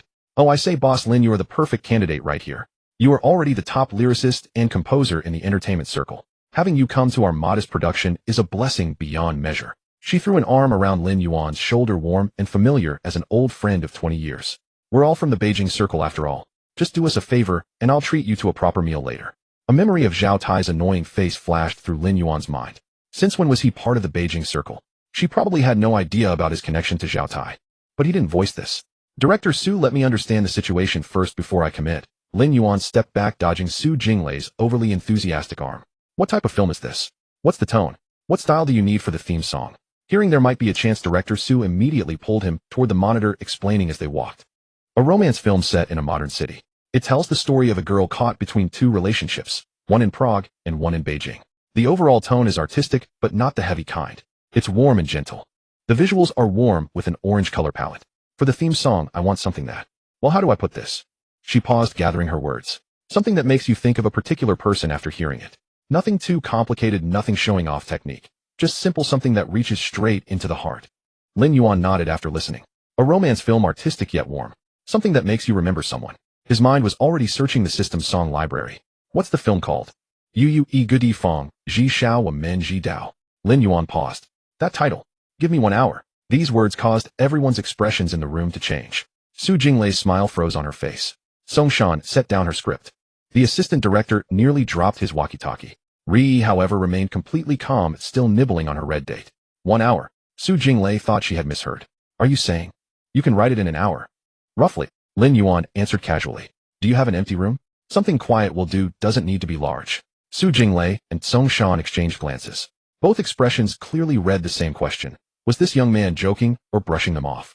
A film theme song, from initial concept to melody to lyrics to arrangement, normally takes at least 1 to 2 weeks. Even the fastest timelines require 3 to 5 days. At minimum, one would need to pull an all-nighter. 1 hour. Was he treating songwriting like instant noodles? Just add hot water and wait 3 minutes. Song Shan couldn't help but speak up. Shaolin, there's no rush. If you need more time. No need. Lin Yuan waved his hand. 1 hour is enough. Just find me a place with a piano or guitar. Ri finally swallowed her date and tugged at Su Jinglei's sleeve, whispering, Director Su, he knows what he's doing. Last time when he wrote Ru Yuan, we all thought he was boasting, but then. She left it unfinished, but the meaning was clear. Su Jinglei fell silent for a few seconds, then slapped her thigh. Fine. Assistant director, clear out makeup room 3 and don't pack away that guitar inside. The assistant director snapped out of his daze and bolted. Lin Yuan followed the crew member toward the makeup room. As he passed Ri, he glanced down at her. Treat me to a meal later. What kind, oi? Half of those dates in your bag. Ri hid the date bag behind her back and glared at him. Don't even think about it. These are mine. Lin Yuan decided not to argue and turned into the makeup room. The door closed. He sat before the wooden guitar, pulled out his phone, and sank his consciousness into the system interface. In the search bar of the song library, he entered several keywords.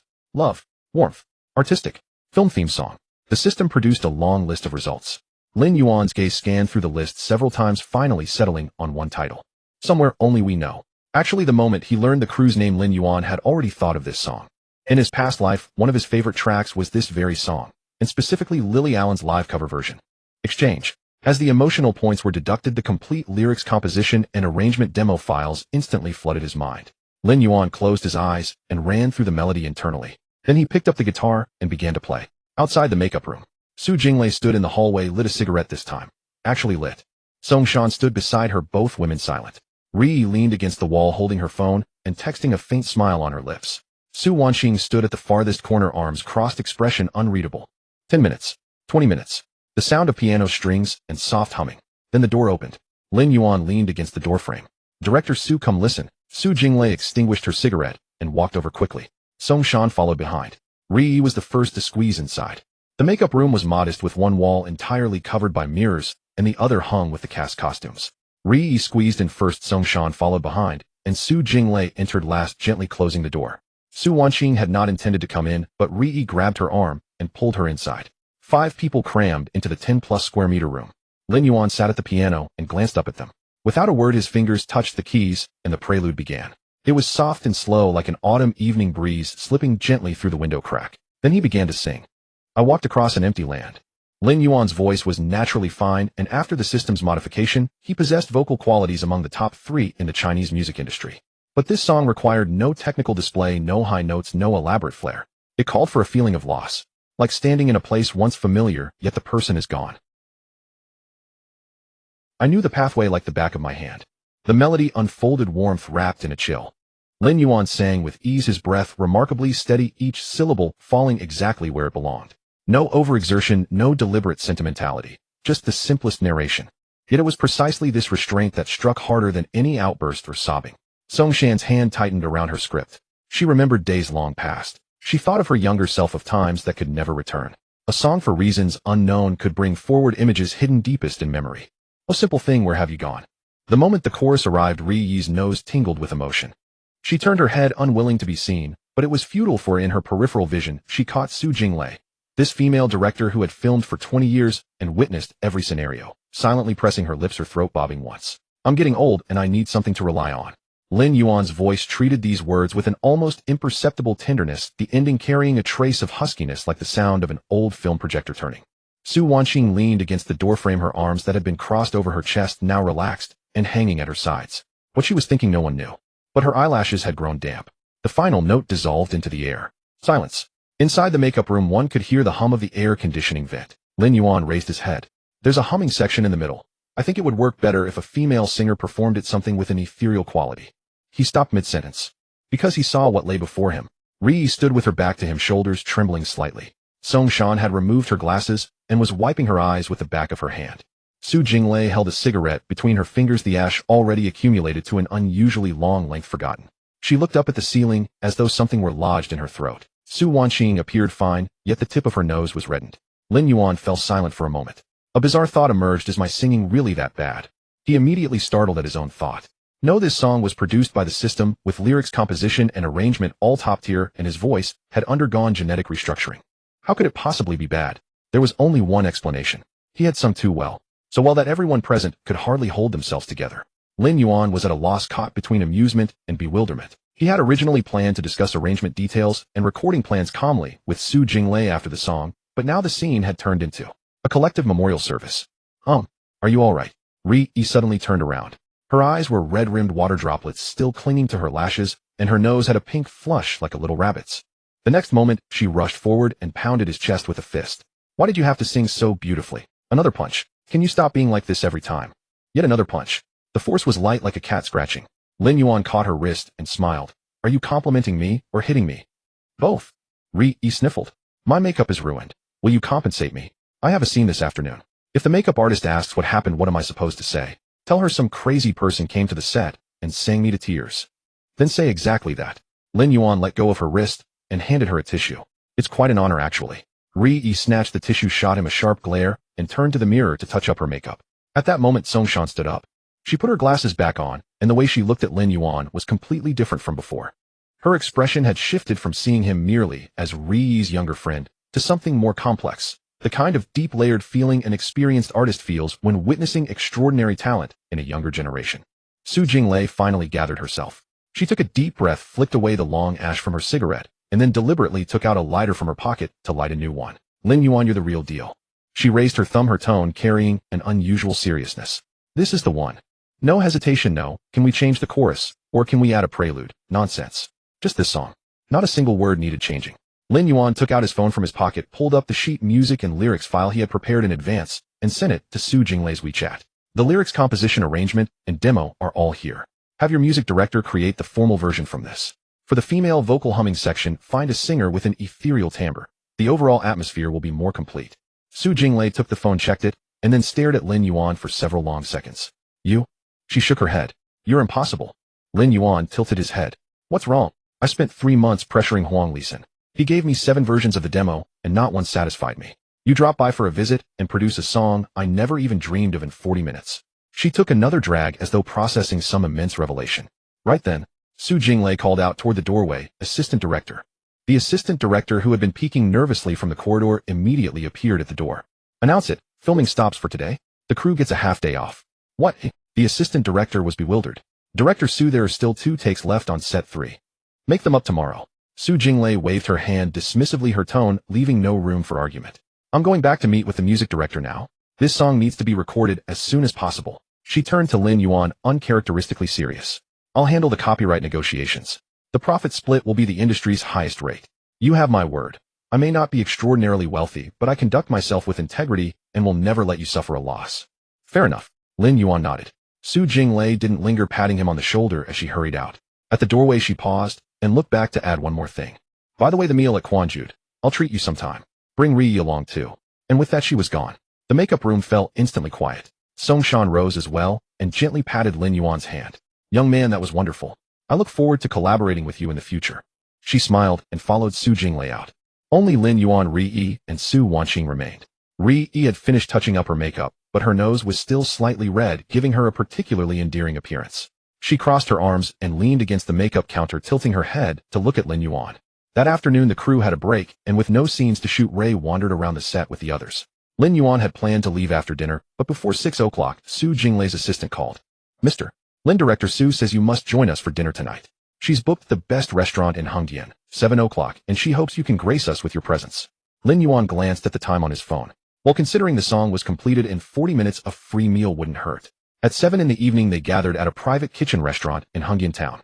Seated in the private room were 5 people: Lin Yuan, Ray, Su Wanqing, Songshan, and Su Jinglei, who had just rushed back. Su Jinglei had changed clothes and tied her hair into a ponytail, looking even more energetic than in the afternoon.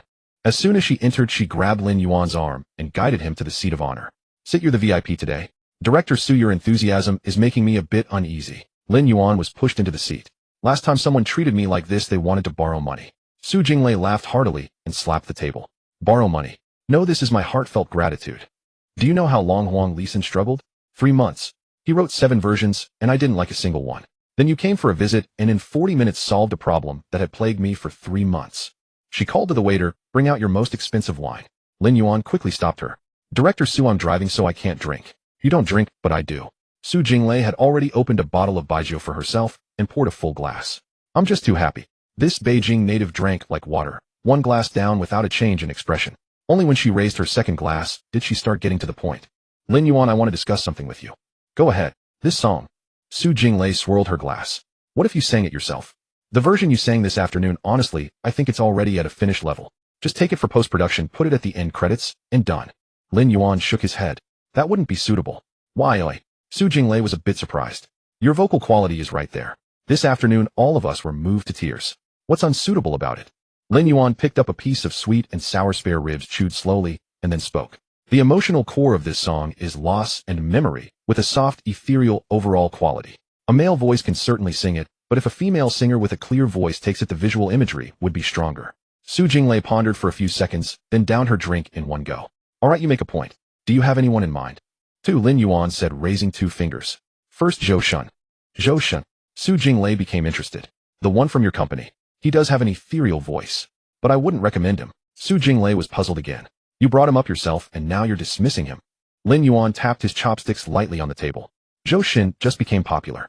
His previous song, Monsters, opened up opportunities for him, and now the market sees him as a vocal powerhouse and heavenly voice. But there's a problem: the proportion of English songs is too high. He took a sip of tea. If you search for Zhou Shun's related terms online now, 2 of the top 3 trending topics are tied to English song titles. In the short term, that's a selling point, but in the long run, it's a weakness. Someone will inevitably stir up trouble. Can Zhou Shun only sing English songs? His Chinese songs like Feeling, and so on. Lin Yuan traced a circle on the table with his index finger. At this juncture, giving him another full English theme song would give those keyboard warriors something to say. It wouldn't be good for him, nor for this song. Su Jinglei put down her glass, leaned back in her chair, and stared at Lin Yuan for a few seconds. With that mind of yours, would you be more suited to being an agent? With one song, you can foresee the public opinion trends 3 months later. If Huang Lisan had half your business acumen, I wouldn't have been tortured for 3 months. Songshan chimed in with a smile. Jinglei, this is what they call vision. So who is the second candidate? Su Jinglei pressed. Lin Yuan set down his teacup. Wang Fei. The room fell silent for a moment. Even Su Wanqing turned her head slightly. Ray nearly choked on her spare rib. Su Jinglei blinked twice, confirming she hadn't misheard. Wang Fei. The diva Wang Fei. Yes. You've got quite the appetite. Su Jinglei laughed, but her smile carried seriousness. Wang Fei is not easy to invite. Then that's your problem, not mine. Su Jinglei grew more intoxicated with each drink. Her face flushed after the 3rd glass, and by the 5th, she was patting Lin Yuan on the shoulder like a brother. From now on, we're friends. I, Su Jinglei, make friends based on chemistry, nothing else. And you? We have chemistry. Yes, Lin Yuan said, gently pushing her extended hand away. The 7th glass. You said Wang Fei, right? I'll contact her. I have her agent's number. Tomorrow. No, I'll call tonight. Director Su, if you call in this state, they'll think it's a scam. I'm perfectly clear-headed. Su Jinglei stood up, swayed slightly. Hey, who tilted the floor. Lin Yuan sighed and looked toward the assistant standing at the door. The assistant immediately understood and stepped forward to support her boss. Director Su, let me take you back to your room. Don't stop me, I need to call Wang Fei.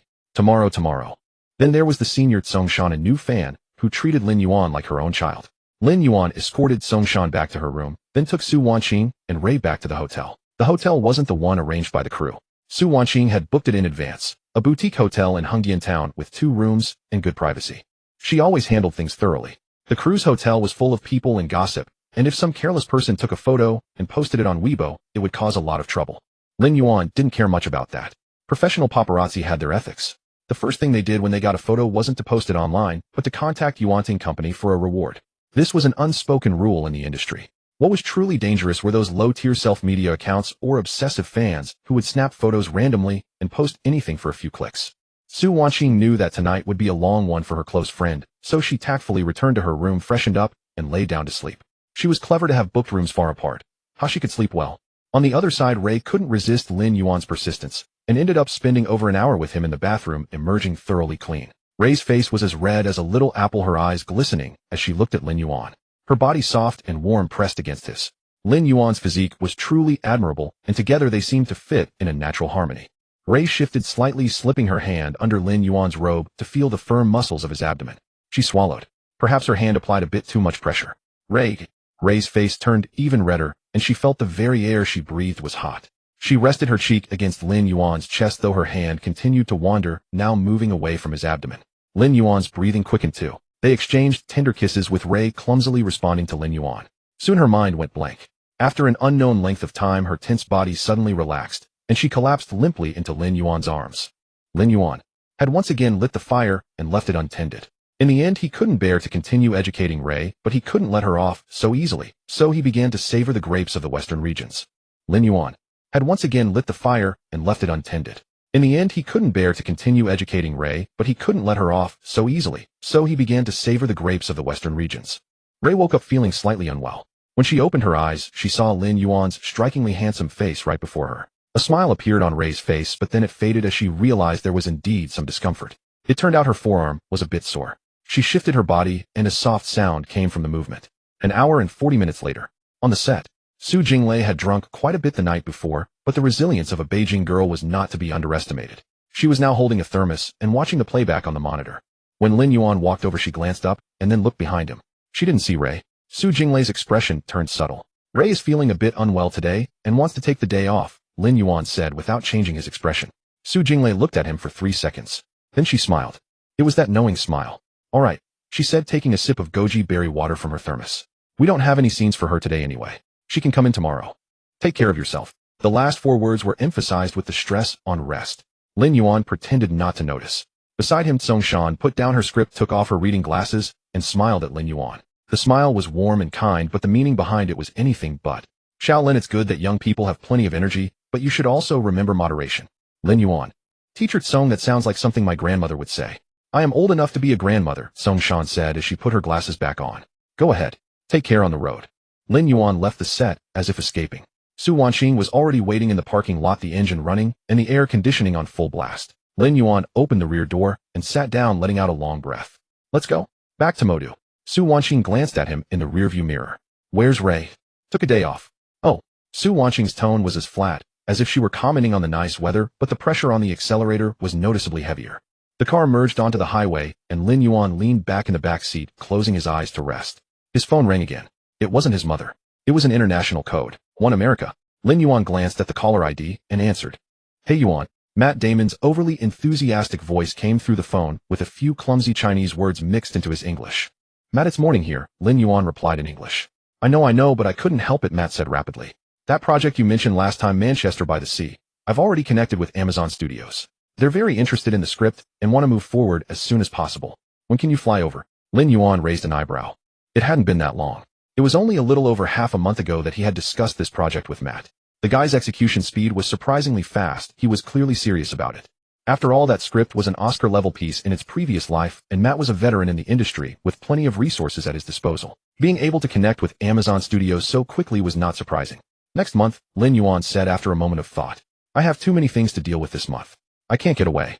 Next month. Matt sounded a bit urgent. Yuan, the producer at Amazon, has a very tight schedule. If we delay too long. Matt, Lin Yuan interrupted him, his tone unhurried. Good things are worth waiting for. Tell them this script is worth their patience. There was a 2-second silence on the other end, then Matt laughed. Okay. You're the boss. I'll keep things steady here. Let me know when you've set a date.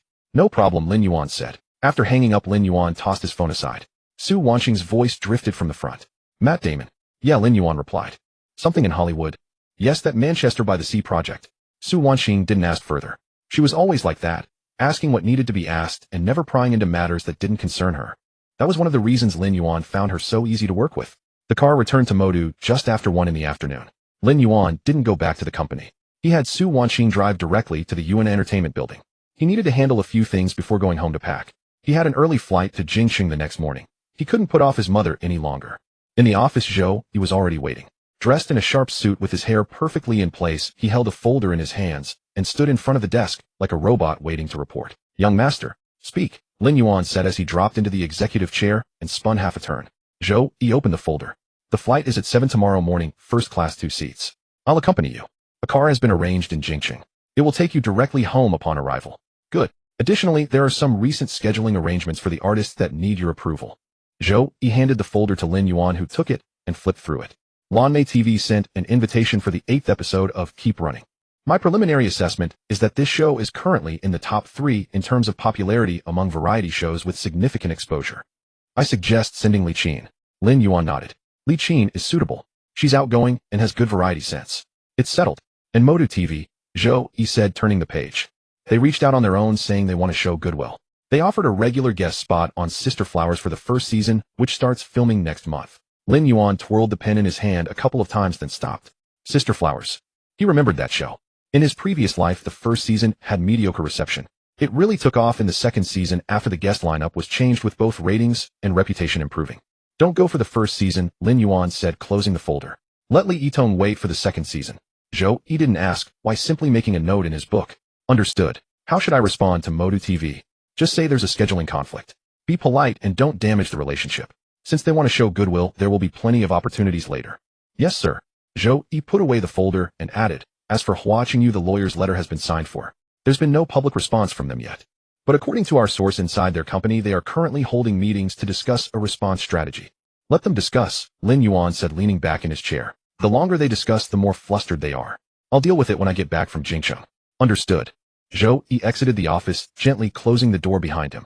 Lin Yuan sat in the chair for a moment, then pulled out his phone and sent a WeChat message to his mother. Arriving tomorrow. Stop calling me. My ears are about to go deaf. 3 seconds later, a reply came. Han Liaoliao, so you finally remember you have a mother. I thought you were having too much fun out there. What time tomorrow? I'll have Zhang Ma prepare some soup. Around 1 in the afternoon. Han Liaoliao, good. Your father is also home these days, so we can have a family meal together. Oh, and about that song of yours, Song Minghua calls me every day. It's driving me crazy. You deal with her when you get back. Lin Yuan smiled faintly, put his phone back in his pocket, stood up, grabbed his car keys, and walked out. Su Wanqing was still waiting downstairs. Go home and pack. We're flying to Jingxing tomorrow. Okay. The car started and merged into the evening traffic of Modu.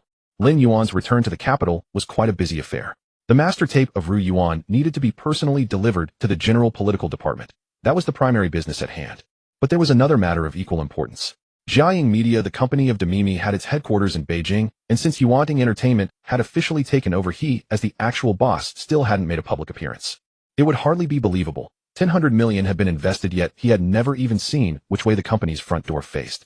The next morning, a 7 o'clock flight with 3 first-class seats was booked. Lin Yuan, Su Wanqing, and Yang Mi. Yang Mi, unusually an early riser, wore refined makeup and a cream-colored cashmere coat, carrying herself with poise and grace.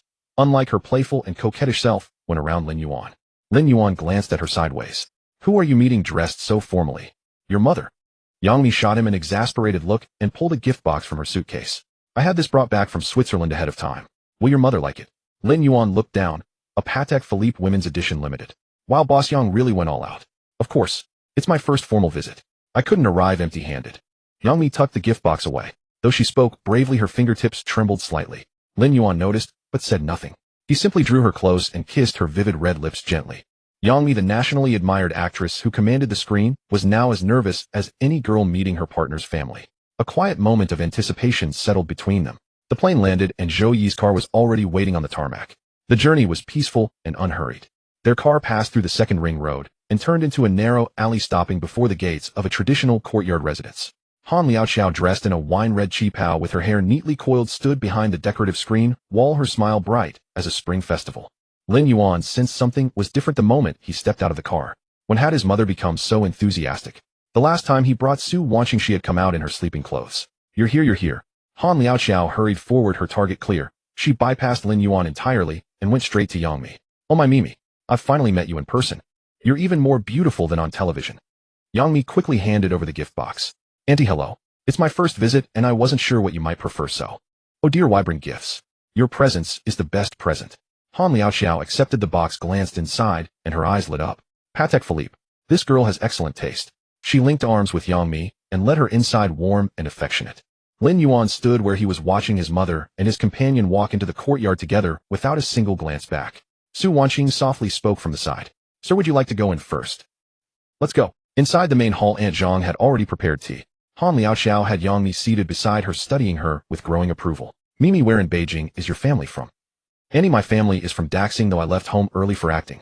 Later. Daxing, I know. That area has developed beautifully. What do your parents do? Yang Mi paused, her smile softening slightly. My father was a police officer and is now retired. My mother is an ordinary worker. Han Liaoxiao nodded warmly, showing no hint of disappointment. She patted Yang Mi's hand gently. Wonderful. Children from honest, steady families are always sensible. Much better than those unreliable sorts. Yang Mi felt some of her tension ease. Then Han Liaoxiao leaned closer, lowering her voice. That, between you and my son, does he treat you well? Does he ever make you uncomfortable? Yang Mi's cheeks flushed. Auntie, he's very kind. Very kind. Han Liaoxiao raised an eyebrow. Tell me more. In what ways? Mom. Lin Yuan could no longer contain himself. Can you please act normal? Han Liaoxiao shot him a sharp look. I'm talking to Mimi. What are you doing in this conversation? Go to the study and wait there. Lin Yuan. He was effectively escorted out of the living room by his own mother. Su Wanqing followed behind, her lips pressed together as she fought back a smile and finally let out a soft laugh. Lin Yuan turned to her. You want to laugh too, don't you? No, no. Su Wanqing quickly shook her head. Brother Lin Yuan, auntie, is simply happy. Lin Yuan humphed and strolled toward the study with his hands behind his back. Behind him, the muffled laughter of Han Liaoxiao and Yang Mi drifted through the air, their voices growing softer, clearly sharing a private conversation. Lin Yuan strained his ears for a moment and caught his mother saying something about. He quickened his steps. No need to listen further. In the study, Lin Yuan called his father. No answer. Expected. Lin Tianhao, once immersed in a project, could go days without answering calls. A portion of his company's ventures involved national-level confidential projects, and Lin Yuan never asked for details. Father and son shared an unspoken understanding. Each managed their own affairs without interference. By dinner time, Han Liaoxiao personally prepared 6 dishes. The atmosphere at the table was unusually warm. Han Liaoxiao spent the entire meal serving Yang Mi food, largely ignoring Lin Yuan. Yang Mi, once reserved, had relaxed into easy conversation with Han Liaoxiao. 2 Beijing women together, their shared understanding and conversation was effortless. Mimi, Yuan told me about your company matters, Han Liaoxiao said, sipping her soup. If anything comes up in the future, don't hesitate to confide in Annie. In this industry, if anyone dares to trouble you, I will be the first to stand up for you. Yang Mi felt a lump rise in her throat and quickly lowered her head to eat. Lin Yuan, seated across from her, watched the scene, quietly feeling a deep sense of warmth. His mother was satisfied and Yang Mi felt at ease. It saved him considerable worry. After dinner, Han Liaoxiao held Yang Mi's hand and cast a meaningful glance at Lin Yuan. You two will stay in the master bedroom tonight. Mom, enough of that. Han Liaoxiao waved her hand and winked at Yang Mi. Go ahead and rest early. You have important matters tomorrow. Yang Mi's face was thoroughly flushed. Lin Yuan pressed his palm to his forehead. Some mothers were matchmakers in disguise. That evening, Yang Mi was shy, accustomed to being careful in her senior's home. The old courtyard with its age-old walls was not known for soundproofing, so she was initially hesitant.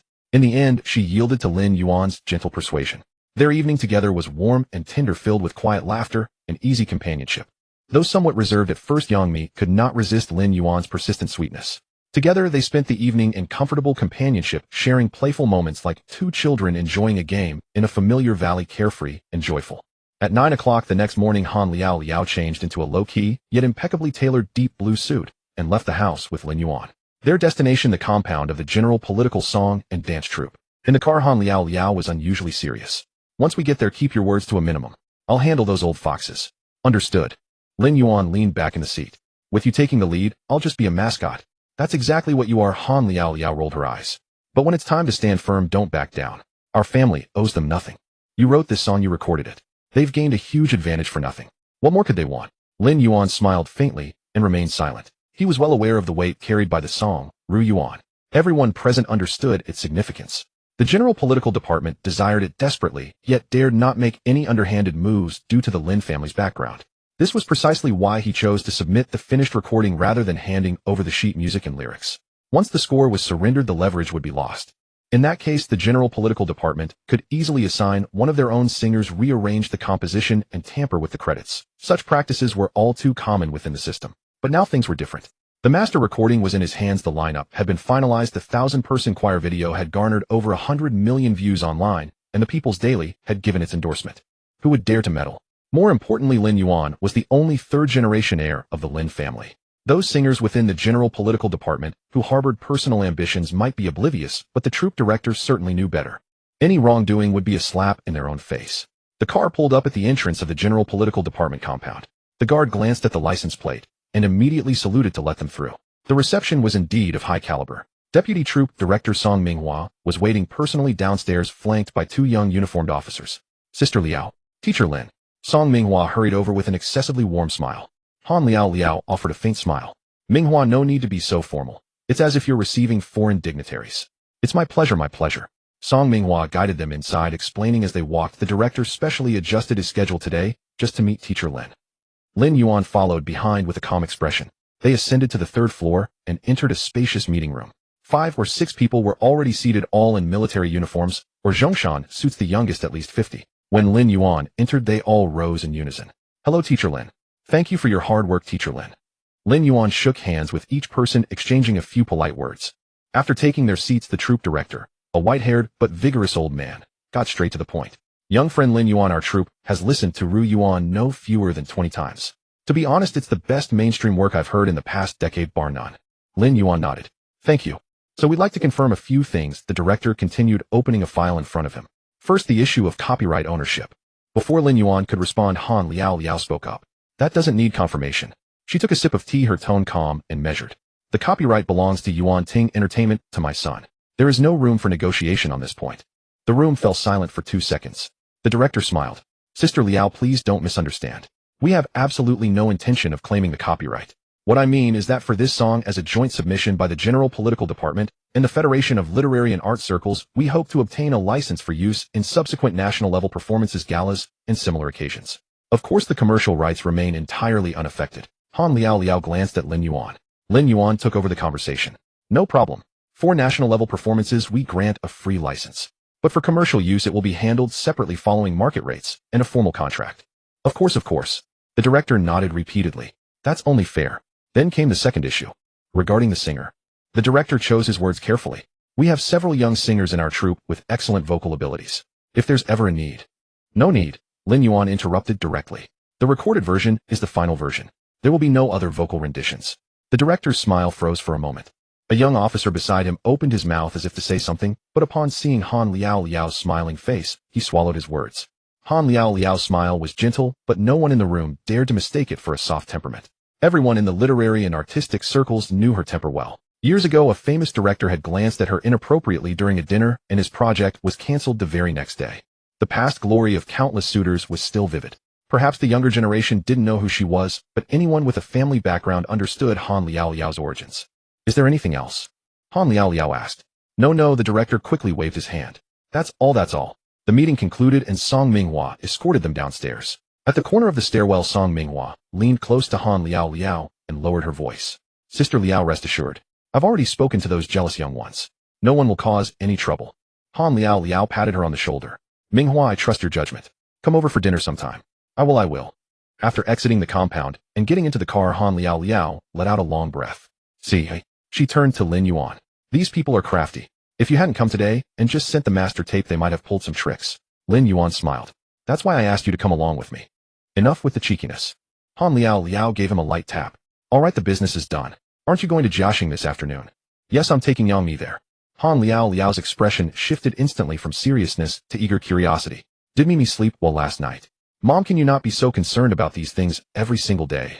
I'm just asking. What's wrong with caring about my future daughter-in-law? It's your fault for not being proactive. Now I have to wait ages for a grandchild. As she spoke, Han Liao pinched Lin Yuan's ear and twisted it gently. I'm telling you, I'll give you 1 year. If I don't see a grandchild by then, I'll make sure you face the consequences. Lin Yuan didn't dare resist. He was also puzzled. He had never taken any precautions, so why was there no result? Could there be something wrong with him? System, come out here. Is it your doing? I'm innocent host. Your mind has been enhanced too. Can't you figure it out yourself? Hey, are you mocking me? Spill it now, or I swear I'll end things right here, and you can go play with your spoon. Alright, I give up. I can't mess with you. I'll tell you, your body has been comprehensively enhanced to the peak of human capability, but your female companions are not yet ready. However, don't worry. With steady nurturing and care, one of them will soon reach the required level. I see. Alright, you may retreat now. At 2 in the afternoon, Lin Yuan stepped out with Yang Mi.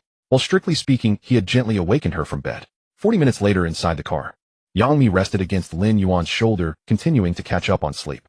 Her makeup was merely a light application, and eyeliner graced only one eye. Can you try to appear more presentable soon? Lin Yuan brushed aside the stray hairs at her forehead. At least pretend to be spirited. This is your own company. Don't let the staff feel their boss is being bullied. Yang Mi hummed softly with her eyes closed. I am being bullied. I am wrongly accused. How so? You were the one who... Enough. Lin Yuan wisely kept his silence, yet the curve of his mouth remained uncontainable. In the front seat, Zhou Yi sat upright in the passenger position, gazing ahead with his spine straight, his expression management serving as a textbook example. All these years serving the Lin family, his greatest professional skill had become selective hearing. Su Wanxin gripped the steering wheel, her nails lightly tapping twice against the leather wrapping. Through the rearview mirror, Yang Mi nestled against Lin Yuan like a small bird relying on someone. Her delicate, trusting posture was perfectly clear. Su Wanxin covered her mouth with a suppressed laugh. For these past couple of days, having Yang Mi bear the attention meant she had finally managed several nights of proper rest. Jiaxing Media headquarters stood in one of the CBD office buildings in the capital. On the 20th floor, not the finest specification, but the rent for this location calculated annually amounted to a staggering figure. When Yang Mi had originally signed the lease for this building, Jiaxing was merely a mid-tier talent agency sustaining itself through her alone, her presence carrying half the company's weight. Now that Yuanting's 10 billion had entered the picture, the landscape had shifted entirely. The moment the car came to a halt, Lin Yuan spotted 2 figures standing at the building's entrance. Zheng Jia, Zhao Ruiyao, Jiaxing's 2 founding partners. One managed artist representation, the other handled business development. Both veterans who had built everything alongside Yang Mi from the ground up. Lin Yuan observed their demeanor carefully. Zheng Jia wore a warm smile, yet something lingered beneath her eyes. Zhao Ruiyao was more overt. Though her lips curved into a smile, her body shifted slightly backward, signaling a guarded stance. Interesting. Lin Yuan understood precisely what occupied their thoughts. With Yuanting's 10 billion investment doubling Jiaxing's valuation, their equity stakes had multiplied accordingly. On paper, they should feel grateful toward this new benefactor. Yet human nature rarely conforms to such simplicity. Within their circle, rumors about Lin Yuan circulated in no fewer than 7 or 8 different versions. Music prodigy, business savant, rising capital newcomer. These narratives were manageable. What weighed heavier were the whispers surrounding his private life, tales of countless companions of collecting admirers, each version told with such convincing detail. The singular worry for Zheng Jia and Zhao Ruiyao was this, that the new boss would treat Jiaxing as his personal retreat.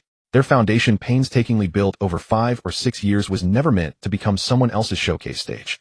Lin Yuan grasped the situation completely, yet maintained a perfectly composed exterior. Honestly, he thought, if he were in their position, he'd feel the same apprehension.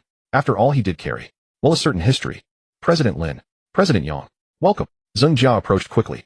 Lin Yuan stepped from the car and extended his hand. President Zheng. President Zhao, it's my first visit. Please look after me. President Lin is too kind. Zheng Jia grasped his hand hurriedly, her palm growing slightly damp. You are the major investor. We should be the ones learning from you. Zhao Ruiyao extended her hand, as well her grip, neither too firm nor too loose, maintaining the precise balance a professional manager understands. Yang Mi descended from the car, her energy having recovered to roughly 70%. The group proceeded toward the building. As Lin Yuan pushed open the glass doors of the lobby, his eyebrows lifted slightly. A line of people stood inside. Nearly every Jiaxing artist based in the capital had gathered. The men wore suits, the women in dresses, all dressed immaculately, resembling a casting event. Zhang Yunlong stood at the far left with Zhang Bingbing beside him, and Gao Weiguang further down the line. They were Jiaxing's leading artists, each with their own market appeal. Yet Lin Yuan's gaze swept past them momentarily before becoming fixed on a figure at the front of the line.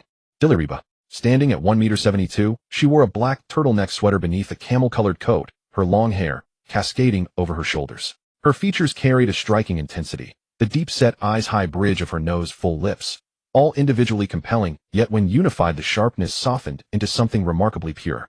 Not the pale innocence of watercolor, but clarity emerging from rich, saturated hues. Lin Yuan looked for 2 seconds. Then the mechanical voice sounded in his mind with clockwork precision.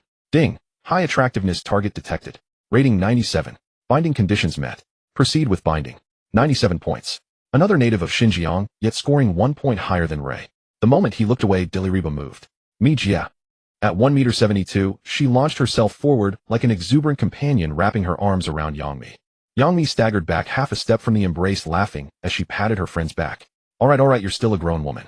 I missed you. Diliriba buried her face in Yangmi's shoulder, her voice sweet and clinging. Then, her eyes shifted. Through the gap at Yangmi's shoulder, she stole a quick glance toward Lin Yuan. Just one glance. And then she pressed her face deeper into Yangmi's shoulder. But the tips of her ears had already turned red. Yangmi looked down and caught sight of her companion's flushed earlobes. She followed the direction Diliriba had been peeking. Lin Yuan stood 3 meters away, hands in his pockets, wearing an expression of such innocence it was almost endearing. Yangmi released Diliriba and turned to shoot Lin Yuan a look. Lin Yuan spread his hands. I haven't done anything. Standing there breathing is a mistake. Should I hold my breath? Then suffocate, I suppose. Lin Yuan chuckled but didn't respond. Diliriba stepped back from the embrace, clasping her hands neatly in front of her as she fixed her gaze on her shoes.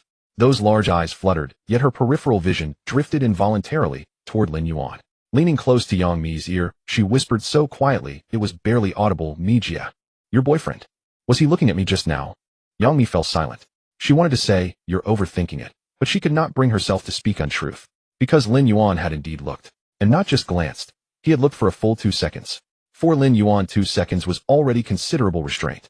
Yangmi sidestepped the question and turned toward Zheng Jia and Zhao Ruyao. As expected, Zheng Jia's smile faltered, her lips twitching. Zhao Ruyao's expression grew more telling, the furrow in her brow deepening. Their concerns were being confirmed by what stood before them. Yangmi opened her mouth to ease the tension, but Lin Yuan was already moving. He composed himself, walking purposefully toward Zheng Jia and Zhao Ruyao, his tone shifting to business. Both of you, shall we find somewhere to sit and talk? I have some thoughts regarding Jiaxing's direction forward. Zheng Jia recovered swiftly. Certainly. The meeting room is prepared. This way, please. The group headed toward the elevator. Lin Yuan led the way, walking at an unhurried pace. As he passed Diliriba, he neither stopped nor turned his head. His lips moved slightly. Relax, I don't bite. His voice was low, meant only for her. Diliriba froze for a moment. Her ears shifted from pink to a deep crimson, so vivid it seemed ready to glow. She opened her mouth, attempting to respond with something like, I'm not nervous, but her throat felt blocked, unable to form a single word. 3 paces away, Yangmi witnessed the entire exchange. She ground her molars together. This man truly cannot control his words. The elevator doors opened, and everyone filed inside. Zheng Jia and Zhao Ruyao stood in a corner, their eyes meeting in the air. The message was clear as expected. Zhao Ruyao's phone vibrated. She glanced at the screen, a message from a producer friend in the industry. The boss of Yuanting went to your Jiaxing today. Be mindful. You heard about how he dealt with that Shaoxi Pictures crew last month. This man is no ordinary figure. Zhao Ruyao locked her screen and tucked her phone back into her coat pocket. She raised her head, watching Lin Yuan's back within the elevator.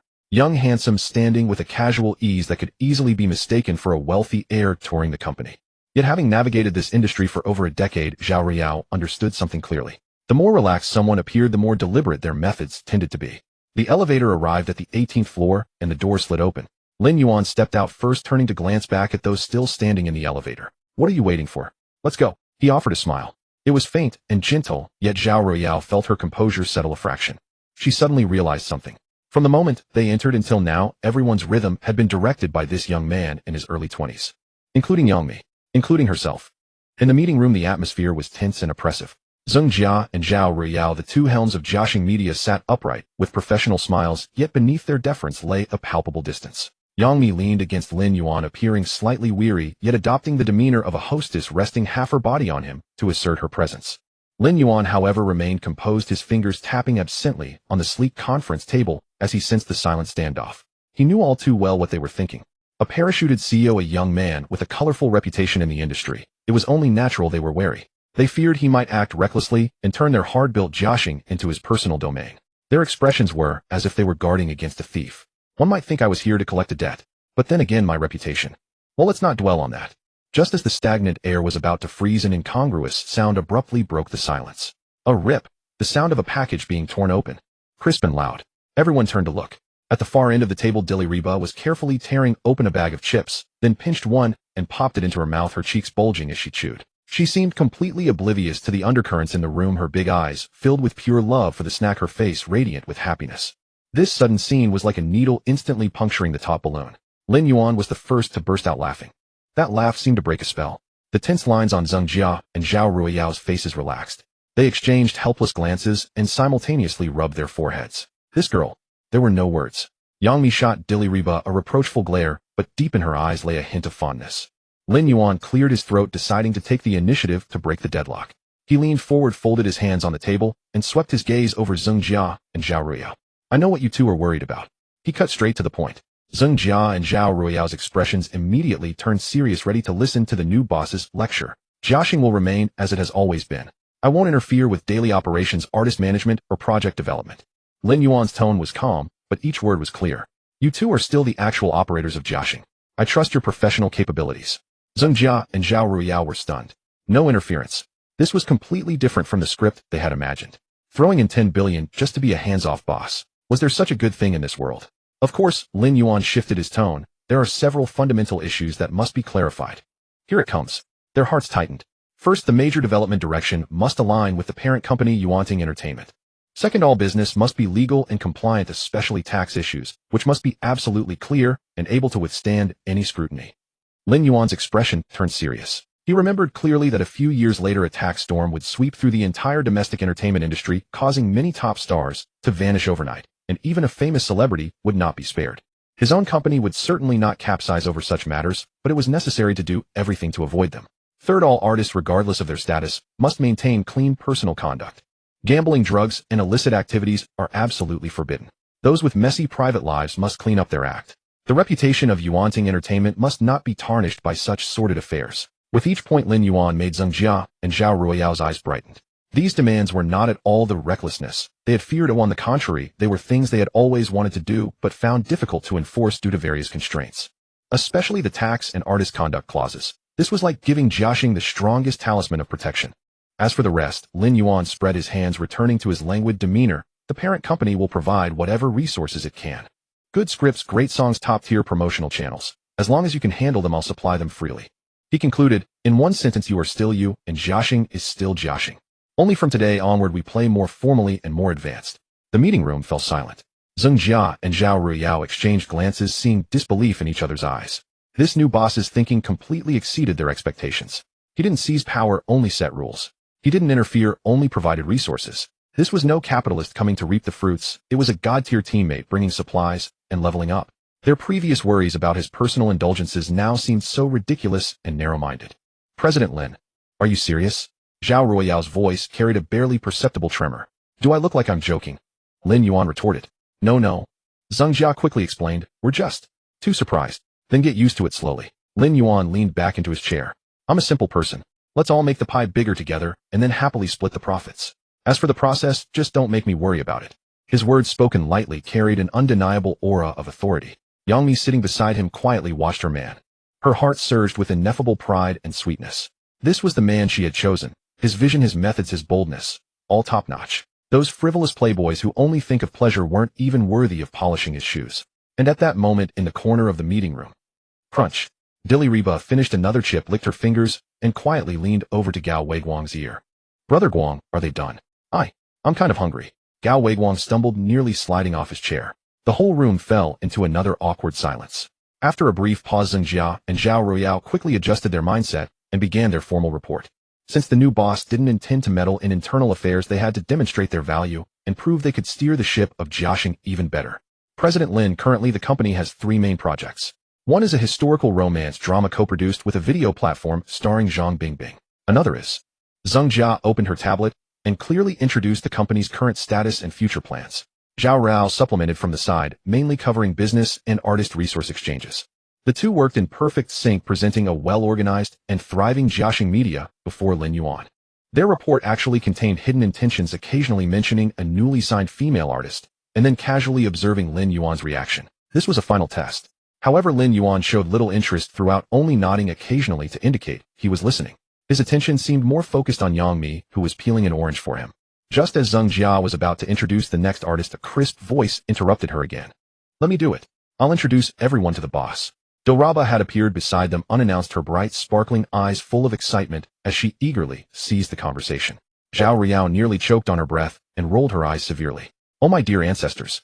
I'm trying to steer you away from trouble, shielding you from those insincere players in this industry, yet here you are eagerly stepping forward.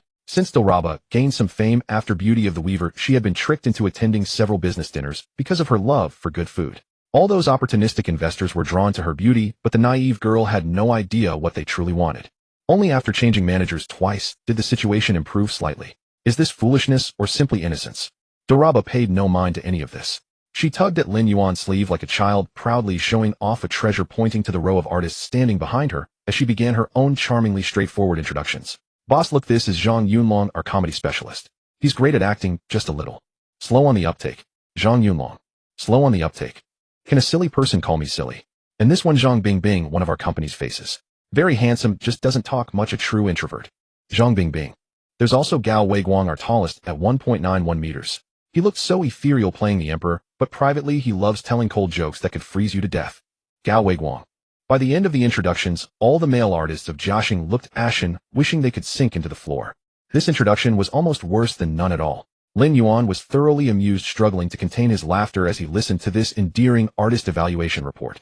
Yang Mi, sitting nearby, was laughing so hard she could barely hold herself, leaning on Lin Yuan's shoulder and trembling with mirth. Finally, Doraba finished introducing everyone and pointed at herself, puffing out her chest with pride. Boss, and there's me. Doraba, the hungriest actress at Jiaxing. I've never lost a red carpet food challenge. Seeing her triumphant little expression, Lin Yuan could no longer hold back and burst out laughing. I can certainly tell you really do eat well. He picked up an orange from the table and handed it to Doraba. Good work on the introductions. Here's your reward. Doraba happily took the orange, returned to her corner, and began peeling it with delight. Zhao Ruyao had long given up fighting fate, convinced her career might be ruined by this blissfully unaware girl. After the laughter subsided, Lin Yuan's playful expression softened. He reached into his briefcase and pulled out a thick stack of A4 papers, placing them on the table. With a light tap, the sound drew everyone's attention. I know it's our first meeting, and I haven't brought anything special, Lin Yuan said, his gaze turning toward Yang Mi with a warm smile. But this is for you. Yang Mi looked up in surprise. She knew Lin Yuan had promised to create a custom script for each member of her team, but she hadn't expected it so soon. She reached out and took the script. On the cover, bold, elegant characters caught her eye. Eternal love of dreams. This script was written specifically for you, Lin Yuan said, his voice calm, yet clear enough for everyone to hear. The role of Bai Qian is made for you. He glanced at Doraba and Gao Weiguang, both watching with hopeful eyes. Of course there are roles here that suit you well too. I think you could both try for Feng Jiu and Emperor Donghua. Lin Yuan spoke casually. Think of it as a welcome gift from your new boss to Jiaxing. A welcome gift. With a script. Zheng Jia and Zhao Ruyao exchanged puzzled glances. In this industry, scripts were the most abundant resource, yet also the most scarce, in the right ones. Every year thousands of scripts piled up at major production companies. But truly shootable ones that could succeed were rare as phoenix feathers and unicorn horns. A young man in his early 20s might be a genius with music, but screenwriting was an entirely different field. They dared not harbor high hopes. Yang Mi, however, held near-blind faith in Lin Yuan. She knew this man never acted without certainty. The script he had given Liu Qianqian before Manchester by the Sea, she had read it herself. That was undoubtedly a top-tier script capable of competing for major awards. She took a deep breath and opened the first page. Within 5 minutes, Yang Mi's breathing grew rapid. She felt as though a powerful current had pulled her entirely into that magnificent Xinxiao world. Yihua by Qian Su. The Zhuxian Terrace, the 10-mile peach blossom forest, moments of fleeting grace. Every vivid character and every poignant scene flashed before her eyes. She could affirm with certainty that once produced, this script would be an enormous hit. Not a modest one, a phenomenal one. Well, Lin Yuan's voice sounded beside her ear. Yang Mi looked up, her eyes shining with an unprecedented light, a light that could only be described as ambition. I want this script. I'm taking it. Her voice carried a faint tremor. Curious, everyone gathered around to see what script could move the experienced Yang Mi to such a state. Zheng Jia and Zhao Ruyao also pressed forward, each grabbing several pages to read quickly. Their expressions shifted from curiosity to shock and from shock to astonishment. They looked at the young man sitting calmly across from them, as if he were some kind of extraordinary being. Lin Yuan set down his teacup and met their incredulous gaze with a light smile. What? You don't really think I'm just a wealthy singer who plays around, do you? He stood and walked to the window, looking out over the bustling Beijing CBD below. Without some hidden talents, how dare I enter this industry? The entire conference room fell completely silent. Everyone was utterly captivated by the script named Eternal Love of Dreams, as though their very souls had been drawn into its world. Zheng Jia and Zhao Ruyao, two veterans who had navigated this industry for over a decade, now held those few pages in slightly trembling hands. All they could think of was one word: masterpiece. A grand worldview, delicate emotional entanglements, dramatic twists and turns. Every character was vividly drawn, every line full of tension. This was no ordinary script. This was a guaranteed hit machine destined to be remembered in history. They finally understood what Lin Yuan meant by making the cake bigger. This wasn't just making the cake bigger. This was inviting a Michelin 3-star master chef directly into their home. Zhao Ruoyao looked up at Lin Yuan's silhouette, her expression deeply complicated. She suddenly recalled the message her friend had sent. He's not someone to trifle with. Looking at it now, that was an understatement. This was truly a dragon crossing the river. Singing and writing scripts were merely glimpses of his scales and claws. His true strength was unfathomable. And Doraba, the oblivious one throughout the entire scene, finally put down the orange in her hand. Reba held half an orange, tilting her head as she looked at the stack of papers in Yang Mi's hand. Her expression gradually shifted from bewilderment to curiosity. Sister Mi, why is your face red? Yang Mi ignored her fingers pinching the corner of the page, already flipping to the 40th page. Her breathing quickened slightly. It was not because of the ornate prose nor because of the grand world building. To be honest, the language of this script was not even meticulously polished, but it possessed something that Yang Mi, having been in the industry for over a decade and reading hundreds of scripts, knew very well how rare it was. Hit potential. Every plot point struck the audience's emotions, every scene had a shareable moment, every character had a memorable anchor. The scene at Zhu Xiantai, just reading the words made her eyes feel slightly moist. If this script were produced, Yang Mi dared not imagine further. She quietly took out her phone, snapped a photo of the script cover, and quickly sent it to a private WeChat group. Yang Mi image. Yang Mi girls, take a look at what your man wrote for me. 3 seconds later. Re-e, a tailor-made script. What about me? Zhu, oh my to me, you're here to show off, aren't you? Yang Mi, sorry, I just couldn't help it. Re-e, fine, I'll be jealous first. He promised before, everyone will get one. Zhu, yeah, I'm not in a hurry, it can't run away. After sending the message, Yang Mi locked the screen, put the phone back in her bag, and looked up to meet Lin Yuan's faintly amused expression. Finished filming. Filming what? I was reading the script, Yang Mi said without changing expression. Oh, Lin Yuan drew out his tone. So the angle you held your phone toward the cover just now, were you studying the font design? Yang Mi. Busted. But when has Sister Mi ever been afraid of this? At worst, I'll make it up later. Alright, I'll stop teasing you. Lin Yuan withdrew his gaze, glanced at his watch. Time to leave. Zheng Jia and Zhao Ruoyao stood up almost simultaneously. President Lin, we have arranged something for the evening. No need, Lin Yuan waved his hand. My mother cooked at home, I won't intrude today. Let's gather another day. Zheng Jia opened her mouth as if to say more, but Zhao Ruoyao tugged her sleeve. Zhao Ruoyao shook her head slightly at her. Today's trip was enough. Any further insistence would seem impolite. Then we'll see you off. Zhao Ruoyao readily took over. Lin Yuan nodded, stood up, and walked out. As he passed by Reba, he paused half a step. Feng Zhou's role. Go back and think it over carefully. Reba was stuffing the last orange segment into her mouth, cheeks puffed, and mumbled a response. Who got it, boss? Lin Yuan. Well, I have no expectations for this future princess Feng Zhou's acting skills for now, but her appearance is indeed striking. The system gave her a score of 97, 1 point higher than Ri. Put this face in front of the camera, and the audience's DNA will stir. As for acting, we'll deal with it later. Yang Mi poked Reba's head from behind. Can you stop eating all day long? But the oranges are really sweet, Sister Mi. Let's go. At the courtyard house, Zhang Ma had been busy in the kitchen all afternoon setting a full table. Braised lion's head meatballs, steamed sea bass, stir-fried rice noodles, sweet and sour mandarin fish, and a pot of old hen soup that had been simmering for 3 hours. Han Liao personally oversaw the menu, saying that since her son rarely came home, he must eat well. When Lin Yuan arrived home, Han Liao was pruning roses in the yard. Seeing Yang Mi following behind, she immediately dropped the scissors, beaming with joy, and took Yang Mi's hand to lead her inside. Mimi, you're here. Are you tired? Hungry? Auntie, you don't know Lin Yuan gave me a script today? I couldn't stop reading after the beginning. That story, that scope. I've been in the industry for over a decade and never seen such a script. Oh, what script? Han Liao became interested and picked a piece of fish for Yang Mi. It's called 3 Lives, 3 Worlds, 10 Miles of Peach Blossoms, a Xinxia story. Auntie, the heroine was practically written for me. My hands were trembling slightly after reading the first 30 pages. Yang Mi's eyes sparkled with excitement as she spoke. She knew exactly what this meant. Yang Mi had struggled in the industry for so many years, starred in many dramas, but the role that truly made the market remember her was always missing one. It wasn't that she didn't work hard, it was that good scripts were too few. The role that could truly make a splash and allow her to transition from popularity to artistry had never come. Now Lin Yuan had directly placed this in front of her. This feeling was more intoxicating than any sweet words. As Han Liao listened, her smile grew wider, and she turned to look at Lin Yuan. Well done, son. You've made something of yourself. Lin Yuan was busy drinking soup and casually replied, it's nothing, just as it should be. Han Liao gave a light hum, then turned to Yang Mi with a face full of maternal affection. Mimi, if you have any thoughts in the future, just tell Auntie. If anyone in the industry gives you trouble, don't bother telling Yuan, come directly to me. Yang Mi's nose tingled, and she nodded repeatedly. She had rarely felt this kind of protection as family since she was young. Even more so after entering the industry. Everyone was using her, scheming against her, weighing her value. Now Han Liao's words felt more reassuring than anything. Lin Yuan silently ate his meal nearby, but his ears were alert. He didn't interrupt letting Yang Mi and his mother talk. If these two got along well, it would be more effective than anything he could do. At this moment he put down his chopsticks, picked up his bowl to finish the last sip of chicken soup, wiped his mouth and spoke. Annie Han, the novel, To Live, published by the young master, officially went on sale today across all major channels. The dinner table suddenly fell silent for a moment. Han Liao's chopsticks stopped midair. Wait, she blinked. What did you say? A novel? Yes. The young master's novel, To Live, was submitted to the publisher last month, and today it's available on all channels.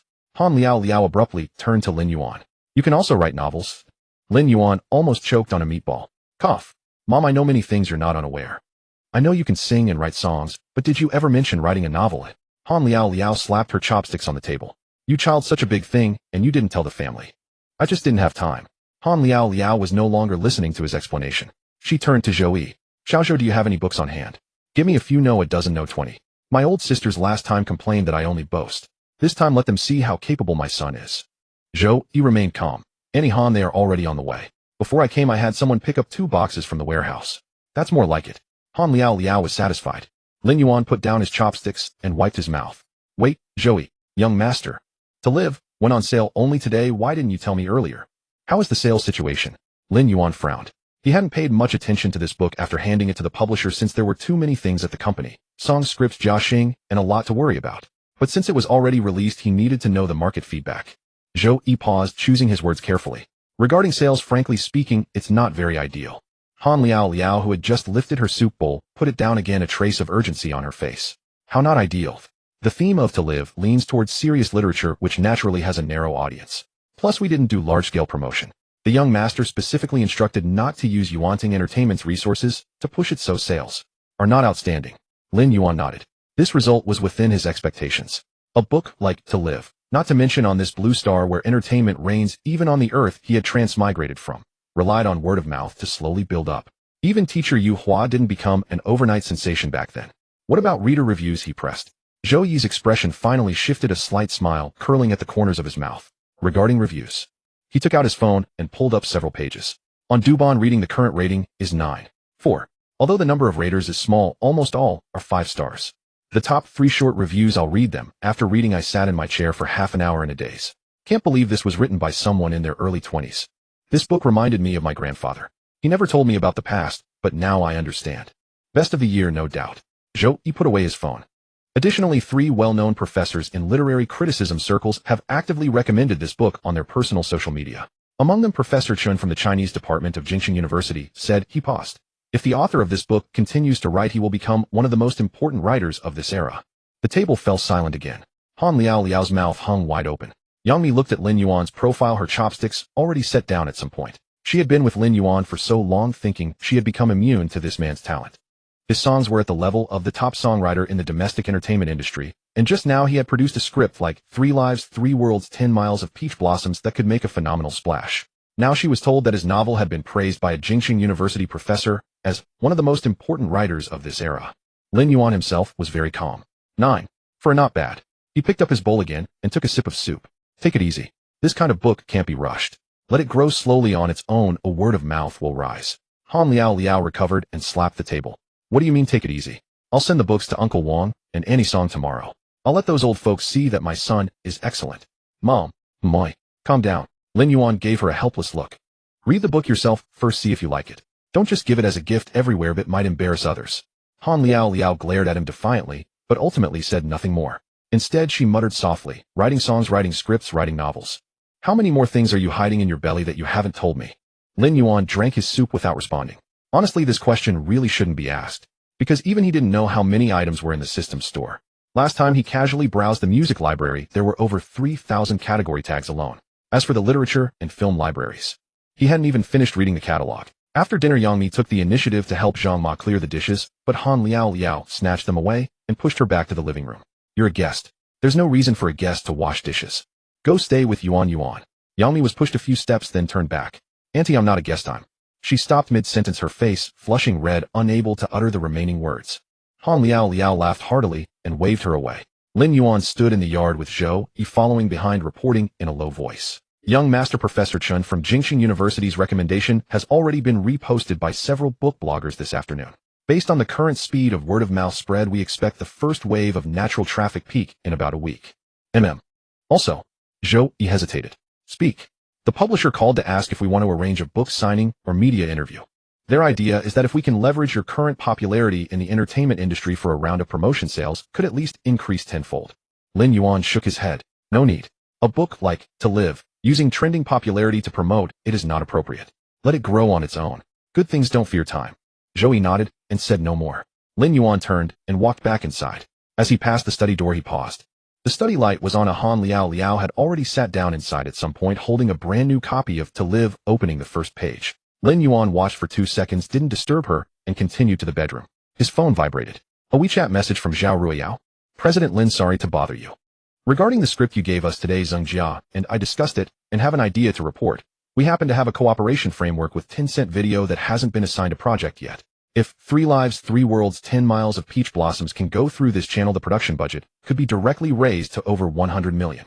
If convenient, we'd like to arrange a meeting tomorrow to discuss in detail. Lin Yuan finished reading, but didn't reply immediately. He tossed the phone onto the bed, lay down, and stared at the ceiling. A budget of 100 million Tencent Video's channel. Interesting. It seemed that after being shaken by the script today, those two had their minds working fast. As he was thinking, the door opened. Yang Mi entered with a glass of milk, saw him lying on the bed playing with his phone, and casually placed the milk on the bedside table. Your mom is in the study reading your novel. After flipping 2 pages, she stopped talking. Oh, what's her state? Yang Mi thought for a moment. Looks like she's captivated. The corners of Lin Yuan's mouth twitched, but he said nothing. Yang Mi sat down on the edge of the bed, then suddenly leaned and lowering her voice. Lin Yuan. Moi. In your 3 Lives, 3 Worlds script, what is Feng Jiu's final ending? I flipped to the back, and it's not finished yet. I haven't given the ending yet. Why? To keep you in suspense, so early spoilers don't affect creative enthusiasm. Yang Mi gritted her teeth playfully. You? Before she finished, Lin Yuan's phone vibrated again. This time it wasn't WeChat. It was an unfamiliar number from Jingxing. Lin Yuan answered. Hello, is this Mr. Lin Yuan? Yes. Mr. Lin, hello. I am Chen Weiyong from the Chinese department of Jingxing University. I apologize for calling unannounced. It's regarding your new work, To Live. I'd like to ask if you would be available to give a literary lecture at our school. Lin Yuan was stunned for 3 seconds. A lecture? Professor Chen Weiyong's voice on the phone carried a smile. Yes, a literary lecture at the Chinese department of Jingda University. Mr. Lin, we sincerely invite you. Your book, To Live, has been highly praised by several senior professors in our department who have read it. Lin Yuan switched the phone to his left ear. Professor Chen, you flatter me, he cleared his throat. I'm just an amateur. What qualifications do I have to give a lecture at Jingda University? You could easily find a critic far more professional than me. Chen Weiyong chuckled on the other end. Mr. Lin, you are too modest. It is precisely because you are an amateur that it is so rare. His tone turned serious. Domestic literary soil is barren these days. For a book like yours to emerge is truly precious. Lin Yuan held the phone, saying nothing. That familiar awkward feeling welled up inside him. In his past life, he was a stunt double in Hengdian, hanging on wires, taking punches, falling into mud pits, doing the lowest level jobs. Having crossed over once, awakened a system, written a song that became a hit, penned a script that exploded. And now even his book was being called precious by a university professor. What a strange turn of events. Chen Weiyong continued. To be honest, my daughter is a junior in the Chinese department. After reading To Live, she cried all night and insisted I ask who the author was. When she found out it was you, she now watches your live stream replays every day, saying you are a literary talent wasted by the entertainment industry. Lin Yuan was speechless. All right then. Well, I'll think about it. Good, Chen Weiyong said immediately. Then would the day after tomorrow afternoon be convenient for you? We've already cleared the lecture hall. He hung up. Han Liao came over with a soup bowl, her eyes shining brightly. Are you going to university? Lin Yuan picked up chopsticks to grab some food. I'll stand on the podium up there, and the audience will all be doctoral students. If they ask me about literary theory, I can't even tell close reading from new criticism. How embarrassing would that be? Who says you have to understand theory? Han Liao placed the soup bowl in front of him. As long as your book is well written. Those professors at Jingda University are extremely picky. If they actively invited you, it means you truly have something. Yang Mi chimed in from the side. Exactly. She took a sip of milk.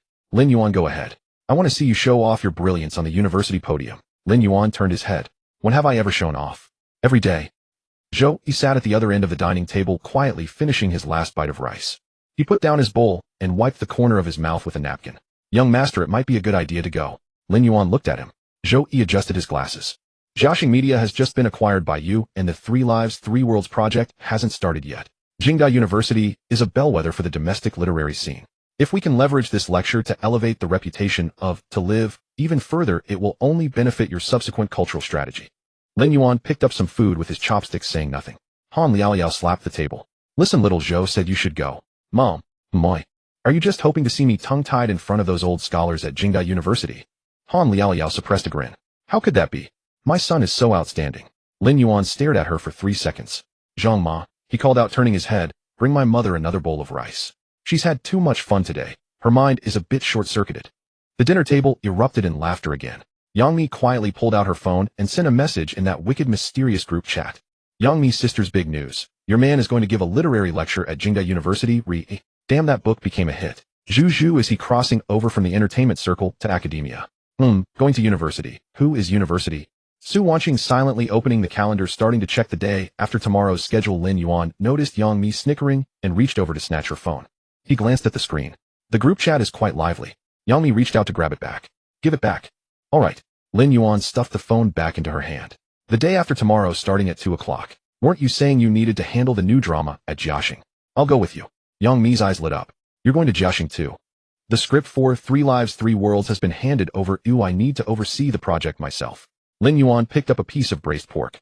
I'll also call Riba over to discuss the role of Feng Jiu with her. Han Liaoyao interjected.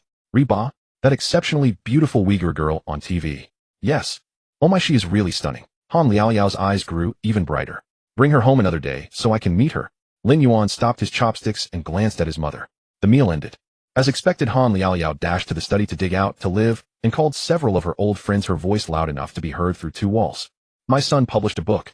The professors at Jingda University say he's a genius. Yes, that's To Live. I'll have Xiaozhou send you a copy. Lin Yuan stood in the courtyard looking up at the sky. The night in the capital wasn't as bright as in Shanghai, but the moon was quite full. Yang Mi walked over and stood beside him. What are you thinking about? Thinking about how to get through the day after tomorrow. Get through? Yeah. Lin Yuan spread his hands. I'm not a real writer.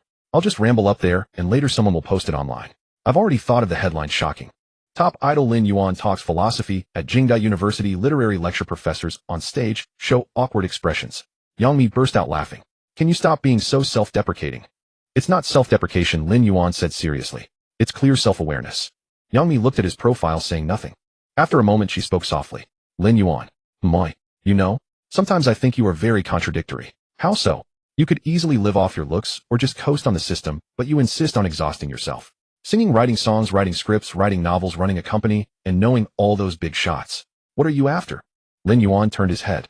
The moonlight fell on Yang Mi's face, illuminating her eyes brightly. He suddenly smiled. Just for fun. Huh, really? Lin Yuan leaned against a pillar. Before I was just a stunt double.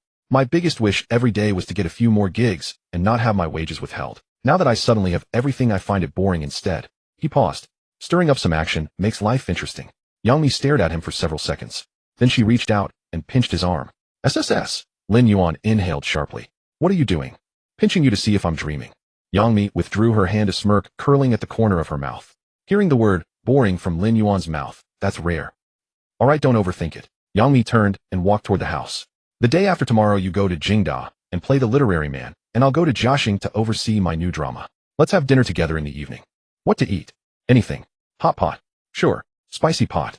Absolutely. Lin Yuan smiled. He watched Yang Mi's figure disappear into the porch, then looked up at the moon again. All right. The day after tomorrow, I'll go to Jingda and have a chat with those old professors. After all, he had nothing better to do. That night, Yang Mi was unusually energetic. Lin Yuan lay on the bed, scrolling through his phone, reviewing the lecture schedule sent by Professor Chen Weiyong, when he suddenly felt the blanket being lifted at one corner. Yang Mi emerged from the covers, her hair slightly messy. What are you doing? Lin Yuan. Moi. The script you gave me today, it's really, really good. So, Yang Mi crawled over to him and lay on his chest. So I wanna repay you a little. Lin Yuan put down his phone. How will you repay me? Yang Mi lifted her head, her eyes glittering in the dim light. Didn't you say that the role of Feng Jiu suits Riba well? Yes. Then, what do you think I need to pay special attention to when playing Bai Qian? Lin Yuan thought for a moment. You don't need to act deliberately. Bai Qian is essentially an aloof goddess, but when she meets Yi Hua, she becomes love-struck. Just play yourself. Play myself. Yes. Lin Yuan pinched her cheek. Isn't that how you are in front of me? Yang Mi's face flushed. Who is love-struck? You? No, I'm not. Then why are you lying on top of me right now? Yang Mi was stunned. Then she quickly lay back down, burying her face in the blanket. Her voice came muffled. Lin Yuan, you're so annoying. Lin Yuan laughed out loud. Alright, stop messing around. He pulled her out of the blanket. We still have to go to Jiaxing tomorrow, so let's sleep early tonight. Yang Mi lifted her head. But you. Go to sleep. Lin Yuan patted her back. I'm really tired. Yang Mi stared at him for a few seconds, confirming he was serious, then obediently lay back down. After a few minutes she whispered, Lin Yuan. Moi. The day after tomorrow at Jingda if you get stumped by a professor. If I get stumped I'll just admit it honestly. I'm not an encyclopedia. Yang Mi turned over to face him. You can call me. Call you for what? I'll help you make something up. Lin Yuan was silent for 2 seconds. Then he reached out and pulled her into his arms. Sleep, silly. Yang Mi nestled in his arms, the corners of her mouth lifting. She slept very soundly. Demimi thoroughly enjoyed this intimate moment between the two of them. Although her sister-in-law found Lin Yuan's attentiveness a bit much to handle, the warmth and contentment between them was undeniable. The next morning Yang Mi woke to the gentle kiss from Lin Yuan. She gave a soft sigh, watching with affectionate eyes as he nestled close. A gentle curve touched her lips, her eyelids growing heavy as she slipped her fingers into his hair, gently stroking. Lin Yuan had just begun his morning routine with a refreshing cleanse. Such a lively way to start the day, certainly not for the faint of heart. Demimi could no longer bear Lin Yuan's playful teasing. With a gentle but firm pull she guided him onto the bed, rising gracefully to rest above him. Since he so loved being so carefree with his affections, she would let him feel the same warmth he so often gave her. Let him understand what it felt like to be the one receiving attention. Lin Yuan glanced up at Demimi, her eyes half closed in soft amusement. Who could resist his woman? He decided he must dote on her well. In that moment he accessed his system and redeemed a small skill, a gift called blooming words of charm. In an instant Demimi's eyes widened in surprise, her body trembling gently. By breakfast Han Liao sat with remarkable energy. She had spent much of the previous night reading to live, staying up late into the hours. Though dark circles softened her features, her spirit shimmered with excitement. Son, your writing is truly remarkable. Han Liao placed a perfectly fried egg into Lin Yuan's bowl. When I reached the part where Fugui squandered his family's heritage, I nearly set the book aside in frustration. But then I simply could not stop myself from turning the pages. Lin Yuan buried his face in his porridge bowl and replied in a muffled tone, and then I ended up weeping. Han Liao sniffled softly. Enough, I shall not speak of it further. The more I recall, the more overwhelmed I become. Lin Yuan continued eating quietly without responding. Beside him Yang Mi covered a smile with her hand. Han Liao shot her a gentle glance. Me, do not laugh. Once you read it yourself you will find tears coming as well. Auntie, I have not yet had the chance to open it. Demimi admitted, her gaze drifting briefly toward Lin Yuan's lips. Su Wanxing observed Lin Yuan with quiet curiosity. His demeanor today seemed strangely familiar, yet she could not quite place where she had seen it before. I shall have Xiao Zhou fetch you a copy later. Han Liao waved her hand. Actually, as my daughter-in-law, I will personally inscribe a signed copy for you. Lin Yuan nearly choked on his drink. Mother, I am the one who wrote it. Why would you need to sign it? I am your mother. Everything you have is mine. That logic is impossible to argue against. After finishing breakfast the group stepped outside. Su Wanxing drove, Han Liao took the front passenger seat, and Lin Yuan sat with Yang Mi in the back. Beijing in November had turned cold. The old locust tree at the Hutong entrance stood bare, its branches reaching palely against the gray sky. Han Liao walked with great enthusiasm, accompanying Yang Mi from Nanluo Guxiang all the way to Wudang. She shared stories of which families had once lived along this lane, and what histories lay behind each courtyard gate. Yang Mi listened with quiet interest, occasionally asking questions. Lin Yuan followed behind, hands tucked into his pockets, watching the world pass by with gentle detachment. Su Wanxing walked at his side and offered him a cup of hot Americano. Young Master Professor Chen has confirmed everything. Tomorrow afternoon at 2 o'clock, the Beijing University Centennial Lecture Hall, seating 300 people. Lin Yuan accepted the coffee and took a slow sip. Wasn't this supposed to be in a regular lecture hall? Why the change to a larger venue? Word has spread. Su Wanxing glanced at her phone. The Chinese department student group at Beijing University has grown quite lively. Rumor says students from nearby Tsinghua University plan to attend as well. The university administration decided to secure a bigger space. Lin Yuan fell silent for a moment. So, is it still possible for me to step back from this? It is too late now, young master. Aunt Han has already arranged for 3 attendees to come tomorrow and observe the lecture. Indeed, this has become quite an earnest situation. After a long afternoon of walking they returned to the courtyard in the late afternoon. Lin Yuan was gently detained by Han Liao in the study. Have you prepared for the lecture? Not yet. Then why linger? You must prepare at once. You will be speaking before students and professors at Beijing University tomorrow, not merely an audience seeking entertainment. Say something meaningful. Lin Yuan leaned back in his chair, a faint weight upon his mind. He didn't need to prepare something. He opened his system panel. Redeem. With no other choice available, he accepted his situation. He was simply someone who happened to carry a system, a gift he should not ignore. What good is a treasure if left unused? Soon an idea formed, enriched by the guidance of his system. It was well over an hour before he had distilled everything neatly onto paper. Han Liao took the outline and read it carefully. Her expression grew thoughtful. The notes were only about 500 characters long, yet she read with deep concentration, lifting her gaze to study her son, then returning to the paper in quiet reflection. After a long while, Han Liao rose from her seat and walked toward the door. She paused, turned back, and said softly, "Son, mother only wishes for you to live a life of peace and happiness. Are you certain you wish to speak on this? Such words may stir great waves." Feeling his mother's sincere concern, Lin Yuan rose and wrapped his arms around her gently. "I still have you all beside me. I only wish to do what lies within my capacity." "Very well. Mother supports you. Our entire family stands with you. If your father objects, I shall remind him who holds authority in this house." "Wait. What is happening? They speak of silencing my mouth and restricting my steps. Have I arrived at an inconvenient moment?" A figure dusted from travel entered through the doorway. Upon hearing this, Demimi and Su Wanqing rose to look. A tall, distinguished, middle-aged man walked in with his assistant. Though he shared much of Lin Yuan's bearing, his expression carried a quiet wariness. No wonder. Han Liao had spoken with such certainty, and Lin Tianhao knew well that his wife's words always held their weight. Seeing Lin Tianhao return, Han Liao reached up to gently ruffle Lin Yuan's hair, then handed him the outline before introducing Su Wanqing and Demimi. She shared the story of Lin Yuan's novel and his invitation to lecture at the university. Demimi and Su Wanqing felt a touch of shy uncertainty. It was their first meeting with their future father-in-law. Lin Tianhao, however, was warmly gracious. He cast a playful glance toward his son, though Lin Yuan detected beneath it a trace of gentle helplessness and quiet admiration. Half an hour later, Lin Yuan and Lin Tianhao sat together across from one another in the study. Only the two of them remained. "You rascal, can you keep to yourself for a moment? Even here in the Northwest, I hear whispers of your activities. One matter after another. Well, I am not sure how to address all of that. Forget it. I do not wish to dwell on those matters. Let us speak of something important instead." Lin Yuan poured a cup of kung fu tea for his father, then filled one for himself, sitting quietly as his father began to speak. Lin Yuan poured a cup of tea for his father and one for himself, then sat quietly listening. At the Jingda Centennial Memorial Hall, Lin Yuan stood backstage in the corridor, taking a quick glance through the side curtain. Good heavens! The 1,200-seat tiered lecture hall was packed. Not only was it full, but the aisles were also crowded with people, and at the entrance, security guards were holding back a stream of students trying to push in. He looked again. In the first 3 rows sat a group of elderly men and women with graying hair, some clutching notebooks, others wearing reading glasses. Those must be the professors from the Chinese department of Jingda. A few rows back, Han Liao's silhouette stood out conspicuously. It wasn't because of her seat, but because she was surrounded by a circle of people. Song Minghua, Chen Fengyuan, and 2 others Lin Yuan didn't recognize. But judging by their posture and aura, they were clearly influential figures in the literary and artistic circles. Han Liao wore a dark green cashmere coat, her back straight as a rod. The expression on her face could be translated into 6 words: "My son is the best." At that moment, a round of applause came from the front. A middle-aged man's voice resonated through the microphone, warm and rich, carrying the rhythmic cadence of a scholar. "Thank you all for coming to the Jingda Centennial Memorial Hall today. I am Chen Weiyong from the Chinese department. It is a great honor to invite a special guest." Lin Yuan pricked up his ears. He is special because his identity is hard to define with a single word. Chen Weiyong's voice carried a hint of laughter.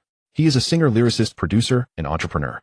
Last month, his song was specially invited to the Spring Festival Gala by CCTV. Last week, his novel was jointly recommended by 5 professors from our department. A low murmur spread through the audience.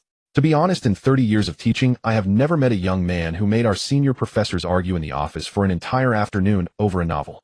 Laughter. Some said the book was too cruel, some said it was too profound, and some said someone in their early 20s couldn't possibly have written something like this. Chen Weiyong paused. But everyone agrees on one thing: this is one of the best long-form novels in domestic literature in the past decade. Applause rose. Chen Weiyong's voice lifted. "Now let us welcome today's keynote speaker, Mr. Lin Yuan." The applause instantly exploded. No, it wasn't applause, it was screams. In the back rows and the aisles, most of the students were clearly fans. They stood up, phones raised high. Lin Yuan. Husband. Brother, look here. Chen Weiyong stood frozen on stage for 2 seconds. In 30 years of teaching, he had never seen a literary lecture with such a commotion. Lin Yuan walked out from the side curtain and stepped onto the stage. He was dressed simply today, a black turtleneck sweater, a gray casual blazer, and his hair was casually tousled, unstyled.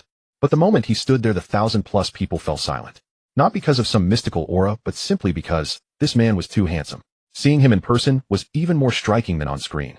Everyone needed a few seconds to absorb the visual impact. Lin Yuan took the microphone, scanning the audience. "Thank you, Professor Chen." He spoke in a calm, unhurried tone. "But I have to correct one thing," Professor Chen said. The audience quieted. "He called me a singer, lyricist, producer, and entrepreneur." Lin Yuan counted on his fingers. Listing them all, even I feel like a bit of a jack of all trades. Doing so many things in ancient times would be called neglecting one's proper duties. In modern times it's called. He paused. A/youth. The whole audience laughed. Lin Yuan switched the microphone to his other hand. All right, before we officially begin, let me tell you something. He cleared his throat. As everyone knows, the most important thing about a speech is to keep it short, like a skirt.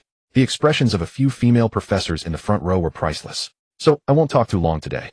Lin Yuan spread his hands. I know you all came for the book to live, but I'm not good with words. I can't just read from a script. So I'll talk for about 10 minutes, and then I'll leave the rest to you. You ask questions, I answer. We'll go wherever the conversation takes us. Deal? Deal? A unified roar answered him. Lin Yuan nodded. I'll start now. He didn't look at the prompter, nor did he hold any notes. A couple of days ago my mom asked me, what did you want to express when you wrote, to live? He tilted his head slightly. I had a mouthful of braised pork at the time, so I casually said, I didn't want to express anything. My mom almost poked me with her chopsticks. Laughter. But I was telling the truth. Lin Yuan took a couple of steps forward. When I wrote that book, I didn't have any themes or elevated ideas in my mind. I just wanted to write about a person. An ordinary person. He went through every kind of suffering you can imagine. His family fell apart, his loved ones died one by one. But he still lived. The lecture hall fell silent. Later someone asked me, are you glorifying suffering? Lin Yuan shook his head. I'm not glorifying suffering. I'm glorifying life itself. He paused for 2 seconds. That's what I want to talk about today. Not literary techniques, not creative methodology. I want to talk about something bigger. What is patriotism? The atmosphere in the room shifted. The professors in the front row sat up straight. Han Liao's expression turned from pride to seriousness. Song Minghua leaned over and exchanged a glance with the person beside him. Lin Yuan continued. I know that when people hear this word, many think it's empty and cliched. Because we've heard it since childhood to the point of numbness. He spread his hands. But a while ago I made a song called As You Wish. In that song there were 1,000 ordinary people, nurses, delivery drivers, veterans, mechanics, new mothers. When they stood there singing, no one taught them what patriotism is. But when you hear that voice, you just understand. Lin Yuan slowed his pace. Doing your own job well, that is patriotism. A writer creating good works is patriotism. A programmer writing every line of code well is patriotism. All of you here mastering your majors and doing what you should do in the future, that is also patriotism. He paused. Empty talk harms the country, while solid work strengthens it. This saying sounds old, but old sayings are often truths. I've seen too many people wear patriotism as a label while doing things that hurt their own people. And I've also seen many people who never uttered a grand phrase in their lives, but they did their work to the utmost, supported their families, and propped up a small part of an industry. Those are the backbone of this nation. Lin Yuan raised the microphone slightly. So today I won't talk about literary theory. I'm not that profound. I just want to say one thing: don't just talk it, do it. Do your work well, and you are already showing patriotism. There was silence for 3 seconds. Then applause erupted. Soon the speech neared its end. Finally, I want to share a thought with all of you. As the finest young people of the new century in Huaxiao, remember, a young person with wisdom brings wisdom to the nation. Oh, a young person with wealth brings wealth to the nation. As Lin Yuan spoke with steady, powerful conviction, the entire audience grew solemn, sensing something momentous approaching. The red sun rises, its path is bright. The great river flows from the valley, surging into the sea.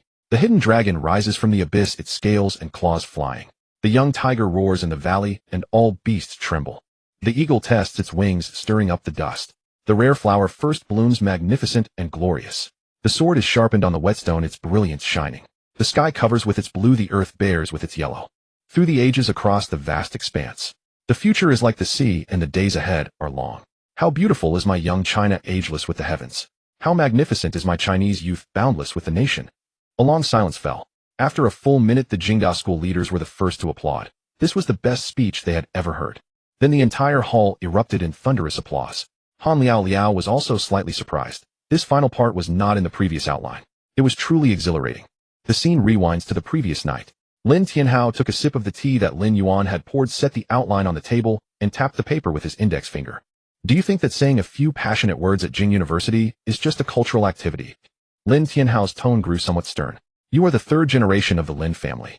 Anything you do that has public influence will be scrutinized under a magnifying glass. I know. You don't know. Lin Tianhao stood up, walked over to the bookshelf, and turned his back to Lin Yuan. When I sent you abroad back, then did you ever resent me? The question came abruptly. Lin Yuan's hand holding the teacup paused for a moment. Back in high school, when the old man delivered a one-line notice to send him to New York, his previous self truly did not understand. A 17-year-old youth in the midst of rebellion, suddenly uprooted and cast across the ocean. Anyone would have felt that way. But the Lin Yuan of now was no longer that youth. You want to say why you sent me away? Lin Tianhao turned around. Your grandfather's wish. Lin Yuan raised an eyebrow.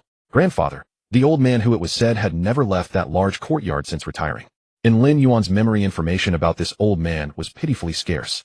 Whenever it came up, whether from Han Liao or Lin Tianhao, it was always glossed over. 3 years ago, Lin Tianhao sat back down in his chair, his voice lowered. People from the southwest in collusion with someone above made a move against our Lin family. Lin Yuan set down his teacup. What level? What level do you think would make your grandfather slam the table? The study fell silent for 3 seconds. Lin Tianhao continued his speech unhurried, but each word carrying weight.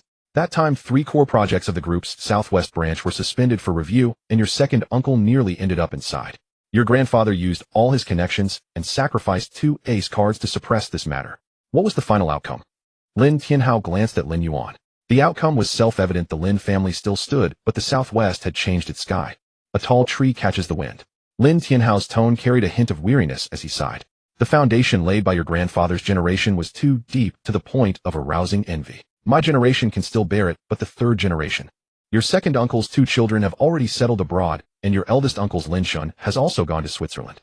Only me left. Only you. Lin Tianhao looked at his son. My original plan was for you to finish your studies in New York, take over the family's overseas assets there, and live a stable life. There's enough money for you to spend for 8 lifetimes. You could find a few foreign girls, or come back and marry a wife. Just don't. Don't come back to wade through muddy waters. Right? Lin Yuan understood. This was not a father-son rift, nor an educational disagreement. It was the clumsiest yet most sincere form of protection a father could think of, to hide his son away. Hide him to the other side of the earth, to a place where no one would notice. Let him be a wealthy idler. How wonderful. But this son had by chance exchanged his soul for another. Lin Yuan sighed inwardly. Whether it was the system or the memories of his past life, he couldn't explain these things to the old man. But there were some things he could make clear. Dad. Lin Tianhao was taken aback. The number of times this kid had called him dad, since childhood, could be counted on one hand. I understand your meaning. But I've already come back, and I don't plan to leave. You? Don't rush, let me finish. Lin Yuan crossed his legs. Tomorrow's lecture, I won't go too deep. Just to make a statement, let those above know the 3rd generation of the Lin family is not useless, but also has no intention of going in that direction. Lin Tianhao stared at him. You are drawing a line. Right, drawing a line for myself, and showing it to others. I'm just in entertainment, writing songs and making films, and doing some positive things on the side. That's all. Lin Yuan toyed with the teacup, lit, his voice softening. But there are some things within my ability that I want to do. Not involving myself too deeply, not taking sides, not expressing positions. Just, he looked up. This country has treated our Lin family well, I want to give something back. Even if it's only on a cultural level. After these words, the study fell silent again. Lin Tianhao stared at his son, who was just over 20 for a long time. When did you become so mature? No. Lin Tianhao shook his head. When did you become so much like your grandfather? Lin Yuan didn't know how to respond to that. Lin Tianhao leaned back in his chair and let out a long sigh. All right. You handle it with discretion. He returned to his slightly unserious expression. But seriously, I came back from the Northwest this time originally to talk business with you. But you already managed to win over your mother, and then you showed me this thing. What business? Let's talk next time. Lin Tianhao waved his hand. We've talked too much today. If we keep going, you won't sleep tonight, and tomorrow you'll have 2 dark circles under your eyes on stage, embarrassing me. That reason is too ridiculous. Go to sleep. Lin Yuan stood up and walked toward the door. When he reached the doorway, a voice came from behind. Lin Yuan. He turned around. Lin Tianhao sat behind the desk, light casting from the side, and on his face, which bore a striking resemblance to Lin Yuan's, appeared a rare, complex expression. If you hadn't entered the entertainment industry, with your mind you might have actually been able to navigate that level. Lin Yuan grinned. That's too tiring. I'm good now. Write songs and have a bit of fun with the ladies. Get out. A teacup lid flew over. Lin Yuan laughed, dodged out, and closed the door. The scene shifts back. The Centennial Memorial Lecture Hall at Jing University. Amid thunderous applause, Lin Yuan stood on stage, slightly bowing. He had said what needed to be said. He had maintained his discretion. The conversation with the old man from last night ran through his mind, and he was certain he had not crossed the line. The passage from the young China, placed in this occasion, was a display of passion and inspiration involving no stance or alignment. No one could find fault with it. The applause lasted nearly half a minute before gradually subsiding. Chen Weiyong walked onto the stage, pressing his hands down. All right, now we move to the QA session. Please raise your hands. Before he finished speaking, a sea of hands shot up from the back third of the seats. Chen Weiyong smiled helplessly and pointed to a bespectacled boy in the 3rd row on the left. This student. The boy stood up, visibly nervous, his hand holding the microphone trembling. Teacher Lin Yuan. No, Lin Yuan. Bro. The whole audience laughed. Call me anything, just don't call me dad. The laughter grew louder. The boy blushed, but visibly relaxed. What I want to ask is that passage you recited at the end. The part about the red sun rises its path is bright. Where is it from? I checked but couldn't find it. In his mind, Lin Yuan fervently kowtowed 3 times to Mr. Liang Qichao. Forgive me, Mr. Liang. In this life and the next I am sorry to you. But this launching does not have you. It would be a pity for your work to be lost in history, even though this parallel world has none of that history at all.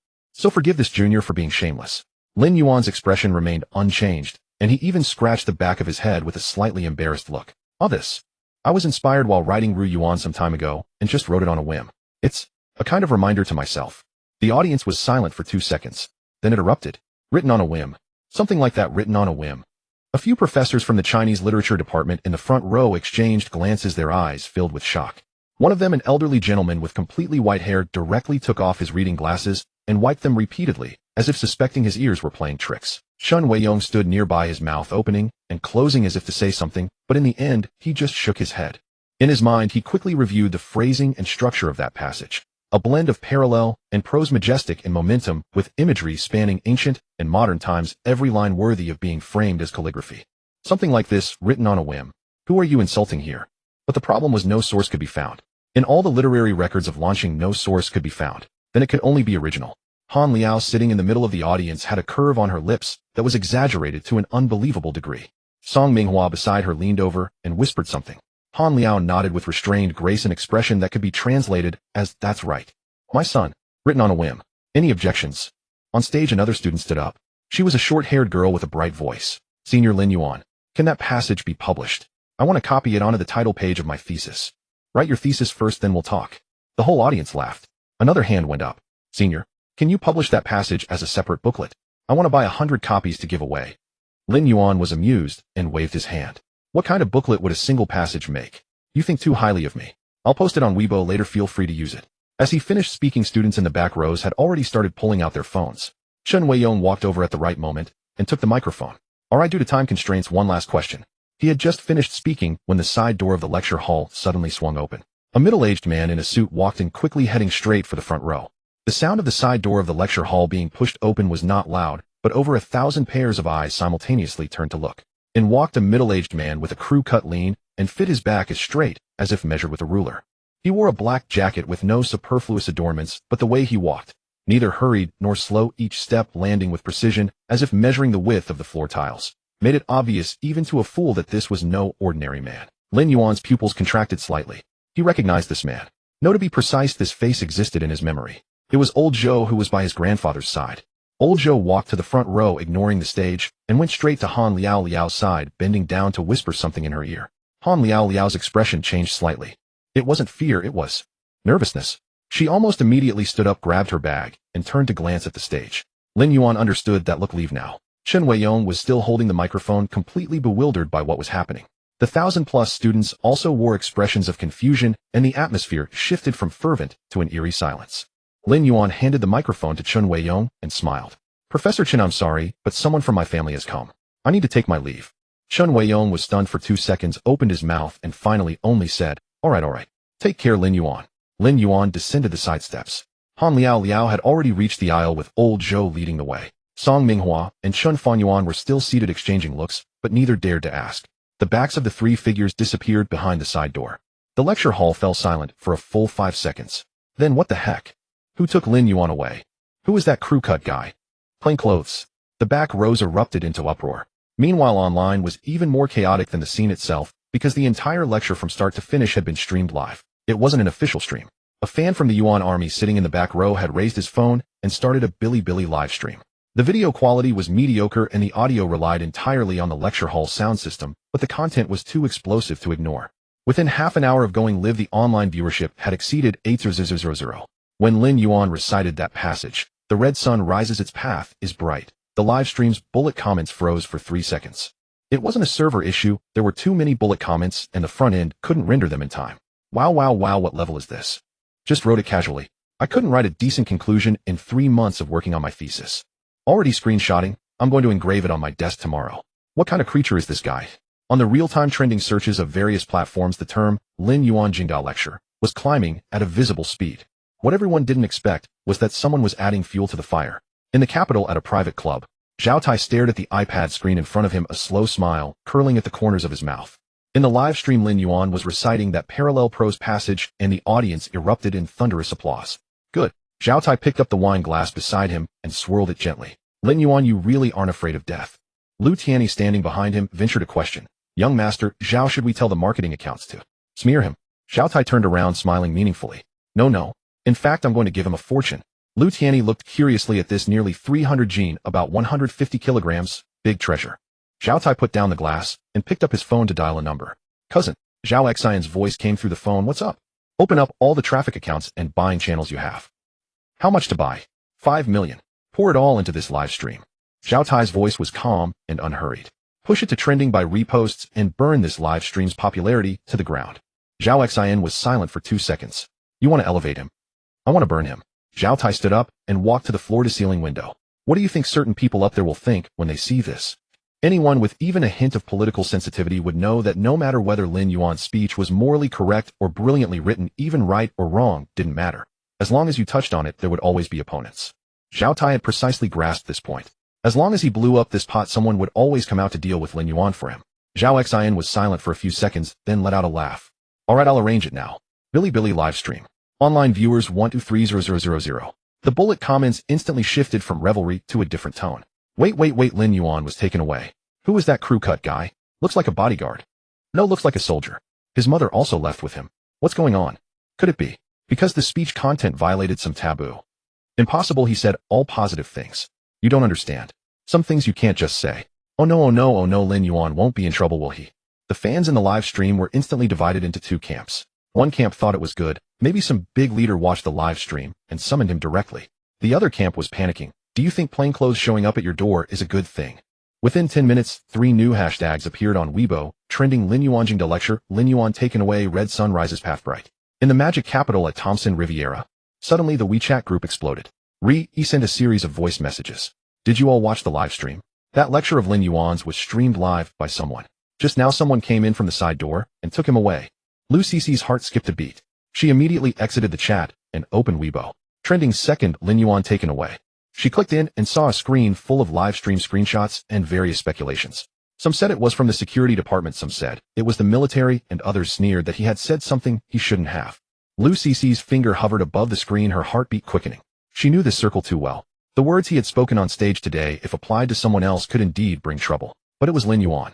She was about to dial his number when Zhu in the group sent another voice message. Lu Cici opened it. Don't panic, wait. I saw clearly. Zhu's voice shifted from anxious to relaxed. I know that person. You know him. Zhu, it's old Zhou, the one by Lin Yuan's grandfather. I saw him when I was a child. I can't be mistaken. It must be the old man calling him back, not outsiders. The group was silent for 3 seconds. You scared me to death. Su Wanqing, then it's nothing. Lu Cici put down her phone and let out a long sigh. Grandfather's people. So it wasn't a bad thing. But for the old man to send someone to pick him up at this critical moment, it was probably because he had seen the live stream. She picked up her phone again and looked at the increasingly wild speculations on the trending list, unable to suppress a smile. These netizens, they really love drama. But after smiling, she frowned again. Because the heat of those trending hashtags was rising abnormally. Someone was pushing it. Inside the black sedan, Lin Yuan leaned back in the rear seat. Han Liao sat beside him, her expression not good.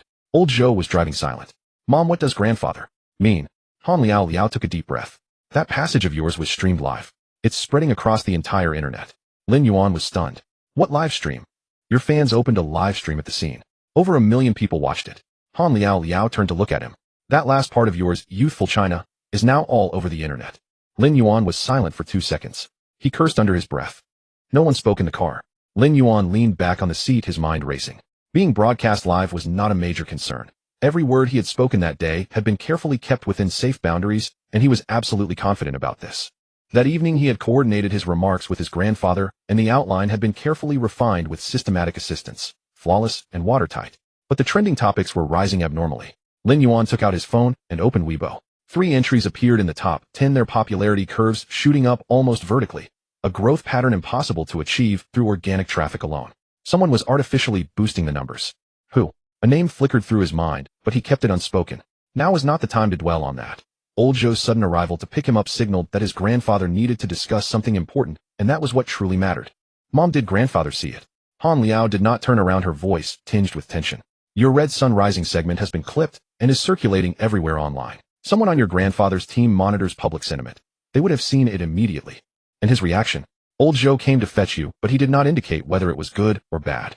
Han Liao paused briefly. Though if things had truly gone wrong, it would not have been old Zhou coming to collect you. A measure of relief settled in Lin Yuan's chest. The fact that someone from their own circle had come meant the situation remained manageable. Most likely after his grandfather had reviewed the footage, he wanted to speak with Lin Yuan in person. The car turned onto Chang'an Street and traveled westward for a stretch before veering into an inconspicuous intersection. Gray walls and crimson doors stood ahead, ancient scholars' trees arching overhead to form a living canopy. In his past life, Lin Yuan had only ever seen aerial footage of this place on the evening news. In this lifetime, he could recall visiting 2 or 3 times, but those visits were so distant in childhood that the memories felt dreamlike and indistinct. Old Zhou pulled the car to a stop before a modest gray building and stepped out to open the rear door. Young master, the old master, is waiting in the study on the 2nd floor.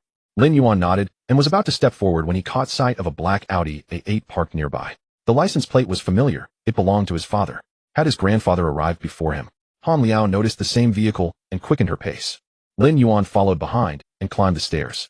The corridor was lined with deep green carpeting and calligraphy pieces adorned the walls. He did not bother studying the signatures. The study door stood slightly ajar. Han Liao pushed the door open and entered with Lin Yuan following close behind. The room was modest in size, but meticulously tidy. A rosewood desk dominated the space, flanked by bookshelves on both sides, while a delicate asparagus fern rested on the windowsill. An elderly man with completely white hair sat in a rattan chair behind the desk, holding an enamel teapot, his gaze fixed on the doorway. Meanwhile, Lin Tianhao, the man who typically traded barbed exchanges with Lin Yuan for 300 rounds at home, sat perfectly still in a chair to the side, spine rigid and hands resting neatly on his knees. He looked exactly like a recruit awaiting instruction in the military. Lin Yuan nearly laughed out loud. Where had his father's usual boldness disappeared to? What had become of the fierce man who once dared to threaten him with a teacup lid? Grandfather. Lin Yuan bounded forward and plopped down onto the low stool beside the elder, resting his elbow on the desk and leaning in close.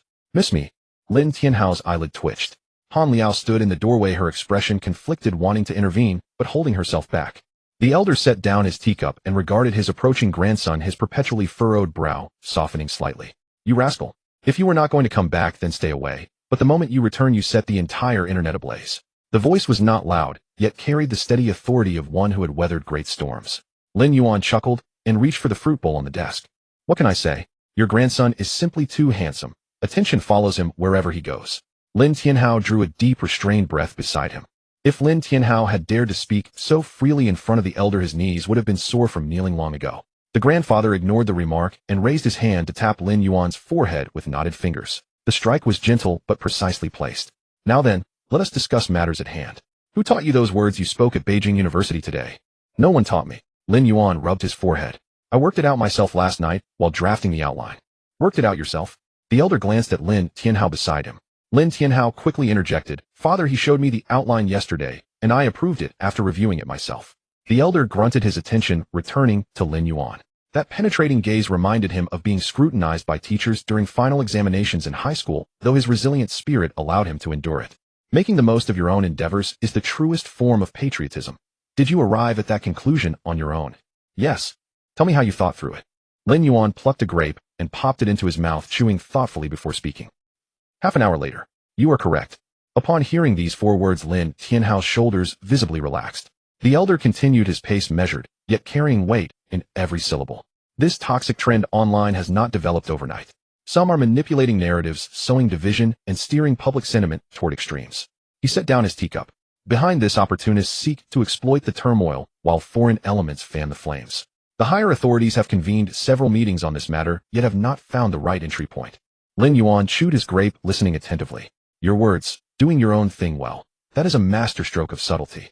The elder looked at him. No empty slogans, no creating opposition, no opening for others to attach labels. Everyone can find fault with it, yet everyone takes it to heart. So you summoned me here not to reprimand me. Reprimand you. The grandfather scoffed lightly. For what? What you have accomplished matters far more than those who have spent 3 years debating in offices. Lin Tianhao's mouth opened and closed beside him. This evaluation was astonishingly high. The elder turned to Lin Tianhao. Your son surpasses you. Lin Tianhao. The strike landed precisely. Lin Yuan nearly choked on his grape, laughing. However, the elder's tone shifted, his expression growing solemn. There is one matter you must keep in mind. Tell me, no matter how compelling or correct a speech may be, it cannot withstand the test of conflicting interests. Someone will inevitably rise against you. Do you understand? I understand, grandfather. I am pleased you grasp this. Do not worry about anything else. Continue doing what you do best, just as you said in your speech. Leave the rest to me. All right. Lin Yuan nodded. Then I will continue with my music and films. Go ahead. The grandfather waved his hand. Go on, go on. The top 3 trending topics still featured his name.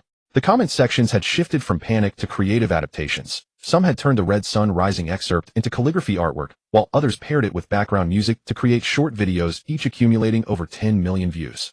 Quite the return. Regardless of Zhao Tai's original intentions, the outcome objectively provided him with millions of additional exposures.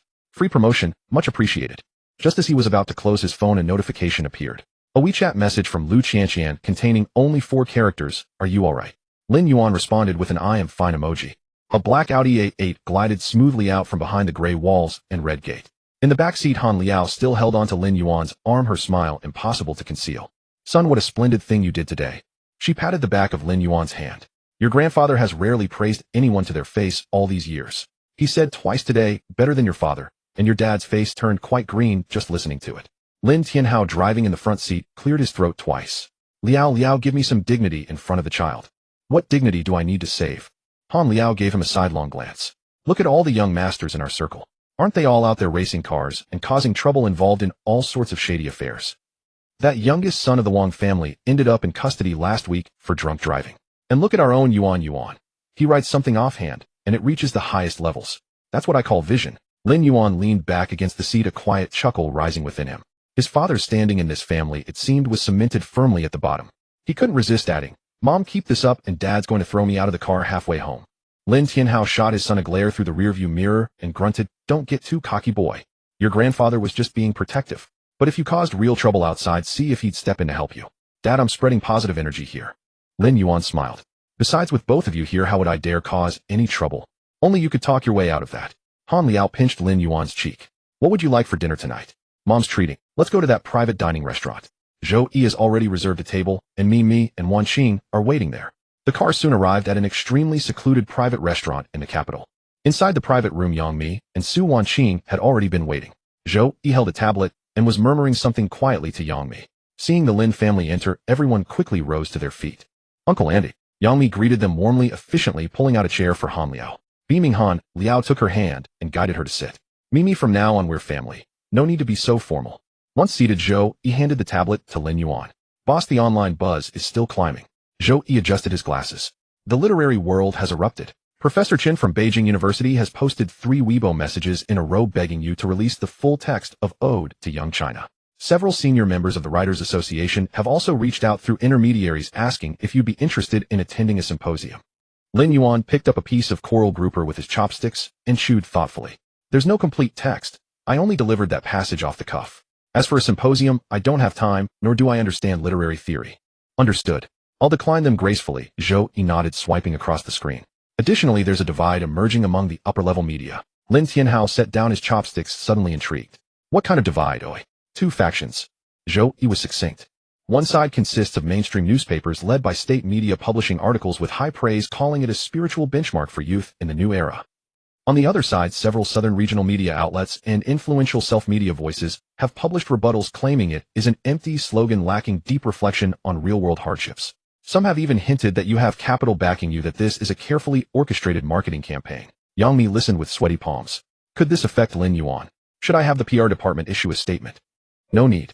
Before Lin Yuan could speak, Zhou Yi glanced at him and continued after receiving his silent approval. "The elder has issued his directive. Let the boss continue with his own affairs. Those above are using this as a pretext to compete for discursive power. The boss is merely a catalyst here. The fire will not reach him. Issuing a statement now would only suggest guilt." Lin Yuan took a sip of tea and gave Zhou Yi an approving look. "Well done. We need not concern ourselves with their debates.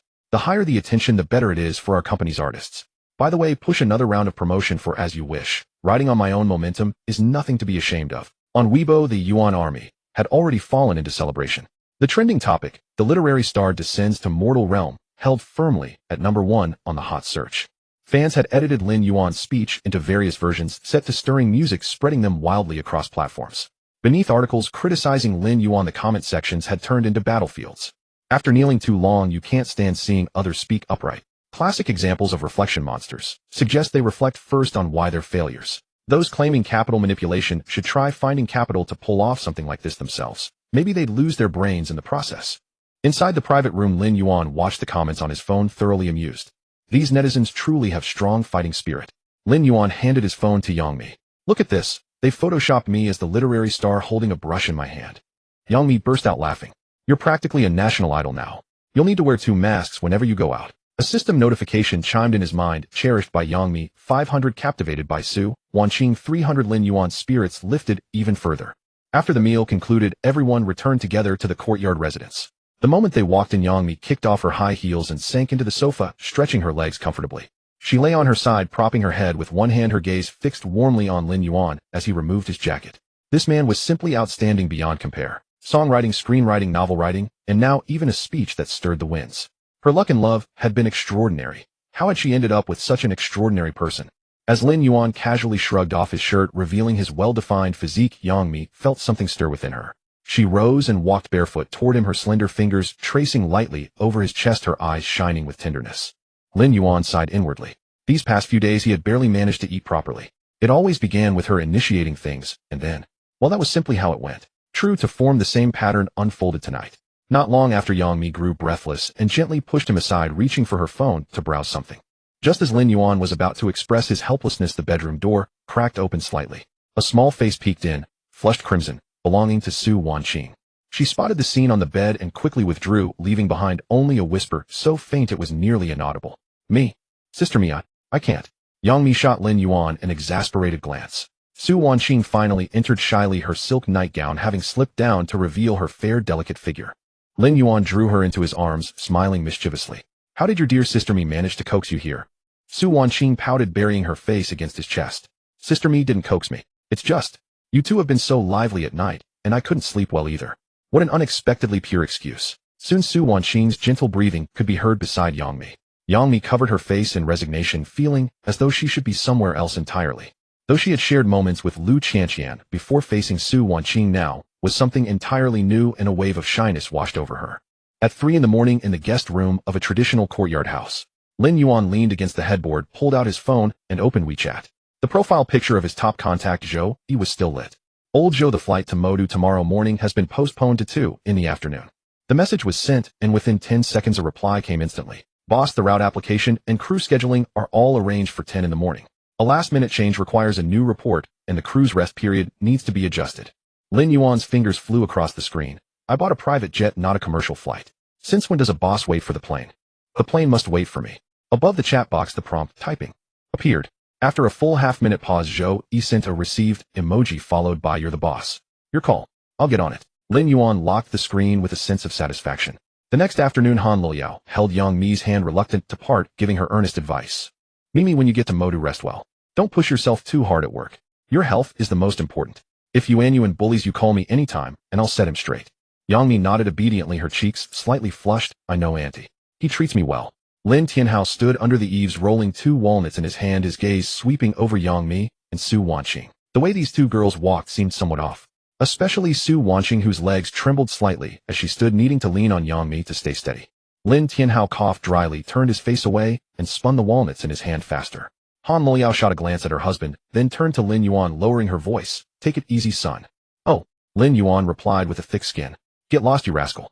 Han Luoyao scolded with a laugh. At 2 in the afternoon, inside the cabin of a Gulfstream G650, Lin Yuan leaned back in a leather seat, sipping freshly squeezed juice from the flight attendant. Zhou Yi sat across from him, opening a tablet to begin his work report. Boss, over at Jiaxing Media, the project, Eternal Love, 10 Miles of Peach Blossoms, has officially launched. Zheng Jia and Zhao Royao contacted Tencent Video. After reviewing the script outline, they gave it an S rating, offered to cover half the production costs, and promised a homepage recommendation slot. Lin Yuan nodded as expected. Tell them that aside from the cast I've settled on, they can decide on the rest.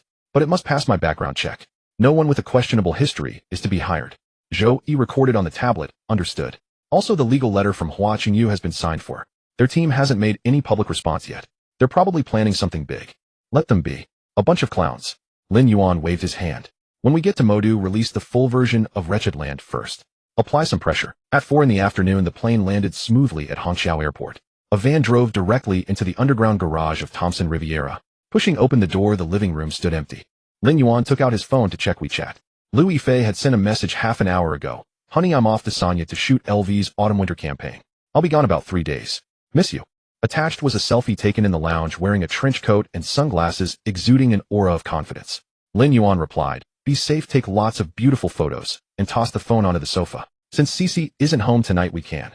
Before he could finish, Yang Mi was already pulling Su Wanqing toward the master bedroom. "Wanqing, let's go take a bath. I'm exhausted. Someone has too much energy. We need to keep our distance." "Okay, Sister Mi. I'll get your pajamas." Bang. The master bedroom door was locked, and the sound of the deadbolt clicking echoed. Lin Yuan stood in the hallway rubbing his nose. Was this a united front against him? Fine, you win. At 11 in the evening, back in the guest room, Lin Yuan lay sprawled on the king-sized bed staring at the ceiling. From the master bedroom, next door, the faint sound of two women laughing and chatting drifted over. They were clearly enjoying themselves, paying no attention to him, the culprit. He sighed and called out in his mind, "System, come out and take the heat." Ding. "The goddess emotion feedback system is at your service." A mechanical voice sounded in his mind, carrying a faint hint of grievance. So the host finally remembers this system. This system thought the host had drowned in a sea of tenderness and was ready to format itself. "Don't be sarcastic. I've been too busy lately." Lin Yuan rolled over. "Check how many emotion points I have now. Current emotion point balance, 1250000 points. Main sources: Yang Mi's ultimate admiration, Su Wanqing's deep infatuation, Lu Yifei's longing, Han Luoyao's pride, and the shock and awe of netizens across the internet from youthful ode to China." Lin Yuan raised an eyebrow.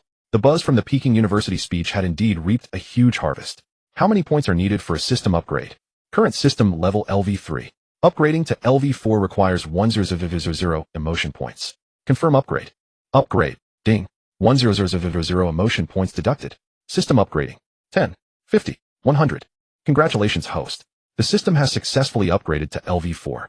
New mall section unlocked, Myriad Realms special items area. Current emotion point balance, 25000 points. Lin Yuan sat up and opened the system store. The interface, which originally had only 3 categories, Entertainment Works, Life Skills, and Body Enhancement, now featured a new tab emitting a faint golden light. He clicked on the Myriad Realms special items area. The products inside were dazzling. Gene Optimization Fluid Perfect Edition, 5000 points. Beginner Mech Pilot Proficiency, 3000 points. 100 Empty Hand Blade Catch Conceptual Skill, 5000 points. Lin Yuan stared at the last option, nearly spitting out his juice. What kind of cursed skill was this? If he was really in danger, was he supposed to take a knife and slash at someone, then watch them kneel and clasp their hands together to catch the blade? The image was too absurd to contemplate. He scrolled down further. Most items looked cool, but didn't offer much benefit to his daily life. Mech piloting. If he drove a mech in Modu, he'd be hauled in for questioning tomorrow. Then his gaze stopped on an unremarkable gray bottle. Cultivation World Low-Grade Spirit Spring Water Price, 100 points per bottle, 500 milliliters. Description: produced from a miner's spiritual vein on the edge of the cultivation world. Long-term consumption can cleanse the marrow, prolong life, and improve constitution. Lin Yuan's eyes lit up at the phrase, improve constitution. His current physique had been enhanced by the system to the peak of human limits, the so-called perpetual motion machine level. This meant that Yang Mi and Su Wanqing simply couldn't keep up. They often had to beg for mercy midway, or even join forces to kick him out of the room. If he gave them this spirit spring water to drink, not only could it solve his insatiable problem, but he could also use it to improve his parents' and grandfather's health. System: can this spirit spring water be mixed into regular drinks? Yes. It's colorless and tasteless. It won't alter the flavor of any liquid it's mixed into, and its effects remain undiminished. Without a second thought, Lin Yuan exchanged for 10 bottles. Ding. 100 emotion points deducted. Low-grade spirit spring water X10 has been stored in the system space and can be materialized at any time. 10 transparent glass bottles appeared on the bedside table. Lin Yuan picked one up, unscrewed the cap, and sniffed it. It had no smell at all, just like ordinary purified water. He took a sip. A cool stream of air slid down his throat into his stomach, then quickly spread out, bringing a soothing comfort to every limb and joint. Although the effect was negligible for his maxed-out physique, the taste was indeed pleasant. Good stuff. Lin Yuan stored the remaining 9 bottles in his space, a plan already forming in his mind. Tomorrow morning, he would add a little something to the milk for Demimi and Su Wanqing. Then let's see if they could still join forces to shut him out tonight. Lin Yuan put down his phone, ready to sleep. Suddenly, the door handle to the guest room was gently turned. Click. The door wasn't locked, and it creaked open a crack. Su Wanqing poked her head and, holding a cup of warm milk, her cheeks flushed. "Boss, Sister Mi said you might get thirsty sleeping alone in the guest room, so she asked me to bring you some milk." Lin Yuan looked at the milk, then at Su Wanqing's evasive face. Delivering milk in the middle of the night. He took the cup, letting his fingertips deliberately brush against Su Wanqing's hand. "Wanqing," Lin Yuan said in a low voice, "if you're just delivering milk, why are your legs trembling?" At 8 o'clock the next morning, Lin Yuan opened his eyes. Beside him, Su Wanqing was still in a deep sleep. "Milk is not as tasty as yogurt, you know. And a cow is far more entertaining than milk, don't you think?" He rose quietly and went to the kitchen. The refrigerator was fully stocked. One of the benefits of Zhou Yi's butler-like service was never having to worry about such trivial matters. Lin Yuan took out 2 bottles of spiritual spring water from his system space, unscrewed the caps, and poured the water into the porridge pot and the bowl of water next to the oil used for frying eggs. Colorless and odorless perfect. 20 minutes later, a steaming pot of century egg and lean meat congee, 2 sunny side-up eggs, and several small dishes were laid out on the dining table. Lin Yuan clapped his hands, quite satisfied with his cooking. Although the culinary skill granted by the system was merely a bonus combined with the spiritual spring water, the quality of this morning's breakfast was elevated to the highest level. Yangmi was awakened by the aroma of the congee. She emerged from the master bedroom draped in Lin Yuan's shirt, her hair disheveled, and her face still carrying the drowsy look of just waking up. What's that smell? So fragrant. Sit down. Lin Yuan pulled out a chair. Yangmi sat down, scooped a spoonful of congee into her mouth, and paused for a moment. Lin Yuan, moi, did you secretly take cooking lessons? Yangmi took another sip. This congee, how to put it, it's so much better than last time. It goes down especially smoothly, warming my stomach. Lin Yuan remained expressionless. Maybe it's the pot. Yangmi didn't dwell on it and immersed herself in eating. Su Wanqing came out even later, her steps still a bit unsteady. When she saw the breakfast on the table and Lin Yuan leisurely sipping tea, her ears turned red again. Good morning, boss. Sit down, eat while it's hot. Su Wanqing obediently sat down and took a bite of the fried egg. So delicious. Her reaction was even more exaggerated than Yangmi's. She ate 3 mouthfuls in a row, her cheeks bulging. Boss, your cooking was always good, but today it feels different. After eating, my whole body feels comfortable. Lin Yuan was secretly delighted. The effects of the spiritual spring water had already begun. Although no obvious changes would be visible in the short term, with continued consumption, over time the constitutions of these 2 ladies would gradually improve. Boss, what are you smiling about? Su Wanqing looked up warily. I'm smiling because you look adorable when you eat. Su Wanqing lowered her head and buried her face in her bowl. Yangmi cast a sidelong glance at Lin Yuan, feeling that this man was up to something. But the congee was too delicious, so she chose to let it go for now and serve herself a second bowl. At 2 o'clock in the afternoon, Hangzhou Airport. Yangmi dragged her suitcase, put on her sunglasses and mask, and turned back to look at Lin Yuan. I'm leaving. There's still over half a month of filming at Hengdian. You're home alone, don't cause too much trouble. Lin Yuan handed her bag to the assistant. Don't worry, I'll be good. You good, oi? Yangmi lowered her voice. If you were good, Wanqing, and I wouldn't be so exhausted.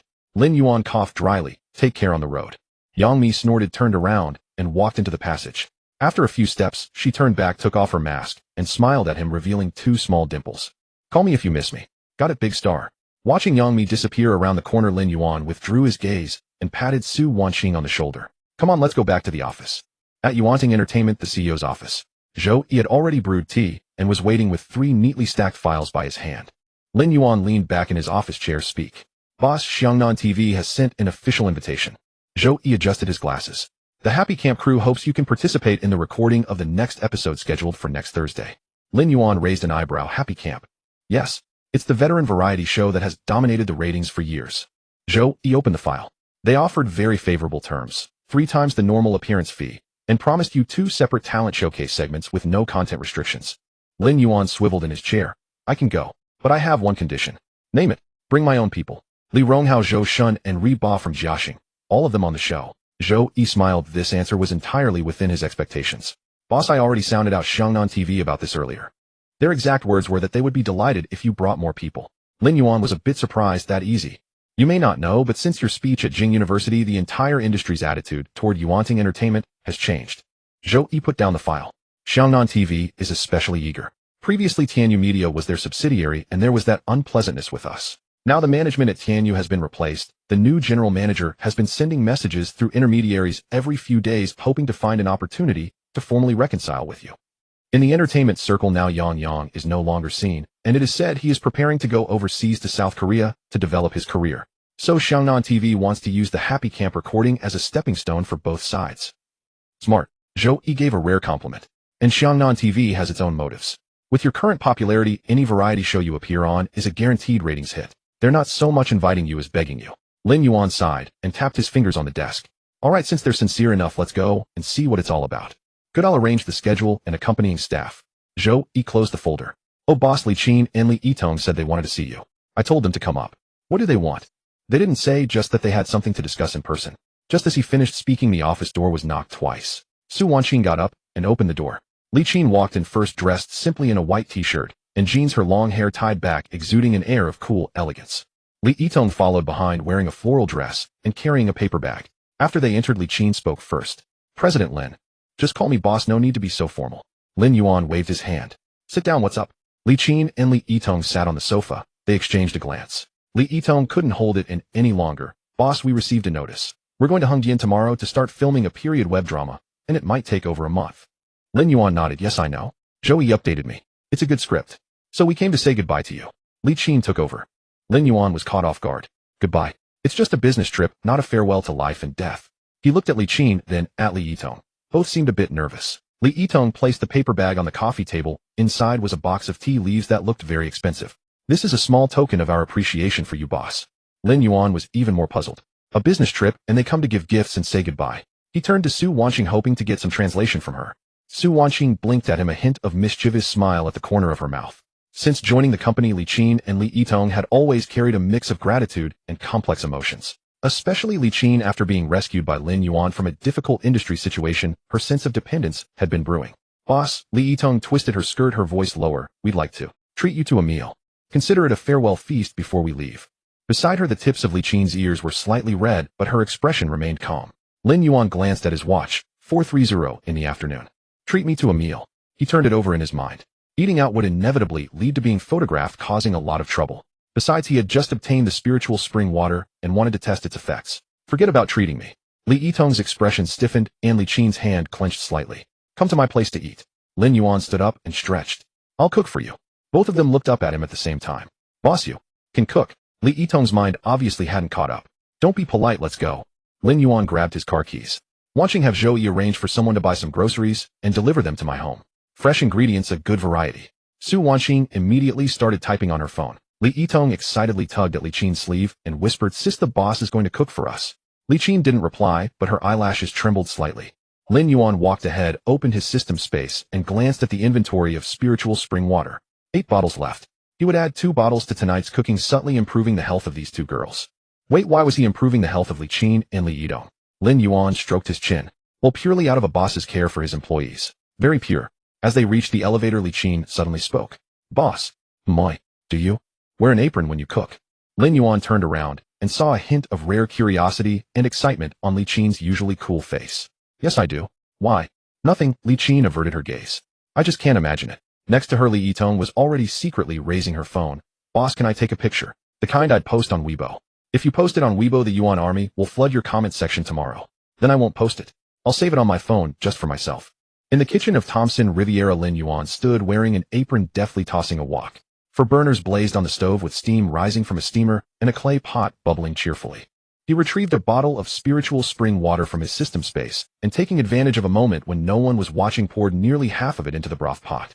7 dishes and 1 soup. Squirrel-shaped mandarin fish, steamed scallops with garlic and glass noodles, braised pork ribs, stir-fried seasonal vegetables, sour soup with beef slices, salt-baked shrimp, shredded chicken salad, and a pot of rich mushroom chicken soup. Lin Yuan brushed the flour from his hands and caught his reflection in the polished surface of the range hood. The apron was one Su Wanqing had pulled from the cabinet, white with blue stripes, giving him the air of a domestic man. The doorbell rang from the living room. Su Wanqing went to answer it, and then Lin Yuan heard a sharp intake of breath. Sister Li Qin, where are you 2 off to? Lin Yuan peeked out and paused.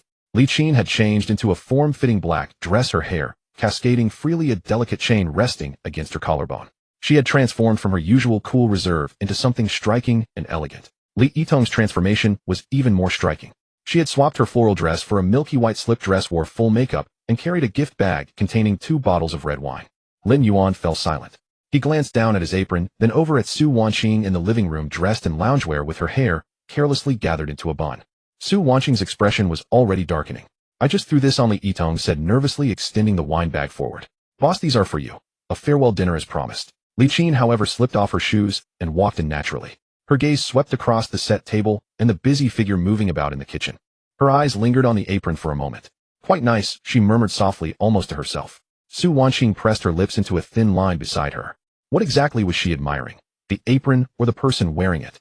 Lin Yuan did not rise to the remark, turning back to the stove. Where is Joey? On the way, he said. 10 minutes. Su Wanqing followed into the kitchen and lowered her voice. Boss, what is going on with them today? What about it? They dressed up like this. Su Wanqing pulled drinks from the refrigerator with slightly more force than necessary. Is this a dinner or a blind date? Lin Yuan sprinkled cilantro into the sour soup beef. They are visiting their boss's home for the first time. Dressing up is only natural, isn't it? Su Wanqing said, nothing, setting the drink down on the counter with a sharp click. Natural. Spaghetti strap dresses, full makeup, bringing red wine. Is that what you call normal? You do not take me for blind, do you? Boss, the dishes are ready. Very good, let us eat. The 7 dishes and soup were arranged on the table, their presentation quite impressive. The mushroom chicken soup, enhanced with spiritual spring water, released a rich fragrance that drew a second glance, even from Zhou. Li Yitong uncorked the red wine and poured a glass for everyone. Boss, allow me to toast you. She rose, raising her glass high. Thank you for giving Chun and I the opportunity to join Yuanting. Honestly, back at my former company, I had nearly given up. Lin Yuan lifted his glass to clink against hers. Do not make it so sentimental. Just act well. Cheers. Li Yitong tilted her head and drank half the glass, her tongue sticking out from the heat. Li Qin also lifted her glass, but only took a gentle sip. Boss, thank you. For words light and simple. Yet Lin Yuan could feel their weight. Li Qin had always spoken little since joining the company. A person who had escaped the siege of capital interests tended to express gratitude in the most restrained manner. Enough, let us eat. Lin Yuan placed a piece of squirrel-shaped mandarin fish on her plate. Taste this, it is my specialty. Li Qin lowered her head and took a bite. Delicious. She took another bite, then set down her chopsticks and looked up. It truly is very good. There was a hint of surprise in her voice. Su Wanqing quietly ate her rice from across the table, thinking to herself, do not just keep eating. Look at your expression, as if you have fallen in love for the first time. Pull yourself together. The dinner atmosphere was indeed pleasant. Li Yitong, a natural mood maker, chatted away about the upcoming film shoot. Boss, let me tell you, the role I am playing this time is fascinating. A martial arts heroine who is extremely skilled with kung fu, but terribly afraid of insects. Is that not just like you? Not at all. Well, it does sound a bit like me. Zhou Yi interjected, occasionally offering comments on industry trends. Li Qin spoke little, but kept eating. That bowl of mushroom chicken soup infused with spiritual spring water, she finished 3 bowls. Su Wanqing watched Li Qin's empty bowls and mentally crossed them off one by one. By the time the second bottle of red wine was empty, Li Yitong had grown slightly tipsy, her head resting on the table as she mumbled that the boss's cooking was too wonderful and whether she could come again in the future. Li Qin's cheeks had gained a touch of color, though her composure remained clear. She sat on the sofa, cradling a cup of warm water, her gaze drifting subtly in Lin Yuan's direction. Lin Yuan felt it as he cleared the dishes. That gaze was quiet, without any sharpness, yet steady and focused. He pretended not to notice. All right, it is getting late. Lin Yuan untied his apron and hung it up. Zhou Yi, arrange a car to see them back. They need to catch an early high-speed train tomorrow morning. Very good, boss. Zhou Yi rose and began messaging the driver. Li Yitong was half dragged off the sofa by Li Qin, waving drowsily. Good night, boss. I will come again next time. Li Qin supported her toward the door and paused beside Lin Yuan. Today was very pleasant. Go safely. Take care on the way. Li Qin nodded and led Li Yitong out. Zhou Yi was the last to leave, glancing back at Lin Yuan before closing the door. That look, Lin Yuan understood. Boss, take care of yourself. The door clicked shut. The room fell suddenly quiet. In the kitchen, Su Wanqing was washing the last few glasses, the running water the only sound. Lin Yuan walked over and leaned against the doorway. Wanqing, why have you been so quiet tonight? I have not been. Su Wanqing wiped the glasses, her voice moving faster than usual. I have been talking the whole time. You have spoken no more than 10 sentences the entire evening. Perhaps because they talk so much. Su Wanqing set the glass down heavily in the cabinet. Boss, get some rest. I am going to the guest room. Lin Yuan watched his assistant sister hurry away with quick steps and shook his head. Jealous again. Still, tonight was hardly the time for anything else. He had important matters to attend to. Once Su Wanqing closed the guest room door behind her, Lin Yuan returned to his own room and locked it. Sitting at his desk, he took out the remaining 8 bottles of spiritual spring water from his system space and arranged them neatly on the tabletop. System, I am here. Giving the spiritual spring water directly to people is too conspicuous over the long term. I need to process it, change its form. Do you have any safe formulas in the mall? Something that can turn spiritual spring water into a daily health product. The system paused for 2 seconds. Within the mall exists the Heavens Formula Collection, wellness series containing 12 plans, all of which can be perfectly combined with low-grade spiritual spring water without altering their effects. Price, 500 emotional points per formula. Show them to me. A translucent list materialized in his mind. Lin Yuan scanned through it and quickly pinpointed 2. The first, Yang Nourishing Foundation Formula. Main ingredients: ginseng, polygonatum, goji berries, and deer antler. Suitable for middle-aged and elderly men, strengthening the kidney and consolidating vitality. Combined with spiritual spring water, it can accelerate cellular repair. The second, Youth-Preserving Nourishment Formula. Main ingredients: rose, angelica, lavender, essential oil, and donkey hide gelatin. Suitable for women, regulating qi and blood. Combined with spiritual spring water, it can improve physique and delay aging. Buy both. Ding. 1,000 emotional points have been deducted. The formulas have been recorded. 2 complete production processes now resided in his mind. The male version took the form of an oral liquid, amber-colored, carrying a faint fragrance of ginseng. The female version resembled a concentrated herbal tea, pale pink, with a floral scent. 50 milliliters per bottle, one small serving per day. Lin Yuan held the finished product up to the light, quite satisfied. If these were placed on the market, anyone would assume them to be premium customized products from a well-known wellness brand. They would arouse no suspicion whatsoever. He exchanged for a batch of exquisite small bottles and label paper from the system once more. Male version label Lin brand ginseng essence, oral liquid, 1 vial daily, taken after meals with warm water. Female version label Lin brand floral extract, drink 1 vial daily, half in the morning and half in the evening. Lin Yuan looked at the names he had written and found himself wondering if they sounded like direct sales branding. It did not matter. They were not for sale after all, for family use only. He arranged the dozen or so small bottles neatly into a wooden box. In the evening, a soft sound drifted from a room in the Tangshan Eping complex. Had anyone unaware of the truth heard it, they might have grown curious. Fortunately, the soundproofing at Tangshan was truly excellent. After a night of gentle conversation, Su Wanqing's sincere apology moved Lin Yuan, and he finally relented. Still, he had indeed re-established a harmonious balance in the household. The young lady had shown a hint of jealousy in his presence. That simply wouldn't do. She had forgotten who held the reins. In the future, no one so assertive would be allowed in the family. At 9 the next morning, Lin Yuan was already tidily dressed, wearing casual home clothes as he stood in the kitchen cooking. In the pan was scrambled eggs with tomatoes, and on another burner noodles were boiling. It was a simple brunch, but he took a bottle of spirit spring water from his system space and poured it into the water for the noodles. Just 1 bottle sufficed. Su Wanqing emerged from her room at 10. Her gait was slightly unsteady and her voice was as soft as if she had been whispering for hours. Holding a cup of warm water, she took small sips, her expression toward Lin Yuan holding a hint of gentle resignation. Please sit and eat the noodles. Su Wanqing sat down, lowered her head, and took a sip of the noodle soup. The visible relaxation in her whole body was unmistakable. Boss. My voice. Serves you right. Su Wanqing said, no more, focusing on her noodles. Lin Yuan cleaned the kitchen, took a towel to dry his hands, then walked to the sofa to pick up his phone. I'm going to the company to handle some matters. Stay home and rest today. Don't go anywhere. Su Wanqing nodded wisely, not asking to join him. Lin Yuan patted her head, grabbed his car keys, and headed out. Before reaching the company, he called Joey. Come to my office. I have something to give you. Yes, boss. 5 minutes. At Yuanting Entertainment in the CEO's office, Lin Yuan took out the wooden box he had prepared the night before from his system space. It was neatly lined with a dozen exquisite small bottles. The amber-colored ones for men, the pale pink ones for women. Each bottle bore a label he had handwritten along with usage instructions. He also pulled out a few sheets of paper, handwritten recipe notes. Of course, the recipe did not include the phrase spirit spring water. Instead, it read 1,000-year ancient spring water. After all, it was all water, just a matter of wording. What mattered were the herbal combinations and the method of consumption, which were genuine. When Joey knocked and entered, he saw Lin Yuan standing behind his desk with an unusually serious expression. Boss, sit. Lin Yuan pushed the wooden box toward him. This item, you will personally take it to the capital and deliver it to my mother. Joey glanced at the small bottles in the box, then at Lin Yuan's face. Each bottle is labeled who drinks what, how much per day, all written clearly. Lin Yuan tapped the desk. The amber ones are for my father and grandfather.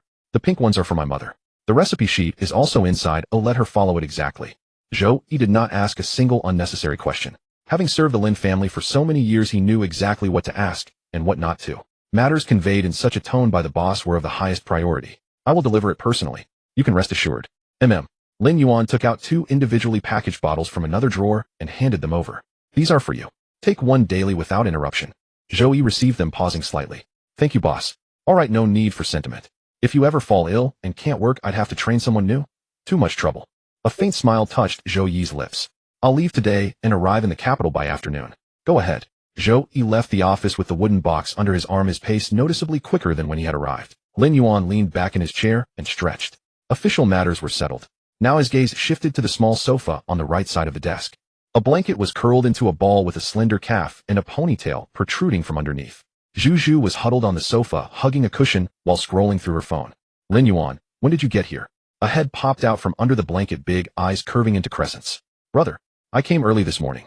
Since you weren't here, I took a nap first. Are you my employee or my company cat? Zhu threw off the blanket and sat up, wearing an oversized sweatshirt and shorts revealing long, slender legs. I flew back last night and arrived at 6 this morning. She kicked off her slippers and ran over. I missed you. Lin Yuan tilted his head to look at her. Did you come back to work or to see me? Both. Zhu rounded the desk, sat directly on Lin Yuan's lap, wrapped her arms around his neck, and brought her face close. A greeting. Lin Yuan was amused. He pinched her nose. You really don't stand on ceremony. Zhu hummed, leaned in, and planted a light kiss on the corner of his mouth, then pulled back slightly, her big eyes sparkling as she looked at him. Brother, I thought of you every day when I was in the capital. Every day? Yes. How many times? Many times. For example, Zhu face turned red. She buried her head in the crook of Lin Yuan's shoulder and murmured, "You're doing this on purpose."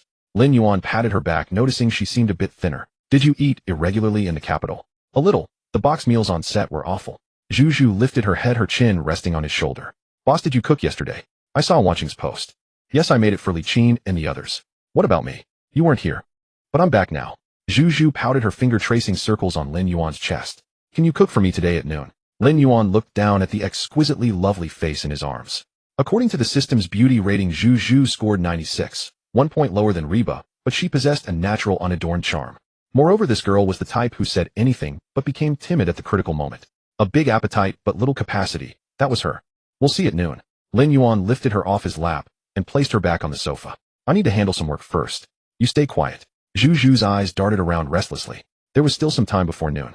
She glanced at the closed office door, tilted her head, and a lovely dimple appeared at the corner of her mouth. "Ow." Lin Yuan felt a light touch under the desk. The girl had apparently been watching some kind of drama and was now amusing herself with playful thoughts. A soft murmur came from below. Just as he was wondering, a knock sounded at the door. "Knock, knock, knock." Lin Yuan composed himself and said, "Come in." The door opened and Zhou Yi's work assistant entered.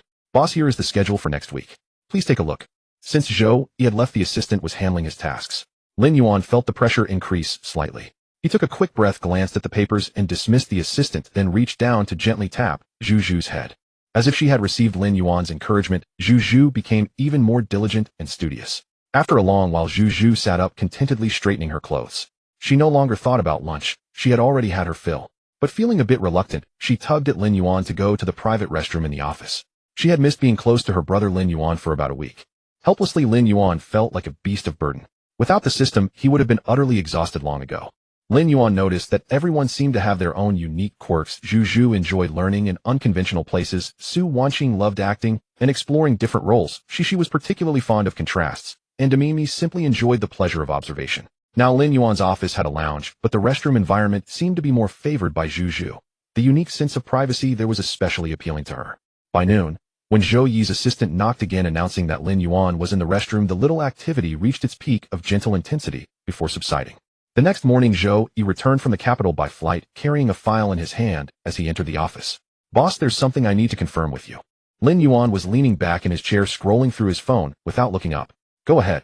Modu TV called saying that the recording of Jin Xing show is scheduled for tomorrow at 2 p.m. Oh, and they asked what time we'll arrive at the station for makeup. Lin Yuan paused his finger. Jin Xing show. He put down his phone and looked at Zhou Yi. "When did I agree to appear on Jin Xing show?" Zhou Yi adjusted his glasses, pulled a sheet of paper from the folder, and handed it over. It was an itinerary schedule with his own signature confirming each item. The third line from the bottom read, "Wednesday 1/4 Modu TV, Jin Xing show recording, confirmed." The signature beside it was indeed his handwriting. Lin Yuan stared at the signature for 3 seconds. Then his gaze slowly drifted toward the small sofa in the corner of the office. Zhu was curled up there, hugging a cushion and scrolling through her phone. Sensing his gaze, she looked up and blinked at him. "What's wrong, big brother?" Her expression was so innocent, it was almost unbearable. Lin Yuan remembered. Yesterday afternoon, he had been handling an extremely important matter, specifics not needed to describe, while Zhu was searching for something under the desk. At that moment, his attention was not on the paper at all. To be precise, his attention was on a very specific location. "Boss." Zhou Yi noticed Lin Yuan's expression and sensed something. "It's nothing." Lin Yuan withdrew his gaze and slapped the itinerary on the desk. "I agreed to it, I just didn't read it carefully. Since I agreed, I'll go. No big deal." Zhou Yi nodded and didn't ask further. Having worked with the boss for so long, he knew exactly when to follow up and when to stay silent. "Then I'll confirm the time and travel arrangements with Modu TV." "All right, go ahead." Zhou Yi turned and left. The office fell silent for a few seconds. Zhu bounced off the sofa, ran to Lin Yuan in a few steps, placed her hands on the desk, rested her chin on them, and showed deep dimples as she smiled. "Big brother isn't angry, is he?" Lin Yuan looked at her face that seemed to say, "What can you do about me?" Big brother was very focused back then. Zhu's face flushed a little, but the smile at the corner of her mouth didn't fade. Lin Yuan took a deep breath. "Fine. Being tricked by a little girl like this, no one would believe it if he told them." "But seriously," Zhu leaned in closer and lowered her voice, "Jin Xing's show is something others can't even get on. She's been incredibly popular this year, with ratings surpassing many established variety shows. Big brother going on stage would definitely be interesting." Lin Yuan showed no reaction. Of course he knew about Jin Xing's show. It was a talk show that had emerged this year. With host Jin Xing's fearless speaking style, within half a year, it went from nothing to the weekly ratings champion, averaging a 1.2 rating, an impressive feat in this era of heavy online competition. The key was that the show had no fixed script. It relied entirely on Jin Xing's improvisation. Before recording, the team would ask the guest team about topics to avoid. But it was said that the more a guest explicitly asked to avoid something, the more Jin Xing would find a way to steer the conversation there during the show. When the contact person from Yuanting asked Lin Yuan if he had any forbidden topics, his original response was, "None. Ask anything. I'll say whatever I want, but whether you dare to broadcast it is another matter." When this reached Jin Xing's ears, she reportedly laughed for a long time, exclaiming, "Interesting." "All right."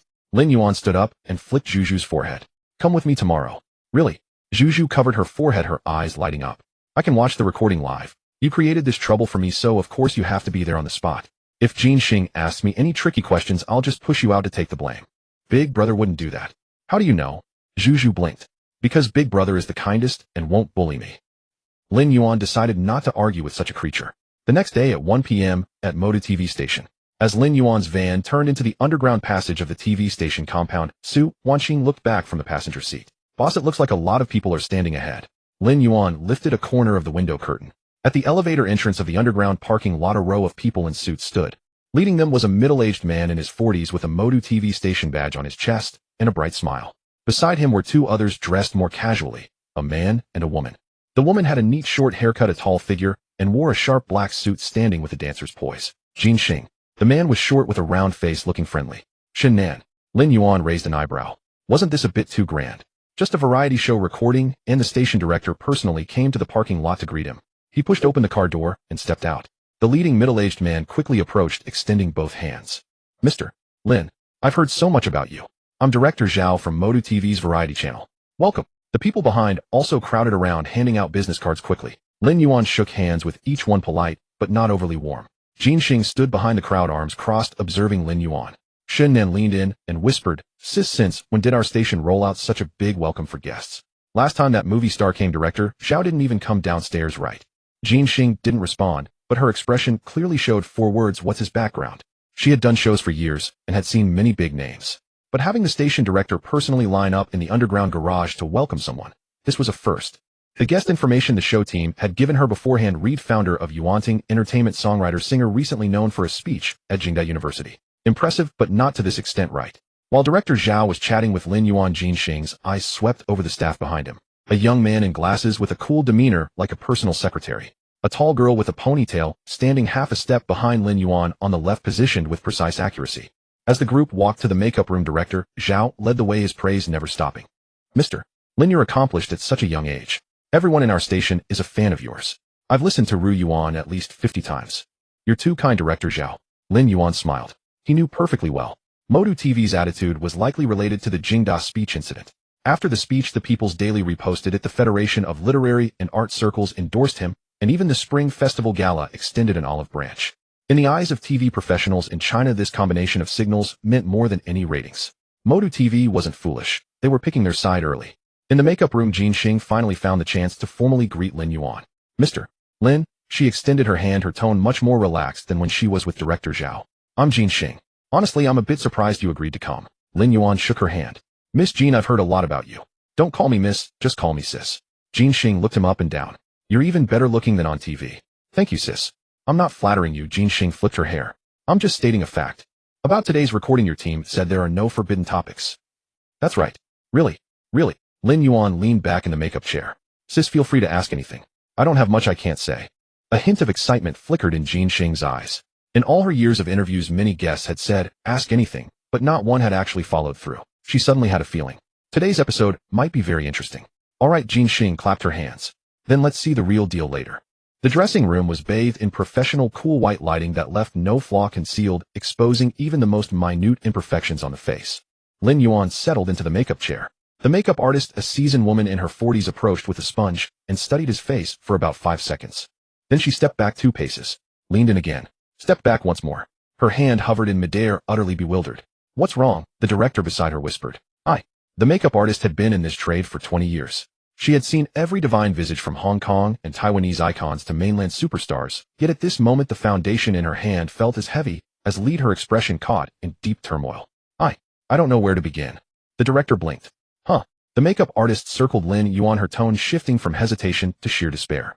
"Where am I supposed to apply anything? Where are the pores? The dullness? The dark circles?" "Not a single one." With skin this flawless, even laying down my finest foundation would be an act of desecration. Lin Yuan felt no stirring within, barely suppressing a smile. Naturally, this was the product of the system's genetic recombination formula, a complete bodily transformation. Forget her foundation, this was worth more than the entire television station. How priceless. Unimaginably so, beyond what wealth could purchase. How about just some lip balm? The makeup artist ventured timidly. No. Lin Yuan quickly waved his hand. I'm a man. If I go on air with that, tomorrow's trending topic will be Lin Yuan's romantic orientation, a mystery. The young staff in the dressing room couldn't hold it in and burst out laughing. In the corner sofa, Juju sat cross-legged, phone held high, lens trained on Lin Yuan. She secretly snapped a photo and sent it to their WeChat group called Lin Family Courtyard, with the caption, "Brother is so handsome the makeup artist just lost her job." JPG. At the doorway, Su Wanxing stood with her arms folded, watching Juju's antics with a look of helpless fondness and an unacknowledged pride. The director scratched his head and stepped out with his walkie-talkie to report this unprecedented situation. Within 2 minutes, the familiar rhythm of high heels echoed closer, followed by Jin Xing's unmistakable voice. What do you mean no place to start? I've been dancing for 30 years, and I've never heard such nonsense. Before the words had fully left her mouth, she was already standing in the doorway of the dressing room. Her voice cut off the instant she saw the man lounging in the chair, idly scrolling on his phone. 2 seconds passed. All right then. Jin Xing swallowed all the retort on her lips and waved dismissively at the director. Just let him go on as is. He's more striking than me anyway. How can I even stay provoked? Why waste makeup on him? Save the money and treat the post-production team. Shinnan, trailing behind, poked her head in. She glanced between Lin Yuan and the idle makeup artist beside him, unable to suppress a smile. President Lin, you're not here to record a show. You're here to shut the place down, Shinnan teased. Lin Yuan rose and stretched his shoulders. Let's go. Don't keep the audience waiting too long. Jin Xing eyed him from head to toe, then broke into a grin. Well then, I'd better work my mouth extra hard today. Otherwise, who's going to listen to me when everyone's busy admiring that face? The recording studio was a small theater with several hundred seats, all filled to capacity. Lin Yuan followed the director through a side entrance into the backstage area.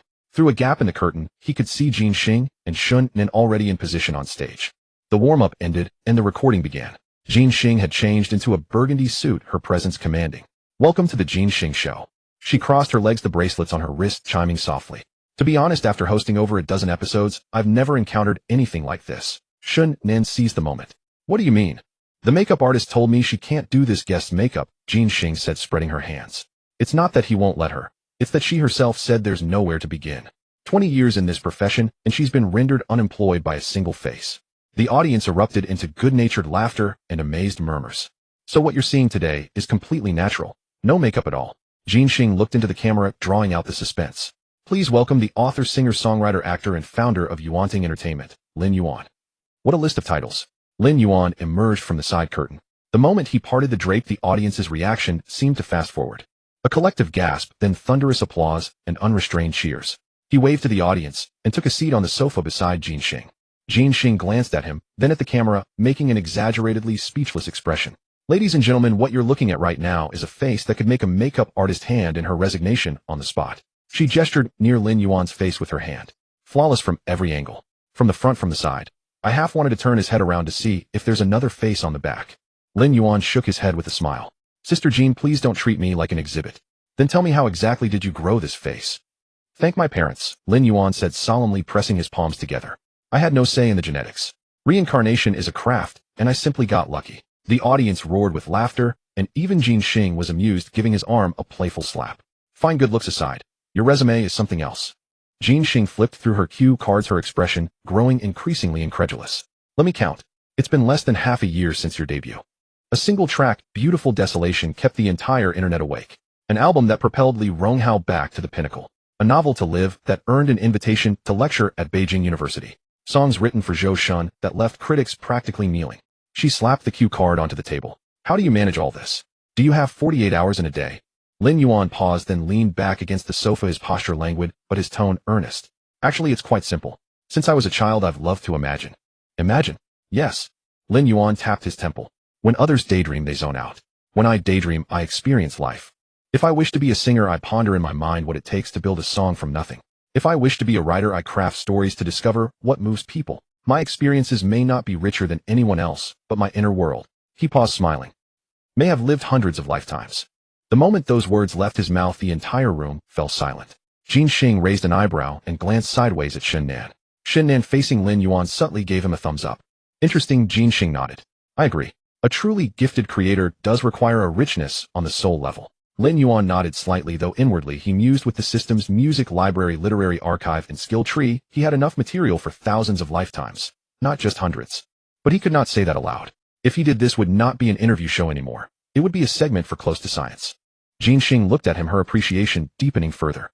But who was she? The industry was well aware of her sharp tongue, and she never allowed a guest to pass so easily. She leaned forward slightly, her smile taking on a knowing quality. All right, I'll believe you've lived hundreds of lives in your spirit world. After Jin Xing spent a few minutes on lighthearted topics, thoroughly warming up the atmosphere, her tone took a sudden turn. She leaned forward slightly, her smile still in place, but the weight of her words shifted entirely. Recently, there's a voice online saying that your songs are suspected of plagiarism. Jin Xing's eyes fixed intently on Lin Yuan. What do you think yourself? As soon as the words fell in the first row of the audience, several leaders from the Shanghai TV station felt their hearts skip a beat. Sister Jin Xing, my dear sister, do you even know who you're asking about?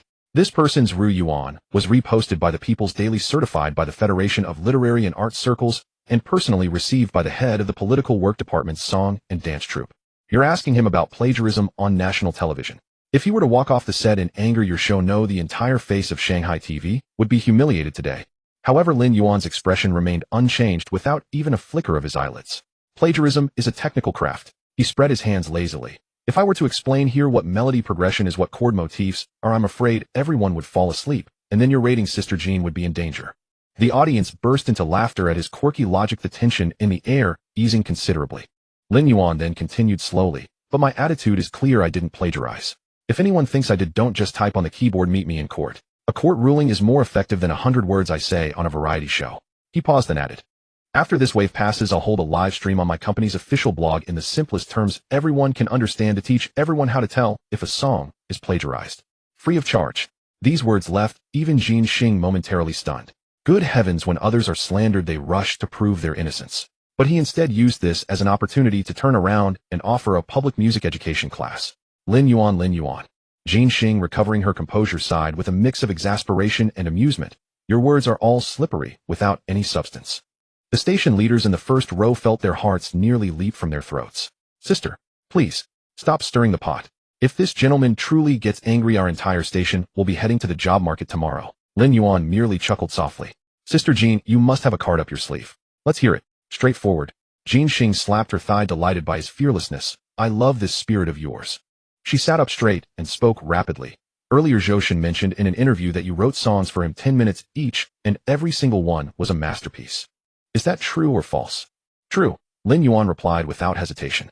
Fine. Jin Xing's eyes gleamed with intensity. Then I have a request. It's not too much, is it? Right here, right now, write us a song. The entire recording studio seemed to be hit by a mute button. All cameras, all lights, all eyes instantly focused on Lin Yuan. Backstage, the director squeezed the walkie-talkie so hard it nearly shattered. This wasn't in the script. Sister Jean was going too far. Lin Yuan was also momentarily stunned. This fleeting surprise was captured by a close-up camera and displayed on all the large screens in the venue. From the audience, hushed whispers began to rise. No way. Going this big. How can it be possible to write something on the spot? Could he really be exposed? Backstage, Pearl was so nervous her palms were sweating, her face tense. Only Su Wanqing remained calm, standing in the corner with her arms crossed. She had seen it too many times. This man always turned the impossible into the ordinary. On the sofa, Lin Yuan's momentary pause was not panic. His inner world was calm, even a little amused. Jin Xing, you're pushing the show's effect to the limit, forcing me to reveal my talent in public. Fine, I'll play along. All right, Lin Yuan said, his voice not loud, but clear across the silent studio. Give me a theme. 2 words, and Jin Xing, who had been ready to watch the show, found herself taken aback. She hadn't expected Lin Yuan to agree so readily. After a few seconds of thought, Jin Xing's playful smile faded, replaced by a serious and solemn expression. Early this year, a female singer I really liked passed away from illness. Yao Beina. The atmosphere in the venue instantly grew heavy. Jin Xing's voice softened. She was only 33 when she left. In the prime of her life. Could you write a song for her? Lin Yuan was silent for a second. Yao Beina. In his past life, the woman who sang the theme song for The Legend of Zhen Huan. With a clear voice, yet heaven was jealous of her talent. In this world, the same path, the same regrettable ending. Ms. Yao is a singer I deeply admire, Lin Yuan said with added sincerity. Her passing is a loss for the entire music industry. He stood up and glanced at the stage crew. A beautiful flower has withered, so let's write flowers. The crew reacted swiftly, quickly, pushing a black grand piano to the center of the stage. Lin Yuan sat on the bench, his slender fingers brushing lightly over the black and white keys, but he didn't play immediately. He was communicating with the system. A flood of information surged into his mind. But he couldn't play a finished product directly. That would make him a monster, not a genius. So under the gaze of hundreds of eyes, Lin Yuan raised his right index finger and tapped on the keys one note at a time, as if searching for fleeting inspiration. Ding, dong. A few scattered notes gradually formed a measure. The measure grew into a phrase. His left hand slowly joined in, adding simple chords to lay a gentle foundation for the melody. The entire process from nothing to something, from groping to fluency, was clearly displayed before everyone. 2 minutes later, a clean, warm melody carrying a hint of wistfulness was fully formed. The studio was so quiet you could hear a pin drop. Even Jin Xing unconsciously held her breath. Then Lin Yuan began to sing. His voice was low, without any flashy technique, as if he were softly speaking to a distant friend on a quiet afternoon. People in the rainbow, how are you? Are you happy? Are you what I hoped for? Do you still remember singing? Remember la la la? People hiding under the eaves, are you afraid? Do you still remember laughing? Do you still remember me? Do you still remember the curious fool? Will I arrive there knowing nothing? Will I arrive there knowing nothing? The moment the song began, the television station leader in the first row, a man in his 50s who had been on edge, found his eyes unexpectedly reddening. When the chorus melody rose, the warm and majestic power, like a dam breaking, instantly flooded the entire studio. Forever blooming with flowers healing your white hair, forever blooming, forever blooming, forever blooming. The entire song, from the tentative first note to the fading final tone, took less than 10 minutes. It was a seamless flow. Lin Yuan lifted his hands, and the music stopped. The venue was dead silent. 3 seconds later, clap. Someone started applauding first. Then the applause spread like wildfire, engulfing the entire studio. A profound silence. In the studio, even the sound of light falling to the floor seemed audible. 3 seconds later, a solitary clap echoed from an unknown corner. Then, like wildfire ignited from a single spark, the applause spread rapidly into a sea of flames, eventually converging into a thunderous wave that swept through the entire venue. This was not mere politeness nor courtesy. Within the applause lay awe, emotion, and a catharsis born from the soul being utterly pierced by the music. Jin Xing was the first to rise from the sofa, clapping vigorously, the jade bangle on her wrist clinking softly. I've been hosting shows for over a decade, she said, shaking her head while clapping, her eyes rimmed with red. If anyone ever dares to say this kid's song was plagiarized, I will be the first to speak up against it. 10 minutes in front of hundreds of people, from not a single note to a complete song. If this is plagiarism, whose work did he copy? God's. The audience burst into a gentle laughter mingled with tears. Shun Nen nodded vigorously beside her, his eyes already red behind his glasses. Lin Yuan rose from the piano and walked back to the sofa, his expression relaxed, as if he had just casually played Twinkle Twinkle Little Star. System output guarantees excellence. Routine operation. Everyone settled down. Jin Xing sat down again, but her emotions were clearly not fully settled. She softly hummed the melody. My heart, the whole house is for rent, everywhere for you, filled with flowers. She let out a long sigh, her gaze toward Lin Yuan completely transformed. These lyrics are extraordinary, dedicated to someone who has departed without any sorrow, only warmth and blessings. I believe Miss Yao, upon hearing this, in the heavens will smile with joy. Lin Yuan nodded. I hope more people can remember that she once lived through this song. It will happen, Jin Xing said, patting his arm, taking a deep breath to steady herself. Then a familiar expression appeared on her face, the look of a hunter preparing to close the net upon spotting prey. All right, enough about the serious stuff. Let's talk about something less serious. Jin Xing crossed her legs, tapping her fingers rhythmically on her knee. Online, they say you, Lin Yuan, have assembled a vast harem. The audience erupted in cheers, eager for entertainment. Lin Yuan sighed inwardly. Here it comes. The dessert after the meal, though late, always arrives. Lu Cici de Mimi Li Chin Ri Yizali Yitong. Jin Xing counted on her slender fingers, naming them one by one. All members of your harem. I've even heard a more absurd claim, that you have a WeChat group named Lin Family Mansion specifically used for. She deliberately dragged out her words, a mischievous smile on her face. Arranging a duty roster. The entire audience burst into laughter, several female viewers laughing so hard tears streamed down their faces. Lin Yuan looked at Jin Xing's face, which clearly read, I'm going to tease you today, and remained inwardly unruffled. Well, she's pretty accurate. They're all mine, and there will be more. Duty roster. Who leaked that? In their group chat, they're actually grabbing red envelopes. Not a bad idea. I'll ask the system to create a scheduling mini-program later. But his facial expression was perfectly composed. First a look of just right confusion, then he spread his hands with an innocent expression. Sister Jean, where did you hear this? From some tabloid. Jin Xing raised an eyebrow. The netizens say so. Then netizens also say aliens will come to take me back to my home planet tomorrow, Lin Yuan replied. The audience roared with laughter. Lin Yuan's expression seamlessly shifted from confusion to earnestness, tinged with a hint of wronged grievance. Lin Yuan, an outstanding young man of the 21st century, maintained only pure positive and progressive working relationships with many artists in the industry. Of course some are female. Sister Jean, is it illegal to have a few friends of the opposite sex? He put on an injured look, as if saying, how could you think of me that way?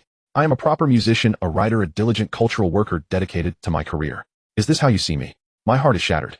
Jean Xing was laughing so hard at his performance that she slapped her thigh. All right, you're proper, the most proper. You're the modern-day Liu Xiaohui. Beside her, Shun Nen seized the moment and calmly added, but Boss Lin, every name you just mentioned has had more than one rumor about you. Rumors are rumors, facts are facts, Lin Yuan declared with righteous indignation, then shifted his tone. Sister Jean Yu and teacher Shen Nen appear together every day. Does that mean you two are also? Stop. Jean Xing waved her hands, laughing so hard, she nearly slid off the sofa. The entire audience was in hysterics. Backstage, Juju was already doubled over the table, pounding it with her tiny fists while laughing. Su Wanqing stood in a corner, the corner of her mouth twitching involuntarily, thinking that if the term harem duty roster spread the Lin family mansion group, chat would surely explode. The recording continued for another 10 minutes, the atmosphere remaining extremely comfortable. Finally, Jean Xing extended her hand. Today was truly delightful. I dare say this episode will break ratings records. Lin Yuan shook her hand. It airs in the primetime slot on weekend evening. Jean Xing winked at the camera. Dear viewers, be sure to watch. The recording ended, the red light went out. Jean Xing suddenly leaned and lowering her voice, so only the two could hear. Shaolin, the copyright for that song, Flowers. Sister Jean wants to use it. I want to help you contact Yao Beina's family, Jean Xing said with rare seriousness. This song should be heard by them first. If they agree, I'd like to promote a charity commemorative album. Lin Yuan looked at her for 2 seconds. This woman, sharpness is her shell, but inside, she has a warm heart. Okay. Jean Xing smiled, patted his shoulder firmly, and walked away. Lin Yuan headed backstage, where Juju fluttered over like a little butterfly. Brother, you were amazing. That song almost made me cry. Weren't you hungry? Let's go eat. Su Wanqing silently followed, handing him the phone with a calm expression. Boss, news from Zhou. Lin Yuan took the phone. On the screen was a brief message from Zhou. Huaqingyu's team withdrew all statements this afternoon. Their agent sent word asking for a private meeting to discuss a settlement. Lin Yuan handed the phone back to Su Wanqing, a faint, almost imperceptible smile curling at the corner of his mouth. He's wise to know when to yield. Before he could say anything, his phone vibrated again. It was a WeChat message from Jean Xing, who had just added him as a friend. I edited a sneak peek of your live songwriting and posted it on Weibo ahead of time. Don't mind, the recording is over and the contract doesn't say I can't post early, haha. Lin Yuan. This person is truly a siren. He opened Weibo. The video titled Lin Yuan on Jean Xing's show 10-minute limit creation, a song Flowers for Yao Beina, had been posted for 3 minutes. Comments 23588. Shares 11045. Likes 56870. And these numbers were scrolling upward at a terrifying visible speed. Forever blooming, with flowers healing your white hair. Lin Yuan could hear employees humming this melody even as he walked through the company corridor, causing him to momentarily wonder if he had invested in a choir rather than an entertainment company. Of course, it couldn't be all praise. The internet, after all, is a place where there are always contrarians. A few self-proclaimed professional music critics emerged, posting lengthy articles arguing that the chord progression was too simplistic, the arrangement immature, and the melodic direction lacking depth, claiming that any junior music student could churn out such a piece in 10 minutes. In the comments section, fans and casual listeners had already unleashed a torrent of rebuttals. Chord progression too simple. Then you write a simple chord progression that gets covered by the entire internet. Arrangement immature. He wrote it live in 10 minutes. Can you write something in 10 days? Or would you like to perform on Jean Xing's show as well? I suggest this teacher see an eye doctor, and maybe a neurologist too. The most devastating response came from Jean Xing herself, who replied under those critiques. I find you quite simple and your arrangement quite immature too. And that was it. She annihilated them. Lin Yuan tossed his phone onto the desk, leaned back in his chair, and stretched. The matter of Flowers was settled.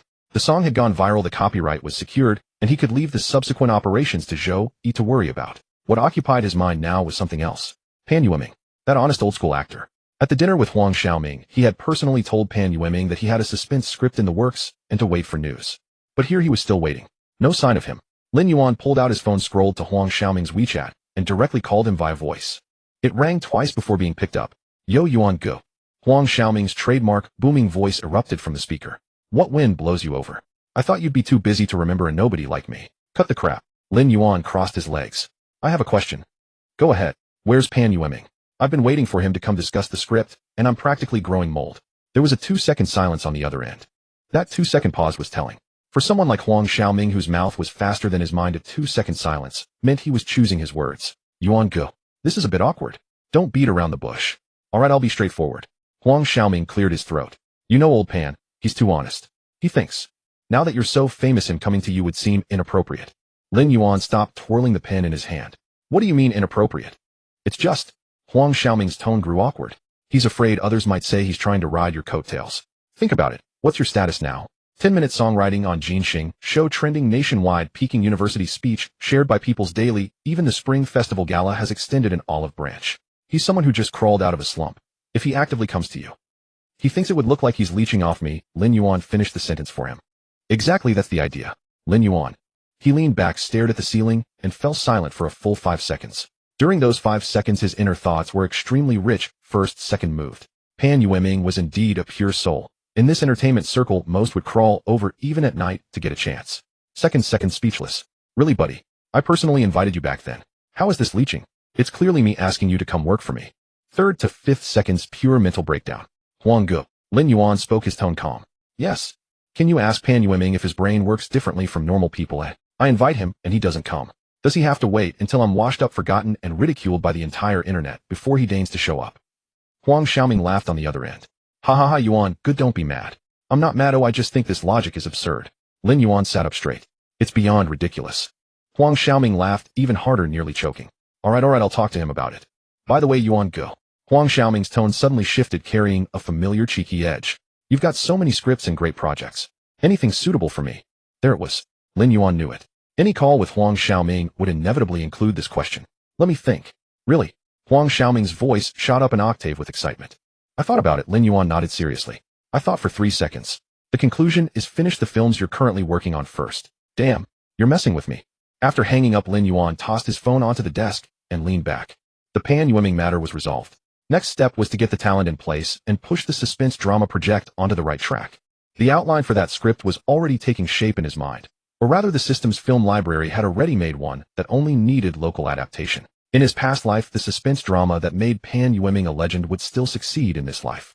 No, it would be even better than before. Because this time behind it stood the full industrial system of Yuan Ting Entertainment.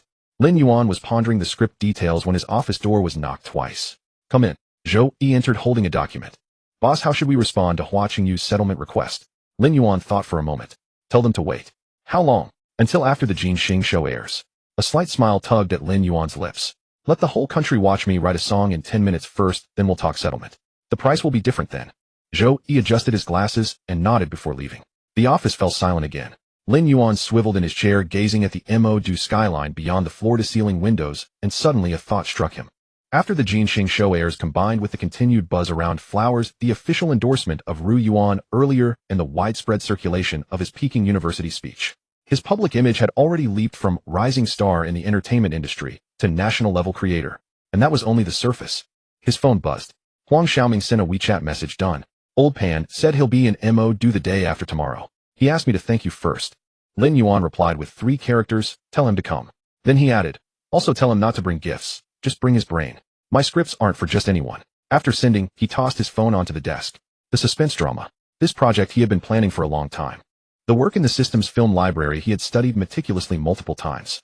The script that had transformed Pan Yueming from a divorced actor into the ceiling of suspense dramas in his past life was as intricately structured as a Swiss timepiece.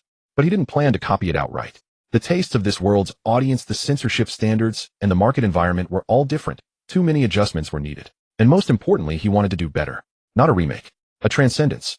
Pan Yueming arrives the day after tomorrow. Lin Yuan filed this away in his mind, then opened his computer and pulled up the list of all film and television projects currently in progress at Yuan Ting Entertainment. 3.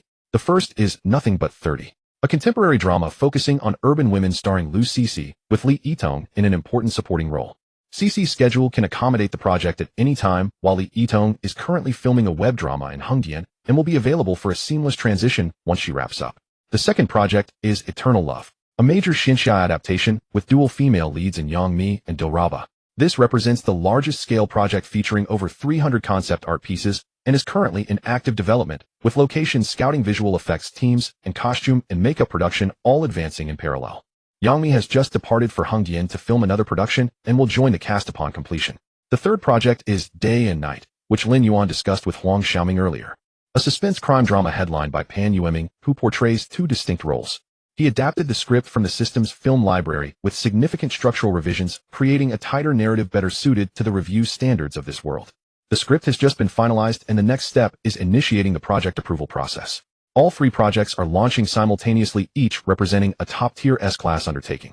After organizing the project timeline, he held a brief video conference with the production department to distribute the project approval materials for day and night and coordinate with legal affairs on contract templates. Once Pan Yueming arrives, the entire process will move seamlessly from contract signing through script reading and cast finalization. Yuanting never compromises on efficiency. After sending the final email, Lin Yuan checked the time. 5:40 in the afternoon. Let's go. He stood up, grabbed his coat, and pushed open the office door. At the far end of the hallway, Zhu leaned against the reception desk, chatting with the administrative staff, cradling a cup of milk tea with faint dimples visible. Spotting Lin Yuan emerge, she bounced to her feet immediately. Brother, leaving already? Mum. Zhu quickened her pace, falling into step beside him on his left, tilting her face up to look at him. Are you coming home tonight, brother? Where else would I go? Sleep at the office. Then I'm coming too. Lin Yuan glanced at her. Don't you have your own place? Zhu's expression immediately shifted to one of indignation, her lower lip jutting out slightly. Sister Mi went to Hungyan. Sister Cici is filming commercials in Beijing, and Sister Wanqing returned to her hometown today. With such a grand place like Thompson Riviera, having brother all to himself must feel so lonely. I'm fine on my own. Not fine. Zhu quickened her pace, circling around to walk backward in front of him. What if you fall at home alone? What if you faint from hunger? What if? All right. Lin Yuan reached out gently, pushing her head aside. Let's get in the car. Zhu's eyes curved into crescents as she giggled, then ran toward the parking lot. Well then, with Demimi and Cici both away, this girl finally has her chance. She'll probably run the show today. As expected, the moment the car pulled into the underground garage at Thompson Riviera, Zhu was already mapping out her evening of dominance. Brother, I want you to cook for me. Before Lin Yuan could respond, Zhu began counting on her fingers, rattling off dish after dish. I want sweet and sour ribs, garlic shrimp, tomato, and eggs. No, wait, tomato and eggs is too basic. Let me think. She tilted her head deep in thought for a long moment. Squirrel-shaped Mandarin fish. Lin Yuan replied. Do you take me for a 3-Michelin star chef? Aren't you? Zhu retorted confidently. Last time Sister Wanqing ate your noodles, she was practically glowing. I was so envious. You're so generous with everyone else, yet so perfunctory with me. Her tone carried a mix of coquettishness, mild accusation, and absolute certainty, completely assured that Lin Yuan would give in. After heading to the market to buy ingredients and returning home, Zhu dragged over a tall stool and sat across from the kitchen island, chin resting on her hands, watching him intently. Lin Yuan tied on his apron and got to work, blanching the ribs, butterflying the shrimp, scoring the sea bass. Each movement precise and efficient. The culinary skills gifted by the system made this seem almost effortless. Zhu watched transfixed, swinging her legs on the stool. Brother, how do you know everything? Writing songs, acting, cooking, fighting. Is there anything you can't do? I can't refuse a pretty girl. Zhu froze for a second, then a blush crept up to her ears. Brother, what are you saying? Just stating facts. Lin Yuan didn't look up, his knife clicking rhythmically against the cutting board. Do you prefer the ribs sour or sweet? Sweet. Smoke curled through the kitchen as the ribs sizzled in the pan, interspersed with Zhu's occasional gasps of delight. A strangely harmonious scene. 20 minutes later, 4 dishes and a soup graced the dining table. The sweet and sour ribs gleaming ruby red, the garlic shrimp fragrant and inviting, the squirrel-shaped fish with its tender white flesh. Then came the egg fried rice, a surprise not on the menu. Zhu had dismissed tomato and eggs as mundane, but Lin Yuan knew her true favorite. Egg fried rice, something she'd loved since childhood. Zhu paused when she saw the bowl of egg fried rice. Brother, you still remember? Of course I do. Lin Yuan handed her chopsticks. I've been eating this for over 10 years, how could I forget? When you were little and came to my house, my mother always made a special bowl just for you. Zhu took the chopsticks, keeping her head down with crimson ears, and finally mumbled, I thought you forgot everything. My memory is excellent. Lin Yuan sat down and served himself a bowl of soup. Of course he remembered. This girl had been following him around like a shadow since she was 7 or 8, impossible to shake off. She grew up, became beautiful, and had admirers lining up past the 3rd Ring Road, yet she still kept visiting the Lin family every now and then. Zhu picked up a piece of rib and put it in her mouth, freezing the moment she took a bite. Then she looked up, eyes wide. What's wrong? Lin Yuan asked. This is ridiculously delicious. Zhu's expression shifted from shock to pure delight as she grabbed 2 more pieces, cheeks puffed out like a hamster. Oh my God, brother, with your cooking skills you could open a restaurant and have people lining up until the next century. It's 100 times better than any restaurant outside, not just a little better, 100 times. Lin Yuan drank his soup in silence. Of course it was delicious. He'd added spiritual spring water to the cooking wine. How could it not taste amazing? But I can't mention that. If I tell her, Zhu will definitely press for details, and I'll have to make something up. Too many lies, and it'll all fall apart. Forget it, let her think I'm just naturally talented. It's not exactly lying anyway. The system gave me these abilities, but they're mine now. Zhu ate with her head down, moving with startling speed. Lin Yuan had to remind her, take your time, no one's competing with you for food. After finishing the ribs, she moved on to the shrimp, then the fish, and finally scraped the bowl of egg fried rice clean, even drinking 2 bowls of soup. She set down her chopsticks, let out a satisfied sigh, and leaned back in her chair. At that moment his phone rang in the living room. Lin Yuan walked over and checked the caller ID. It was Zhou Yi. Boss, we've confirmed with Pan Yueming's side. He'll arrive in Shanghai at 3 o'clock the day after tomorrow. Should I arrange a car to pick him up? Arrange it. Lin Yuan paused. Also have the screenwriting team prepare the episode outlines for the first 3 episodes of Day and Night. Show them directly to him when we meet the day after tomorrow afternoon. Understood. There was a subtle pause in Zhou Yi's tone. There's something else. Hunan Satellite TV called. They want to move up the recording schedule for Happy Camp and are asking if you're available next Wednesday. Next Wednesday? Lin Yuan frowned. What's the rush? Their exact words were, President Lin's schedule is so hard to arrange. We're willing to accommodate any time. Sooner is better. Lin Yuan chuckled. All right, next Wednesday it is. Have you notified Doraba? Yes, she said she's available anytime. After hanging up, Zhu Zhu pressed close, her lips brushing against his earlobe. You little girl, are you getting ideas now that you're fed and watered? Last time in the office, she was devouring everything, and it looks like it'll be another exhausting night tonight. The evening settled into a warm, comfortable rhythm. Zhu Zhu chattered happily beside him as they relaxed in the spacious living room of Thompson Riviera, with the city lights twinkling beyond the floor-to-ceiling windows. A peaceful night unfolded before them, filled with quiet companionship and the gentle hum of contentment in the elegant apartment. At 9:30 the next morning, when Lin Yuan opened his eyes, Zhu Zhu was curled up on his chest, fast asleep, like a little pig with a trace of drool at the corner of her mouth. His hair was a tangled mess, the audacious energy from the previous night entirely gone. Lin Yuan withdrew his numb arm and stretched his wrists. System notification: Zhu Zhu's fascination plus 800, admiration plus 600, shame plus 400. Total emotional points gained 1,800. Lin Yuan glanced at the system panel and nodded in satisfaction. This girl's emotional swings were truly impressive, especially in the middle of the night when she kept claiming she could not go on, yet her body betrayed her words entirely. He patted the back of Zhu Zhu's head. Wake up, it is 9:30. There was no response. He gave it another tap, slightly firmer this time. When he called her by her full name, Zhu Zhu jolted upright in a daze, her hair plastered across half her face. What? Zhu Zhu blinked for a moment before burying her face back into the covers and letting out a muffled groan. I am not going, my back hurts, brother, you have to compensate me. Compensate you for what? A day off. Lin Yuan pushed off the blanket and sat up, finding it amusing how Zhu Zhu had curled herself into a tight ball. Who was the one insisting last night that she could keep going? Now playing dead. All right, I will give you half a day off. Lin Yuan got out of bed and slipped on his slippers. I will make breakfast and call you later. Zhu Zhu extended one hand from under the covers and gave him a thumbs up before quickly pulling it back. Lin Yuan shook his head and headed toward the kitchen. There were still ingredients from the night before in the refrigerator. He simply prepared 2 bowls of century egg and pork congee, pan-fried a few slices of bacon, and casually added nearly half a bottle of Spirit Spring water to the porridge. Spirit Spring water inventory remaining quantity is on the low side. He needed to restock. However, the price in the system mall was not too steep, so he would wait until he accumulated enough emotional points to purchase another batch. By the time the porridge was ready, Zhu Zhu emerged from the bedroom, wrapped in a bathrobe. Her hair was tied up in a casual bun, still wearing that sleepy daze, yet her complexion looked astonishingly radiant. The effects of the Spirit Spring water were already showing, her skin glowing as though she had just finished a serum treatment. She swayed over to the dining table and sat down, cupping the bowl with both hands before taking a sip. Zhu Zhu's expression instantly softened, every tension melting away as she visibly relaxed. Brother, what did you put in this porridge? After drinking it, I feel warm all over and my back does not hurt anymore. I added love. Zhu Zhu rolled her eyes, but the curve of her lips betrayed her. After finishing breakfast, Zhu Zhu settled on the sofa, scrolling through her phone, while Lin Yuan sat in his study processing emails. Zhou Yi had sent today's schedule: no outdoor assignments in the morning, and a video conference with a brand partner at 2 in the afternoon. The writing team for Day and Night has completed the episode outlines for the first 3 episodes and sent them to your email. Additionally, Pan Yueming has confirmed he will arrive at Hangzhou Airport at 3 p.m. tomorrow, and transportation has been arranged. Lin Yuan opened the email and carefully reviewed the episode outlines. The writing team had done solid work preserving the essence of the original framework while making several narrative adjustments for localization. The core premise of the twin brothers, one living in daylight and the other in darkness, alternating identities, was kept intact. However, several key cases were swapped out to sidestep the censorship boundaries on this world. He added notes beside a few passages flagging 2 plot turning points that needed strengthening, then replied to the email. The overall outline is acceptable. Make the twist at the end of the 2nd episode hit harder.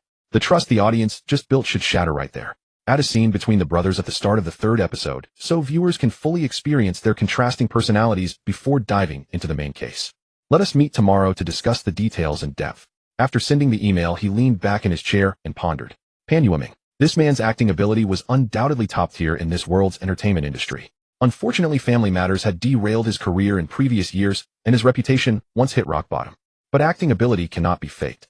Give him a sufficiently strong script, and he would bring the character to life so convincingly that audiences would forget who he really was. This script for Day and Night was tailor-made for his comeback. A single actor playing twins with contrasting personalities, one an elite police officer by day, the other a fugitive by night. Two faces sharing the same visage. In his past life, when Pan Yueming portrayed this role, the shift in his gaze alone gave audiences chills. In this lifetime, Yuan Ting's production team's cinematography and post-production standards all far exceeded those of the modest web drama workshop from his previous existence. The results would only be more extraordinary. Brother Zhu Zhu's voice drifted in from the living room. What is it? Someone tagged you on Weibo, and lots of people did. Lin Yuan unlocked his phone and opened Weibo. Jin Xing had posted a new Weibo 2 hours ago, accompanied by a photo of herself and Lin Yuan at the recording venue. The caption read, "After this episode airs, I will probably be roasted across the internet for pushing someone to write a song. But I do not regret it. What happened in those 10 minutes is worth everyone seeing." This Saturday at 10 p.m. follow Jin Xing show. Do not miss it. The repost count had already surpassed 50,000. The comment section was exploding. Write a song in 10 minutes. What does that mean? Live creation. Sister Jean, stop keeping us hanging, just tell us what the song is. Is this related to those plagiarism rumors from before? Did Jin Xing actually ask about it in person? I will bet 50 cents that Lin Yuan is up to something again. Holy smoke, do we have to wait until Saturday? I want to watch it right now. Lin Yuan scrolled through the comments and put his phone down. The episode airs this Saturday. That means 4 more days. In 4 days, the entire internet would witness him compose a complete song from scratch within a set time limit. By then, all those clowns crying plagiarism would not stand a chance. As for watching Yu's side, they could come talk about settlement after the episode aired, and even tripling the price would be giving them too much credit.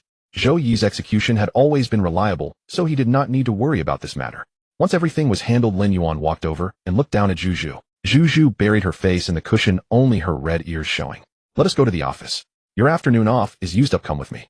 But my back still hurts. Did you not say it stopped hurting after the porridge? It hurts again. Then come on your own, get there before 3 o'clock. Late arrivals means salary deductions. Zhu Zhu peeked half her face from behind the cushion with a fully accusatory expression. Are you a devil? Thanks for the compliment. 40 minutes later, Lin Yuan arrived at the company. Zhu Zhu indeed rushed into the office at 2:58, panting as she collapsed into her seat, a few strands of hair loosened from her run. Lin Yuan glanced at her, but said nothing. Zhou Yi knocked and entered with a new document in hand. Boss Jin Xing called and asked if you could visit the station tomorrow. She mentioned the Fresh Flowers charity album and wants to discuss the collaboration details in person. Lin Yuan thought about it. Pan Yueming arrives tomorrow at 3 in the afternoon, so the morning was free. Let us go in the morning and finish before 11. I need to meet Pan Yueming in the afternoon. Understood. Zhou Yi started to turn, but stopped. There is one more thing. Speak. Watching Yu's management team called 3 more times today. Their attitude was even more humble than yesterday, using the word implore. Lin Yuan spun his pen. Anxious. Very anxious. They have probably seen Jin Xing's Weibo by now. Zhou Yi adjusted his glasses. They have likely guessed that once the show airs, public opinion will completely side with them, leaving them with no leverage to negotiate. Then let them keep worrying. Lin Yuan set his pen down on the desk. After it airs on Saturday, I will have them come, and they must come with sincerity. If the offer is short by even 1-0, I will not sit at the same table with them. Zhou Yi nodded and left. The office fell quiet for a few seconds. Lin Yuan opened his computer and reviewed the day and night script file, once more adding a few director's notes alongside several scene descriptions. Pan Yueming was coming tomorrow, and that first meeting was crucial.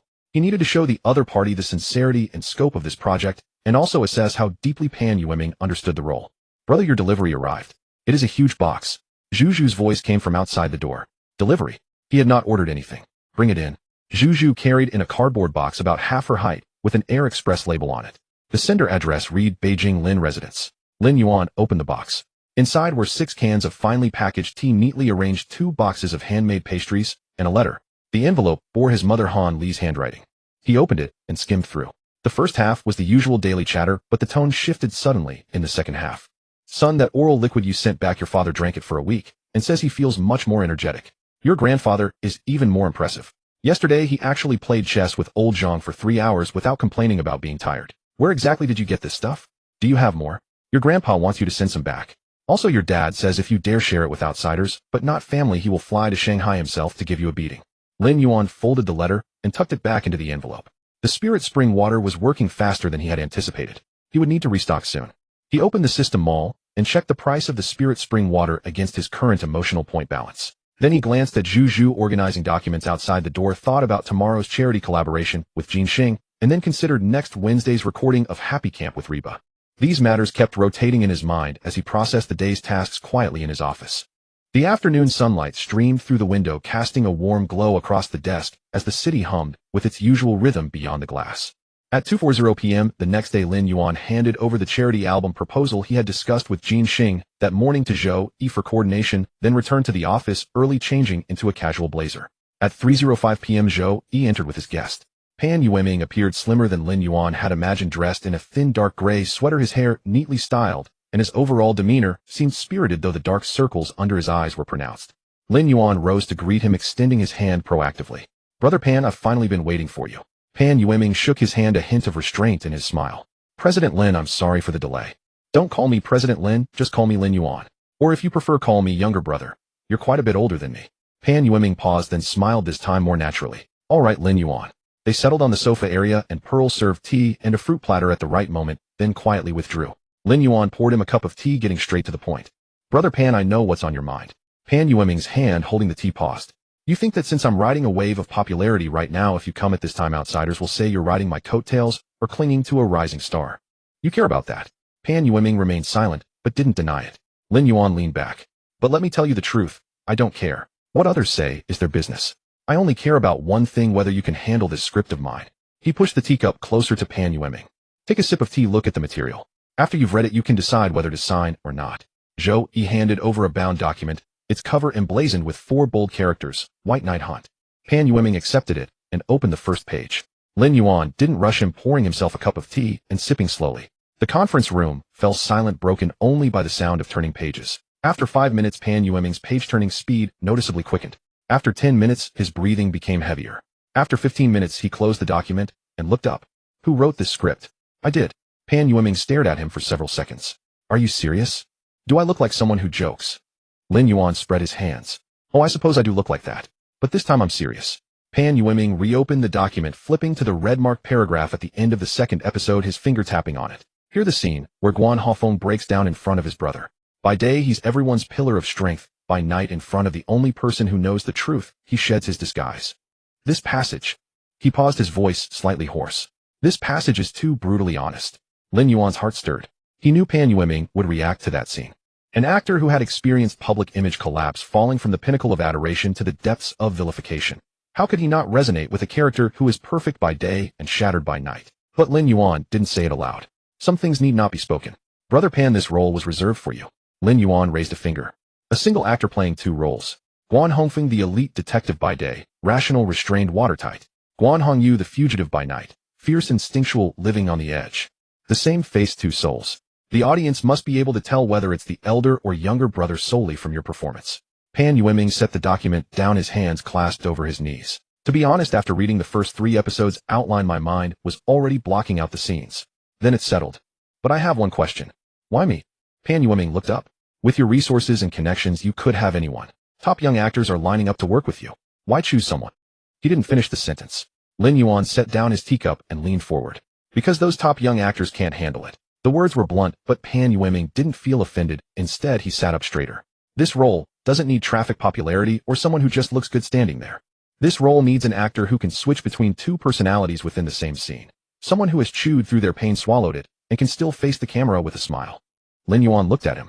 "Across the entire Blue Star entertainment industry, I counted, and no more than 3 people can do that. You're number 1. Pan Yueming was silent for a long time. The air in the conference room held still for a few seconds. Then he smiled. A smile that came from the depths of his heart, carrying a sense of release. "You're much smoother with words than Huang Xiaoming. When he called me, he just said, 'Are you coming or not? If not, forget it.' You know brother Huang well. Getting him to say something nice is harder than getting him to lose weight." Both of them laughed at the same time. The atmosphere relaxed completely. Lin Yuan seized the moment. "Listen to the contract terms. Yuanting offers A-list artist treatment with a 70-30 revenue split. You get 70, I get 30. Promotion, styling, and team support will all be covered by the company. The contract term is 3 years. After 3 years, you can renew if you want or part ways amicably." Pan Yueming raised an eyebrow. Where did such terms stand in the industry? The client making such concessions was almost unheard of. Most companies signing with artists would aim for a 50-50 or even 60-40 split. A 70-30 deal meant Yuanting would only take a small fraction. "Aren't you afraid of losing money?" "Lose what?" Lin Yuan waved his hand. "If White Knight Hunt flops, forget 30, I won't even get 30 cents. If it's a hit, the platform licensing fees alone will cover my costs. I'm after reputation and content barriers, not squeezing money out of you. Pan Yueming was silent again for a few seconds. Can I take the contract home to review for a couple of days? Of course. Lin Yuan stood up and walked to the window. Then he shifted his tone. But Brother Pan, there's something I need to make clear in advance. Pan Yueming also rose. This script is extremely demanding. Once you're in the cast, I'll be on set supervising. It's not that I don't trust you. It's that I have a complete vision for the blocking, pacing, and camera language of this show.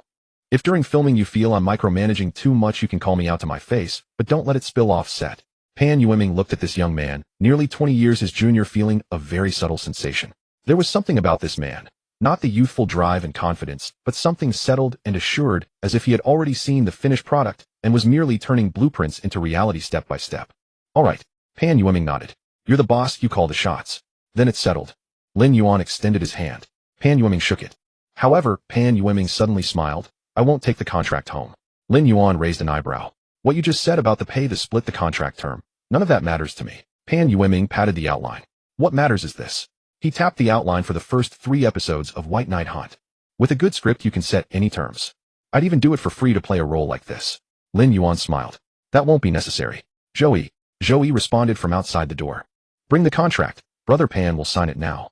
Zhou had obviously prepared in advance. Within 2 minutes, the contract was laid out on the coffee table. Pan Yueming took the pen and signed his name on the line with crisp, decisive strokes. After signing, he stood up and took a deep breath. When do I start the production? If all goes well, within a month. Lin Yuan collected the contract and handed it to Zhou. Location scouting and the core creative team are already in motion. Once the director confirms the set design for the main action scenes, you can come in for table reads. Before that, thoroughly digest the first 10 episodes. 10 episodes? Yes, I'll have the writing team send you the complete version tonight. Pan Yueming nodded, the visible gloom between his brows largely dissipated. Lin Yuan saw him to the elevator. Brother Pan, one last thing. Go ahead. This show I'm aiming for the annual best. Not just best in the mystery category, but #1 across all genres. Be prepared. Pan Yueming looked at him, nodded firmly, and stepped into the elevator. The doors closed. Lin Yuan turned to walk back, Zhou beside him. Boss, now that Pan Yueming has signed an A-list contract, should we notify the PR department to prepare official announcement materials? Not yet, Lin Yuan thought for a moment. Wait until after the Jin Xing show airs to make the announcement. 2 events stacked together can double the buzz. At 9:50 on Saturday evening, Lin Yuan was curled up on the sofa in Thompson Riviera, cradling a cup of hot tea with the television tuned to Shanghai Metro Channel. Zhu was sprawled on the other end, scrolling through her phone, occasionally letting out a soft giggle at whatever she was watching. Su Wanqing sat in the armchair nearby, holding a tablet with the screen brightness turned low. Each was occupied with their own activity, yet no one changed the channel. At 10 o'clock sharp, the theme music of the Jin Xing show began to play. Lin Yuan took a sip of tea. To be honest, he had no concerns about his performance. He had said what needed to be said, sung what needed to be sung, and presented himself with the right flair. The only unknown was the editing. If the television crew had cut out his most flattering angles, he would have Zhou calling to complain the very next day. Brother, it's starting. Zhu sat up abruptly, slapping her phone onto the coffee table. The show began with Jin Xing's signature sharp-tongued stand-up warm-up, chatting about entertainment gossip for a few minutes before shifting tone. The guest on today's episode. After recording, I told my husband that I met someone today who almost made me doubt my choice in marriage. The audience erupted in laughter. Jin Xing continued. Everyone knows I speak bluntly, and I can count on one hand the times I've praised someone. But today's guest, I must admit, he is the most extraordinary young person I've ever met. Bar none. The scene shifted and Lin Yuan walked out from the side stage. In the living room, Zhu let out an exaggerated squeal. Brother is so handsome. This angle is perfect. Su Wanqing remained silent, but her gaze had already lifted from the tablet. Lin Yuan himself remained quite composed. He had appeared on television in his past life. Well, actually he hadn't. But the performance skills granted by the system included a sense of camera presence, so he knew exactly how he came across on screen. The show progressed quickly. The segment about the makeup artist was kept, and Jin Xing used it as an opening gag with excellent effect. Then came the build-up to the 10-minute songwriting portion. Jin Xing layered the suspense step by step, starting with questions about potential plagiarism, gradually raising the tension to its peak. Lin Yuan noticed that the editor had added a slow-motion shot at the moment he accepted the challenge. A refined touch. Brother, the bullet comments. Look at the bullet comments. Zhu shoved her phone toward him. She had opened the live streaming platform, and the comments were so dense that the screen was barely visible. Whoa. 10 minutes to write a song live. What kind of godly move is this? Jin Xing, you're way too harsh. Isn't this just setting him up to fail? My palms are sweating with nervousness, more than when I take an exam. Friendly reminder, this episode was recorded. Since it aired, he must have succeeded. But I'm still so nervous, why? Lin Yuan pushed Zhu's phone away. Watch the TV, put the phone down. But the comments are fun. On screen, Lin Yuan walked over to the piano. He remembered the feeling at that moment. The entire audience of several hundred people held their breath staring at him. Even Jin Xing fell silent. That gaze wasn't pressure. For him, it was more like recharging.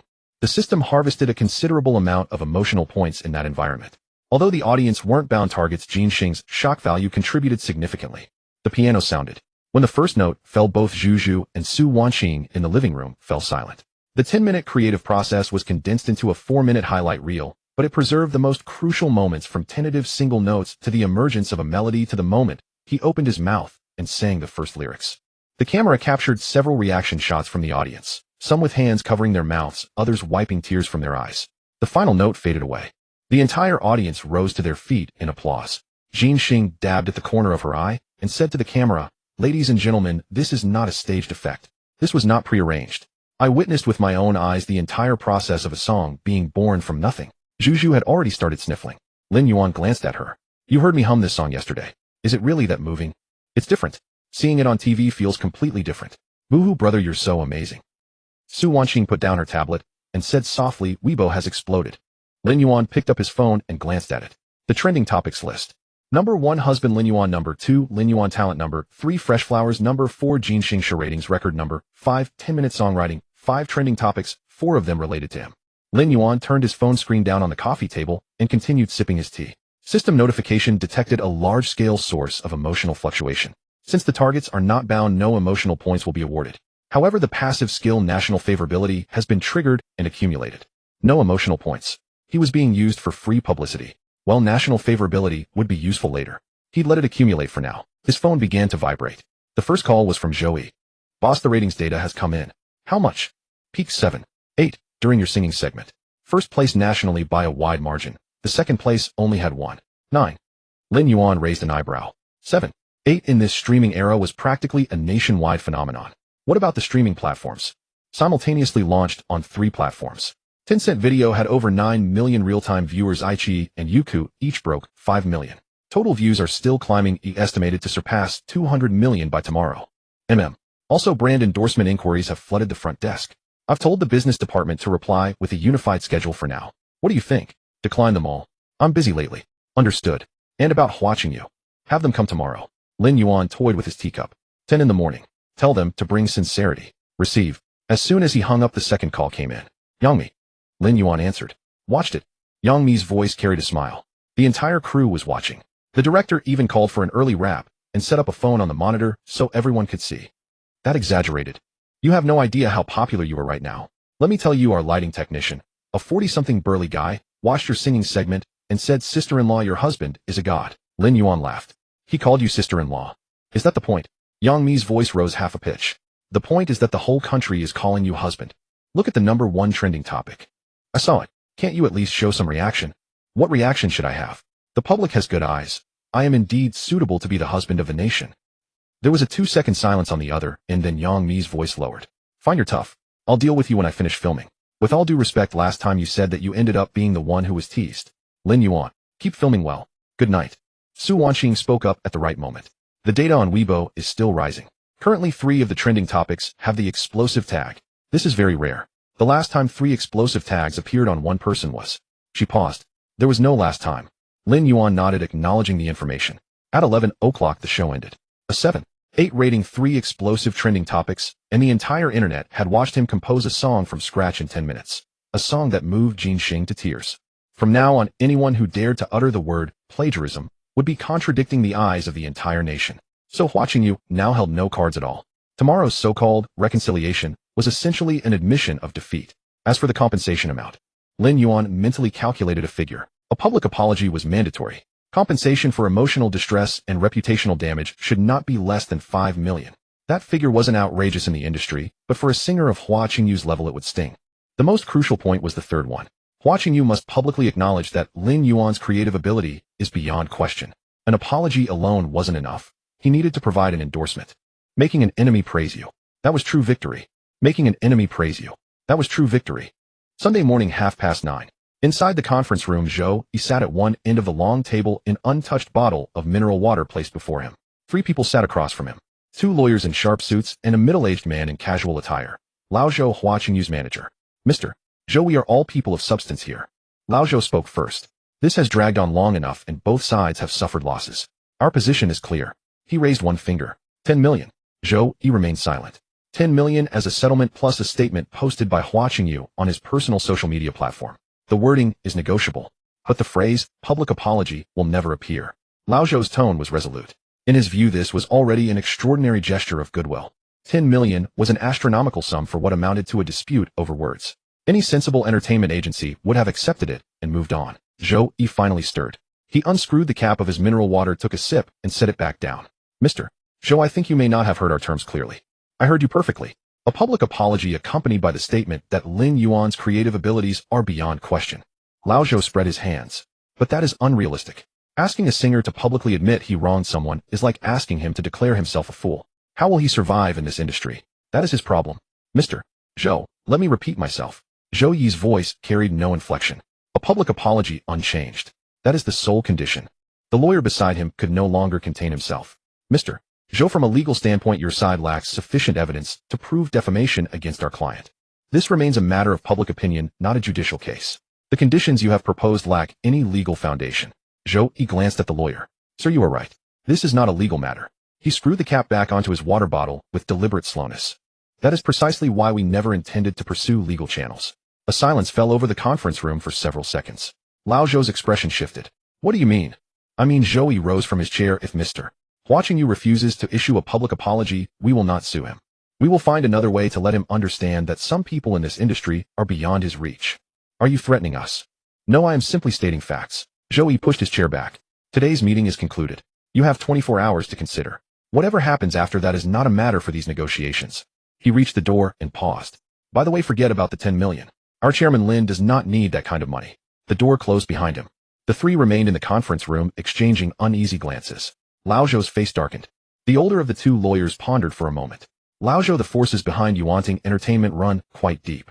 After that lecture at Peking University, there was the People's Daily, the Federation of Literary and Art Circles, the Spring Festival Gala. Consider what level of connections this represents. I am aware. Lao Zhou gritted his teeth. Yet they refused 10 million, insisting on a public apology. This is not about settlement. It is about destroying Hua Qingyu. Then offer more. 20 million. It will not work. Lao Zhou stood up. Don't you understand? They do not want money. 15 minutes later, Zhou Yi returned to Lin Yuan's office. The talks have broken down. Lin Yuan did not even lift his eyelids. And then, oi. They offered 10 million, but refused a public apology. I gave them the 24-hour deadline as you instructed. 24 hours should be enough for them to have nightmares. Lin Yuan set down his pen and stretched. Is the backup plan ready? It can be activated at any moment. Zhou Yi pulled up a document on his phone and handed it over. Lin Yuan glanced at it. A comprehensive compilation of organized materials. Hua Qingyu had evaded taxes. The amount was not substantial, but it was sufficient to trigger an investigation by the tax authorities. His team had hired paid commentators to maliciously attack peers. The chat records were complete, the timeline clear. And there was an even more explosive piece of evidence, surveillance footage showing Hua Qingyu entering and exiting hotels with multiple female fans. Lin Yuan finished reviewing it and returned the phone to Zhou Yi. Understood. I will make the arrangements this afternoon. Go ahead. Zhou Yi left. 24 hours passed. Hua Qingyu's team offered no response. At 10 o'clock Monday morning, an anonymous tip to the tax authorities arrived precisely on schedule. Monday afternoon at 2 o'clock, a marketing account suddenly released a series of chat log screenshots. They revealed members of Hua Qingyu's team discussing how to smear Lin Yuan in a group chat, complete with script templates, payments to coordinated networks, and inflated engagement metrics documented in meticulous detail. The screenshots spread with extraordinary speed. The account that posted them happened to be Jin Xing's private alternate account. Though unattributed, everyone in the industry recognized it immediately. What kind of person is Jin Xing? She had just enjoyed a pleasant conversation with Lin Yuan on her previous program, only to turn around and do his bidding with complete assurance. That evening, Hua Qingyu hired paid commentators, surged to the second position on the trending topics. The first spot remained occupied by the day before trend, husband Lin Yuan, still holding strong. The comment sections erupted. So Hua Qingyu's accusation that Lin Yuan plagiarized was itself an organized smear campaign. I knew it. Lin Yuan even wrote a song on the spot to prove himself, yet Hua Qingyu's team still hasn't apologized. Turns out they were guilty all along. These chat logs are far too detailed though. First wave posed questions. Second wave released comparison images. Third wave shaped the narrative to paint Lin Yuan as arrogant. Good heavens, this was assembly line work. Lin Yuan was forced to defend himself this time. He hadn't responded before out of respect for them. Monday late at night. Watching Yu's Weibo comment section fell into chaos with fans mass deleting their follow status and turning against him. His 3 endorsement brands issued a joint statement that day suspending cooperation. Tuesday morning, tax authorities arrived at his door. The amount was not large, roughly 3 million yuan in back taxes and penalties combined. But once that signal was sent, it amounted to official certification that Huaqing Yu had problems. The brands moved even faster to distance themselves. All 5 remaining endorsements received termination notices that same day. Huaqing Yu's manager Lao Zhou had been making phone calls non-stop since Sunday evening, calling Mr. Zhao at Hongding Culture. On the first day, they still answered saying they would look into it. On the second day, nobody answered. By the third day, the number had become disconnected. Capital had withdrawn, completely clean, leaving not a single trace, as though they had never invested in Huaqing Yu at all. Tuesday afternoon, 4 o'clock. Huaqing Yu himself posted a Weibo message. The full text read as follows: I am sorry. Regarding my previous questioning of Mr. Lin Yuan's creative abilities, this was a mistaken judgment made by myself and my team without sufficient verification. Mr. Lin Yuan's creative abilities are beyond question, and for this I express my deepest apologies. Effective immediately, I will temporarily step away from the entertainment industry for personal reflection and adjustment. Wishing everyone all the best. Not a single character was altered. Even those 4 words, beyond question, were reproduced exactly as demanded. When Lin Yuan saw this Weibo post, he was having afternoon tea with Zhu. He handed his phone to her to take a look. Zhu finished reading and looked up. Brother, did you know all along that he would post this? I did not know that specifically. Lin Yuan took his phone back and took a bite of cake. But I knew he had no other path but to post this. Zhu rested her chin on her hand and studied him. What's wrong? Nothing. I just think it is unfortunate how people who cross you end up. I did not force him. He made the first move. Everything you say is right, brother. Lin Yuan glanced at her, ignoring the clearly perfunctory tone. He opened his chat with Zhou Yi and sent a message. Lin Yuan, keep the third piece of information suppressed.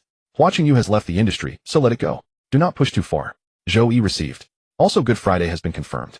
We will arrive at the Changsha studio at 2 o'clock Wednesday afternoon. Reba's flight has been booked on the same schedule as yours. Lin Yuan set down his phone. Reba. It had been quite some time since he last saw her. He snapped his fingers and said to Zhu, help me check who else is appearing on this episode of Good Friday. Deng Ziki. She seemed to ask me to write a song for her. Just then his phone vibrated. Cici, I'll arrive in Shanghai tomorrow afternoon at Pudong Airport. You come to pick me up. No question, just a direct imperative sentence. Lin Yuan stared at the 2 messages, his lips moving slightly. Lu Cici, when outside, was an ethereal fairy untouched by worldly dust, but before him, she had only 2 modes. Either cold enough to freeze or sticky enough to never shake off. The tone of this, you come to pick me up, clearly belonged to the latter. Lin Yuan, what's the reason for coming back to Shanghai? Cici, a fashion magazine shoot for Dior. I've brought something for you as well. Cici, you must come. The word, must, was even deliberately underlined in emphasis. Lin Yuan replied with an OK sticker. The next day at 3 p.m., Pudong International Airport. Lin Yuan drove his Maybach to the arrivals level without letting his driver come. Lu Cici had a strong obsession with sense of ritual. If she said he should come to pick her up, then he had to be there in person. If someone else came, it was as if no one had come. After waiting about 10 minutes, a commotion arose at the arrival gate. Lu Cici walked out.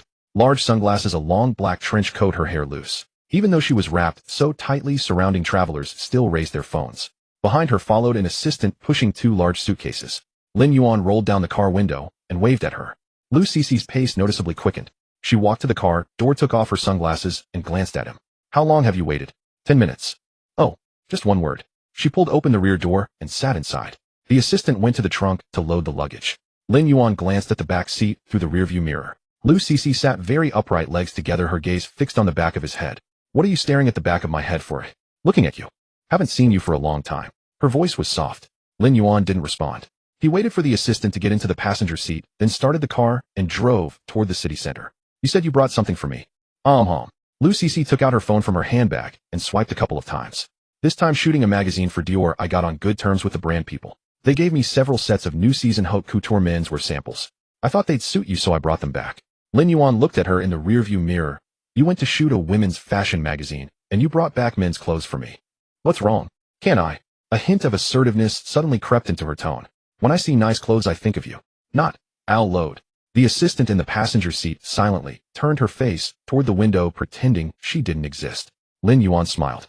Fine. Okay. When we get home, you'll try them on for me. In such a hurry. In the living room, Lu Cici was already squatting in front of the suitcase, pulling open the zipper. Inside, 4 sets of clothes were neatly hung, with Dior's logo printed on the dust bags. This is the new autumn-winter double-breasted coat. This is a custom velvet suit. This is a casual knitwear set. She took them out one by one, her speech getting faster and faster, as if she were introducing her private collection of figurines. Lin Yuan leaned on the sofa armrest, watching her bustle about. In the outside world's perception, Lu Cece was aloof and ethereal, untouched by worldly dust. The real Lu Cece, when she had something she liked, she got so excited she couldn't hide her tail. And her current interest was to be his stylist. This was probably her kind of little hobby. Try this set first. Lu Cece walked over holding the deep blue velvet suit and directly thrust it into his hands. Go change quickly. Lin Yuan picked up the clothes and went into the bedroom. When he came out after changing, Lu Cece had already moved a chair to the center of the living room, sitting with her chin in her hands, looking like a judge at a fashion week. Lin Yuan walked out wearing that deep blue velvet suit. Lu Cece put her hands down. It wasn't his own bragging. The body given by the system was indeed a natural clothes hanger. At 185 centimeters tall, his shoulder-to-waist ratio was textbook perfect, with a narrow waist and long legs. The velvet fabric clung to him, outlining the contours of his upper body with precision down to every inch. If I were a woman, I'd be stunned too. Lu Cece stood up, walked over, and helped him adjust his collar. Her fingers paused near his collarbone for a few seconds. Turn around. Lin Yuan obediently turned around. Better than a supermodel. She stepped back 2 paces, looking him up and down, a clear satisfaction in her voice. If Dior's people saw how you look in their clothes, they'd slap an endorsement contract on the table right away. Then get me a few more sets. Lu Cece didn't respond. She turned and picked up the second set. Over the next half hour or so, Lin Yuan cooperated and changed into 4 sets. Each time he came out, Lu Cece would circle around him twice. Occasionally, if she felt some detail was off, she would personally step in to adjust, rolling up cuffs, pulling at the hem, tidying his hair. Her movements were those of a serious stylist. But the time her hands lingered on him grew longer with each outfit. Lin Yuan knew it well. This girl wasn't doing styling at all. She was clearly using the stylist title to openly enjoy the moment. He didn't call her out. After all, it wasn't a loss. This last one is the best. Lu Cece made the decision, choosing a black slim-fitting turtleneck sweater paired with gray casual trousers. Then she took out her phone. Stand there, don't move. Taking photos. For a keepsake. The shutter clicked 7 or 8 times. Lin Yuan looked at her expression as she swiped through the album, feeling that the word keepsake wasn't entirely innocent. Sure enough, 2 minutes later his phone exploded with notifications. Lu Cece had thrown all the photos into a small group chat. The group instantly turned into a major crime scene. Yangmi. Lu Cece, when did you come back? Yangmi, wait, he's wearing Dior haute couture. Who bought it for him? Juju bro is so handsome. What godly proportions. Reba drilling. Su Wanqing. Looks good. Juju sister Cece, where did you buy this? I want to buy it for bro too. Yangmi, next time I come back I'll style him too. Why should you go first? Reba, I want to buy too. Let me see if this brand has a collaboration collection. The messages flooded so fast that Lin Yuan couldn't keep up. Lu Cece put away her phone, her lips slightly curled. The movement was subtle but carried a hint of claiming sovereignty. I arrived first. I dressed him first. You all were too slow. Lin Yuan looked at her expression and understood in his heart. What am I? A human-sized Barbie doll? You girls are playing dress-up game. Well, free haute couture, why not wear it? Meanwhile, across the ocean, in the penthouse apartment on the Upper East Side of Manhattan, New York, it was as chaotic as ever. Lucy sat cross-legged in front of the curved screen, her blonde hair tied into 2 lopsided buns. After being completely exposed by that Eastern hacker within 30 seconds last time, she had suffered from insomnia for 3 whole days. She dared not touch the core system of Yuanting Entertainment again. But she had found another way. Social media platforms. The security level of those female employees and artists' private accounts was laughably low. She didn't touch the main system. She only looked around the periphery to see what that company which had driven her curiosity mad was up to. Of course, more importantly, to see what that handsome guy who made her heart race was doing. Lin Yuan. She had looped that interview on YouTube no less than 100 times. At this moment, Lucy was scanning the cloud album backup of some assistant. The security settings were practically zero. Even a 3-year-old could get in. She swiped through the photos one by one. Company daily life work group photos. Nothing special. Then new photos popped up on the screen. Lucy's hand stopped. A deep blue velvet suit, a silhouette, standing before a floor-to-ceiling window. Sunlight outlined the perfect shoulder and waist lines. Next photo. A black turtleneck sweater, the slim fit, subtly revealing the line of his hips. Another one. A frontal view. Lucy slowly put down the bag of chips in her hand. Screenshot. Screenshot. She took 12 screenshots in a row. Oh my god. She leaned over to the screen, her nose almost touching the glass. This isn't scientific. No human can look like this. She stared at it for a full 10 minutes. Then she saved the 12 screenshots into an encrypted folder. The folder named My Husband. Once I find the real identity of that hacker, Lucy muttered to herself, staring at Lin Yuan's face on the screen, I'll use this as a bargaining chip to get someone from their company to introduce me to him. She had no idea that the mysterious hacker she was looking for and the unparalleled handsome guy she wanted to meet were the same person. Cece. My. Next Wednesday I'm going to Changsha to record Happy Camp. When is your magazine shoot? It starts the day after tomorrow, about 3 days. After you finish, come to Changsha to find me. Lu Cc put down her phone and looked at him. Who's on Happy Camp? Li Ronghao, Zhou Shun Riba. 3 seconds of silence. Riba is going too. Another 3 seconds. Then I'll go too. Early Wednesday morning, Lin Yuan's private jet departed from Hangzhou. 4 people were seated in the cabin: Lin Yuan, Lu Qianqian, Su Wanqing, and Zhou Yi. Aboard the aircraft, the 2 ladies sat on either side of Lin Yuan. Su Wanqing attended to work documents on her tablet, while Lu Qianqian browsed a French fashion magazine. The flight lasted just over 2 hours. 15 minutes before landing, Lin Yuan's phone rang. A message from Riba. Riba, I've arrived in Changsha. Just landed. Where are you guys? Riba boss. Selfies. Do I look good today? 2 selfies, one with a pout, one with a peace sign. As Lin Yuan was about to reply, he noticed Lu Qianqian had subtly shifted her gaze from the magazine and was glancing sideways at his phone screen. He casually turned the phone over. Work message. Lu Qianqian responded with a soft "oh" and returned to her magazine. But she had been staring at the same page for 5 minutes without turning it. Lin Yuan replied under the table. Lin Yuan, yes, very nice. Landing in half an hour. Riba, then I'll wait for you at the hotel. The station said they'd send someone to pick you up. Quite the reception. Reception. Lin Yuan thought for a moment, but didn't dwell on it. It was just a variety show recording. How grand could it be? At Changsha Huanghua Airport VIP passage. The reception was indeed impressive. As Lin Yuan stepped out of the jet bridge, a row of people stood at the end of the corridor. Leading them was a man in his early 50s, impeccably dressed in a suit with a Xiangnan satellite TV lapel pin on his chest. He approached with a broad smile. Mr. Lin, I've long admired you. I'm Deputy Director Chun, in charge of variety programs at the station. Lin Yuan didn't recognize the man, but the other's posture was deferential. He shook hands with a slight bow, holding Lin Yuan's right hand with both of his. Hello, Deputy Director Chun, Lin Yuan replied politely. The second person behind Deputy Director Chun was someone Lin Yuan did recognize. He Riwo. Tall, over 6 feet, wearing a casual blazer and a bucket hat, with a radiant smile. Brother Yuan. Finally meeting you in person. He Riwo extended his hand.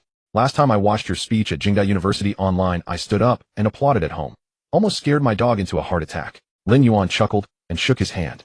He Riwo was someone Lin Yuan had followed in his past life. A national-level MC, the anchor of Xiangnan Satellite TV, with exceptional emotional intelligence and virtually no negative reviews in the industry. What was rare was that he had maintained a decent character for 20 years, a rarity in this intricate and often challenging circle. Brother Fire, you're too kind. I watched your show every week when I was young.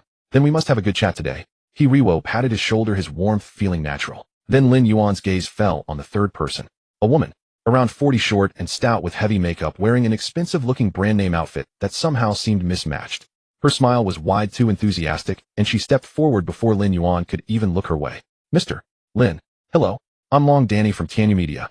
Just call me Sister Danny. Long Danny. The name instantly triggered a cascade of unpleasant memories in Lin Yuan's mind. In his past life, when he was still an extra at Hengdian, the television was flooded with so-called idols churned out by this woman, the pioneer of talent shows. A star factory. It could be seen as pioneering a new path, or alternatively as gathering a group of teenagers to become idols, marketed through personas, pairings, and suggestive content, generating substantial profits. As for those teenagers, some disbanded, some faced personal struggles, and some encountered scandals. A decade later, the entire domestic entertainment aesthetic had been dragged into a ditch with screens full of heavily made-up young idols and assembly line girl groups, all traceable back to this Sister Danny. Of course, at this point in time on this timeline, Long Danny had not yet done those things. Tanyu Media was still a subsidiary of Xiangnan Satellite TV, specializing in artist management and talent show development. But Lin Yuan knew well that given this woman's personality and methods, if given the opportunity, those unpleasant events would eventually happen. Still calling herself Sister Danny, quite a bold self-image. Hello, President Long. Lin Yuan extended his hand, shook it briefly, and let go. The entire action lasted less than a second. Compared to the handshake with He Riwo just moments ago, the contrast was noticeable. Long Danny's smile froze for an instant, but quickly recovered. Mr. Lin, your team is here, and our station will provide full support. If you need anything, just let us know. Lin Yuan nodded, but didn't respond. Instead, Zhou Yi behind him smoothly took over. President Long, you're too kind. We can discuss the details on the way. Let's not keep Mr. Lin standing in the corridor too long. Zhou Yi's meaning was clear. Don't try to get too close to the boss. Deal with me. Long Danny's smile stiffened again. Deputy Director Chen quickly stepped in to smooth things over. Right, the car's already outside. Please, Mr. Lin. The group headed toward the VIP exit. Outside the terminal, 3 business vehicles were lined up. Lin Yuan got into the middle one. Lu Qianqian and Su Wanqing got into the vehicle behind. Zhou Yi shared a car with Deputy Director Chen. He Riwo opened the front passenger door of the middle car. Brother Yuan, I'll ride with you. Let's chat about tomorrow's recording on the way. Get in. The convoy started. He Riwo turned to face Lin Yuan in the back seat. Recording starts at 2 p.m. tomorrow. You're the headliner with the longest airtime. I'll give you a rough idea of the flow. No need. Lin Yuan waved his hand. I've seen the general segments the production team sent. Game challenges plus interviews, right? We'll adapt on the spot. A rigid script would be dull. He Riwo paused then laughed. Alright, I like your style. The last young idol who came rehearsed every line 3 days in advance, and the recording felt like reading a script. The post-production editor nearly cried. Don't worry, I won't make your editor cry. Then I'm looking forward to tomorrow's surprise. Hiriwo took out his phone and glanced at it. By the way, the station arranged a welcome dinner tonight at the hotel. It's a small gathering. Just us and the core production team. Are you free? What time? 7. Sure. Hiriwo nodded, then added as if remembering something. Sister Danny will also be there. She's been preparing a new idol talent show recently and might take this opportunity to discuss a collaboration with you. Just a heads up. Lin Yuan leaned back, tapping his fingers on the armrest twice. Collaboration. With Long Danny. Her approach of treating young talents as disposable resources. I see. His tone was calm, but Hiriwo clearly sensed something. He didn't press further. The hotel was the best 5-star in Hunan province, a presidential suite. Lin Yuan dropped off his luggage. Lu Qianqian and Su Wanqing stayed in the rooms next to his. Each had a separate room, doors facing each other across the hallway. Lin Yuan found the room arrangement somewhat subtle. Su Wanqing came in to report Riba is on the floor below. I've contacted her. She said she'd come to see you later. Let her come. Also, Su Wanqing looked down at her tablet. Long Danny's people have contacted Zhou Yi, hoping to arrange a private meeting with you. Zhou Yi postponed it to the dinner, saying it's fine to discuss things face-to-face then. Su Wanqing looked up at him. You seem to dislike that Long Danny. Just a feeling. Su Wanqing didn't press further. Having worked with Lin Yuan for so long, she knew his intuition was uncannily accurate. If he said he didn't like someone, that person usually ended up in a difficult position. She left. Lin Yuan sat alone on the sofa, propping his legs on the coffee table. Long Danny. At this point, she was merely the head of Tianyu Media, backed by Xiangnan Satellite TV, with platform and resources, but not yet at her peak. If things followed the trajectory of his past life, in 2 or 3 years, she would launch the first idol talent show with explosive ratings and a flood of capital, and things would spiral out of control. By then, the entire industry would be dragged into an unhealthy direction. Lin Yuan put his legs down. He had no intention of being a saint, nor was he interested in saving the aesthetics of domestic entertainment. But if this woman dared to approach him tonight about a collaboration, he wouldn't mind showing her what true top-tier influence looks like. A knock came at the door. As the door opened, a fragrance mingling sweet notes with youthful vitality wafted through the air. Dilly Reba stood gracefully at the threshold, her large eyes sparkling like a samoyed beholding its owner. She wore a cream-colored Chanel knit cardigan today, paired with light blue jeans that accentuated her remarkably long legs. In her hands, she carried 2 large paper bags bulging with unknown contents. Boss, I'm here.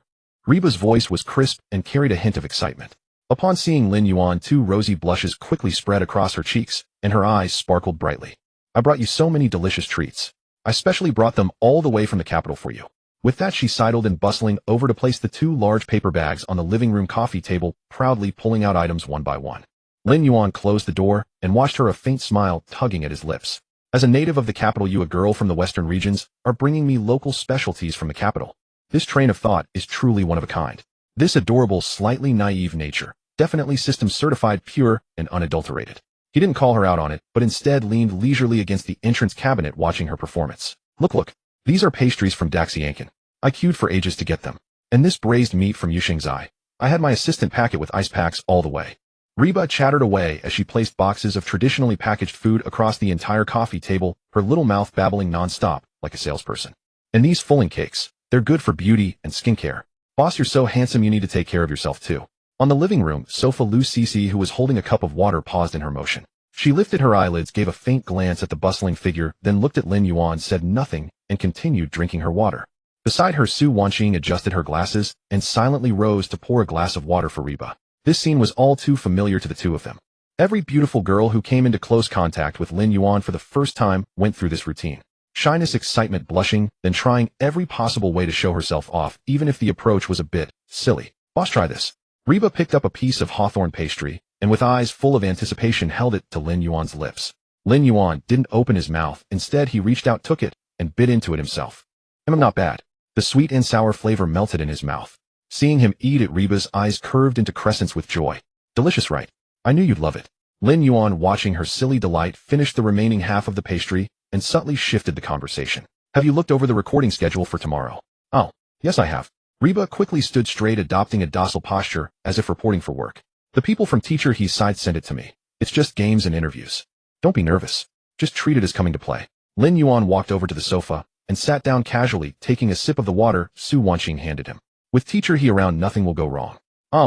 With you here, boss, I'm even less nervous.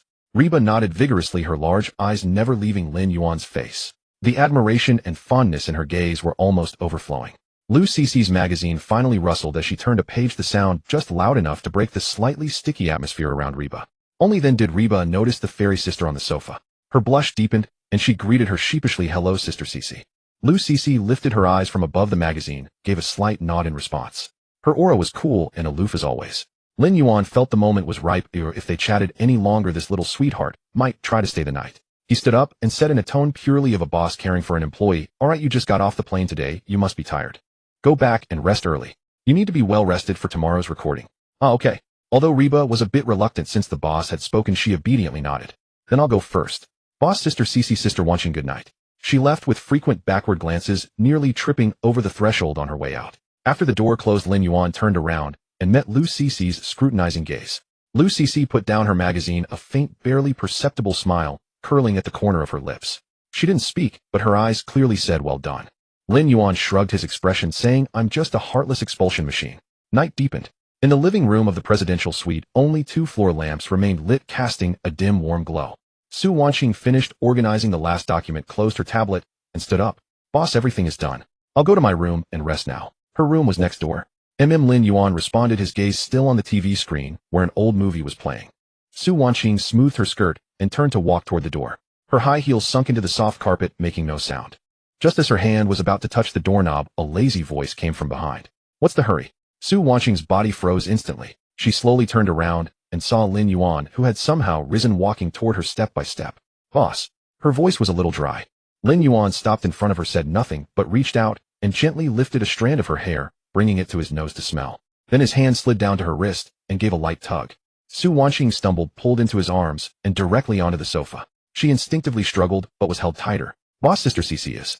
Su Wanqing panicked, trying to remind him that someone else was there. "I know." Lin Yuan's chin rested on top of her head, his voice carrying a hint of playful amusement. His gaze traveled over Su Wanqing's shoulder to the other side of the living room.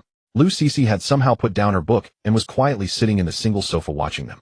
Her expression was calm, but her eyes were like a deep, unfathomable lake, dark and tinged with curiosity. Lin Yuan did not release Su Wanqing from his embrace, instead he held her a little closer. Then facing Lu Cici's direction, he slowly spoke. "Cici." Lu Cici's voice was light, like a feather. "Earlier, Wanqing and Mimi have already coordinated. Don't you want to give it a try today?" Lin Yuan's tone was as casual as discussing the weather. "I saw you two had quite a rapport just now. A trio in the canyon tonight should earn us a good rank. You little rascal." Though she said that, her eyes couldn't help but glance at Lu Cici, only to find the latter raising an eyebrow at her like a smitten fan. She had never seen the fairy sister reveal such a side. The contrast was striking. Unable to resist Lin Yuan's persistent coaxing, the presidential suite that night echoed with lively sounds of gaming. As for the frequent tussles over the same game controller between Su Wanqing and Lu Cici, they were a given. Su Wanqing's smaller frame often couldn't match the agility of Lu Cici, the last martial arts actress from China. To get back at her, Su Wanqing would cheer from behind when Lin Yuan playfully teased Lu Cici during the game, causing Lu Cici to laugh and exclaim in surprise. Downstairs in the luxurious suite, Doraba sat cross-legged on the thick carpet, clutching a jumbo bag of cucumber-flavored potato chips to her chest, crunching away with gusto. The television was playing a popular variety show from Hunan Satellite TV, but she didn't spare it a single glance. Her mind was entirely occupied by the image of Lin Yuan leaning against the entryway cabinet in the presidential suite upstairs, that lazy yet captivating demeanor. Absolutely stunning. Truly stunning. The broad shoulders, the narrow waist, the long legs, and that flawless face from every angle. "Oh, I can't think about this anymore, or I'll drool all over the chips."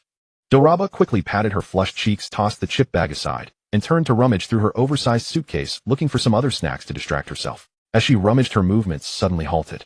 In the very bottom compartment of the suitcase lay a large vacuum-sealed foil bag, resting quietly. A homemade air-dried spiced beef from her hometown in Xinjiang. It was the prized stash her mother had insisted on stuffing into her suitcase before she left. The best cuts of beef shank were selected, seasoned with a secret spice blend, and air-dried to perfection, chewy and flavorful.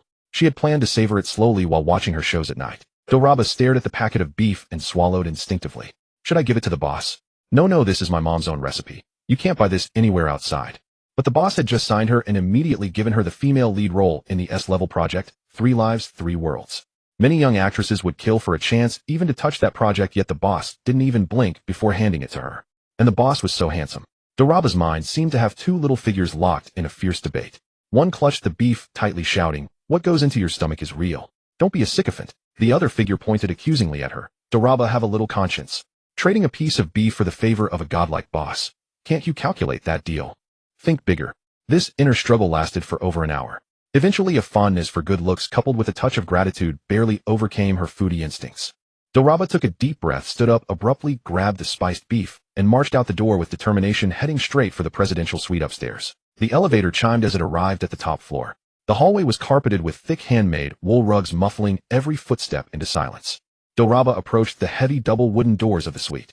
Just as she raised her hand to knock, her motion froze midair. Through the crack of the door, she faintly heard some extremely peculiar sounds.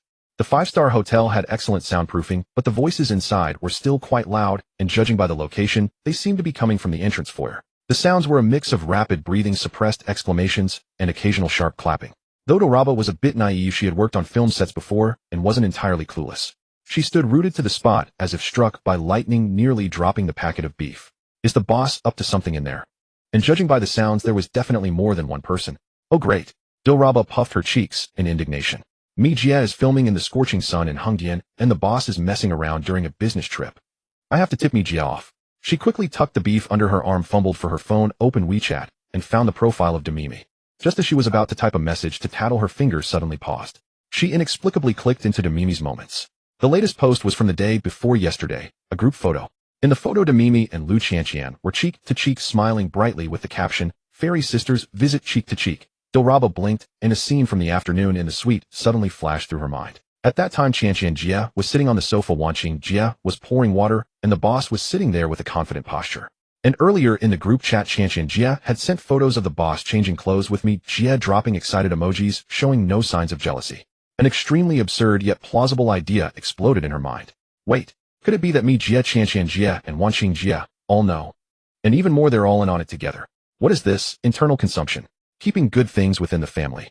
Doraba's hand holding the phone began to tremble slightly. If they can all be involved, then maybe I have a chance too. The image of Lin Yuan's striking appearance surfaced again in her mind, and she swallowed involuntarily. Get a grip, Doraba. What dangerous thoughts are you having? She quickly shoved the phone back into her pocket and glanced around furtively. The hallway was empty, with a silence so profound you could hear a pin drop. She unconsciously leaned against the wall, pressing her ear to the door panel, clutching the beef tightly, while her other hand nervously twisted the hem of her skirt. The sounds inside grew clearer. Su Wanqing's voice was choked with emotion, fragmented, and clearly overwhelmed. Lu Qianqian's usually ethereal voice now carried a coquettish and frantic tone, even provocatively challenging. Is that all you've got? Wanqing, step aside, let me. Then came a series of intense commotions accompanied by Lin Yuan's playful sneer. You were pretty aggressive when you grabbed the controller earlier. Today I won't stop until I've pushed your martial arts limits. I won't rest until you're completely drained. Doraba listened, her face growing warm, her body feeling weak, as if her legs had lost all strength. This is too intense. This isn't playing games. This is a battle. Unable to bear the dual stimulation, both mental and physical, she fled like a startled rabbit, clutching the beef, and stumbled back down the corridor to the elevator. Back in her room, Doraba collapsed onto the sofa, staring blankly at the ceiling. Her mind was filled with the bold words she had overheard. Qianqian Jia usually looks like a celestial maiden, untouched by the world, but in private, she's that fierce. And the boss's stamina, is he made of iron? Seriously, what time is it? Even a workhorse wouldn't be this relentless. She lay on the sofa for an hour. The clock on the wall pointed to 11:30 in the morning. Doraba sat up, abruptly glancing at the squashed packet of beef. It's been over an hour. It must be over by now, right? The boss has a recording session tomorrow, so he needs to rest. She found the perfect excuse for herself, picked up the beef again, and slipped out of the room like a thief. She took the elevator upstairs, approached the suite door, took a deep breath, and raised her hand to knock. Bang! A muffled sound came from inside, as if someone had been heavily pushed against the door. Then Lu Qianqian's voice, completely distorted and filled with extreme exhaustion, pierced through the door. I can't. I really can't. Yuan, go, I'm sorry. Wanqing, save me. Followed by Lin Yuan's tone showing no sign of fatigue. Save you. She's already passed out. Turn around, continue. Doraba gasped in shock, clamped her hand over her mouth, and fled back to the elevator without looking back. She slammed the door of her room shut, rushed into the bathroom, turned on the faucet, and splashed cold water on her face. The icy droplets trickled down her cheeks, finally calming her racing heart a little. She leaned on the marble countertop, staring at her own face in the mirror, which was flushed like a boiled crab, her chest heaving. This is insane. Combined, it's been nearly 2 hours. No breaks in between. And Qianqian Jia, you're really brave. Usually so delicate, but you dared to directly face off against this inhuman. I Doraba admit defeat. If I had gone in there, tomorrow's recording of Happy Camp would have to be cancelled due to injury. Can't provoke them, can't provoke them. This is a high-level game for the pros. I, a bronze-level player, should just watch from the sidelines and eat my snacks. Doraba dried her face, walked over to the sofa, and looked at the packet of beef now wrinkled from all the handling. Forget it. Why bother sending it? The boss probably doesn't have time to eat beef right now. He's already full on other things. She huffed and tore open the package, pulled off a large piece of dried beef, stuffed it into her mouth, and chewed vigorously. My family's beef is the best, humph. As she chewed, her mind uncontrollably drifted back to Lin Yuan's face. Actually, if the boss insists on having me join the game, maybe I could handle it. I could just eat more beef to replenish my energy. Just as she was lost in these scattered thoughts, her phone suddenly rang. She saw it was the little girl Guli Naza, and Doraba rolled her eyes. That clingy little one. Doraba, Jia, what are you doing? I'm going back to Xinjiang at the end of the month and coming back next month. Want me to bring you some good food? Reba had witnessed Guli Naza's clinging nature. She looked at the line on her phone screen, and her mind automatically conjured up the other's delicate petite face and those large sparkling eyes. This little imp truly vying for attention at every moment. Reba pursed her lips and casually replied, "All right, wait for you to come back," then tucked her phone into the sofa crevice, out of sight, out of mind. It was more important to focus on the bag of spiced beef brought from the capital. After all, it was a top-tier delicacy imbued with maternal love and hometown flavor, far more meaningful than dealing with a little girl. The next day, in the exclusive dressing room of Hunan Satellite TV, Reba sat listlessly before the mirror with two large dark circles under her eyes. She didn't know what had happened last night, but after eating the beef, her mind was like a movie, replaying those vivid scenes and sounds from the presidential suite upstairs that had made her blush. She tossed and turned until nearly dawn before falling into a fitful sleep. Teacher Dealey, your under eyeshadows are quite unique. The makeup artist, a chief stylist at the station with vast experience, saw her appearance and simply smiled while continuing her work. In a few minutes, the originally weary dark circles were skillfully transformed into two full natural smile lines, adding a touch of innocent vulnerability to her large eyes. Wow, teacher, you're amazing. Reba looked at herself in the mirror and instantly revived. Just then the dressing room door opened and Lu Cece walked in. She wore a simple white t-shirt and jeans, her face completely bare, without any trace of foundation. Yet that face under the bright lights of the dressing room was radiantly white, her skin so smooth that not a single pore was visible, exuding a languid, just woken up freshness and a dewy, moisturized glow. The makeup artist merely dusted her with a bit of setting powder and curled her lashes, then declared the work done. Reba stared wide-eyed. The fairy sister truly lives up to her name. Her skin condition is simply divine. She subconsciously recalled the lively sounds of the previous night, then looked at the radiant Lu Cece, and a thought abruptly surged into her mind. Could it be that the eventful evening not only didn't drain her, but actually nourished her? She quietly shifted her gaze to Lin Yuan, who was going over the flow with the director. Goodness, he was equally full of vigor and energy, his face strikingly handsome to the point of being breathtaking. Reba had an epiphany. She finally understood why Sister Me and Sister Cece were all drawn to him like moths to a flame. So falling in love could beautify the skin and balance one's inner energy. This effect was far more potent than any expensive skincare product. One must fall in love passionately, just like Lin Yuan did. The show recording went exceptionally smoothly. Hiriwo, as the top-tier host in the domestic entertainment industry, possessed high emotional intelligence and excellent stage control. He always managed to perfectly time the topics to throw to Lin Yuan, giving him ample exposure without seeming forced. Lin Yuan was equally cooperative, fully engaged, playing games without any celebrity airs, and even sang 2 songs from his new album at the audience's request. His divinely enhanced voice, amplified by the studio's top-tier sound system, transformed the entire studio into a concert venue, drawing screams from the fans. During a break, a sharp-eyed front-row audience member suddenly shouted while holding up a phone, "Oh my God! Lin Yuan isn't wearing any makeup. There's not a trace of powder on his face." At that, the camera instantly zoomed in for a huge close-up of Lin Yuan's face. Under the high-definition lens, that face was flawless, his skin so perfect that every girl felt envious. This was already the second time Lin Yuan had appeared on a variety show completely makeup-free. Lin Yuan, the most authentic celebrity. Lin Yuan, no makeup. 2 trending topics shot up the charts like rockets, and the entire internet was marveling at how this man maintained his skin. After the recording ended, everyone breathed a sigh of relief. Hiriwo walked over with a warm smile and enthusiastically invited, "Lin Yuan, Cece, Reba, you've worked hard today. I know a nearby Hunan restaurant that's truly authentic, though it's a bit off the beaten path. Most people can't find it. Would you honor me by joining for a meal?" Seeing the eager look in Reba's eyes, Lin Yuan said, "If teacher he is treating, we must go." Lin Yuan agreed with a smile. The group chatted and laughed as they left the TV station, boarded the nanny van, and headed toward the legendary little eatery. As the van came to a stop at the entrance of a quiet old alley, Lin Yuan's phone rang. He took it out and saw it was a call from his mother, Han Liao. "Hey Mom, what's up? You little rascal, where are you now?" Han Liao's spirited voice came through the receiver. Changsha just finished recording, about to go for dinner. Forget dinner. Han Luoyao's tone suddenly turned serious. Your grandfather wants to see you immediately right now. Get back to the capital. Lin Yuan felt a jolt. What's going on? The old man doesn't usually summon me so urgently unless something major has happened. Mom, what happened? Why the rush? How would I know? The old man just said to come back. Oh, by the way, Han Luoyao added as if recalling something. Bring that small vial you sent back last time. Lin Yuan's pupils contracted sharply. Oh no. Could it be that the spirit spring water has been discovered? He knew all too well how miraculous its effects were. For ordinary people, it was like a divine elixir. The old man being at that level surely had the nation's top medical team around him. Once they tested the substance, they would definitely find something amiss. A cold sweat broke out on Lin Yuan's back. This was no joke. The system and the spirit spring were his greatest secrets. If exposed, the consequences would be unthinkable. I understand. I'll arrange a flight immediately. Lin Yuan forced a calm tone and hung up. He Riwo, seeing his expression change, asked with concern, Lin Yuan, is there an emergency at home? It's a small matter. Lin Yuan forced a smile and was about to make an excuse to leave. Suddenly, screech. The sharp sound of brakes echoed repeatedly in the quiet alley. Four military off-road vehicles with special license plates blocked both ends of the alley in a domineering manner. The doors swung open in unison. Over a dozen soldiers in combat gear, fully armed, leaped out of the vehicles, moving swiftly, with sharp eyes instantly controlling the entire scene. Then from the lead vehicle, 4 men in black suits with crew cuts and stern expressions stepped out. They strode directly through the crowd, their target, clear Lin Yuan's nanny van. One of them knocked on the window. The driver, trembling, lowered the window. The crew-cut man at the front ignored everyone else's gaze, fixed directly on Lin Yuan, and said in a flat but commanding tone, Mr. Lin, we are ordered to escort you, Miss Su and Miss Lu, back to the capital. Inside the van, He Riwo, Ri Ba and the other hosts of Happy Family were completely dumbfounded. Was this a movie shoot? Lin Yuan took a deep breath and instead became calm. It seemed the situation was more serious than he had imagined. He turned to the bewildered He Riwo and said, Teacher, my family has come to pick me up. Something urgent has come up. I'll have to take a rain check on the meal.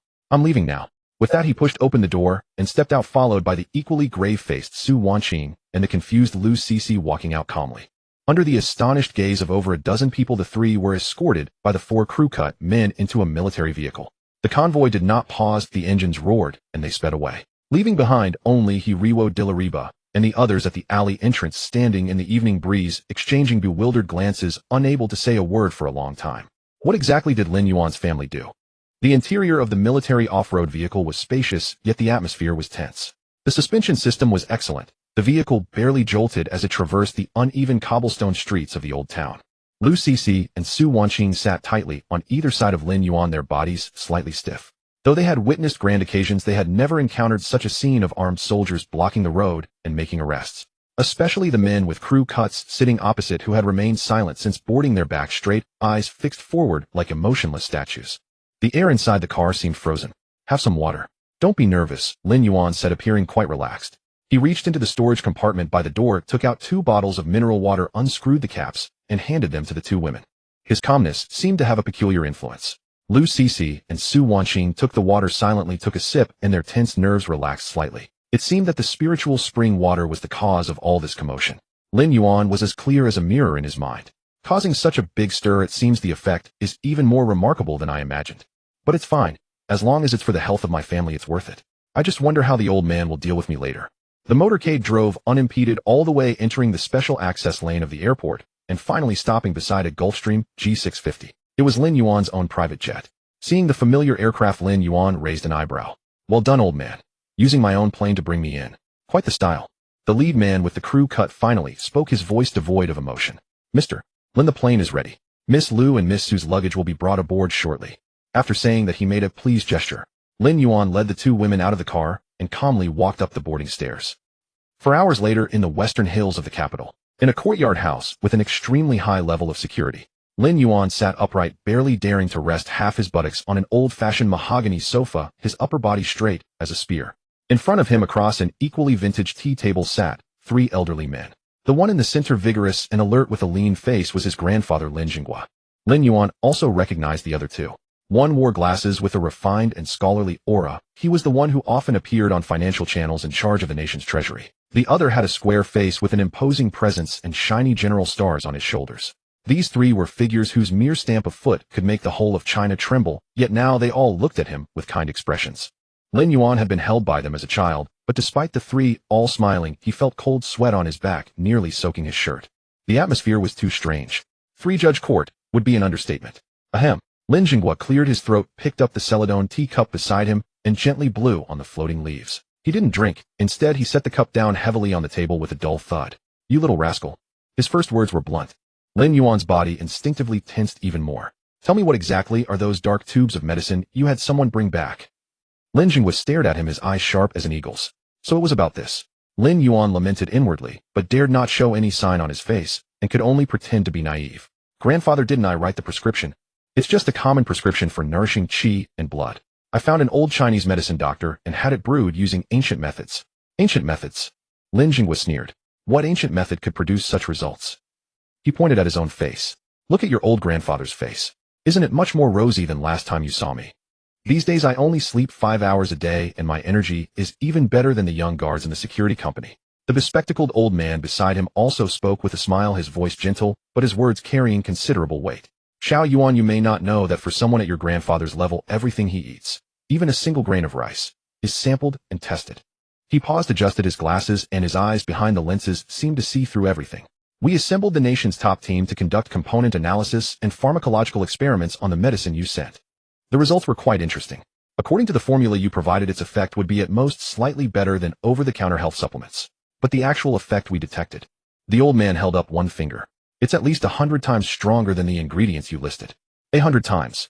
As soon as the number came out, Lin Yuan's scalp tingled. Why was it that strong? And I had already diluted it. This system is too incredible. He now felt a bit regretful. If only he had added more purified water. The bespectacled old man continued. "This enhancement effect has completely exceeded the scope of our current scientific framework. This is not something that should appear in this world. Xiao Yuan, do you understand what I mean?" Lin Yuan's throat felt dry. What could he say? Say that he had a system with a shop that sold something called spiritual spring water, which could make one cultivate immortality when mixed with plain water. If he said that he estimated that the next moment he would not be sitting here, but would be strapped to an operating table waiting to be studied. Lin Yuan forced a smile that was uglier than crying, his mind racing to find a reasonable explanation. But even after scouring all the knowledge from his 2 lifetimes before and after his transmigration, he could not come up with a plausible excuse. There's no way to explain it. Seeing his awkward, strained expression, Lin Jinghua slapped the table again. "What kind of expression is that? I'm asking you a question."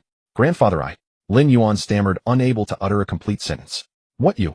Lin Jinghua glared. "Confess honestly. Where did you get this thing?"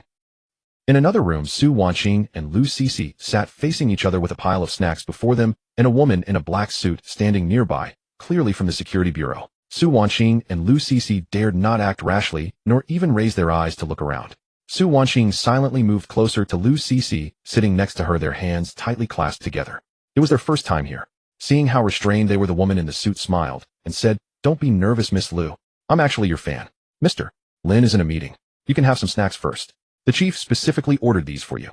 Obviously, the security woman's words had some effect, but not much. Lu Cixi, being a bit more composed, squeezed Su Wanqing's hand slightly, looked up at the security woman, smiled, and nodded, then turned her attention to the snacks on the table. The atmosphere in the room was colder than a Siberian winter wind.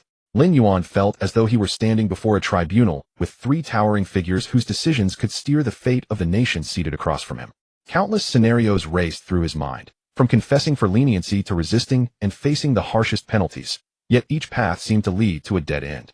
How was he supposed to explain any of this?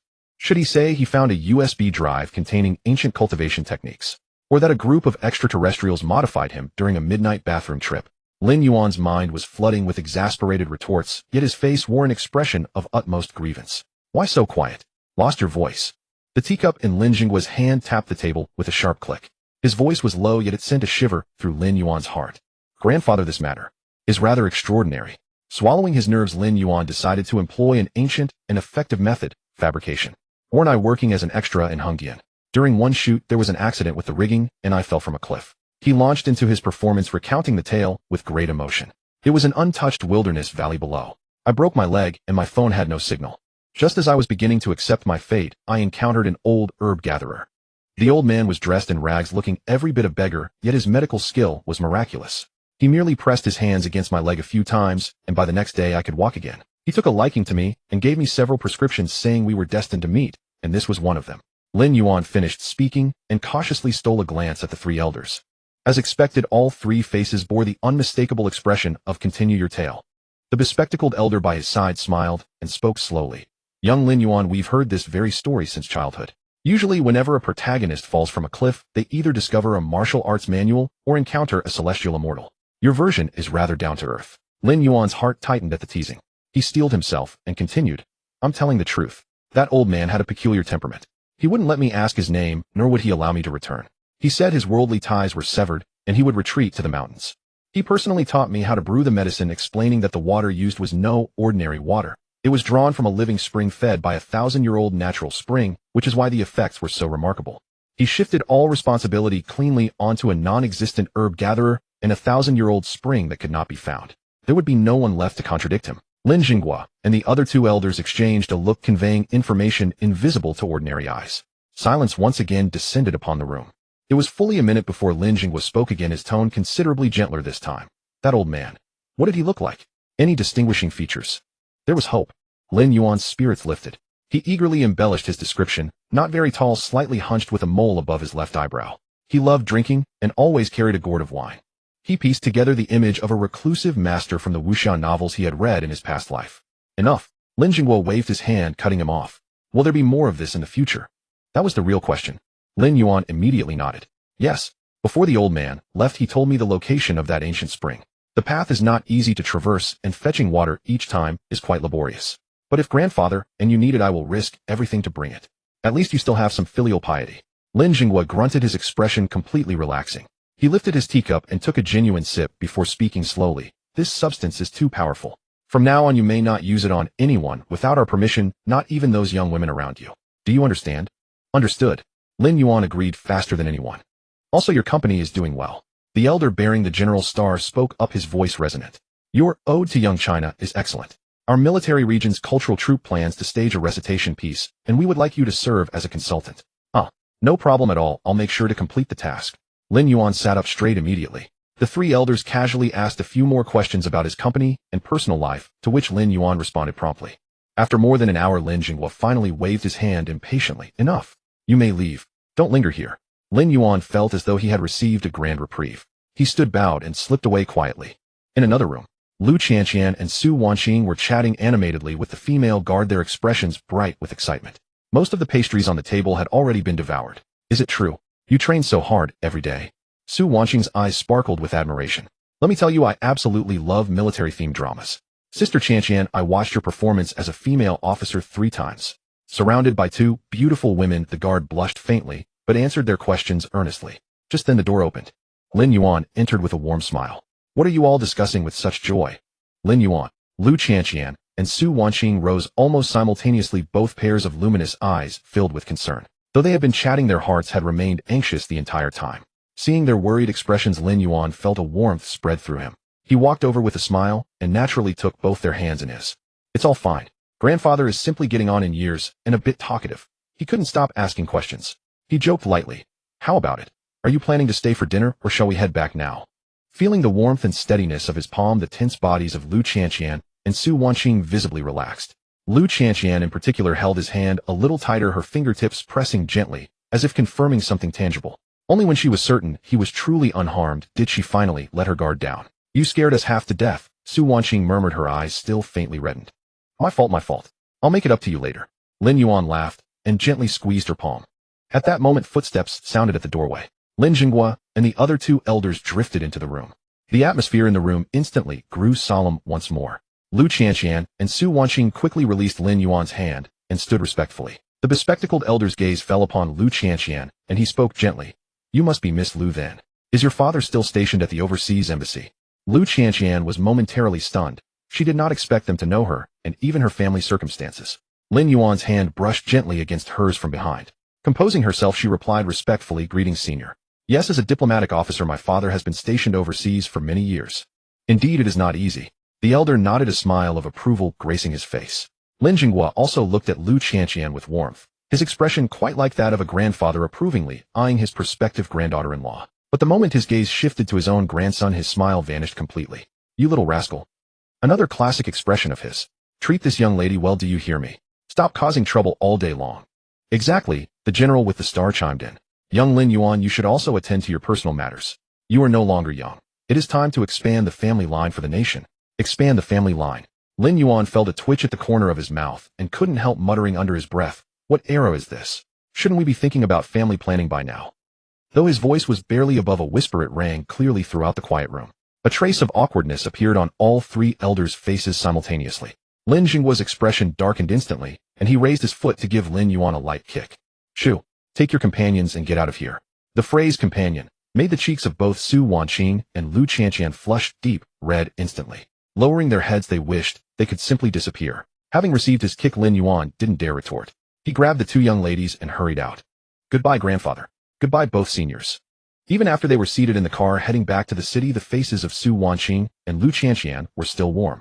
The night breeze was cool, dispelling the intangible oppression in the courtyard. As Lin Yuan led Lu Qianqian and Su Wanqing out of the heavy red wooden door, they saw a familiar black Phaeton quietly parked under the crabapple tree in the yard. The car door was pushed open with a swish, and Han Liaoliao almost leaped out. She rushed over in a few quick steps and pulled Lu Qianqian and Su Wanqing into an embrace. "Oh, my dear girls, I was so scared. Did that old man frighten you? He's just a stubborn old fellow, his voice like thunder, don't take it to heart."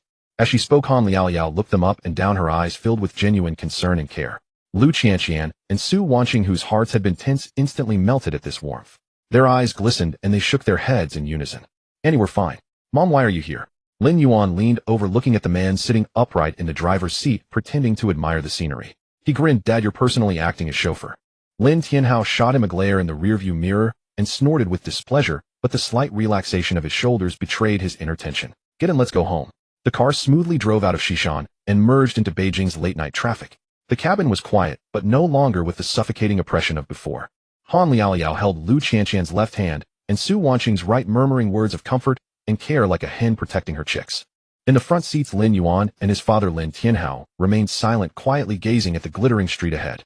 After a long while, Lin Tianhao spoke in a low voice only the two of them could hear. "Don't be so reckless in the future."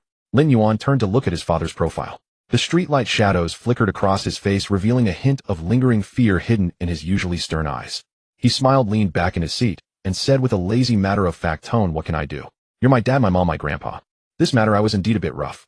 Lin Yuan reviewed in his mind. "This system thing indeed cannot be measured by common sense. But if I had to do it again, I would still do the same. Family is my greatest weakness and also my strongest armor. For them, any risk is worth it. Just need to be more discreet next time, not so straightforward." At that moment, Su Wanqing in the back seat suddenly let out a soft "Ah." "My phone. Why so many missed calls?" She had just retrieved her phone from the guard lady. As soon as she turned it on, notification sounds kept ringing incessantly. Lu Qianqian also took her phone and glanced at it, her beautiful brows slightly furrowed. Lin Yuan pulled out his phone. The screen showed over 20 missed calls, and WeChat messages were over 99. Demimi zhu zhu ri ba li qin li yitong. Almost every girl in his close circle had sent him dozens of messages, ranging from initial inquiries to later worry and finally to near frustration. Seeing those words filled with anxiety, Lin Yuan's heart felt warm. He handed the phone to Lu Qianqian, beside him, raised his chin and winked. "Fairy sister, it's up to you. Please send a message to each one saying the old man missed his grandson, so he brought me back for a casual meal, and now everything's fine." Lu Qianqian rolled her eyes at him, but still took the phone, her slender fingers quickly tapping on the screen.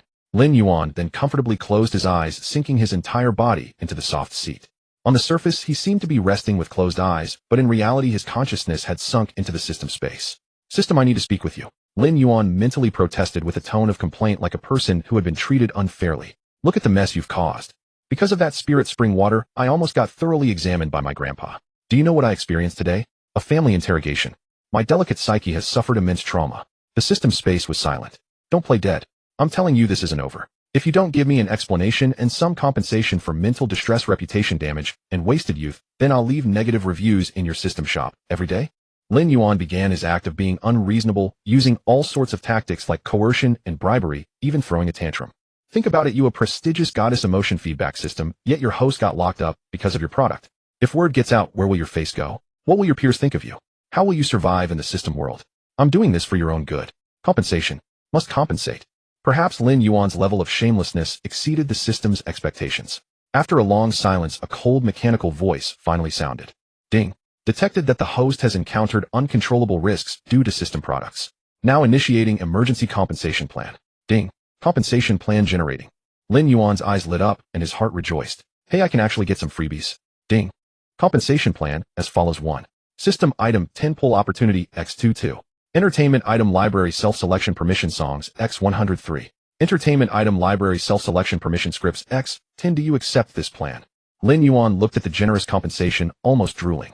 2 10 pulls. 100 songs. 10 scripts.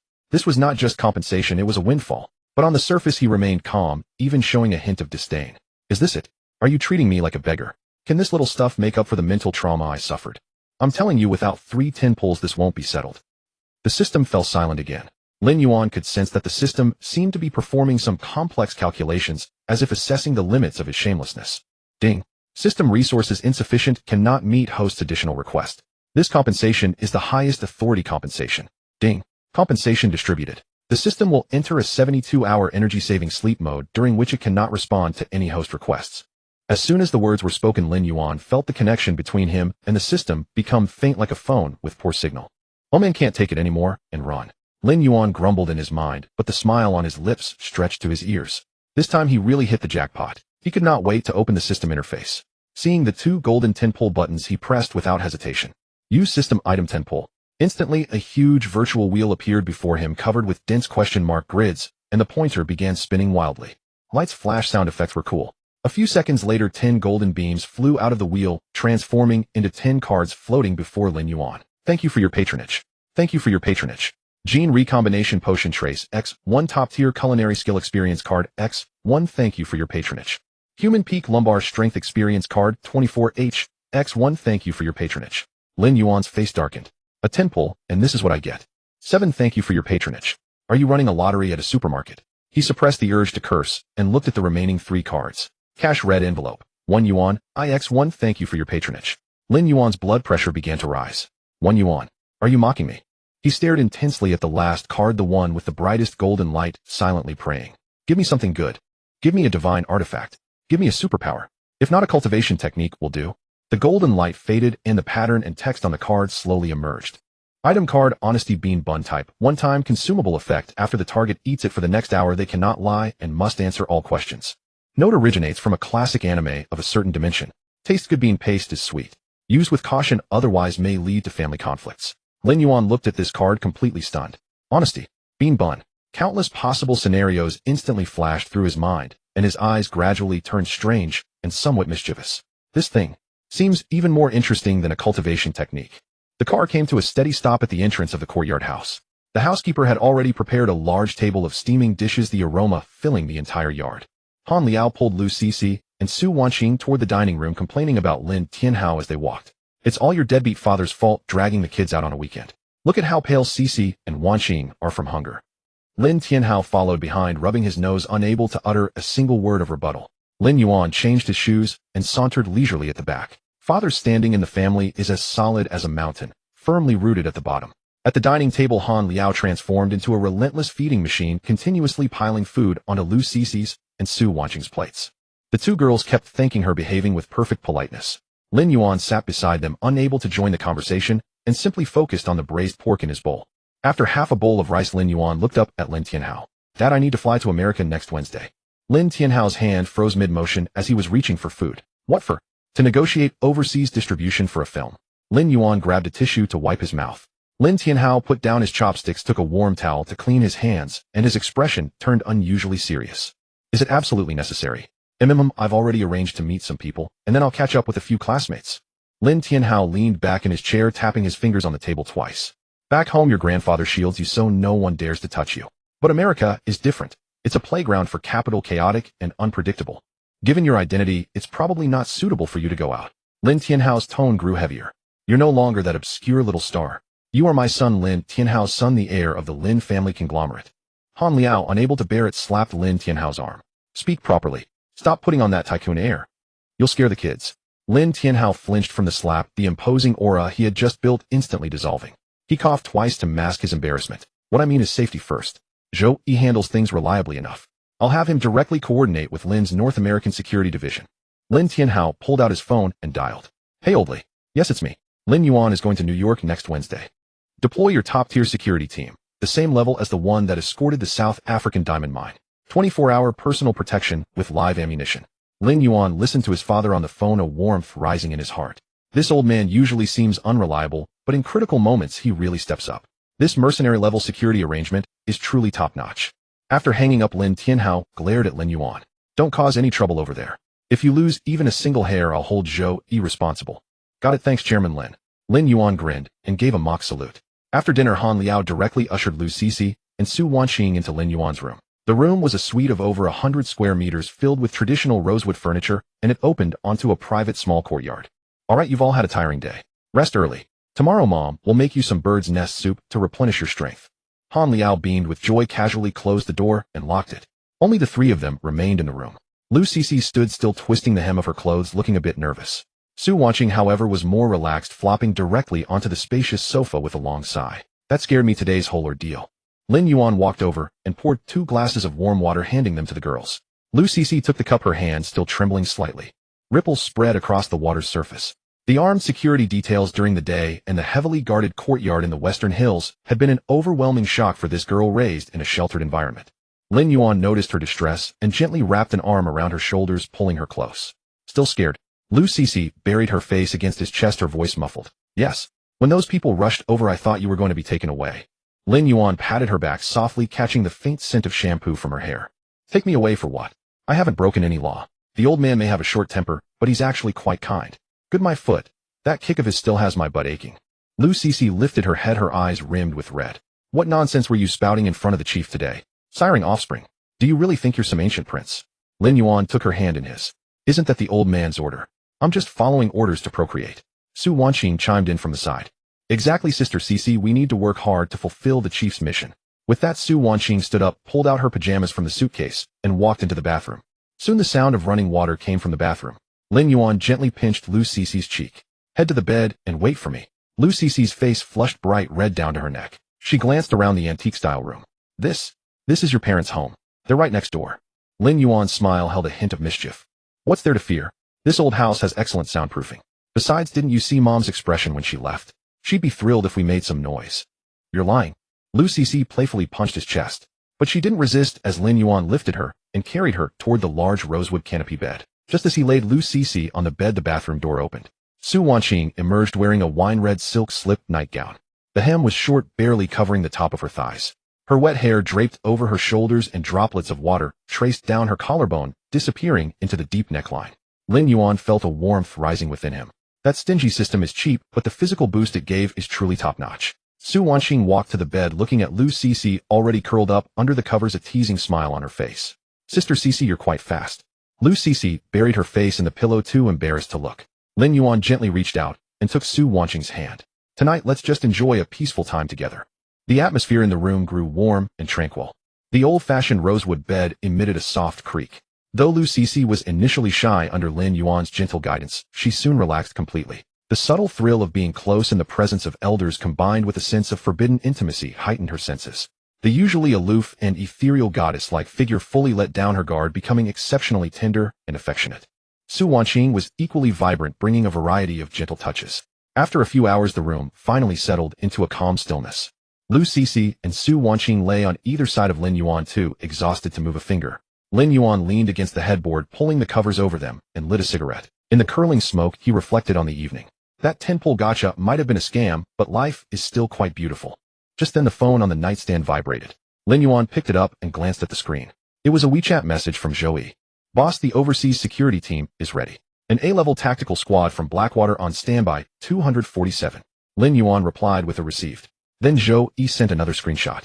But there's something odd. On a top-tier dark web forum in America, someone is offering a high bounty for your flight details and itinerary next week.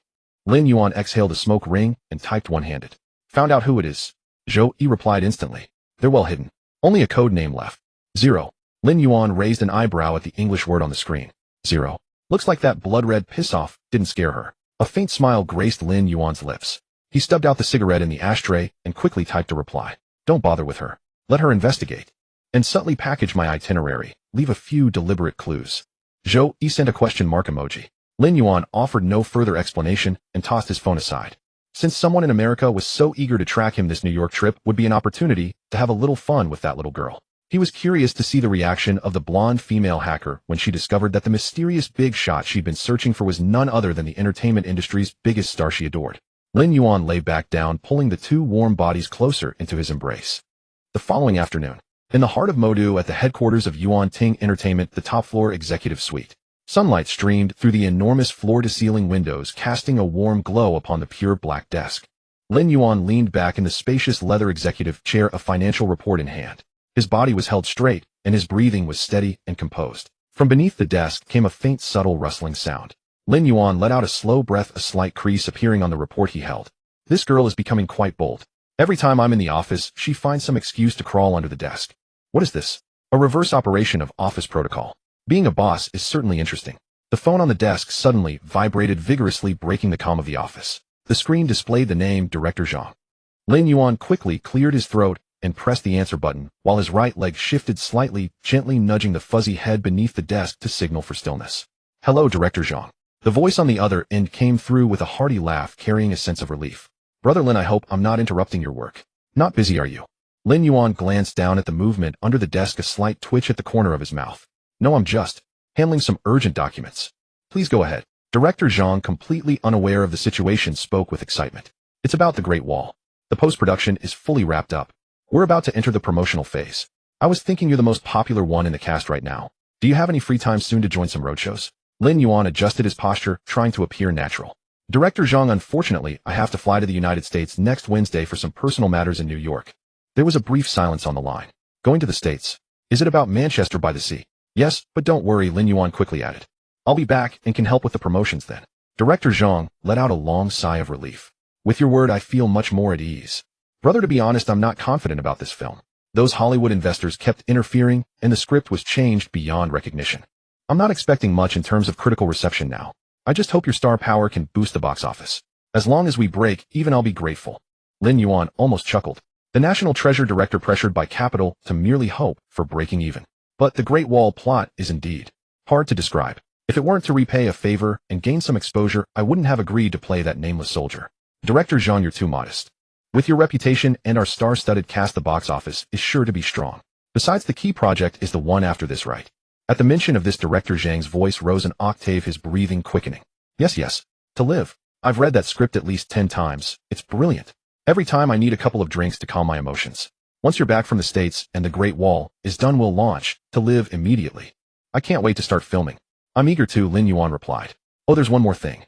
Director Zhang lowered his voice, a teasing tone in it. Our leading lady Jing Tian has been asking me about your schedule almost every day. She's quite taken with you, young man. You're lucky. Lin Yuan paused. An image of that elegant, sweet-faced beauty, the rich flower of the world, came to mind. Director Zhang, you're teasing me. She's just dedicated to her craft, wanting to discuss acting techniques. The call ended. Lin Yuan tossed his phone onto the desk and let out a long breath. He bent down, reached under the desk, and gently guided the fuzzy head out. Zhu knelt on the carpet, her face slightly flushed, her hands still resting on Lin Yuan's knees. She wore a fitted professional suit today, with a white blouse neatly buttoned, revealing a hint of collarbone. Her signature dimples deepened on her cheeks, and her bright, watery eyes held a mix of innocence and playfulness. Lin Yuan reached out and gently tapped her forehead. A soft pat sound. Ouch! Zhu covered her forehead, looking up with a pout. Brother, why did you hit me? Why, oi? Lin Yuan chuckled, lightly pinching her cheek. I was on the phone with Director Zhang, and you were causing trouble down there. If something had slipped out during the call, my reputation would be ruined. Zhu let him pinch her cheek, mumbling something indistinct. Lin Yuan looked at her acquiescent expression, and any irritation melted away. He stood up, adjusted his attire slowly, and smoothed his shirt. Then he reached out and gently lifted her from under her arms. Zhu wrapped her arms around his neck, resting her head against his shoulder. Who is Jing Tian? She whispered softly with a hint of playful inquiry. Lin Yuan held her securely and walked toward the restroom on the inner side of the office. An actress? What are you, jealous? No, Zhu murmured, nuzzling against his ear. Lin Yuan pushed open the restroom door with his foot. Inside was a spacious double bed with pure black silk bedding. Why think about her? I haven't finished handling my urgent documents yet. Lin Yuan closed the door behind them, and the lock clicked softly. He gently set her down on the soft bed, looking at her from above. Was it exciting under the desk just now? Zhu's face grew even redder. She turned away, unable to meet his eyes, but her fingers fidgeted with the hem of his shirt. Brother, you're teasing me. Lin Yuan chuckled softly and leaned in. This is just the beginning. Today you'll learn that having a little fun in the office comes with a price. The atmosphere in the restroom grew cozy. 2 hours later, Lin Yuan sat against the headboard holding a cigarette. Zhu curled up in his arms, fast asleep. Her cheeks still held a faint blush. This girl is full of energy, but always playful. The soundproofing in this office is good though. Maybe next time I can invite some other colleagues for a meeting. Lin Yuan extinguished the cigarette in the ashtray on the nightstand and picked up his phone. There were a few unread messages on WeChat. They were from Joey. Blackwater has taken control of the New York airport surveillance system. They guarantee that once you land, not even a fly will enter your security perimeter. Chairman Lin has also arranged 3 bulletproof George Patton vehicles for you. Also, the old man seems to have gotten wind of it. Your grandfather's guard called me just now asking if we should arrange for the military attaché from the embassy to pick you up. Lin Yuan looked at the screen and couldn't help but laugh. This is overkill, as if I'm about to bomb the Pentagon. I'm just going to meet a friend and discuss business. Why does it feel like a state visit? No need. Tell the embassy staff to rest. Inform Blackwater to proceed as planned. Lin Yuan put the phone aside and glanced at Zhu Zhu in his arms. Just then a sharp knock came from the office door. Bang, bang, bang. Boss, are you in there? Lin Yuan sat up and pulled the blanket over Zhu Zhu. Come in, the door is unlocked. The office door swung open and Su Wanqing in her high heels strode quickly to the restroom door and called out through it. Boss watching you has made another move. Lin Yuan dressed while asking, didn't he retire? What could he possibly stir up?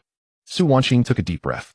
He went to South Korea? Just now SM Entertainment, the largest entertainment company there, officially announced that Hua Qingyu has joined their ranks. The door opened. Lin Yuan walked out leisurely, fastening the buttons on his shirt collar as he went. Su Wanqing held her tablet, its screen displaying SM Entertainment's official announcement. She paced in her high heels, frustration evident in her breathing. Boss, this person's thick-skinned approach is remarkable. Despite being banned domestically, they've turned to South Korea for training and announced ambitions to enter the international market. Going to South Korea? Such a familiar script. In previous years, those who fell from grace in the entertainment industry faced tax issues or encountered legal troubles tended to seek opportunities in Southeast Asia or South Korea when domestic prospects diminished. Was he planning to form a boy group there? Or perhaps re-debut and then work his way back into the domestic market? Su Wanqing stood still, her fingers tightening around her tablet, knuckles growing pale from the pressure. Should we simply watch him make moves over there? Would it be worth sharing that information with the South Korean media? Lin Yuan gently smoothed her hair, his expression calm. Take your time. If something has already been sent away, there's no need to pursue it further. He moved to the floor-to-ceiling window, gazing out at the bustling city skyline, his tone carrying a sense of detachment. Let him try his luck.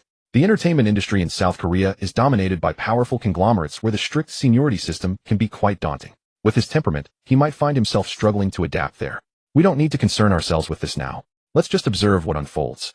He paused briefly, turning to look at Su Wanqing. If he dares to interfere with things here in the future, then those backing him will face consequences as well. Su Wanqing felt her frustration ease considerably upon hearing this. Her boss's unwavering confidence in handling the situation gave her a profound sense of reassurance. Time slipped away quietly, and before she knew it, Wednesday had arrived. At the private hangar of Pudong International Airport in Shanghai, a Gulfstream G650 bearing the golden characters, Yuan Ting, rested quietly on the tarmac. Zhu Zhu clung to Lin Yuan's right arm much like a koala. Gidge, could you peel that grape for me? Zhu Zhu wore a fitted French floral dress today, her signature dimples prominent, as she spoke in an unnaturally sweet tone. Lin Yuan sighed helplessly and reached out to pinch her soft cheek. Don't you have your own hands? You insisted on coming to America, but there's no need to be so demanding on the plane. This girl was like glue. He had originally planned to bring Wanqing to handle work matters and take Qianqian shopping in New York. Instead, she had simply packed her suitcase and followed along, impossible to dissuade. Lu Qianqian flipped through her magazine without looking up, speaking in a light, careless tone. Some people never seem to read the room. We're traveling to America for business purposes, not for a vacation. Zhu Zhu responded with an equally sweet smile directed at Lu Qianqian. Sister Qianqian is right. I'm here to serve as Gidge's personal assistant. There are certain matters that Sister Wanqing cannot handle alone, so I need to help share the burden. She emphasized certain words heavily. Su Wanqing paused briefly while typing, glanced up at Zhu Zhu without responding, and returned to her work. Lin Yuan quickly intervened, placing the peeled grape in Zhu Zhu's mouth and picking up some documents to shift the conversation. Enough, everyone, let's keep things quiet. Wanqing, has the schedule in Los Angeles been confirmed? Su Wanqing nodded and handed him a printed document. It's confirmed. After we wrap up matters in New York, we'll fly to California. I've already reached out to Deep Springs College. They're very welcoming about your visit back to your alma mater, and the president plans to host you personally. Upon hearing the name, Deep Springs College, Lu Qianqian finally set down her magazine. Deep Springs College. I've heard friends in the circle mention it. It's said to be the most exclusive school in America, admitting only a dozen students each year, all top-tier talents from various fields. Did you study there? Lin Yuan leaned back on the sofa, memories left by the original owner surfacing in his mind. Deep Springs College. This place was indeed unusual. Nestled in a remote valley between the White Mountains and Inyo Mountains in Eastern California, it was so isolated that even basic supplies required a lengthy drive. Whether the students were geniuses or not, I can say it was certainly a place that built character. Lin Yuan spread his hands and began explaining to these young women who had never experienced such an environment. Wake up at 6 every morning to feed the cows, milk them, and tend the fields. In the afternoons, study Plato and Nietzsche in the classroom, and at night chop firewood and build your own fires. After spending 2 years there, I became quite skilled at operating farm machinery, certainly enough to handle harvest duties. Lu Qianqian covered her mouth and laughed. You, the heir to a major family conglomerate, driving a tractor in the California desert. That's quite a sight. Zhu Zhu joined in, resting her head on Lin Yuan's shoulder. Gidge would surely be the most handsome tractor driver. I want to sit in the passenger seat. Lin Yuan found their banter somewhat amusing. He took out his phone from his pocket, opened WeChat, and found a contact saved as Deep Springs Fat Wong. By my calculations, that old friend of mine should still be under house arrest in New York by his father. Wang Defo was his full name. The name itself sounded casual, but his family's influence was far from ordinary. He belonged to one of the earliest groups of Chinese students sent abroad for public education. His family had cultivated deep roots in America for nearly a century, with ventures spanning both coasts, well established enough that their movements would be noticed in financial circles. What made him unusual was his extraordinary intellect, scoring well above average, and their time together at Deep Springs College, where they shared living quarters. They shared a fondness for nighttime adventures, driving the farm's old pickup truck to nearby towns for casual gatherings and meals at local eateries. Lin Yuan sent a quick voice message. Old friend, I'll be landing at Kennedy Airport in about 12 hours. Looking forward to catching up. The hydraulic arm of the Gulfstream G650's boarding stairs emitted a faint hum as it slowly descended. Lin Yuan stepped off the plane, first yawning, followed by Lu Qianqian and Su Wanqing, while Zhu Zhu clung to the rear like a soft piece of sticky candy, never falling a step behind.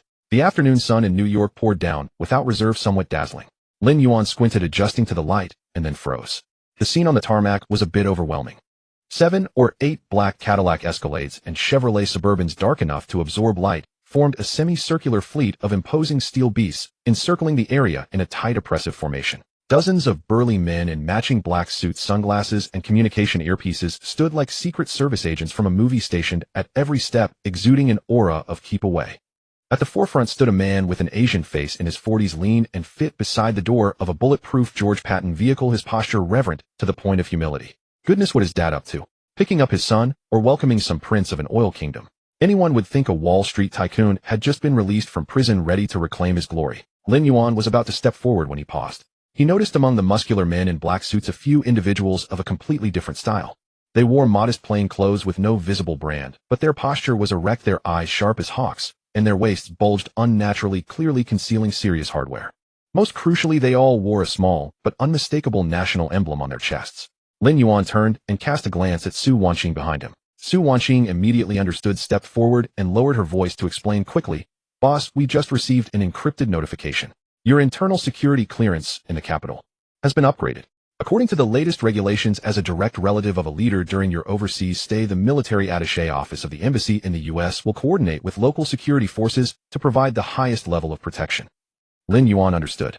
Well, so I'm in America while Grandpa has effectively promoted me. This treatment is probably not far off from his own official visits. At that moment, the middle-aged man at the lead hurried forward, bowed deeply to Lin Yuan, and adopted a most humble posture. "Young master, you must have had a tiring journey. I am Lin San, head of the North American branch of the Lin family." Lin Yuan studied him. The man's demeanor was exceedingly humble, yet Lin Yuan felt there was something elusive in his eyes, a flicker that vanished so quickly it might have been an illusion. "Uncle Sen, you've worked hard," Lin Yuan replied, casually brushing off the faint unease. The group was escorted into the vehicles. The convoy glided silently out of the airport, melding into the bustling traffic of New York without a trace of disturbance. Lin Yuan and his party were placed in the middle stretch George Patton, whose interior was as luxurious as a small meeting room with thick woolen carpets that muffled all footsteps. Zhu Zhu pressed herself against the bulletproof glass, gazing at the swiftly passing scenery with stars in her eyes. "Wow, brother, is this New York? It's exactly like in the movies." Lu Qianqian leaned gracefully against the leather sofa, taking a bottle of Evian from the car fridge, her demeanor as composed as if she were merely moving from one living room to another, utterly accustomed to the luxury and the views outside. The convoy finally stopped at a high-rise apartment building on Manhattan's Upper East Side. Lin San personally opened the door for Lin Yuan. "Young master, the chairman instructed that during your stay in New York you are to reside here. The entire top floor of this building is yours. Not staying in a hotel, but in his own family's property." Lin Yuan was reasonably satisfied with his father's arrangement. At least it would be quiet. A private elevator went straight to the top floor. As the door opened, an astonishingly spacious foyer greeted them. The entire floor had been opened up to create a 360-degree panoramic penthouse. Beyond the enormous floor-to-ceiling windows lay the unobstructed, magnificent view of Central Park, with distant skyscrapers looking like toy blocks and the city's veins clearly visible below. This view was very expensive. Wanching arranged for generous red envelopes for Uncle Lin San and the brothers from the embassy. Tell them it's my treat for tea. Lin Yuan casually took off his jacket and tossed it onto the sofa, perfectly embodying the head of the family. Yes, boss. Su Wanqing immediately took out her tablet to make notes. Once everyone had settled into the extravagantly opulent aerial palace, Su Wanqing approached to report the upcoming itinerary. Boss, tomorrow's schedule is confirmed. At 10 in the morning, Mr. Matt Damon and the Amazon Studios team will personally pick you up to go to their New York headquarters to discuss the collaboration details for Manchester by the Sea. The day after tomorrow, we fly to California in the morning. I've already contacted Deep Springs College. They are very much looking forward to your visit. Lin Yuan nodded, took out his phone, and directly sent a message to Wang Pengzi, arriving in California the day after tomorrow. Round up the classmates who are still breathing. I'm treating. Meanwhile, in a basement in New York piled with servers and cables smelling of potato chips and soda. A little girl with blonde hair and delicate features like a porcelain doll sat cross-legged before a row of enormous curved screens, her mouth stuffed with chips, cheeks bulging as she crunched loudly. On the screen, a loop of airport surveillance footage played.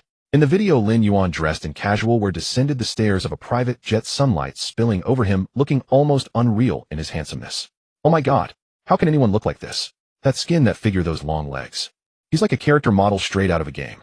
The little girl Lucy drooled with admiration as she took screenshots, zoomed in, and finally, with great satisfaction, saved a high-definition profile shot as My Husband 001 JPG, and even created a folder named My Husband.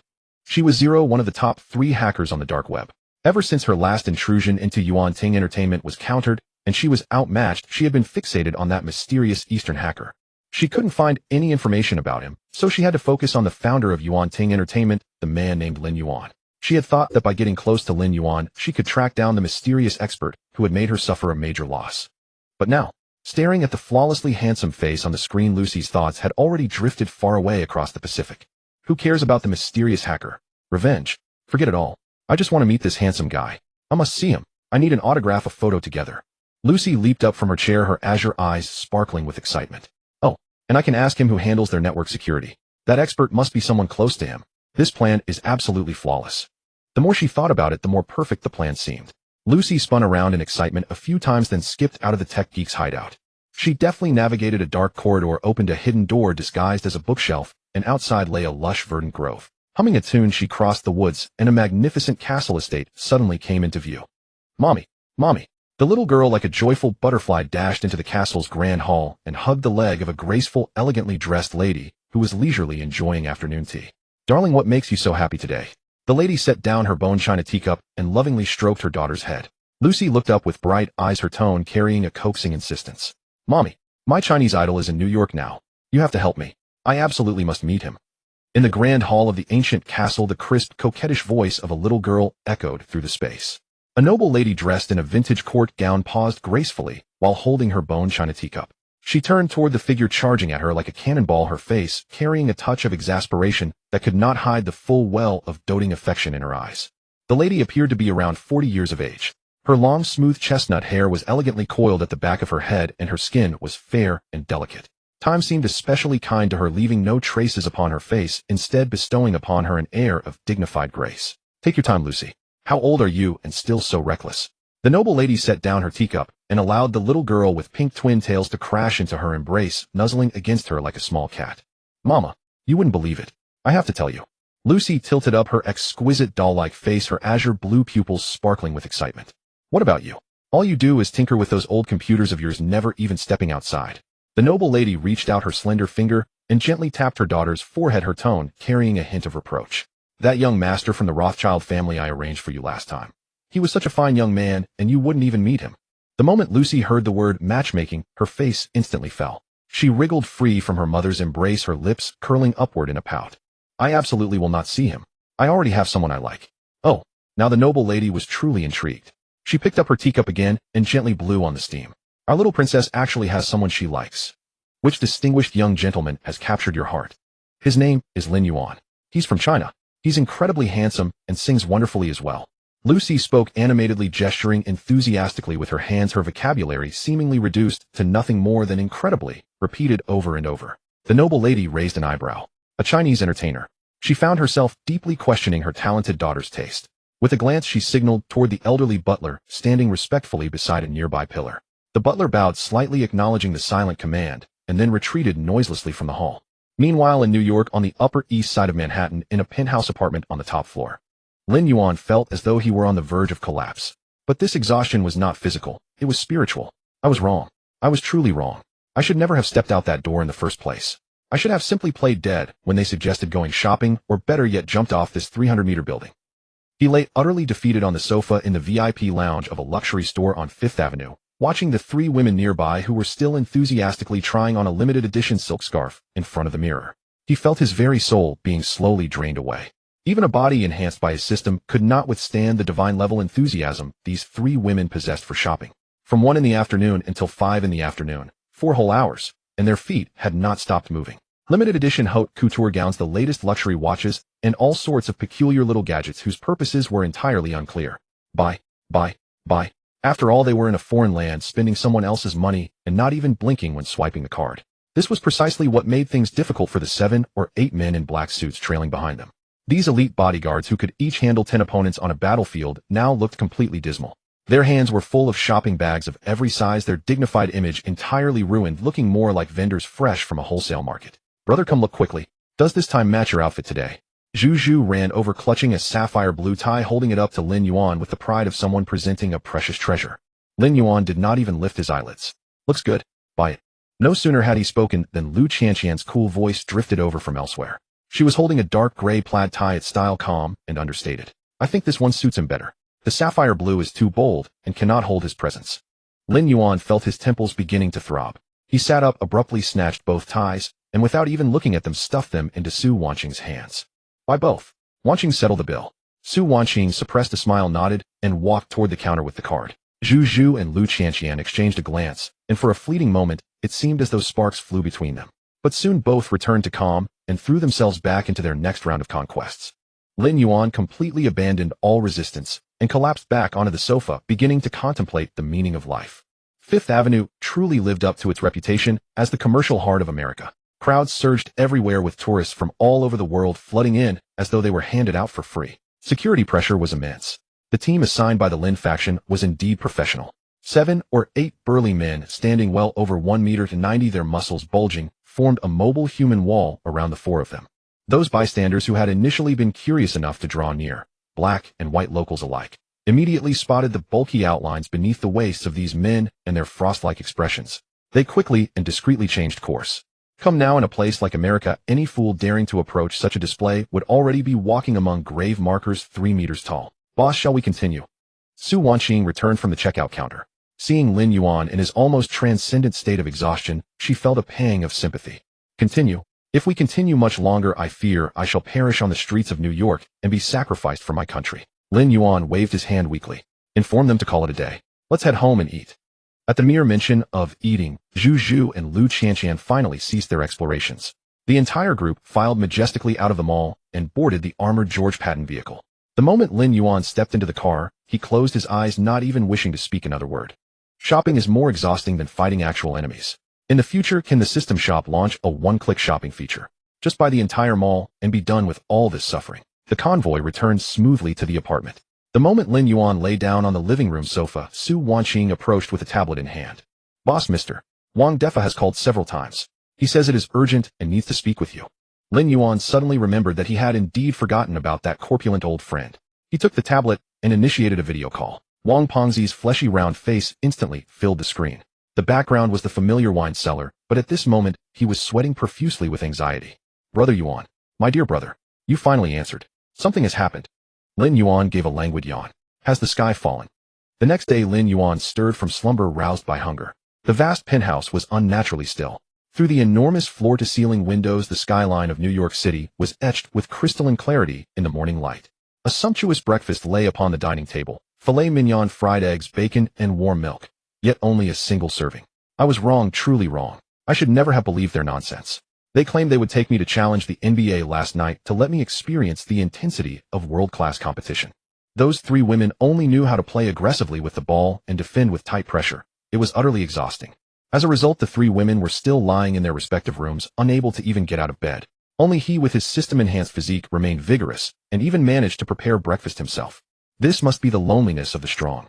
After finishing the last bite of steak, Lin Yuan wiped his mouth and was about to check on the 3 casualties when the intercom system downstairs rang. Su Wanqing's voice came through the intercom thick with nasal congestion and sleepy laziness. Boss. Downstairs. It seems the person coming to pick you up has arrived. Lin Yuan glanced at the time, 9:55 a.m. Right on time. Got it, you go back to sleep. He ended the call and leisurely took the private elevator downstairs. At the apartment building entrance, a black stretch Lincoln was parked in the most conspicuous spot, its body polished to a gleaming shine, reflecting dazzling light in the sun. A blond man in a casual suit and sunglasses leaning against the car door immediately straightened up upon seeing Lin Yuan emerge, his face beaming with a warm smile as he opened his arms. Lin, my dear friend.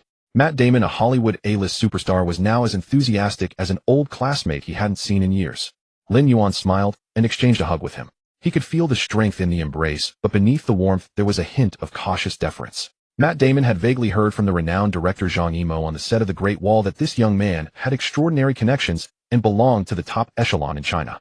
He didn't know the exact identity, but he knew clearly that this was not someone a Hollywood actor like himself could afford to offend. Therefore, for this collaboration, he maintained a very humble and respectful posture. Have you been waiting long? Lin Yuan released his hand and asked casually. No, I just arrived. Matt Damon quickly waved his hand and personally opened the car door for Lin Yuan. It's windy outside, let's wait in the car. Lin Yuan nodded and was about to get into the car when he heard hurried footsteps behind him. Zhou Yi, wearing a crisp suit and carrying a briefcase with a light sheen of sweat on his forehead, walked over quickly. Sorry boss, I'm late. Lin Yuan gave him a sideways glance and chuckled. Oh, Assistant Zhou, quite a big shot making your boss wait for you. Zhou Yi spread his hands helplessly. No choice, I just had 2 emergency conference calls with Beijing handling some unexpected situations. You know boss, when you're not at the company, I always feel uneasy. Well, this guy can even make excuses so gracefully now. Lin Yuan couldn't be bothered to argue with him, waved his hand, and the 3 of them got into the car. The stretch Lincoln started silently merging into the congested traffic of New York. The car finally stopped in front of a building that looked quite vintage with a huge lion head logo on the rooftop that was particularly eye-catching.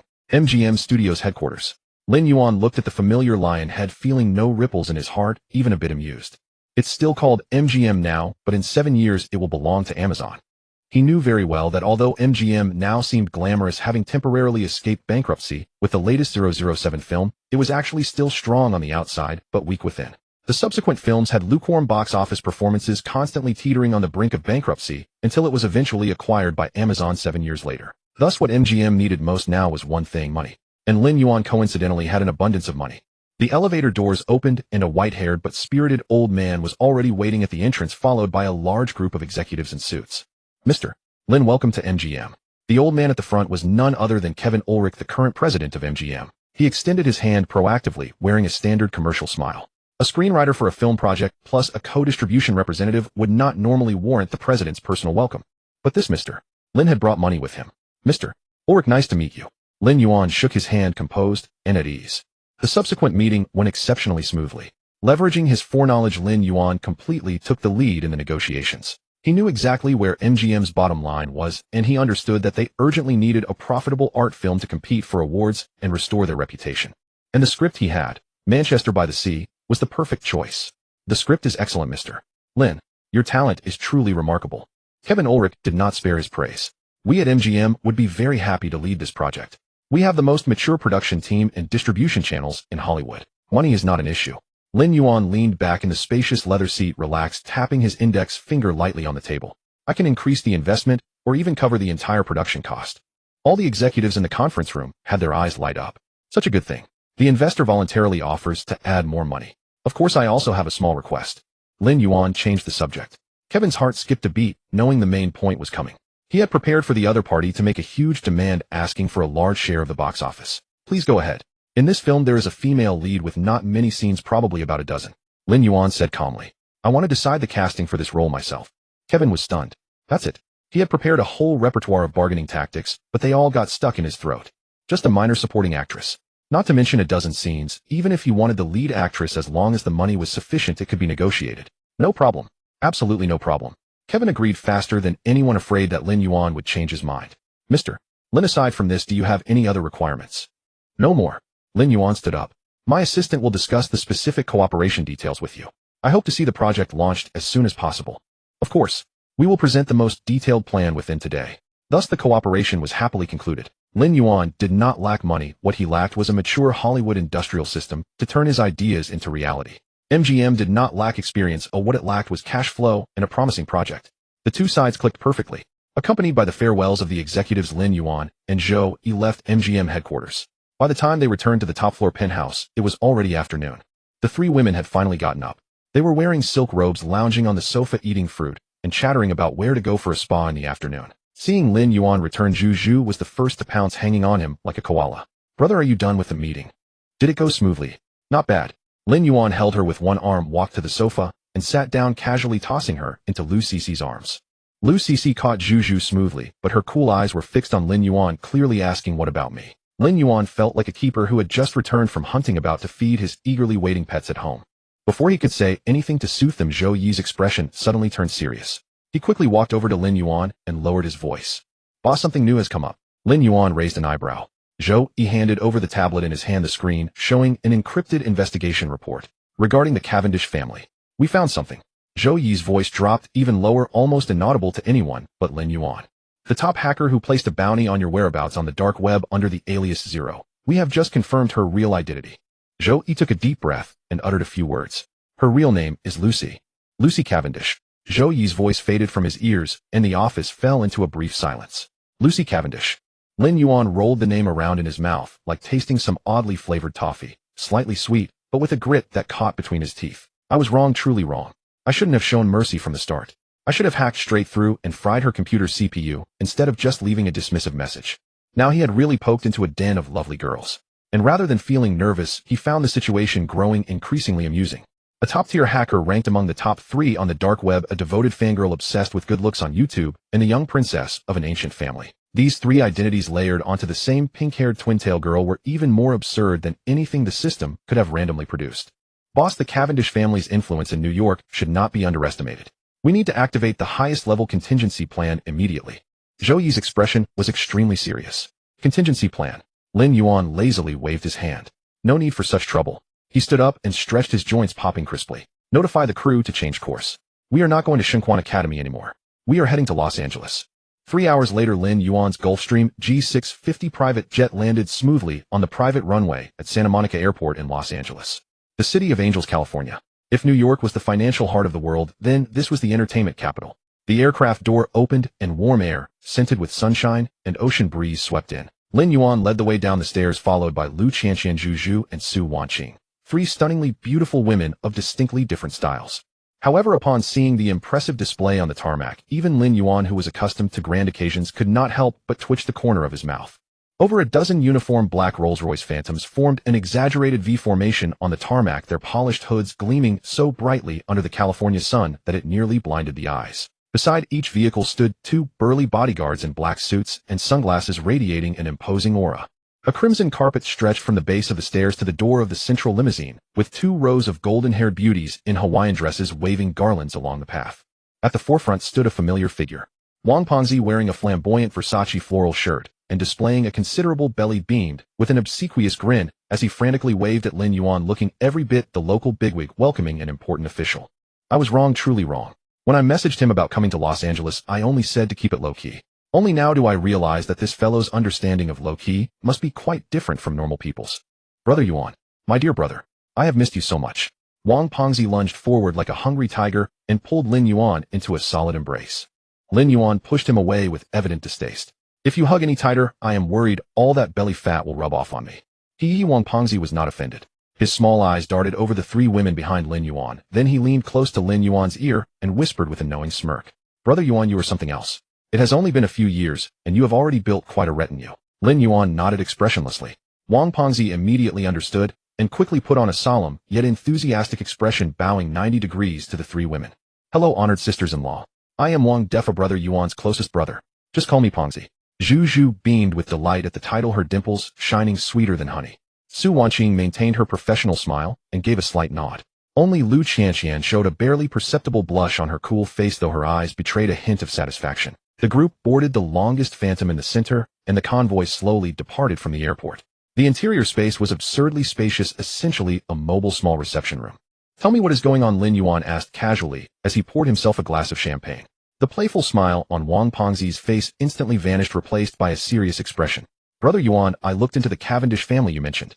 They are an old military-industrial complex family with questionable dealings, but considerable influence, especially on the East Coast. But rest assured, this is California. This is the West Coast. This is our Wang family's territory. If they dare to reach out here, I guarantee they will not return. Wang Pengzi's confidence was well-founded. The Wang family had taken root in America for nearly a century, since the late Qing dynasty, spanning both legitimate and underworld circles with influence on the West Coast that could be called the pinnacle of the Chinese world. However, as he finished speaking, his peripheral vision inadvertently caught sight of something outside the car window. He saw several black Chevrolet Suburbans, seemingly ordinary but of an extremely special model, following at a measured distance around their convoy of over a dozen Rolls-Royces. And those accompanying staff who had descended from Lin Yuan's aircraft at the airport all bore stern expressions, moved with steady gait, and stood with the poise of pine trees. Wang Pengzi suddenly remembered something and leaned in close to examine the security man beside Lin Yuan. The man wore casual clothes, but on his suit lapel was pinned an extremely understated badge, one that would go completely unnoticed without close inspection. It was a small golden national emblem featuring the map of China and wheat ears. Wang Pengzi's pupils contracted sharply and his breath caught for a moment. He whipped his head around to stare fixedly at Lin Yuan, his expression as if he had seen a ghost. Damn it, Brother Yuan. You. He stuttered for a long time before finally managing to utter the words. You damn kid, you kept me in the dark all through college. Wang Pengzi was no fool. Seeing the national emblem on Lin Yuan's bodyguard, he immediately understood Lin Yuan's identity. There were only two possibilities. The first was that he was representing the nation in America handling state affairs, but Lin Yuan clearly did not fit that profile. That left only the second possibility: Lin Yuan came from an extraordinary background. Thinking back, it made sense. During their time at the academy, no one had known Lin Yuan's true background. Xinquan Academy was full of talent with many Asian faces, and while there were certainly students with Chinese nationality, they were absolutely rare. This was not only because Xinquan Academy's reputation was not prominent in China, but also because the academy adhered to an absolute policy of rejecting political interference, unwilling to cause trouble. Watching Wang Pengzi, who was about to burst into tears and throw himself into Lin Yuan's arms, Lin Yuan felt quite helpless and immediately changed the subject. Pengzi, stop crying first. Tell me what arrangements you have prepared for this trip. As expected, Wang Pengzi immediately began excitedly showing off to Lin Yuan the surprises he had prepared for this journey. A convoy of Rolls-Royces glided silently into a Beverly Hills estate, like a pack of lurking black behemoths. The wrought iron gates creaked open to reveal a sprawling lawn manicured to the precision of a golf course, with a central fountain sculpture refracting a rainbow halo in the sunlight. Lin Yuan gazed at the mansion before him, so vast it could have passed for a miniature White House, yet felt nothing but a flicker of annoyance. I should have snapped Wang Pengzi's legs yesterday. That boar's head doesn't grasp the concept of keeping a low profile any more than Einstein understood quantum mechanics. Brother Yuan, what do you think? How's my place? Wang Pengzi puffed out his chest with a smug grin, desperate for praise. To welcome you, I had them replace the pool water with Evian and air-freighted 500 caddies of Australian lobsters, guaranteed fresh. Lin Yuan barely glanced his way and moved on. A servant opened the car door and Lin Yuan stepped out first, followed by Lu Qianqian, Zhu Zhu, and Su Wanqing. Zhu Zhu's eyes lit up with childlike wonder at the spectacle, tugging at Lin Yuan's sleeve with delight. Brother, this place is beautiful, like a castle from a fairy tale. Lu Qianqian remained composed, though a flicker of appreciation crossed her cold gaze as she took in the surroundings. Su Wanqing, ever the professional, was already assessing the security measures and potential risks. But as they approached the white marble steps, the doors swung open suddenly from within. For figures stood waiting at the entrance, perfectly aligned. In that instant, the casual amusement on Lin Yuan's face froze completely. The leftmost figure was a man in a bespoke suit with gold-rimmed glasses, his demeanor as unyielding as permafrost. When he spotted Lin Yuan, something fractured in those calculating blue eyes, emotions rippling through features usually reserved for stock market analysis. Beside him stood another man dressed like a peacock, in full display, his ash-blonde curls catching the light, surrounded by luxury brand logos so numerous they seemed to challenge visual pattern recognition. Upon seeing Lin Yuan, he suddenly froze, caught between panic and the instinct to disappear somewhere out of sight. A third figure towered above the rest, a broad-shouldered Slav, nearly 2 meters tall, with a thick beard and arms thicker than Zhu Zhu's waist. His grin split wide across his face as those massive hands rubbed together involuntarily, his eyes alight with the fervor of finding family again. The rightmost figure wore white robes and a headwrap, his entire frame trembling with barely contained emotion as he collapsed to his knees before Lin Yuan. For long years, Lin Yuan's heart tightened at the sight of these familiar yet distant faces. Deep Spring Academy, a hidden world where cowboys and prodigies coexisted. These four were the only ones he could truly call friends back then. Alex, Lin Yuan said, his voice rough with emotion. Alex Ross, cold as ice on Wall Street and first in line to inherit the Rothschild fortune. adjusted his glasses, and beneath those lenses his blue eyes revealed a storm of feeling. Lin, your disappearance remains the one unrecoverable asset in my portfolio over the past 5 years. His words carried that characteristic precision, as though nostalgia itself were a financial report. Frank. Lin Yuan turned toward the flamboyant figure beside him. Frank Arnold, the crown prince of the world's largest luxury conglomerate, an unofficial king of fashion, shrank like a scolded child, murmuring about how he'd once feared aliens had taken Lin, and that the life-sized figure he'd crafted still rested in his basement. Ivan. Boss. Ivan charged forward, wrapping him in an embrace, meant to suffocate an ox roaring with unrestrained emotion. I knew you were still alive. Those bastards who claimed you were dead. I fed them to the fish in the Siberian ice lakes. Lin Yuan struggled for breath as Ivan finally released him. Finally his gaze settled on the Middle Eastern figure nearby. Hamdan. Master. Mohammed bin Salman, the Saudi crown prince, could no longer contain himself and rushed forward, throwing his arms around Lin Yuan's leg. Master, I've searched everywhere for you. Have you successfully reached Foundation establishment now? Why didn't the spirit-gathering formation you taught me work? Lin Yuan fell silent. Years ago the prince had mistaken his physique for signs of cultivation after an unfortunate encounter during a bath. Behind Lin Yuan, Lu Qianqian, Zhu Zhu, and Su Wanqing watched in stunned disbelief. They had known Lin Yuan came from extraordinary circumstances, but nothing could have prepared them for this. A Wall Street oligarch, heir to a European luxury empire, only son of a Russian energy magnate, and the future king of Saudi Arabia. Any one of them alone could shake the world. Now they surrounded Lin Yuan like schoolchildren at an autograph session, stumbling over their words with barely contained excitement. How many more secrets did this man conceal? Enough, Lin Yuan said, trying to compose the group. You're all grown men. After calming his eccentric companions, he clapped Wang Pengzi on the shoulder. Impressive, Pengzi. You actually managed to bring them all here. Wang Pengzi grinned proudly. Of course. If you give the word, Brother Yuan, I'll have the UN Secretary General perform, just for you. He snapped his fingers, and the villa's music shifted to something more refined. Brother Yuan, ladies, please come in. The real celebration is just beginning. As Lin Yuan entered the hall surrounded by his companions, he stopped cold once more. The palace-sized hall teemed with beautifully dressed guests mingling and conversing. A man with a goatee and beach shorts held a glass while chatting with a blonde woman. Leonardo DiCaprio, fresh from his Oscar win. Nearby on a sofa, Jennifer Aniston spoke with several women in elegant evening gowns, models who had dominated the Victoria's Secret runway in recent years. In a corner sat Jack Nicholson, his sunglasses and commanding presence creating an aura that kept everyone at a respectful distance. Directors, producers, and current stars filled the room. A third of Hollywood's glittering elite somehow gathered in one space. Every eye turned toward the entrance. They stared in astonishment at the young Chinese man at the center of their inner circle, someone none of them recognized, his striking appearance commanding immediate attention. Wang, who's this? Leonardo approached with his glass, studying Lin Yuan with growing interest. Leonardo, let me introduce you. Wang Pengzi announced, proudly draping an arm around Lin Yuan. This is my best brother, Lin Yuan. Lin Yuan returned a calm nod. The measured composure he carried, the kind forged through experiencing life's greatest storms, contrasted sharply with his youthful appearance. The atmosphere shifted subtly with his arrival. The Hollywood elite watched him carefully, wondering about his identity. Nina Dobrev's arrival was like a pebble dropped into a still lake, instantly stirring up 1,000 ripples. Zhu Zhu's hand, which had been hanging on Lin Yuan's arm, instinctively tightened, her two sweet dimples tensing as she looked at Nina with a gaze full of wariness, like a little kitten guarding its food. Lu Cece was more direct. She said nothing, only the fingers holding her champagne glass tightened slightly. Her gaze toward Nina dropped in temperature, as if it could freeze the champagne in her hand into ice.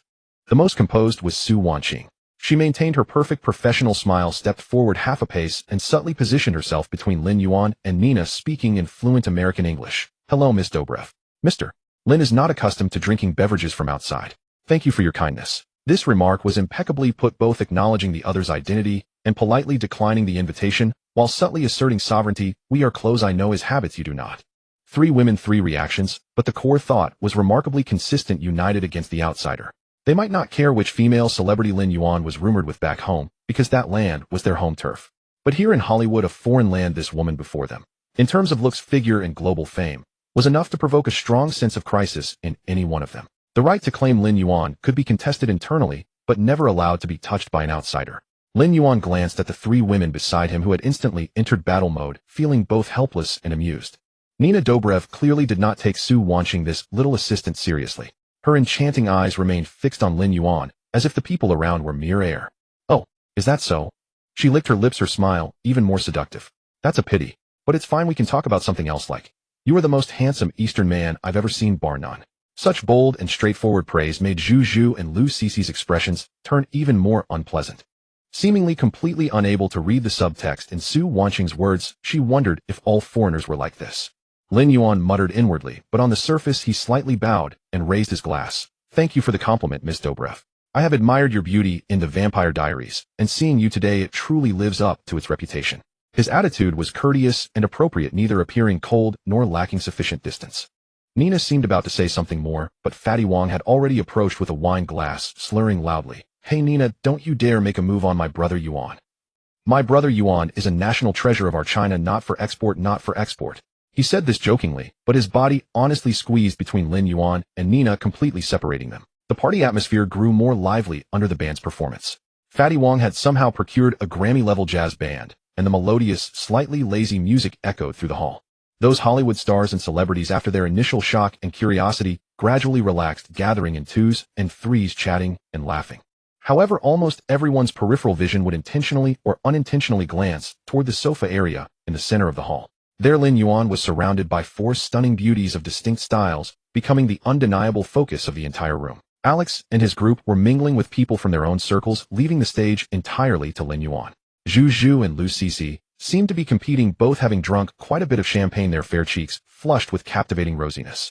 Zhu Zhu, relying on her childhood bond with Lin Yuan, practically hung on to him, cooing softly, "Brother, I'm a bit dizzy, hold me." Lu Cixi, on the other hand, set aside her usual aloofness, placing one hand on Lin Yuan's shoulder while holding a glass with the other, her gaze hazy as she looked at him, her voice with a barely perceptible hoarseness. "Lin Yuan, have a drink with me." Su Wanqing, for her part, dutifully played the role of a firewall, using professional and polite rhetoric to keep any woman attempting to approach Lin Yuan at a distance of 3 meters. Nina Dobrev, holding her wine glass, paced nearby, several times finding no opportunity to intervene, and could only bite her lip in frustration, though the interest in her eyes grew stronger. Lin Yuan was sandwiched between these 3 women, embraced on both sides, surrounded by wafts of fragrance, feeling soft or warm touches, his face full of helplessness. He raised his glass, took a sip of champagne, trying to use the alcohol to mask the overly vigorous hormones in his body after being transformed by the system. The music was sometimes soothing, sometimes passionate. Many people had already entered the dance floor, gently swaying to the rhythm. Lu Cixi and Zhu Zhu also pulled Lin Yuan, swaying their graceful figures beside him like 2 peacocks vying for attention, displaying their beauty to the fullest. Lin Yuan, unable to handle their antics, could only smile and oblige. Just then the band's music suddenly stopped. The entire hall's lights dimmed sharply, leaving only a single spotlight on the small stage in the center. Fatty Wong stood on stage holding a microphone, his face beaming red, looking like a wedding MC. "Ladies and gentlemen, distinguished guests, friends." Fatty Wong cleared his throat and shouted loudly in his broken English, successfully capturing everyone's attention. "Tonight I sincerely thank you all for coming to the party I am hosting for my best brother." He waved his hand, and the spotlight precisely moved away from him, steadily landing on Lin Yuan in the sofa area. Lin Yuan. The gaze of the entire room instantly converged. Zhu Zhu and Lu Cixi immediately straightened their backs, their faces beaming with pride. As for those Hollywood stars, they whispered to each other, buzzing with curiosity, wondering what kind of background this young Chinese man, who was so highly regarded by top big shots like Wang Defa and Alex Ross, actually had. "You may not know," Fatty Wong raised his voice, his tone full of boasting and pride, "this brother of mine, Lin Yuan. He is not only the person I admire most in this life, but also currently the most sought-after singer and songwriter in our China. His every song can cause a phenomenal storm in China." "What? A singer? You must be joking." A low murmur of surprise and doubt arose from the crowd. In their view, someone like Lin Yuan should be the heir of some ancient financial conglomerate or a powerful upstart in politics, impossible to connect with the identity of a singer.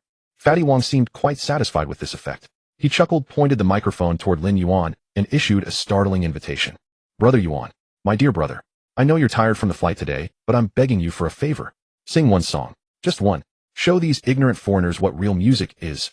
Lin Yuan raised his hand to rub his brow, having only wished to quietly remain a handsome gentleman while tidying up the minor embers in the backyard, but now he found himself directly placed over the fire.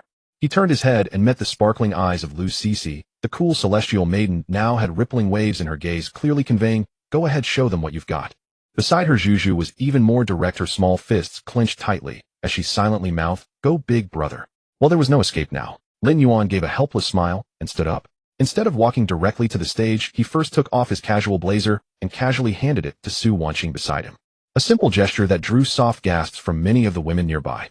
The tailored shirt tightened over his muscular lines as he rose, especially around his abdomen, where the contours of 8-pack abs were faintly visible beneath the fabric, exuding a sense of power and aesthetics. A veritable walking embodiment of allure. My God, that physique. Is he an actor or a model? The light in Nina Dobrev's almond-shaped eyes grew even brighter. She unconsciously licked her crimson lips, as if admiring a perfect work of art. Ignoring those burning gazes, Lin Yuan calmly walked up to the small stage and took the microphone from Fatty Wong. Without rushing to speak, he turned and murmured a few words to the Grammy-level jazz band behind him. The musicians, initially carrying a professional nonchalance, showed surprise after hearing Lin Yuan's words, then gathered together for a low, rapid exchange, the atmosphere instantly turning professional and serious. Only then did Lin Yuan pull up a high stool, sit down before the microphone, and casually pick up a wooden guitar from a nearby stand, cradling it in his arms as he began to tune the strings.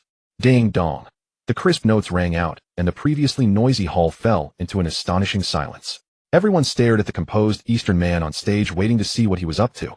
Lin Yuan struck a final chord, confirmed the tuning was correct, then looked up at the audience and smiled in Fatty Wong's direction. Fatty, haven't seen you in years. You've grown, quite capable, learning to order me around. A light-hearted jest drew a hearty chuckle from Fatty Wong and eased the tense atmosphere. It's a pleasure to meet friends from Hollywood for the first time. Lin Yuan's voice, amplified by the microphone, reached every corner of the hall. Let me offer you all a song. Hope you enjoy it. As his words fell, his fingers moved across the guitar strings. DBMM. A series of beautiful, slightly melancholic chords flowed from his fingertips, a pure fingerstyle guitar piece that instantly captivated everyone's ears. Just this intro alone caused expressions to shift among those who knew music. The technique was too masterful, undeniably at a virtuoso level. Then Lin Yuan parted his thin lips, and a clear, soaring voice, like a celestial melody, pierced through everyone's defenses. Love of my life, you've hurt me. You've broken my heart, and now you leave me. Indeed, it was Queen's timeless classic, Love of My Life. In this entertainment-starved launching the band, Queen naturally did not exist. The moment the song began, it drew everyone present into the emotional world he had constructed. It was an extraordinarily profound experience. Some heard the warmth and sweetness of first love, some the heartbreak and sorrow of a breakup, others the nostalgia and helplessness of past memories. 1,000 faces, each lost in their own reverie. Lu Cici's hand holding the wineglass paused mid-air, her gaze somewhat dazed as she recalled the night she and Lin Yuan strolled along the Huangpu River, sharing their first embrace and kiss. Juju bit her lower lip, her eyes slightly reddened. Chasing after Lin Yuan's shadow since childhood, countless confessions, countless times being treated as a little sister, the ache of unrequited love was magnified infinitely by the song. Nina Dobrev's enchanting smile had long vanished, replaced by a profound shock and intoxication. She had never imagined that the man with divine looks and a perfect physique could also possess such a moving voice and such abundant emotion. Lin Yuan's performance continued as he skillfully applied many techniques unheard of by launching musicians. The augmented triad with blurred tonality created a floating, unresolved sensation when he sang, "Hurt Me." The chromatic descent in the bass line evoked an irretrievable sense of falling like a helpless sigh. The song ended, its lingering echoes filling the air. A deathly silence enveloped the entire room, everyone still immersed in the emotions of the song, unable to extricate themselves. He stood up slowly, still holding the guitar, his gaze sweeping over the band behind him.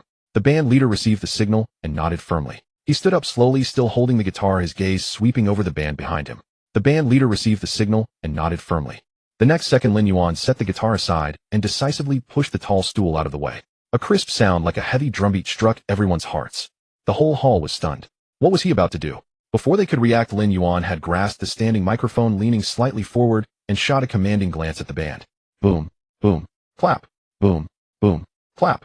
The drummer struck 2 powerful beats, followed by everyone in the hall, including the musicians, stomping the floor and clapping their bodies in unison. Simple, primal, brimming with raw energy. This sudden rhythm instantly ignited the atmosphere.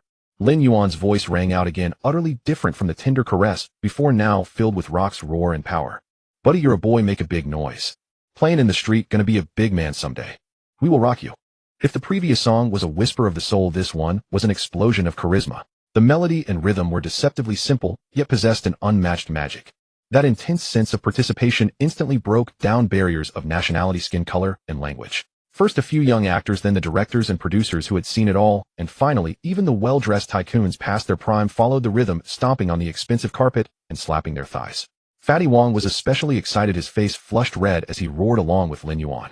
Lu Cici and Juju also forgot their reserve, clapping like little fans, their beautiful eyes sparkling with admiration as they gazed at the radiant man on stage. The entire party scene had completely transformed into a wild rock concert. Lin Yuan was the center of the storm, the unrivaled king. He controlled everyone's emotions, each beat and every roar pushing the atmosphere to a new peak. We will rock you. We will rock you. As the final lyrics roared from Lin Yuan's mouth and the last drumbeat fell, the atmosphere reached its zenith. Thunderous cheers and applause nearly lifted the roof of the banquet hall. My God! This is insane. Who is he? Who is he? I must sign him. This is real music. This is a true live king. Countless people rose to their feet in excitement, applauding wildly, their eyes filled with fervor and adoration as they looked at Lin Yuan. He stood at the center of the stage, his chest rising and falling slightly, a thin sheen of sweat on his forehead, glistening under the spotlight. The lingering warmth of the party's fervor did not dissipate for a long time. After the thunderous applause and cheers subsided, almost every Hollywood luminary present, brimming with energy, clutched their glasses and tried everything to squeeze their way in front of Lin Yuan. Mr. Lin, I am a producer from Paramount Pictures. Here's my business card. We have an S-class project. Would you be interested in a chat? Lin, oh my God, I am Jennifer. I love you. Your singing enchanted me. A blonde, blue-eyed actress with a gaze so intense it could melt hearts slipped a tissue carrying perfume and a lip print into Lin Yuan's pocket as she spoke. Hey buddy, your rock music is amazing. Let's make music together sometime. A veteran rocker with dreadlocks exclaimed excitedly, patting Lin Yuan on the shoulder. Lin Yuan wore a graceful smile, handling each person who approached with composure. He neither appeared overly enthusiastic nor showed any trace of impatience. That air of unruffled poise, as if he controlled everything, struck the seasoned figures even more than his explosive performance on stage. They realized then that this young man was far more than just a musical genius. To remain so at ease in such a scene, the strength behind him was likely deeper than any of them could imagine. Lu Cixi and Zhu Zhu formed the first line of defense on either side, naturally shielding Lin Yuan from the most enthusiastic ladies. Su Wanqing, like a top-tier agent, elegantly and efficiently screened the truly valuable contacts, collecting their business cards. This gathering, originally intended by Wang Pengzi as a small welcome party for Lin Yuan, had transformed into a showcase of Lin Yuan's personal charm and a premier social venue in Hollywood. 2 hours later, the noisy estate finally regained its tranquility. After seeing off the last reluctant guests, Wang Pengzi collapsed onto the huge sofa, exhausted like a rag doll, too weary to move even a finger. Yuan Guyu, you're truly a prodigy. Wang Pengzi gasped, offering a heartfelt sigh. Lu Cixi and Zhu Zhu had also drunk quite a bit, their lovely faces glowing with a charming flush as they were helped by attendants to rest in the guest rooms upstairs. Su Wanqing, after arranging everything, nodded to Lin Yuan and withdrew, leaving the space to the men. Now the vast living room held only Lin Yuan and a few of his old friends from Deep Springs College. Ivan, a bear-like man, retrieved a bottle of vintage vodka from the liquor cabinet, twisted off the cap without using a glass, took a few gulps, and then handed the bottle to Lin Yuan. Chief, the way you sang just now was more thrilling than my favorite activities. Ivan's face was filled with fervent admiration. It ignited my spirit. I feel like running naked on the frozen lake in Siberia. This metaphor truly captures the rugged charm of the Slavic people. Lin Yuan thought to himself, smiled, and accepted the bottle, taking a sip. The spicy liquid slid down his throat, spreading like a warm fire in his chest. Yuan, you hid this from us so well. Frank Arnault, lounging with his legs crossed, toyed with a limited edition Zippo lighter. If you had revealed this talent earlier, my LVMH group would have already dedicated a music product line for you. From headphones to speakers and global tour sponsorship, a one-stop service. Only Alex Ross maintained his cool Wall Street demeanor. He adjusted his wire-rimmed glasses, his gaze sharp as a blade behind the lenses. One performance leveraged the entire Hollywood social network and capital circle. You achieved the most efficient value display with the lowest cost. Alex analyzed incisively. After tonight, the name Lin Yuan has multiplied its value in Hollywood at least 100-fold. Wang Pengzi nodded vigorously beside him. Exactly. Alex is right. Yuan Gu, you are now the brightest star in Hollywood. Those big directors, stars, and capitalists are probably tossing and turning tonight, figuring out how to get on your good side. The living room echoed with their laughter, some admiring, some teasing. The flames in the fireplace danced gently, casting a warm and bright glow on everyone's faces. Lin Yuan leaned back in the soft sofa, looking at his brothers before him. One was a cold-blooded harvester of Wall Street. One the heir to a global luxury empire. One a Siberian bear controlling energy lifelines. One a fabulously wealthy desert prince. And one a local kingpin rooted in the West Coast.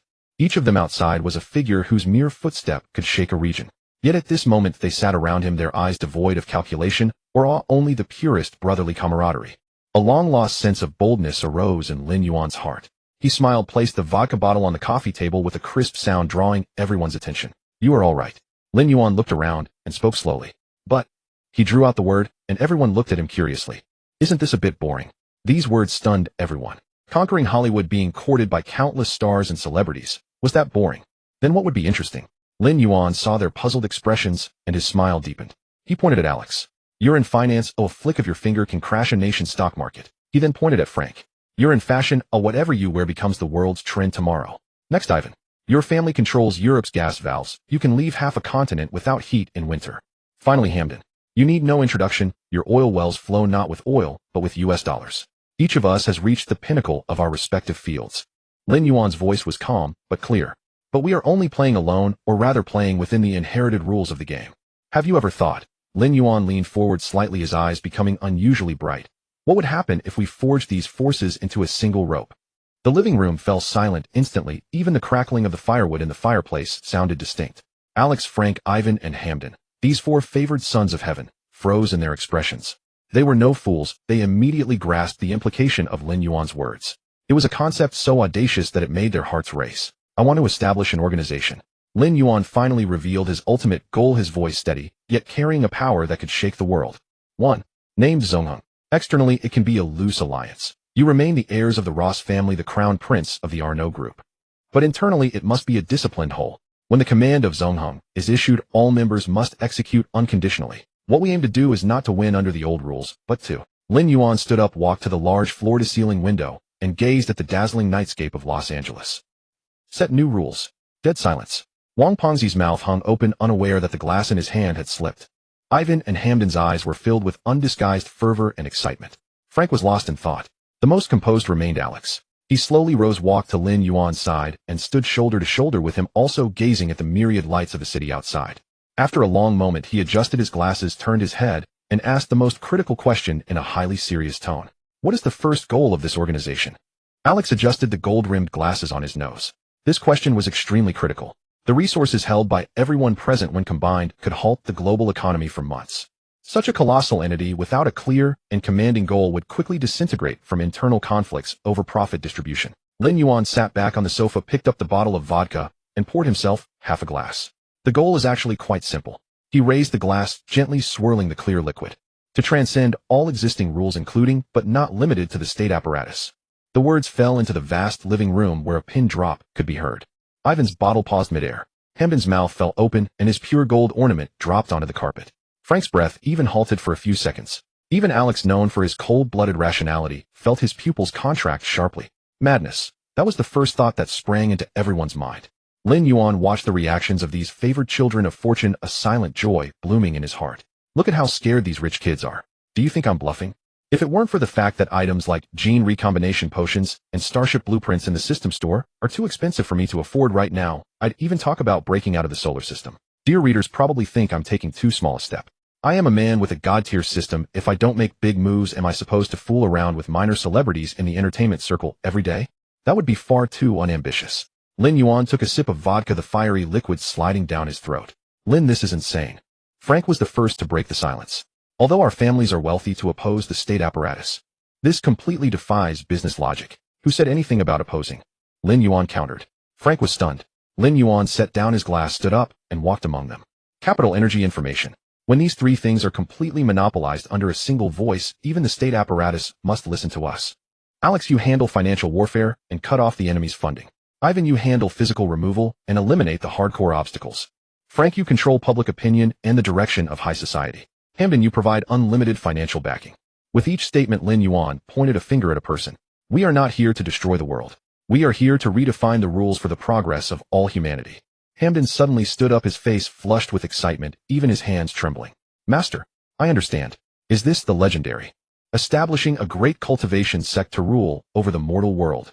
Lin Yuan almost choked on his own saliva. What the hell, cultivation sect? The Middle Eastern tycoon's way of thinking was bizarre beyond belief, probably addicted to web novels. Something like that, Lin Yuan said, going along with it, too lazy to explain, as long as the gold kept flowing. Alex adjusted his glasses again, his mind racing to weigh the pros and cons. The feasibility is extremely low. Our respective families are riddled with internal factions, and we cannot fully control all resources in the short term. If we act too aggressively, it will trigger internal backlash. So I'm not asking you to rebel right now, Lin Yuan said, spreading his hands. Zongheng is currently just a name. Normally you do what you do, continue being your crown princes and oligarch heirs. I will not interfere in your family conflicts. Only when an emergency affecting core interests arises, or when I issue a specific directive, will Zongheng be activated. Upon hearing this, the group visibly relaxed. If it was just a loose alliance of mutual support in critical moments, it was perfectly acceptable. Moreover, looking at Lin Yuan's calm face, everyone felt a strange sense of submission. A young man in his 20s, yet his aura oppressed them, making it hard to breathe. Nonsense, I've injected the peak human gene recombination potion with a natural aura of male charisma. Handling you all is a piece of cake, Lin Yuan silently remarked to himself. With matters settled, the atmosphere lightened again. They chatted about old times at Deep Springs College and set up the means of contact and codes. 2 in the morning. The gathering ended. Ivan clamored to go to an underground boxing gym in Los Angeles to loosen up and find some punching bags to vent his excess energy. Frank was eager to return to the hotel to watch the latest anime series, not wanting to stay a second longer. Hemden insisted on dragging Alex to buy a few oil fields to celebrate their reunion, completely ignoring Alex's look of reluctance. Wang Fatty yawned and patted Lin Yuan on the shoulder. Brother Yuan, this estate is yours to use freely. The security system was custom built by an Israeli team, top-notch. I'll head back to the main house now. The old man has sent me over a dozen messages urging me to come home and get scolded. Tomorrow I'll take you to see the special features of the West Coast. Wang Fatty waved and slipped away. The vast living room fell into complete silence. The servants had long been dismissed to rest. Lin Yuan walked to the balcony and lit a cigar. The night breeze of Los Angeles brushed against him at a perfect temperature, carrying a faint saltiness from the sea. He looked down at the myriad lights of the city below, exhaling a smoke ring. Today's move was bold, but absolutely worth it. Since the Cavendish family dared to put a bounty on him in the dark web, they had to be prepared to be uprooted. Dealing with such a deeply entrenched old military-industrial complex required more than money. It demanded a comprehensive dimensional strike. Soft footsteps came from behind. No scent of perfume, only the faint fragrance of body wash. Lin Yuan didn't turn around. A jacket still warm from body heat was draped over his shoulders. Su Wanqing stood to his left. Lu Qianqian stood to his right. Zhu Zhu wrapped her arms around his waist from behind, her cheek pressed against his back, holding him tightly. None of the 3 women spoke. They had been upstairs, not actually asleep. They couldn't hear the details of the commotion below, but they could sense the tense atmosphere that had now settled into calm. They asked nothing, simply accompanying him in silence. Lin Yuan reached back and patted Zhu Zhu's hand on his waist. Why aren't you all asleep? He asked casually. We can't sleep soundly without you, Lu Qianqian said softly, a rare hint of coyness in her voice as she took Lin Yuan's left hand. Su Wanqing handed him a glass of warm water. Smoke less cigar, it's bad for your throat. You've been singing a lot today. Lin Yuan took the cup, thinking about future matters. Meanwhile, pink-haired Lucy was bouncing down the gangway upon arriving in Los Angeles, humming the tune of Love of My Life that Lin Yuan had sung just 3 hours ago. Just past noon the next day, Wang Pengzi's Rolls-Royce pulled up at the entrance of the mansion. Lin Yuan was sitting on the living room sofa sipping coffee when he heard hurried footsteps approaching the door. Before Wang Pengzi even entered the house, his voice arrived first. Brother Yuan, you've blown up. You've really blown up. Lin Yuan looked up at him, still holding his coffee cup. When have I not been famous? Wang Pengzi plopped down on the sofa opposite him, pulled out his phone, and his face jiggled with excitement. Not just domestic fame here. All of America is buzzing about your 2 songs from last night. He shoved the phone toward Lin Yuan. The screen displayed screenshots from various social platforms, all showing live clips from last night's party. The footage was blurry, clearly taken on the sly, but the view counts had already soared into the tens of millions. The comment section was entirely in English. Lin Yuan glanced over. Who is this deity? His voice is absolutely divine. I need his name. I need his album. I've been looping this all morning. I heard he's an artist from China. Does anyone know him? I'd pay any price to meet him. Wang Pengzi grew more animated, gesturing wildly. The entire upper echelon of Los Angeles is asking about you. The ones from last night are tight-lipped, and the more they keep quiet, the more curious everyone gets. Some say you're a reclusive music master, others claim you're an illegitimate child of royalty, and there are even rumors you're from the Middle East. The stories are getting wilder by the minute. Lin Yuan set down his coffee cup and smiled. Normal. Wang Pengzi was taken aback. Normal. Brother Yuan, give me some reaction. Your calmness is unreal. Lin Yuan leaned back on the sofa, speaking lazily. With the quality of those 2 songs, this level of fame was only natural. No kidding. These were the legendary works of Queen. In my original world, they were classics that stood unbroken for decades. The people on Blue Star had never heard them, of course they'd be blown away. I, Lin Yuan, just being a humble transporter, put more effort into this than these people put into their original creations. Lin Yuan silently reveled in his own thoughts, but his face remained serene and composed. Wang Pengzi, oblivious to Lin Yuan's inner musings, simply took him for a true big shot accustomed to grand occasions. I'm in awe. Wang Pengzi gave a thumbs up. Brother Yuan, your mindset is incredible. If it were me, I'd be sending out press releases to the whole world. What would I need that for? Lin Yuan waved his hand. What good does fame do me? I'm not short on money. These words made Wang Pengzi roll his eyes. Others scrambled and clawed for fame, but here was someone who treated it as an unwanted burden. But he was used to it. Ever since college, Brother Yuan had always been this way. Anything good in his hands was treated like a common cabbage. As they chatted, sounds came from upstairs. Lu Cixi and Zhu Zhu came down, both in casual clothes, their natural beauty undiminished, even without makeup. Su Wanqing followed behind, holding a tablet, looking as if she were ready to dive into work at any moment. Good morning, Brother Fatty, Zhu Zhu greeted cheerfully. Wang Pengzi quickly stood up, nodding politely. Good morning, sisters-in-law. The three women sat down on the three-seater sofa, and Zhu Zhu naturally nestled close to Lin Yuan. Lu Cixi picked up Lin Yuan's coffee, took a sip, and furrowed her brow. Why didn't you add milk? It's so bitter. I'm used to it, Lin Yuan said, glancing at her. If you don't like it, don't drink it. Who said I don't like it? Lu Cixi took another sip, stubbornly refusing to put it down. Zhu Zhu watched with amusement, then leaned in to try to snatch the cup. Let me have a taste too. The two women playfully pushed the cup back and forth. Wang Pengzi observed the scene with a look of wonder. By the way, any plans for the next couple of days? Wang Pengzi was about to speak when Lin Yuan cut him off. If not, I'm thinking of heading back to China. This trip has been long enough, and I have a pile of things waiting for me back home. Wang Pengzi panicked and waved his hands frantically. Brother Yuan, what's the rush? It's not every day you get to visit the West Coast. His eyes darted around, then he leaned in closer to Lin Yuan and lowered his voice. Brother Yuan, this afternoon. Could we go out, just the two of us? Lin Yuan paused, his coffee cup halfway to his lips. Just the two of us? Yeah. Wang Pengzi winked suggestively. Lin Yuan glanced at the three women beside him, then back at Wang Pengzi, his expression laden with meaning. You mean I should leave the celestial beauty Zhu Zhu and our sweet Wanqing all at home while I go out carousing with you? The moment these words left his mouth, all three women looked over in unison. Zhu Zhu's eyes went wide. Lu Cixi set down her coffee cup. Su Wanqing's tablet froze midair. Wang Pengzi was so startled by the sudden attention that he shrank his neck and quickly changed his tune. No, sisters-in-law, you misunderstand. I have some serious business men stuff, you know.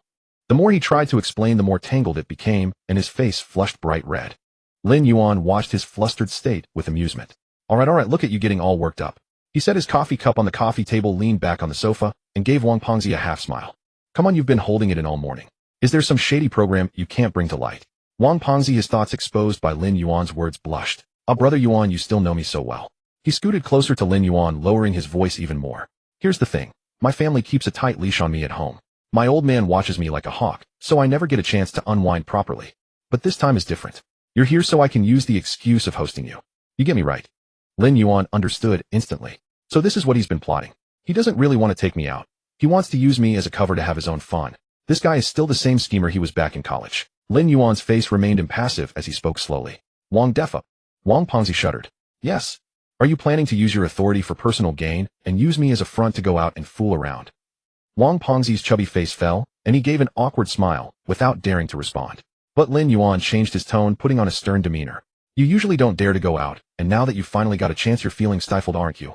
Wang Pengzi nodded eagerly. Exactly. Brother Yuan, you understand me best. Lin Yuan shook his head, looking like a mentor disappointed in his student. Fatty, you're a grown man, now still playing these games with your old man. I can't help it, Wang Pengzi said with a wry face. My family has strict rules, and you know how my dad is. Lin Yuan stared at him for a couple of seconds, then suddenly smiled. All right. Wang Pengzi's eyes lit up. Brother Yuan, you're saying yes. Lin Yuan didn't answer directly, but slowly patted him on the shoulder. See it without saying it. Wang Pengzi paused for a moment, then got the hint, grinning from ear to ear. Hey brother Yuan, you're the best. We're still good friends. The two men exchanged a knowing smile, everything unspoken yet understood. Zhu Zhu, watching from the side, was completely lost. She tugged at Lin Yuan's sleeve. What riddle are you two solving? What do you mean see it without saying it? Lin Yuan put on a serious face. Men's business, kids shouldn't ask. Zhu Zhu pouted, her cheeks puffing. I'm not little. Lin Yuan, stop treating me like a child. Lu Cixi added a light jab. Those two are probably up to no good. Even Su Wanqing was amused by her remark. Wang Pengzi, feeling embarrassed, quickly stood up to smooth things over. How could that be, sisters-in-law? I'm just taking Brother Yuan to experience some special West Coast attractions. Absolutely wholesome and positive. Wholesome. Lu Cixi raised an eyebrow, a hint of a smile playing on her lips. Then take us along. Wang Pengzi's smile froze instantly. Well, sisters-in-law, that particular attraction isn't really suitable for ladies. He stammered, unable to come up with a convincing excuse.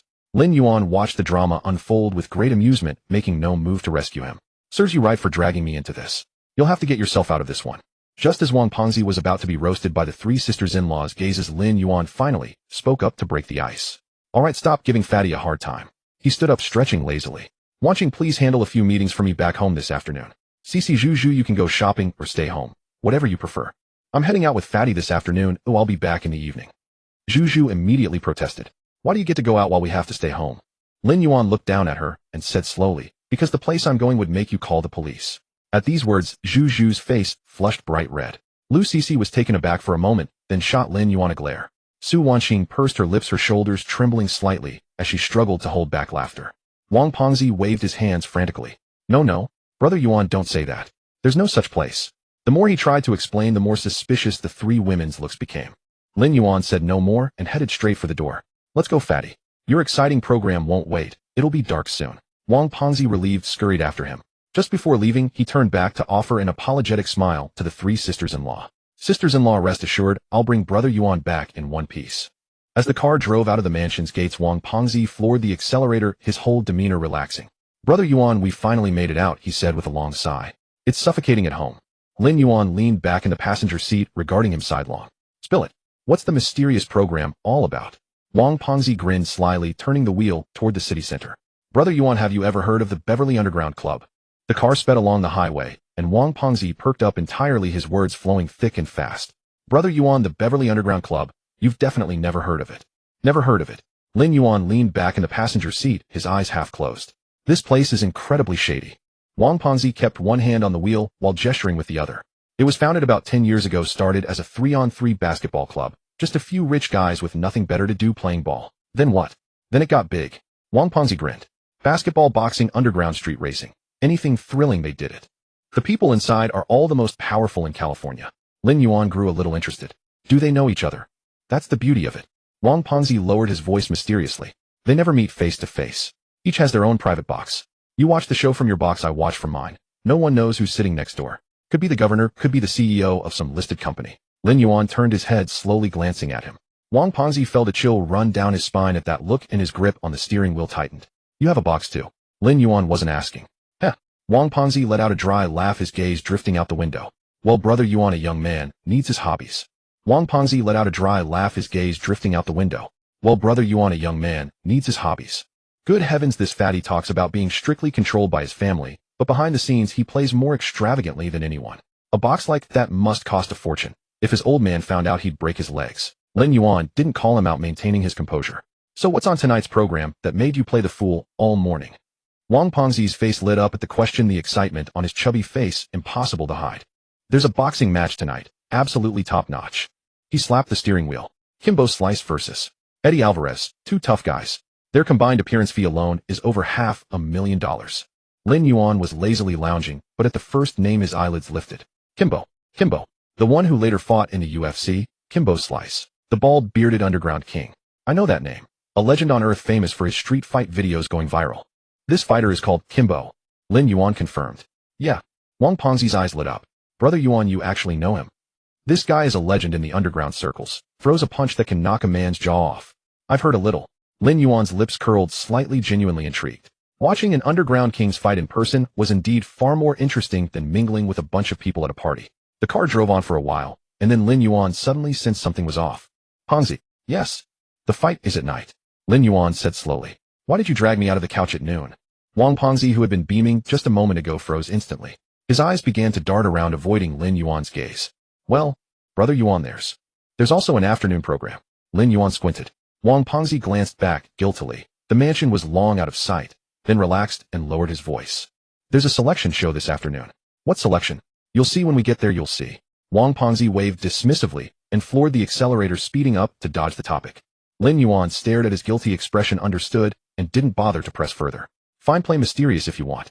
Your thoughts are written all over your face. 20 minutes later, the car pulled into a building that looked unremarkable from the outside. Lin Yuan got out and looked up at the sign. He stood frozen. Good heavens. The massive sign at the entrance with its pair of wings and the line of text was unmistakable even without reading the English. Victoria's Secret. New Angel Selection. Lin Yuan slowly turned his head, re-evaluating Wang Pengzi from head to toe. The fatty was wearing a flamboyant sapphire blue suit today with a decorative flower on his lapel, and his hair slicked back, so shiny it gleamed, looking like a peacock spreading its tail. On the way here, Lin Yuan had wondered who styled him so garishly it hurt the eyes. Now it all made sense. No wonder he dressed like he was going to a beauty pageant. If my stylist had put this together, I'd send him straight to dig coal in Africa. Pengzi. Lin Yuan's face was expressionless. Yes. Wang Pengzi stood ramrod straight. You dragged me out this afternoon, Lin Yuan enunciated, just to watch a bunch of supermodels in a lingerie angel selection. Wang Pengzi's face flushed red to the roots of his hair. Brother Yuan, don't put it that way. He rubbed his hands together. This is called art appreciation, you know. A grand event in the fashion industry. Lin Yuan's mouth twitched. In 2 lifetimes he had never known that Victoria's Secret angels were selected this way, not by designers on a runway, but by a bunch of wealthy men watching from private boxes. Was this the fall of humanity or the decay of morality? This selection, Lin Yuan suppressed a smile. Any rich man can come watch. No way. Wang Pengzi finally regained some confidence, puffing out his chest. You need a ticket status and club membership. Countless people would kill to get in. Lin Yuan chuckled. So your box is for this kind of thing. Wang Pengzi stammered again, his face cycling through red and white before finally managing occasionally. Just occasionally. Occasionally. With how familiar you are with the place, I don't believe a word. The two walked to the entrance where several staff members in black suits politely stopped them to verify their identities. Wang Pengzi pulled out a black card, flashed it, and gestured to Lin Yuan. He's with me. The staff member glanced at the card, immediately adopted a respectful attitude, and stepped aside. Mr. Defa, your box is ready. This gentleman, please come this way. Lin Yuan followed, scanning the corridor as they walked. Both sides of the hall were lined with doors to private boxes. He counted quickly, at least a dozen. Shadows flickered behind each door, indicating a sizable crowd today. So many boxes, Lin Yuan remarked casually. Big crowd today. Wang Pengzi lowered his voice. The angel selection happens only once a year. Basically, every influential person in California is here. Usually everyone keeps to themselves, but on days like this they all gather. They reached the innermost box, and the staff member pushed open the door. Lin Yuan stepped inside. The next second he paused. Inside the box a circle of people was already seated. Alex, holding a glass of red wine, slowly turned his head behind his gold-rimmed glasses. Frank slumped on the sofa, clutching a game console, barely lifting his head. Ivan occupied most of the couch, burly and broad, holding a bottle of vodka, and flashed a white-toothed grin at Lin Yuan. Hamden was even more dramatic. He sprang up from his seat, his face glowing. The four of them stared at Lin Yuan with a look that could only be described as sly and knowing, carrying an unspoken lewdness. Lin Yuan. Great. Last night, they were putting on airs in front of me, talking about changing the world and setting rules. And now they're all here for a selection show. A bunch of beasts in suits. Boss. Ivan was the first to shout, slamming the vodka bottle on the coffee table. We've been waiting for you. Hamden scurried over in 3 large steps, warmly grabbing Lin Yuan's arm. Master, you came too. I knew a refined and cultured occasion like this wouldn't escape your notice. Lin Yuan's mouth twitched. Refined and cultured. That word felt a little blasphemous here. Frank finally looked up from his game console, casting a lazy glance. Lin, what's there to see in 3D? He pursed his lips and lowered his head again. I came with them purely out of obligation. Is that so? Lin Yuan said with a half smile. Then why are you sitting in the front row? Frank's fingers on the console jerked violently. Alex adjusted his glasses, clearing his throat uncharacteristically to cover for the group. We just got here too. Frank insisted on dragging us over to observe this year's fashion trends. When did I ever say that? Frank protested immediately. You did. Ivan slapped him on the back, nearly making Frank drop the console. In the car you said, and you added that last year's angels didn't have straight enough legs. The box erupted in laughter. Lin Yuan walked over, sat down in the most comfortable single sofa in the center, crossed his legs, and surveyed the group of these favored sons of heaven. A financial oligarch, a luxury goods heir, an energy magnate, an oil prince. For men who could buy half the planet together. Now they're crammed into a small box, waiting to watch a bunch of girls walk the runway. If this scene got out, global financial headlines would explode. You're all here together, Lin Yuan said, slowly picking up the wine that had been poured for him. Who was it last night that said it wasn't interesting and wanted to go home early to watch anime? Frank's face turned crimson. Well, today's program is different from yesterday's. He argued speciously. I can still catch up on anime tonight. Who said it wasn't interesting? Ivan's voice was the loudest without a hint of concealment. Boss, you were busy with those old men on business yesterday. We didn't want to disturb you. Today is different. Today is a day to relax. Hamden nodded vigorously beside him, looking utterly sincere. Master, I reserved the center seat especially for you. This angle offers the best view. Lin Yuan's hand holding the wine glass paused in midair. He looked at Hamden, then at the centrally positioned sofa beneath him. So these guys had planned it all along, saving the best seat for him. He looked at Hamden, then at the centrally positioned sofa beneath him. So these guys had planned it all along, saving the best seat for him. The lights in the private room dimmed, and the massive glass wall opposite illuminated. Below, the runway was covered in white plush carpet with a few spotlights shining down. A row of judges had already taken their seats. Lin Yuan leaned forward, holding his wine glass. In the center sat 2 older women, their presence extraordinary, clearly seasoned angels who had been in the industry for years. On either side sat several men in suits, presumably from brands and design houses. It's starting. Ivan slapped his thigh, sloshing his vodka. Lin Yuan ignored him, his gaze sweeping over the row of girls in the waiting area. As he scanned, he paused. Among the waiting angels there were 2 Chinese faces. Lin Yuan recognized them instantly. Well, I know these 2 well. In my world, they'll be Victoria's Secret regulars in the coming years, and they'll be wildly popular back home. But their looks. Lin Yuan took a sip of his wine, unfazed. Their figures are top-notch, but their faces aren't my taste. His gaze shifted to the side, landing on 2 other girls, and he couldn't look away. One was a blonde with high cheekbones and deep-set eyes, the other a cool-toned brunette. Standing together, their figures and proportions made Lin Yuan's throat feel dry. Bahati Prinsloo. And Candace Swanepoel. Good heavens, this is truly extraordinary. Lin Yuan stared for nearly half a minute, his hand holding the wine glass frozen. Several glances from beside him drifted over. Alex adjusted his glasses. Frank rarely looked up from his game console. Ivan grinned. Hamden was more direct, leaning in with a wink. The four men exchanged glances, then, unable to restrain themselves, let out low chuckles that only men understand. Lin Yuan snapped back to reality, glancing around at them. What are you laughing at? Nothing, nothing. Ivan waved, his face nearly splitting with mirth. Boss, you go ahead, we didn't see a thing. Lin Yuan rolled his eyes, too lazy to deal with them. As for Wang Fatty, he hadn't paid them any attention since entering the private room. He was glued to the glass wall, his eyes locked onto a corner of the waiting area, his breathing even softened. Lin Yuan followed his gaze. A girl with a new face, Asian features, was bending down to adjust her skirt. Fatty, Lin Yuan called. Wang Fatty didn't respond. Wang Defa. Wang Fatty jolted back to reality, turning with a silly grin. Yuanji, what's up? You've been staring at that girl for 5 minutes. Lin Yuan spoke slowly. Your drool is about to drip. Wang Fatty wiped his mouth, found no drool, and his face reddened. It's not that. Her name is Shi Mingyao. His voice softened. Yuanji, just look at that figure. Lin Yuan glanced. Not bad, tall, long legs. Well, you've got your eye on her. More than just my eye. Wang Fatty slapped his thigh, his flesh trembling with excitement. Yuanji, you don't understand. The Wang family's genes are terrible, short and fat. I thought if I could, with this girl. He rubbed his hands, his expression as devout as could be. Then we'd have a child and the genes would improve. The next generation of the Wangs might grow up tall. Lin Yuan's mouth twitched. Good heavens, just watching a casting show, and he's already planning his life. From finding a wife straight to improving the species, what a scope of thinking. You're dreaming too big, Lin Yuan said with disdain. Why would she fancy you? Wang Fatty immediately protested, stiffening his neck. Yuanji, that's going too far. What's wrong with me? I have money, a family, and I respect women. I'm just a bit short and a bit fat. Lin Yuan laughed. Those 2 points are fatal. Easy for you to say, Wang Fatty grumbled, pointing at Lin Yuan. Look at you. Tall, handsome, and with such a good waist. Little brother, both fat, and no, both tall, and Wang Fatty got tangled in his own words, struggling to find a way out, his face turning red with frustration. The group in the private room froze for a moment, then burst into laughter. Ivan laughed so hard, he slapped the sofa, nearly sliding to the floor. Frank, rare for him, put down his game console, his shoulders shaking. Defa, that mouth of yours, Alex couldn't help shaking his head. Wang Fatty, red-faced and thick-necked, waved his hand. You lot don't understand a thing. This is my true feeling. But Hamden suddenly turned serious, poking his head out from the laughter. You must not laugh at Boss Wang. Everyone paused. Hamden said earnestly, Wang Defa's financial talent is the finest I've ever seen. Back in college, he could juggle 3 markets on a simulation, and even Alex admitted he calculated accurately. Alex nodded, he conceded that point.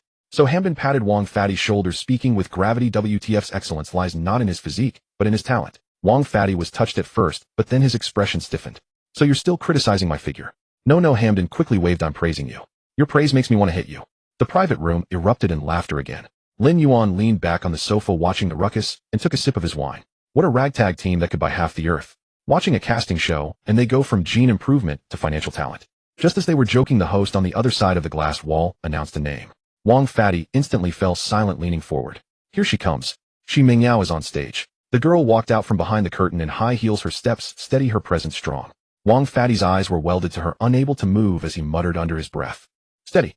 Her walk is so steady. And her figure. Look at that turn, stunning.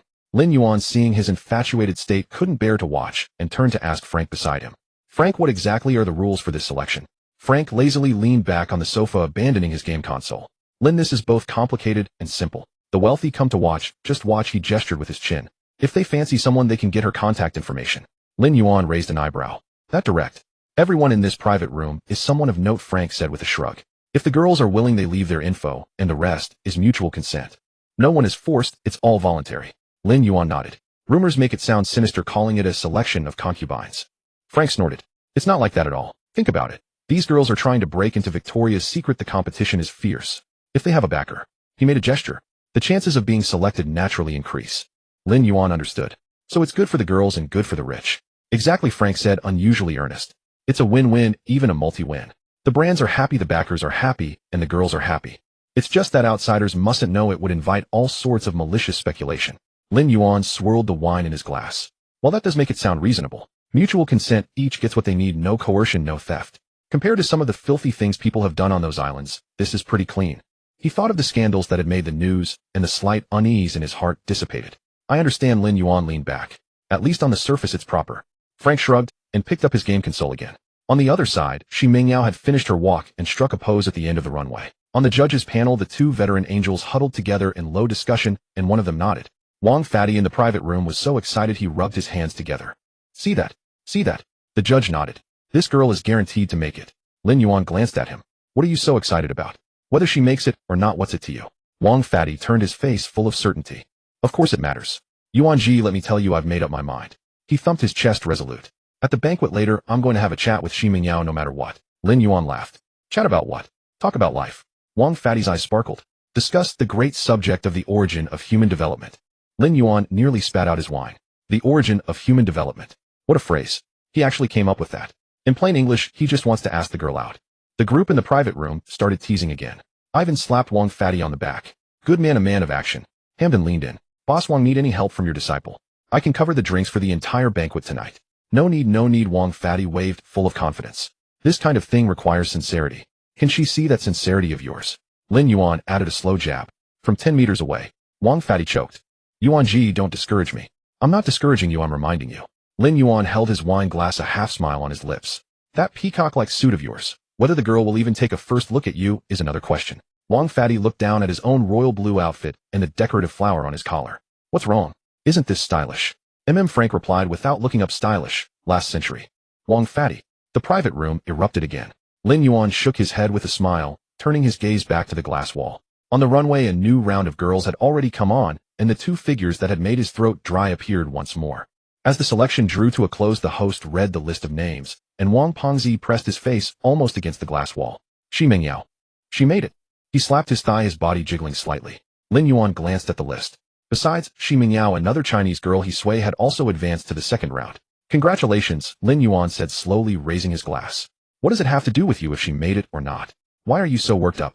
It does have to do with me, Wang Pengzi insisted, his neck stiffening. I'll meet her at the banquet. It's settled. The lights came back on, the door to their private room opened, and a staff member politely guided them toward the banquet hall. The banquet was in the American style, long tables, standing dining, and a row of champagne towers.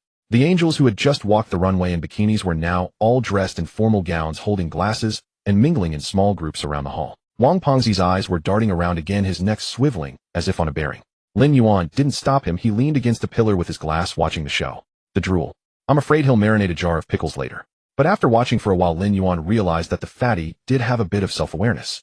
The golden-haired, blue-eyed angels were surrounded by a circle of tall-nosed foreigners, and Wang Pengzi didn't even bother approaching them. His eyes were locked on the two Chinese faces in the corner, Xi Mingyao and He Sui. The two girls stood in the corner with plates in hand, looking somewhat bored. Lin Yuan understood clearly. The foreign tycoons in this venue had their aesthetic tastes fixed on the golden-haired beauties, and their interest in these two Eastern faces was indeed faint. The two were happy to be left alone, so they focused on their food, their plates piled high. Brother Yuan, I'm going in, Wang Pengzi said, adjusting the decorative flower on his collar and taking a deep breath. Go ahead, Lin Yuan waved. Remember to wipe your mouth. Wang Pengzi shot him a look, puffed out his chest, and strode over with measured steps. Lin Yuan held his wine, watching with interest. Over there, Xi Mingyao was bringing a piece of steak to her mouth when her peripheral vision caught a sapphire blue figure approaching. She paused for a moment. She exchanged a glance with He Sui. The meaning in their eyes was clear, even from a distance. Resignation. Pure resignation. No wonder. The fatty's outfit today, a sapphire blue suit with a decorative flower hair slicked back, made him look like a peacock with its tail spread. The girls were used to seeing rich men and knew that handsome ones were rare among the wealthy, but this one was truly a bit too stout. Yet Wang Pengzi seemed oblivious to this. He approached them, speaking fluent Chinese with an enthusiasm that was hard to miss. Lin Yuan was too far to hear the words, but he saw Xi Mingyao pause for a moment before offering a polite smile. Xi Mingyao took out her phone, and He Sui leaned in as well. The three of them exchanged contact information. Lin Yuan mentally gave the fatty a thumbs up. Nice one, Wang Defa. You're in business. Then Wang Pengzi said something and raised his glass to Xi Mingyao alone. Xi Mingyao thought for a moment, then clinked glasses with him, and they drank together. The expression on He Sui's face beside her became a bit complicated. Lin Yuan observed closely. The girl's eyes held a hint of envy, a touch of loss, but on closer inspection, there was also a faint trace of relief that was hard to define. Wang Pengzi was clearly having a lively conversation. He gestured animatedly, his eyebrows dancing, and occasionally pointed outside.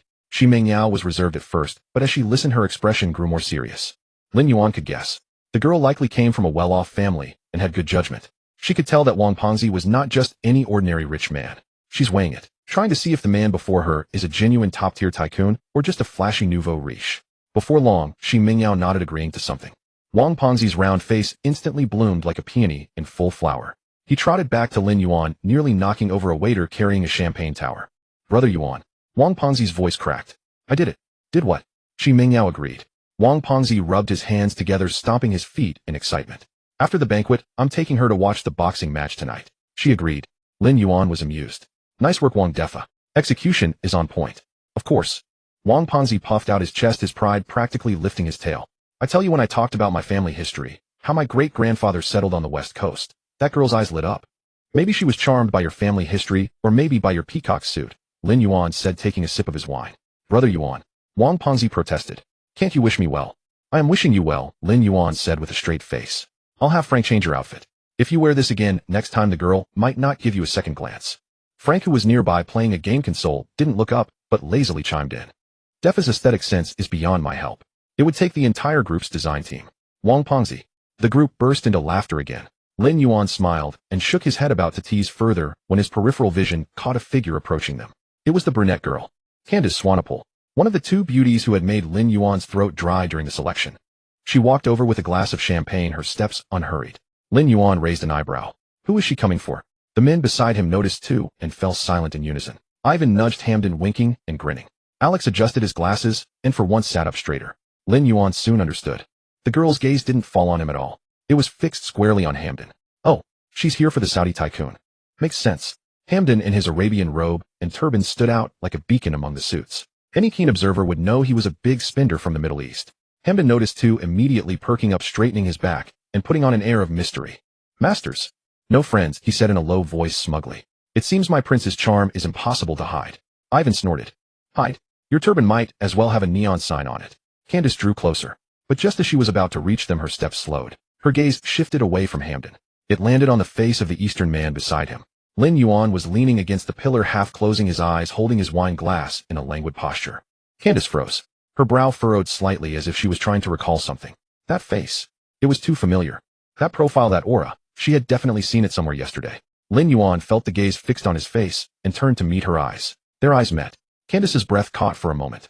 She suddenly remembered. Last night, while scrolling through social media, her entire LA circle had been buzzing about a video. An Eastern man at some private party had taken off his jacket to reveal 8-pack abs, cradled a guitar, and sung a song no one had heard before. That song, that physique, that face, it had flooded her entire feed overnight. She had watched that video over and over again. Now the man from that video was standing right in front of her. Oh my God. Candace's champagne glass wobbled, almost slipping from her hand. Her eyes widened, and she stepped forward with obvious excitement. It's you. Her voice rose slightly, and half the banquet hall turned to look. You're the one. The one. She was so flustered, she was almost incoherent, gesturing with her hand. The one who sang yesterday's song. It was you, wasn't it? Lin Yuan's hand holding the glass paused in midair. The people around him were stunned too. Wang Pengzi had just brought his champagne to his lips when he heard the commotion and nearly choked. Hamden's carefully crafted, enigmatic expression froze on his face. His mouth opened, and he stared incredulously at Candace, then at his own eye-catching outfit. Well, that's a bust. Lin Yuan was secretly amused. Hamden's expression is more sour than if he'd eaten a whole lemon. The girl came all the way for his turban, but halfway there she saw me and completely forgot about him. Hamden's lips quivered a few times before he finally managed to say, Master, your charm. Is it a bit too much? Before Lin Yuan could respond, Candace had moved even closer, her blue eyes sparkling. It really is you. Her cheeks flushed with excitement. I watched that video of yours at least 20 times. What's the name of that song? I can't find it anywhere. She extended her hand eagerly. Can I add you? Please. In the banquet hall, many eyes were now gathered on them. Half the banquet hall turned to look. She was so excited that her cheeks flushed, and she hurried over to Lin Yuan in quick steps. I've watched that video no less than 20 times. What's that song called? I've searched everywhere, but couldn't find it. She extended her hand eagerly. Could you give me your contact info? Please. As Wang Pengzi was about to bring the champagne to his lips, his hand trembled, and the wine spilled. Hamden could no longer maintain his inscrutable expression. He turned his head to stare at Lin Yuan, his mouth curving downward. Oh dear, this girl was clearly heading for my outfit just now. Lin Yuan chuckled inwardly, but kept a calm face. He set down his glass and extended his hand. Of course. Their hands clasped together. Lin Yuan took a close look at this angelic supermodel. Her figure was beyond words, but her face was, how to put it, cute. Not the kind of stunning, enchanting beauty, but a sweet, somewhat childlike prettiness. It was right up his alley. Nearby, the faces of Wang Pengzi and Ivan were twisted. Ivan squeezed the vodka bottle until it creaked, muttering a curse in Russian under his breath. Wang Pengzi fared worse, glancing at Candace, then at Lin Yuan's face, and then down at his own sapphire blue suit. He let out a long sigh and buried his face in his hands. No fun. Candace pulled out her phone and quickly scanned the QR code. My name is Candace Swanepoel. You can call me Candace. Lin Yuan. Are you Korean, Japanese, Chinese? China. Candace repeated, her eyes brightening. That mysterious ancient Eastern country. I have a friend who is a Chinese model. She always says it's developing so fast now. Lin Yuan nodded. He complained wildly to the system in his mind, wishing for some kind of character panel to see the manual for this stunner, wondering if she was too casual. The system suddenly bubbled up in his mind. You never asked. What character panel do you need? Lin Yuan almost laughed out loud. Shut up. Okay. Candace put away her phone and shook the screen. Add it, With that she turned and walked away. Her steps were light, her silhouette perfect. Wang Pengzi sidled over and nudged Lin Yuan with his elbow. Bro, this girl is great, really great. Indeed. Why aren't you excited? Excited about what? This is Candace, the fantasy of men worldwide. One of the highest paid angels at Victoria's Secret. Wang Pengzi's voice cracked. She approached you for your contact info and chatted with you for so long. Lin Yuan glanced at him. So, Wang Pengzi was stuck. Lin Yuan patted his shoulder. Defa, take it easy. Take it easy, my ass. Wang Pengzi pointed at his own nose. I've been standing here all this time, and no one even gave me a glance. You've been here 10 minutes, and the girl comes to you. Is that my fault? Whose else? Wang Pengzi lamented. With that face of yours, you're a walking hormone crime.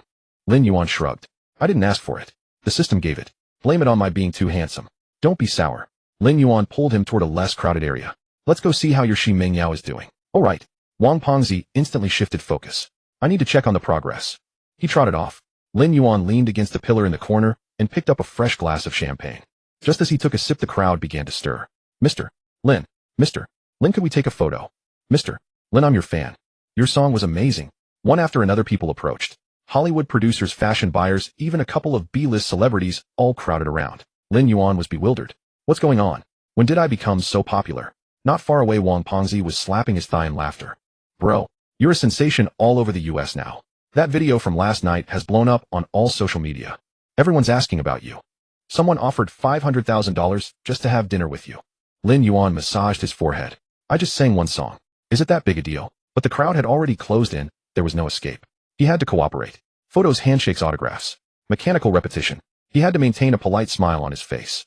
Exhausting. More tiring than shopping with those women. Just as he was about to give out, a voice came from the edge of the crowd. Very soft with a slightly awkward accent. Excuse me, are you brother Lin Yuan? The voice was too small, drowned out by the noise. But Lin Yuan heard it. He turned his head following the sound. Through the gaps in the crowd stood a little girl. Pink twin tails, wearing an obviously oversized hoodie, clutching a plush rabbit toy. The girl was very thin with a small face, skin as white as snow. She stared at him with big round eyes timidly. Lin Yuan paused. Whose child is this? How did she get in? When the little girl saw him looking, her eyes lit up. She pushed through the crowd and approached cautiously. Brother Lin Yuan, she said in Chinese with a foreign accent. I'm your fan. Could I get a photo and an autograph? Lin Yuan looked her over. She was quite cute, like a little porcelain doll. But she seemed familiar. Where had he seen her? Couldn't remember. Sure. He nodded. The little girl was so excited her face turned red, and she pulled out her phone from her pocket.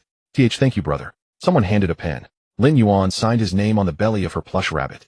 The little girl hugged it like a treasure, her eyes curving into crescents. Can we take a picture together? She whispered. Of course. Lin Yuan crouched down to her level. The little girl came very close, almost pressing against him.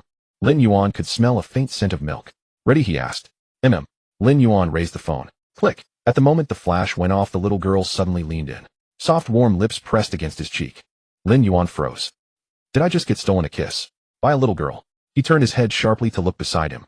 The little girl had already stepped back 2 paces, hugging the rabbit, her face rosy. But her eyes were dazzlingly bright, without a trace of shyness.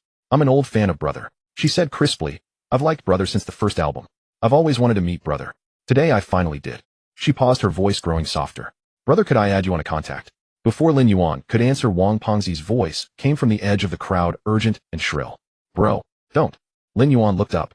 Wang Pengzi pushed through, sweating profusely, his face pale. He pulled Lin Yuan aside, lowering his voice, his throat trembling. Bro, you can't mess with this little girl. What's wrong? She's a Cavendish. Wang Pengzi's teeth chattered. You know, the military-industrial complex. New York. Before he finished, the little girl suddenly turned her head. Her pink twin tails traced an arc in the air. She looked at Wang Pengzi, her round eyes blinking. And then she smiled. A perfectly innocent smile. But Wang Pengzi seemed rooted to the spot. His face went white. His legs went weak. He almost fell to his knees. The little girl withdrew her gaze, looked back at Lin Yuan, and her voice grew sweeter. Brother, don't listen to his nonsense. I'm just an ordinary fan. A fan who really likes brother. She raised her phone again. Can we take another one? I blinked in that last one. Lin Yuan looked at her, then at Wang Pengzi trembling beside him. Interesting. He curled his lips. Okay, one more. The little girl's smile grew even brighter. Under Wang Pengzi's horrified gaze, she leaned in close to Lin Yuan again, this time even closer. The phone was raised, the flash went off. Click. The little girl lowered her phone, looking satisfied at the photo. Then she looked up and shook her phone at Lin Yuan. Brother, my name is Lucy. Lucy Cavendish. Nice to meet you.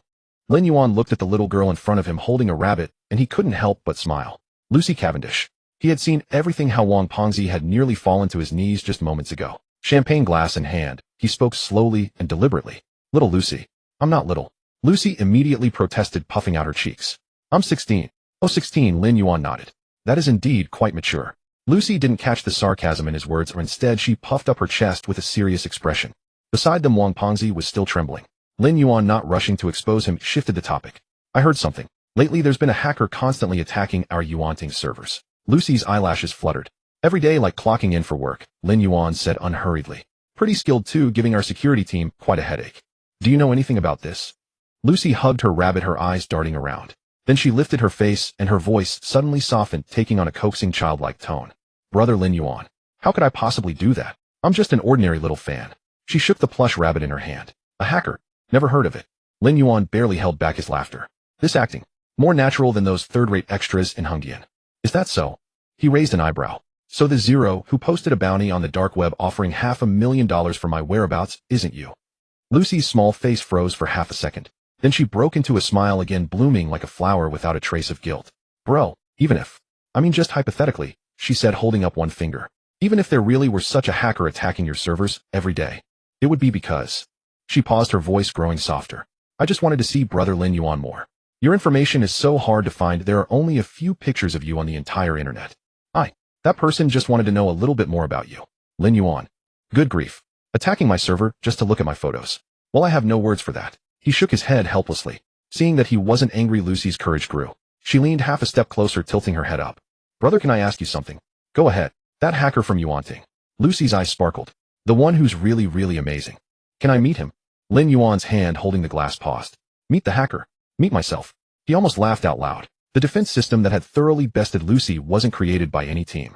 It was Lin Yuan himself, using the top-tier hacker skill pack directly redeemed from his host panel, writing the code in his spare time. This little girl, outmatched by him for half a month, still thought he was some unfathomable tech master. This information gap. Quite interesting. Lin Yuan's face remained impassive as he produced a mysterious smile. Want to meet him? Yes. Lucy nodded vigorously, her twin ponytails swinging. I've been looking for him forever. Every time I almost track his IP, he slips away. Slipperier than a loach. Who is he really? Lin Yuan took a sip of his drink, unhurried. Heaven's secrets are not to be revealed. Lucy's face fell, and she pouted, looking like a child whose candy had been taken. Brother is so stingy. Lin Yuan watched her antics with amusement, saying nothing. Lucy puffed her cheeks for a while, then seeing she couldn't pry anything out, her eyes began to wander again. Brother Lin Yuan won't tell me. Then I'll just have to get closer to him. The closer I get, the better my chances of finding out who that hacker is. This is absolutely for learning tech skills, not because I like brother Lin Yuan. Yes, that must be it. After rationalizing in her mind, the little girl lifted her head again, a sweet smile back on her face. The atmosphere eased, and the evening banquet was drawing to a close. Lin Yuan scanned the room. Hamden had somehow taken the hand of a blonde supermodel who stood half a head taller than him. He was craning his neck, chatting animatedly with a look of smug satisfaction. Frank was even more exaggerated. This self-proclaimed pure-hearted warrior, who usually claimed to have no interest in 3D women, now had one arm around each of two women. Both hands occupied his face, a perfect mask of playing the part. Lin Yuan glanced at him. Is Frank's persona crumbling? Frank, as if sensing the gaze, turned his head and lazily mouthed a word. Socializing, more socializing. Lin Yuan understood instantly. Performing. Business as usual, got it. He looked away just as Candace floated over with her glass. The angelic supermodel still hadn't recovered from the excitement of having her idol right in front of her, her eyes shining as she looked at Lin Yuan. Lin Yuan, she leaned in. Do you have any plans after the banquet? Lin Yuan set down his glass. As a matter of fact, yes. There's a boxing match tonight. An underground one, he said. Quite thrilling. Interested in joining? Candace's eyes widened. An underground boxing match. The kind where they actually bleed. Oh my god, I've always wanted to see one. Candace's voice rose with excitement. Can I really go? Of course. That's wonderful. The moment she spoke, Lin Yuan felt a sudden weight on his other arm. Looking down, he saw Lucy had somehow latched onto him, hanging from his arm, her little face tilted up with an expression of pure entitlement.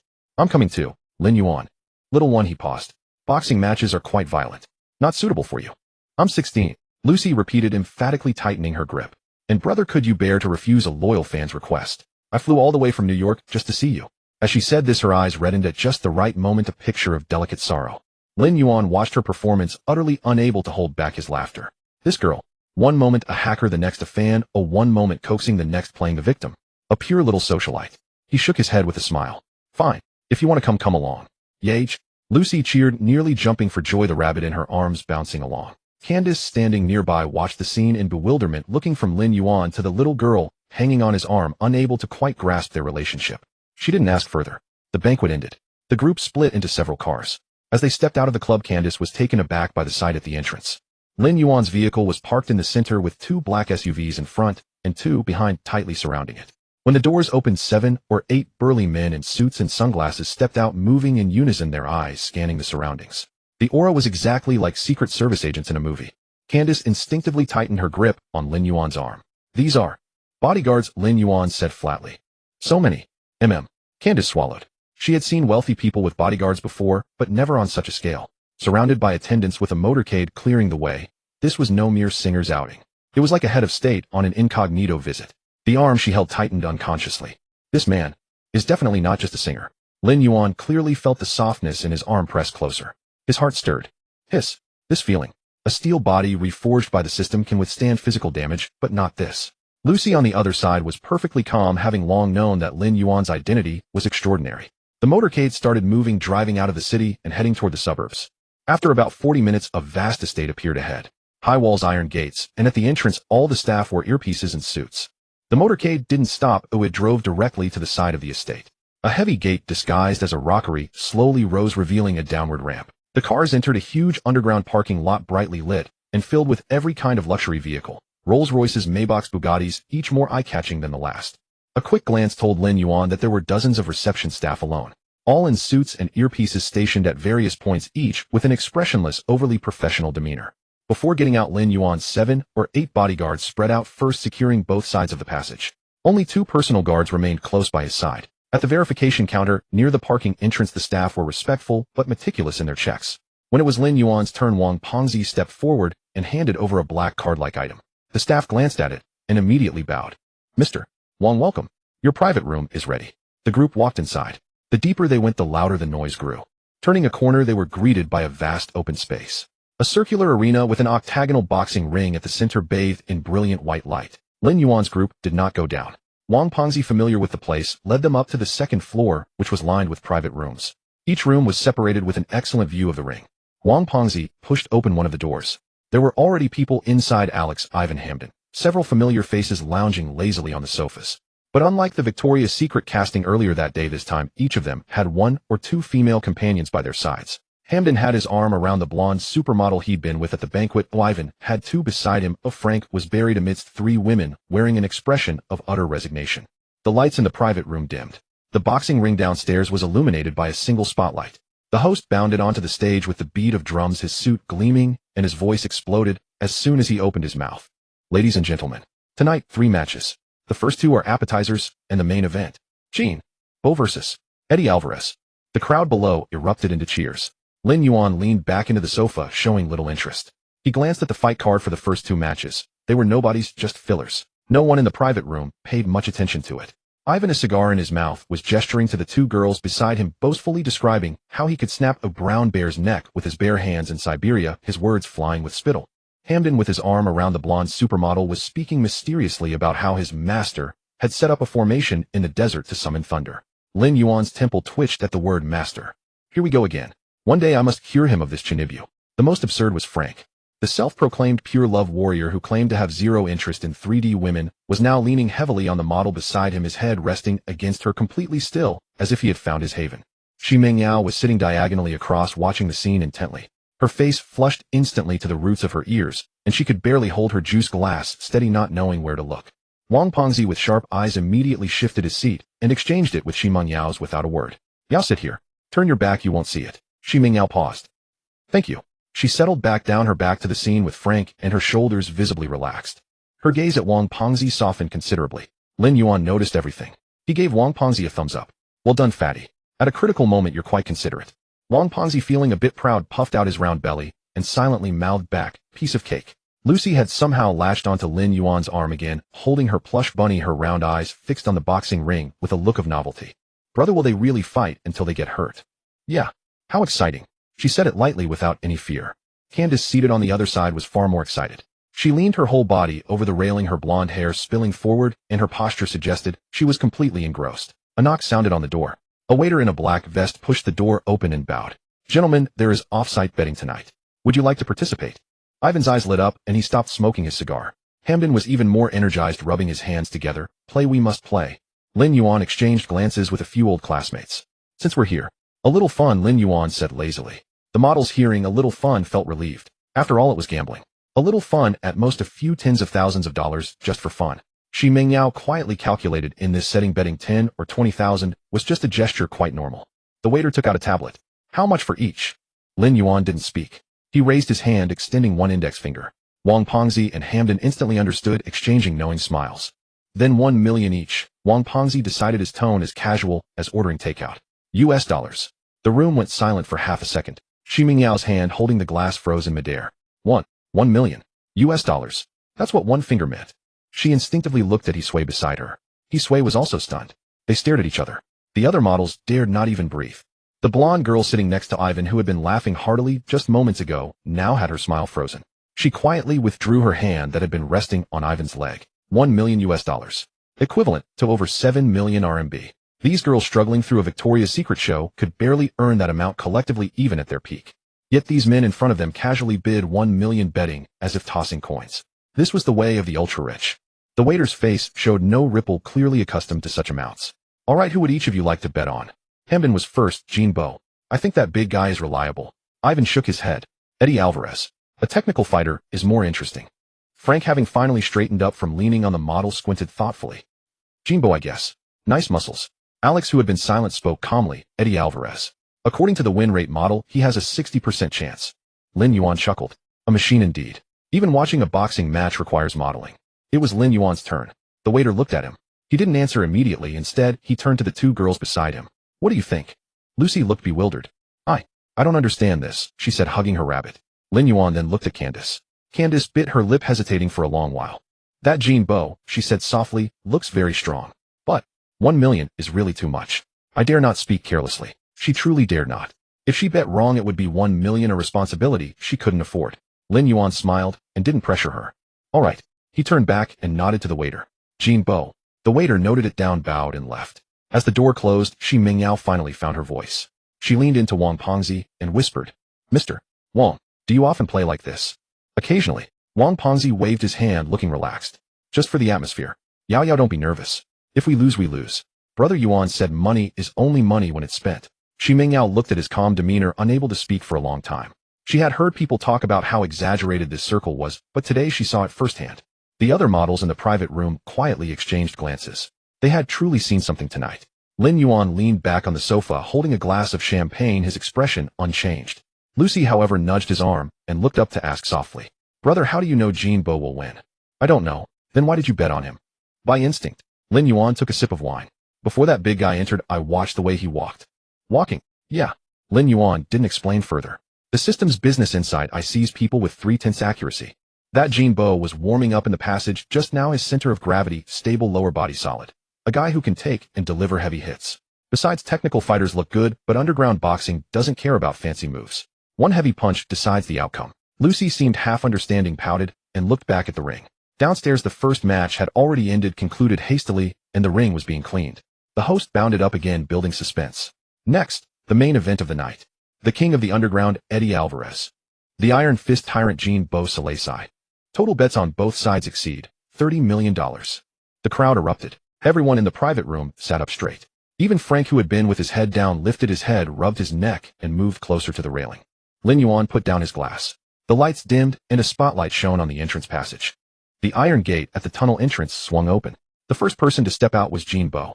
His dark, glossy skin gleamed under the lights, muscles bulging as if threatening to burst through his skin. A full beard framed his face, and when he stood there, he looked like a moving mountain. He kept his head down, ignoring the crowd, raising no fists in provocation, and walked straight toward the ring.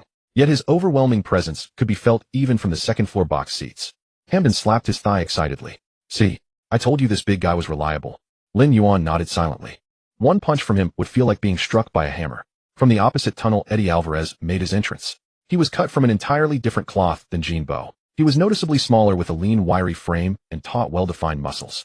As he walked, he worked out the kinks in his joints, his eyes scanning the arena with calm precision, showing not a hint of nervousness. Known as the Underground King, and rightly so, Ivan clenched his fists, muttering to himself, "Technical fighter. Good. I placed my bet on the right one." Alex gave him a sidelong glance, but said nothing, his expression as impassive as if he were reviewing financial statements. Both fighters stepped onto the ring. The referee stood between them to explain the rules, then stepped aside as soon as he finished. The bell rang. The first round began. Jinbo immediately pressed forward, trying to use his bulk to overwhelm his opponent. Eddie Alvarez refused to engage directly. With a swift sidestep, he shifted half a pace laterally, and Jinbo's heavy punch sailed through empty air. Someone in the box seats let out an impressed, "Oh." "Nice movement." Frank clicked his tongue, unusually interested. Jinbo didn't rush either.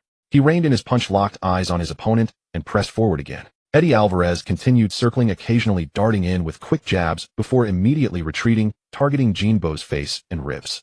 But those punches landing on Jinbo felt like gentle taps. Jinbo didn't even furrow his brow. Lin Yuan understood. Both men were sharp competitors. Jinbo knew his heavy strikes and durability were his strengths, but he couldn't catch his elusive opponent, so he conserved energy and wore him down gradually. Eddie Alvarez knew that trading blows would cost him dearly, so he relied on footwork to keep distance and find opportunities to strike. It was a match between equals. Lucy watched confusedly, tugging at Lin Yuan's sleeve. "Brother, why aren't they fighting? They're just circling. They're sizing each other up." "Testing what?" "Their limits." Lin Yuan pointed downward.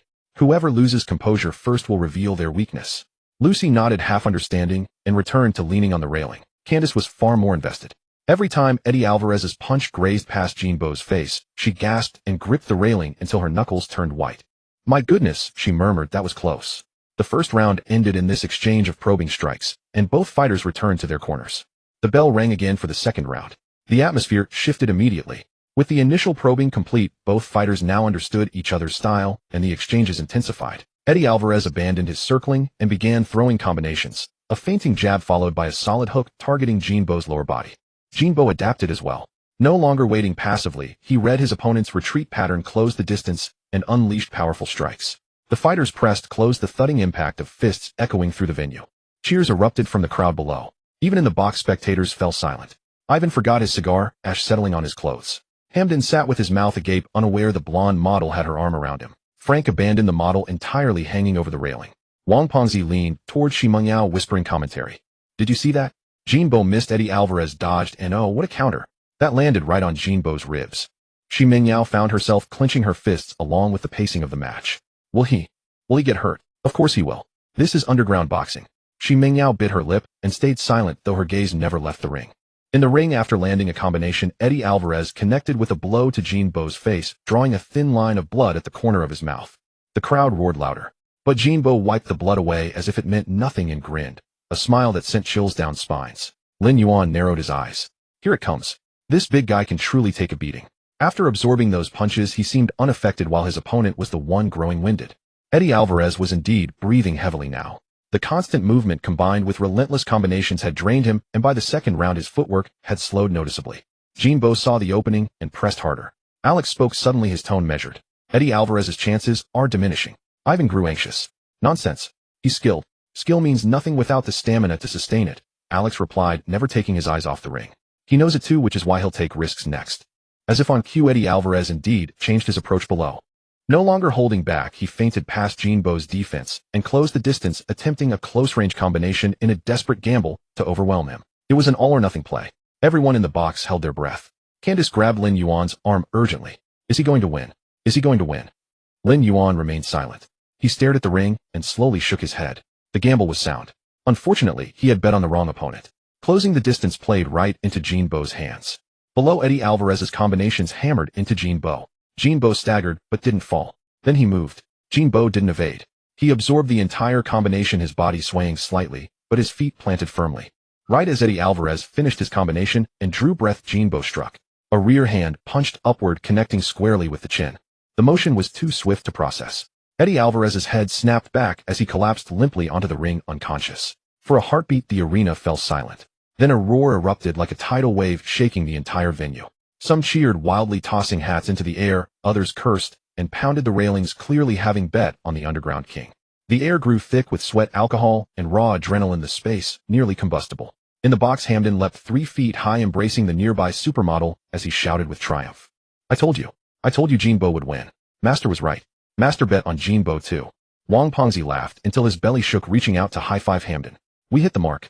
What a thrill. Ivan's face turned green as he downed most of his vodka bottle, cursing in Russian. Alex remained composed, merely remarking, there was always a 40% chance of this outcome. Frank shrugged lazily. I lost, but I enjoyed the show. What thrilled them most wasn't the wager. It was the electric atmosphere that had swept both girls up. Candace's cheeks flushed crimson, eyes bright with excitement. She turned to Lin Yuan and couldn't contain herself. Leaning in, she pressed a kiss to his cheek. You're incredible. You bet on the right one. Before Lin Yuan could respond, his other cheek went soft.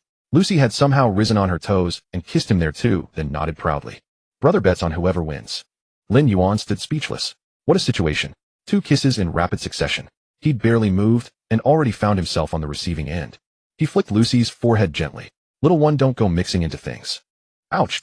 Lucy covered her forehead, eyes welling with practiced tears. Brother hit me. Stop pretending. Lin Yuan saw through her. Keep it up. Lucy puffed out her cheeks out of moves. Lin Yuan had no objection to the kiss from Candace and let it pass. Wong Pongzi watched from the side, clicking his tongue in amusement. Brother Yuan, what kind of luck is this? He pointed at himself.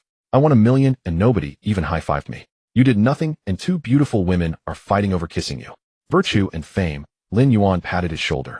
Big picture thinking. Don't give me that. The box erupted in laughter.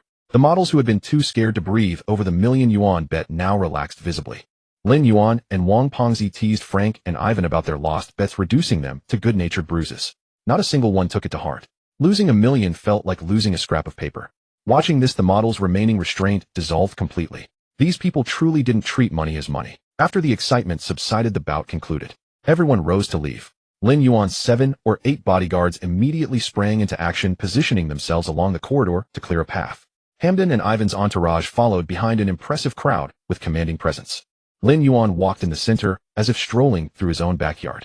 Lucy trotted up to him, holding her rabbit, looking up at him. Brother, where are you guys going? Back to the city, Lin Yuan replied casually. What about you? Want someone to send you back? I have a house in Beverly Hills too. Lucy's eyes lit up, raising her hand high. It's on the way, so I'll go with you. Lin Yuan paused. This little ancestor. A genius hacker, the little princess of the Cavendish family, and she insists on hitching a ride with me. He turned his head to glance at Candace beside him.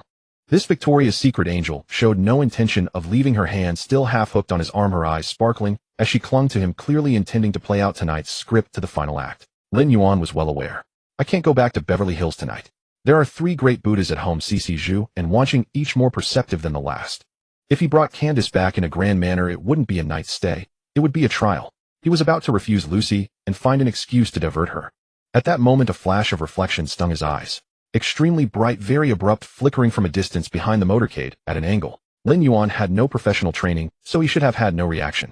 But somehow a chill shot down the back of his neck, and an indescribable sensation exploded in his chest, ringing like an alarm in his mind. He almost instinctively turned his head toward the direction of the reflection. Wrong.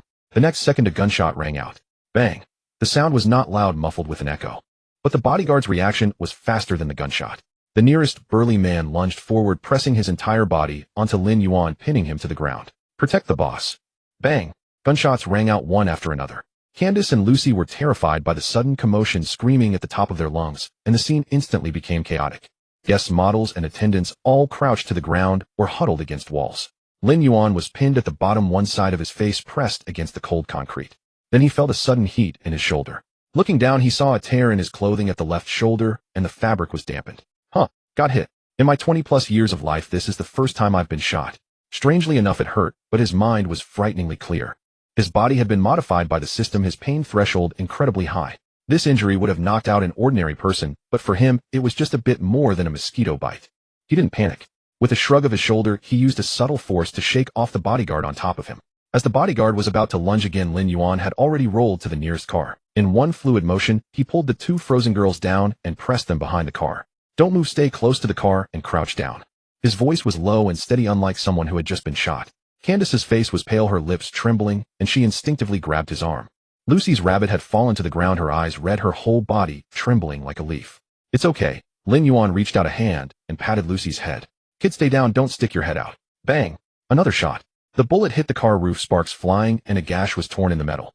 The bodyguards had all assumed defensive positions using the motorcade as cover to surround Lin Yuan and the girls. But the attacker clearly had no intention of stopping, with gunfire coming in waves, aiming specifically at any exposed gaps. Pinning them down. Lin Yuan sat leaning against the car door, his left shoulder still aching, but he took a moment to think.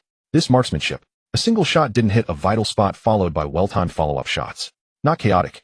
Professional. And it's aimed at me. He remembered clearly the position of that first flash of reflection. The motorcade had exited the club's main entrance, and the reflection he had glimpsed came from diagonally behind the vehicle, far away at a high point. He quickly ran through the terrain of that area in his mind. A building. The office building diagonally behind the top floor. Distance. Around 400 meters.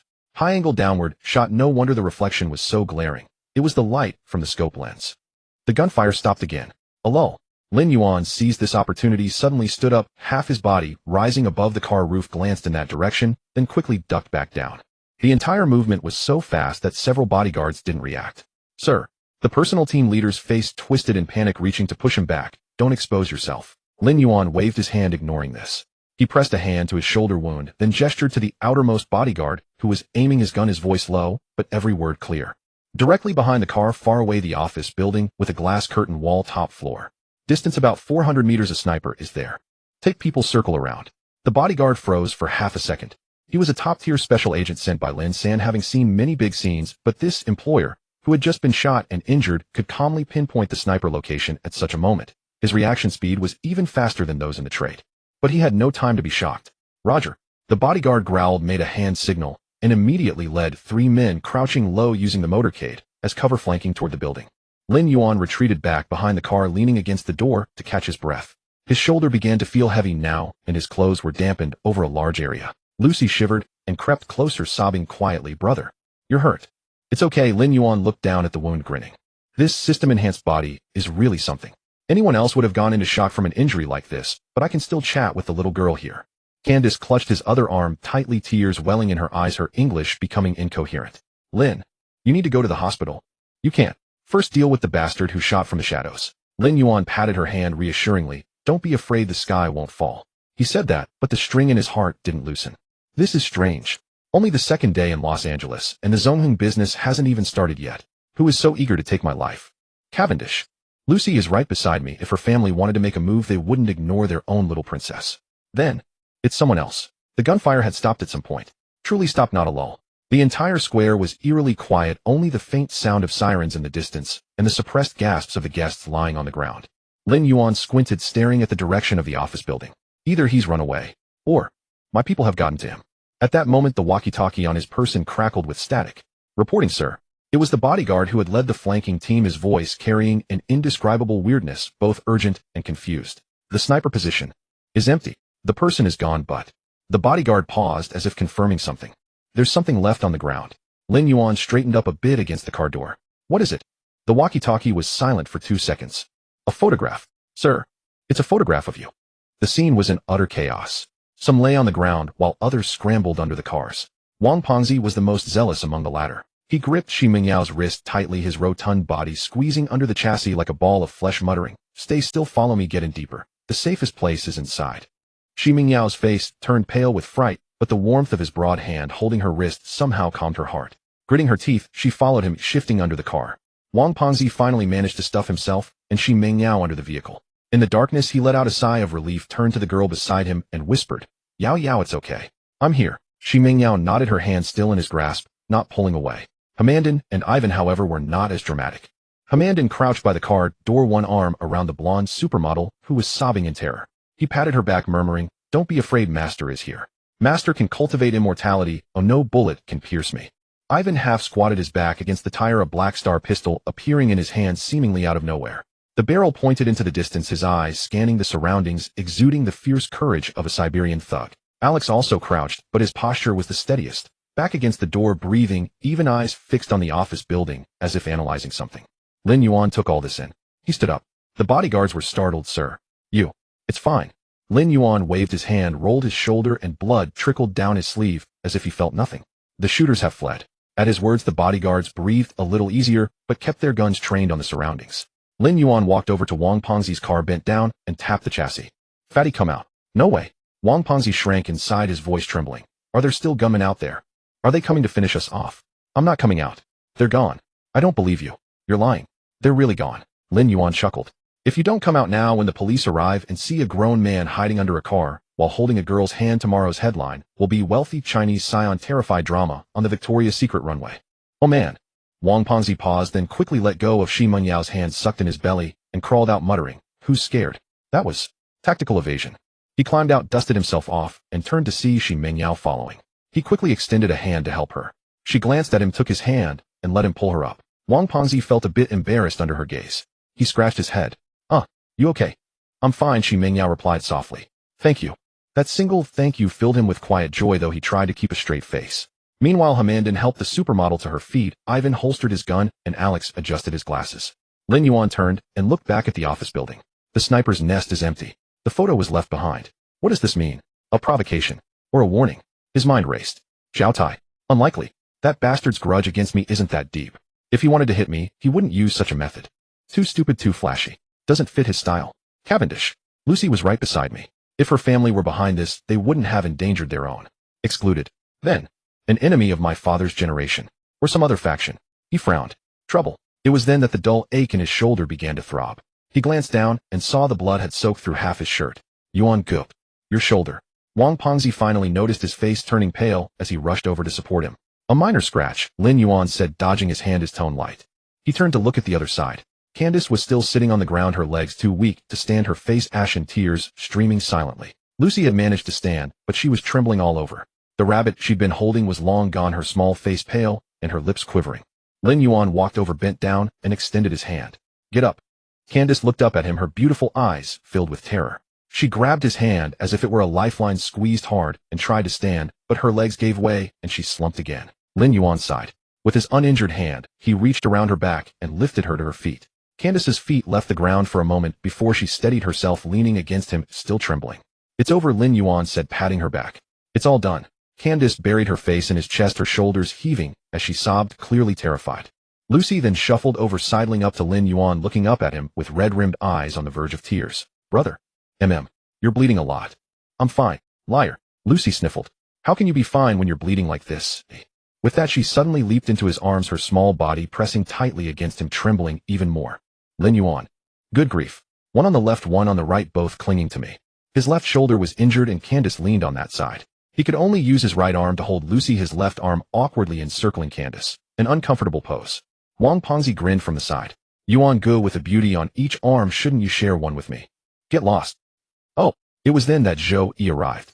He drove up in a screeching halt, jumped out before the car had fully stopped, his face covered in sweat, and his suit askew. Boss, are you all right?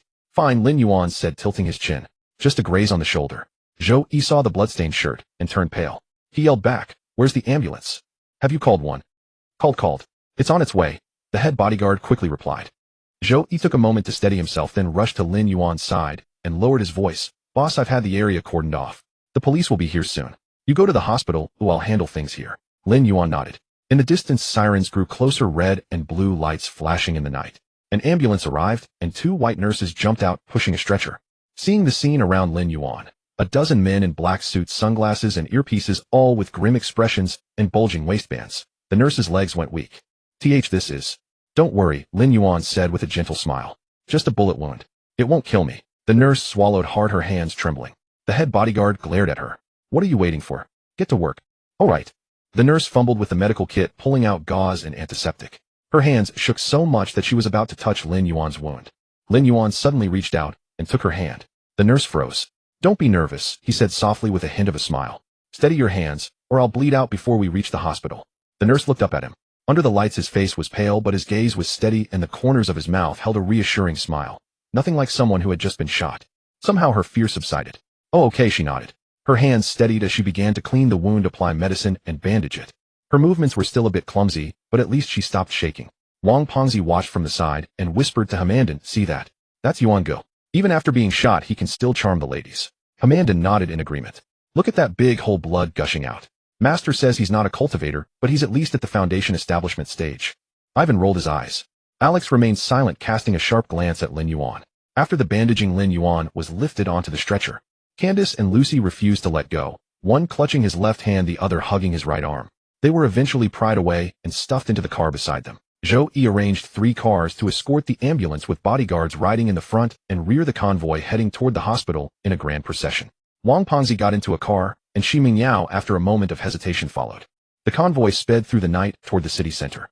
Inside the ambulance, Lin Yuan lay on the stretcher with his eyes closed. Just before being wheeled into the emergency room, he looked back. Candace and Lucy were stopped outside, both with red-rimmed eyes. Wang Pengzi was comforting them, saying, it's okay, though his own hands were shaking.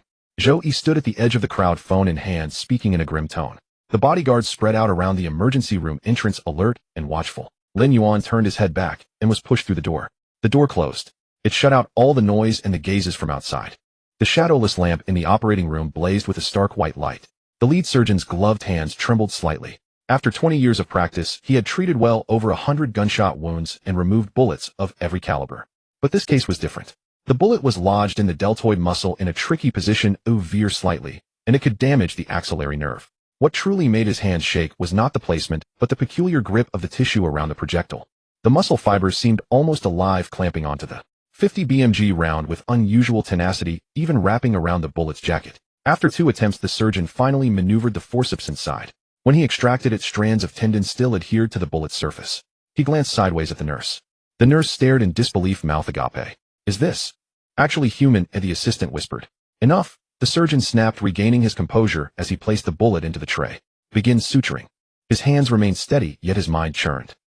50 caliber round. This projectile could penetrate light armored vehicles. A close-range impact from such a weapon should have required immediate amputation or led to fatal hemorrhagic shock.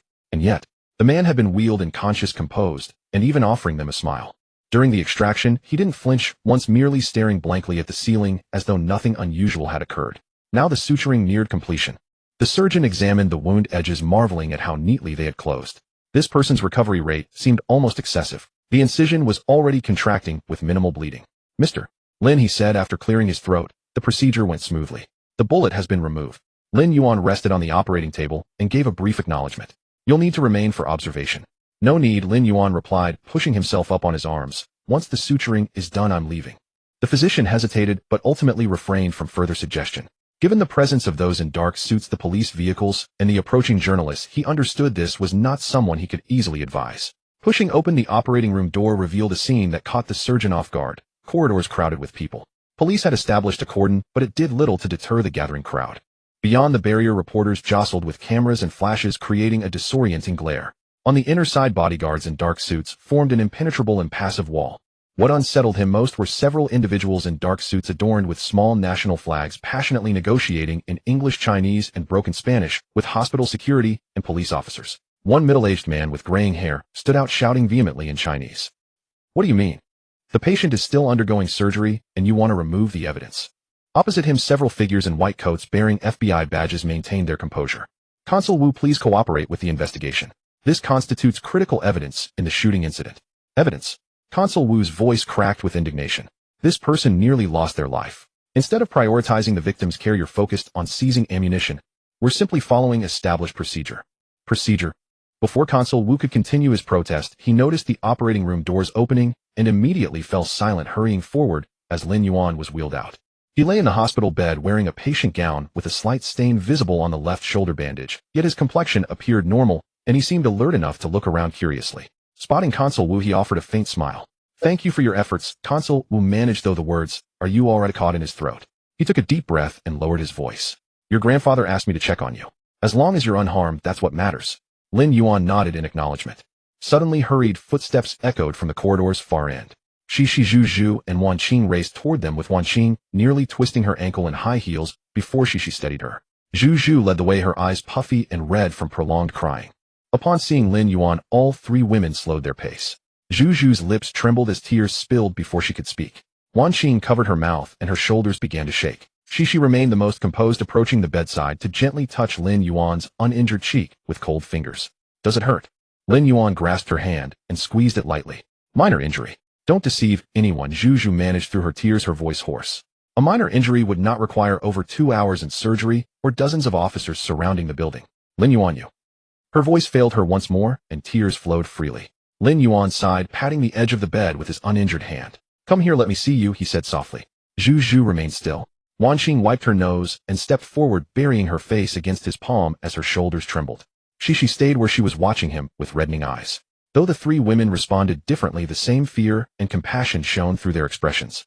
Lin Yuan fell silent, allowing them to lean against him. A quiet moment settled over the group. Ahem. Consul Wu cleared his throat and leaned close to whisper in Lin Yuan's ear. Consular officials are arriving shortly, and the ambassador is on the way. But, he paused meaningfully. The American side is requesting the bullet that was removed during your surgery. Lin Yuan barely lifted his eyelids. Why? They claim it's case evidence, Consul Wu replied in a chilling tone. But consider this. Immediately after the shooting, they aren't pursuing the attacker. Instead, they're eager to obtain the bullet extracted from your body. Does that seem reasonable? Lin Yuan offered no response. He glanced toward the periphery of the crowd. Wang Pengzi huddled in a corner beside a middle-aged man in a mouse suit who was quietly reprimanding him. Wang Pengzi kept his head bowed, too timid to argue back. Further away, a Chinese man in military uniform spoke heatedly into his phone. His voice was not loud, yet each word carried unmistakable intensity. That's right. I'm at the hospital. The evidence must remain under our custody. What do you mean you're taking it? Could you repeat that? He ended the call with a grim expression and strode purposefully toward them.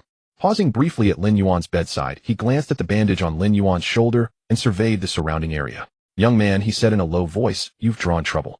Lin Yuan raised an eyebrow. The military officer didn't elaborate further, instead approaching Consul Wu directly. They spoke in hushed tones, both wearing concerned expressions. At that moment, Zhou Yi returned, walking briskly with a troubled expression. Leaning close to Lin Yuan, he whispered confidentially, boss, the bullet. Lin Yuan lifted his gaze. Zhou Yi's Adam's apple bobbed as he swallowed. The Americans obtained it first. Our people were a step behind. The elevator doors at the corridors and opened, revealing a tall white man in a dark suit escorted by several attendants. Moving with authority, he headed directly toward them. Consul Wu and the military officer simultaneously fell silent, exchanging a meaningful glance. Consul Wu leaned in quickly and informed Lin Yuan, the ambassador has arrived. Lin Yuan gave a slight nod and reclined against the pillow. His eyes followed the ambassador, surrounded by an entourage, as they approached, then shifted to the group of FBI agents standing at the far end of the corridor. The ambassador to the United States walked briskly, his leather shoes striking the tiled floor with sharp, hurried steps. Upon arrival, he wasted no words with Lin Yuan, and instead offered a nod to Consul Wu and the middle-aged man in military uniform. The three drew close together and exchanged a few whispered words. Lin Yuan lay in the hospital bed, unable to make out the specifics, but the tightness on each of their faces told him everything. The man in uniform turned and walked toward Lin Yuan. Leave the bullet matter aside for now. His voice was low. Our side has already been informed. Your situation is unusual. Lin Yuan raised an eyebrow. How unusual? Unusual enough that the man in uniform paused. This no longer falls under your jurisdiction. Without further explanation, he turned back to continue his hushed discussion with the ambassador. Lin Yuan leaned back against his pillow, unconcerned. With his current condition, lying down was certainly more comfortable than standing.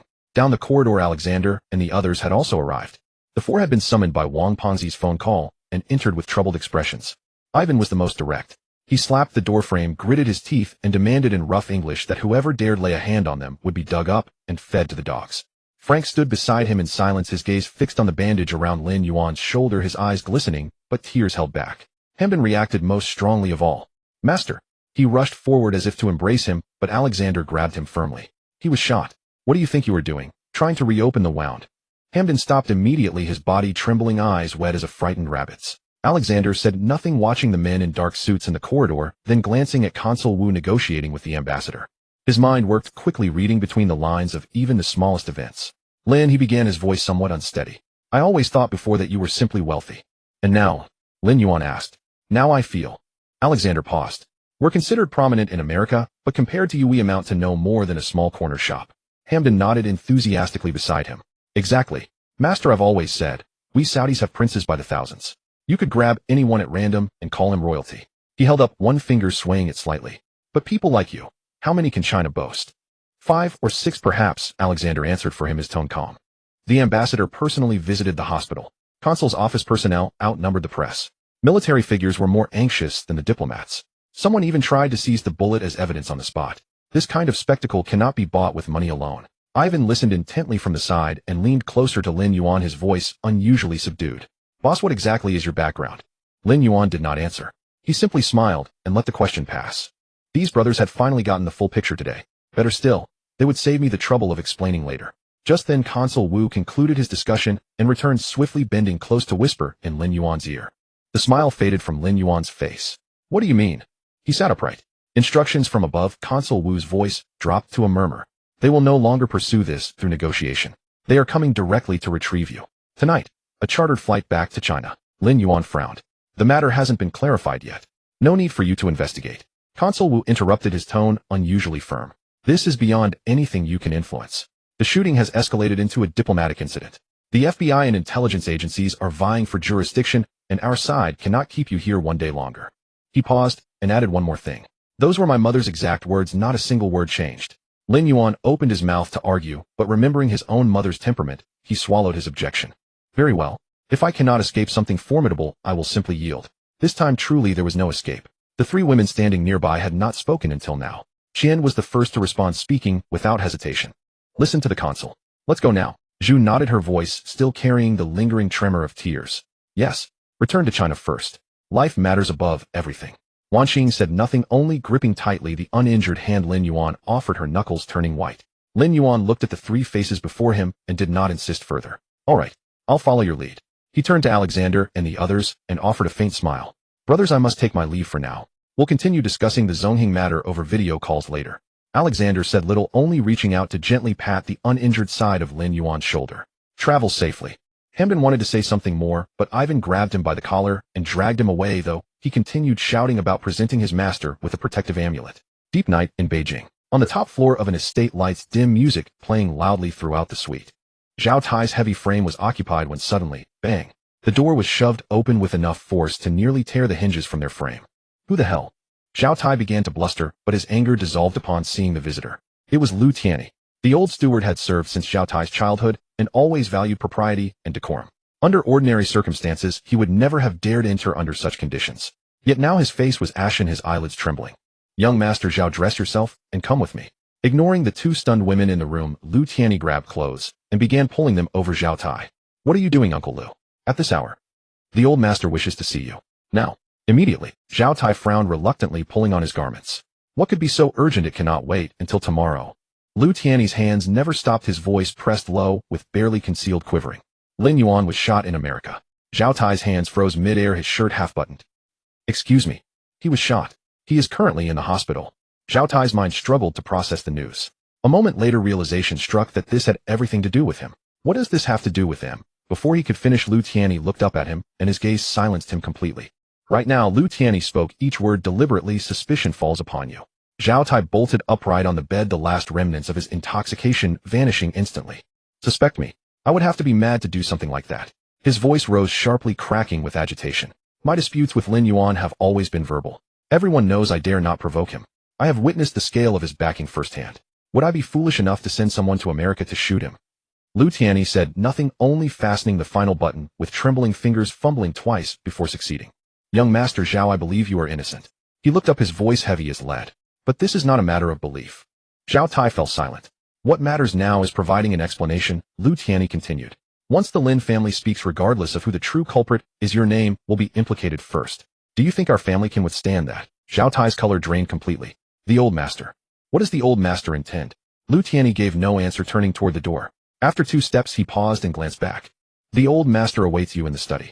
Ask him yourself. Remember, he added in a lowered voice. Not a single word may be spoken incorrectly tonight. Zhao Tai stood motionless, cold sweat soaking through the shirt he had just dressed in. Only now did he fully understand his fate had never been in his own hands. By the airport runway, the engines were already warming up. Zhou Yi was gently supporting Lin Yuan toward the stairs, still mentioning the security arrangements, his tone warm with concern. Boss, if you delay 10 more minutes, the ambassador will come personally to see you off. How could you let him make a trip in the middle of the night?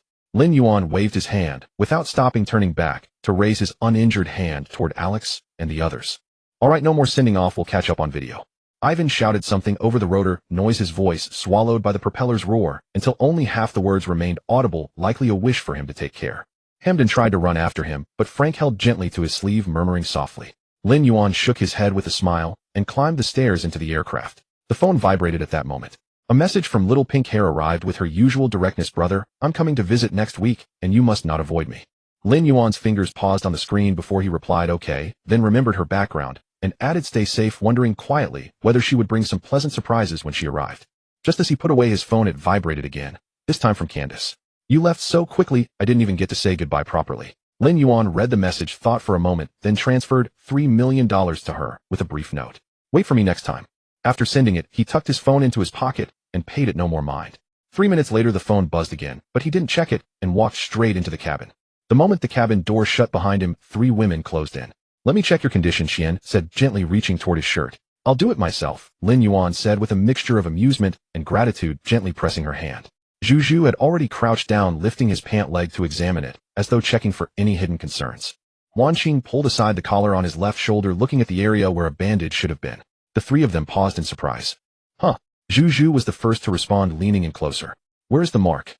Lin Yuan glanced down and saw the area had mostly healed, leaving only a faint trace. It has healed, he said calmly. Healed? Wan Qing's voice rose in surprise. It has been only a few hours. What did I tell you? Qian pressed her finger lightly against the mark. With a recovery like this, it would be a waste. Sister Qian, that sounds strange, Zhu Zhu murmured. Zhu Zhu continued to murmur, still unable to resist, checking once more, as if confirming it was real. Lin Yuan let the 3 women tend to him, feeling warm inside, while maintaining a gentle expression. Enough now, have you all checked enough? This body can handle it, but I am still ticklish. Ticklish? Qian raised an eyebrow and reached toward his side. Lin Yuan shifted slightly, nearly starting from his seat. The 3 women exchanged glances and smiled softly, the earlier tension finally easing. As the plane climbed steadily, Zhou Yi approached with a tablet, his expression thoughtful. Boss, we just received news from Los Angeles. Go on. The mayor is personally overseeing the operation, mobilizing over 300 officers for a citywide search. Zhou Yi read from the report on his screen. Every low-income neighborhood and residential area has been thoroughly checked. Residents across several blocks were asked to cooperate with the inquiries, causing considerable attention. Even international media has taken notice, calling this the largest search operation Los Angeles has seen in 10 years. Lin Yuan let out a quiet sound. For this matter, such effort has been made. It is worthwhile. Zhou Yi did not respond, bowing his head to continue reporting on the subsequent public communications arrangements. After listening for a moment, Lin Yuan waved his hand. Leave these matters to your team. There is no need to report every detail to me. Zhou Yi acknowledged this and gracefully withdrew to handle the official business. Lin Yuan closed his eyes and leaned back in his seat, turning his thoughts to another matter. That system. It was time to address it. System. He thought silently. Ding, what are your instructions, host? The system's tone was as brisk as ever. Last time I asked about a character panel, what was your response? Remember? I remember. The system replied promptly back, then I mentioned you never asked. I am asking now. Lin Yuan remained composed. How many points? The system fell silent for 2 seconds, as if calculating. 1.2 million points.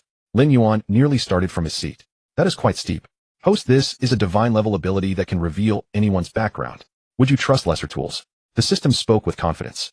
Age, gender, name, occupation, favorability, plus a hidden item. I have arranged everything for you. Quality comes at a price. Lin Yuan considered it. He had been earning points steadily lately anyway. Purchase. Ding, exchange successful. Character panel activated. Lin Yuan opened his eyes and immediately looked at Qian opposite him. A line of pale blue light appeared in his vision, like a transparent overlay. Lin Yuan closed his eyes and leaned back in his seat, turning his thoughts to another matter. That system. It was time to address it. System. Lin Yuan nearly choked on his drink. What was this purity metric? He suppressed his amusement and shifted his gaze to Zhu Zhu, and another light appeared. Name Zhu Zhu. Age in her youth. Gender female. Occupation actress. Favorability 99 enthusiastic. He looked at Wan Qing next. Name Su Wan Qing. Age 22. Gender female. Occupation secretary assistant. Favorability 96 attached. Lin Yuan looked at these 3 sets of information, and the amusement he had been holding back finally surfaced. His lips twitched, and he covered it with a light cough. What is it? Qian noticed his change and leaned in to ask. Nothing, just remembered something pleasant. Lin Yuan waved his hand and let his gaze drift toward Zhou Yi, who was bent over papers nearby. A panel appeared. Name Zhou Yi. Age 32. Gender male. Occupation assistant. Favorability 100, deeply loyal. Lin Yuan felt a quiet satisfaction. This system understands well. Just as he was about to look away, a flight attendant from the other end of the cabin approached with a tray, refilling their teacups. Lin Yuan glanced over casually, but this time the moment the panel appeared, his lightheartedness vanished. Name Shin Siyu. Age 24. Gender female. Occupation special affairs bureau agent. Favorability 70. Lin Yuan's hand holding the teacup paused midair. This flight attendant was a regular on his private jet, having flown this route for nearly half a year. Her background had been thoroughly checked. Lin Yuan looked up and met the flight attendant's gaze as she happened to offer something. She wore a standard professional smile, her demeanor completely composed, unchanged from before. Mr. Lin, does the tea suit your taste? Lin Yuan took the teacup, his voice calm and steady. It is fine. He paused, then asked gently, "What was your name again?" "I never quite remembered." "Mr. Lin, my name is Shinsiyu." She finished speaking and pointed to the name tag on her chest. Lin Yuan did not press further about the flight attendant named Shinsiyu. Since the panel had been revealed, pretending ignorance would be deceiving himself. He took a sip of tea, setting the matter aside in his mind, choosing to act as if he had noticed nothing. The journey back home was peaceful. Cece and the other two took turns checking his wound, but eventually even they lost interest, for the injury had healed as if it had never existed, leaving not even a scar. Meanwhile, news traveled faster than the plane back to the home country. The video of the two songs performed before departure had been shared by an unknown netizen to the domestic audience. At first, few took it seriously, as claims of going viral abroad have long been overused by domestic entertainers, their credibility squeezed dry like rubber clay. But 2 days later the tide turned. First, several entertainment bloggers noticed that the view counts of those two videos were still rising overseas, climbing at an astonishing rate. Then netizens who frequented foreign forums captured screenshots of comments from overseas, including those from Hollywood music critics and even official accounts of several well-known bands. Only then did domestic fans realize the truth. A comment section once filled with skepticism instantly transformed into cheers of "Our guy is awesome, so cool, and this is real cultural export." As for the shooting incident in America, the news was reported, but without naming names or matching photos, simply stating that a wealthy Asian businessman was attacked in Los Angeles with unknown injuries. Domestic fans never connected it to their idol continuing to post memes about breaking out of Asia. Lin Yuan looked at the screenshots on his phone and chuckled. "All right, you all have your fun, but I'm the one who actually took a bullet." The plane landed, and he went straight to the courtyard house. In the main hall, his father Lin Tianhao and mother Han Liao were seated upright, looking like they were interrogating a criminal. Lin Yuan entered with Cece Zhuzhu and Wan Xing to pay respects. With a quick glance, he noticed something off about his father. He sat straight as usual, but his head was tilted, showing only half of his face. Lin Yuan turned his head and leaned in for a closer look. Good heavens! On his father's face were 5 clear red finger marks, so distinct that even the shape of the fingers could be discerned, the force behind them unmistakable. Lin Yuan silently applauded himself. Lin Tianhao caught his son's gaze, lifted his eyelids, and glared back. The message was written clearer than any subtitle: "Don't ask, or you'll be dead." At that moment, Han Liao coughed, instantly reining in the tense atmosphere, her face softening into a maternal, affectionate expression. In truth, the moment her son had stepped off the plane, she had already pulled him over and examined him from head to toe, even checking under his clothes to confirm that the gunshot wound had truly healed like a mosquito bite, leaving no trace. Only then did she feel at ease. Relieved as she was not yet done settling accounts with her husband. "All right, let's all sit down and talk as a family." Han Liao patted the seat beside her, motioning for Cece Zhuzhu and Wan Xing to sit as well. Her tone was warm, as if she had never lost her temper. "Wan Xing, Zhuzhu, Cece, you've had a long journey. The kitchen has prepared soup. Each of you will have a bowl." The 3 women bowed in unison, obedient as could be. Lin Yuan sat down, his gaze fixed on his father's half-turned face, unable to resist asking, "Dad, what happened to your face?" Lin Tianhao's neck stiffened, his eyes darting away. "Allergies. Allergies leave 5 finger marks. Special constitution." Lin Yuan nearly laughed out loud. Han Liao let out a cold snort, soft, but enough to make Lin Tianhao shrink his neck a little more. "Allergies, special constitution," Han Liao repeated, drawing out the words. "Lin Tianhao, do you think I'm hard of hearing?" Lin Tianhao's back straightened instantly, yet he still dared not face his wife, squarely resembling a quail caught in the grasp. Ahem, he cleared his throat, deciding to stop pretending. "Son, it's like this. This attack on you. It's probably trouble I stirred up." Lin Yuan narrowed his eyes. "We have an energy project in North Africa," Lin Tianhao said vaguely. "Recently I've made enemies with a couple of petty people." "Petty people?" Lin Yuan repeated, a hint of amusement in his tone. "Dad, a petty person capable of sending someone to America to take a shot at me needs to meet several conditions." He held up one finger. "First, they must know my true identity." He raised a second finger. "Second, they must have precise knowledge of my itinerary. Not vague, but down to which club entrance I'd be at." A third finger. "Third, they must have access to a 50 caliber rifle and a professional sniper." "Well, that last one doesn't count in America. That seems hardly a big deal." "Forget I said it." He waved his 3 fingers, his gaze boring into his father's face. "That kind of petty person, Dad, you call them petty?" Lin Tianhao's neck shrank again, his eyes wandering until they could wander no more. Finally he blurted out, "It's BHP and Rio Tinto." The hall fell silent for half a second. Lin Yuan's mental thread snapped taut. BHP and Rio Tinto. Those names were not unfamiliar to him. They were mining giants from Australia, long known for stirring up trouble in the global resource market. Lately, relations between China and Australia had been at their most strained in recent years, with trade frictions coming in waves and both sides hurling harsh words at each other. Lin Yuan's mind raced through several possibilities. A North African energy project, the Lin Group, competing with these 2 mining companies for territory, creating enmity. That makes sense. But the problem is if it's ever proven that the sniper sent to assassinate me in America was of Australian origin. He suddenly realized a chill creeping up his spine. If he had really died that night in Los Angeles and the investigation revealed the killer's connection to Australia, what would be the public reaction in China? The already taut relationship between the two countries like a bowstring would snap without any external push. This was no mere business vendetta. It was a spark set on the powder keg of international relations. Lin Yuan's brow furrowed, his voice growing heavier. Dad, Mom, have you considered? He paused, sorting through the thought bit by bit, speaking more slowly. If I had been killed this time, the public opinion would have pointed its finger at Australia without needing anyone else's effort. Then regardless of who the real culprit was, as long as the evidence leaned toward Australian background, the relationship between our country and Australia would have no turning back. He looked up at his parents. This scheme targeted my life, and along with it the bilateral relations. The hall fell completely silent. Lin Tianhao's mouth hung open, and Han Liao stood frozen, exchanging a look of shock. Their son's mind moved faster than even their own veterans of the business world. Han Liao instinctively reached out to stroke her son's head, but stopped halfway, realizing he was already grown. She withdrew her hand, and instead patted his shoulder. My son is truly clever, she said, a hint of pride in her voice that she did not notice herself. Lin Tianhao cleared his throat, trying to reclaim his parental dignity. Just as he was about to speak, hurried footsteps sounded outside the hall. Zhou Yi pushed the door open and entered, a look of barely contained surprise on his face, the tablet in his hand still glowing. Boss, he said, walking straight up to Lin Yuan. The American side just sent information. The atmosphere in the main hall grew stiff. The moment Lin Tianhao mentioned BHP and Rio Tinto, Han Liao's expression darkened, and the three Qiances simultaneously froze in their movements, their spoons hovering midair. Lin Yuan showed no particular reaction, simply raising his cup for a sip as if deep in thought. Just then a knock came at the door. Zhou Yi hurried in with his head bowed, clutching a tablet, his expression clearly troubled. Boss. Go on, Lin Yuan said, looking up. We just received word from Los Angeles.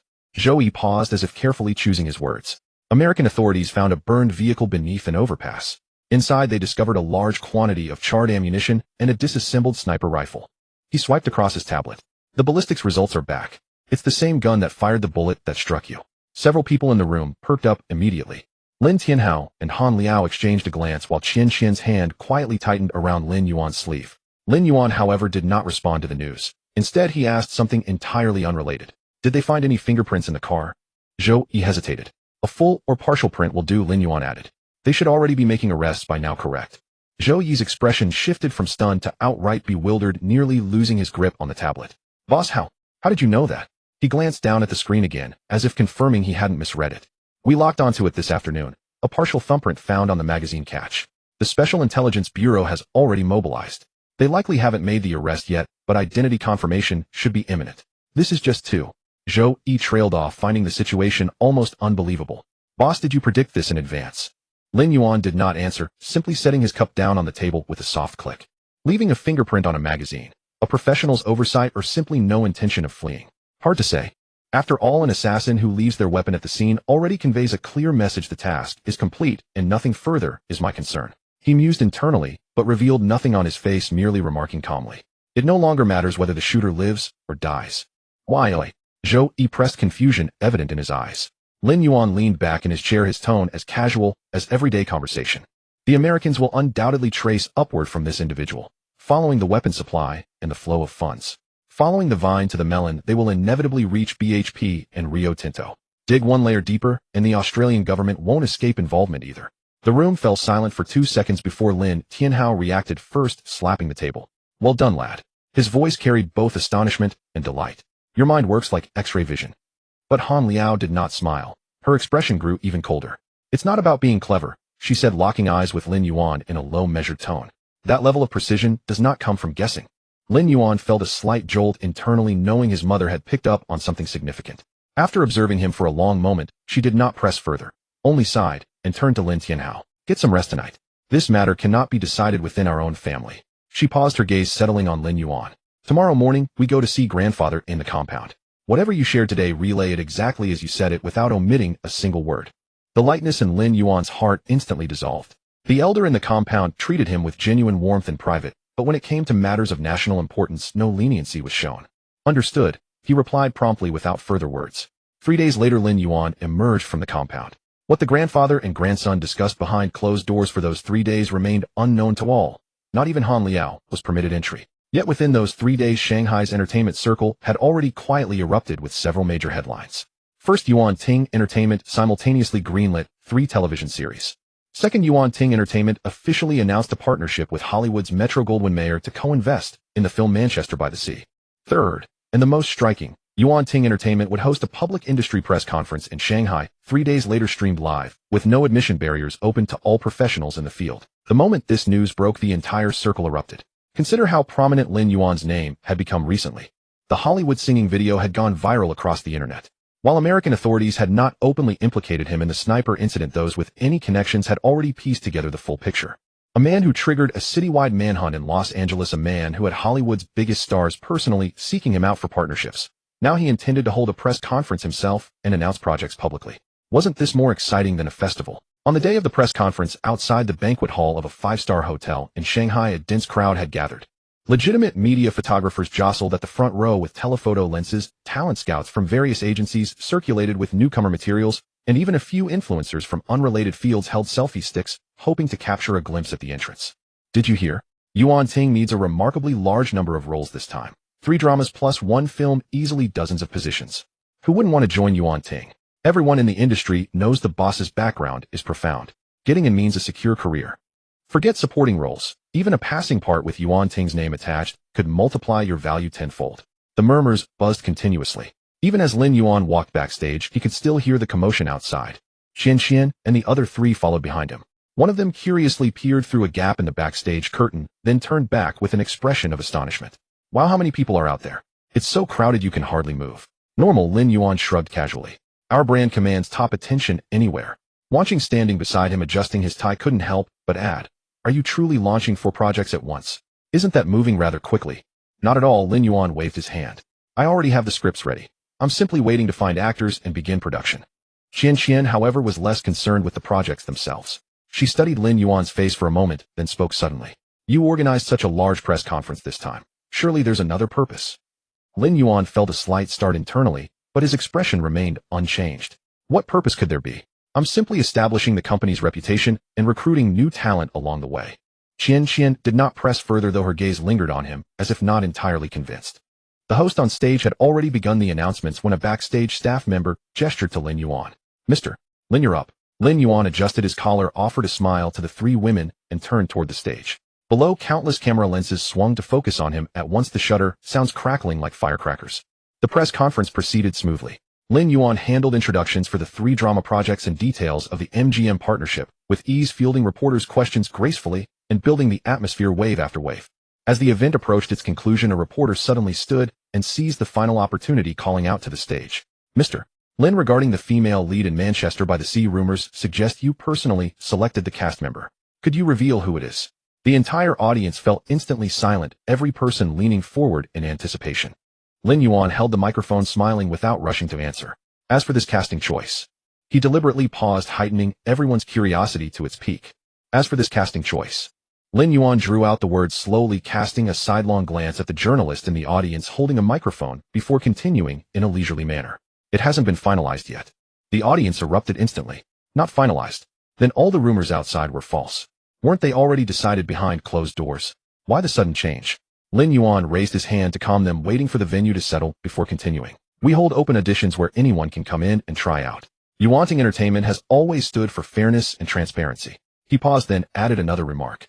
Of course, as for those who are good-looking and skilled in acting, I personally have no objection.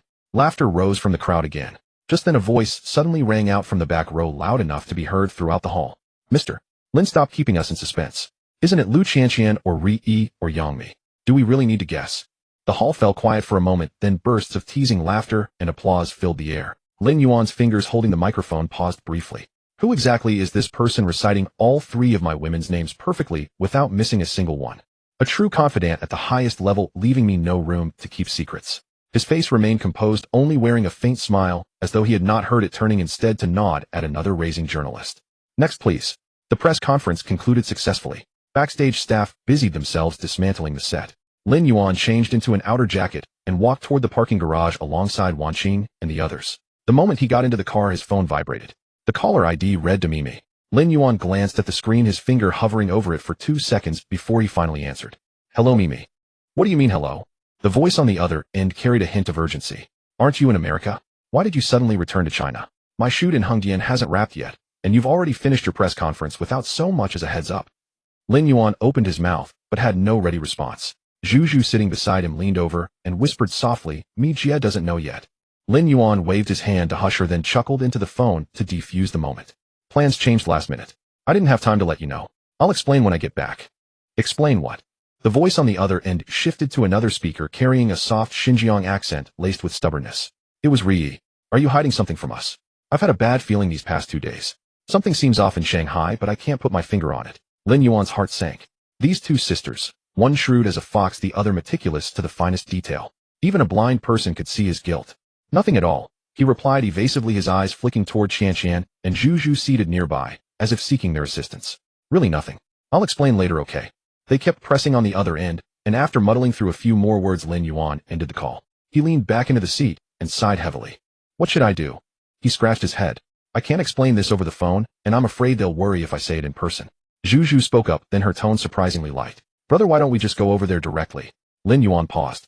"We don't have much scheduled these next 2 days, Zhu Zhu counted on her fingers. Hengdian is only a little over 3 hours away. A round trip in 1 day is totally feasible. Clearing things up face to face is far better than dancing around it on the phone." Qianqian sat quietly on one side and simply nodded in agreement. Lin Yuan considered for 2 seconds and thought it was indeed a sound plan. "All right, let's go then." He turned and called over to Zhou Yi to arrange the vehicle, then gathered Wan Qing and the rest of the group before heading out decisively toward Hengdian. More than 3 hours later, the car turned into the parking lot of Hengdian Film City. The moment Lin Yuan stepped out before he could take 2 steps, a figure came rushing forward and threw herself straight into his arms. It was Ri. Her eyes were red as a rabbit's, her voice still tinged with tears. "You bastard, you got shot, and didn't even tell me." Lin Yuan froze, still processing the situation, when another person came barreling over.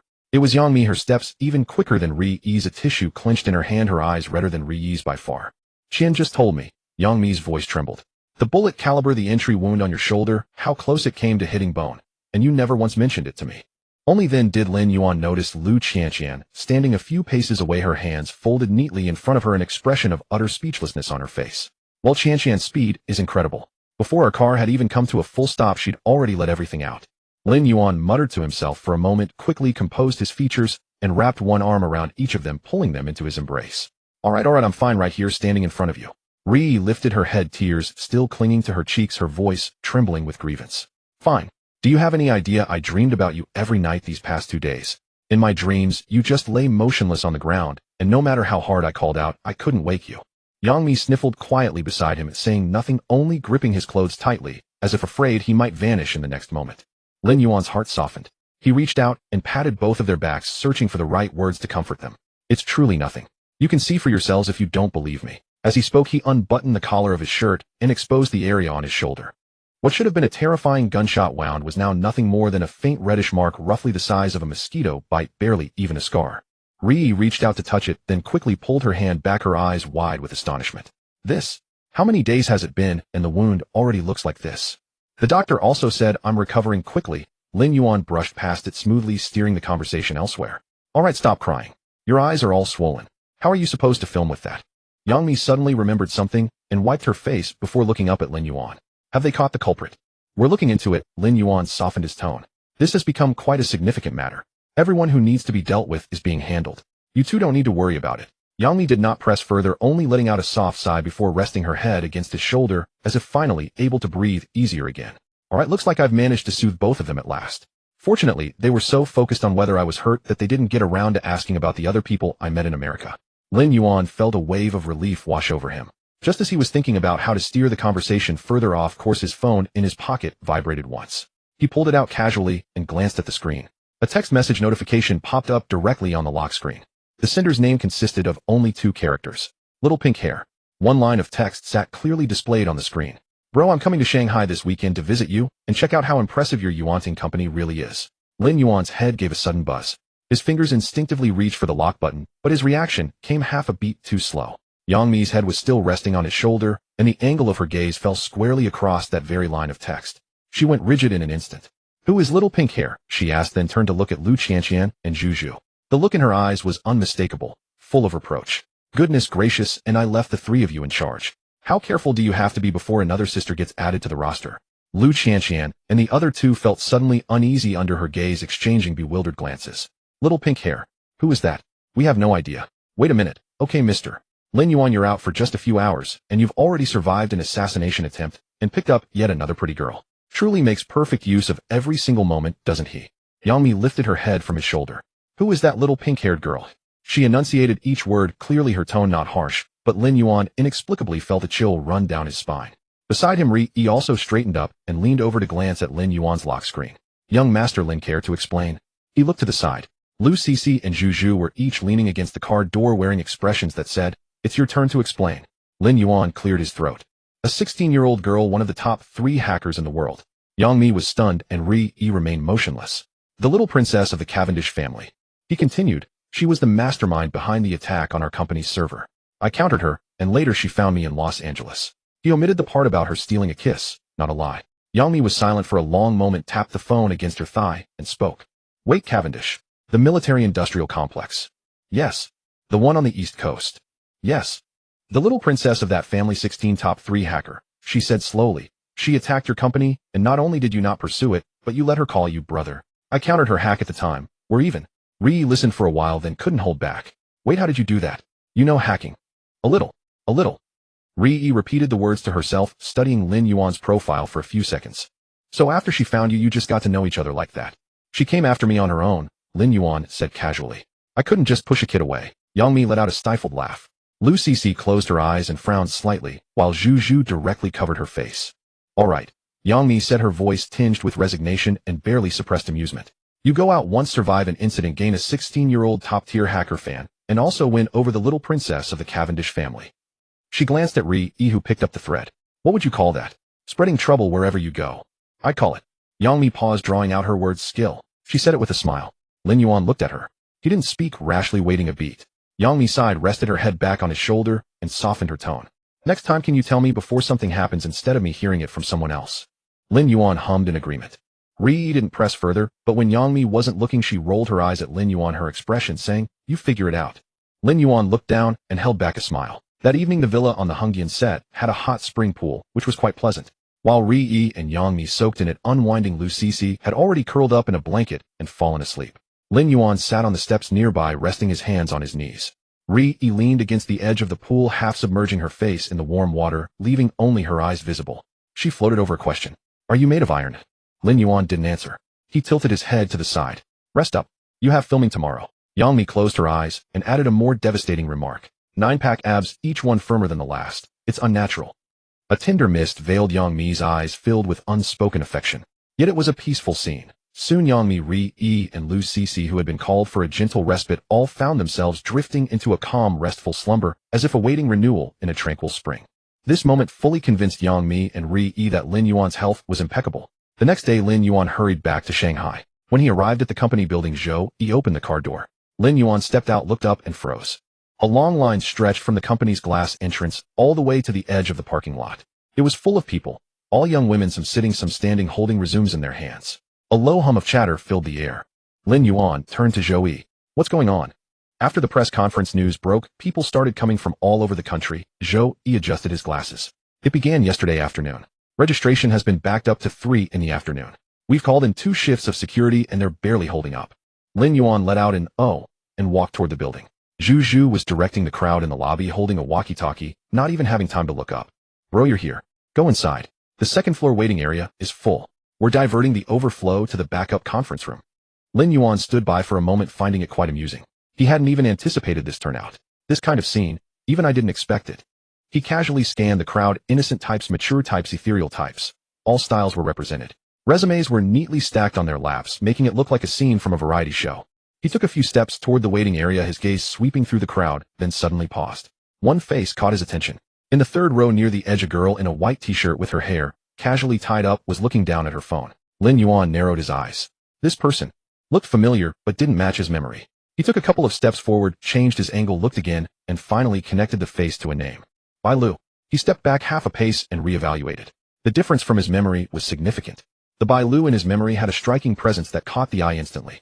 But the one before him wore very light makeup, dressed plainly, and blended into the crowd so well that you wouldn't notice her without a second look. Lin Yuan didn't stop. He continued walking inside. She's here for an audition. He filed the thought away in his mind, not reacting immediately, and continued to explore the waiting area. After a few more steps, another person made him halt. Near the window in the waiting area, a girl sat very upright, her resume resting on her knees, her face turned toward the window. The profile of her face was clean and sharp.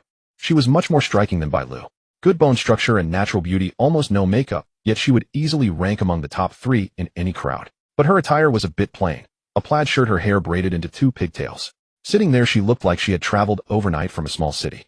Lin Yuan stood for a second in the aisle across from her. The girl didn't notice him, she was still gazing out the window. Zhou Yi leaned in and lowered his voice. Do you know her? No. Lin Yuan averted his gaze and walked on casually, adding, she has a good look. A simple rustic beauty. Zhou Yi noted down the name and turned to check the waiting area registration list. Lin Yuan took the elevator up to his office. As soon as he sat down in his chair, Zhu pushed the door open, still holding the walkie-talkie, with a hint of tiredness on her face from lack of sleep. Bro, today's single-day visitor registration is nearly 300. A lot of them are brought in by talent agencies. Do you have any special requirements so I can pass them on to the casting team? No requirements. Lin Yuan leaned back in his chair. Just follow the normal process and let the casting team decide. Zhu sat down across from him, flipped through the form, and suddenly looked up. Did you see Bailu downstairs? I saw her. She's here for the audition, signed up on her own. Zhu paused. I didn't pull any strings for her, and I didn't block her. Just let the process run its course. Zhu stared at him for 2 seconds, said nothing more, and slid the form over to him. Then you decide. Lin Yuan took the form and flipped through it casually. He skimmed past Bailu's entry without stopping, moved to the next page. If she's here, she's here. Let the process handle it. Pass if she's good, don't pass if she's not. This company's rules are rules. Just because someone comes doesn't mean we open a back door, and just because someone comes doesn't mean we kick them out. He put the form down and took a sip of tea. The girl in the plaid shirt and pigtails, what's her name? Zhu looked down, flipped through the papers, and looked up. Yang Qianwei. Where's she from? The registration form says Yinxing, Zhu added. Just as he was thinking, a commotion suddenly rose from downstairs, mingled with a few staff voices. It sounded like something was happening in the waiting area. Lin Yuan didn't move, he just leaned back in his chair. Within 30 seconds, Zhu's walkie-talkie crackled through the corridor, fragmentary, with only half a sentence clear. Bailu over there, she's had a minor disagreement with another auditionee.